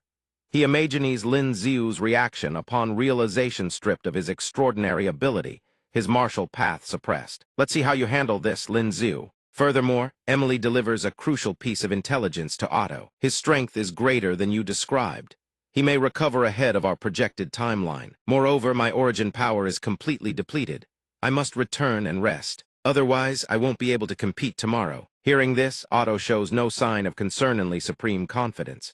Even so, he'll still need to survive the first few rounds. His palm slams down upon the stone. The aged Duke Zhu and the white-haired elder, upon hearing the news, are absolutely livid. Shameless, utterly shameless. Unable to win through honorable means, they resort to such despicable tricks. It turns out Lin Xiu had already told them about Emily's scheme. He reports the details. Just as she was about to leave, she deliberately stumbled and had to grab onto me to steady herself. And after she left, the extraordinary ability energy within my body completely vanished. Please pass this along to the other prodigies of Great Zia. Stay far away from that Great Yu woman. Don't let those despicable scoundrels pull any tricks. The old Duke, upon hearing the news, racked his brain for a solution, his head splitting with worry. What was he to do? Old Duke Zhu placed a hand on Lin Xiu's shoulder and reassured him, "Go rest first. I will relay the message." Lin Xiu obeyed and returned to his own quarters. In his room, he gazes down at both his hands, spiritual energy flickering faintly across them. That woman's ability strips it, doesn't steal. She probably wanted to strip my extraordinary ability entirely. But she never expected to only strip the psychic force from 20 of my abilities. The psychic force vanishes, but simply holding Zhao Lingzhen's hand brings it all back. The spiritual energy shifts to a darker hue. Lin Xiu gazes down at it, a look of satisfaction crossing his face. These stripped abilities through contact, I can acquire them all over again. Right now, I can discard what I no longer need, or those abilities with painfully slow cultivation speeds, freeing up slots for far more powerful heaven-grade extraordinary abilities. This realization fills Lin Xiu with an indescribable surge of resolve. He ponders, Great Yu truly has handed me a grand gift. To obtain both light and dark at anciently, a child would choose one. I want them all. Suddenly, a knock sounds from outside. Lin Xiu walks over and opens the door, only to find Lingyan standing there. "What brings you here?" he asks. "It's so late, aren't you asleep?" She replies coldly, "I'm sleeping here tonight." Hearing this, Lin Xiu doesn't agree right away. He pinches her cheek and says, "Zioner, stop joking around." Lingyan furrows her brows sternly, touching her own cheek. "At a time like this, and you still have the nerve to joke." Lin Xiu breaks into a cold sweat and dares not utter another word. "That's Zhao Lingyan for you," she explains. "I've heard about your abilities disappearing. If I stay close to you, my cold energy can stimulate your body. Perhaps your abilities can recover a bit faster." Lin Xiu scratches his face and asks, "Will that really work?" His ice ability hasn't actually vanished. Though he could tell Lingyan he possesses many abilities, no matter how much he wants to refuse. Lingyan has already walked into his room and, can the host refuse his guest? "From now on, I sleep on the bed. You sleep on the floor." Lin Xiu watches her retreating figure and smiles gently. He thinks to himself, better not tell her for now. The two tie a rope around their wrists, binding them together. Though one sleeps above and one below, their hands remain clasped, never letting go. While Lingyan has already fallen into deep slumber, only Lin Xiu remains awake. He rests his arm across his forehead and thinks, without my abilities, my sister-in-law worries even more than I do. Although his ice ability hasn't actually vanished, he cannot help but pretend it has. Otherwise, Great Yu would realize something is amiss. He recalls earlier, when Lingyan tied the rope binding their wrists together. "Lingyan, what are you planning?" She explains, "By tying our wrists together with a rope, my cold energy can flow through our hands. I'll channel it to you. Who knows, it might help you recover your abilities faster." Lin Xiu can't help but burst into soft laughter at her words. Lingyan snaps angrily, "At a time like this and you still have the mood to laugh." In response, Lin Xiu only grins wider. "What's done is done. No amount of sorrow will change it. Why not enjoy the moment?" Lingyan's cheeks flush crimson. She angrily turns her face away. "HMPH, so optimistic on the contrary." Lin Xiu smiles with narrowed eyes, but deep down he thinks, though there's a small setback. Securing a top 10 finish in the tournament, the promise I made to Lingyan is still well within my grasp. Lingyan climbs into bed but still doesn't forget to remind him. "Rest early. There are more matches tomorrow." The next day, snow blankets the withered branches as the second day dawns. Lingyan asks about Lin Xiu's condition with a worried expression. "How is it? Have your abilities recovered?" He clenches his fist and replies, "Not yet." She sighs in disappointment, rubbing her own wrists. She asks once more, not even a little effect. His conscience stirs. Seeing Lingyan like this, Lin Xiu decides to stop teasing. He takes her hand and says, "It seems to be recovering a bit faster than when I'm alone." He thinks to himself, Great Yu believes my abilities are gone. I might as well play along than hit them with a surprise when the time comes. She jolts in surprise, her face flushing red when he suddenly grasps her hand. "Really?" Hearing that Lin Xiu's condition has improved, Lingyan beams with joy. "As long as it works, then I'll come again tonight." Lin Xiu stays silent at these words. He looks away, thinking to himself, I certainly have no objections, but poor Ningersh is probably about to cry. I'll make time to be with Ninger when I can. Several men have already gathered outside at the arena square. The official who had been chatting with Lin Xiu and Lingyan has gathered the latest intelligence. "Your opponent is a fire attribute prodigy from Great Yu. He deliberately swapped lots with someone else clearly. Great Yu is targeting you." Is that so? What? Ling Yin asks him with concern. Do you have confidence? Why do you ask? Lin Xiu turns to ask her in return. Afraid I'll lose. Moments later, Otto's entourage approaches. Ling Yin spots Emily walking alongside Otto and frowns. She says to Lin Xiu, see that? Beautiful women are nothing but trouble. If you had kept your distance from her yesterday, your abilities wouldn't have been stripped. He lowers his voice to explain. She came to me on her own yesterday. I was her target. No matter where I went, she would have found me. Otto strides straight toward Lin Xiu, radiating confidence. Lin Xiu clenches his fists and asks sharply, what do you want? Otto tilts his chin upward. His subordinate speaks on his behalf with absolute confidence. We hope you don't get eliminated in the very first round. I very much look forward to meeting you again, then defeating you in a proper, head-on battle. Lin Xiu doesn't even bother entertaining him. He furrows his brows. Great you, do you people even understand what head-on means? Hearing Lin Xiu's words, Otto doesn't take offense. He walks past him. Win your first match before you talk. Lin Xiu's first opponent has stepped onto the arena. The man is an Earth-grade, fire attribute extraordinary ability user from the Great Yu Empire. Lin Xiu and the man stand on the stage, exchanging a few words before sharing a chuckle. He remarks, so it's a fire-type extraordinary ability after all. Luca is equally curious, wonders whether the rumor of Lin Xiu's abilities disappearing is actually true. Otto's group watches the match from above. Emily, her cheeks flushed, stares intently at Lin Xiu. Is Luca even a match for him? He responds impassively, watch and find out. Otto is in high spirits today, visibly hopeful that Luca will emerge victorious. The gap between Luca and Lin Xiu is not insignificant, but in the eyes of the Great Yu delegation, Luca is by no means weak. Roughly speaking, the odds of Luca defeating Lin Xiu are slim, but this match could serve well to gauge Lin Xiu's current strength. The referee raises his hand and bellows, begin! Luca grits his teeth and unleashes his full power, conjuring a ring of fire that engulfs the entire arena. He unleashes his technique Scorched Earth. Lin Xiu grips a wooden sword. Even as his opponent launches his attack, he remains perfectly calm, calculating no matter how sturdy a wooden weapon may be, it will be devoured by flame. This man's ice ability can no longer be used. As long as I don't let him close the distance, I can gradually wear him down, consume him with fire. This match is mine. Luca grins broadly, brimming with confidence in his own strength. The advantage is mine. Luca strides through the flames, completely unharmed, advancing steadily. Fire engulfs Luca's body, even his robes have been transformed by the blaze. This will be the match that makes my name. Smoke and fire begin to swirl around Lin Xiu. He doesn't rush to attack, knowing exactly what must be done. A wooden weapon limits his martial prowess. Fire counters ice. His opponent has chosen a wooden weapon to deal with someone who has supposedly lost their abilities. The fiery vortex from Luca's technique closes in on Lin Xiu. He glances down at the sword in his hand. On the surface, Luca appears utterly dangerous, yet his mind is as simple as a child's. This is merely an ordinary wooden sword. No matter how much true chi is poured into it to make it incredibly sturdy, it is still just wood meat fire. And it burns.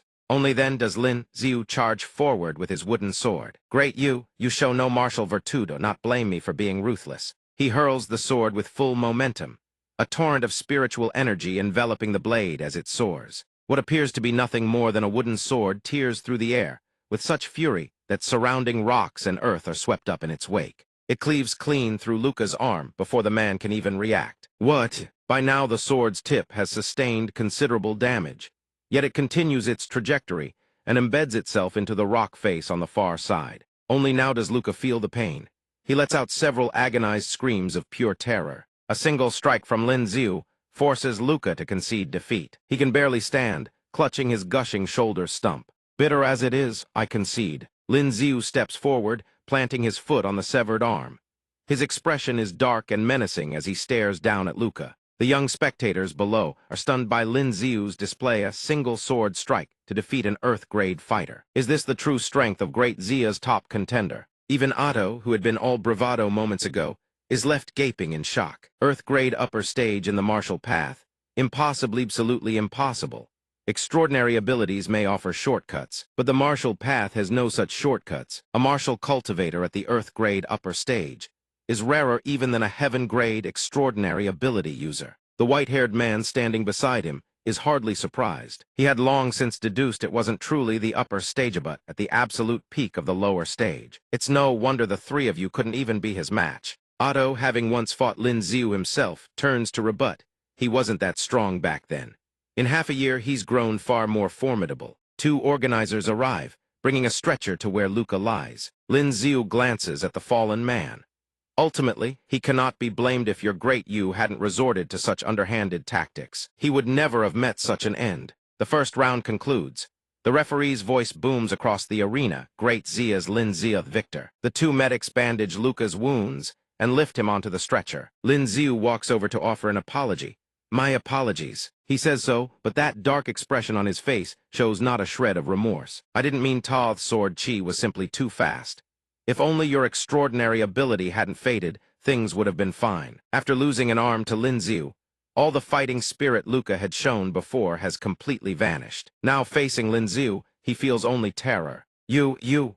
The moment Lin Ziu turns to leave, Luca's shame ignites into fury and he coughs up a mouthful of blood. Lin Ziu's life motto is simple: if you strike a man down, you must crush his spirit as well. Zhao Lingyan grabs Lin Ziu's hand as he passes by, utterly heedless of Zhu Ninger standing over there seething with jealousy. You've reached the Earth-grade upper stage in martial path, she exclaims.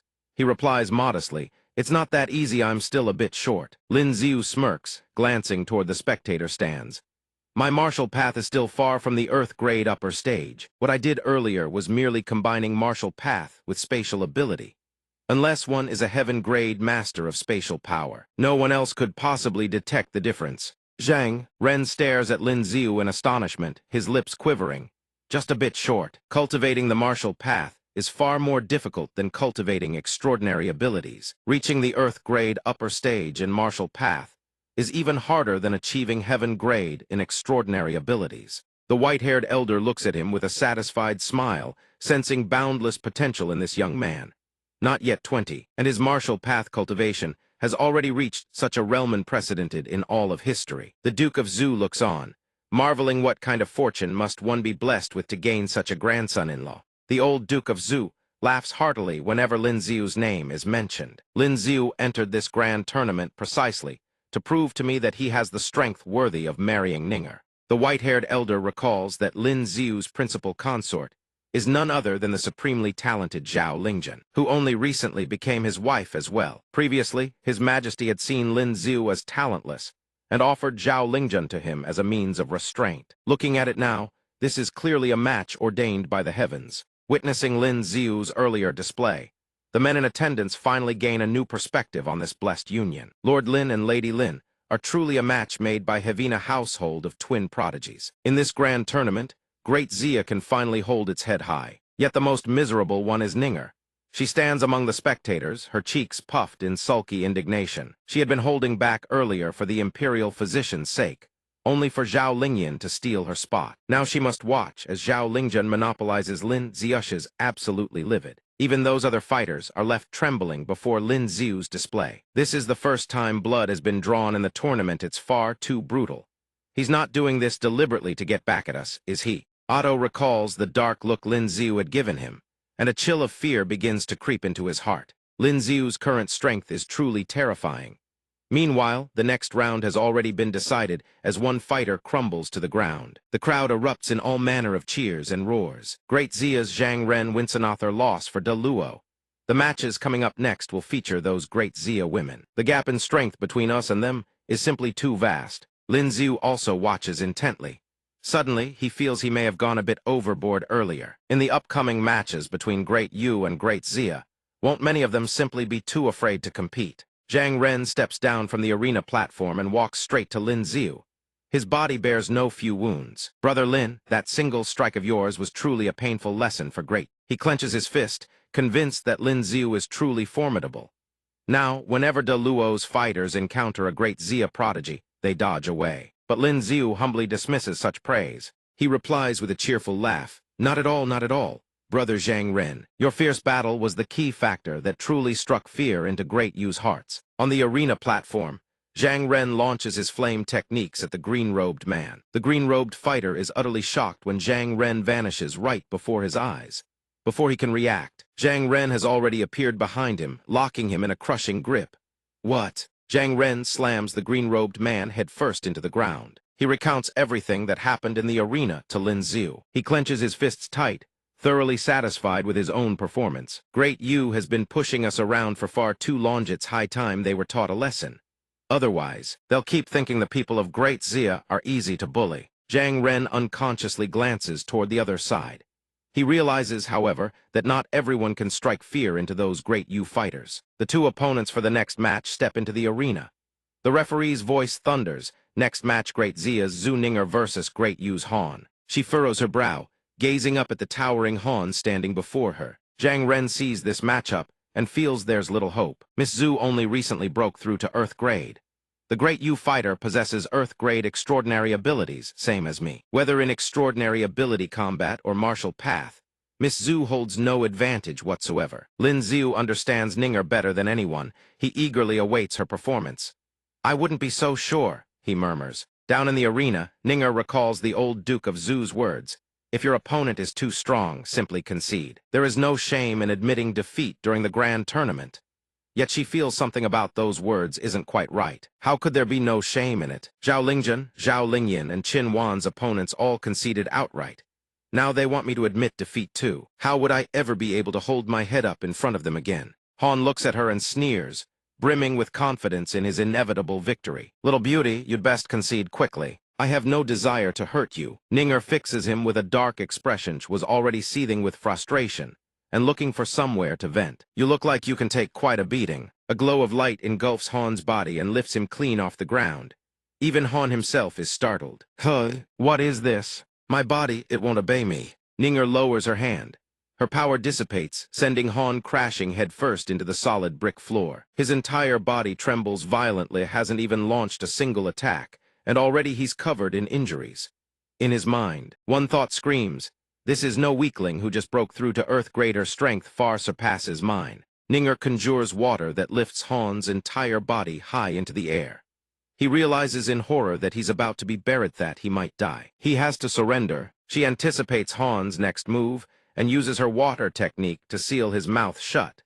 He can only manage a few muffled grunt speeches. Impossible. Han's eyes go wide as he stares down at his own hands. He can only let out a few desperate, strained cries, tears streaming from the effort, but his hands refuse to budge. Ninger still hasn't released him. She channels her power once more. "I haven't even finished venting yet." Zhang Ren, who had been underestimating Ninger just moments ago, now finds himself gaping in utter shock. The white-haired elder and the old Duke of Zhu are both astonished. This is truly a ferocious confrontation. Ninger's water technique vanishes, leaving Han to experience for the first time in his life the sensation of flying without wings. He freefalls toward the ground. A thunderous impact accompanied by a blinding flash foam spills from his mouth as he lies amid shattered bricks. Whether he's dead or alive remains unclear. The referee's voice booms, "Great Xia's Zhu Ninger the victor." Lin Xiu murmurs to himself, "It seems I've kept Ninger pent up for far too long." The men in the stands shout among themselves, "This Great Xia girl is absolutely terrifying." Once the match ends, Ninger transforms back into her innocent, rabbit-like self. She blushes and waves her hands frantically in explanation. "Please don't misunderstand, I'm actually very gentle normally." The spectators erupt into heated discussion. Truly, you cannot judge a book by its cover. A lady so fair and delicate, yet so utterly savage. Her opponent was tormented, without being able to utter a single Krithat. Great Yu prodigy truly proved himself a man of iron will. By now, Han has regained consciousness. His entire body is wrapped in bandages. Only by gritting his teeth against the agony can he manage to sit up. Ha Run looks around the room, his mind drifting back to the battle from moments ago. "That overwhelming power, I couldn't resist it at all. I couldn't even open my mouth." Which damned fool gathered this intelligence, claiming she had only entered the Earth Grade for a year? "A year, my ass." The woman in green robes approaches his bed, admiration gleaming in her eyes. "Ha Run, you truly surprised me. Beaten to that extent, and yet you didn't cry out once." The two elders also approach.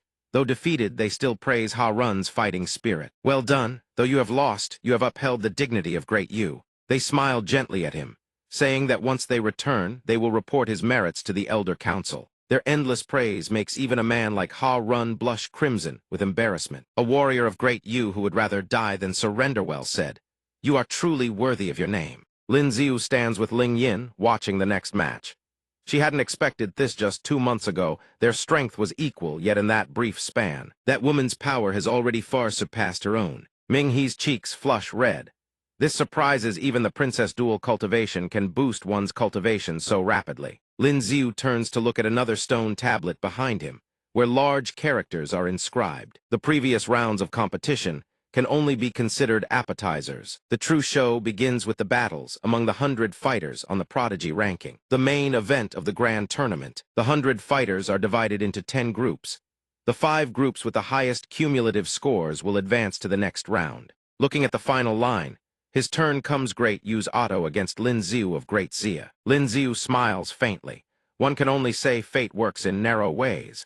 On the second day, Ling Yin still comes to Lin Xiu's room to sleep. Before she even climbs out of bed, she asks about his condition. Has your extraordinary ability recovered? He sits up and replies, let me try. Several rays of light encircle Lin Xiu. Ling Yin is overjoyed at the sight. Your ability has returned. Lin Xiu knows exactly how to charm a woman. He smiles warmly, gazing at her fondly, and says, it's all thanks to you sleeping beside me these past few days. Ling Yin pouts, is just thanks enough? If you win, you must agree to 5 things for me. 5 things it is. Ling Yin is taken aback by his easy agreement. Lin Xiu instructs her to keep this a secret.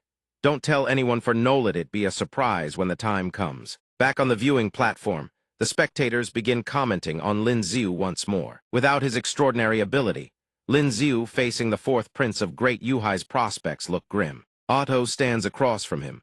I didn't expect you to actually dare challenge me of your own accord. He strikes first, raising his hands to the heavens as a torrent of fire surges forth like a dragon. Otto declares loudly, this time, I will wash away the humiliation from feuding. The inferno engulfs the sky above the arena, blanketing even the spectators below. Lin Xiu looks up, noting that Otto's power is even more magnificent than before. It seems he has improved as well. The torrent of fire suddenly rains down upon the ground. Otto is supremely confident in his current strength. You are no match for me now. Will you not surrender? Yet Lin Xiu remains unscathed within the infernunli. His wooden sword has been half burned away. Indeed, at this stage, relying on the martial path alone offers no chance of victory. Lin Xiu grits his teeth and stares straight at him. If he hadn't used the wooden sword to block the flames from the start, the fire would have consumed his body. The thought barely forms before Lin Xiu charges forward. Otto shouts, if you seek death, then don't blame me. The fire suddenly turns against its master, morphing into a ring of flame, spinning straight toward Otto's position. Even Otto, its very creator, is stunned. How is this possible? Lin Xiu surges forward, wreathed in a torrent of water. He slams his fist downward, and the water freezes solid, encasing Otto's position in ice. But Otto manages to dodge just in time. This strike from Lin Xiu leaves Otto's face deathly pale with fear. In an instant, Lin Xiu appears before him, shocking Otto to his core. Lin Xiu seizes his jaw without warning, flashes a brilliant smile, and delivers a devastating kick to his body. Lin Xiu slams Otto's head into the stone floor. The referee announces loudly, Lin Xiu of Great Xia wins. 2 organizers rush over and escort Otto away. Lin Xiu returns to his seat as the battle concludes. His mind races with thoughts. The current bracket has already separated the top talents of each nation, so there's no need to worry too much about others failing to make the top 50. For now, the only ones who can truly threaten him are Great Yu's 1st prince and 2nd prince. He wonders whether those 2 will actually fight in this group stage. On the arena, the next match begins before a single blow is exchanged. The man concedes, I surrender. Lin Xiu turns his gaze toward the person beside him. Zhao Lingjun and Great Yu's 1st prince, both of them, are concealing their true strength. In the 7th group, Great Yu's 2nd prince was originally going to test his opponent's tricks, but without exception, his opponents all surrender. Only Zhang Ren remains, hesitating. Zhang Ren springs to his feet and says, I'll go probe his strength. If you face him later, at least you'll be prepared. Colin looks down into the arena, frowning. I didn't expect someone to actually dare challenge me. He descends into the arena, on wings sprouting from his back. Colin lands with a sneer. Ready? Lin Xiu wipes his face with his hand. That light extraordinary ability is truly formidable. Colin's opponent assumes a fighting stance. I humbly ask for your guidance. Colin flicks a single finger, unleashing a golden beam of light that pierces straight through his opponent before Zhang Ren can even react. Flames erupt violently. The moment the opponent collapses, the referee declares, Colin of Great Yu wins. Zhang Ren curses inwardly. Damn it, I couldn't even withstand a single move from him. Lin Xiu observes the match intently. That light extraordinary ability is truly troublesome. What's more, that strike wasn't even the second prince's full power. His origin power likely surpasses mine. The next match begins. Dust and smoke billow upward as the spectators below shout. As expected of Princess Minghe, Princess Minghe's victory is assured. Minghe descends to the arena, determination blazing in the princess's eyes. My extraordinary ability is slightly stronger, but not by much. Since we both wield fire-type abilities, I can't truly harm him. Fortunately, these past days of grueling martial path, training alongside Lin Xiu, if my extraordinary ability alone cannot secure victory. The man in red cheerfully offers a few words of greeting. Minghe throws a punch, channeling the martial path's raw force into a single devastating blow. But the man in red uses something to block the strike. Minghe is stunned, finding it nearly impossible to believe. How is this possible? How can someone possess two extraordinary abilities at once? The princess's hand gradually turns to stone. This is bad. The man in red grins triumphantly. His hand, spinning like a drill, thrusts toward Minghe's body. The man in red swings his spiraling fist at Minghe. The princess leaps backward to evade, knowing full well she has lost. I've lost. The spectators below are utterly astonished. This prodigy actually possesses two extraordinary abilities. Since ancient times, each person can only awaken one extraordinary ability. Never has anyone possessed two simultaneously. Lin Xiu watches closely. Equally astonished, this is the first time he has seen someone else wield two extraordinary abilities. The second abilities of Ninger and Qin Wan were given by me, so that doesn't count, though I don't know the situation behind that great Yu prodigy's case. If such a phenomenon has existed before, then a second person appearing with this ability isn't so strange after all. After a moment of calculation, a pleased realization dawns on him. One could say I don't need to pretend anymore. The two old judges on the platform exchange glances and whisper to each other. Could Great Yu be cheating? Someone must be secretly assisting him. Otherwise, how could he possibly possess two extraordinary abilities? Suddenly, someone walked over and told the two of them they were like frogs sitting at the bottom of a well. The old man in green robes approached and began to interrogate them. Just because you've never seen something, does that mean it doesn't exist? He felt she was having a streak of abysmal luck. You'd have to be spectacularly unlucky to stumble into misfortune like this. How can someone possess two types of extraordinary abilities? And I keep running into him every single time. Lin Xiu stood nearby, listening to the princess's complaints. He gently patted her head to console her, causing both her cheeks to flush crimson. Don't be discouraged. You were simply careless just now.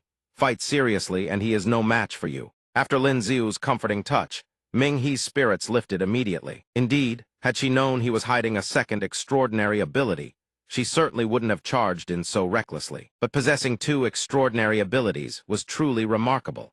Who knew perhaps the speed of one's cultivation would be far greater? Lin Xiu listened to the princess's words and stroked his chin thoughtfully. Just then, a figure approached them. Naturally, this was the very first person to wield two extraordinary abilities. Of course, his cultivation speed would be double that of others. The old man in green told him that Xiao En's second extraordinary ability originated from his twin brother, who had died in the womb. Lin Xiu looked at the old man, a pensive expression crossing his face. Could such a thing really be spoken of so openly? The old man declared that the first dual ability prodigy of Great Yu hailed from neither De Luo nor Great Xia. For Great Yu, that fact alone was more than enough. Over on the other side, the crowd of spectators erupted into a commotion. On the adjacent battlefield, Emily turned around and saw Otto approaching, his body still covered in wounds. You lost. His expression darkened with fury as he shot back. Oh, I should be the one asking you. You said his ability would vanish for at least half a month only. A few days have passed. But at that moment, Emily waved her hand dismissively. I told you his strength is formidable. I couldn't guarantee anything. Besides, it's not as if you don't know these past few days. A woman sharing the same ability as his has been following him like a shadow. That alone may have accelerated his recovery. Otto's voice turned accusatory. If you hadn't told me his ability would be gone for a long time, I at least wouldn't have been so careless. Emily refused to accept any blame on her part. If it were the first prince or the second prince, they wouldn't care at all whether his ability had recovered or not. He stared at her in shock. What do you mean? She replied with cool indifference. I'm merely stating the facts. Arguing with her was utterly pointless. Otto turned and left, gritting his teeth, unwilling to accept defeat. If he hadn't lost to Lin Xiu in Fudang and been cast aside by the Elder Council, the gap between them would never have been this vast. These people had no idea how truly powerful Lin Xiu was. All they knew was how to blame him for his failure. But Otto had found a way to console himself. He sneered coldly, his gaze drifting up toward his two elder brothers. If even the eldest brother and Colin fell to Lin Xiu, then it would prove the problem lay not with him. Lin Xiu was simply too powerful. What shame was there in losing to someone that even Dao Mu could not defeat? 3 days later, Otto and Qin Wan stood upon the arena. Despite the wounds still marring his body, he readied his techniques. But before anything else, he needed a victory. Qin Wan faced him with perfect composure. The referee announced the match between Great Yu's Otto and Great Zia's Qin Wan begin. Right before Otto's eyes, a purple chi coalesced into the shape of a skeletal phantom. Otto's illusory form burst forth from the purple chi. Qin Wan soared into the air, ripping a massive slab of earth along with her. Otto below stared upward in astonishment. Damn it, how is she this powerful? She smiled softly and flicked her sleeve. The slab of earth that had risen with Qin Wan now plummeted straight toward Otto. He was already channeling his power below. Otto's fist shattered the slab of earth in a single blow, his momentum surging as he sent the debris flying. This level of power could never defeat him. Suddenly, Otto's entire body slipped downward. Huh? Qin Wan waved her hand. The ground beneath Otto's feet collapsed, and several streaks of light spiraled around him, rendering him unable to stand. Damn it! How could this be? He looked up, something in Qin Wan's gaze leaving Otto utterly stunned. Rocks and earth erupted into the air all around him. This was the moment he was forced to admit defeat with his own lips. In truth, it was the stone fragments under Qin Wan's control that had Otto completely surrounded. On the surface he conceded, but in his heart there was not a shred of submission. I didn't just lose to Lin Xiu, I lost to his woman as well. At this point, Great Zia's Qin Wan had achieved 8 consecutive victories. With one conceded match, she advanced to second place in her group. Qin Wan descended to the ground and responded humbly, "You were too kind." Moving on to the next matched, curly-haired man found Yi Lin's sword pressed against his neck. He hastily declared, "I forfeit." Yi Lin turned and left without a word, leaving the curly-haired man trembling as he touched his neck in lingering fear. Great Zia's Yi Lin wins. Congratulations to Yi Lin on consecutive victories, advancing to first place in her group. When Lin Xiu's women returned to their seats, the men in the spectator stands watched them and began to whisper among themselves. Qin Wan, Zhu Ninger, Yi Lin, and even Zhao Lingjun marrying even one of them would be enough to make others green with envy. Yet Lin Xiu had married all four of them. The other man replied, who told him to be so formidable. He was even grouped with last tournament's 4th-place finisher, and still won 9 straight matches. Ming He glanced at the two of them, memories of their past surfacing in her mind. Half a year ago, Qin Wan had been no match for Zhang Ren. Half a year ago, Zhu Ninger's strength was among the weakest in her entire group. But now, the princess was deeply puzzled, her mind spinning with all manner of speculation. Both of them had become this powerful in just half a year.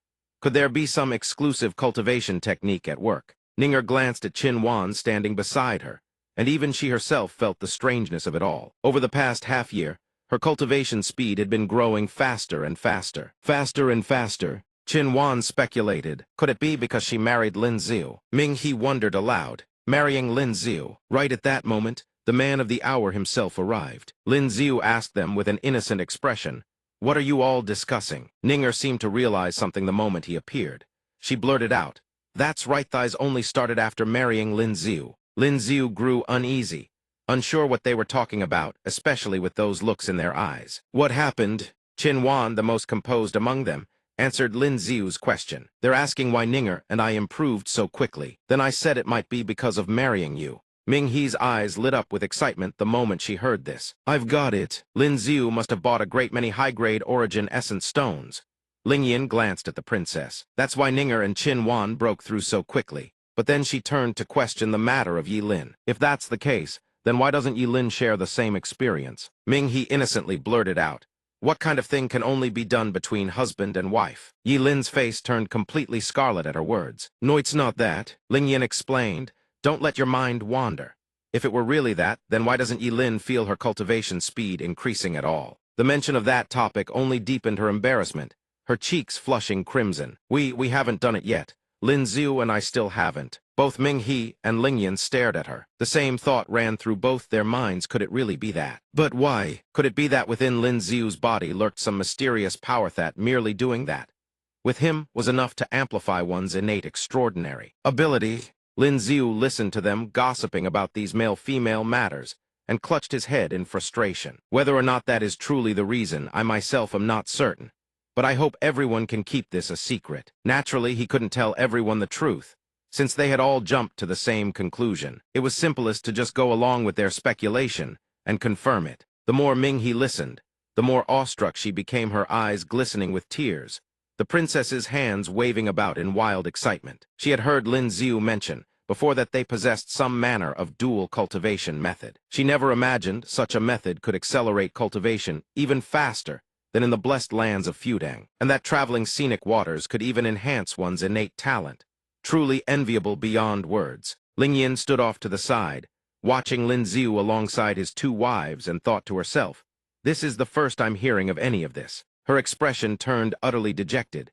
Even Ling Yin herself could not decipher her own emotions. What was this sense of loss she felt? After taking Ninger and Qin Wan, does Lin Xiu no longer share his secrets with me? Yi Lin walked up behind him and tugged at his sleeve, stammering as she called out, "Lin Jun." When Lin Xiu turned around, Yi Lin's face flushed completely red. She waved her hands awkwardly. No, it's nothing. Get a grip, Yi Lin. You two are only husband and wife in name.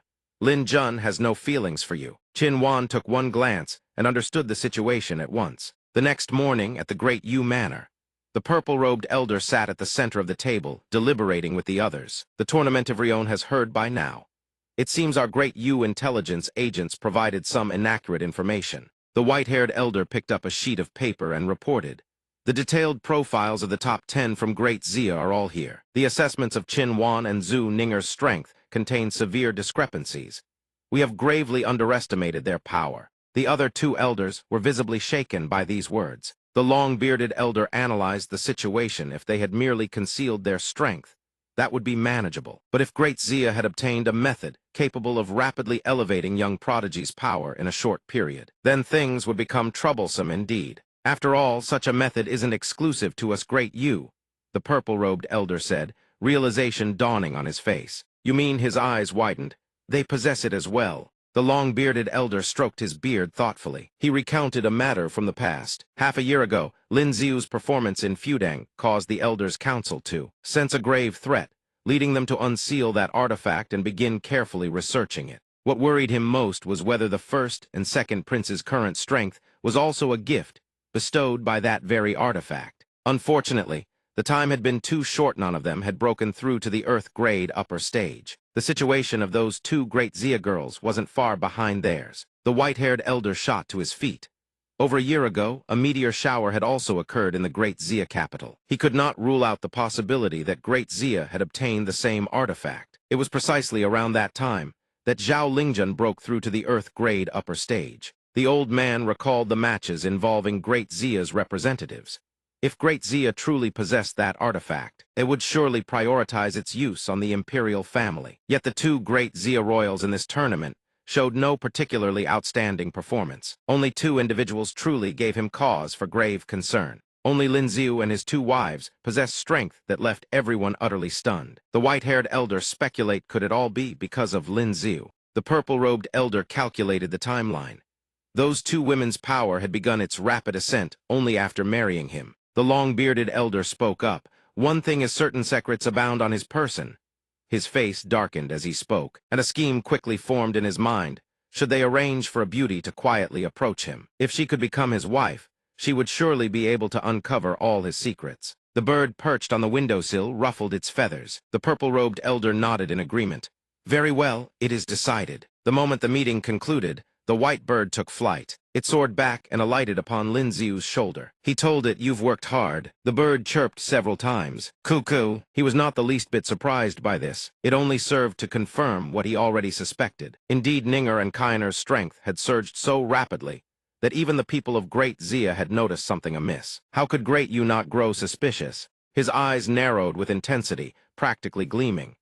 Lin Xiu desperately wanted to know what exactly they suspected he possessed. What kind of artifact could dramatically accelerate cultivation speed, even elevating an extraordinary ability practitioner from the Earth-grade lower stage to the Earth-grade upper stage in such a short time? The following morning at the Great Yu Manor, 3 days later, Lin Xiu spread Great Xia's scrolls across the table and analyzed the situation. Of the 50 advancing contestants, Great Yu held 13, Great Zia 12, De Luo 8, De Sheng 3, De Lu 2, and the final 2 hailed from minor nations.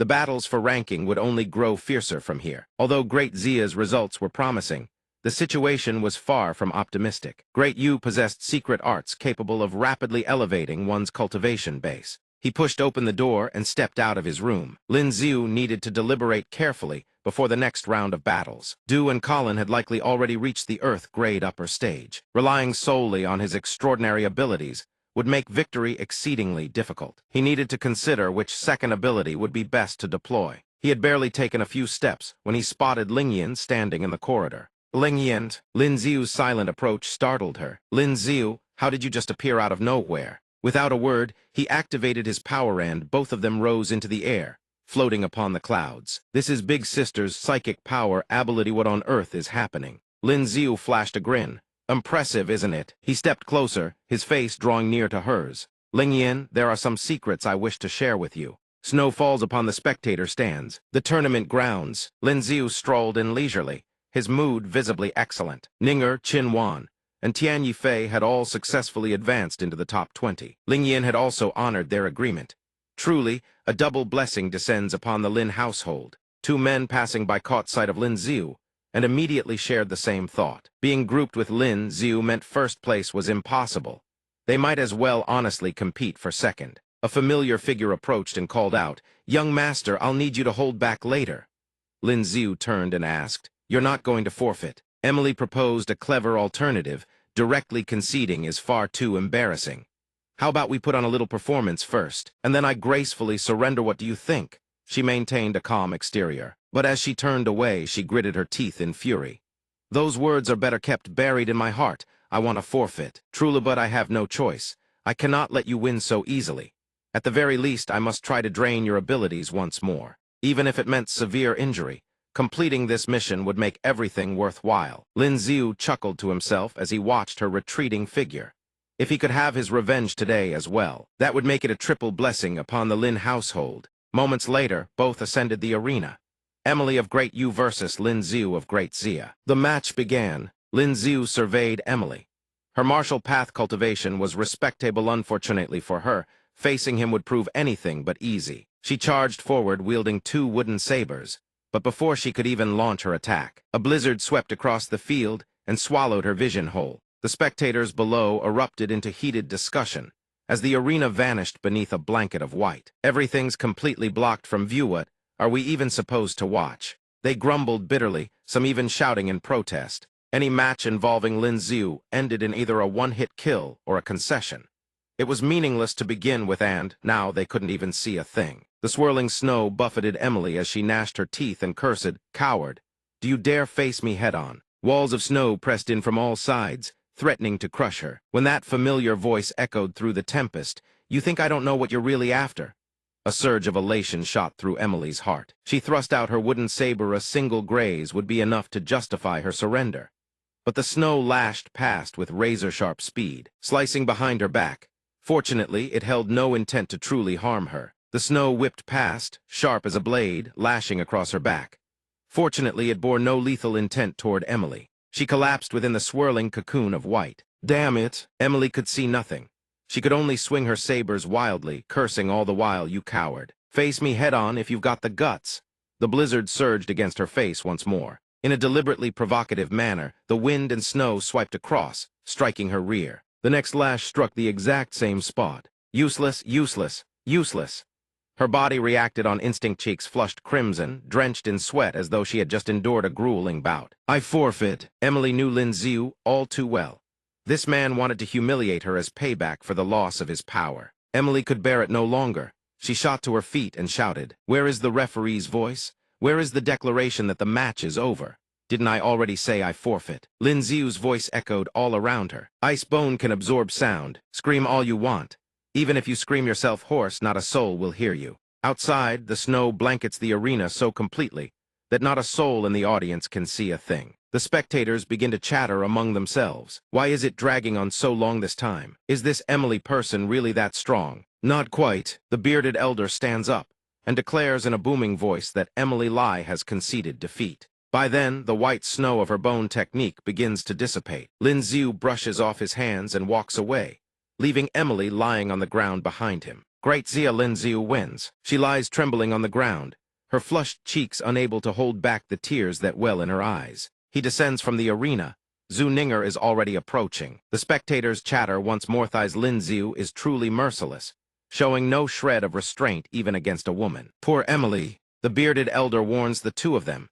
You cannot deliberately torment Great Yu's competitors simply because of a grudge. The Great Yu delegation is already protesting to have your qualifications revoked.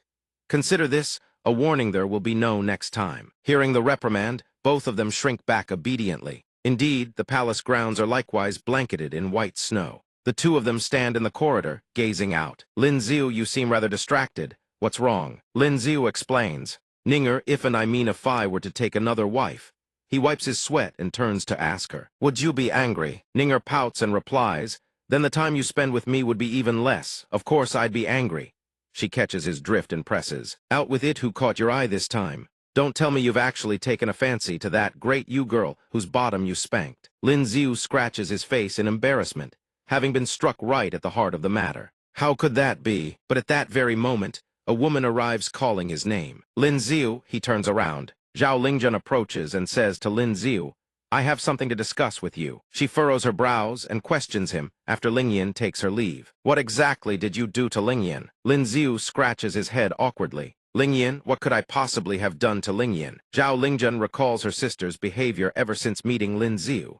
After someone had sought Lingyan out alone, Lingyan had seemed burdened with a secret, her expression extremely flustered. You, what did you say to her? Lin Xiu squirms, peering at Lingjun's expression with one eye open and one eye shut after hearing his response. I merely made an agreement with Lingyan. If I claim first place in the tournament, she will consent to marry me. She is somewhat taken aback. Returning to the topic of Lingyan with Lin Xiu practically floating on cloud nine-ish asks, this was recent. What is all this about? He clasps her hand and answers, it's a long story. Let me explain everything from the beginning. The two of them enter a room. Lingyan suddenly senses a fire extraordinary ability. The windows slam shut. The main door seals closed as well. Lingyan whips her head toward the door in alarm. Big Sister's psychic forcethas isn't the wind extraordinary ability. Lin Xiu explains. This is my secret. I can master multiple extraordinary abilities simultaneously. Lin Xiu then compares himself to the renowned twin-ability genius of Great Yu, who is even more formidable than that. But that is only the surface. My true ability, he grips Lingyan's hand. Through physical contact with another person, I can replicate their extraordinary ability. As his cultivation base rises, the number of abilities he can replicate increases as well. For instance, the ice ability I've been using all along was replicated from you. She stares at Lin Xiu, her face flushed crimson, eyes locked on him as she stammers in embarrassment. Does anyone else know about this? Lin Xiu still holds Lingyan's hand, gazing at her with absolute sincerity. Ninger and Xuaner know. Miss Aki discovered it on her own. She worries, does Big Sister know? Lin Xiu replies, she doesn't. Lingyan asks again, and Princess Ming-He? He patiently answers, she doesn't know either. She wants to be certain no one else knows about them.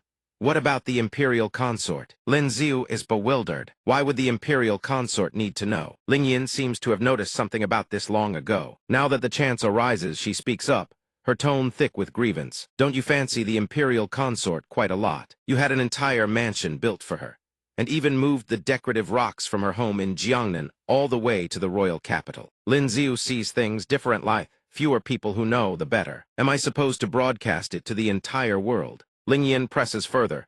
Then why did you tell me? She glances at him. Explain. Lin Xiu looks down at his own hands, reminiscing about those earliest days when he had nothing at all. From the very beginning, it was Miss Haitang's beast speech extraordinary ability that saved me time and again.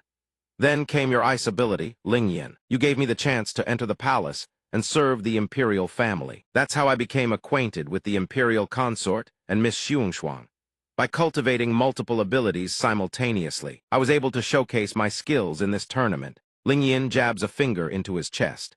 In other words, all your previous philandering was actually just to harvest extraordinary abilities. Lin Xiu denies it, not entirely. She presses, is there anything else beyond what you've told me? Seeing Lingyan so curious, he uses his ability to transform into her likeness, while his other hand conjures a stream of flowing water. I can do this, and even this. She lets out an astonished gasp, like a child seeing something marvelous for the very first time. Ling Yin's eyes go wide and sparkling.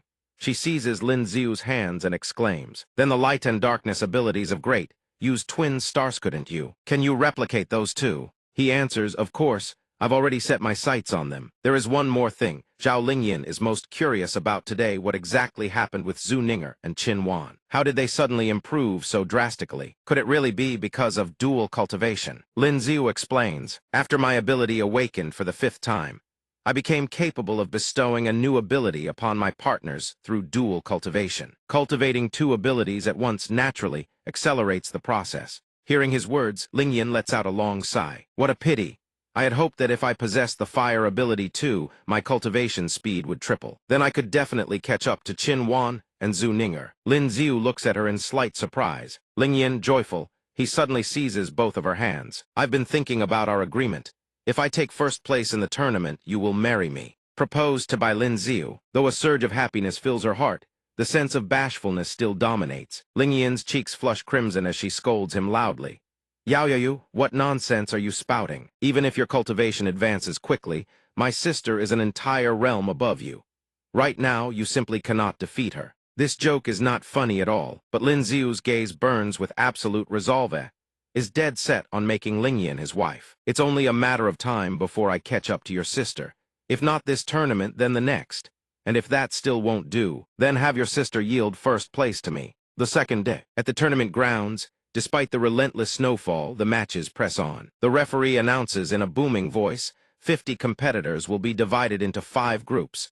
Each group features a top 10 prodigy ranking contender. In other words, upon hearing this, the spectators erupt with wild anticipation, cheering and roaring in every direction. Indeed, among the top 10 of the prodigy ranking this time, Great Zia claims roughly 5. The white-haired elder strokes his beard, revealing only a portion of the results, deliberately omitting the top 10 of the prodigy ranking. This time, Great Zia had pushed 20 entries into the rankings, surpassing Great Yu for the first time.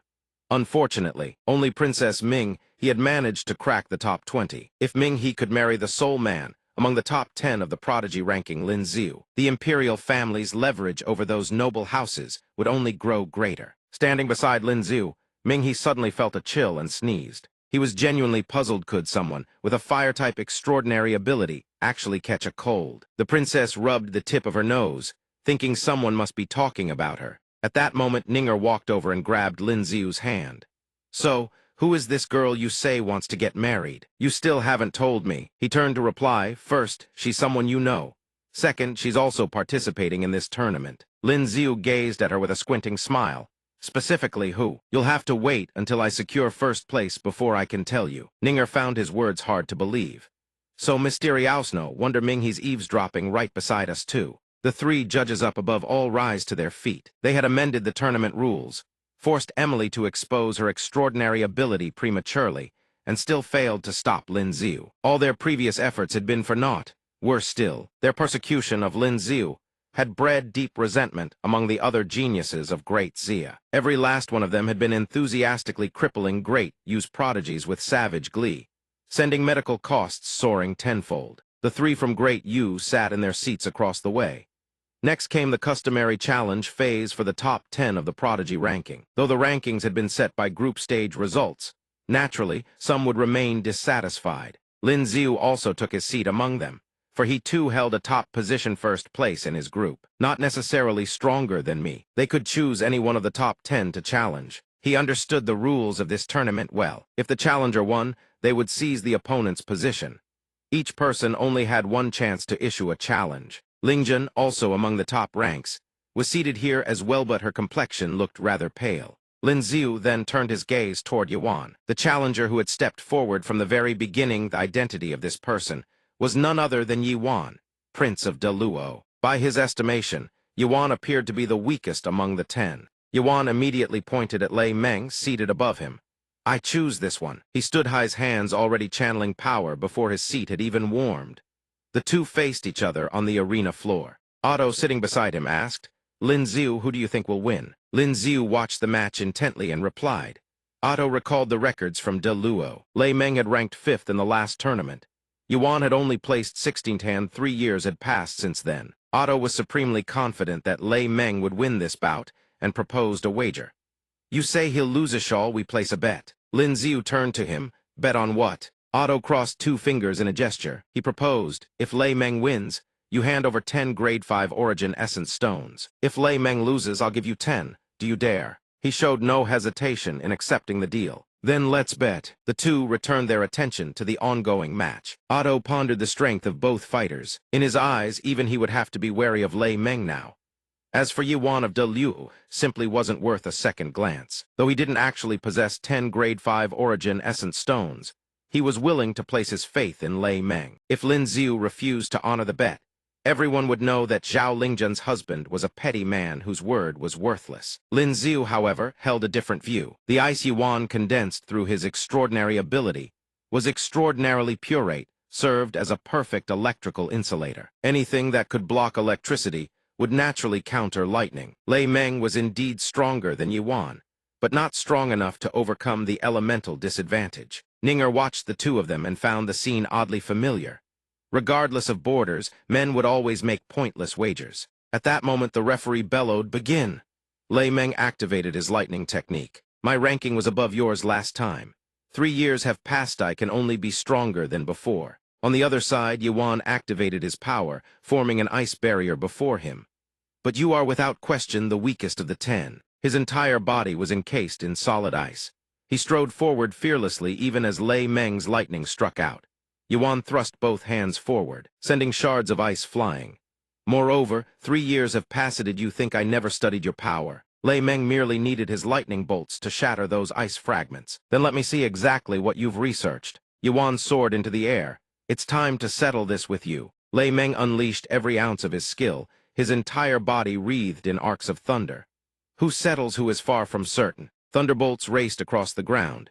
Yuan twisted his entire ice-clad body and threw a devastating punch. The spectators below erupted with even greater fervor. Yes, yes, yes. This is exactly what I wanted to see. Absolutely magnificent. I declare this the finest match since the tournament began. The battle for the top 10 truly delivers. Yuan shattered the thunderbolt with his fist, his punch cratering the arena floor beneath. He delivered a thunderous kick that sent his opponent flying out of the arena. Lei Meng sailed across to the far side, crashing into the ground with enough force to crater the earth. His body covered in wounds, he lay there unconscious. Otto shot to his feet in disbelief, straining to see clearly. How is this possible? Lei Meng had lost. The first thing he did was turn to Lin Xiu. That was just a joke earlier. Lin Xiu replied calmly. I didn't take it seriously either. Everyone knows people of great you never keep their word. Their promises aren't worth a fart. Lin Xiu's words struck Otto's pride. Having just broken his promise, he turned argumentative. Who says people of great you don't keep their word? Just you wait, I'll give you those 10 origin essence stones. At this point, all he could think about was settling the debt. Grade 5 origin essence stones. With my status, I might beg for 1 or 2, but 10. The old dean absolutely won't agree. At worst, I'll go hunt exotic beasts. The spectators on the far side erupted in jubilant cheers. The top 10 of the prodigy ranking De Luo now has 1 more. Magnificent. Prince Yuan, the purple-robed elder, descended to console Lei Meng. He could barely stand. As long as you defeat one of the top 10, you still have a chance to reclaim your seat. You only have 1 chance.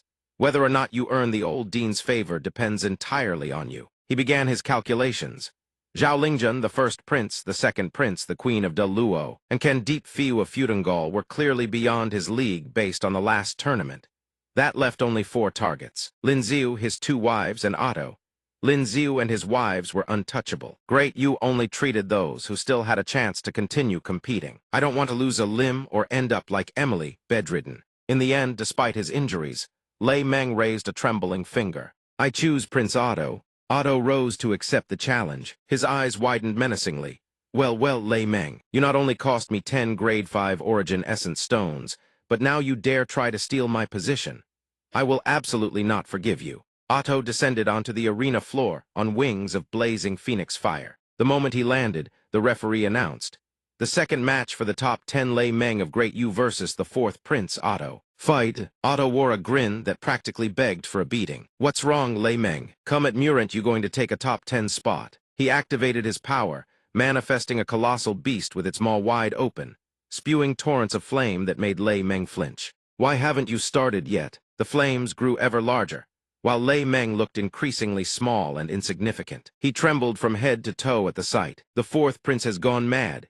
This is a tournament, not a slaughter. I only want a top 10 spot. The fourth prince wants my life." Otto advanced with murderous intent, forcing him to surrender. "If you don't surrender, are you truly courting death?" Before Lei Meng could even voice his decision, Otto's ring of fire had already engulfed his body. Damn this body of his. Fortunately, he hadn't gone all out in this fight. Lei Meng surrendered without even launching a single attack. "I admit defeat." Otto turns and leaves, leaving him sitting dazed on the ground. "Don't think my anger has subsided. After the tournament ends, you'll have it coming." The crowd erupts into an even louder commotion as the subsequent matches commence. The competition for the top 10 grows fiercine. One holds back any longer. "If we don't reveal our true strength now, when will we ever get the chance?" Everyone watches intently as the fierce battles unfold below. Next up is Zhang Ren's Matchy Wan's ice fist hurtles toward his face. Zhang Ren suddenly realized, damn, my origin power is depleted. Fortunately, his opponent doesn't press the attack. The match ends with both sides exchanging smiles. Zhang Ren concedes defeat wholeheartedly. His opponent praises him. "You are quite formidable. If this tournament were held in the volcanic lands of Fudeng, you might have one." Next up is the match between Song Yuzheng and the fourth prince of Great Yu, Otto. The latter charges in with his fire, technically reckless. Song Yuzheng doesn't even launch an attack. He simply uses his fan to blow away Otto's ring of fire. But the flames continue to grow as Otto channels even more origin power into them, making them only fiercer. Song Yuzheng smiles brightly despite his body already bearing several burn wounds. "The princes of Great Yu do indeed possess real strength.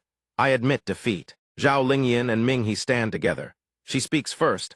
"I wish to challenge the second prince of Great Yu, Colin." Then Ming He makes her decision. "I wish to challenge the first prince of Great Yu, Du." Lin Xiu watches them from above, his understanding crystal clear.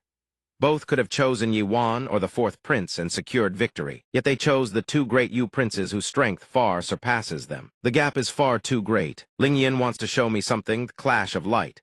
And Icewell Ming, he wants to force Du to reveal his extraordinary ability so that the sacrifices of the other two won't be in vain. Let me observe carefully how the two princes of Great Yu fight. Colin and Du have already taken the stage. Zhao Lingjun only wants to warn them don't go too far, don't harm her sister. Both of them look toward her. That dark expression on her face makes Colin feel it is neither a request nor a threat, it is absolute. He begins to break out in a cold sweat. If they dare injure Zhao Lingjun's sister, she will never forgive them. The first match is between Zhao Lingyan and the second prince, Colin. Several sharp ice spikes sprout from Colin's body, while Lingyan conjures a massive block of ice. The two begin their clash of ice arts. Lingyan hadn't expected the gap to be this vast. Colin, too, remains very cautious, doesn't dare strike too hard, surely because he's been warned not to touch Zhao Lingjun's sister. Is this enough? Before Lingyan can unleash a second technique, she raises her hand. "I admit defeat." The next match, Princess Ming He against the first prince, Du. Du, he furrows his brows and asks Ming He, "You passed up the chance to use your fire extraordinary ability to challenge Yuanwei. Would you do something so foolish? Do you truly believe that once Lin Xiu learns of my abilities, he'll find a way to defeat me?" The princess channels her fire technique and answers, "I trust him." Ming He tells herself, "Hold nothing back, go all out." The moment the referee shouts for the match to begin, Ming He charges forward. The duel ignites. Du, however, simply raises his hand with calm composure and unleashes his technique. A ring of dark purple, like nether fire, materializes at the center of the arena. The spectators gasp in shock as they recognize Ithai's is the dark extraordinary ability. It looks nothing like ordinary darkness. Something monstrous seems to lurk within it, like a bottomless abyss. This dark power completely devours Ming He's flames. The princess exclaims in shock. "What?" His darkness continues to surge higher and higher. "My flames have been swallowed by his dark extraordinary ability." Ming He flies back to evade the encroaching darkness, but it doesn't stop. The princess draws her sword and lunges at Du, but the darkness wraps around him like a shield. Du warns, "You've come too close." Those words snap the princess back to her senses. Ming He retreats once more. The princess looks down at her trembling hands. A terrifying thought crosses her mind. If her hand had touched the first prince's body just now, would she herself have been devoured? Ming He glances up anxiously toward Lin Xiu's position. Lin Xiu, just how exactly are you going to defeat him? The long-bearded elder declares that Princess Ming, he has conceded defeat there, is no need to continue the match. Lin Xiu strokes his chin, mulling over the two opponents he just witnessed. Both are extraordinarily powerful.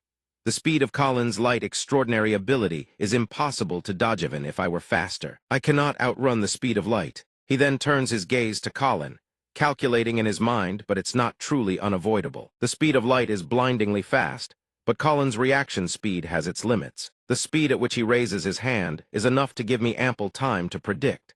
He then looks down at Du's dark arts. Du, the truly troublesome part, is the devouring power of the darkness far too difficult to deal with. The dark extraordinary ability can devour all things, including origin power, vital energy, tangible and intangible objects alike. Long-range attacks are useless.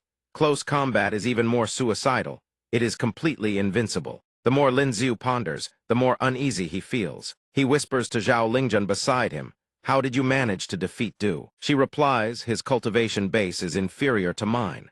Once his origin power ran out, he conceded defeat." Lin Xiu is quite surprised. "That's simple." Zhao Lingjun frowns. "What else did you expect?" A figure wrapped entirely in gauze veils walks up. The referee announces the last challenger hails from the Basha kingdom. This person is none other than the genius of Basha Osat. Osat points directly. "Otto, I challenge the fourth prince of Great Yu." Otto snorts coldly in displeasure and descends on wings of phoenix fire. Finally, someone from a tiny country I've never even heard of dares to challenge me. It seems I'll need to teach this one a painful lesson. As the two draw closer, Lin Xiu observes and thinks to himself, both the Great Xia and Great Yu delegations have members with healing abilities or techniques to recover from injuries, but for the majority of small nation geniuses, the injuries sustained in each match only accumulate. It's nearly impossible for a genius from a small country to break into the top 20 of this tournament. The referee shouts the duel begins. While Otto is channeling his technique, Osat suddenly drops to her knees, shocking him. "What are you doing?" The crowd begins murmuring in confusion. "What's going on? Why did she suddenly kneel?" Osat begs tearfully, "Please save us." When she lifts her head, tears already glisten in her eyes. "My name is Osat, and I come from the Basha kingdom. Please, everyone save our homeland." She speaks in the Great Yu tongue. Those who don't understand Great Yu's language ask what she is saying. Lin Xiu steps in as the interpreter. This small nation genius speaks the Great Yu language. She says her homeland has fallen into chaos. Massive numbers of people have been displaced, wandering everywhere.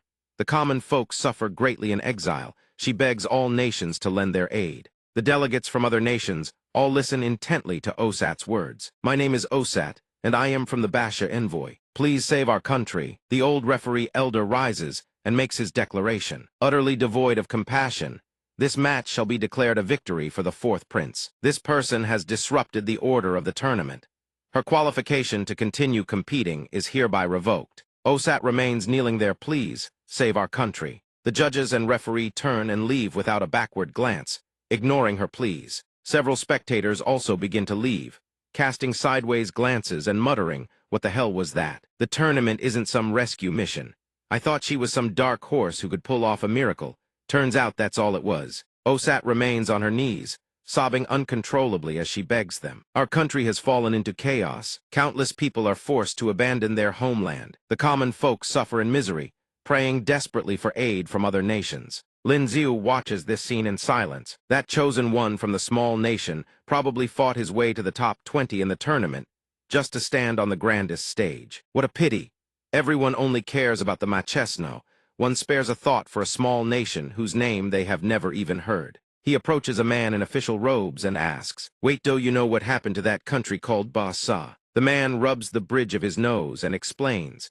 Ba Sa was originally a small, independent nation that no other country ever bothered to notice. But a year ago, an immensely rich mineral vein was discovered within Ba Sa. Though not a gold or silver mine, it yields an exceedingly rare metallone, incredibly useful for the cultivation of mystic arts. His expression grows solemn. The common folk are innocent. It is the jade that invites the crime. The Dayu dynasty, upon learning of this, found it inconvenient to openly plunder the resources. After being refused, they secretly backed several factions within Ba Sa, splitting the mineral veins apart. The once whole nation crumbled, and its people scattered to the winds. Lin Xiu realizes that this small nation's current fate is the karma wrought by the three great dynasties. Having heard the man's words, he turns and departs. Another day passes. The participants begin to gather once more, Lin Xiu among them. He has thought it through thoroughly. What happened to that chosen one from the small nation may be tragic, but there is nothing he can do about it. The rules of this world are set by the strong. The big fish devour the small, no reason needed. This is the unbreakable law of the world. Between people it is so. Between nations it is no different. Lin Xiu clenches the fabric over his left chest. Even a chosen one like Chiba Rin, born in Fuseng, cannot decide her own fate. For these small nations it goes without saying. So why can't he convince himself to accept it? His bleeding heart is acting up again. White snow blankets the magnificent royal palace. Several people sit together around the table. Every time a tournament is held, whenever a chosen one from a small nation earns a decent ranking, Diyu coerces and cajoles them into joining. The old man urges Wu Sa, but she shakes her head. Then that is your choice. He adjusts his spectacles, explaining that Diyu's resources can help her ascend to far greater realms, that she would surpass all the insignificant flies from small nations by a twofold margin. Stand tall. Once you join Diyu, I am confident we can cultivate you into a chosen one, surpassing even the top 10. Wu Sa furrows her brow. If I agree, I would never forgive myself. I cannot bear to watch my nation suffer while I live in luxury. If your noble nation could provide aid to my homeland, I would be willing to join Diyu and compete in the next tournament. The old man rises to his feet, stunned that she would dare reject such an offer. You haven't even clarified your own standing. You are in no position to negotiate terms with Diyu. If you don't join, there are plenty who will. It is not we who lose a genius, it is you who lose the chance to ascend to greater heights. He strides out with his two subordinates. Lin Xiu is already waiting outside. Let's go. He watches their departing silhouettes and thinks to himself, making a ruthless move against Diyu's men appears to have been the right decision. Her compatriot speaks to Wu Sa. Wu Sa, your sacrifice is too great. They even offered to bring your family to the jousting, that staying here would only waste your talent. Wu Sa smiles brightly and replies, it's fine. I entered this tournament to save my nationot because I wanted to cultivate special abilities. I will try to speak privately with someone from De Zia. De Luo. Just then, someone knocks on the door. Lin Xiu enters, greeting them with a bright smile. Greetings. They all rise to their feet in astonishment. Someone from De Zia. Wu Sa's eyes widen. Honored guest of De Zia. You've come Heritos, this mean De Zia is willing to extend a helping hand to Ba Sa. He scratches his head, feeling somewhat embarrassed. I am merely a minor chosen, one. I cannot make decisions on behalf of a nation. I come as an individual. I came to find you. Lin Xiu and Wu Sa sit together on a bed, the bedding slightly rumpled.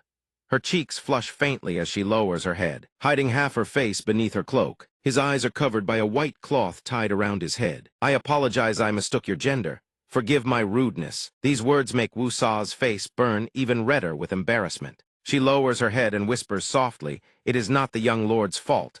I deliberately concealed my gender. Meanwhile, Lin Xiu ponders without my mystic art eyes.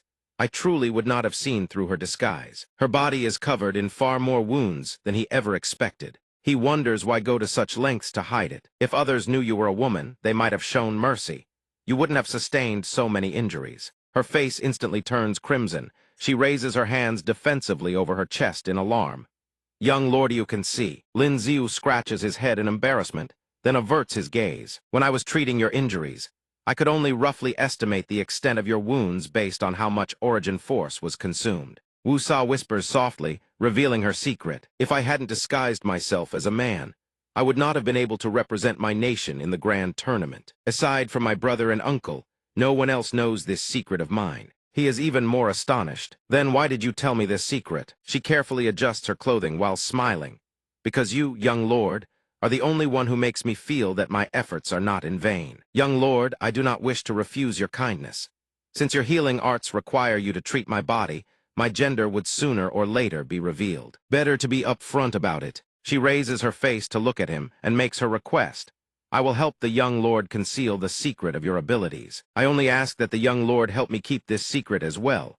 He responds at once, I promise you. When he steps out of the room, Lin Xiu removes the cloth blindfold and finds two men standing outside, glaring at him. Based on their attire and demeanor, he deduces these two must be Wu Sa's brother and uncle. One of them snorts coldly at the sight of him.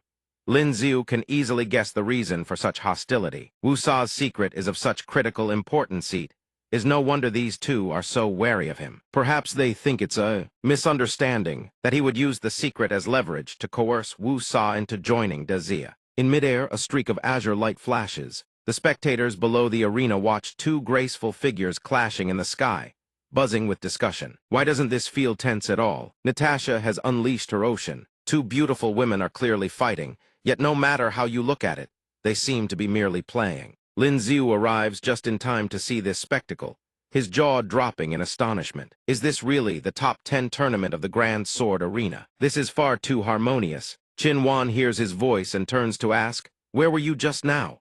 He scratches his head awkwardly.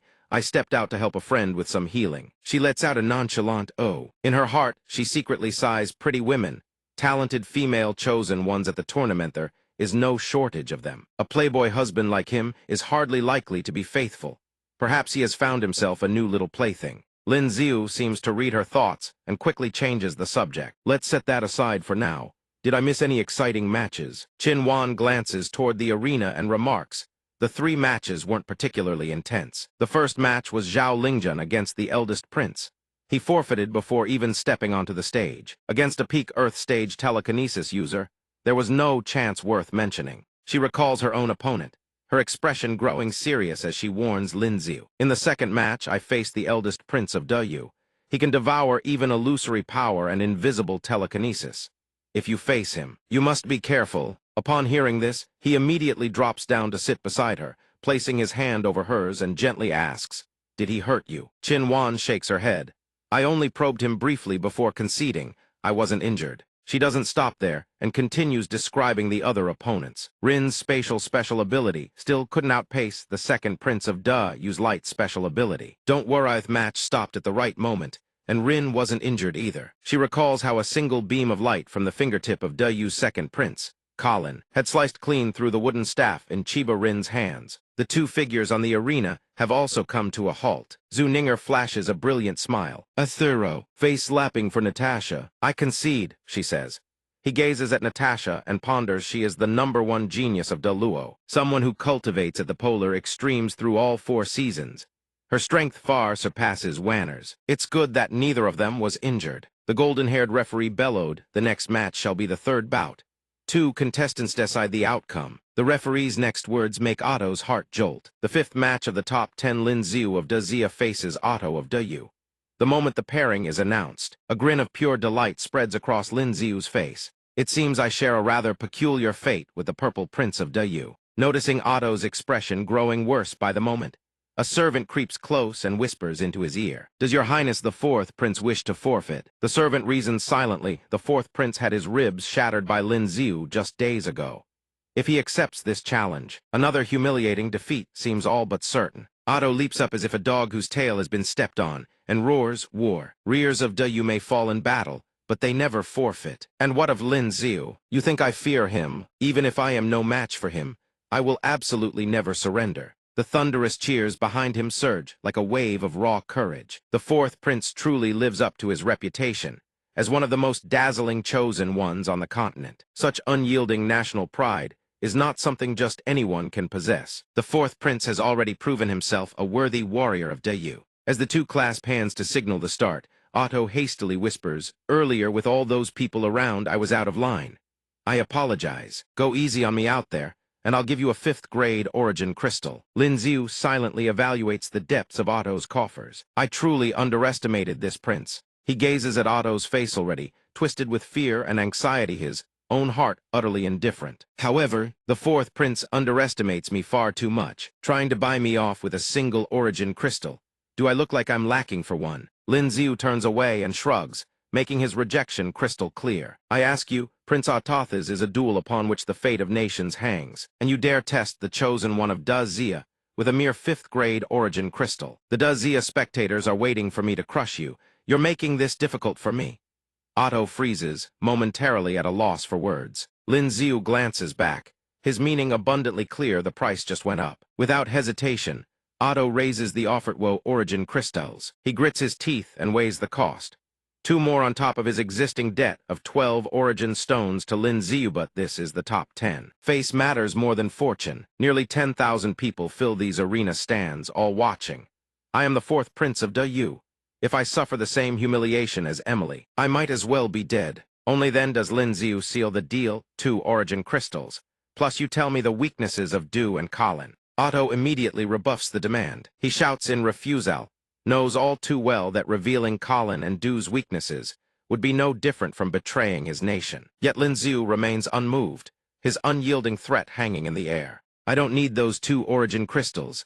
Out of respect for you, I will fight at full power. Your Highness, brace yourself. The scales between personal honor and national glory teeter violently in Otto's mind. Otto's face contorts as though he's swallowed bile. He calculates furiously who asked you to respect me.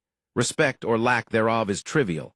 I've already lost enough face in this tournament. One more humiliation, and there won't be a shred of opportunity left. If I'm branded a total disgrace, the Elder Council will strip me from the priority cultivation roster entirely. Then catching up to Colin and Du will become utterly impossible. The scales in his heart tip decisively toward self-preservation. He begins to sell out his teammates.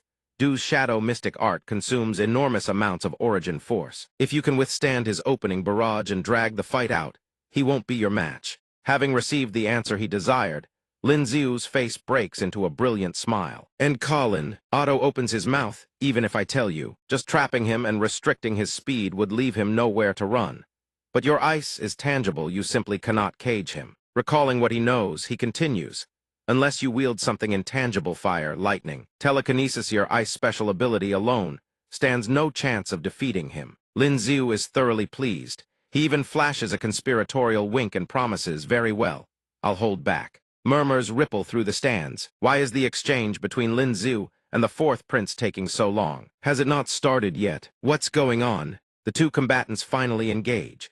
Razor-sharp shards of ice materialize around Lin Ziyu, while Otto's body erupts in blazing flames. A massive fireball hurtles toward Lin Ziyu. The fireball detonates against the arena floor, with a thunderous roar, superheated air blasting outward in all directions. Yet as the flames dissipate, Lin Ziyu stands encased in a shell of ice, completely unscathed. Completely effortless, the deal is struck. He will grant this honor-bound 4th prince a defeat that, while a loss, will still carry dignity. Lin Ziyu conjures several ice blades and launches them at Otto, who swiftly raises a blazing shield of fire. The ice blades slam into the fire shield, unleashing deafening explosions. Otto can't help but feel a surge of pride, is convinced his decision was the right one. Lin Ziyu is truly a man of honor. Every attack is all flourish and no bite perfectly suited for me to put on a show. The spectators are already on their feet, electrified by the battle, roaring their approval. Bravo, magnificent. This is a battle worthy of the top 10. One onlooker exclaims, this is what a real competition looks like. This is the true competition. Otto glances toward the stands, listening to the cheers as a smirk crosses his face. He concludes that the 2 5th-grade origin crystals were worth every coin. Both combatants read the flow of battle and reached the same conclusion: time is running short. 2 torrents of ice and fire collide. Lin Ziyu and Otto abandon their positions, surging toward each other and closing the distance in an instant. Razor shards of ice plunge straight into the heart of the inferno. When the flames recede, the tip of Lin Ziyu's ice blade rests against Otto's throat, freezing him in place. Otto lets out a resigned sigh. I've lost. Otto's attendants are already cheering. Wildlife clash of ice and fire was simply too magnificent. The 4th prince truly has backbone. A red-haired man standing nearby ponders aloud, given Lin Ziyu's true strength. Defeating the 4th prince shouldn't have taken that long. Is he deliberately hiding his hand to conserve his cards for the stronger opponents ahead? The red-haired man lowers his head in contemplation. That must be it. The stakes grow ever larger with each round. Concealing one's true abilities is essential. Reveal everything too early, and your opponents will devise counters. These people understand nothing about real competition. Genuine bouts are often decided in the blink of an eye. When the enemy attacks, you defend. When the enemy defends, you strike. That wasn't a real match. It was more like a performance. The crowd in the stands erupts in fervent praise for Otto. The 4th prince's divine courage is unmatched. His fearlessness before a powerful foe is simply too magnificent. The 4th prince soars on wings of praise, the adulation lifting him to the heavens. He now feels brimming with newfound strength. Reality crashes down swiftly as the referee's voice rings out for the next match. The second round of the top 10 ranking battles begins Otto of Dayu versus Natasha of Daluo. In moments, Natasha pins him against the wall with pillars of ice. The referee declares Natasha wins. Colin gazes down at Otto from above, his contempt undisguised as the prince sits slumped on the ground. Don't take it too hard, little brother. The gap between us is simply that vast. Du envelops Otto with a wave of raw power, then turns and walks away, leaving only a single sentence, Otto. Stop wasting your energy on pointless things. The moment Otto rises to his feet, the next challenge announcement freezes him in place. The next match. The challenger to Zhao Lingjun of Dezia is the indomitable warrior who falls only to rise again Prince Otto. Colin is both astonished and furious. He can scarcely believe his ears. Have you lost your mind? Lin Xiu is equally stunned. Is this real or a joke? Otto strides toward the arena floor amid the referee's booming announcement, his tattered cloak trailing behind him in a pitiful state. The second round of the top 10 ranking battles begins. He faces the girl in the pink dress as the arena erupts in commotion. Heavens, the fourth prince faces Zhao Lingjun and doesn't forfeit. The #1 chosen one on the rankings is finally going to make her move. In a mere instant, Otto is struck. Gossamer thin streams of purple-pink energy slam into him, driving him to his knees on the arena floor. Across from him, Zhao Lingjun maintains her composure utterly unruffled. She waves her hand, and the earth beneath Otto's feet shatters, plunging his body into the ground. She glances down with undisguised contempt. The referee announces Zhao Lingjun of Dezia wins. Otto's face is ghastly pale.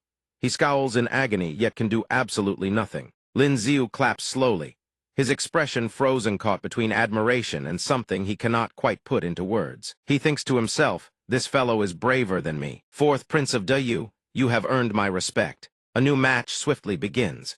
The referee's voice rings out once more as two beauties step onto the arena floor. The next match pits Natasha of Daluo against Rin of Dezia. Rin has already fallen into a combat stance, her hand poised on the hilt of her sword. She speaks, Your Excellency Natasha, I humbly seek your guidance. Natasha exhales a breath of frost. The surrounding air turns bitterly cold. She replies, Please enlighten me, Lady Rin. A massive wall of thick ice surges up before Natasha, blocking Rin's incoming strike. As expected of Lady Rin, decisive from start to finish, Natasha praises, My apologies, Lady Rin. The rules of this tournament are simply far too unfair to you. This is not something I have the power to decide. Rin lifts her gaze and returns the compliment. That ice barrier of yours, even solidified into true form, might still prove impossible to cut through. Rin shows no sign of discouragement. On the contrary, confidence radiates from her. She shifts her techniquion, specifically designed to shatter your ice barrier. I deliberately researched and developed this move for exactly this purpose. Natasha's eyes widen in surprise. The force from that last strike pushes Natasha backward. She shifts her demeanor. It seems I must take this seriously. Around Rin, shards of ice sprout from the ground. They gradually engulf her small frame. The spectators gasp in awe. She's exploiting the environmental advantage. Heavens, that level of origin for Seth's is the true strength of Daluo's Ice Queen. Natasha hovers in midair, her cloak and hair billowing in the wind. Her lips move silently. Though the weapon restrictions have been addressed, the unfairness I speak of goes beyond mere wooden swords. Daluo's domain of ice and snow provides an enormous boost to my special ability. Below, Rin swings her sword relentlessly, leaping and dodging the barrage of ice shards hurtling toward her. Natasha continues unleashing wave after wave of attacks. Renewed, she announces, If you can't hold out, remember to surrender gracefully. I have no desire to harm Lady Rin. Rin grits her teeth and fights on. The faint green glow of her wooden sword is utterly insignificant against the vast expanse of Natasha's ice and snow. Lin Xiu observes the entire match in deep thought. In a pure ice ability duel, he cannot defeat Natasha. If she can't finish this quickly, this match is as good as Natasha's victory. Rin suddenly halts and offers her praise. As expected of Daluo's Ice Queenier origin force, far exceeds mine. Rin raises her hand in acknowledgement. I concede defeat. Natasha touches her own cheek, looking bashful. Lady Rin, please don't call me by that embarrassing name. Lin Xiu stands atop the high wall, gazing down at the arena. He surmises the top 5 are essentially decided. Next up are Chiba Rin, Qin Wan, Zhu Ninger, Otto, and Prince Yuan competing for the 6th through 10th positions. Night descends. Snow blankets the ground in white, and the castle stands in silence. Beneath the corner of the wall, a few spectators huddle together and chat. Lin Xiu's match tomorrow will be just as dull. Two young men stand idly talking. The brown-haired one speaks up. Their families have definitely arranged the order behind the scenes. Showing up at the arena is just going through the motions. The blue-haired one nods in agreement. The brown-haired one continues his prediction. Tomorrow is the top 5. The only match worth watching is our Ice Queen, going up against Lin Xiu of Dazia. They quietly compare Natasha and Lin Xiu. One bold spectator makes his call. I'm betting Lin Xiu of Dazia wins that decisive clash. Half a year ago, he took on 3 opponents alone, a stunning record. He hasn't lost a single match this time either. In the corridor, Natasha spots Lin Xiu and immediately greets him. Greetings, Lingjun's husband. He stops, his guard immediately up.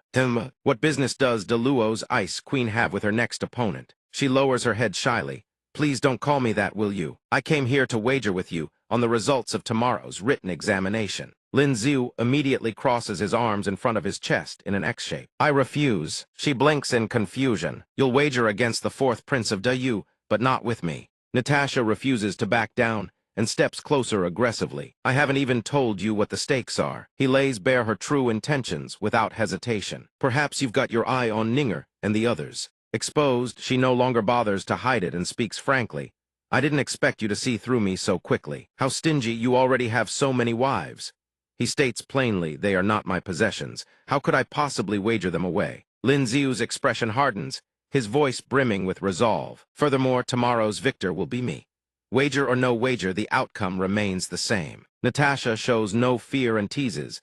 Declaring certain victory before a match is just courting a face-slapping. The next day at the tournament arena, the referee's voice thunders across the field, water versus ice. Deluo's Frost special ability clash. Ice upon ice enough to freeze a man dead. The spectators erupt in passionate cheers. Come on, Deluo's Ice Queen. The fans scream and chant wildly. Fight, glary above all. Natasha hovers in midair, surrounded by layers upon layers of thick, dense ice walls. She warns young Master Lin, be careful. Lin Xiu shows no fear and responds in kind. Deluo's Ice Queen strikes a spear of ice erupts from the ground. Racing toward his position, he dodges while assessing the situation. Relying on ice alone won't be enough to defeat Natasha. By the time the ice shards reach Lin Xiu, he remains utterly composed. This level doesn't even require a second special ability. His toes shatter the ice encasing his feet. He launches into the air, charging straight into the barrage of razor-sharp ice. A faint golden glow emanates from his palm. Lin Xiu punches through the incoming ice shards, obliterating them. Natasha continues generating ice shards while calculating her strategy. Lin Xiu's martial arts are unfathomable. Unless one possesses a unique counter-ability, there is simply no way to defeat him. Ice mystic arts below peak Earth stage cannot hold him back. She stands atop the ice cliff she herself created, relentlessly attacking Lin Xiu below. He shows no fear and charges straight toward her. In the blink of an eye, he appears before her. The sudden frontal assault leaves Natasha frozen in place, unable to react in time. His fist halts mere inches from her face. As I said, I am the victor, he declares smugly. Natasha raises her hand. In all honesty, I concede. In her heart, she silently sighs. If I weren't a friend of Lingjun's fire garden, I would have suffered a crushing defeat at his hands long ago. A bald, white-bearded man panics. Her Highness Natasha actually lost. The golden brown-haired man beside him is equally shaken. His martial arts are terrifying, possessing speed and strength simultaneously. Natasha glances at Lin Xiu and offers her praise without reservation. As expected of Lingjun's husband, on his very first tournament appearance, he's already claimed the 4th spot on the Chosen One's rankings. It seems I'll settle for 5th. Lin Xiu rebuts with confidence, who says I'll stop at 4th. There are still 3 more opponents I haven't faced. She startles and turns to him. You mean you intend to challenge the twin stars? He answers calmly, I haven't even shown my true abilities yet. Why would I give up now? Natasha turns and leaves, seemingly having reached her own decision. I originally planned to surrender in my next match against Colin, but after hearing your words, I've changed my mind. Appearing in the arena this time are Colin and Natasha. He declares arrogantly, surely the last match made you aware of the gap between us. Be smart this time, concede defeat directly. She responds with composure, my strength may have grown since then, but what if you're still standing in the same place? Giving up just like that would be such a waste, wouldn't it? Colin grins with newfound interest. Then Kamesho me. Lin Xiu stands to the side, observing the two. He recalls Natasha's earlier words. I'll challenge Colin so you can witness a clash between ice and light special abilities firsthand. That instant kill against Ling Yin held no reference value whatsoever. Ling Yin, standing nearby, hears herself mentioned and sneezes. Sensing his earlier question, Natasha explains, "You asked why I'm helping you. Naturally, it's because the people of Dayu disgust me." Lin Xiu quietly notes, "This level of origin force is indeed far superior to Ling Yin's." Ling Yin, mentioned once again, keeps muttering to herself. She wonders aloud what's going on. Am I catching a cold? With her full power, Natasha launches razor-sharp blocks of ice toward Colin, while simultaneously forming layers of ice around the projectiles. After successfully forming the ice layers, she quickly retreats from the area. Natasha exerts every ounce of her strength to restrain him. Seeing the massive ice gradually encasing him, Colin realizes trying to cage me. The moment the thought crosses his mind, she has already succeeded.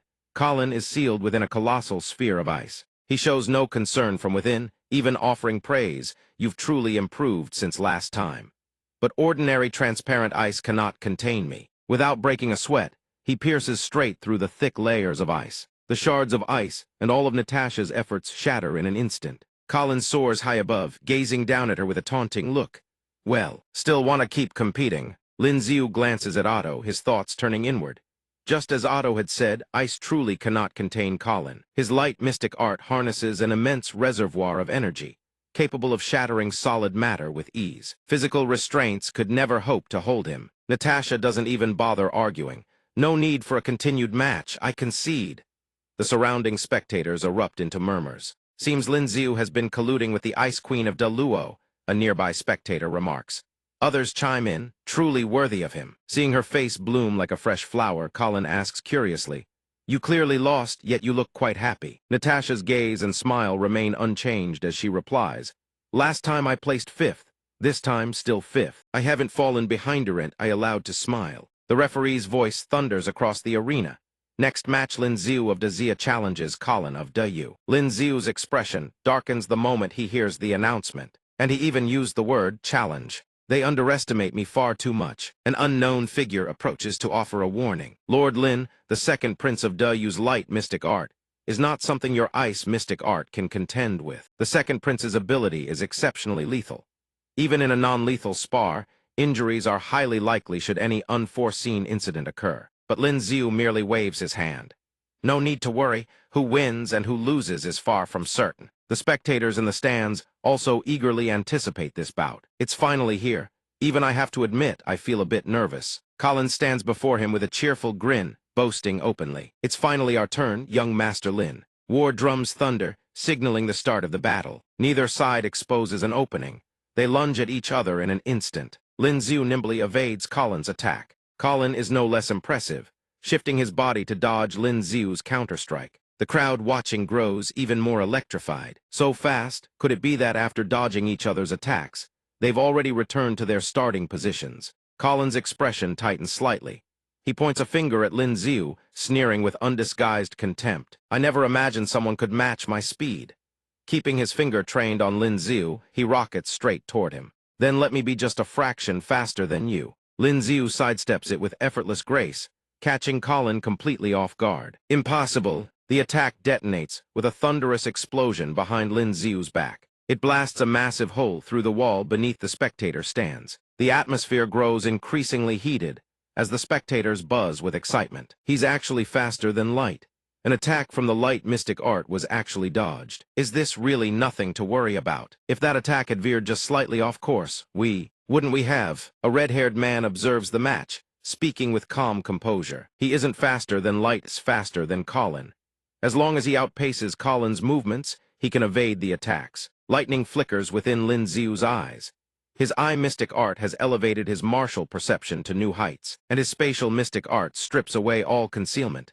Now, he need only wait for the decisive moment to arrive. Lin Xiu continuously dodges Colin's attacks, and this very act drives the latter into a fury. "Damn you, do you only know how to dodge, brat?" Each of those strikes sends shockwaves rippling through the surrounding spectators. An elderly man wearing spectacles grows, concerned for the audience. "I request permission to activate the protective barrier for the spectators." Is this how Daluo ensures the safety of its audience? In stark contrast to his worry, a white-bearded man responds with perfect calm.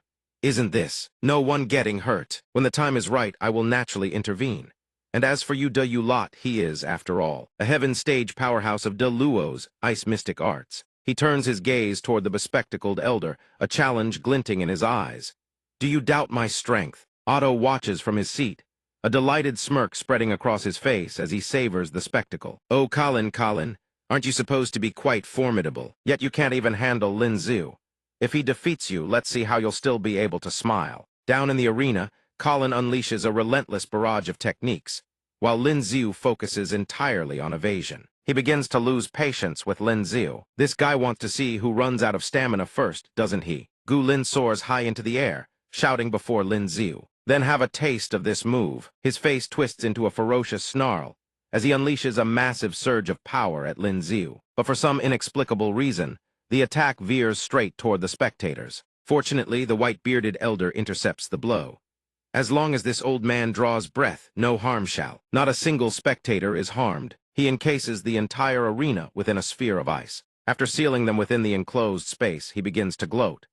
Heaven stage ice claws Venue Gu Lin cannot shatter these. Within this sealed space, let us see how you plan to escape. The spectators are utterly stunned by his ability. How can he possibly be this fast? Even the second prince cannot easily defeat him. No wonder the fourth prince fell to him 3 times, Otto declares, his voice brimming with excitement. Only now do you understand how formidable Lin Zhu truly is and the hardships this prince has endured. You have no idea how much this prince has sacrificed for De Yu, he continues, his tone laced with remorse. My apologies, I misunderstood you before. To be able to stand against Lin Zhu for so long is no easy feat. Otto watches their match with a gleeful expression. Thanks to that mysterious artifact, Colin's strength had skyrocketed, yet he still lost to Lin Zhu. So what if this prince lost a few matches? Besides, if that artifact had been used on me, I would have crushed Lin Zhu long ago. Those blind old fools can choke on their regrets. Inside the ice sphere, Gu Lin begins to panic. Moving at the speed of light drains origin force far too rapidly. And these ice claws constrict the space. If this consumption continues, he will not last. While he is lost in thought, Lin Zhu has already closed in. This single strike will decide the victor. Though confined, he still refuses to abandon his arrogance. These ice claws don't just restrict Methai's time. Let's see how he dodges. His attack is blocked as well, and in his mind he formulates his own strategy. This guy is rushing to settle the score, must be unable to endure the attrition any longer. The ice block gradually shatters before Colin's might. His face slowly relaxes. It's finally over. From within the smoke, a voice echoes out. Indeed, Lin Zhu stands with flames dancing in his palm, smiling at Colin. It's time to end this. He had barely exhaled a sigh of relief before Lin Zhu's appearance jolts him back into anxiety. Where did that flame come from? He begins to engulf his opponent in flames, sending Gu Lin into a frenzy of panic. This is bad. The spectators erupt into a frenzy at what they witness. How is this possible? Yet another ability user who possesses dual power sand, one who commands both ice and fire special abilities simultaneously. The bespectacled elder appears equally astonished. Does Zia also has a dual system ability user? How can this be? From allies to rivals, even Lin Zhu's 2 adversaries are left stunned by his abilities. Old Duke Zhu sees the crowd murmuring and speaks up. What is there to be so surprised about? A genius can never have too many abilities. Do you think only De Yu can produce such talent? And does Zia is not permitted to have one? What kind of logic is that? The bespectacled elder is left so bewildered, he can barely find words. It's over. The second prince has been cornered. Lin Zhu stands wreathed in blazing crimson flames. Even Otto is left dumbstruck before him. Lin Zhu is actually a dual ability user, had been concealing his true strength all along. First, he used origin force to drain Colin, then capitalized on his intelligence to unleash fire and encircle Colin completely. Du is no less bewildered than the rest. The man can actually wield 2 mystic arts. In this manner, it seems Colin is in danger. Ming-He is among the many whom he has left utterly astonished. A deceptive special ability. Lin Zhu used a fire mystic art. We have known each other for so long, how did I never know? The princess turns to observe the others, her mind already racing with analysis. Chiba Rin appears as though she had no idea either. As for Qin Wan and Zhu Ninger, they have clearly known about this for a long time. Ming-He turns to ask Ling Yin. You already knew as well. Ling Yin gently averts her gaze from the princess before answering.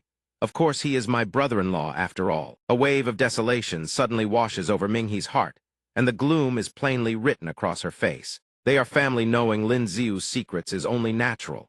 The sensation of being shut out gnaws at her terribly. She once had the chance to become part of Lin Xiu's family.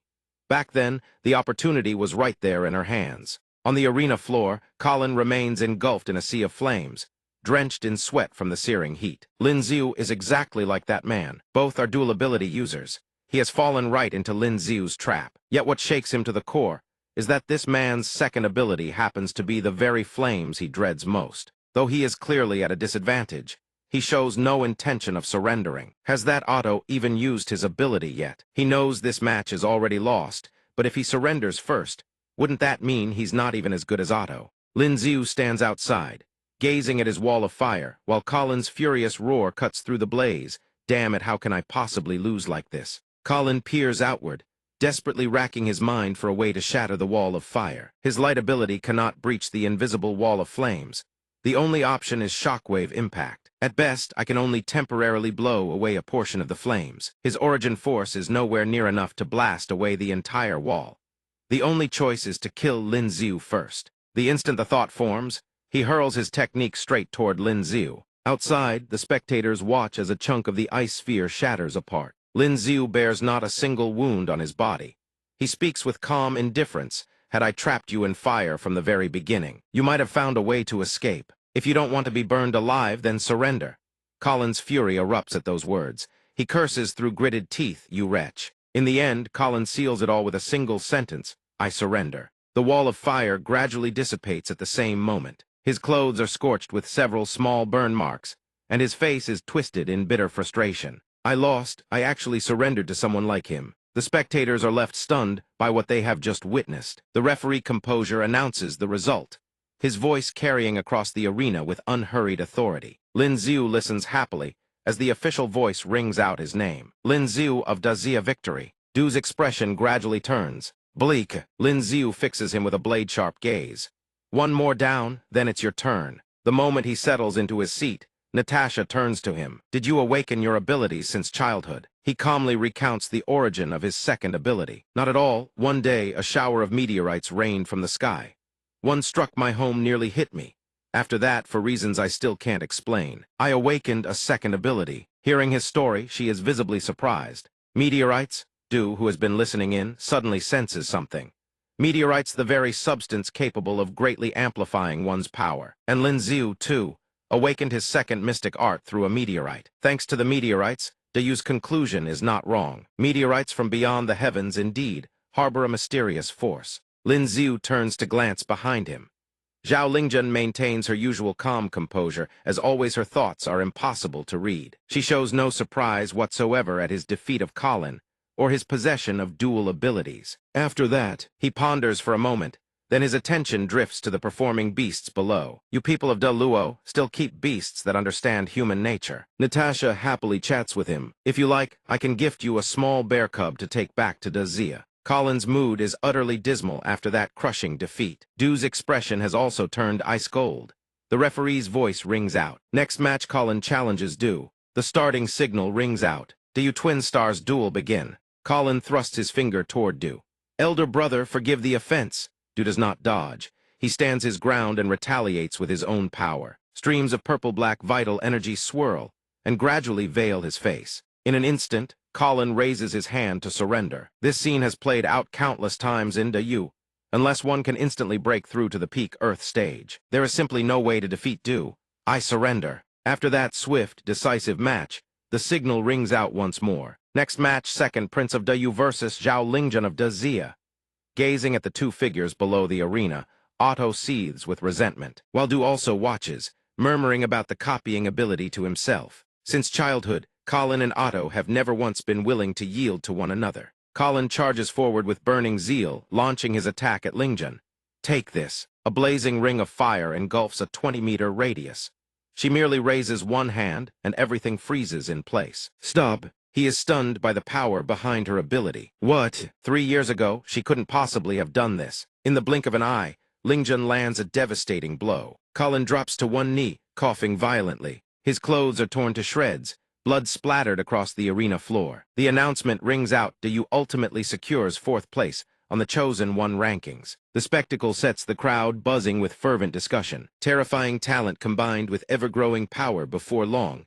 None of us will be her match. Someone as strong as Colin is like a helpless child before her. That night inside a magnificent palace, everyone gathers to feast around a long banquet table. Lin Xiu scratches his cheek awkwardly. Everyone's reaction is a bit over the top, don't you think? Back when the DeYu dual ability user first appeared, he wasn't scrutinized this intensely. Lingjun gently dabs her mouth and explains apart from the dual abilities, he also defeated Colin, one of DeYu's twin stars. Her words make Ling Yin blush with embarrassment. To fulfill your promise due is next. How do you plan to win? He suddenly realizes something, turns to her and whispers, "Are you worried about me? I have my own way." She grows displeased and taunts, "Then have you thought of a way to beat me?" Lin Xiu refuses to yield and fires back. "Can't we just pull a repeat of that exam and tie for first place?" Ling Yin feels utterly awkward, caught between Lingjun and him. "I've changed my mind." Qin Wan watches the two bicker like children and lets out a soft laugh.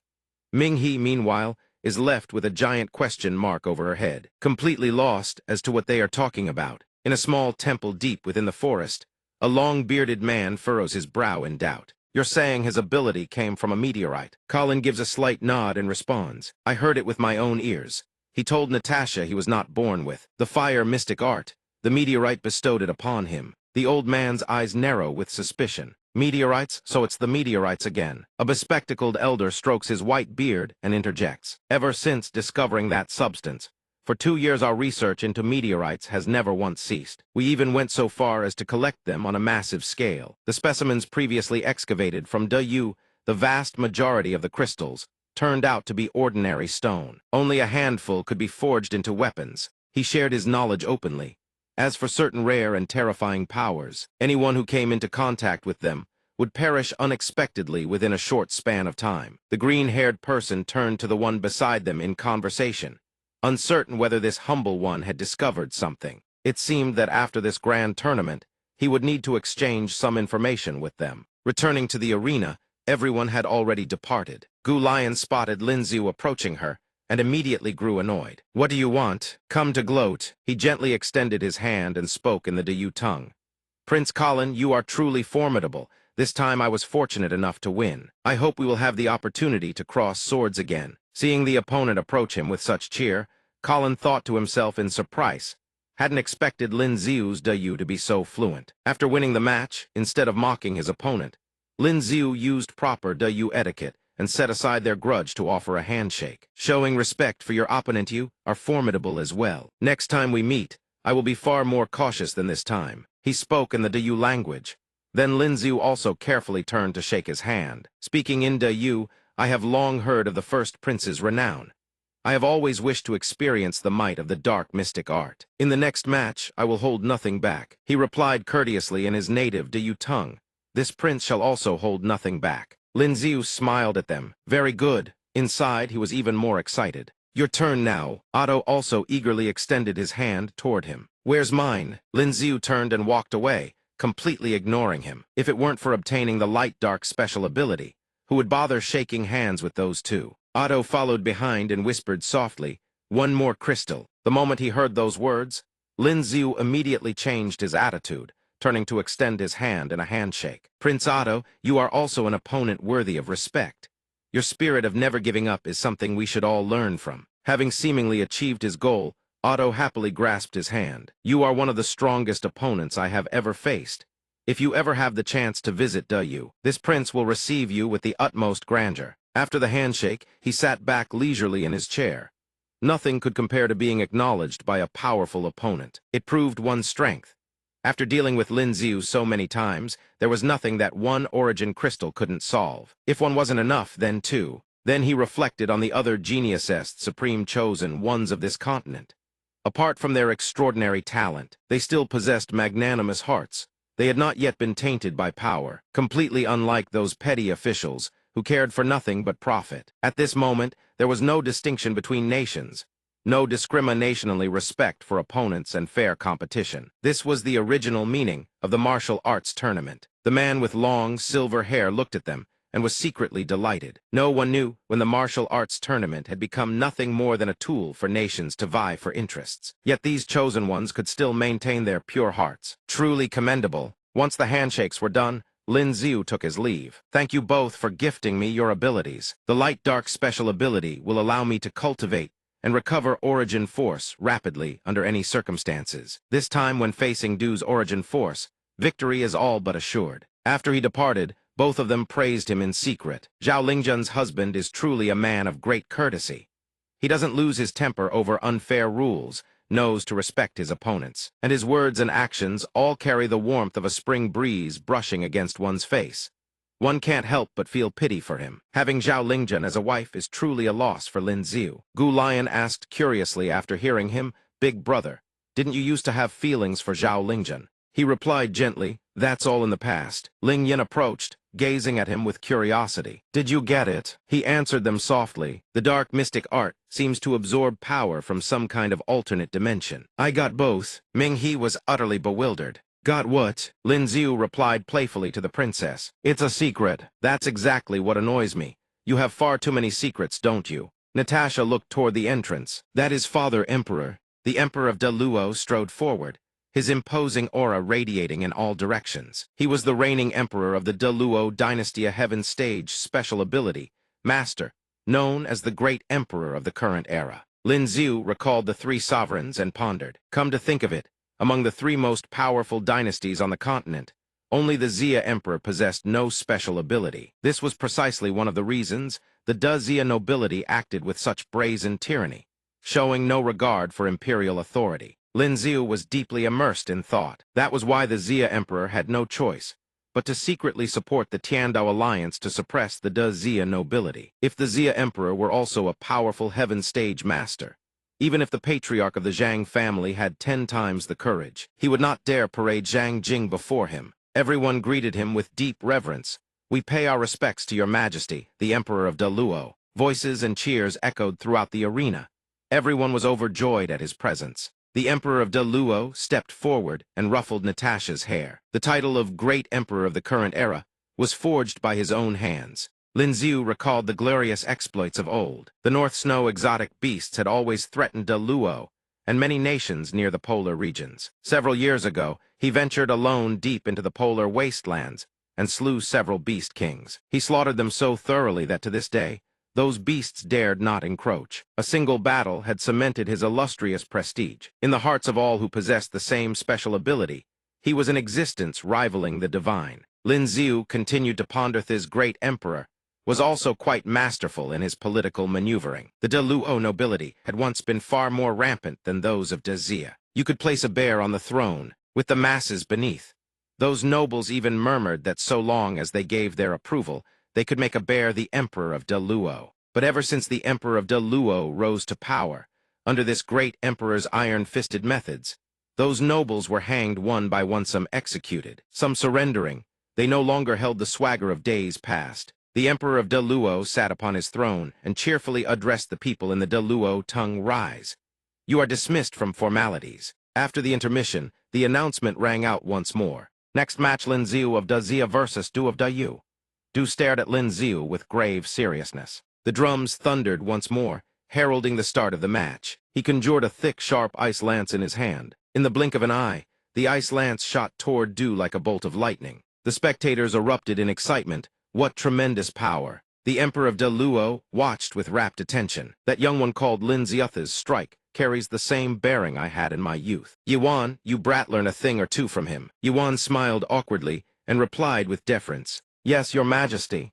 Du stood ready to receive the attack. Apart from Zhao Lingzhen, Colin, and myself, I'm afraid no one else could withstand this spear. Lin Xiu followed up by launching a fire spirit beast, but Du merely watched it with calm composure. Fire next, is it? Both enormous sources of power began to collide. Within the heart of that clash, two spirit beasts battled with ferocious might. Bai Zheng remarked, "The dark mystic art allows the first prince to continuously absorb dark energy and convert it into his own origin force." Du asked with leisurely calm, "You've tried ice, you've used fire, young Master Lin, are you still not willing to concede?" Standing amidst the sea of flames, Lin Xiu answered nonchalantly, "Why would I ever concede? Your shadow mystic art is useless against me. He shows no courtesyly provocation. Don't think you can use the same tricks you used against Colin on me. Once the dark bone aura spreads across the entire arena, there will be nowhere left for you to run. His power steadily advances toward Lin Xiu, yet he never once says he will flee.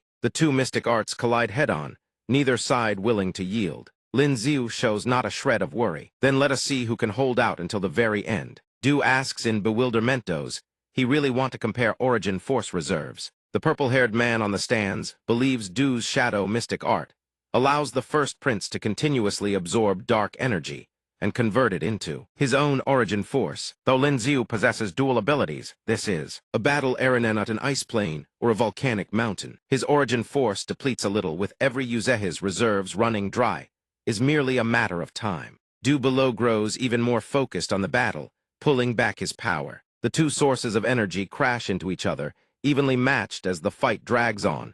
It only grows fiercer. He senses the unfavorable situation and immediately devises a new strategy. Though he possesses 4 mystic arts earth, space, light, and shadow that can recover origin force, the recovery speed still cannot keep pace with the consumption. Between himself and Du, there exists a gap in cultivation realm. If this continues, who will fall first, himself or Du? Seeing Lin Xiu's power still growing ever stronger, he wonders why Lin Xiu's origin force hasn't been exhausted. Could it be that he has also stepped into the Earth stage peak? From the stands, it is clear that Lin Xiu holds the advantage. The crowd murmurs in discussion. Has the first prince fallen behind? He seems to be struggling within the battle. Gu Lin begins to fidget with anxiety. What is going on? Big Brother's origin force is actually inferior to Lin Xiu's. Otto's expression also begins to darken with gloom. If even Du can't defeat Lin Xiu, then wouldn't I? Wai Wan grows incredibly excited. Keep going. Zhao Lingjun, Chiba Rin, Qin Wan, Ninger's husband, and now all cheer with fierce determination. Give De Yu a proper lesson. Ming He and Rin watch the match with bated breath, tense and focused. Come on, Lin Xiu, in this. All eyes turn toward the arena. Lin Xiu, they're cheering for you with such fervor. Keep it up, Lin Xiu. A wisp of smoke rises from the flames engulfing Du's origin force. Within the arena, someone cries out about the shadow mystic art. Lin Xiu gradually relaxes his body. Indeed, it's all thanks to your mystic art. At last, the power of both combatants dissipates from the arena. The referee looks at them, growing bewildered. He clasps his hands together and bows toward Du, a gesture of gratitude for the match. You yielded to me. The Emperor of De Luo joyfully issues his decree. The victor has been decided. It is time to announce the results. After the declaration of victory rings out, he breaks into a satisfied smile. Ling Yin feels a spark of joy, as if a flower has blossomed in her heart. Lin Xiu not only secured a spot in the top 10 of the tournament, but also ascended to second place on the Chosen One rankings. Did he truly fight for me and my sister? Lin Xiu carefully returns to his seat beside Lingjun. She immediately begins to tease him playfully. Judging by your battle with Du just now, I'm afraid you won't be able to claim first place in this tournament. Despite her concern, he remains utterly confident in his own abilities. I still have plenty of special trump cards saved just for you. His bold words provoke her. I won't lose. Du drops to one knee. The match ends swiftly. The referee's voice rings out. Zhao Lingjun of Dazia versus Du of Da Yu. Zhao Lingjun wins. The red-haired man is thoroughly awed by this woman. Indeed, the only one who can truly be called a monster is Zhao Lingjun. The bespectacled old man is immensely excited for the next match. This upcoming husband and wife duel is truly fascinating. No matter who wins, we'll get to see the Lin family of Dazia humiliated either way. Quite the consolation. A few onlookers have sensed the unusual atmosphere surrounding this particular bout. I have a bad feeling about this. Something tells me this grand martial tournament won't be like the last one. The referee's voice rises as Lin Xiu steps onto the stage. Next up is the decisive mid-tournament match of this grand competition. Who would have thought it's a husband and wife showdown? Zhao Lingjun of Dazia versus Lin Xiu of Dazia. She strides onto the arena with a powerful yet graceful bearing. Bai Zhang offers his thoughts. I don't think so. This is a formal tournament. They wouldn't dare disrespect the Emperor of De Luo, would they? The Emperor of De Luo and Natasha watch with keen interest. Suddenly, Lingjun poses a question.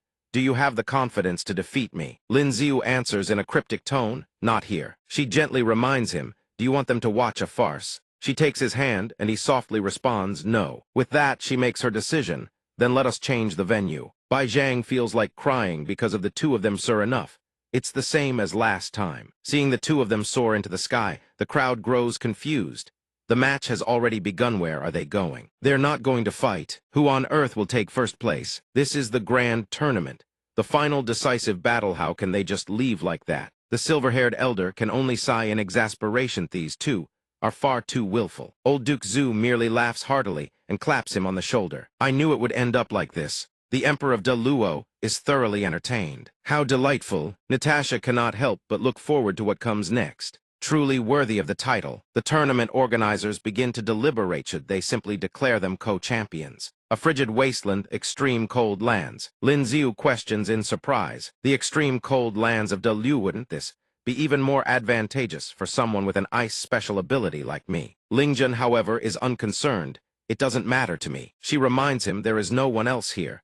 You don't need to hold anything back. Lin Xiu gazes at her power and cannot help but marvel inwardly. This power is absolutely staggering. She bluntly warned him, to be frank, you are far too promiscuous. Though Lin Yin harbors feelings for you as well, I do not approve of the two of you becoming husband and wife.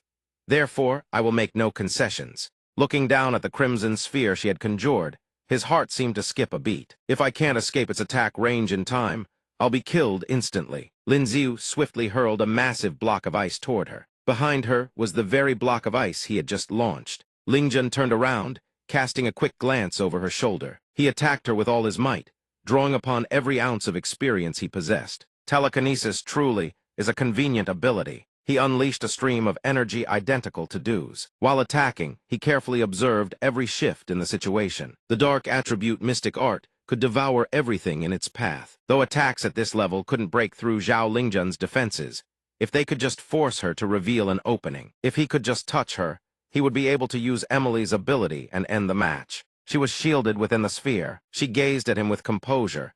Du's dark attribute ability. Before that, it was Chiba Rin's spatial ability. It seems your secret is the power to copy others. The copied abilities Lin Xiu wielded came with their own drawbacks. The dark attribute mystic art consumed a considerable amount of origin force. With a full major realm separating them, it was indeed extremely taxing. Lingjun asked, have you also copied Emily Yu's ability to plunder others' special abilities? He calmly laid out his strategy before her. He had already copied it, and was waiting for her to show an opening so he could plunder her ability and seize victory. Hearing his answer, she found him even more unfathomable than before. If that's the case, why not use it right away? Wouldn't that guarantee victory? Why insist on waiting until I was fully prepared? Lin Xiu's eyes burned with resolve as he declared firmly if he couldn't defeat her fair and square, how could he speak of marrying Lin Yin? A pitch-black void surrounded him, his thoughts hazy and indistinct. Indeed, defeating Zhao Lingjun was anything but simple, even with multiple abilities working in tandem. As blurred visions gradually surfaced, he knew he couldn't hold on for much longer. Lingjun glared at him irritably. You're awake, then get up already. Lin Xiu nimbly leapt off her lap. What is going on here? Are you really Zhao Lingjun? She explained gently. We are husband and wife after all. Is letting you use my lap as a pillow really so strange? You lost, so regarding the matter of marrying Lin Yin. He cut her off. I know, but I won't give up. Next time we duel, I will definitely defeat you. Yet it seemed Lingjun had already changed her mind. I acknowledge your feelings for Lin Yin. I no longer oppose the two of you becoming husband and wife. Lin Xiu's eyes sparkled with joy. Really? She refused to meet his gaze, and seemed particularly displeased with him. It's just that Lin Yin cannot marry you yet. Neither you nor I possess the absolute power to protect her. Lingjun shared her burden as long as the crown prince remained the crown prince. He posed a grave threat to both the Lin family and the Zhao family. Once we both break through to the heaven stage and depose the crown prince, we will dissolve our marriage. Then you may marry Lin Yin. She will not refuse you, since her own elder sister was your wife. Lin Xiu nodded in agreement. Very well, what you say makes sense. At your current cultivation speed, how long will it take to break through to the heaven stage? She picked up the ice fragments scattered across the floor. About 5 years. Noticing her arranging something, he grew curious. What are you doing? Lingjun answered him. Pretend that this duel of ours ended in a draw. Ming-He watched Lin Yin's cheerful demeanor, and a wave of melancholy washed over her.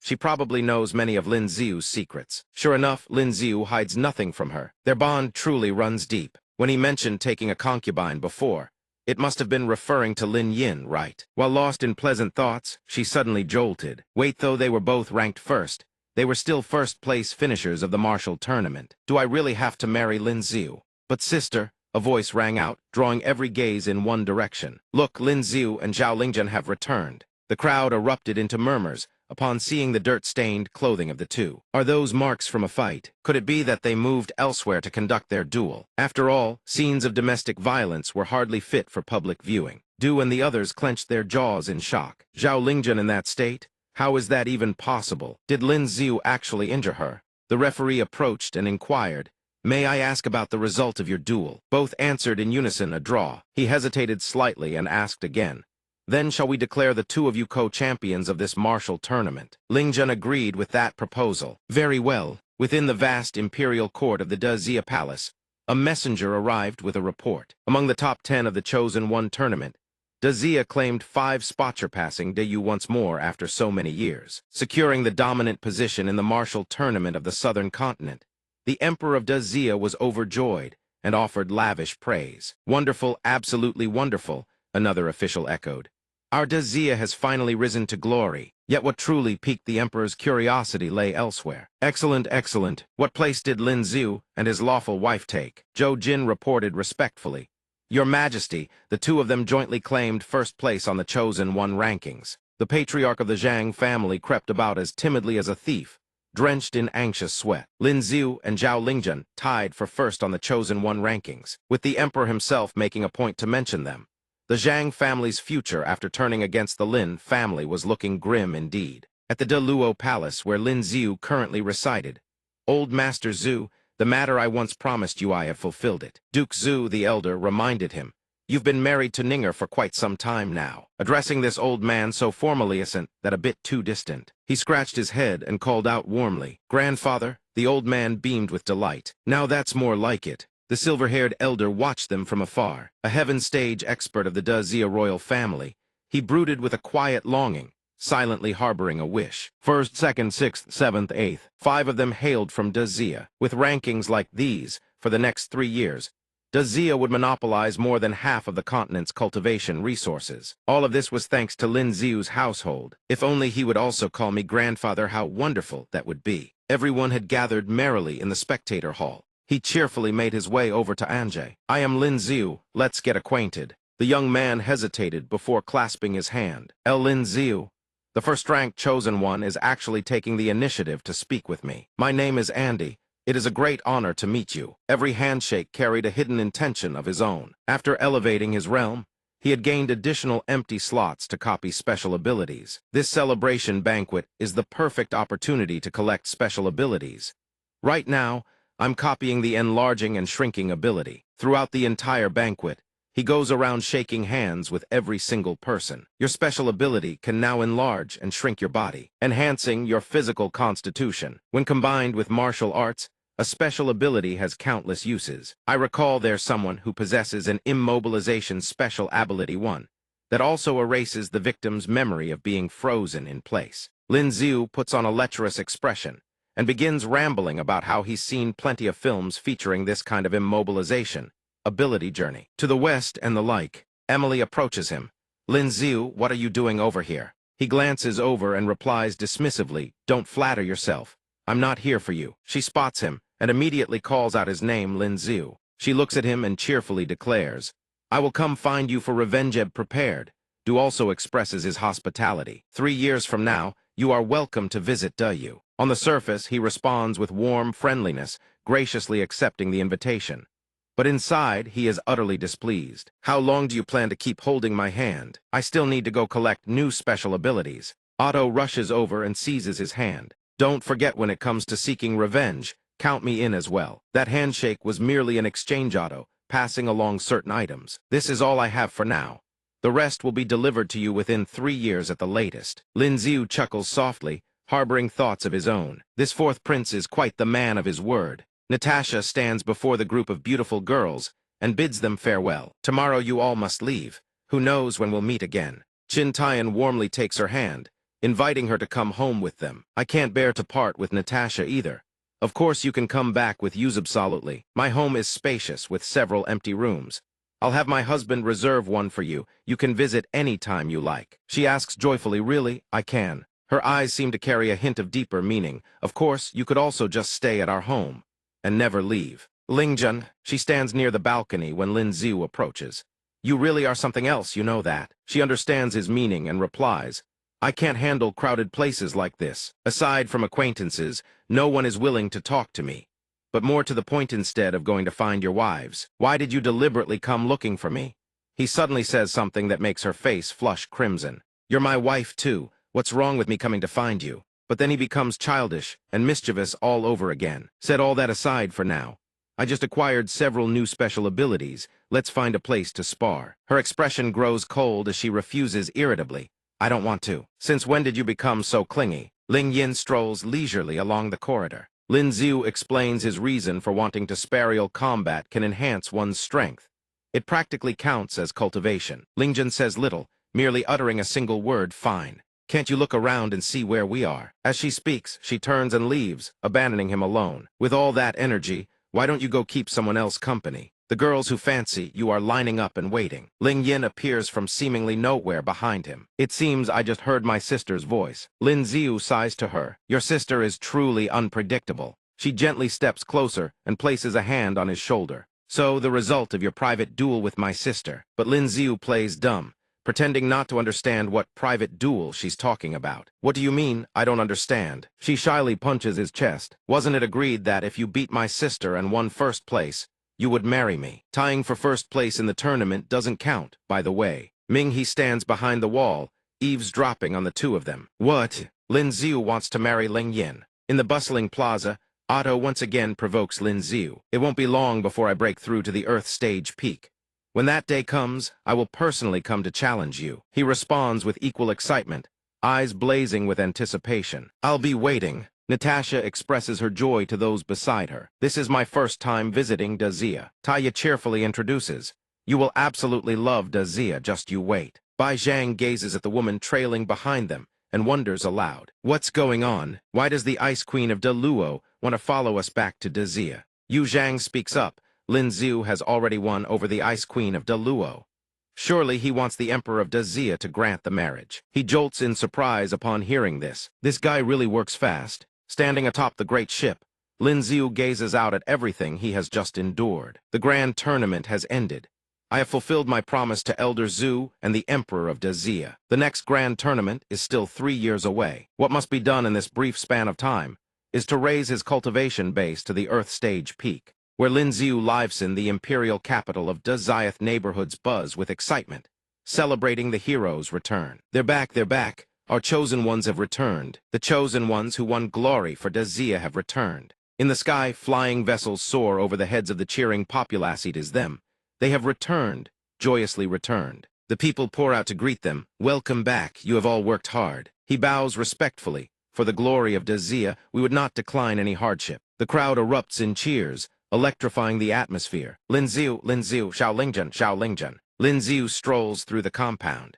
2 hours later, he begins to grumble who knew the welcome ceremony and awards would take so long. He thought he'd be able to see Taya right away. He peeks into the room, spots a familiar figure, and swiftly sweeps Ming Zhu into a tight embrace. Taya, I'm back. Did you miss me? The noble consort suddenly calls out Lin Ziu's name. Realizing he has mistaken her for someone else, his face pales instantly. Forgive me, Your Highness.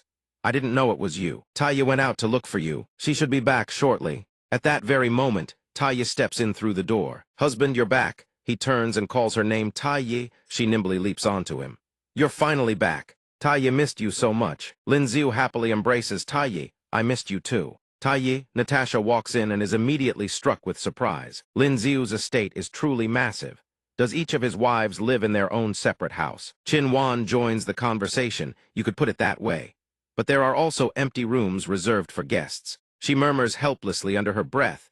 Though there's one guest who won't remain just a guest for long. Natasha cheerfully waves. Lin Ziu, is this adorable little lady beside you also your wife? Hearing those words, Taya immediately turns and pouts. My lord, are you flirting again? Qin Wan introduces her.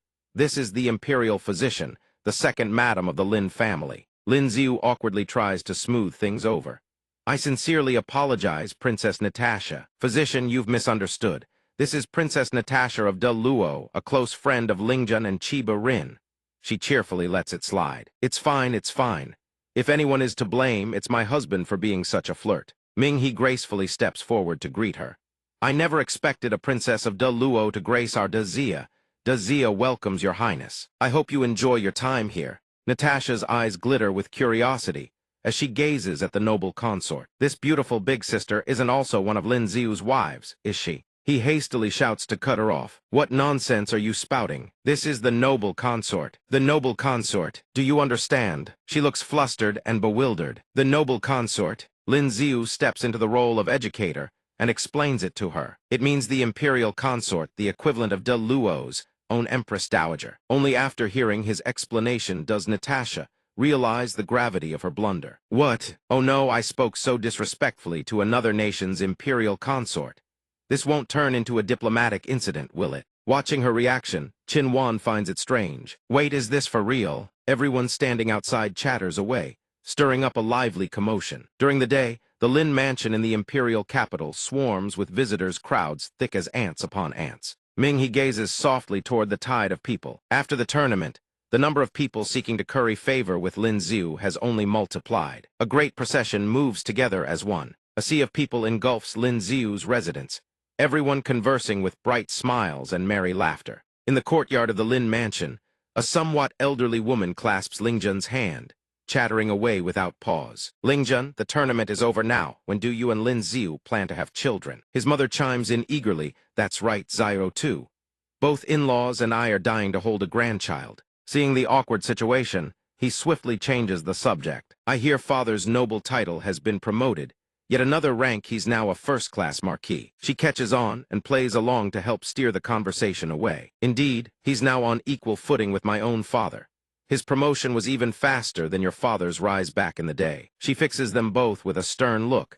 Don't even think about changing the subject. Suddenly, someone comes sprinting and shouts, "Report." A flood of people from outside pours in, shattering the tranquil scene. The Dingguo Duke's residence congratulates Lord Lin and Lady Lin for ranking first on the Chosen One leaderboard. The Chengguo Duke's residence sends its congratulations. The Ningguo Duke's residence sends congratulatory gifts to Marquis Yongping. The gifts they bestow upon him pile up like mountains, leaving even Lin Xiu somewhat helpless. Every powerful and influential house in the royal capital, the Zhang family, the Song family, the imperial family, the Zhao family, even the Eastern Palace crown prince, dispatches people bearing gifts. This is the treatment reserved for the tournament's champion. He gently unrolls a scroll painting and silently admires it. The value of these gifts is by no means low, and there's even a work from a retired master painter. After admiring it for a moment, Lin Xiu turns to everyone with a smile. Everyone pick something you fancy from these gifts. The rest can be temporarily stored in the treasury. Qin Wan notices his fascination with the scroll in his hands and asks curiously, "Since when did you develop an interest in calligraphy and painting?" He glances at her gently. "It's not for me. The noble consort is very fond of this artist's work. When I visit her tomorrow, I'll gift it to her then. I also need to thank the noble consort for taking care of the physician." Wicked thoughts flash through her mind.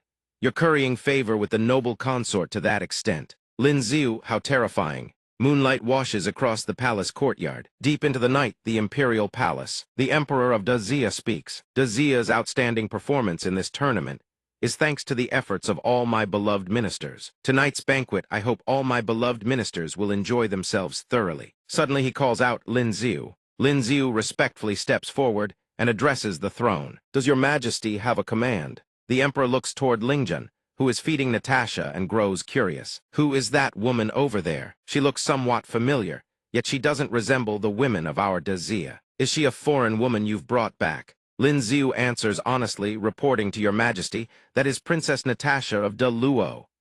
The emperor coughs lightly, regaining his composure. As I thought, no wonder she looks so familiar. Truly, a girl changes greatly as she grows. 3 years have passed, so I failed to recognize her for a moment. He glances at Lin Xiu, whose cheeks are flushed red. The emperor teases with a grin. When do you plan to marry? I already told the Ministry of Rites to prepare. I never imagined you'd actually take my little joke to heart. Lin Xiu immediately steps forward to explain to the emperor of Dazia. Your majesty misunderstands. We are merely friends. She is only staying at the Lin mansion temporarily. She will return before long. Hearing Lin Xiu's words, the emperor remains half believing, half doubting. Last time with that girl from the Chiba family, you said the same thing. No rush, there are still 3 years. I believe it won't be long before the De Luo Ice Queen falls right into your lap. His expression gradually turns apprehensive. Your Majesty is truly humorous. He thinks to himself that Dog Emperor is truly insatiable. He already has 5 women among the top chosen ones, yet that's still not enough. Now he even wants to set his sights on Natasha. A flying vessel hovers above the royal capital of Deyu. A dignified man sits upon a throne. The Emperor of Deyu questions his subordinates. Why did this tournament produce such results? Have you managed to analyze the cause? An elderly man wearing spectacles steps forward. He begins his analysis. Every chosen one-level expert that Deyu dispatched this time was our absolute strongest without exception. This tournament's failure is not because Deyu grew weaker. It is because De Zia grew stronger. He then begins to speak of Lin Xiu. Lin Xiu is not merely an Earth-stage martial artist. He is also a dual special ability user with no side effects whatsoever. The speed at which his wives advance in strength far surpasses anything normal. According to our intelligence, he awakened his second special ability through a meteorite. De Zia also possesses that very item. The Emperor of Deyu furrows his brows and states his intention. It seems we have no choice but to investigate De Zia. Have they uncovered any secrets within the meteorite? On Lin Xiu's side, he is also plotting something. Regarding what Deyu possesses, this must be investigated without delay. Deyu obtained a miraculous artifact from within a meteorite, one capable of accelerating a person's cultivation speed. He flies away swiftly. Once outside the palace, a thought strikes him. Perhaps the meteorite that fell on De Zia also harbors the same treasure Deyu possesses. A moment later, before the gates of the Imperial Observatory, Lin Xiu descends upon the steps. Normally, all fallen meteorites are managed by the observatory. The gatekeeper sees him and asks curiously, "Lord Lin, it's already this late. Is there something you need? Take me to see the meteorites that have fallen upon the De Zia continent." The attendant leads him to the meteorites. "Lord Lin, this is the collection of every meteorite that has fallen on De Zia over the past several years." The next morning, in the imperial capital of De Zia, 2 vessels of distinctly different designs soar across the sky. Lin Xiu looks up. He seems to already know who they are. The diplomatic delegations of De Yu and De Luo arrive at the gates of Lin Mansion. Zhou Jin and Lin Xiu converse. Zhou Jin delivers the summons, "Lord Lin. His Majesty requests your presence at the palace to negotiate the distribution of resources with the envoys of both nations." Hearing this, Lin Xiu responds, "Understood, Chief Steward Zhou." He set out and entered the palace, only to find a large crowd already gathered in Spotted Otto among them. The ice special ability was awakened in De Luo's eastern islands. We of De Luo will never relinquish the sacred cultivation grounds in our polar territories. Since fire-type special ability users comprise the majority of De Yu, naturally they demand the resources of the Tang Huo Mountains. The De Yu envoy respectfully addressed the Emperor. "Your Majesty the Emperor, we have come this time bearing a humble request." The Zia Emperor politely gestured for him to proceed. "Please speak, envoy." The envoy began to lay out his request. "Our Emperor has a passion for collecting meteorites. We have heard that De Zia frequently experiences meteor showers, and thus we humbly request a few meteorites from your esteemed nation. We pray your Majesty will consent." Lin Xiu's eyes sharpened the moment he heard this. So the meteorites were their true target all along. The resource negotiation was merely a convenient excuse. Meteorites within De Zia's borders were the real prize they sought. The De Yu envoy beamed with warmth. "To demonstrate our sincerity, our Emperor has specially gifted your Majesty several exquisite beauties." At the mention of beauties, the Emperor's eyes lit up with unmistakable excitement. The envoy smiled. "They await outside." The Emperor's face flushed crimson, yet he fought to maintain his regal composure and ordered them to be brought in. One by one, they entered on his command. 4 graceful, slender maidens. Every kind of beauty was represented. Each possessed her own unique and intoxicating charm. Lin Xiu could only stare helplessly at the Zia Emperor. That lecherous Dog Emperor's reputation for coveting beauties had spread all the way to De Yu. A masterful prescription, indeed hitting the ailment dead on. The Emperor nodded slightly, undisguised delight spreading across his face. "Beauties hold no importance to us, nor is we a man of base desires. After all, they are merely a handful of stones. If the Emperor of De Yu desires them so." Lin Xiu spoke up swiftly, hoping to pull the Zia Emperor back from the brink of his decision. "Your Majesty, wait." Lin Xiu's sudden interjection caused the De Yu envoy's face to darken with fury. The Zia Emperor turned to him, visibly perplexed. "Minister Lin, what are your thoughts?" The De Yu envoy cursed Lin Xiu under his breath. 4 Butis, that was all it should have taken to secure the meteorites on Dazia's territory. Yet at the critical moment, this wretched Lin Xiu had to barge in. Damn it, Lin Xiu explained to the Emperor. Your Majesty, this subject's second ability was obtained through a meteorite. This subject believes those celestial stones may harbor mysterious powers. How can we simply trade them away for 4 beauties? He cast a sharp glance toward the DU envoy and swiftly put forward several demands of his own. However, Dazia is a nation of propriety. Seizing what others covet is not the conduct of a gentleman. If the Emperor of Dayu truly treasures his meteorite collection, then let us exchange them for items of equal worth. The envoy's expression soured as he demanded, what items? Lin Xiu furrowed his brow with a scheming air. I've heard that Dayu possesses a mineral vein in Ba Sa. At those words, the envoy began to break out in a cold sweat. What does a mineral vein in Ba Sa have to do with Dayu? Seeing the envoy play dumb, Lin Xiu delivered the killing blow. If Dayu lacks sincerity, then there is nothing further to discuss. Seeing the situation turn dire, a long-bearded elder from the Dayu delegation spoke up. The mineral vein in Ba Sa conceded to you. But we want every last meteorite that Dazia possesses. The Xia Emperor agreed wholeheartedly and sealed the deal. Then, the De Luo envoy stepped forward. The De Luo envoy also has a matter to request. Your Majesty, the Emperor of Dazia, De Luo too, has a matter we wish to bring forth. The Emperor responded politely. Dazia and De Luo are allied nations. Please, envoy, speak freely. The young envoy spoke of a matter that left every person in the room stunned. We bear our great Emperor's decree, requesting the hand of Princess Ming, he of your esteemed nation, for our crown prince. The crowd erupted in hushed murmurs. Doesn't Princess Ming he already have feelings for Lin Xiu? Surely His Majesty will consider the princess's happiness. If the imperial family joins forces with De Luo's experts, noble families like ours may face dire consequences. This is a serious complication. With Dayu's envoy also in play, if De Luo and De Xia form a marriage alliance, their bonds would grow unbreakable. Wouldn't that amount to a united front against Dayu? The long-bearded elder from Dayu's delegation whispered urgently to his colleague. We absolutely cannot let De Luo achieve their goal. The De Luo envoy continued addressing the Xia Emperor. Princess Ming He of your esteemed nation has awakened the fire mystic art.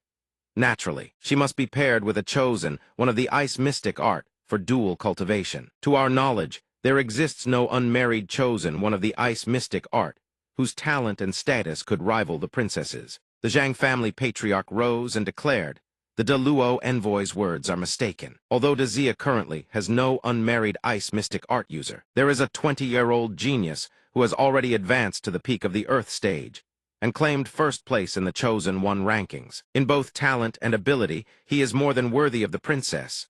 All eyes in the hall turned toward Lin Xiu. They're all staring at me. Me. The Xia Emperor stroked his beard and sighed. Alas, just as Minister Zhang has said, we had already long decided to betroth Minghe to Lin Xiu. The De Luo envoy has come too late. Lin Xiu asked in stunned disbelief. What? Me? The De Luo envoy was taken aback. But doesn't he already have multiple wives? Your Majesty still wishes to marry the princess off to him. A veritable harem of women clustered around Lin Xiu. Huh? The Xia Emperor laughed heartily.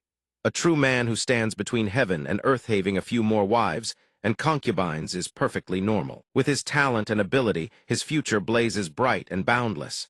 He is more than worthy of our daughter. The Emperor then made a counter-proposal. If we recall correctly, Princess Natasha of De Luo is also unmarried. It seems De Luo has no chosen one who has awakened the fire mystic art. Why not form a marriage alliance with Dazia? She could cultivate here, while simultaneously strengthening the diplomatic relations between our two nations. 3 years from now, Princess Natasha could also participate in the tournament under the identity of a De Xia princess. Hearing the Emperor's counteroffer, the De Luo envoy grew visibly flustered. This humble one cannot make such a decision on his own. Everyone stood gathered before the Xia Emperor within the imperial study. Facing the Emperor, Lin Xiu harbored calculations of his own. The resource allocation negotiations are truly dragging on. It seems the delegations will have to remain in Dazia for several more days. Lin Xiu opened his mouth to speak, Your Majesty, about this matter. But the Emperor cut him off. You heard it yourself. De Luo has shown great sincerity this time. If we refuse outright, it may provoke discord with De Luo. The continent's situation is volatile.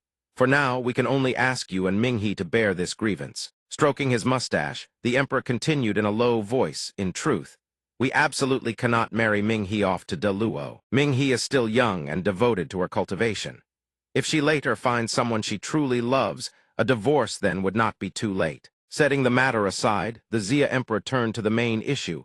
Let us speak of this no more. As for the meteorites, do you mention at what is your assessment? Lin Xiu smiled broadly. It does appear they are searching for something within those meteorites, but this subject has already inspected them with the celestial eye. Those meteorites are nothing more than ordinary stone siderly, devoid of any special properties. Exchanging them for an entire mineral vein would net us a tremendous profit. The Xia Emperor praised him, as always. It is fortunate you reminded us. This deal is indeed highly profitable. Lin Xiu scratched his head with an awkward grin. Your Majesty, then about this subject and Princess Ming-He. The Emperor turned away. This matter is tentatively settled. We shall have the Ministry of Rites prepare the arrangements. As for Ming-He, we will speak with her personally. You are dismissed for now. With that, Lin Xiu departed from the imperial study. Behind him, the Emperor's gaze sank with unspoken emotion. This Father Emperor can only help you this far, my child. Ming-He skipped merrily through the palace courtyard, heading out to find Lin Xiu for their cultivation session. The princess hid behind a pillar, straining to eavesdrop on a pair of palace maids gossiping. Have you heard the news? The crown prince of the De Luo dynasty has come to propose marriage to Princess Ming-He. They whispered back and forth, chattering endlessly. Hearing their words, the princess's face drained of all color. Is that even true? With the princess's talent, how could she possibly be married off to De Luo? How could news from within the palace walls be false? I just saw Chief Steward Zhou personally visiting the Ministry of Rites. It seems they are preparing for the princess's wedding. Ming-He spun around and sprinted toward the imperial study at full speed. Bursting through the doors, the princess screamed at the top of her lungs. Startling the Xia Emperor, I refuse to marry. He spoke gently. This is a rare opportunity. Do not act as rashly as you did last time. If you let this chance slip away, there may never be another like it again. Nevertheless, Ming-He continues to shake her head frantically. Regardless, this daughter will not marry. The Xia Emperor withdraws his gaze. Could it be that I was mistaken? If you do not wish it, then I shall have Zhou Jin go to the Ministry of Rites to annul the marriage contract between you and Lin Xiu. Hearing this, the princess's heart leaps with even greater alarm. With whom? He gently pats the princess's head and lets out a long sigh. With so many people in that household, truly, it has been unfair to you. Ming-He averts her gaze, her face flushing crimson with shyness. It's not as if it's entirely out of the question. The princess's spirits seem to brighten considerably. This daughter is a princess of De Xia.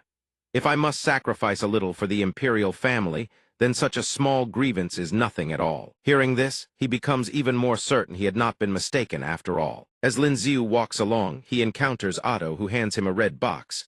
Now I owe you nothing. He accepts the box and bids Otto a cheerful farewell. Next time we have the chance, let's work together again. Otto departs in high spirits. Next time I will defeat you fair and square. Fair and square for real. At a corner of the wall outside the palace gates, Wu Sa crouches on the ground, nibbling on some pastries. I've been reduced to a beggar now, but these pastries are truly delicious. Recognizing a familiar face, Lin Xiu calls out softly, Wu Sa. She hears his voice and raises her head to look at young Master Lin. Lin Xiu approaches with a smile.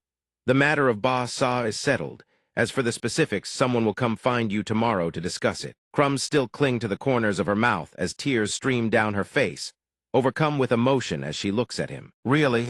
I traded a few worthless stones to Dayu for it. Wu Sa seizes his hands, her words tumbling out in a flurry like scattered petals. Thank you. On behalf of the people of Ba Sa, I thank you. I truly do not know how I could ever repay you. He bows slightly and takes her hands in return. It was as easy as turning over my palm. Besides, it is also a boon for De Xia. With that, Lin Xiu and Wu Sa bid each other farewell. Go back and rest easy. She waves goodbye. Thank you for your trouble, young master. At his residence, the Lin Manor, Lin Xiu is flustered by everything that has just transpired. How on earth am I supposed to explain all this? All I did was take a stroll through the palace, and they've already saddled me with yet another woman. Fine, it's decided then. He throws open the doors of the manor.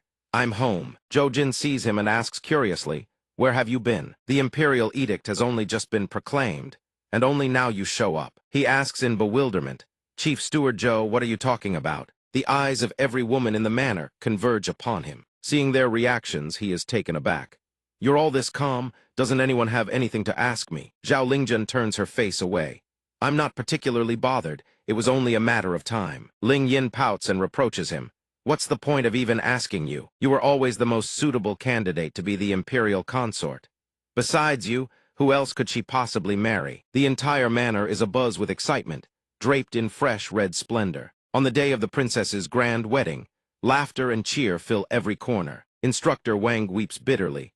Why does my daughter not have such discerning eyes? The days ahead will be quite difficult. Ling Yin gazes toward the ceremony, a hint of jealousy stirring in her heart. The one standing beside him should clearly be me. Even the leaves are tinted red by the festivities within the manor. In the chamber late at night, Lin Xiu pushes open the door and lets out a long breath. All this time, I've cherished and treasured our friendship so dearly. He gently lifts Minghe's bridal veil. The princess shyly asks, what do we do next? The precious moment has arrived in the bridal chamber. Lin Xiu looks at the petite princess seated on the chair. What are you thinking about? Minghe pouts. How many times have you been married that you don't know? Hearing the princess's question, he recalls his other wedding nights. Normally speaking, the next step would be the interlocking cup wine ceremony. As Minghe holds the status of primary wife, the ceremony and attire differ from the others. Lin Xiu's expression holds not a trace of joy, only bewilderment. A hair-tying ceremony. The princess drains her cup in one gulp. Seeing her act so hastily, he quickly reminds her. The interlocking cup wine isn't meant to be drunk alone like that. The princess picks up the scissors and takes a few snips before approaching him. I know what the hair-tying ceremony is. Isn't it when the husband and wife tie their hair together into a heart-shaped knot to make a sachet? Seeing the princess's slightly mischievous expression, he flinches. Hey, don't scare me like that. Minghe sways shyly. And then what? Unlike the princess's expectations, he points out a spot for her to sleep. After that, we rest. You sleep here, I'll take another room. Hearing this, Minghe furiously grabs his collar and shouts. On our wedding night, you want to leave me alone in this room. Are you even human? The princess's sudden ferocity drains the color from his face. We're only in a sham marriage. Is it really necessary to go that far? His collar slips to one side as he asks the princess. His Majesty didn't tell you. Minghe stares at him in complete bewilderment. Tell me what? Only now does Lin Xiu realize the truth. He has fallen into that wretched emperor's trap. He turns to her and asks to be certain. Do you truly wish to marry me? Minghe flushes with embarrassment. Besides you, who else could I possibly marry? He presses the question, desperate for certainty. What I mean is, are you willing of your own heart to marry me? Who would ever want to marry someone they don't love? She quickly throws her arms around him. I sorted my feelings out long ago. Do you really expect a woman like me to make the first move? Was it Zhu Ninger, Qin Wan, and even Miss Aki who confessed to you first? I will not make the mistake of letting such an opportunity slip by twice. I refuse to be an outsider any longer. Seeing Minghe like this, Lin Xiu no longer maintains any distance between them. Then shall we continue? The princess nods softly. The beautiful hours drift slowly by. Minghe lies beside him, overcome with happiness. It all feels like a dream. Everything happened so fast. The princess smiles so wide her eyes nearly close. Yet it is no dream. Lin Xiu is truly her husband now. The next morning, Lin Xiu holds Minghe's hand as they stroll together. Can't we meet Father Emperor a little later? I want us to be together just a bit longer. He reminds her seriously. We have quite a few people to meet today. While walking, they spot the crown prince and crown princess from afar. But she grabs him and they flee. Let's hurry. He teases her with a grin. What's wrong? Do you still want to give those two a good slap? Minghe feels triumphant. She is completely different from before. Not only does she now hold a place among the ranks of the chosen ones, but her very own husband stands at the very top. Now every prince who meets her must show proper courtesy. There is no more bullying from the crown princess. The princess stands before the Xia emperor, bowing with perfect courtesy. Your child greets imperial father. Lin Xiu stands beside her and echoes in unison. This one greets your majesty. The emperor beams with a radiant smile after all. The young man is no longer an outsider. There is no need for such formality. Just call me imperial father. He mouths his agreement, but inwardly, a trace of helplessness lingers. As you command, imperial father. Seeing the two of them holding hands with obvious awkwardness, the emperor teases. Why so affectionate all of a sudden? Just a few days ago, you were still saying one thing and thinking another. If we hadn't given the boat a push, how long did the two of you intend to keep playing dumb? Noble consort Minghe is painting a portrait of the two of them. How time flies. When this palace first laid eyes on you, you were still crawling on the ground, and in the blink of an eye, you've become another man's wife. The noble consort steers the conversation elsewhere. Let's not dwell on this anymore. Where do the two of you plan to go this time? And how long will you be away? Lin Xiu answers promptly. Since there's nothing pressing, we figured we'd visit the various prefectures of Dazia. The noble consort continues painting as she converses. Then how long will you be gone? He answers Minghe's question once more. Over the next 2 years, we'll likely be away from the imperial capital most of the time. The noble consort nods. Very well. A tender portrait gradually takes shape upon the paper. Minghe gazes at the painting with a hint of dissatisfaction, feeling that the likeness of herself doesn't quite match. Contrary to the princess, Lin Xiu is delighted. Isn't this spot on? What more could you ask for? Back at the Lin family estate, the Marquis of Pingan's madam sees them off. You've only just returned heading out again so soon. Minghe replies courteously. We'll return to visit every month. We've been in the imperial capital for so long that it's grown tedious. Going out to cultivate will be far more convenient. The madam continues. While you're still young, going out to see the world is a fine thing. When do you plan to leave? I'll help Lingjun prepare some things. Can't take care of herself out there. Hearing this, Lin Xiu secretly thinks to himself. It seems every time we go out without Zhao Lingjun, it causes trouble, doesn't it? Leaving the main wife behind every single time isn't that obviously a problem. Someone speaks up and asks, what's going on? Isn't Lingjun going with you? His face turns ashen. Of course she's going. How could Lingjun not go? Why would such a small matter trouble mother-in-law? I am Lingjun's husband, leave the preparations to me. Seeing this, Lin Yin grows excited as well. I'm coming too. The Marquis of Pingan's madam scolds loudly. What are you making a fuss about? Every time you go out, you only cause trouble for others. Stay home with me. The girl fires back. I don't want to. Lin Xiu hastily intervenes. It's fine, we're all family. Whether there's trouble or not doesn't matter. I'll take good care of them all. Once everything is arranged, everyone boards the airship and sets off on their journey. Lin Xiu weeps inwardly. This trip was originally meant to bring only Ninger, Qin Yuan, Minghe, and Aki. But now the plan has been completely derailed. Lin Xiu's tears flow in a silent stream. Without Zhao Lingjun, I can't explain myself to my in-laws. But the moment I bring Lingjun, Lin Yin will want to tag along too. And if they're all going, there's no reason to leave Lin Xiang home alone. Then there's Nata Shash as a guest. Since everyone else is going, there's no excuse not to bring her along. What was supposed to be an intimate outing has turned into a full-blown group expedition. The people below gaze up at the sky.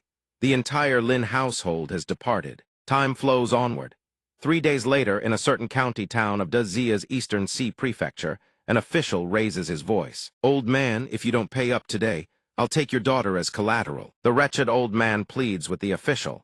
Please, give me a few more days. The sea tribes have been wreaking havoc lately. There simply aren't any fish to catch. The official raises his voice. What did you just say? Are you implying our sea tribe raids are the reason you can't catch fish? Lin Xiu stands behind them, watching the scene unfold and smiles faintly. It's been a while since I've seen something like this. Yunshui County, Eastern Sea, let me give those two scoundrels a taste of their own medicine. When it's over, both thugs lie sprawled on the ground. He high-fives Chen Keklian and decisive. She points in a certain direction. That one over there, do you want to handle it, or shall I? His gaze follows her finger and spots a girl being harassed by Huang Yue. Young Master Huang, I have business to attend to. The scoundrel grabs her wrist with a lecherous grin. What business could possibly be more important than keeping me company? Hearing his words, Lin Xiu's ears itch with irritation. Can't these dandy brats, tormenting innocent girls, come up with something original for once? The same old lines. I've heard them who knows how many times. Seeing Lin Xiu about to get physical, the wretched old man tries to stop him. Wait, young sir. That man is a young master of the Huang family. You can't touch him. He pays no heed and strides forward regardless. Whether I can touch him or not tree it, and you'll find out. On another side of the town, a group of muscular men swagger down the street, bellowing, out of the way, don't block the road. After Lin Xiu and Chen Qi dealt them a few punches, a thug with a swollen face gnashes his teeth. You dare mess with our heavenly dragon gang. That woman and her sissy are dead for sure. Huang Yue glances toward Lin Xiu. Where the hell did this sissy come from? You want to ruin my fun? He demands, his fury seething with cold menace. Openly harassing an innocent girl in broad daylight, is there no law left? A vicious aura radiates from Lin Xiu. In Yunshui County, I am the law. Huang Yue waves his hand and orders his men. He dares meddle in the fourth young master's business? Beat him. As long as he doesn't die, beat him as much as you want. These men are not even a fraction of Lin Xiu's strength. He thrashes them soundly, and one by one they crumble beneath his fists. Huang Yue begins to panic. Do you know who my father is? This scene feels oddly familiar. Lin Ziu slaps him so hard his ears ring. I couldn't care less who your father is. The leader of the muscular men barks an order. The young master of the Huang family is in trouble. Go find old master Huang at once. The Huang family, Yunshui County. A portrait of Lin Ziu is delivered to the patriarch, a long-whiskered old man who studies the painting and mulls. This man is indeed handsome and refined, but his background remains unknown. The Star Capital has given special notice, under no circumstances must anyone provoke this person. Meanwhile, a man rushes over to the old patriarch, who is still murmuring the inscription on the portrait. Wherever this person travels, conduct yourselves with utmost caution. Mind your words and actions, do not oppress the common folk, and do not break the law. If something goes wrong, the entire clan will be exterminated. Not even the imperial capital could save you. The man stares at the portrait in the old patriarch's hands. Old master, you already knew. The old patriarch asks in confusion. Knew what? The man stammers, pointing frantically. It's this man. He was meddling on the streets just now and beat up the third young master. Over a dozen of our Heavenly Dragon gang's brothers were beaten down by him. I came back to call for reinforcements. Hearing this, the old patriarch feels as though a bolt of lightning has struck beside his ear. It's over, we're finished. Seeing the old man collapse, the man panics. Old master, what happened to you? On Huang Yue's side, he barks out orders, attack. Aren't you lot supposed to be good at fighting? Can you take on 10 men? Then can you take on 100? A figure shoots into the air, charging straight for Chen Qi, prepare to die. She stands back to back with Lin Ziu, facing the oncoming horde. Chen Qi praises him. You've grown stronger again. Huang Yue trembles, his face turning purple with rage. Even if you're a mystic arts practitioner, there's nothing impressive about that. Let me tell you something, we are the Imperial Huang House. From afar, an elder strides over and kicks his son hard in the ribs. Shut your mouth. After swiftly dealing with the situation, the old man steps forward to apologize on his son's behalf. Your Excellency, Huang Yue has now been expelled from the clan by my hand. He is no longer a descendant of the Imperial House. You may deal with him however you see fit. The Huang family will cooperate fully. We shall offer him no protection whatsoever. He begins to display his good faith, a clan that produces such vile descendants. We cannot escape our share of blame. As an expression of our deepest apologies, the Huang family is willing to donate 5,000 taels to repair bridges, pave roads, and provide relief to the impoverished citizens. Bowing low, he curses his own people. These wretches dared to clash with your Excellency truly. They have eyes but fail to see Mount Tai. The Huang family has always placed the common good above all else. For the nation, for the people standing against these scoundrels who bully the common folk, the Huang family shall cooperate with the local authorities to thoroughly crush these dark forces and restore clear skies to Yunshui County. After a moment's silence, the old man speaks cautiously. Our hospitality these past few days has been lacking. We humbly beg Lord Lin's forgiveness. Lin Ziu waves it off easily. It's fine. Seeing that you've shown sincerity, I won't make things difficult this time. Disperse now. When I have time, I'll return. The old man's face lights up with relief. Wonderful, wonderful. Lord Lin, rest assured the next time you grace us with your presence, I guarantee the officials and citizens here will be as close as one great family, just like Jiangnan. Lin Ziu surveys the scene and feels a quiet sense of satisfaction. Isn't this far better than slaughter? He happily lets Chen Qi embrace him. The Eastern Sea Prefecture shall become a second, Jiangnan. Back at the Huang family estate in Yunshui County, one of the old man's close confidants voices his question. What did the letter say? Just what is Lin Ziu's background? The old man explains unhurriedly. He is not only the #1 ranked chosen one, but recently he has also become the imperial consort of Princess Minghe, touring the Eastern Sea Prefecture on a honeymoon journey. He sighs with frustration.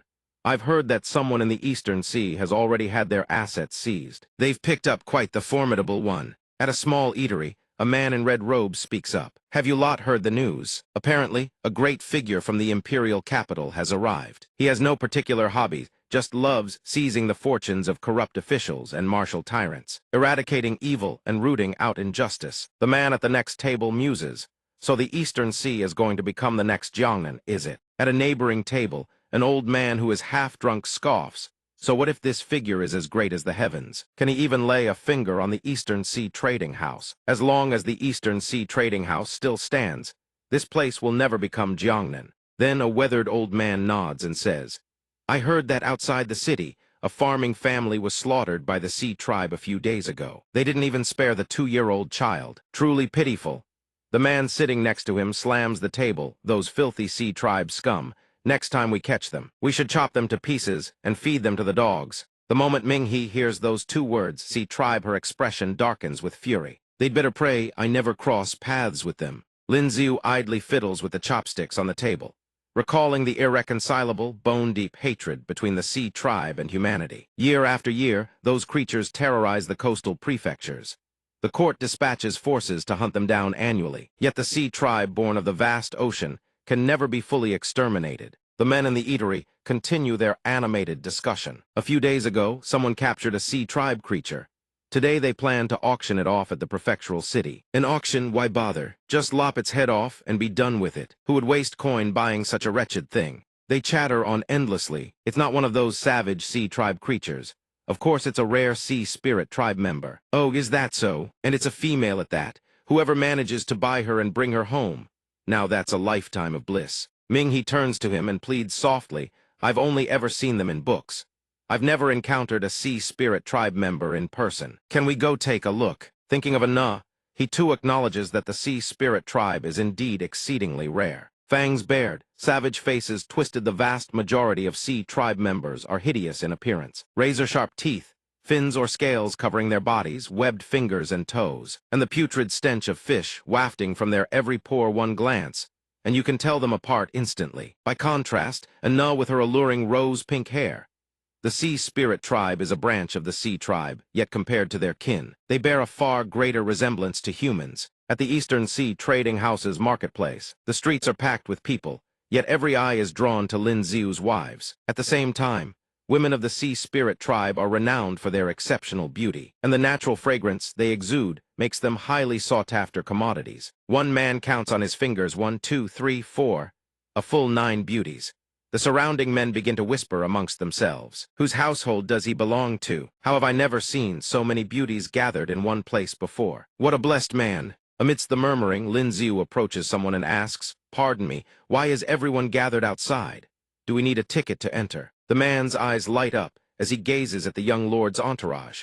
A young master from another region, I presume. Your wives from abroad are quite stunning, aren't they? Nonetheless, he answers the question. Entering the trading house itself doesn't require a ticket, but you must verify your assets. Without a banknote of at least 10,000 taels on your person, you won't have the qualification to step inside. Lin Xiu produces a slip of paper. Will 10 million do? The gatekeeper flashes a cunning smile. They cheerfully spread their arms and usher him in. Please, Your Excellency, do come inside. Your visit is a great honor for us. Seeing him spend money so freely, the onlookers outside silently weep with envy. Just who on earth is this young lord? Since when did the Eastern Sea have someone of such stature? A voice from the elevated platform draws his attention. Distinguished guests, I have long known that you are all people of refined taste.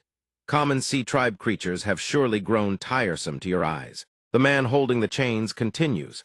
That is why the Eastern Sea Trading House has spared no expense and at last procured a genuinely rare treasure for all of you, a Sea Spirit Tribe member. Zhu Ninger suddenly exclaims in surprise, That's a Sea Spirit Tribe member. She looks no different from us. A portly rich man raises his voice in doubt. How does the Eastern Sea Trading House intend to prove she's truly a Sea Spirit Tribe member? It's not that I haven't seen Sea Spirit Tribe members before, but this woman feels entirely different from a genuine one. The man holding the chain yanks the girl's hand out of the pool. This Sea Spirit Tribe female was purchased by us at great expense from the black market and has been properly appraised.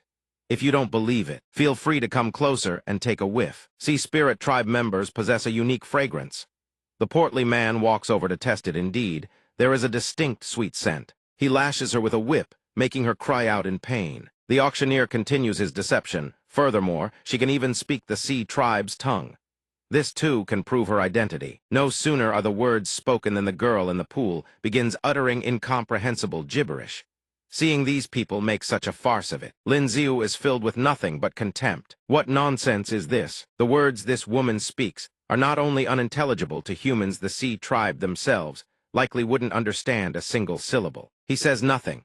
Merely pondering some unscrupulous traders would awaken a human woman's water special ability, then disguise her as a Sea Spirit Tribe member. After selling her for an exorbitant price, they would seize the opportunity to vanish without a trace. Her acting was quite exquisite, but compared to the child performers of Lihua Garden, she was still far inferior. That Fu Shang was most likely a shill planted by the East Sea Trading Company. Ming He saw her and felt a surge of pity.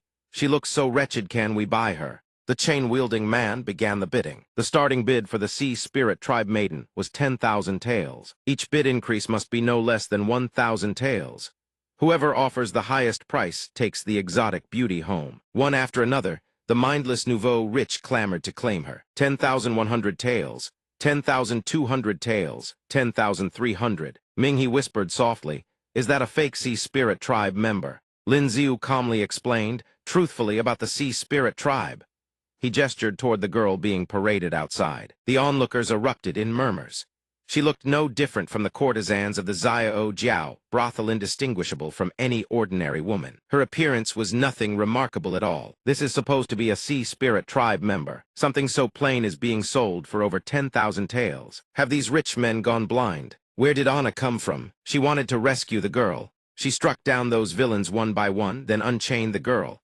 Go, quickly. But the girl clung tightly to her. What about you? I've captured her. The one who had chained the girl earlier was already eager for this end now.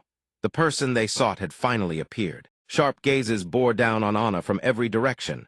Gradually, she ceased her resistance. A look of troubled contemplation suddenly surfaced on Lin Xiu's face. This auction was clearly a Tropa chess game designed to lure out the real Sea Spirit Tribe members. Yet inwardly, he screamed, "Stay still. Let go of me." The guard stood in stunned silence. Ethis was a genuine Sea Spirit Tribe woman. Anna's image flashed through his mind. Those men shouted at her to stay put. Damn it, Lin Xiu thought to himself. It had helped her last time, and now she had stumbled into trouble once more. A man shot to his feet and bellowed, 20,000 taels, and she's mine to take. Did anyone ask for my opinion? 25,000 taels. The crowd erupted, each person shouting their own price, refusing to yield an inch. I bid 22,000 taels. 30,000, 33,000. At that moment, a young noble offered 40,000 taels. Lin Xiu spoke without hesitation, 50,000 taels. Those words alone were enough to send the surrounding crowd into a frenzy of vicious whispers. He already had countless beauties around him, yet he still had his eye on the Sea Spirit Tribe girl, a true lecher, that one. Even if he didn't care about the silver, did he not care about his own back? Sensing the tense situation, the shopkeeper stepped forward with an awkward expression and spoke. Our humble apologist, East Sea Trading Company, expended no small effort to capture her. We intend to bring her to the capital for auction. Lin Xiu remained cold and unmoved. 60,000 taels. The shopkeeper heard this and still smiled an utterly artificial smile. The young master bids 60,000 taels. There may well be someone in the capital willing to bid 70,000. Lin Xiu remained utterly unfazed. Then 70,000 taels. Still unsatisfied, the shopkeeper continued his stalling tactics, determined to squeeze every last coin from him. The young master bids 70,000, but the nobles of the royal capital might go as high as 80,000 taels. He casually called out, 100,000 taels. The old man was beside himself with excitement, convinced he had landed a fat catch. He pressed on with his ploy. Someone in the East Sea already bid 100,000. In the capital, someone will surely pay 150,000, perhaps even 200,000 taels. Contrary to the money grubber's expectations, Lin Xiu displayed only disappointment.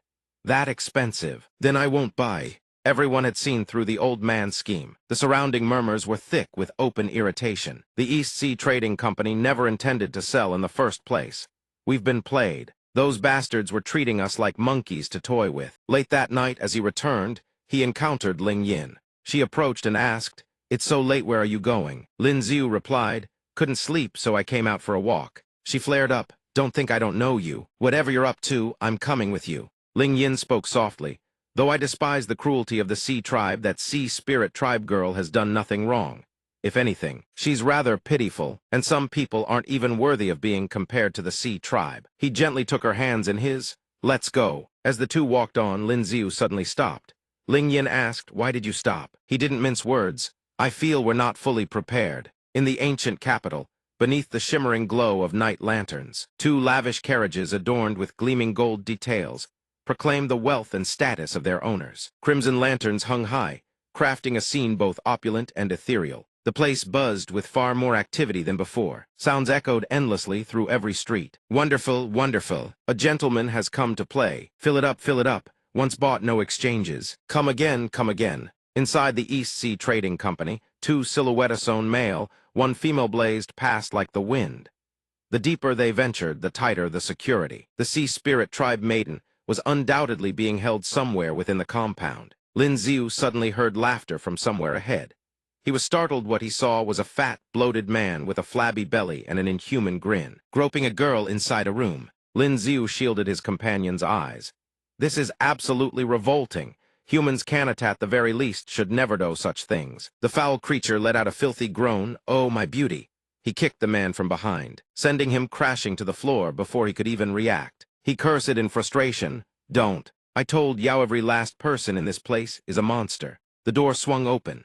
The girls inside stared at him with eyes brimming with sheer, utter terror. They could do nothing, hands and feet bound by chains and shackles. Those willow-fragile bodies could only huddle together, watching him with fearful, guarded eyes. Don't come any closer. Neither Lin Ziu nor Ling Yin could conceal the fury blazing through their veins. They both wished for nothing more than to beat those wretches into a pulp. Don't come any closer. Outside, something stirred.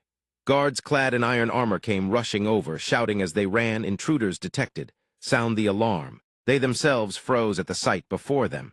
Nobody make any rash moves. One of them bellowed, special ability user, go fetch the honored guest elders at once. Lin Ziu's brow furrowed slightly.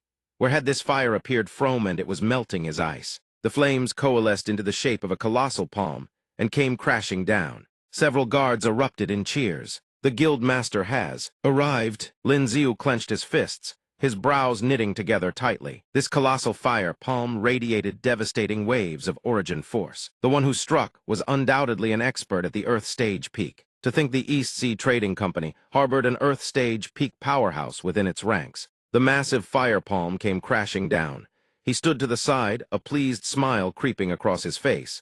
Not bad, quite interesting indeed. Lin Ziu flicks his wrist.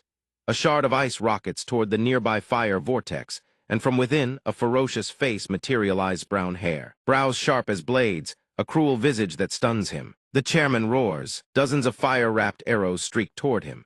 His expression grows solemn. With one arm, he shields Ling Yin at his side, and they vanish. She screams his name. Lin Ziu remains utterly unperturbed. A peak Earth Stage cultivator is no easy opponent. Must first guarantee Ling Yin's safety. In the blink of an eye, both of them disappear. The man stares in disbelief, muttering under his breath, vanished. That quickly. The chairman clasps his hands behind his back, his cold, piercing gaze alone enough to radiate authority. He turns to the shopkeeper and demands, "What happened with those two?" The man bows respectfully. Reporting to the chairman, it was the one who came during the day. He offered 100,000 taels for the Sea Spirit Tribe girl. We refused to sell, but he wouldn't relent. He even broke in under cover of night. He furrows his brows tightly. The East Sea Trading Association's greatest transactions have always been renowned for their secrecy and security. With an incident like this, how will our East Sea Trading Association maintain its reputation going forward? Search the entire city, he orders. Find them for Menno. A sphere of azure light suddenly descends from the heavens above. His hair stands on end, sparks flying from sheer fury. Overreaching fools, they dare come back. The sphere of light crashes into him, slamming the chairman flat onto the ground. He clenches his fists in rage. This power, could it be? A name erupts from his lips that terrifies even himself. Zhao Lingjun, while shock still grips the chairman. An image of Lin Ziu propping himself up with a carefree grin, laughing heartily, flashes through his mind. So now I finally know who the big shot that came to the East Sea is. The fox borrows the tiger's might. At this moment, Lin Ziu recalls the conversation the two of them shared the night before. Why did you stop? It's just that I feel we haven't prepared thoroughly enough. He reflects that bringing Lingjun along on this trip was indeed a brilliant decision. Lin Ziu beats the chairman to a pulp, treating him as nothing more than a punching bag. You're the chairman of the East Sea Trading Association, aren't you? Fists rain down, kicks slam home. Peak Earth stages that's supposed to be impressive. The chairman can only beg for mercy, utterly helpless. Your Excellency, have mercy, please stop. But Lin Ziu shows not an ounce of mercy. He doesn't relent. Still won't submit. I gave you a chance and you didn't take it. The man has no choice left but to scream for help. In the quiet of the night, beneath crystalline waters, Anna curls up in a corner, chains binding her wrists. Tears roll endlessly down her beautiful face. A girl whose mere glance compels anyone to shield her from harm. She sits there, sobbing. Father and mother were not wrong. Humans are truly a terrifying race. Anna buries her face in her hands and weeps bitterly. From now on, I will never sneak out again. See God, your Excellency, please save me. Like a drowning soul clutching at driftwood, the Sea Spirit tribe members cannot contain their joy at the sight of someone coming to their rescue. See God, your Excellency, you've heard my prayers. Lin Xiu shatters the chains on Anna's wrists with a single squeeze, right before her wide, adoring eyes. Lin Xiu scolds her gently. Didn't I tell you last time not to wander around? And yet you still dared to come ashore. Anna swears she won't dare to do it again. He asks how she fell into their trap. Can you even understand the human tongue? Anna confesses honestly, I secretly learned a little of the Dazia language. He buries his face in his palms, momentarily at a complete loss. The Sea tribe being this naive surviving, until now, is already a miracle of sheer luck. The Sea Spirit tribe members stare blankly, utterly bewildered. He plays the role of a reluctant teacher. Remember, when you're outside, do not call me, see God, your Excellency. And do not tell anyone that we've met before. The Sea Spirit tribe nods furiously, heads bobbing like pounding garlic. At the East Sea Trading Association, several officials pace nervously, unable to settle. A strange sound rings out. A pair of eyes narrows sharply in vigilance. Suddenly, a great lord materializes from thin air and collapses face first onto the ground. My Lord Thighs One pays respects to Lord Lin. Lord Lin's arrival in the East Sea is a blessing upon our East Sea Prefecture. This humble official is the East Sea Prefecture Governor. I have long heard of Lord Lin's illustrious name. This minor official's reverence for Lord Lin is as boundless as the great river, flowing without end. He seems to pour every last ounce of his being into groveling. He curses the East Sea Trading Associations, 18 generations of ancestors. Truly someone who doesn't know the height of the heavens or the depth of the earth. Did they really think reaching peak Earth stage makes them invincible? Now they've offended a noble from the royal capital. Trouble is coming, they're finished. Lin Xiu shields Anna behind him and demands, which family from the capital do you serve? The official stammers, reporting to Lord Linthai's humble official's surname is Song. Lin Xiu's face turns contemplative. The East Sea Trading Association dared to commit such atrocities right under your noses. You have no excuse. Lead your men and investigate thoroughly. Every last person implicated in this case shall face the full weight of the law. Not a single one is to be spared. The capital's envoy stands with hands on his hips, thrusting Lin Xiu's portrait into the official's face and bellowing. Having encountered Lin Xiu himself, whatever he commands you, cooperate, no questions asked. He is a major figure now. Even the Zhang and Song families in the capital dare not touch him. If anything goes wrong, even the imperial bloodline will be dealt with according to the law. The official trembles violently, drenched in cold sweat, and obeys. Understood. His gaze drifts to the chairman lying sprawled on the ground. He thinks to himself, a peak Earth stage expert beaten to this state. Lin Xiu's voice cuts like a blade. What are you waiting for? Send your men to search for evidence of their crimes now. The official trembles. Why, yes, this official will issue the order at once. He thinks to himself, Lin Xiu is now Zhao Lingzhen's husband. No wonder no one dares lay a finger on him. He bolts like the wind, wishing he could relay the orders to his subordinates in the very next breath. Search every inch for me. Leave no corner unchecked. The soldiers shout in thunderous unison. Yes, sir. A soldier's voice rings out urgently. My lord, please you must come see this at once. Lin Xiu strides forward. Hurry! The official is so terrified that sweat pours down his face like rain. Lord Lin, this humble official will step away for a moment and return immediately. The official steps inside. The scene within is enough to make anyone blush crimson. He stammers, this is. The women are gripped with terror, their sobbing unceasing. Please, please save us. We don't want him to come back. The official frowns with fury and looks more closely at the children. Aren't these the missing children from the various counties of East Sea Prefecture? I can't believe more than half of them ended up here. No one knows when he appeared, but Lin Xiu now stands behind them. Every wealthy merchant and official who had dealings with the East Sea Trading Association is to be thoroughly investigated. Anyone connected to this matter kill without mercy. The official trembles uncontrollably. Why, yes, Lord Lin, this humble official will carry it out at once. Two soldiers kick the Yamen gates wide open and bellow. Open up. The East Sea Yamen is conducting official business. All unauthorized persons clear the area. The criminal clasps his hands and submits to being bound. Scum, you're finished. The man struggles stubbornly and shouts, You dare? Do you know who I have backing me? The soldiers have had enough.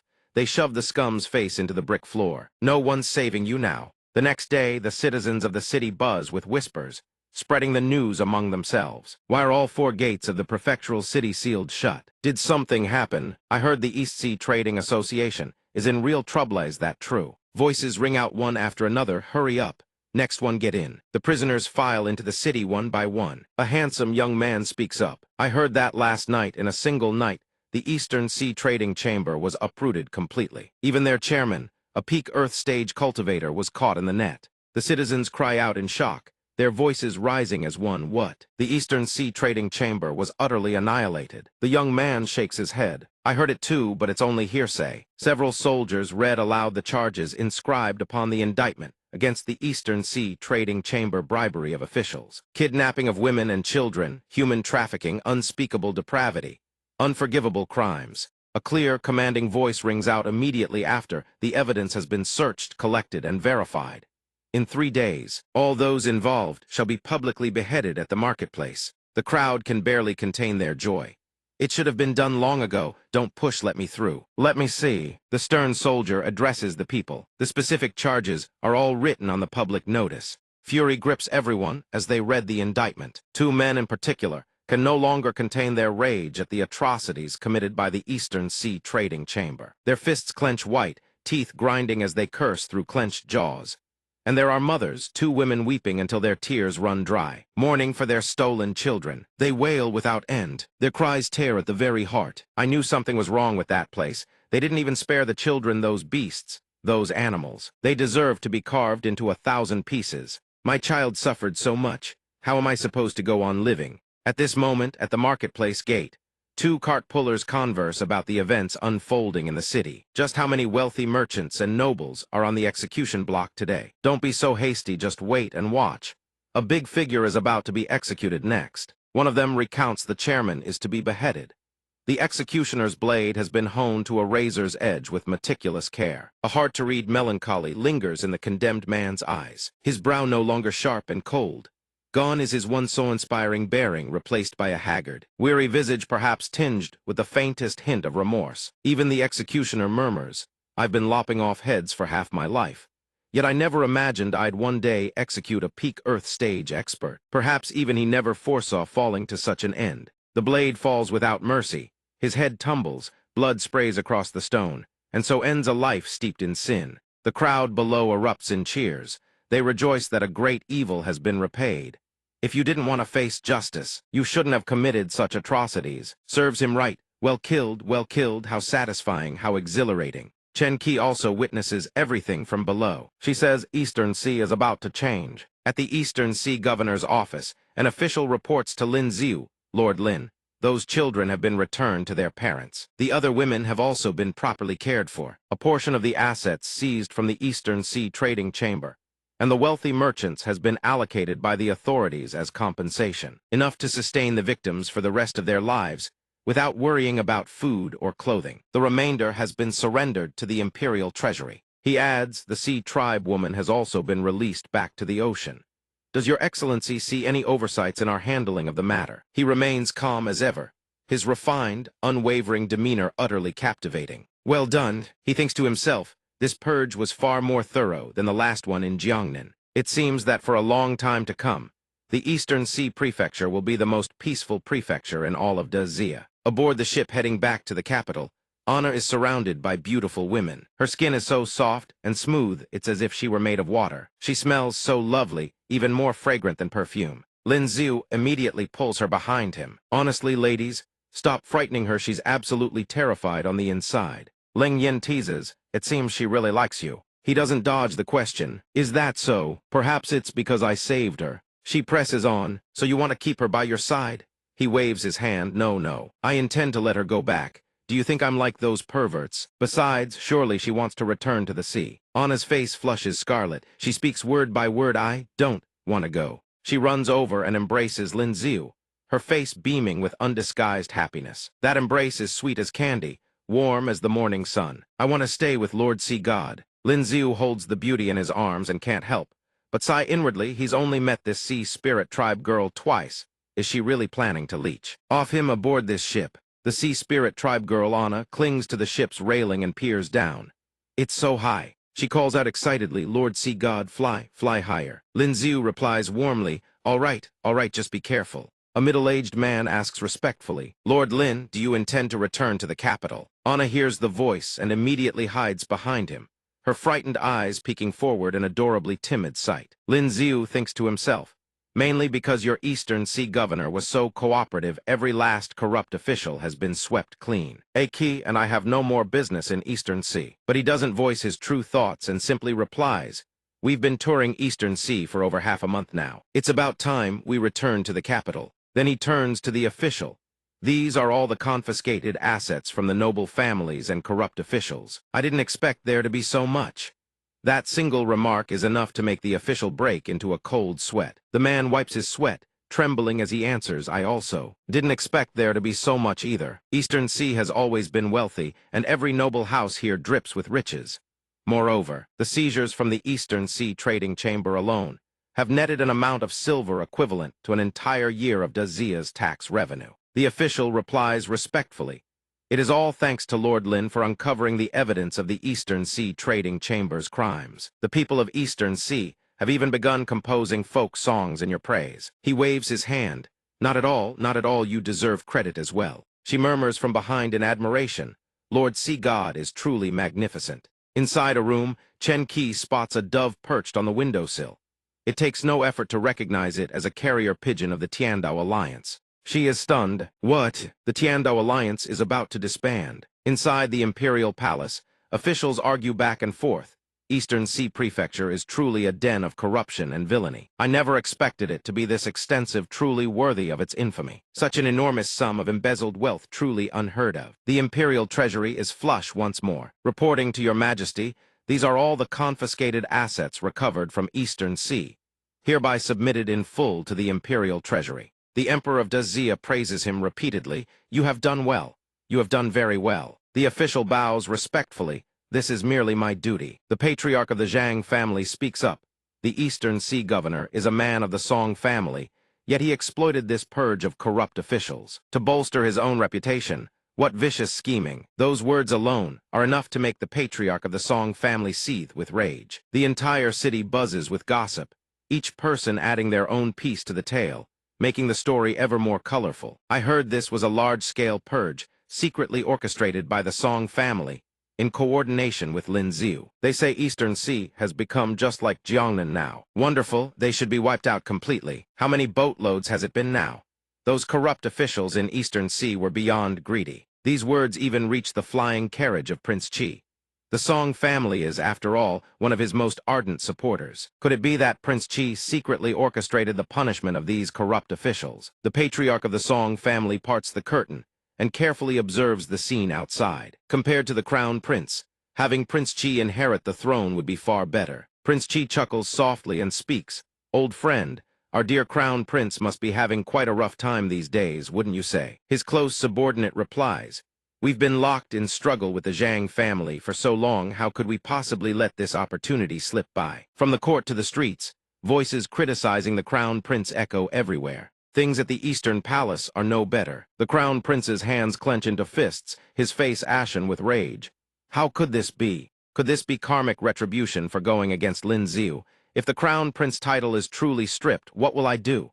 At the Zhang residence, the Zhang family patriarch mutters under his breath, damn it! The Song family dares to pull such a stunt. Although the Zhang family's strength far surpasses the Song family's, the Song family is still a clan with a heaven stage expert. They remain a considerable threat and cannot be completely looked down upon. He props his chin on his hand, calculating his own plan. His expression darkens, his brows tightly knitted. If the crown prince had even a shred of ambition, that would be one thing.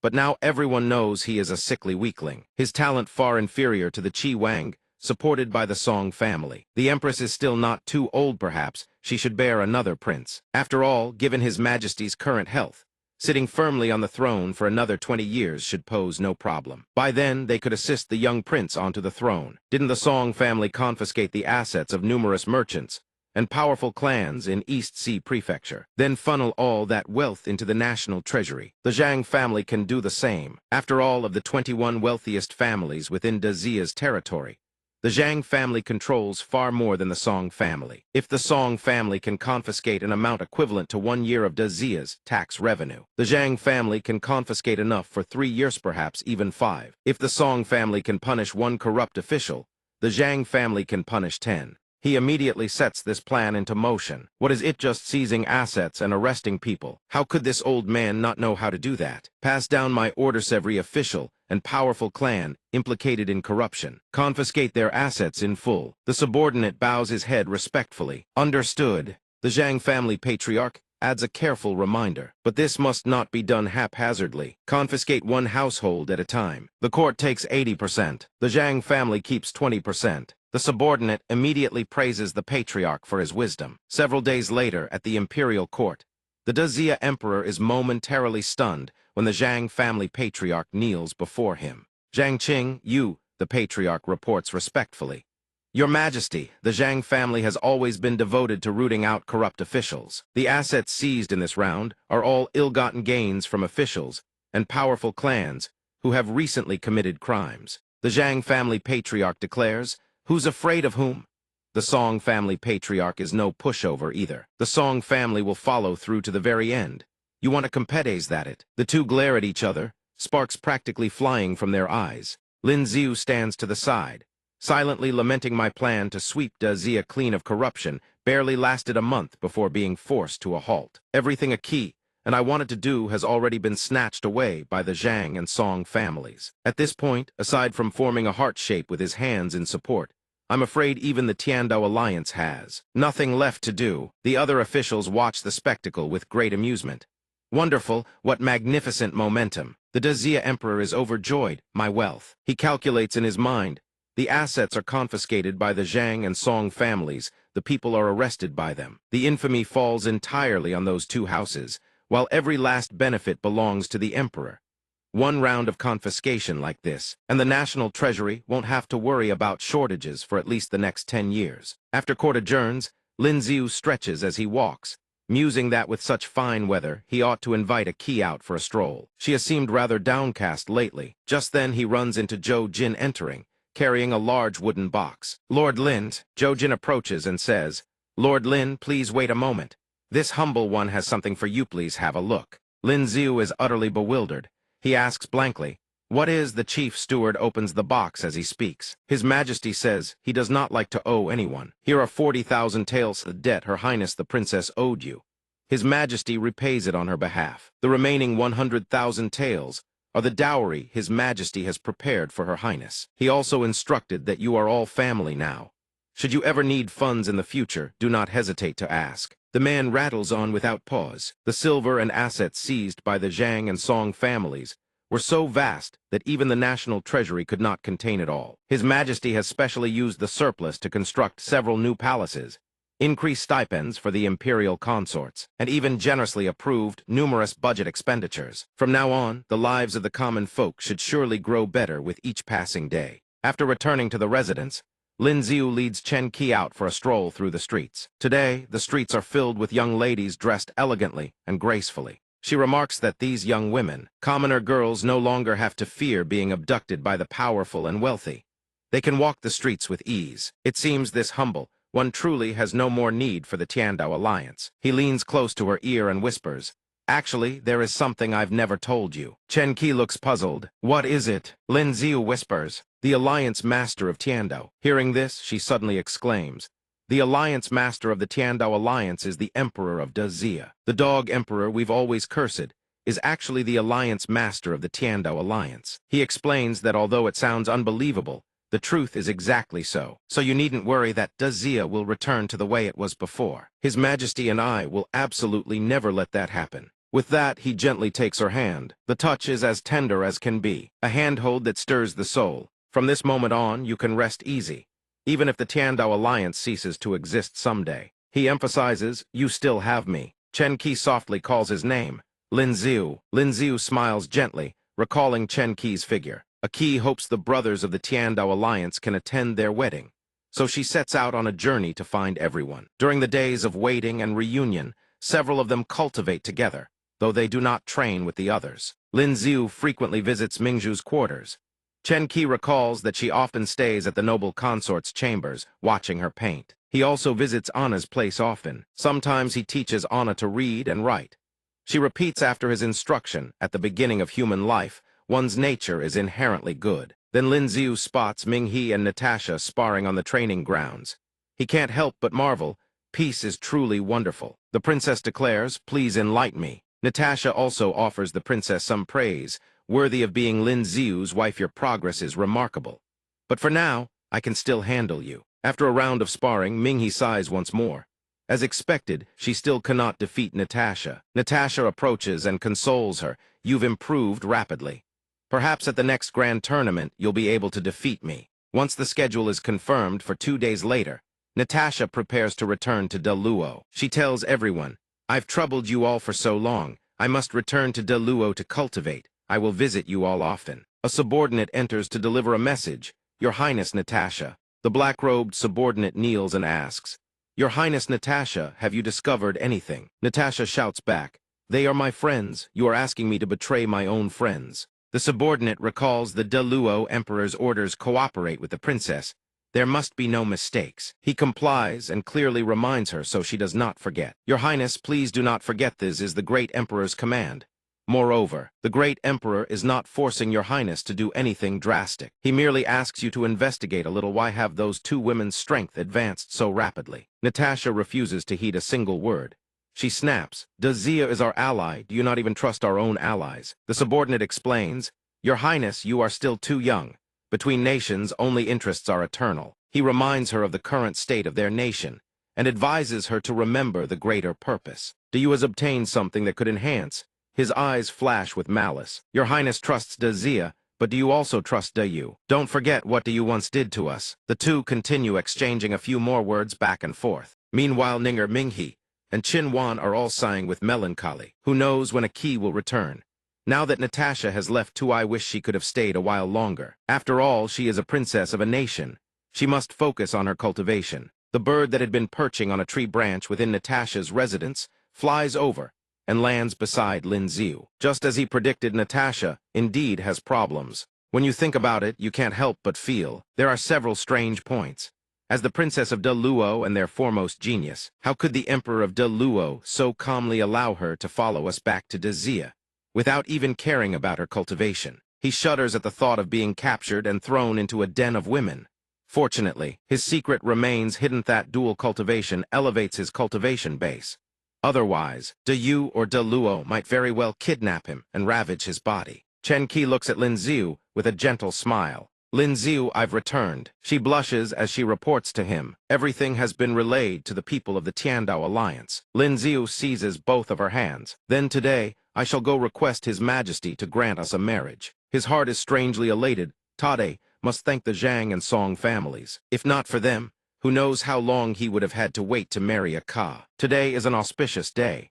Lin Xiu heads back to his own residence. An auspicious day. As Lin Xiu recalls, this is His Majesty's final promised marriage grant. 3 Chancestuo have already been used for Ninger and Channer. Marrying Minghe was His Majesty's own initiative. If that doesn't count, so he still has one final chance remaining. The moment he steps inside, he spots Bai Zhang standing absent-mindedly in a corner. Lin Xiu tiptoes over and claps him on the shoulder with a loud shout, startling him so badly he nearly leaps out of his skin. "Your Highness," the Qin Prince's soul nearly flies away in fright.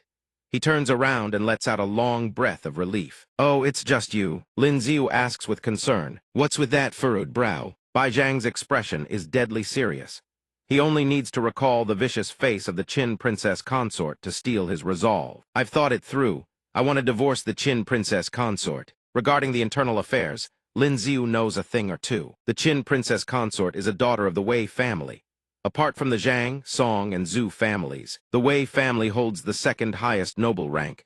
There is also an expert of the heaven stage within her household.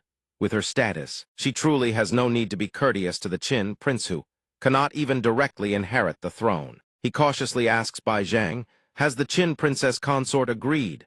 The latter looks weary and waves his hand frantically. Continuing like this benefits neither side. She has agreed she just wants 500,000 taels of silver. Lin Xiu scratches his face, feeling somewhat awkward hearing those words, looking rather troubled. 500,000 taels of silver in exchange for freedom, not a bad deal. He thinks of his own matters and heads off to find his majesty. Others come requesting a divorce, yet here he is requesting a marriage grant. It feels rather disrespectful to the man. Afterward, the two of them go together to find his majesty. Your sons pay respects to your majesty. The emperor tells them to rise. Bai Zhang respectfully implores, Father, your son wishes to divorce the Qin princess consort. I humbly beg for father's gracious approval. Hearing his words, his majesty clutches his head and sighs. Very well, these years have indeed been hard on you. I grant permission. Proceed with the formalities at once. Thank you, father. He then notices Lin Xiu standing beside him, with a look that suggests he has something up his sleeve. His majesty immediately imagines that Lin Xiu and Lingjun have had a falling out, and are now demanding a divorce. Lin Xiu, don't tell me you want a divorce too. He thinks to himself back then. He very much hoped Lin Xiu and Zhao Lingjun would not get along. But now that Lin Xiu has become one of his own men, this emperor still hopes their family remains harmonious. At that time, they can also lend their strength to De Zia. Lin Xiu speaks with such deference that Bai Zhang nearly leaps in shock. Your majesty has misunderstood. Your subject has come to request your majesty to grant a marriage. I still have one remaining marriage grant that has not been used. Your majesty surely still remembers, does he not? The Qin prince stands there with his jaw hanging open. Wait, brother, seriously. Some time later, at the Lin residence on the day of the grand wedding feast, is lavish and extravagant, overwhelmingly lively, extraordinarily festive. Lin Xiu and Chen Qi stand in their red ceremonial robes. He says to her, I heard the emperor specially established a dedicated department, solely responsible for preparing my wedding ceremony. Though it's an imperial marriage grant, the efficiency is truly remarkable. At the banquet table of the Tiandao Alliance members, a green-haired girl dabs at her glistening eyes. Who would have thought a Ka would one day get married? That fellow over there is discussing with his brothers Li Xiao Jiao's true identity. Turns out to be none other than Lin Xiu. Ranked first on the Chosen One leaderboard, those two laugh and chat merrily with each other. Lin Xiu is taking yet another wife so quickly, and this new wife is a peerless beauty to boot. The title of De Zia's greatest romantic undoubtedly belongs to him. In stark contrast, Lin Xiu's women are noticeably more subdued. Minghe lets out a soft sigh. Although she has long known Lin Xiu would marry a Ka, it still stinks only just married her. The princess glances at Chiba Rin and whispers, Rin, do you truly intend to spend the rest of your life like this? Her face flushes scarlet as she stammers, I don't know either. When the two of them leave the table, they drop a single remark that strikes straight into the darkest corner of Ling Yin's heart. Happiness must be seized by one's own hands. Don't go following someone else's example. She was clearly the first to appear, yet to this day she can only sit off to the side. Could that someone be me? She drifts into melancholy, recalling the scenes of Lin Xiu's weddings. The scenes from her elder sister's wedding day remain vivid, as if etched in her mind. Over on that side, someone has already announced the auspicious hour has arrived. First bode heaven and earth. The more Ling Yin thinks, the more sorrowful she feels for herself. Right now she remains here, while the wedding ceremony on the other side continues to unfold. Second Bodo the honored elders. While the crowd gathers to watch the bride and groom, she abruptly rises to her feet. Bow to each other. The ceremony is completido the bridal chamber. Congratulations, congratulations.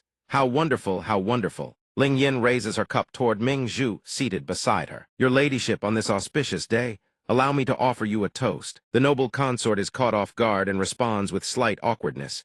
Thank you, Ling Yin. Please help yourself. Tears streak down Ling Yin's face as she drains the cup in one gulp. Whatever you don't force yourself. After the ceremony, Lin Xiu leads Chen Qi into the bridal chamber. My dear wife, watch your step at the threshold. Red garments are folded neatly upon the table, two hands clasped together on the crimson bedsheets. When the candles burn down to nothing the next morning, the two lie in bed, ethereal as a dream. Lin Xiu cradles Chen Qi in his embrace. My wife, I hope you like the new special ability I've given you. She blushes crimson. What are you saying so early in the morning? A week later, Chen Qi uses her special ability to make a teacup float into the air. This is the telekinesis ability, isn't it? How marvelous! Nanger and Minghe stand nearby, gazing in admiration. Having two special abilities means your cultivation speed can increase dramatically. Isn't that impressive? Aka has already mastered the use of telekinesis. Meanwhile, Lin Xiu sits on this side with his other wives. The imperial physician pours the tea. He reflects on how those words ring true. For example, Qin Wan illusion mystic art doubles her cultivation speed, and the ice mystic art doubles it as well. Dual cultivation through hand-holding doubles it further, and deeper dual cultivation doubles it yet again. In total, that yields a cultivation speed 4 times the norm. The princess channels both fire and ice origin force from her hands. Before long, she will be able to break through to the peak of Earth stage. By then, all the sisters will have become Heaven stage experts. Lin Xiu picks up his teacup and declares, "After I step into the Earth stage, Saint Ra, I'll be able to bestow new abilities upon all of you. At that point, a household full of Heaven stage cultivators will be within our grasp. From then on, just freeloading alone would make us invincible under Heaven." Off to the side, Lingjun slumps down in defeat. "I've lost." Lin Xiu chuckles softly and says to them, "When your abilities surpass Zhao Lingjun's, what kind of expression do you think she'll show?" Just thinking about it fills one with eager anticipation. Qin Wan turns to him and asks, "Since when did you start caring about your own wife?" Lin Xiu hums a cheerful tune as he strolls through the corridor. He muses to himself, "Tonight, I'll seek out Qin Wan and the imperial physician." Just then a familiar voice calls out, "Young master." He turns around and asks, "Anna, it's already so late, is something the matter?" She replies sorrowfully, "I wish to return home and see my parents." Lin Xiu calculates inwardly. Anna has been away from home for a long time. It's about time she paid a visit. Besides, I've been meaning to head to the East Sea again. My cultivation speed is at its fastest over the ocean anyway. I already promised Anna no problem. We'll head out in a few days. And Na replies joyfully, "Thank you, see God, no thank you, young master." True to his word, 3 days later, the two arrive at Anna's dwelling in the East Sea. She takes the lead, calling out, "Lord Sea God's domain is just up ahead." She whispers, glancing around nervously. It's already clear as day. They've definitely moved away. Lin Xiu walks alongside her in silence, gazing out at the vast ocean. Without a single clue to go on, finding anyone here is nearly impossible. Suddenly, he spots a small fish lying in a corner. Arcs of electricity surge from his body, wrapping around the tiny creature. However, what I never lack are Lead's special abilities, Beast Tongue. The small fish revives. He observes it carefully and thinks to himself, "Looks like this isn't just a simple relocation." Anna can't find Lin Xiu anywhere, so she turns and calls out, "Young master." But then she sees him commanding an entire school of fish. To do his bidding, and her admiration for him only deepens. As expected of Lord Sea, effortlessly accomplishing what our sea spirit tribe could never do. Lin Xiu watches the school of fish swim upward and waves them off. Got it, go on." He turns to Anna with a helpless look. "We have a lead now. Hurry." Anna drops to her knees and prostrates herself before him. "Lord Sea God in heaven above, bless me and let me find my family." Lin Xiu smacks her backside in frustration. "Stand up. Your tribe's people have been captured by the Sea tribe." He glares at her. "Think carefully, are there any powerful Sea tribe forces in the vicinity? Think carefully, are there any powerful Sea tribe forces nearby?" Anna is dragged along by the ear as Lin Xiu pulls her forward. "Lord Sea God, you must save them," he promises Anna. "Fine, now lead the way." Before long, they arrive at the place known as the Sea Tribe Village. Anna exclaims joyfully, "Lord Sea God, look. Over there some of our people are tied to those boulders." She cries out and rushes toward 2 figures, "Father, Mother." 2 Sea Tribe members turn their heads, spotting the beauties. They rush over with greedy grins. 2 more Sea Spirit Tribe members, so pretty at that, hand them over, and we won't have to pay tribute for at least 2 years. Not even the men are spared. One of them seizes Lin Xiu's arm. "Let me cripple this male first." But something suddenly fills him with shock. Lin Xiu clamps down on the sea creature's throat, squeezing until its face turns deathly pale. Foam spills from its gaping mouth. "How is this?" He extends his hand, lightning crackling forth, then clenches his fist tight. Yet the sea creature instantly feels its entire body spiral beyond its control. What in the world is this? Lin Xiu channels electricity through the sea creature's bodies, and they find themselves gasping for breath. All 3 realize this is no easy prey and scramble to flee. "We're suffocating, Grun." Lin Xiu looks up. "Without your water mystic arts, you shall know the taste of drowning." His fist clenches tight. This method is as effective as cultivating with origin crystals, long as there's a continuous stream of abilities for me to absorb. My origin force can keep growing without end. Those who were captured and bound begin to stir awake, utterly bewildered. Did the sea tribe flee? What on earth happened? The chains suddenly shatter apart. Lin Xiu has already used his ability to accomplish this. He tells them, "You are free now." The other sea tribe members also fail to understand. What just transpired. They sensed no water power whatsoever. I haven't the faintest idea. Meanwhile, Anna rushes to embrace her parents. "Father, mother, you've suffered." The old sea tribe elder peers over. A thought dawning in his mind, could it be the legendary divine power? Suddenly he cries out, "It's Lord Sea God." Everyone drops to their knees and bows before Lin Xiu. A unified voice thunders across the shore. "We pay our respects to Lord Sea God." He silently regards them for a moment. Might as well play the part to the fullest. According to legend, the sea god is the deity who bestows power upon the sea tribes. No wonder they mistake me for the sea god. Since that's the case, I might as well turn their belief to my advantage. A vortex of seawater rises and envelops Lin Xiu, further convincing every soul present that he is truly the sea god. It really is Lord Sea God. Lord Sea God has manifested. Look, the school of fish has been summoned by Lord Sea God himself. He raises his voice and addresses them with authority. "You are all my subjects. Why do you slaughter one another?" The entire crowd prostrates themselves, begging Lin Xiu for forgiveness. "Please forgive us, Lord Sea God. We know our wrongs, we beg for your mercy." Lin Xiu finally lets out a relieved breath, while simultaneously deploying his sound mystic art and illusion mystic art. The drain is immense. Fortunately, these sea tribe creatures aren't particularly strong. An old sea tribe elder steps forward and presents the tribe's most treasured offering. "This is the tribute our tribe offers to Lord Sea God. We pray Lord Sea God's wrath be appeased. Please, Lord Sea God, quell your anger and spare us." A tiny purple pearl sits neatly within an open clamshell. Lin Xiu takes the object into his hand. He examines it intently. These crystals resemble origin crystals. They can enhance a person's origin force, though the effect is modest, comparable to cheap origin crystals. "Really?" The old sea tribe elder bows respectfully and begins to explain. "Lord Sea God, we never intended to harm the spirit tribe.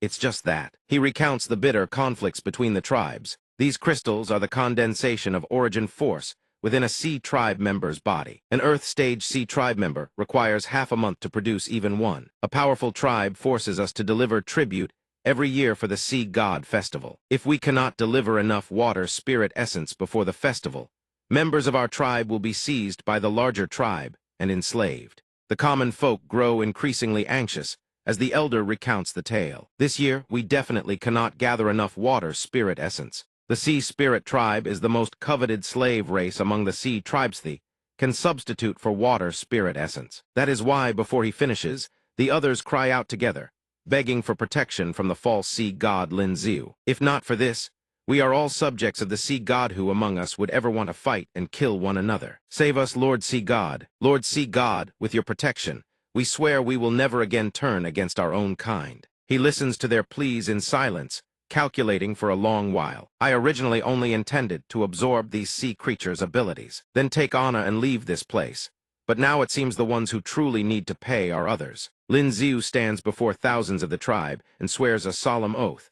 "I vow upon the name of the sea god, me subjects are born equal. No one shall enslave you. The glory of freedom shall shine across these seas." The subjects cry out in unified thunder, "Long live Lord Sea God! Long live Lord Sea God!" They all rejoice, for they have found the savior of their lives. "We're saved. Lord Sea God has saved our entire tribe. Long live Lord Sea God." Lin Xiu resolves within himself, "If you have no sea god, then from this day forward I shall be your true sea god." In a palace within the ancient city of the sea tribe, two sea creatures walk side by side, grumbling. "Damn it, that bastard's making us patrol again. This one sees you are courting. Deathbeast, hold that tongue of yours." The moment he stepped outside, he spotted the Eastern tribe delegation gathered here.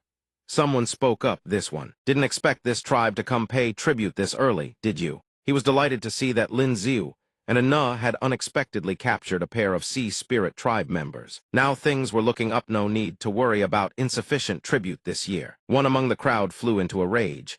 "How dare you? You dare show disrespect to the sea god." The other two drew their weapons. "You Rechesdo, you wish to rebel. You are courting death." Several beams of light shot forth, forming a shimmering barrier. Two sea tribe warriors charged forward, daring to impersonate the sea god. Go die. Waves crashed upon the shoreline. After a moment, a sea tribe member who had been choking on seawater surfaced, gasping. What on earth happened? The sea tribe members scrambled ashore. each one shaken to the core as they recalled what transpired beneath the ocean depths. The all-powerful sea god can strip us of our ability to control water. The legend is true, it's true. To think it really was the sea god. This time we're finished. Meanwhile, Lin Xiu was happily reminiscing. At the same time, his cheeks flushed red as he recalled the scene of kicking Emily's backside on the fighting stage. To think that the water mystic art, the plunder mystic art, and the Vo ice absorption art combined together would produce such miraculous effects. Had I known earlier, I should have kicked their backsides a few more times, those bastards kneeling before me in sheer terror. Spare us, sea god. Anna turned to him and asked, "Young master, shall we continue subduing the other sea tribes?" Lin Xiu replied, "No need. I am weary today.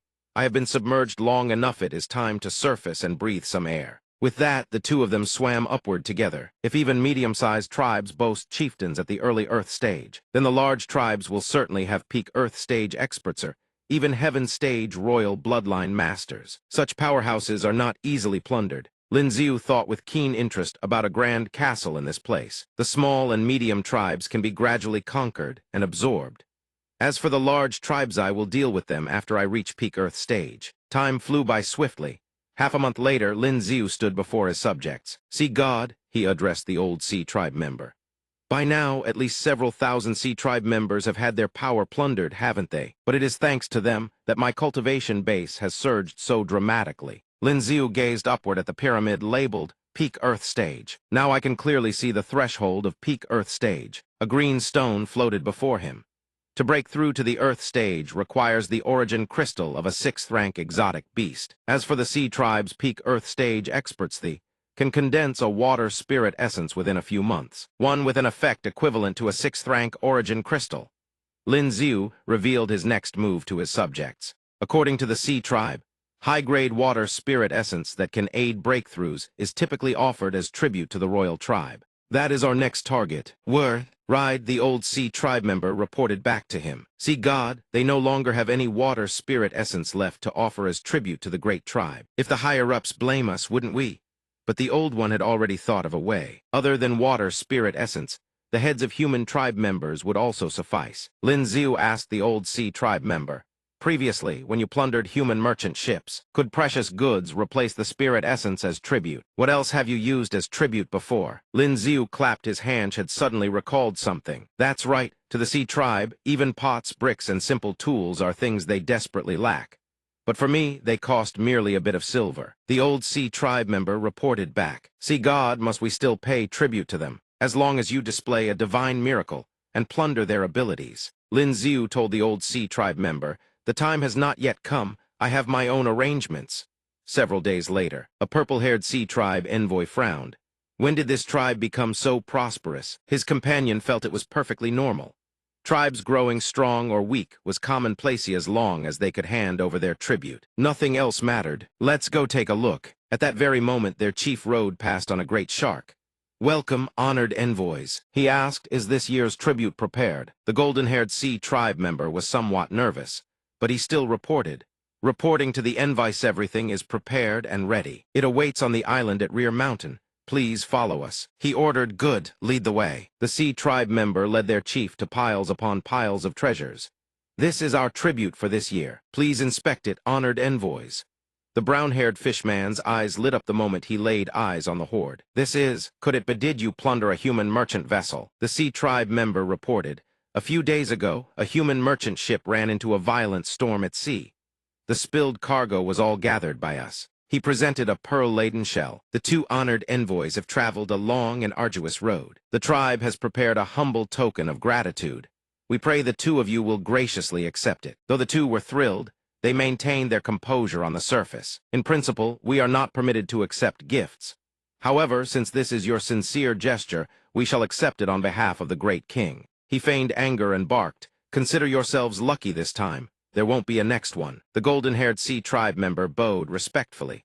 "We humbly heed the envoy's wise counsel." He lazily ordered his underlings to haul the gold and depart. "Brothers, clear the path, back to the mansion," they answered in unison. They arrived at their destination swiftly. The sea tribe envoy continued riding his shark toward the sea tribe royal city. Lin Xiu watched the scene unfold and sneered. He carried the plundered treasures along as he followed, proclaiming aloud, "High-grade water spirit essence. Here I come." On the day of the Sea God Festival, King Kanglin's domain teemed with sea demons from every corner of the ocean. The atmosphere was vibrant, boisterous, and festive. The gate guards bustled about, ushering guests into the grand banquet. Lavish gifts continued to pour in from all directions. Seizing the moment of chaos, Lin Ziu slipped through. Giant Whale Tribe 3,100 Yang units. White Shark Tribe 2,600 Yang units of tribute. Qing Tide Tribe tribute of 2,300 Yang units. The gate guard sensed something amiss, his eyes darting around suspiciously. The two guards exchanged bewildered, suspicious whispers. Meanwhile, Lin Ziu hid not far away, quietly letting out a breath of relief, calming his racing heart. Was that just my imagination? I felt someone slip in just now. It must have been the chaotic water currents who would dare cause trouble during the Sea God Festival. Unless he were courting death. To think even the royal palace guards were at peak Earth stage. Fortunately, his concealment ability rendered him invisible to anyone below the heaven stage. The two guards dismissed the strange feeling and returned to their labor, barking viciously at the lackeys hauling goods into the treasury. Waste any more time and I'll teach you a lesson. Hurry up, move it. After scolding them, the two resumed their posts with stern, vigilant expressions, watching with hawk-like precision. When the two guards looked away, Lin Ziu slipped into the warehouse and swiftly rummaged through every yang fruit inside, muttering under his breath, "The more in the treasury, the better. The more, the better. Water spirit essence, to think there is this much." He stood before the pile of spoils, counting with barely contained excitement. Water spirit essence, 139, 15, 20. A moment of stillness settled over him as he calculated his next move. He was still unsatisfied. His true objective had not been achieved. The spirit essence capable of forging a peak Earth Stage C tribe master was nowhere to be found here. Perhaps it is hidden in a more secret location. Lin Ziu swept his hand and collected all the water spirit essences, his gaze cold and calculating. Though these water spirit essences are of no direct use to me, I can bring them back for Qin Wan. I have gone through all this trouble. There is no way I am leaving empty-handed. A blue spatial rift tore open, and he slipped out through it, still pondering where the true treasure vault lay. A treasure of such magnitude King Kanglin would never carry it on his person. Most likely, it is hidden in his private chambers. In the grand hall of the Dragon Palace, everyone laughed and chatted merrily, savoring the festivities. Guests cheered boisterously. This year's Sea God Festival has been bountiful indeed. The fine wine plundered from humans tastes magnificent. Another toast. We even have sea spirit women offered as tributeno that is truly splendid. If brother has the inclination, King Kanglin stood upon the elevated dais, raising his goblet high as he boomed out the purpose of the banquet. The atmosphere quickly reached a fever pitch, voices roaring with fervor, "May the sea god watch over us." When this King Kanglin unifies the boundless deep seas and tears into the mainland fine wine, beauties, riches, and slaves, there shall be no end to them. Long live the sea god. Our king is wise and brilliant. Long live the sea god. Our king is wise and brilliant. At the same time, inside King Kanglin's private chambers, Lin Ziu's eyes blazed with fiery determination as he frantically searched every corner of the room. He dashed back and forth in a frenzy. Not here either. The banquet is nearly over. Time is running out. Where on earth is it? Why is it hidden so well? Spirit essence, come to daddy. After searching for a while without result, an idea suddenly strikes him. He reasons inwardly, there's no spare space around or above the palace. There's a hidden chamber. It must be underground. Without hesitation, he opens a teleportation gate downward and pokes his head inside. He lets out a sigh, unsurprised. A hidden passage, sure enough, an entirely different world lies beneath. A dazzling treasure table appears before his eyes, and sitting atop it is exactly what he's been searching for. A delighted voice speaks up. The essence energy fluctuation sits a high-grade water spirit essence. Lin Ziu steps closer, eyes blazing with anticipation. He calculates, this area alone yields 15 pieces. I have a feeling I'm about to break through to the peak of the Earth stage. King Kanglin, thoroughly drunk, is cheerfully being escorted inside by a brown-robed attendant. The old man warmly instructs, "Those around you also obey with courtesy. Your father and I have been old friends for years. You must cultivate diligently, ascend to immortality swiftly, and never disappoint him." Yes, this subordinate will surely cultivate with all his strength. Not failing the old king's training, he enters the room, sees the scattered mess, yet pays it no mind. His heart set entirely on descending to the secret chamber to admire his treasures. Strange, was my room always this messy? Forget it, let me go check on my treasures first. King Kanglin strolls in with hands clasped behind his back, still grumbling as he passes the table. The outside is messy enough, is my secret chamber in such chaos too. It's as if a thief broke in. Sensing something amiss, he whips around toward the table, his eyes still glazed with intoxication. In the treasury, his wailing cry echoes through the chamber, making the guards tremble. Mimey water spirit essence, where is it? Elsewhere, Lin Ziu sneezes as if someone had stepped on his tail. He senses something, but merely rubs his nose. Not too concerned, it seems he's been found out. Wasting no time, he sits upright, chi swirling around him, and continues cultivating. This cannot be delayed, beast, refine them while I can. A coastline materializes before his eyes. Waves crash against the shore, sending up pristine white foam. His eyes widen in utter disbelief. He takes a deep breath, forcing himself to calm down, yet his heart churns with wonder. So this is the peak of the Earth stage. It still doesn't feel quite real. A sudden thought strikes him, and he blurts out in excitement, "Right, Zhao Lingjun." Elsewhere, Lingjun calmly sips her tea. Ling Yin, harboring a melancholy in her heart, stares blankly into the distance with silent resentment. Lin Ziu is clearly said that once he won first place, he'd marry me. So why did the wedding ceremony with Ming he come first? The woman beside her gently inquires, startling her so badly that her hidden thoughts are laid bare. Her face flushes crimson with embarrassment as she stammers, wondering why Lin Ziu still hasn't married her. How does Big Sister know? She smiles kindly, gazing at Ling Yin with deep understanding.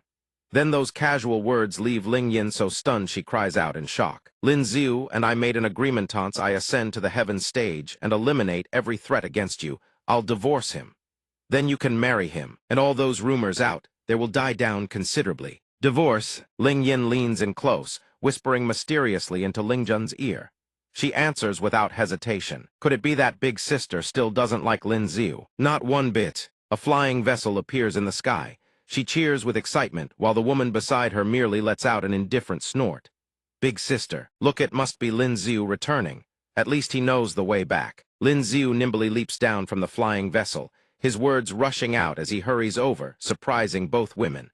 "I've finally found you too. So many days have passed, I missed you to death." She is caught completely off guard by Lin Ziu's blunt words, her face turning so red it could steam, and she stammers. "What?" So suddenly, he pays her no mind, dashing forward to grab Ling Jun's hand. He urgently tries to pull her away, leaving Ling Yin frozen in place. He turns back. What else is there to do? Just follow me. Ling Yin sits down sorrowfully, tears streaming down her face, overcome with jealousy and heartache. The two of them swiftly teleport to another location, hovering in midair with the sea churning beneath their feet. Her expression darkens as she asks coldly, "Have you thought this through?" "Here," Lin Ziu answers without hesitation, his voice resolute. "I've been waiting for this day for a long time." A thunderous explosion erupts. Water splashes everywhere as spiritual power surges beyond imagination. Lin Ziu charges in, swiftly channeling spiritual power to envelop himself with his force special ability. Ling Jun's gaze remains ice cold, utterly unfazed. Their spiritual forces collide with tremendous ferocity, shattering outward and plunging the surrounding air into utter chaos. Lin Ziu strikes hard at her, his sleeves tearing to shreds in a rather sorry state. Before that fist, she stands utterly at ease, her cold voice ringing out. "If this is all you've got, we might as well end this sparring match early." Suddenly, her expression shifts, darkening considerably, with a hint of barely concealed astonishment. He uses his other hand to condense ice, preparing a counterattack. An ice special ability. Ling Jun frowns with irritation, regarding Lin Ziu with a questioning tone. "Even after reaching the peak of the Earth stage, you still resort to such childish tricks." She releases a surge of purple spiritual power, shattering his counterattack. The seawater explodes from the impact scatter. Thousands of ice shards slowly drift down around them. She stands calmly in place, unmoved. He darts in from behind, unleashing his fire spiritual power. Ling Jun, standing amid the water, hadn't noticed the fire special ability at first. Their eyes sweep over swiftly. She watches his actions with cold indifference. He channels every ounce of force, eyes burning with determination as he strikes. After a prolonged exchange, Lin Ziu is beaten to a pulp, his voice exhausted as he begs for mercy. 45 minutest, that's passable. Let's stop here." Ling Jun has also sustained minor injuries. She sighs, somewhat displeased, and retorts with a mocking tone, "This much and you're already satisfied? We haven't even determined a victor, have we?" Lin Ziu's face is covered in scratches large and small, yet he answers honestly without a trace of anger. He explains to her, "No need for more. Your telekinesis, which once struck with overwhelming force, can now barely sink my feet into the ground. And my current attacks can't even graze the hem of your clothes, can they? If we keep fighting, neither of us can do anything to the other. She sighs. She gazes deep into his eyes, her voice softening as she questions him. I still don't understand at least two special abilities. Light and darkness remain unused. Why? Lin Xiu breaks into a bright smile and speaks to her sincerely. If I used them, I couldn't guarantee you wouldn't get hurt. Lingjun bristles with annoyance, her competitive streak flaring up. She speaks through gritted teeth. You're afraid, aren't you? He gently coaxes. Is that so? How about we try half strength? No, that won't do. Besides, haven't you helped your friend yet either? When the family is harmonious, all things go well. He swiftly changes the subject, making a proposal. Right as thanks for sparring with me, I've prepared a thank you gift for you. Lingjun asks nonchalantly, wondering what this gift could be. He extends his hand, and a gentle stream of cyan qi floats lightly onto her palm. She reaches out and recognizes it instantly. The qi dissolves and envelops her. She freezes, then asks hesitantly, could this be? Finding it strange, she flushes and covers her body, her voice tinged with embarrassment. He feels somewhat helpless and quickly dismisses the thought. Wait, that's not right. Aren't you only able to transfer special abilities to others through dual cultivation? So was what happened earlier actually, you using your special ability to do that with me. Miss Zhao, I beg you to cease those wild imaginations. After I broke through to the peak of the Earth stage, I no longer need dual cultivation to transfer special abilities to others. He regards her with a suspicious, suggestive gaze, teasing her slightly, reading her hidden intentions in her evasive words. Come to think of Itho, do you even know about that? Don't tell me you've been peeping every single time. What? Why would I need to peek for something like that? Before Lin Xiu can say more, Lingjun has already stormed off, only calling back. He doesn't chase after her, just shouts a reply. That's enough for today, I'm heading back first. All right, take care. His face brimming with satisfaction, he thinks happily. I never expected my first wife to have a peeping hobby. She could very well become my cultivation partner yet. At the Lin estate, the air is fresh and clear, but Ling Yin is once again pacing anxiously, fuming.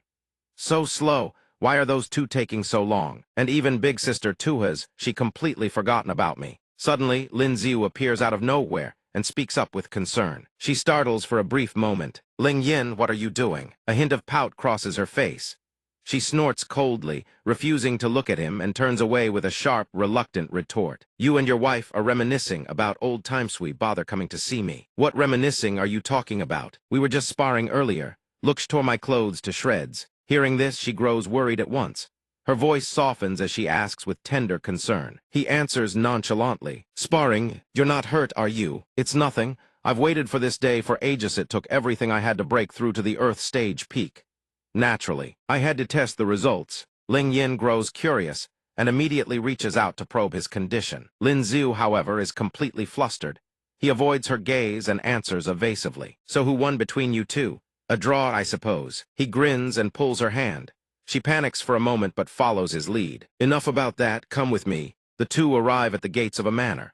Standing before the entrance, she hesitates slightly, but he warmly beckons her inside. Here we are. Isn't this the house we used to live in? Why do we have to come here? You'll know once you're inside. Lin Xiu collapses wearily onto the table, his expression somewhat strained, silently grumbling in his heart. Ling Yin sits behind him cultivating. After a while, he realizes that transferring special abilities through contact drains far too much spiritual power. Transferring special abilities for two people in one day. This is really going to kill me. She carefully cradles the pale blue stream of spiritual power in her hands, her voice brimming with disbelief and joy. This is the water special ability. Although it's not the telekinesis special ability like my sister's, this feeling is truly. After absorbing it, she cheers excitedly in delight. Lin Xiu can only gaze at her with indulgent adoration. It's truly miraculous. I want more. Yes. At that moment, the imperial capital's streets bustle with passers-by. The atmosphere is peaceful and vibrant. Marchioness 1 Lin Xiu's mother and Marchioness Ping'an Lingjun's mother step out of a shop, chatting and laughing. Lin Xiu's mother exclaims with delight, while Lingjun's mother beside her also laughs ceaselessly. What a fruitful day! The jewelry crafted by their workshop is naturally beyond reproach. Suddenly, she glances into the distance. There is Lin Xiu, holding Ling Yin's hand. The two walk out intimately from the house across the street. She hesitates. Could that be Ling Yin and Xior? Marchioness Ping'an is equally bewildered. Her smile vanishes as she follows the gaze. It seems so. Both women suddenly cry out, their faces turning ashen, nearly collapsing from shock. Lin Xiu's mother is struck as if by lightning from a clear sky, her voice trembling, "Zier. That boy." Ling Jun's mother fares no better, tears brimming as she replies in disbelief. Ling Yin had already been at the Lin Manor, and on this very day, no less, golden sunlight bathes the exquisitely tiled rooftops. The entire estate resembles a beautiful painting brimming with vitality. Inside the room, Lin Xiu places a box filled with spirit stones on the table. Ling Yin gasps in astonishment. "This is the water spirit essence. You're so generous giving it all to me. Take it and use it. These are enough to help you rapidly cultivate to the Earth stage lower peak." She is elated, thanking him profusely. "Thank you, Lin Xiu. I truly don't know how to repay you." He strokes his chin with a calculating look and asks, "Do you really want to thank me that badly?" "Whatever you want, I'll do anything." She blushes shyly, avoiding his gaze. Her voice carries a few notes of tenderness. He replies, "Indeed, just nothing too excessive." Without hesitation, Lin Xiu lunges forward and pulls Ling Yin into his embrace. He teases playfully, "Then how about a hug? Is that all right?" She is startled but doesn't push him away, only blushing shyly. The two mothers, secretly watching from behind, are stunned by the scene. They want to freeze in place, another bolt of lightning ripping through their minds. Utterly unsure of what to do, they can only suffer the shock in silence. There, already hugging, isn't Lingjun still at home? He notices the mothers have arrived and politely greets them. He approaches cheerfully, beaming with a bright smile. "You two came without a word. Is something the matter?" In response, the two mothers stand frozen, their expressions impossible to read. The two mothers don't dare speak the truth. They can only lament silently in their hearts. How bold are the young people these days? Have they no shame at all? Outwardly, they answer politely, "It's nothing major. We just bought some fruit on the way and happened to pass by, so we thought we'd bring some for you to try." The two women laugh awkwardly, set down the basket of fruit, and gradually retreat. "We won't disturb you two catching up anymore." Lin Xiu and Ling Yin are still happily examining the fruit, barely noticing the two women's expressions. "Thank you, mother." The scene at the Marquis One estate is truly peaceful. Brilliant sunlight illuminates the entire grounds. The two mothers sit miserably in their room, lamenting their fates.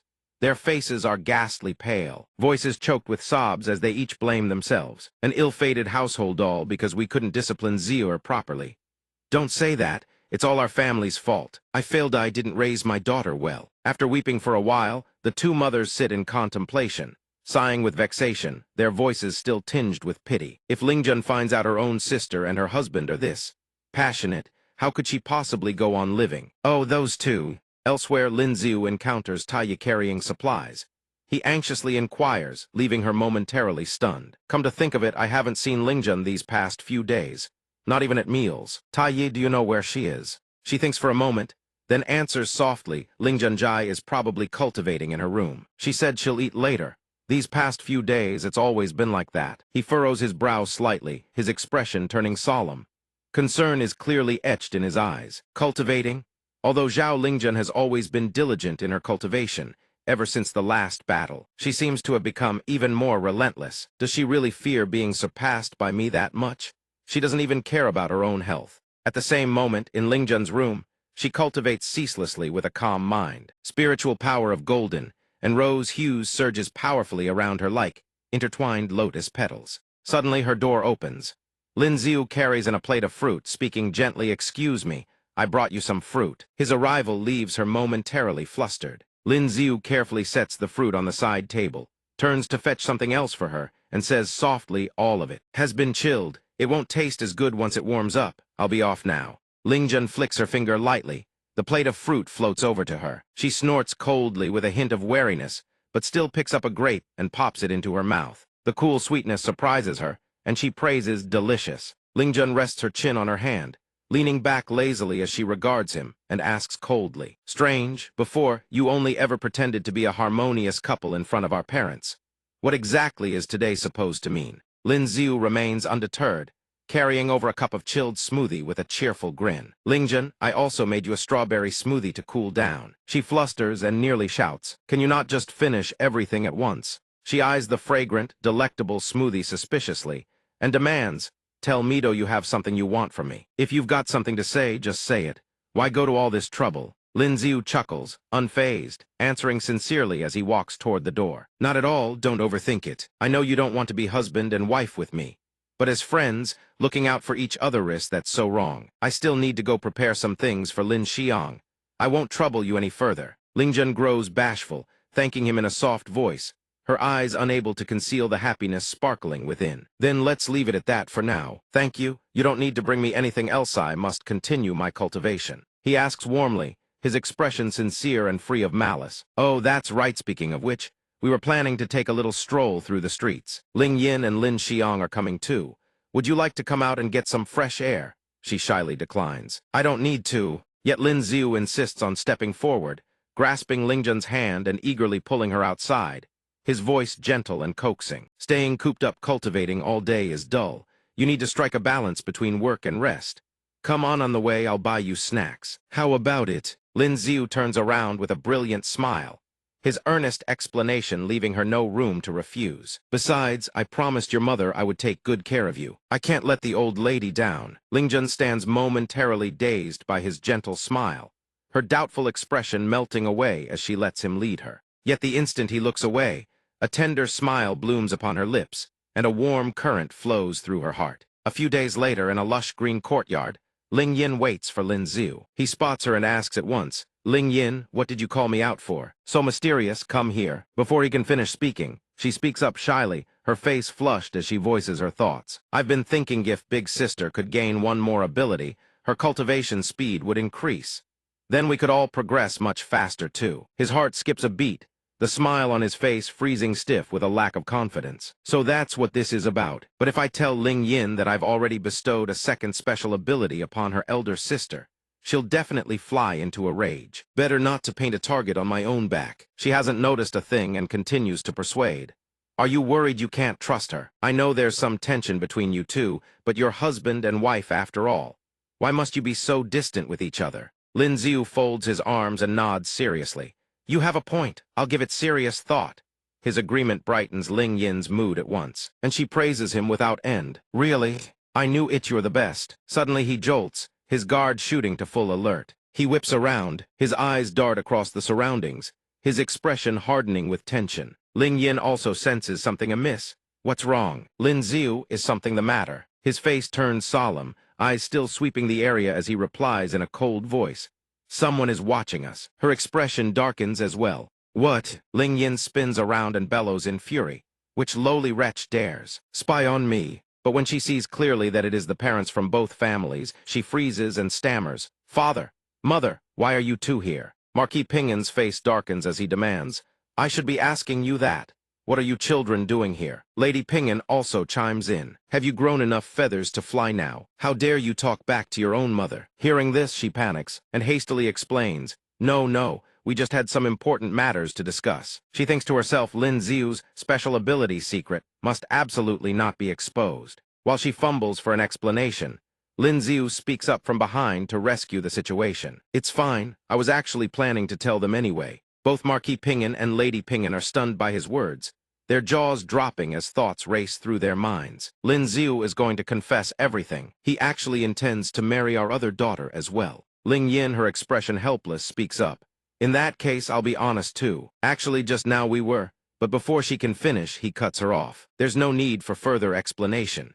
Things have come to this. I have only one request no matter what. You must not hurt Lingjun. She hears this and freezes in bewilderment, asking, Mother, what does this have to do with Big Sister? Lady Pingin looks at her with a serious expression and explains, Child, how long do you plan to keep hiding this? Haven't you already been with Lin Ziu? If your sister finds out then, at this point, Ling Yin's face turns scarlet.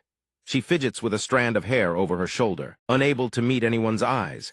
She thinks to herself, so that's what this is about. Lin Ziu also grows slightly embarrassed, scratching his head.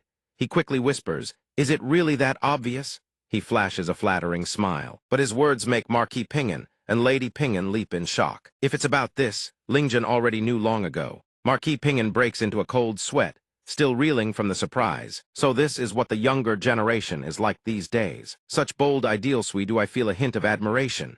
No, that's not right. Damn it. No. In any case, let's just calm down and wait and see. If even Lingjun herself has no objections, then we as parents have nothing more to say. At the end of the day, What matters most is that you all live well together. Ling Yin, standing to the side, is so embarrassed that her face turns scarlet. She mutters in a small voice, "Why did you suddenly bring us up? I thought you were going to talk about your special ability." He hastily replies, his expression somewhat helpless. "There's no helping it. Who told our parents to be so perceptive?" Lady Ping'an gently approaches Ling Yin and says, "Ling Yin, actually, as long as Lingjun and you can be happy and content.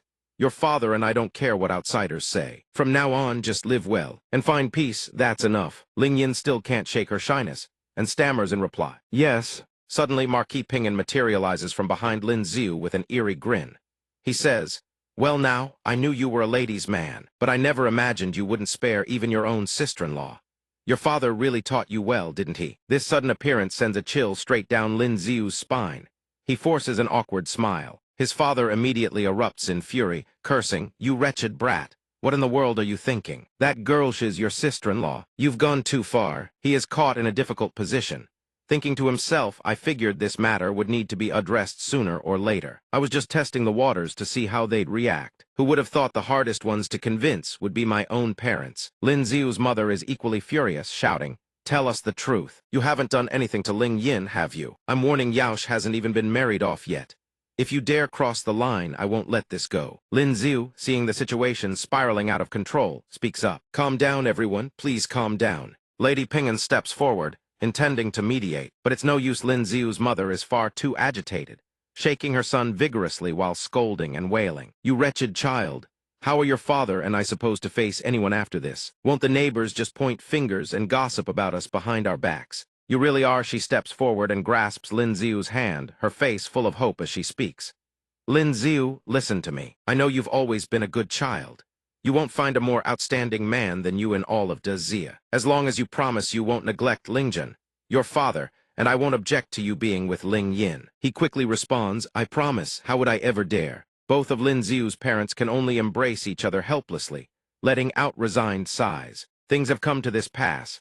Since our in-laws have spoken thus, Lin Xiu's mother sighs and continues, "We won't say any more. Children have their own blessing, let them decide for themselves." Ling Yin watches this scene from behind, completely dumbfounded. Her face flushes an even deeper crimson, and her mind spins into total chaos. What? Did her mother just agree to let her marry Lin Xiu? What should I do? What should we name our children? Wait, calm down, Ling Yin. Calm yourself, Zhao Lingyin. Lin Xiu suddenly speaks up. He smiles warmly and says in a gentle voice, "As for when to marry Ling Yin Lingjun, and I have already discussed it at length. There's no need for anyone to worry." On the other side of the Lin residence's courtyard, Lingjun sits with her eyes closed, sweeping her hands to gather spiritual energy. The energy coalesces rapidly, forming a gemstone brimming with iridescent light. Her expression is utterly focused, as she watches the gem gradually taking shape in her palm. She thinks using telekinesis to condense the water element, creating an ever-replenishing cultivation environment to expand one's origin force. Lin Xiu's water special ability has compensated for the lack of a cultivation setting suited to telekinesis. A colossal pillar of golden light erupts instantly, shooting straight into the heavens. From afar, Duke Zhu the Elder cannot help but gape in astonishment. He exclaims aloud, "The celestial waters reverse Corsi bizarre phenomenon. Could someone be breaking through to the heaven stage? No, wait, Thai's aura. Could it be Zhao Lingjun?" On Lingjun's side, she finally opens her eyes. Before her stretches an ethereal expanse. White clouds drift lazily, as warm sunlight bathes the landscape in every direction, leaving her utterly stunned. So this is the heaven stage. In the courtyard of the Zhang residence, the Zhang family patriarch gazes up at the sky, suspicion written across his face. "It's Zhao Lingjun," the old man beside him quickly chimes in. "There's no one else it could be." He sighs in admiration. "She's only 21 years old." The Zhang family patriarch looks weary. He rubs his brow and lets out a long sigh. Speaking slowly, "She may well become the first supreme in the history of Dazia. The Zhang family shouldn't have intervened last time." Over at the Song residence, the Song family patriarch likewise stands atop a tall tower, silently watching the pillar of golden light in the distance. His face is etched with deep anxiety. He murmurs to himself, the gap between people is truly despairing. Cultivating for over a decade, reaching heaven stage at 21 such, a feat has been exceedingly rare since the dawn of time. In the Eastern Palace, the Crown Prince jolts awake with a start. He bolts upright, his face still blank with confusion, sweat streaming down his forehead. He hurries outside, leaning heavily against the doorframe as he gasps, "Elder son, what's happening?" Elder son shows no surprise. His eyes gleam with a hint of approval as he says, "It appears Zhao Lingjun has reached the heaven stage realm." The crown prince is immediately struck by this revelation. His expression shifts, and a deep unease stirs within him. Zhao Lingjun has reached heaven stage. Yet for some inexplicable reason, a terrible premonition gnaws at him. A great calamity draws near. At that very moment, within the imperial palace, the Xia emperor is overjoyed. He laughs heartily and claps his hands without ceasing. His beaming face cannot conceal his admiration as he declares, "Not long ago, you slaughtered 10 of our heaven stage elders. And now, Zhao Lingjun has ascended to heaven stage at the age of 21. What do you call this? This is double blessings knocking at the gate. This is my imperial decree. Marquis Wan and Marquis Ping'an shall both be elevated to second-rank duke." The Xia emperor continues, "Notify the Ministry of Raidasui shall hold a grand celebration for the youngest heaven stage cultivator in Xia's history." Chief Steward Zhou bows his head and immediately acknowledges the order. "Yes, Your Majesty." The emperor strokes his beard with delight, a hint of pride on his face as he adds, "And don't forget our foreign guests, especially those from Dayu." Meanwhile, at the Lin residence, a large crowd has gathered, buzzing with excitement.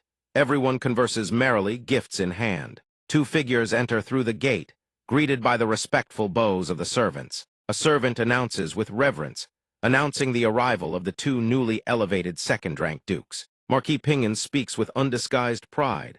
"I never imagined I'd live to see the day I'd rise to second-rank duke." Marquis Wan beside him nods in satisfaction. "We owe it all to riding Lingjun's coattails." A hand reaches out and pushes the door open. It is Lin Xiu. He asks gently, how does it feel to reach the heaven stage? Lingjun's entire body is enveloped in spiritual energy. She is deep in cultivation. Hearing the commotion, she finally opens her eyes. Lin Xiu walks over softly and sits down beside her. Lingjun gazes at him with shimmering eyes and says gratefully, "Thank you." He supports her gently, his gaze softening. "Why be so formal between us?" He says hastily, "We're family after all." Hearing these words, a trace of sorrow clouds her eyes. Lingjun clenches her lips tight. She thinks the chance to ascend to heaven's stage was his gift to me. Yet all I could offer in return was to allow him to take concubines. All I can do now is leave his side on the night of the grand wedding. She turns to Lin Xiu and asks softly, "Lin Xiu, about the crown prince's matter," before Lingjun can finish. He immediately responds, "Rest easy. The time is ripe." Lin Xiu's gaze darkens in an instant, his voice sharp and cold, laden with calculation. "It's time to begin preparations." Within the imperial palace, white bones lie veiled beneath the tiger's shadow. The Xia emperor and Lin Xiu sit together in a pavilion, sipping tea and conversing at leisure. The Xia emperor takes a sip of tea and remarks, "Heaven stage at 21, truly unheard of. How on earth did you manage to land a wife like that?"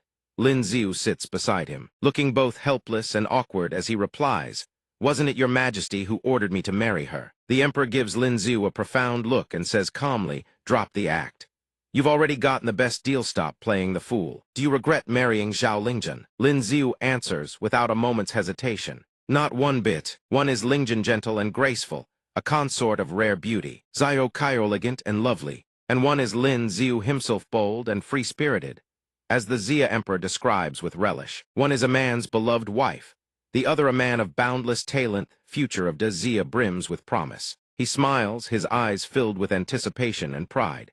"In the years this old emperor has left, perhaps I will live to see the day the Xia surpasses Dayu." Lin Xiu hears this, lowers his head respectfully, and offers tea with a light smile. "Your Majesty will surely live to see that day." The Xia emperor smiles gently in return, his expression relaxing somewhat. "That would be wonderful indeed." He rubs the wrinkles on his weary face and says kindly, "This emperor has grown old. Lately my strength fails me more with each passing day. The future of the Xia must rest upon your shoulders." Lin Xiu immediately rises to his feet. Sudden declaration, leaving the Xia emperor momentarily stunned. The teacup in the emperor's hand nearly slips. "I'm afraid I must disappoint your majesty. I have no interest in power. In a few years, I intend to take my family into seclusion deep in the mountains, far removed from the affairs of the mortal world." The teacup shatters against the ground, tea splashing everywhere. The emperor stares in bewilderment and asks, "Why would you harbor such thoughts? Has this old emperor not treated you well enough?" Lin Xiu bows deeply and explains candidly, "Your Majesty has shown me the utmost grace. But the next emperor of the Xia, may not do the same. The Crown Prince has time, and again, driven me and my brother-in-law into deadly corners. Lin Xiu's gaze turns frigid as he speaks. Utterly fearless, out of respect for your majesty, I have not settled accounts with him, but the Lin family will not devote its loyalty to such a man. The Xia Emperor hears this and does not grow angry. He merely rubs his brow and sighs helplessly, so you already know. Lin Xiu continues to bow respectfully. I came from the Bureau of Justice. Investigation has always been my forte. Lin Xiu presses on. The Crown Prince is consumed by jealousy. How many geniuses who awakened mystic arts have perished at his hands? He turns his head away from the Xia Emperor, his expression laden with understanding. Who does your majesty intend to pass the throne to? As a subject, I have no right to interfere, but he once laid hands on Ling Yin. My wife and I cannot turn a blind eye. We can only make this decision. I pray your majesty forgives us. Who does your majesty intend to pass the throne to? As a subject, I have no right to interfere, but he once laid hands on Ling Yin, my wife, and I cannot turn a blind eye. We can only make this decision. I pray your majesty forgives us. The Xia Emperor hears this and clenches his fists in fury, cursing inwardly. That brat is not only incompetent but morally bankrupt. How could he dare offend both Lin Xiu and Zhao Lingjun simultaneously? If he weren't the Crown Prince, he would have died 100 times over. At this rate, things cannot continue. The empire of Da Xia must not be ruined in his hands. He coughs several times and recomposes himself. The Xia Emperor speaks with measured calm, his gaze serious. Indeed, the Crown Prince is hardly fit to inherit the throne. What if you help this old emperor suppress the Zhang family and replace him with a different Crown Prince? Dusk has fallen. In a brightly lit manner, two shadowy figures confer in hushed tones within a chamber. The Da envoy speaks with a grave expression. All Da Xia has produced is one young heaven stage cultivator, and they dare dream of using that to suppress Da. But his tone quickly softens into admiration. Truly, I never expected your highness would aid Da at a time like this. Your highness, the Crown Prince. The Crown Prince, clad in a black cloak, props his chin on his hand and grins sinisterly. His face is gaunt and weary, yet his eyes blaze with killing intent. He speaks with a soft, chilling laugh. Eliminate Zhao Lingjun and we both benefit. We shall make excellent partners. A magnificent hall filled with people, engaged in animated conversation. The imperial palace of Da Luo. The emperor of Da Luo wears a solemn expression, lost deep in thought. Heaven's stage at 21th significance is anything but ordinary. The neighboring nation of Da Xia grows mightier with each passing day, its power gradually catching up to, and even surpassing Da Luo. This is an indisputable fact. In a room within the palace, Natasha sits upon a sofa, engrossed in reading something. Suddenly, a voice pierces the silence, shattering the quiet atmosphere of the chamber, truly worthy of being called Lady Lingjun. Elsewhere within the Da Elder Council, a group of figures sits in solemn assembly. The one seated at the center speaks. News has arrived from Da Xia. Zhao Lingjun, at the age of 21, has successfully broken through to the heaven stage. Although Da possesses one peak stage heaven cultivator, his advanced age means he could pass on at any moment. The bespectacled elder speaks in utmost gravity, his fingers drumming against the table in a steady rhythm. Within 3 to 5 years, the patriarch can still shield Da. But 10 years hence, should Da produce no new peak stage heaven cultivator, we may find ourselves falling even beneath Da Luo. We have stood as the hegemon of this continent for far too long. We will absolutely not permit any nation to shake our position. It seems we must accelerate the plan ahead of schedule. Hearing this, the old man with the long mustache nods in solemn agreement. The Da envoy also glances over, a faint smile crossing his lips. He rises to his feet and speaks with conviction. As for that plan, there is a certain friend from Da Xia who can lend us their aid. In yet another courtyard at the Da Academy, Du sits in quiet discomfort. Lingjun's image keeps flashing through his mind. He mutters under his breath, I thought that after breaking through to Earth Stage Peak, I'd finally have a chance to surpass Zhao Lingjun. Who would have guessed she's already reached the heaven stage? Du lets out a dejected sigh, tilting his head back with a hint of grievance. A cultivation speed like Thatch's no different from a monster. Seems I'll have to set my sights on Lin Xiu instead. He jabs a finger forward with a touch of irritation. Hey, has Otto gone to Da Xia again? Could he be going to find Lin Xiu? He strokes his chin as though struck by a sudden realization. His relationship with Lin Xiu does seem rather good. On the streets of Da Xia, Otto strolls alongside Sophia through the bustling thoroughfare. While she is utterly delighted, he trails behind, consumed by worry. I say, elder sister, if they discover you've slipped out, I'm as good as dead. but she merely turns her head, her lips curving into a serene smile. My dear little brother, you wouldn't want anyone learning about you giving origin crystals to Dazia cultivators. Now would you? Hearing this, Otto falls silent, his face a mask of helpless resignation. Fine, fine, I understand. Sister, please have mercy on me. Sophia, witnessing this, covers her mouth and giggles. She points ahead and continues. His house is just up front. That boy is greedy, and Lecherouse married several women. He has. Sister, you'd better be careful. A hand gently raps upon the great crimson door. The great door swings open from within. Ming-He appears and asks, "Who is it?" Before Sophia's stunned gaze, both Otto and the princess exclaim in surprise. Huh? The princess asks in utter disbelief. You, what brings you here? He immediately fires back. I have a sparring match arranged with Lin Xiu. As for Yaoi, are you at Lin Xiu's house? Ming-He crosses her arms, a hint of triumph in her eyes, and declares matter-of-factly, a wife living at her husband's home is only natural. Hearing this, Sophia stifles a giggle, while Otto is visibly shaken and bellows. What? He married again? Can his spine even handle that? Only then does he seem to notice Sophia standing beside him. Ming-He asks, and who might this be? Sophia suddenly grows bashful, covering her mouth as she hastily blurts out, Authis is just a friend of mine. She thinks to herself, I absolutely cannot reveal her true identity. Sophia quickly bows in greeting and introduces herself. Greetings, my name is Shi.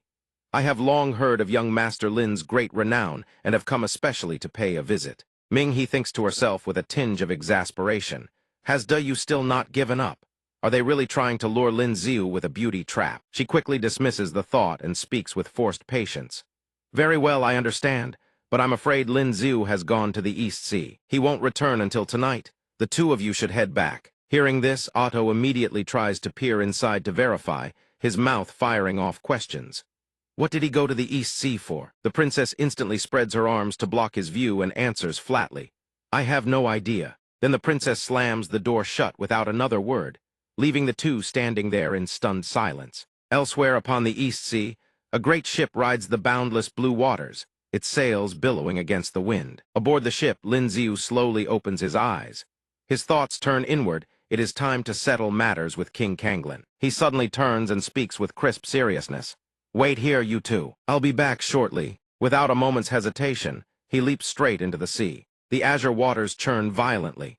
Lin Xiu sinks into the depths, his mind already immersed in calculation. Among the entire Kanglin Sea tribe, the only one who poses a threat to me is King Kanglin himself. To stand against a heaven-stage sea creature, one must be a heaven-stage cultivator. Deep within the Kanglin Kingdom's royal palace, King Kanglin channels his chi, a radiant water spirit essence glowing brilliantly in his grasp. Were it not for that heaven-stage water spirit essence being stolen, I would never have been reduced to such a wretched state. His fury mounts with every word. He gnashes his teeth and roars, That cursed thief, when I get my hands on you, I will flay your skin and tear out every tendon. Suddenly a servant steps inside, his voice brimming with deference. Your Majesty, an urgent report. The subordinate sea tribes in the surrounding waters have rallied their finest warriors. They are advancing upon the royal palace. Hearing this, King Kanglin's eyes narrow with suspicion.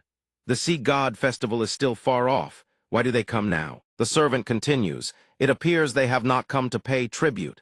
King Kanglin's expression darkens with rage. Not here to pay tribute. Then are they here to rebel? Outside the palace, a host of Kanglin sea folk march forward alongside Lin Xiu. A stout, portly elder walks beside him and speaks up. Sea God, King Kanglin is the mightiest being in these waters. Even if all our tribes combined our strength, we would still be no match for him. A young warrior beside them quickly chimes in. What is there to fear? We have the Sea God on our side. Suddenly, other Kanglin warriors mounted on sharks block their path, bellowing fiercely. Enemies approaching. Prepare for battle. Without a single wasted word, Lin Xiu's Sea God surges forward. He strikes down opponent after opponent in the blink of an eye. 1, 2, 3. He flicks his sleeves and speaks with imperious provocation. That was the last one. It seems Kanglin Kingdom still fields 10 Earth stage peak experts. The spectacle ignites a frenzy among the Kanglin people who have pledged allegiance to Lin Xiu. They erupt into wild cheers. The Sea God is invincible. Witnessing this spectacle, King Kanglin lets out a thunderous roar, insolent wretches. The cheering crowd freezes in abject terror, their voices trembling. It's King Kanglan, we are finished. He glares with murderous rage. his maw gaping wide to expose rows of razor-sharp fangs. Lin Xiu is genuinely caught off guard. So fast I didn't even sense his approach. Those who had just been chanting Lin Xiu's name now scatter in every direction, fleeing for their lives. King Kanglin's face twists with bewilderment. The 10 mighty warriors of the royal clan, what in the world has happened to them? Lin Xiu faces him without an ounce of deference, declaring aloud, "The Land Water Tribe, the Dark Water Tribe, and 6 other clans have all submitted to us. From this day forward, they bear no allegiance to the Kanglin royal clan." Hearing this, King Kanglin sweeps his hand and bellows, "Is what he says true? You have actually submitted to the human race." Hearing the king's challenge, the tribal leaders immediately speak up. The Land Water Tribe swears eternal loyalty to the sea god. The Dark Water Tribe likewise pledges its allegiance to the sea god alone. The Shang Water Tribe is the same who swear our very lives to the sea god. The Cloud Water Tribe swears undying loyalty. King Kanglin turns back, disbelief etched across his face. So it has come to this. A surge of dark, sinister chi coils around him, reeking of malice.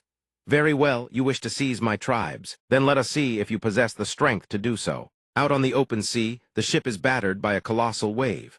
Water crashes violently against the bow, spraying into the air. Aboard the ship, Lingjun and Elder Grand Duke Zhu stand on high alert. She speaks first. Lin Xiu is almost there.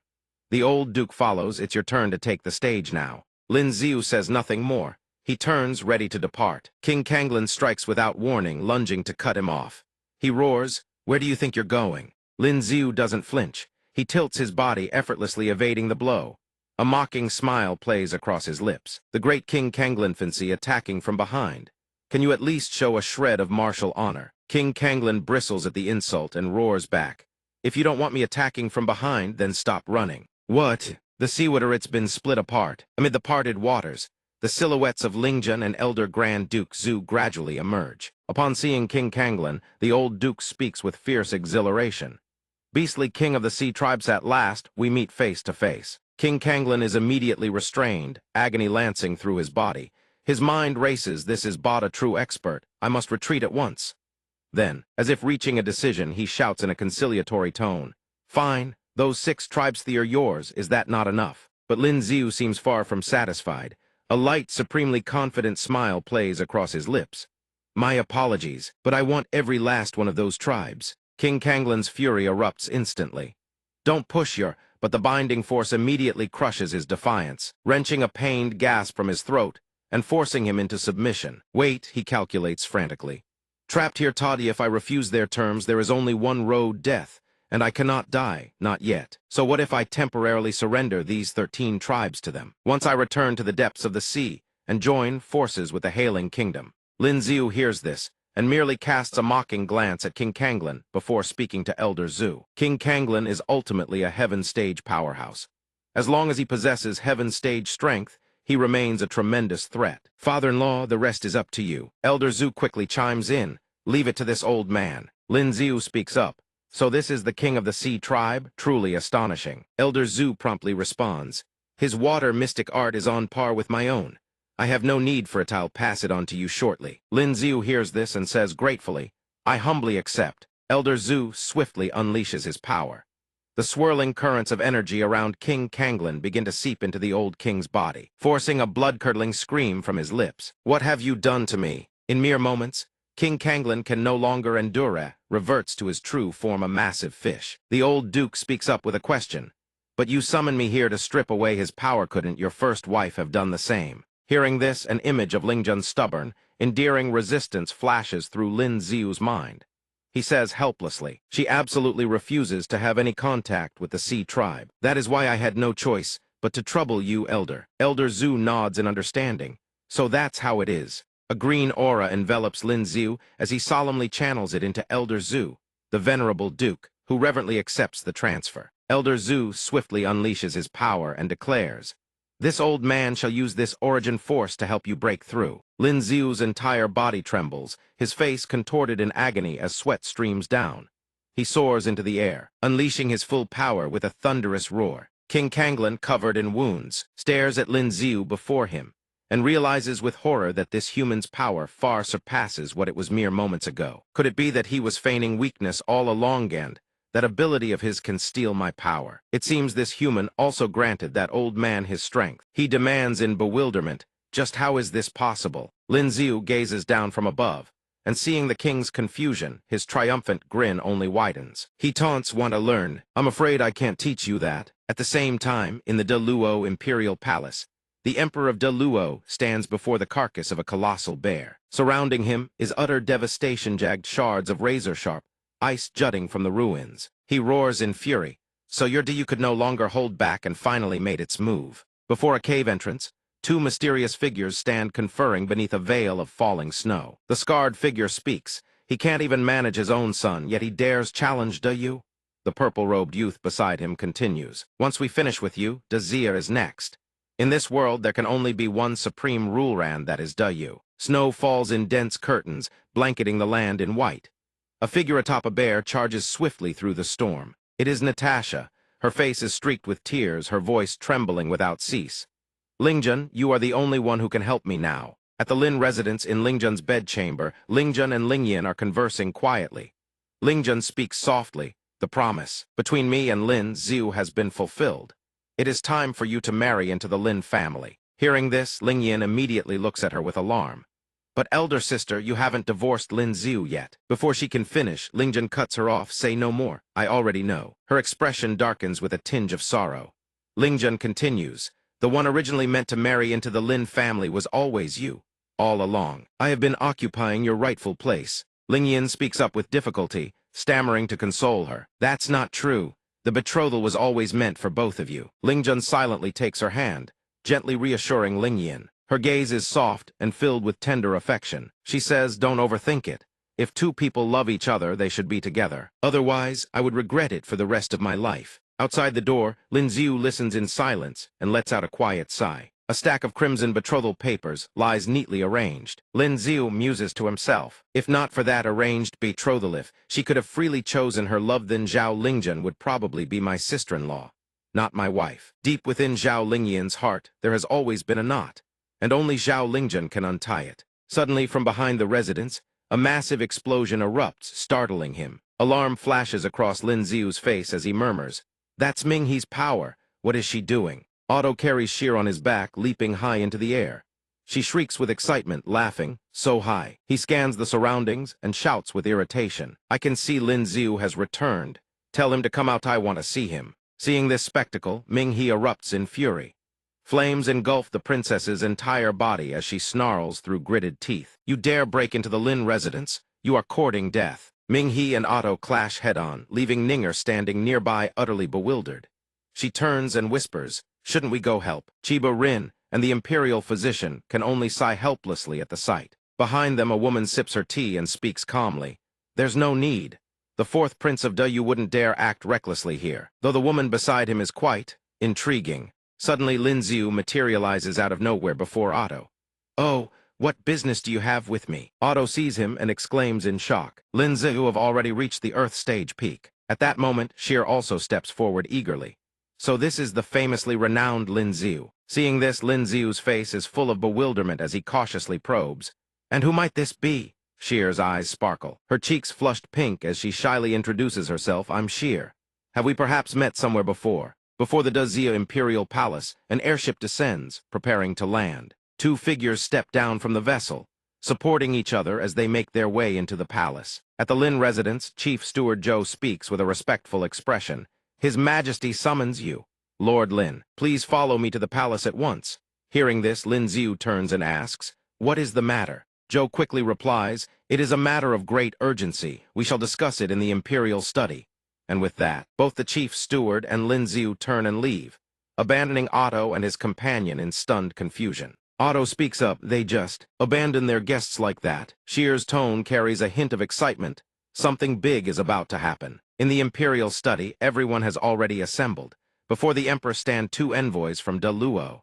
Chief Steward Zhou announces, "Your Majesty, Lord Lin has arrived." The Xia Emperor responds, "You have done well, Chief Steward Zhou." Lin Ziu surveys the scene with mild surprise, thinking to himself, "Envoys from De Luo?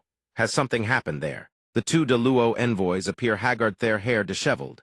Eyes hollow, faces filled with anguishes, they recount their tale. The day before yesterday, over 10 powerful noble clans of De Luo suddenly banded together to launch a coup. While the great emperor was in seclusion, They gathered several Heaven Stage experts and launched a surprise assault against him. An entire hall has been blown apart, a massive hole torn through its walls reveals the once magnificent interior, now splattered with crimson blood. Though the emperor faced the siege of multiple experts of equal cultivation, he still fought his way through with sheer willpower, carving a bloody path to escape.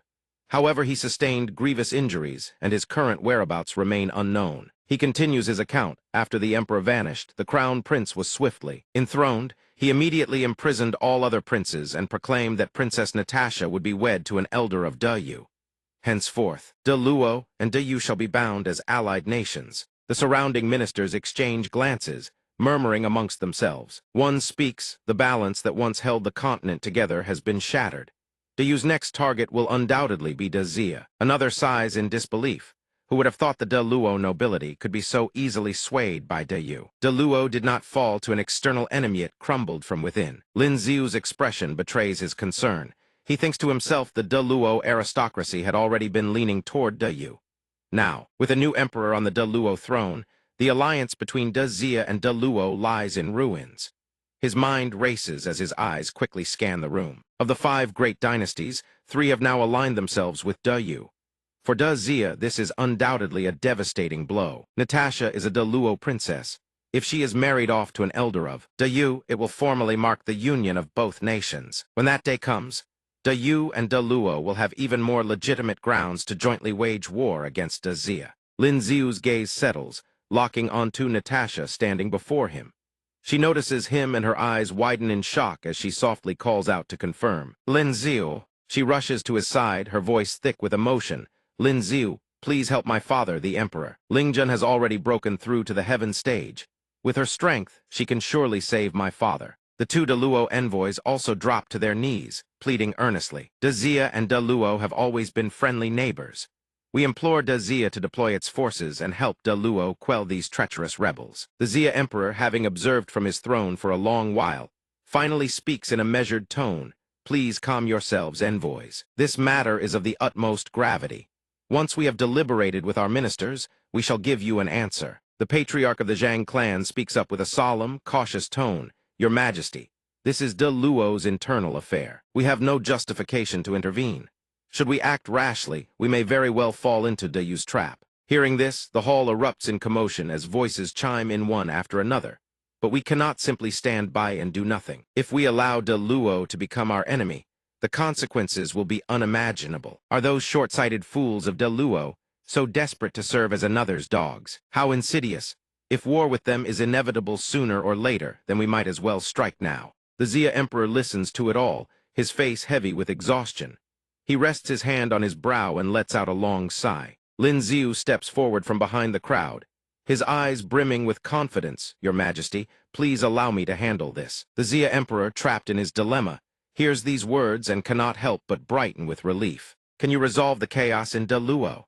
Lin Xiu's smile grows even more radiant as he answers solemnly. As long as that old monster from Dayu doesn't personally intervene, it should not be a problem. Lin Xiu calculates silently Heaven Stage peak is formidable, but that doesn't mean invincible.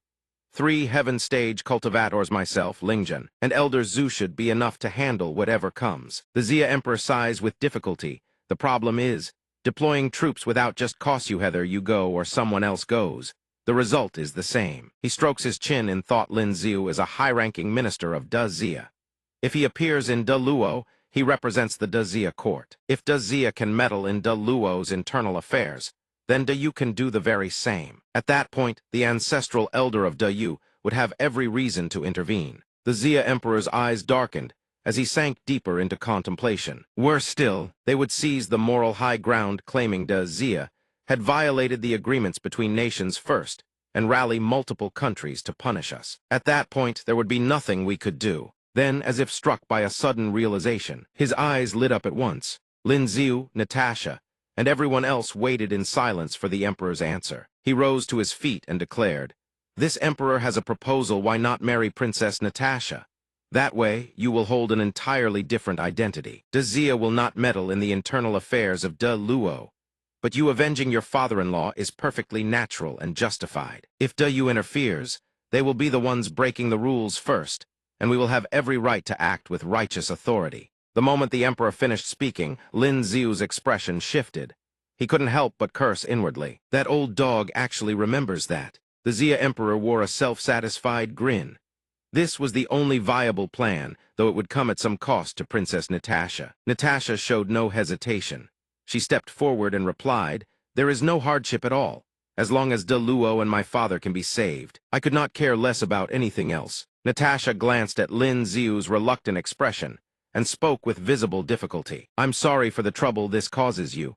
I will explain everything to the others." Upon hearing this, everyone in the room immediately voiced their enthusiastic approval. "Your Majesty is truly wise. This is a brilliant plan. With Lord Lin taking action, there will surely be no mistakes." Lin Xiu grew increasingly frantic. No one listened to a single word he said. Elsewhere at the Lin estate, the entire garden was meticulously adorned with vibrant red streamers and dazzling lanterns. Ming He and the others were struck by the magnificent spectacle, exclaiming in awe, "With this kind of grandeur, don't tell me His Majesty is arranging yet another marriage." Then everyone turned in unison to look at Ling Yin behind them, their voices laced with teasing. "Who is it this time?" Her face flushed crimson as she stammered. Could it be that he actually asked His Majesty for an imperial marriage decree? "But I'm not ready yet." Outside the door, Lin Xiu trudged in, utterly exhausted. His mind raced with worry after all the hardship to reach this day with Ling Yin. Their love still hadn't borne fruit, and now someone was cutting in line. How on earth was he supposed to explain this to that woman? Then his eyes flew wide open. Before him stood Ling Yin, blushing shyly with a gentle smile on her lips. She twirled a small lock of hair, her face red as she pretended to scold him. "Who told you to make decisions on your own? I haven't even agreed yet." Hearing this, Lin Xiu panicked further, waving his hands frantically to explain. "Please, don't be angry. The one His Majesty is betrothing me to isn't you." But she instantly charged up to him, grinding her teeth in fury. "Who exactly are you trying to marry now?" Lin Xiu blurted out his answer in a blind panic. "Natasha, but there are profound reasons behind this that concern the fate of all de Xia." Ling Yin paused, then clenched her fists and spoke with conviction. "I've thought it through. Tomorrow, you go tell His Majesty that I too wish to marry you. I will wait no longer." His jaw dropped as he shouted in utter astonishment. "Really?" Deep down, Lin Xiu was already bursting with silent joy. Natasha's arrival had unexpectedly brought a delightful surprise, instilling in Ling Yin a sudden sense of urgency. In the imperial study, the Xia Emperor eyed Lin Xiu with suspicion amid his visible awkwardness and asked, "You are supposed to be marrying the Princess of De Luo today. Yet here you are, asking this emperor for another marriage decree. There is no such thing as becoming a groom every single day. Your speed of taking concubines surpasses even mine.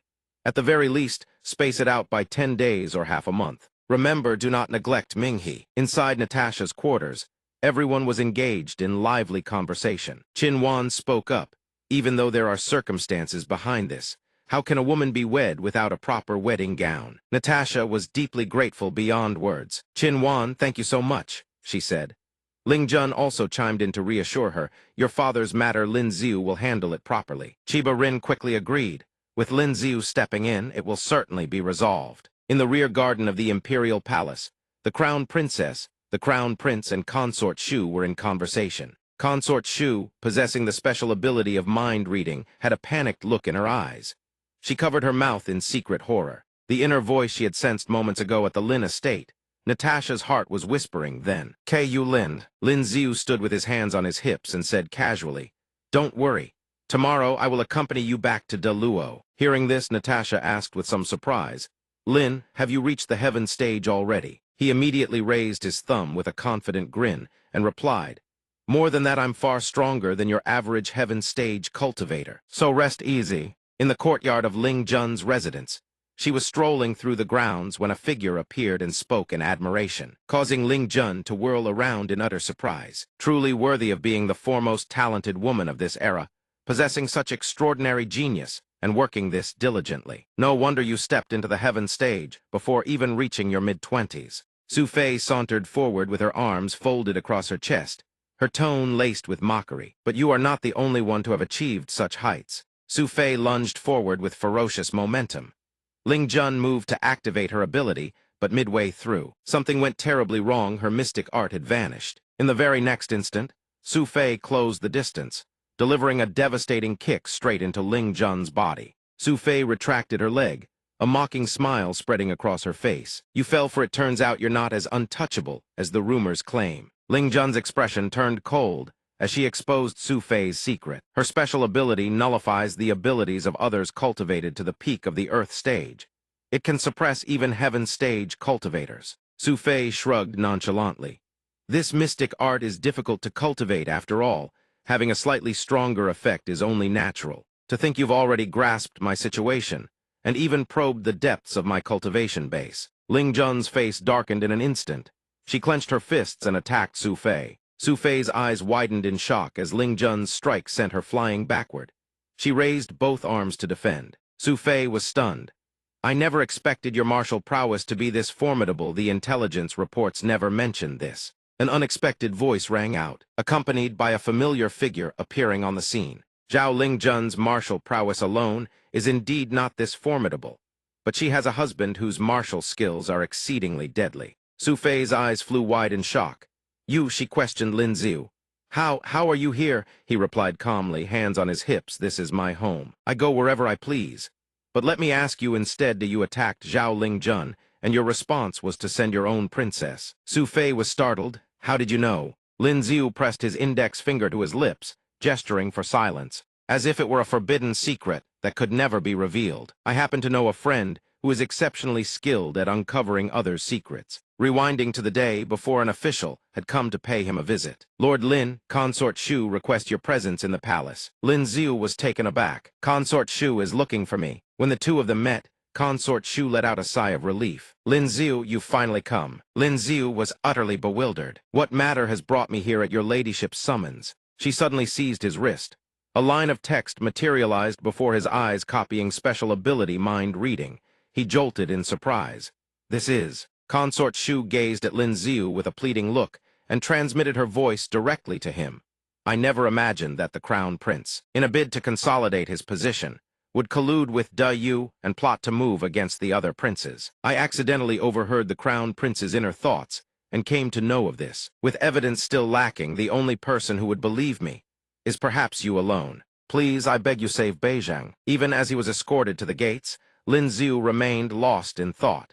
He hadn't expected Consort Shu's ability to be mind-reading. No wonder the Xia Emperor always said that Consort Shu was the person who understood him best. If others were to learn of this ability, even those closest to her would not dare approach her. Since she had entrusted him with both this secret and her mind-reading ability, he could not let Consort Shu down. He analyzed animal communication combined with mind-reading, could help him monitor the Crown Prince's movements from a distance, and wait until Da Yu's hidden agents were exposed. Just then, the voices of Otto and Su Fei suddenly came from behind him. Lin Ziu, is there anywhere fun to go at night in Da Xia? I want to explore the nightlife of Da Xia. Lin Ziu turned around, his face the very picture of speechlessness. Da Yu, don't you enforce a nighttime curfew? His eyes suddenly widen, as if Lin Ziu has just realized something. He stares at Shifei, suspicion welling up inside him. This Shifei is no ordinary person, yet she actually dares to make a move against Zhao Lingjun. Seeing Lin Ziu's dead serious expression, she reaches up and touches her own face. What is it? Is there something on my face? Lin Ziu wraps his arm around Shifei, pinning half her body in a vice grip. He hoists her over his shoulder like a sack of grain. Shifei's guilty conscience is unexpectedly laid bare. Don't tell me you're that Otto brat. How exactly do you plan to deal with me? Lin Ziu chuckles softly. As for that, scene change, an enormous ship sails across the sky. The people standing below begin murmuring in curiosity. What's going on with De Luo? Yesterday, a delegation of envoys came to escort Natasha away, and today another group arrives here they hear to deliver more dowry. In the imperial study, the Emperor of Da Xia faces 3 envoys requesting an audience. The Emperor of Da Xia asks them, "What brings you distinguished envoys from so far away?" The eldest envoy replies, "May I ask, is Princess Natasha of Da Luo currently in Da Xia?" He strokes his beard in contemplation. Princess Natasha, indeed, she is here. The Da Luo envoy continues. We bear orders from His Majesty, requesting that Princess Natasha return with us. We humbly ask your nation to hand her over. The Emperor of Da Xia startles and immediately rebukes. What you say is incorrect, envoy. Although Princess Na resides in Da Xia, we do not restrict her freedom. If you wish to take her back, simply go and escort her yourselves. There is no need to ask us. The envoy cuts straight to the point. Then may I ask, where is Princess Natasha at this moment? The Emperor of Dazia waves his hand and orders Zhou Jin. Zhou Jin, lead him to find Princess Natasha. He obeys dutifully. Yes, your majesty. At the Lin estate, Zhou Jin informs the group of envoys that Princess Natasha is inside. Last night, she married the master of this house. They are stunned that fast. They used that kind of move. The De Luo envoy shoves the estate gates open with brute force. Zhou Jin anxiously warns, Lord Envoy, I'm afraid this may not be wise. He nonchalantly offers an apology. After advancing to the heaven stage, everything around him has become fragile. I merely wish to see Princess Natasha as quickly as possible. Please forgive me. The moment the De Luo envoy steps inside, a voice rings out. You've arrived. Lin Ziu appears before them, arms folded, his expression utterly calm. Having waited too long, one of the two remaining envoys grows curious. Ever since the Duke entered, there hasn't been a single sound. The other reassures him, don't worry. He is a heaven stage expert of De Luo. In the courtyard, Lin Ziu has the De Luo envoy pinned to the ground. The envoy rages, what have you done to me? Lin Ziu raises his fist coldly, provoking him. Guess. Lin Ziu muses to himself to properly protect Ling Yin. Deposing the crown prince alone is not enough. I must make De Yu tremble in fear. The De Luo envoy stares in shock. Zhao Lingjun's telekinesis shifts across the estate courtyard. Lin Ziu grips Shifei by the neck, and she makes her displeasure known. How long do we have to keep up this posture? He smirks, wait a little longer. Besides, the relations between De Yu and De Zia are rather tense. As a prince and princess of De Yu, aren't the two of you afraid of being treated as hostages? At this moment, a line of text materializes before his eyes. Prohibition, mystic art, copy complete. In the very next instant, Lin Ziu shoves Shifei aside. That should do it. She is stunned. He mocks her, letting go already. She is extremely important to De Yu. Although her original intention was to prevent De Yu from igniting a war. What if De Yu simply doesn't care and disregards her entirely? Shifei chokes out her words. Youth eyes matter. I have never told Wu Sa about it. She grows anxious. How is this possible? Is this guy a monster? How does he know everything? Lin Ziu reveals to Shifei, actually, I can read minds. Everything you think inside your head I already know. She startles, uttering a bewildered exclamation. What? The two of them sit at the table together. Moments later, the sound of footsteps approaches. Lingjun's eyes widen in shock. What is going on here? You've made peace with the De Yu princess again. He teases her in a playful tone. Are you jealous? She gave me a grand gift. I treat her with courtesies. There a problem with that? At that moment, Lin Ziu flicks his finger lightly, and the object hovering above Lingjun's head crashes to the ground. She freezes instantly. The power, it's gone. He explains, the heaven stage prohibition, mystic art, can nullify all mystic arts within a 10-mile radius without physical contact, and without even needing to detect the opponent's presence. Shifei gapes from the side. Isn't that invincible? No one above or below the heaven stage could rival it. Lingjun turns to confront Lin Ziu. You still haven't told me why you treated the enemy that you sent with such courtesy. Shifei, at a disadvantage, has no choice but to confess. De Yu excels at sowing discord among ministers and eroding the royal family's power. Never did they imagine they would one day set fire to themselves. I fled to De Zia for refuge, but Wu Sa and my two elder brothers seem to know nothing of it. He listens, then folds his arms and declares, the elder council of De Yu relies on heaven stage experts to stir up trouble everywhere. It is time to settle accounts with them. She eagerly offers her input. The leading elder is currently in De Luo, having brought fewer than 10 heaven stage experts with him. With your current abilities, you can easily handle them. Lin Ziu calmly rises to his feet. As it happens, tomorrow I shall escort Natasha home. Lingjun glances at him. You intend to depart for De Luo. Lin Ziu replies, I have nearly finished making preparations. The power I've shared with you is more than sufficient to deal with the crown prince. Scene change in the imperial study. The Emperor of De Zia exclaims in shock. You mean the crown prince has colluded with De Yu, plotting to assassinate the other princes, seize control of the nobility, and force us to preserve his position. He reprimands harshly, Lin Ziu, do you have any idea what kind of responsibility you must bear for uttering such words? Lin Ziu bows his head and reminds him, Your Majesty, you know what kind of person I am. If I did not possess sufficient evidence, I would never have opened my mouth. He feels a secret twinge of guilt. After all, the Emperor simply does not want to believe that his own son has betrayed the nation. Then let him experience the Crown Prince's conspiracy firsthand. At the Qin Prince's residence, 3 assassins infiltrate the center of the courtyard. Their target is the Bai Zhang standing before them. He snorts coldly. The Crown Prince sent you. One of the three assassins issues a threat. The King of Qi has returned to the heavens.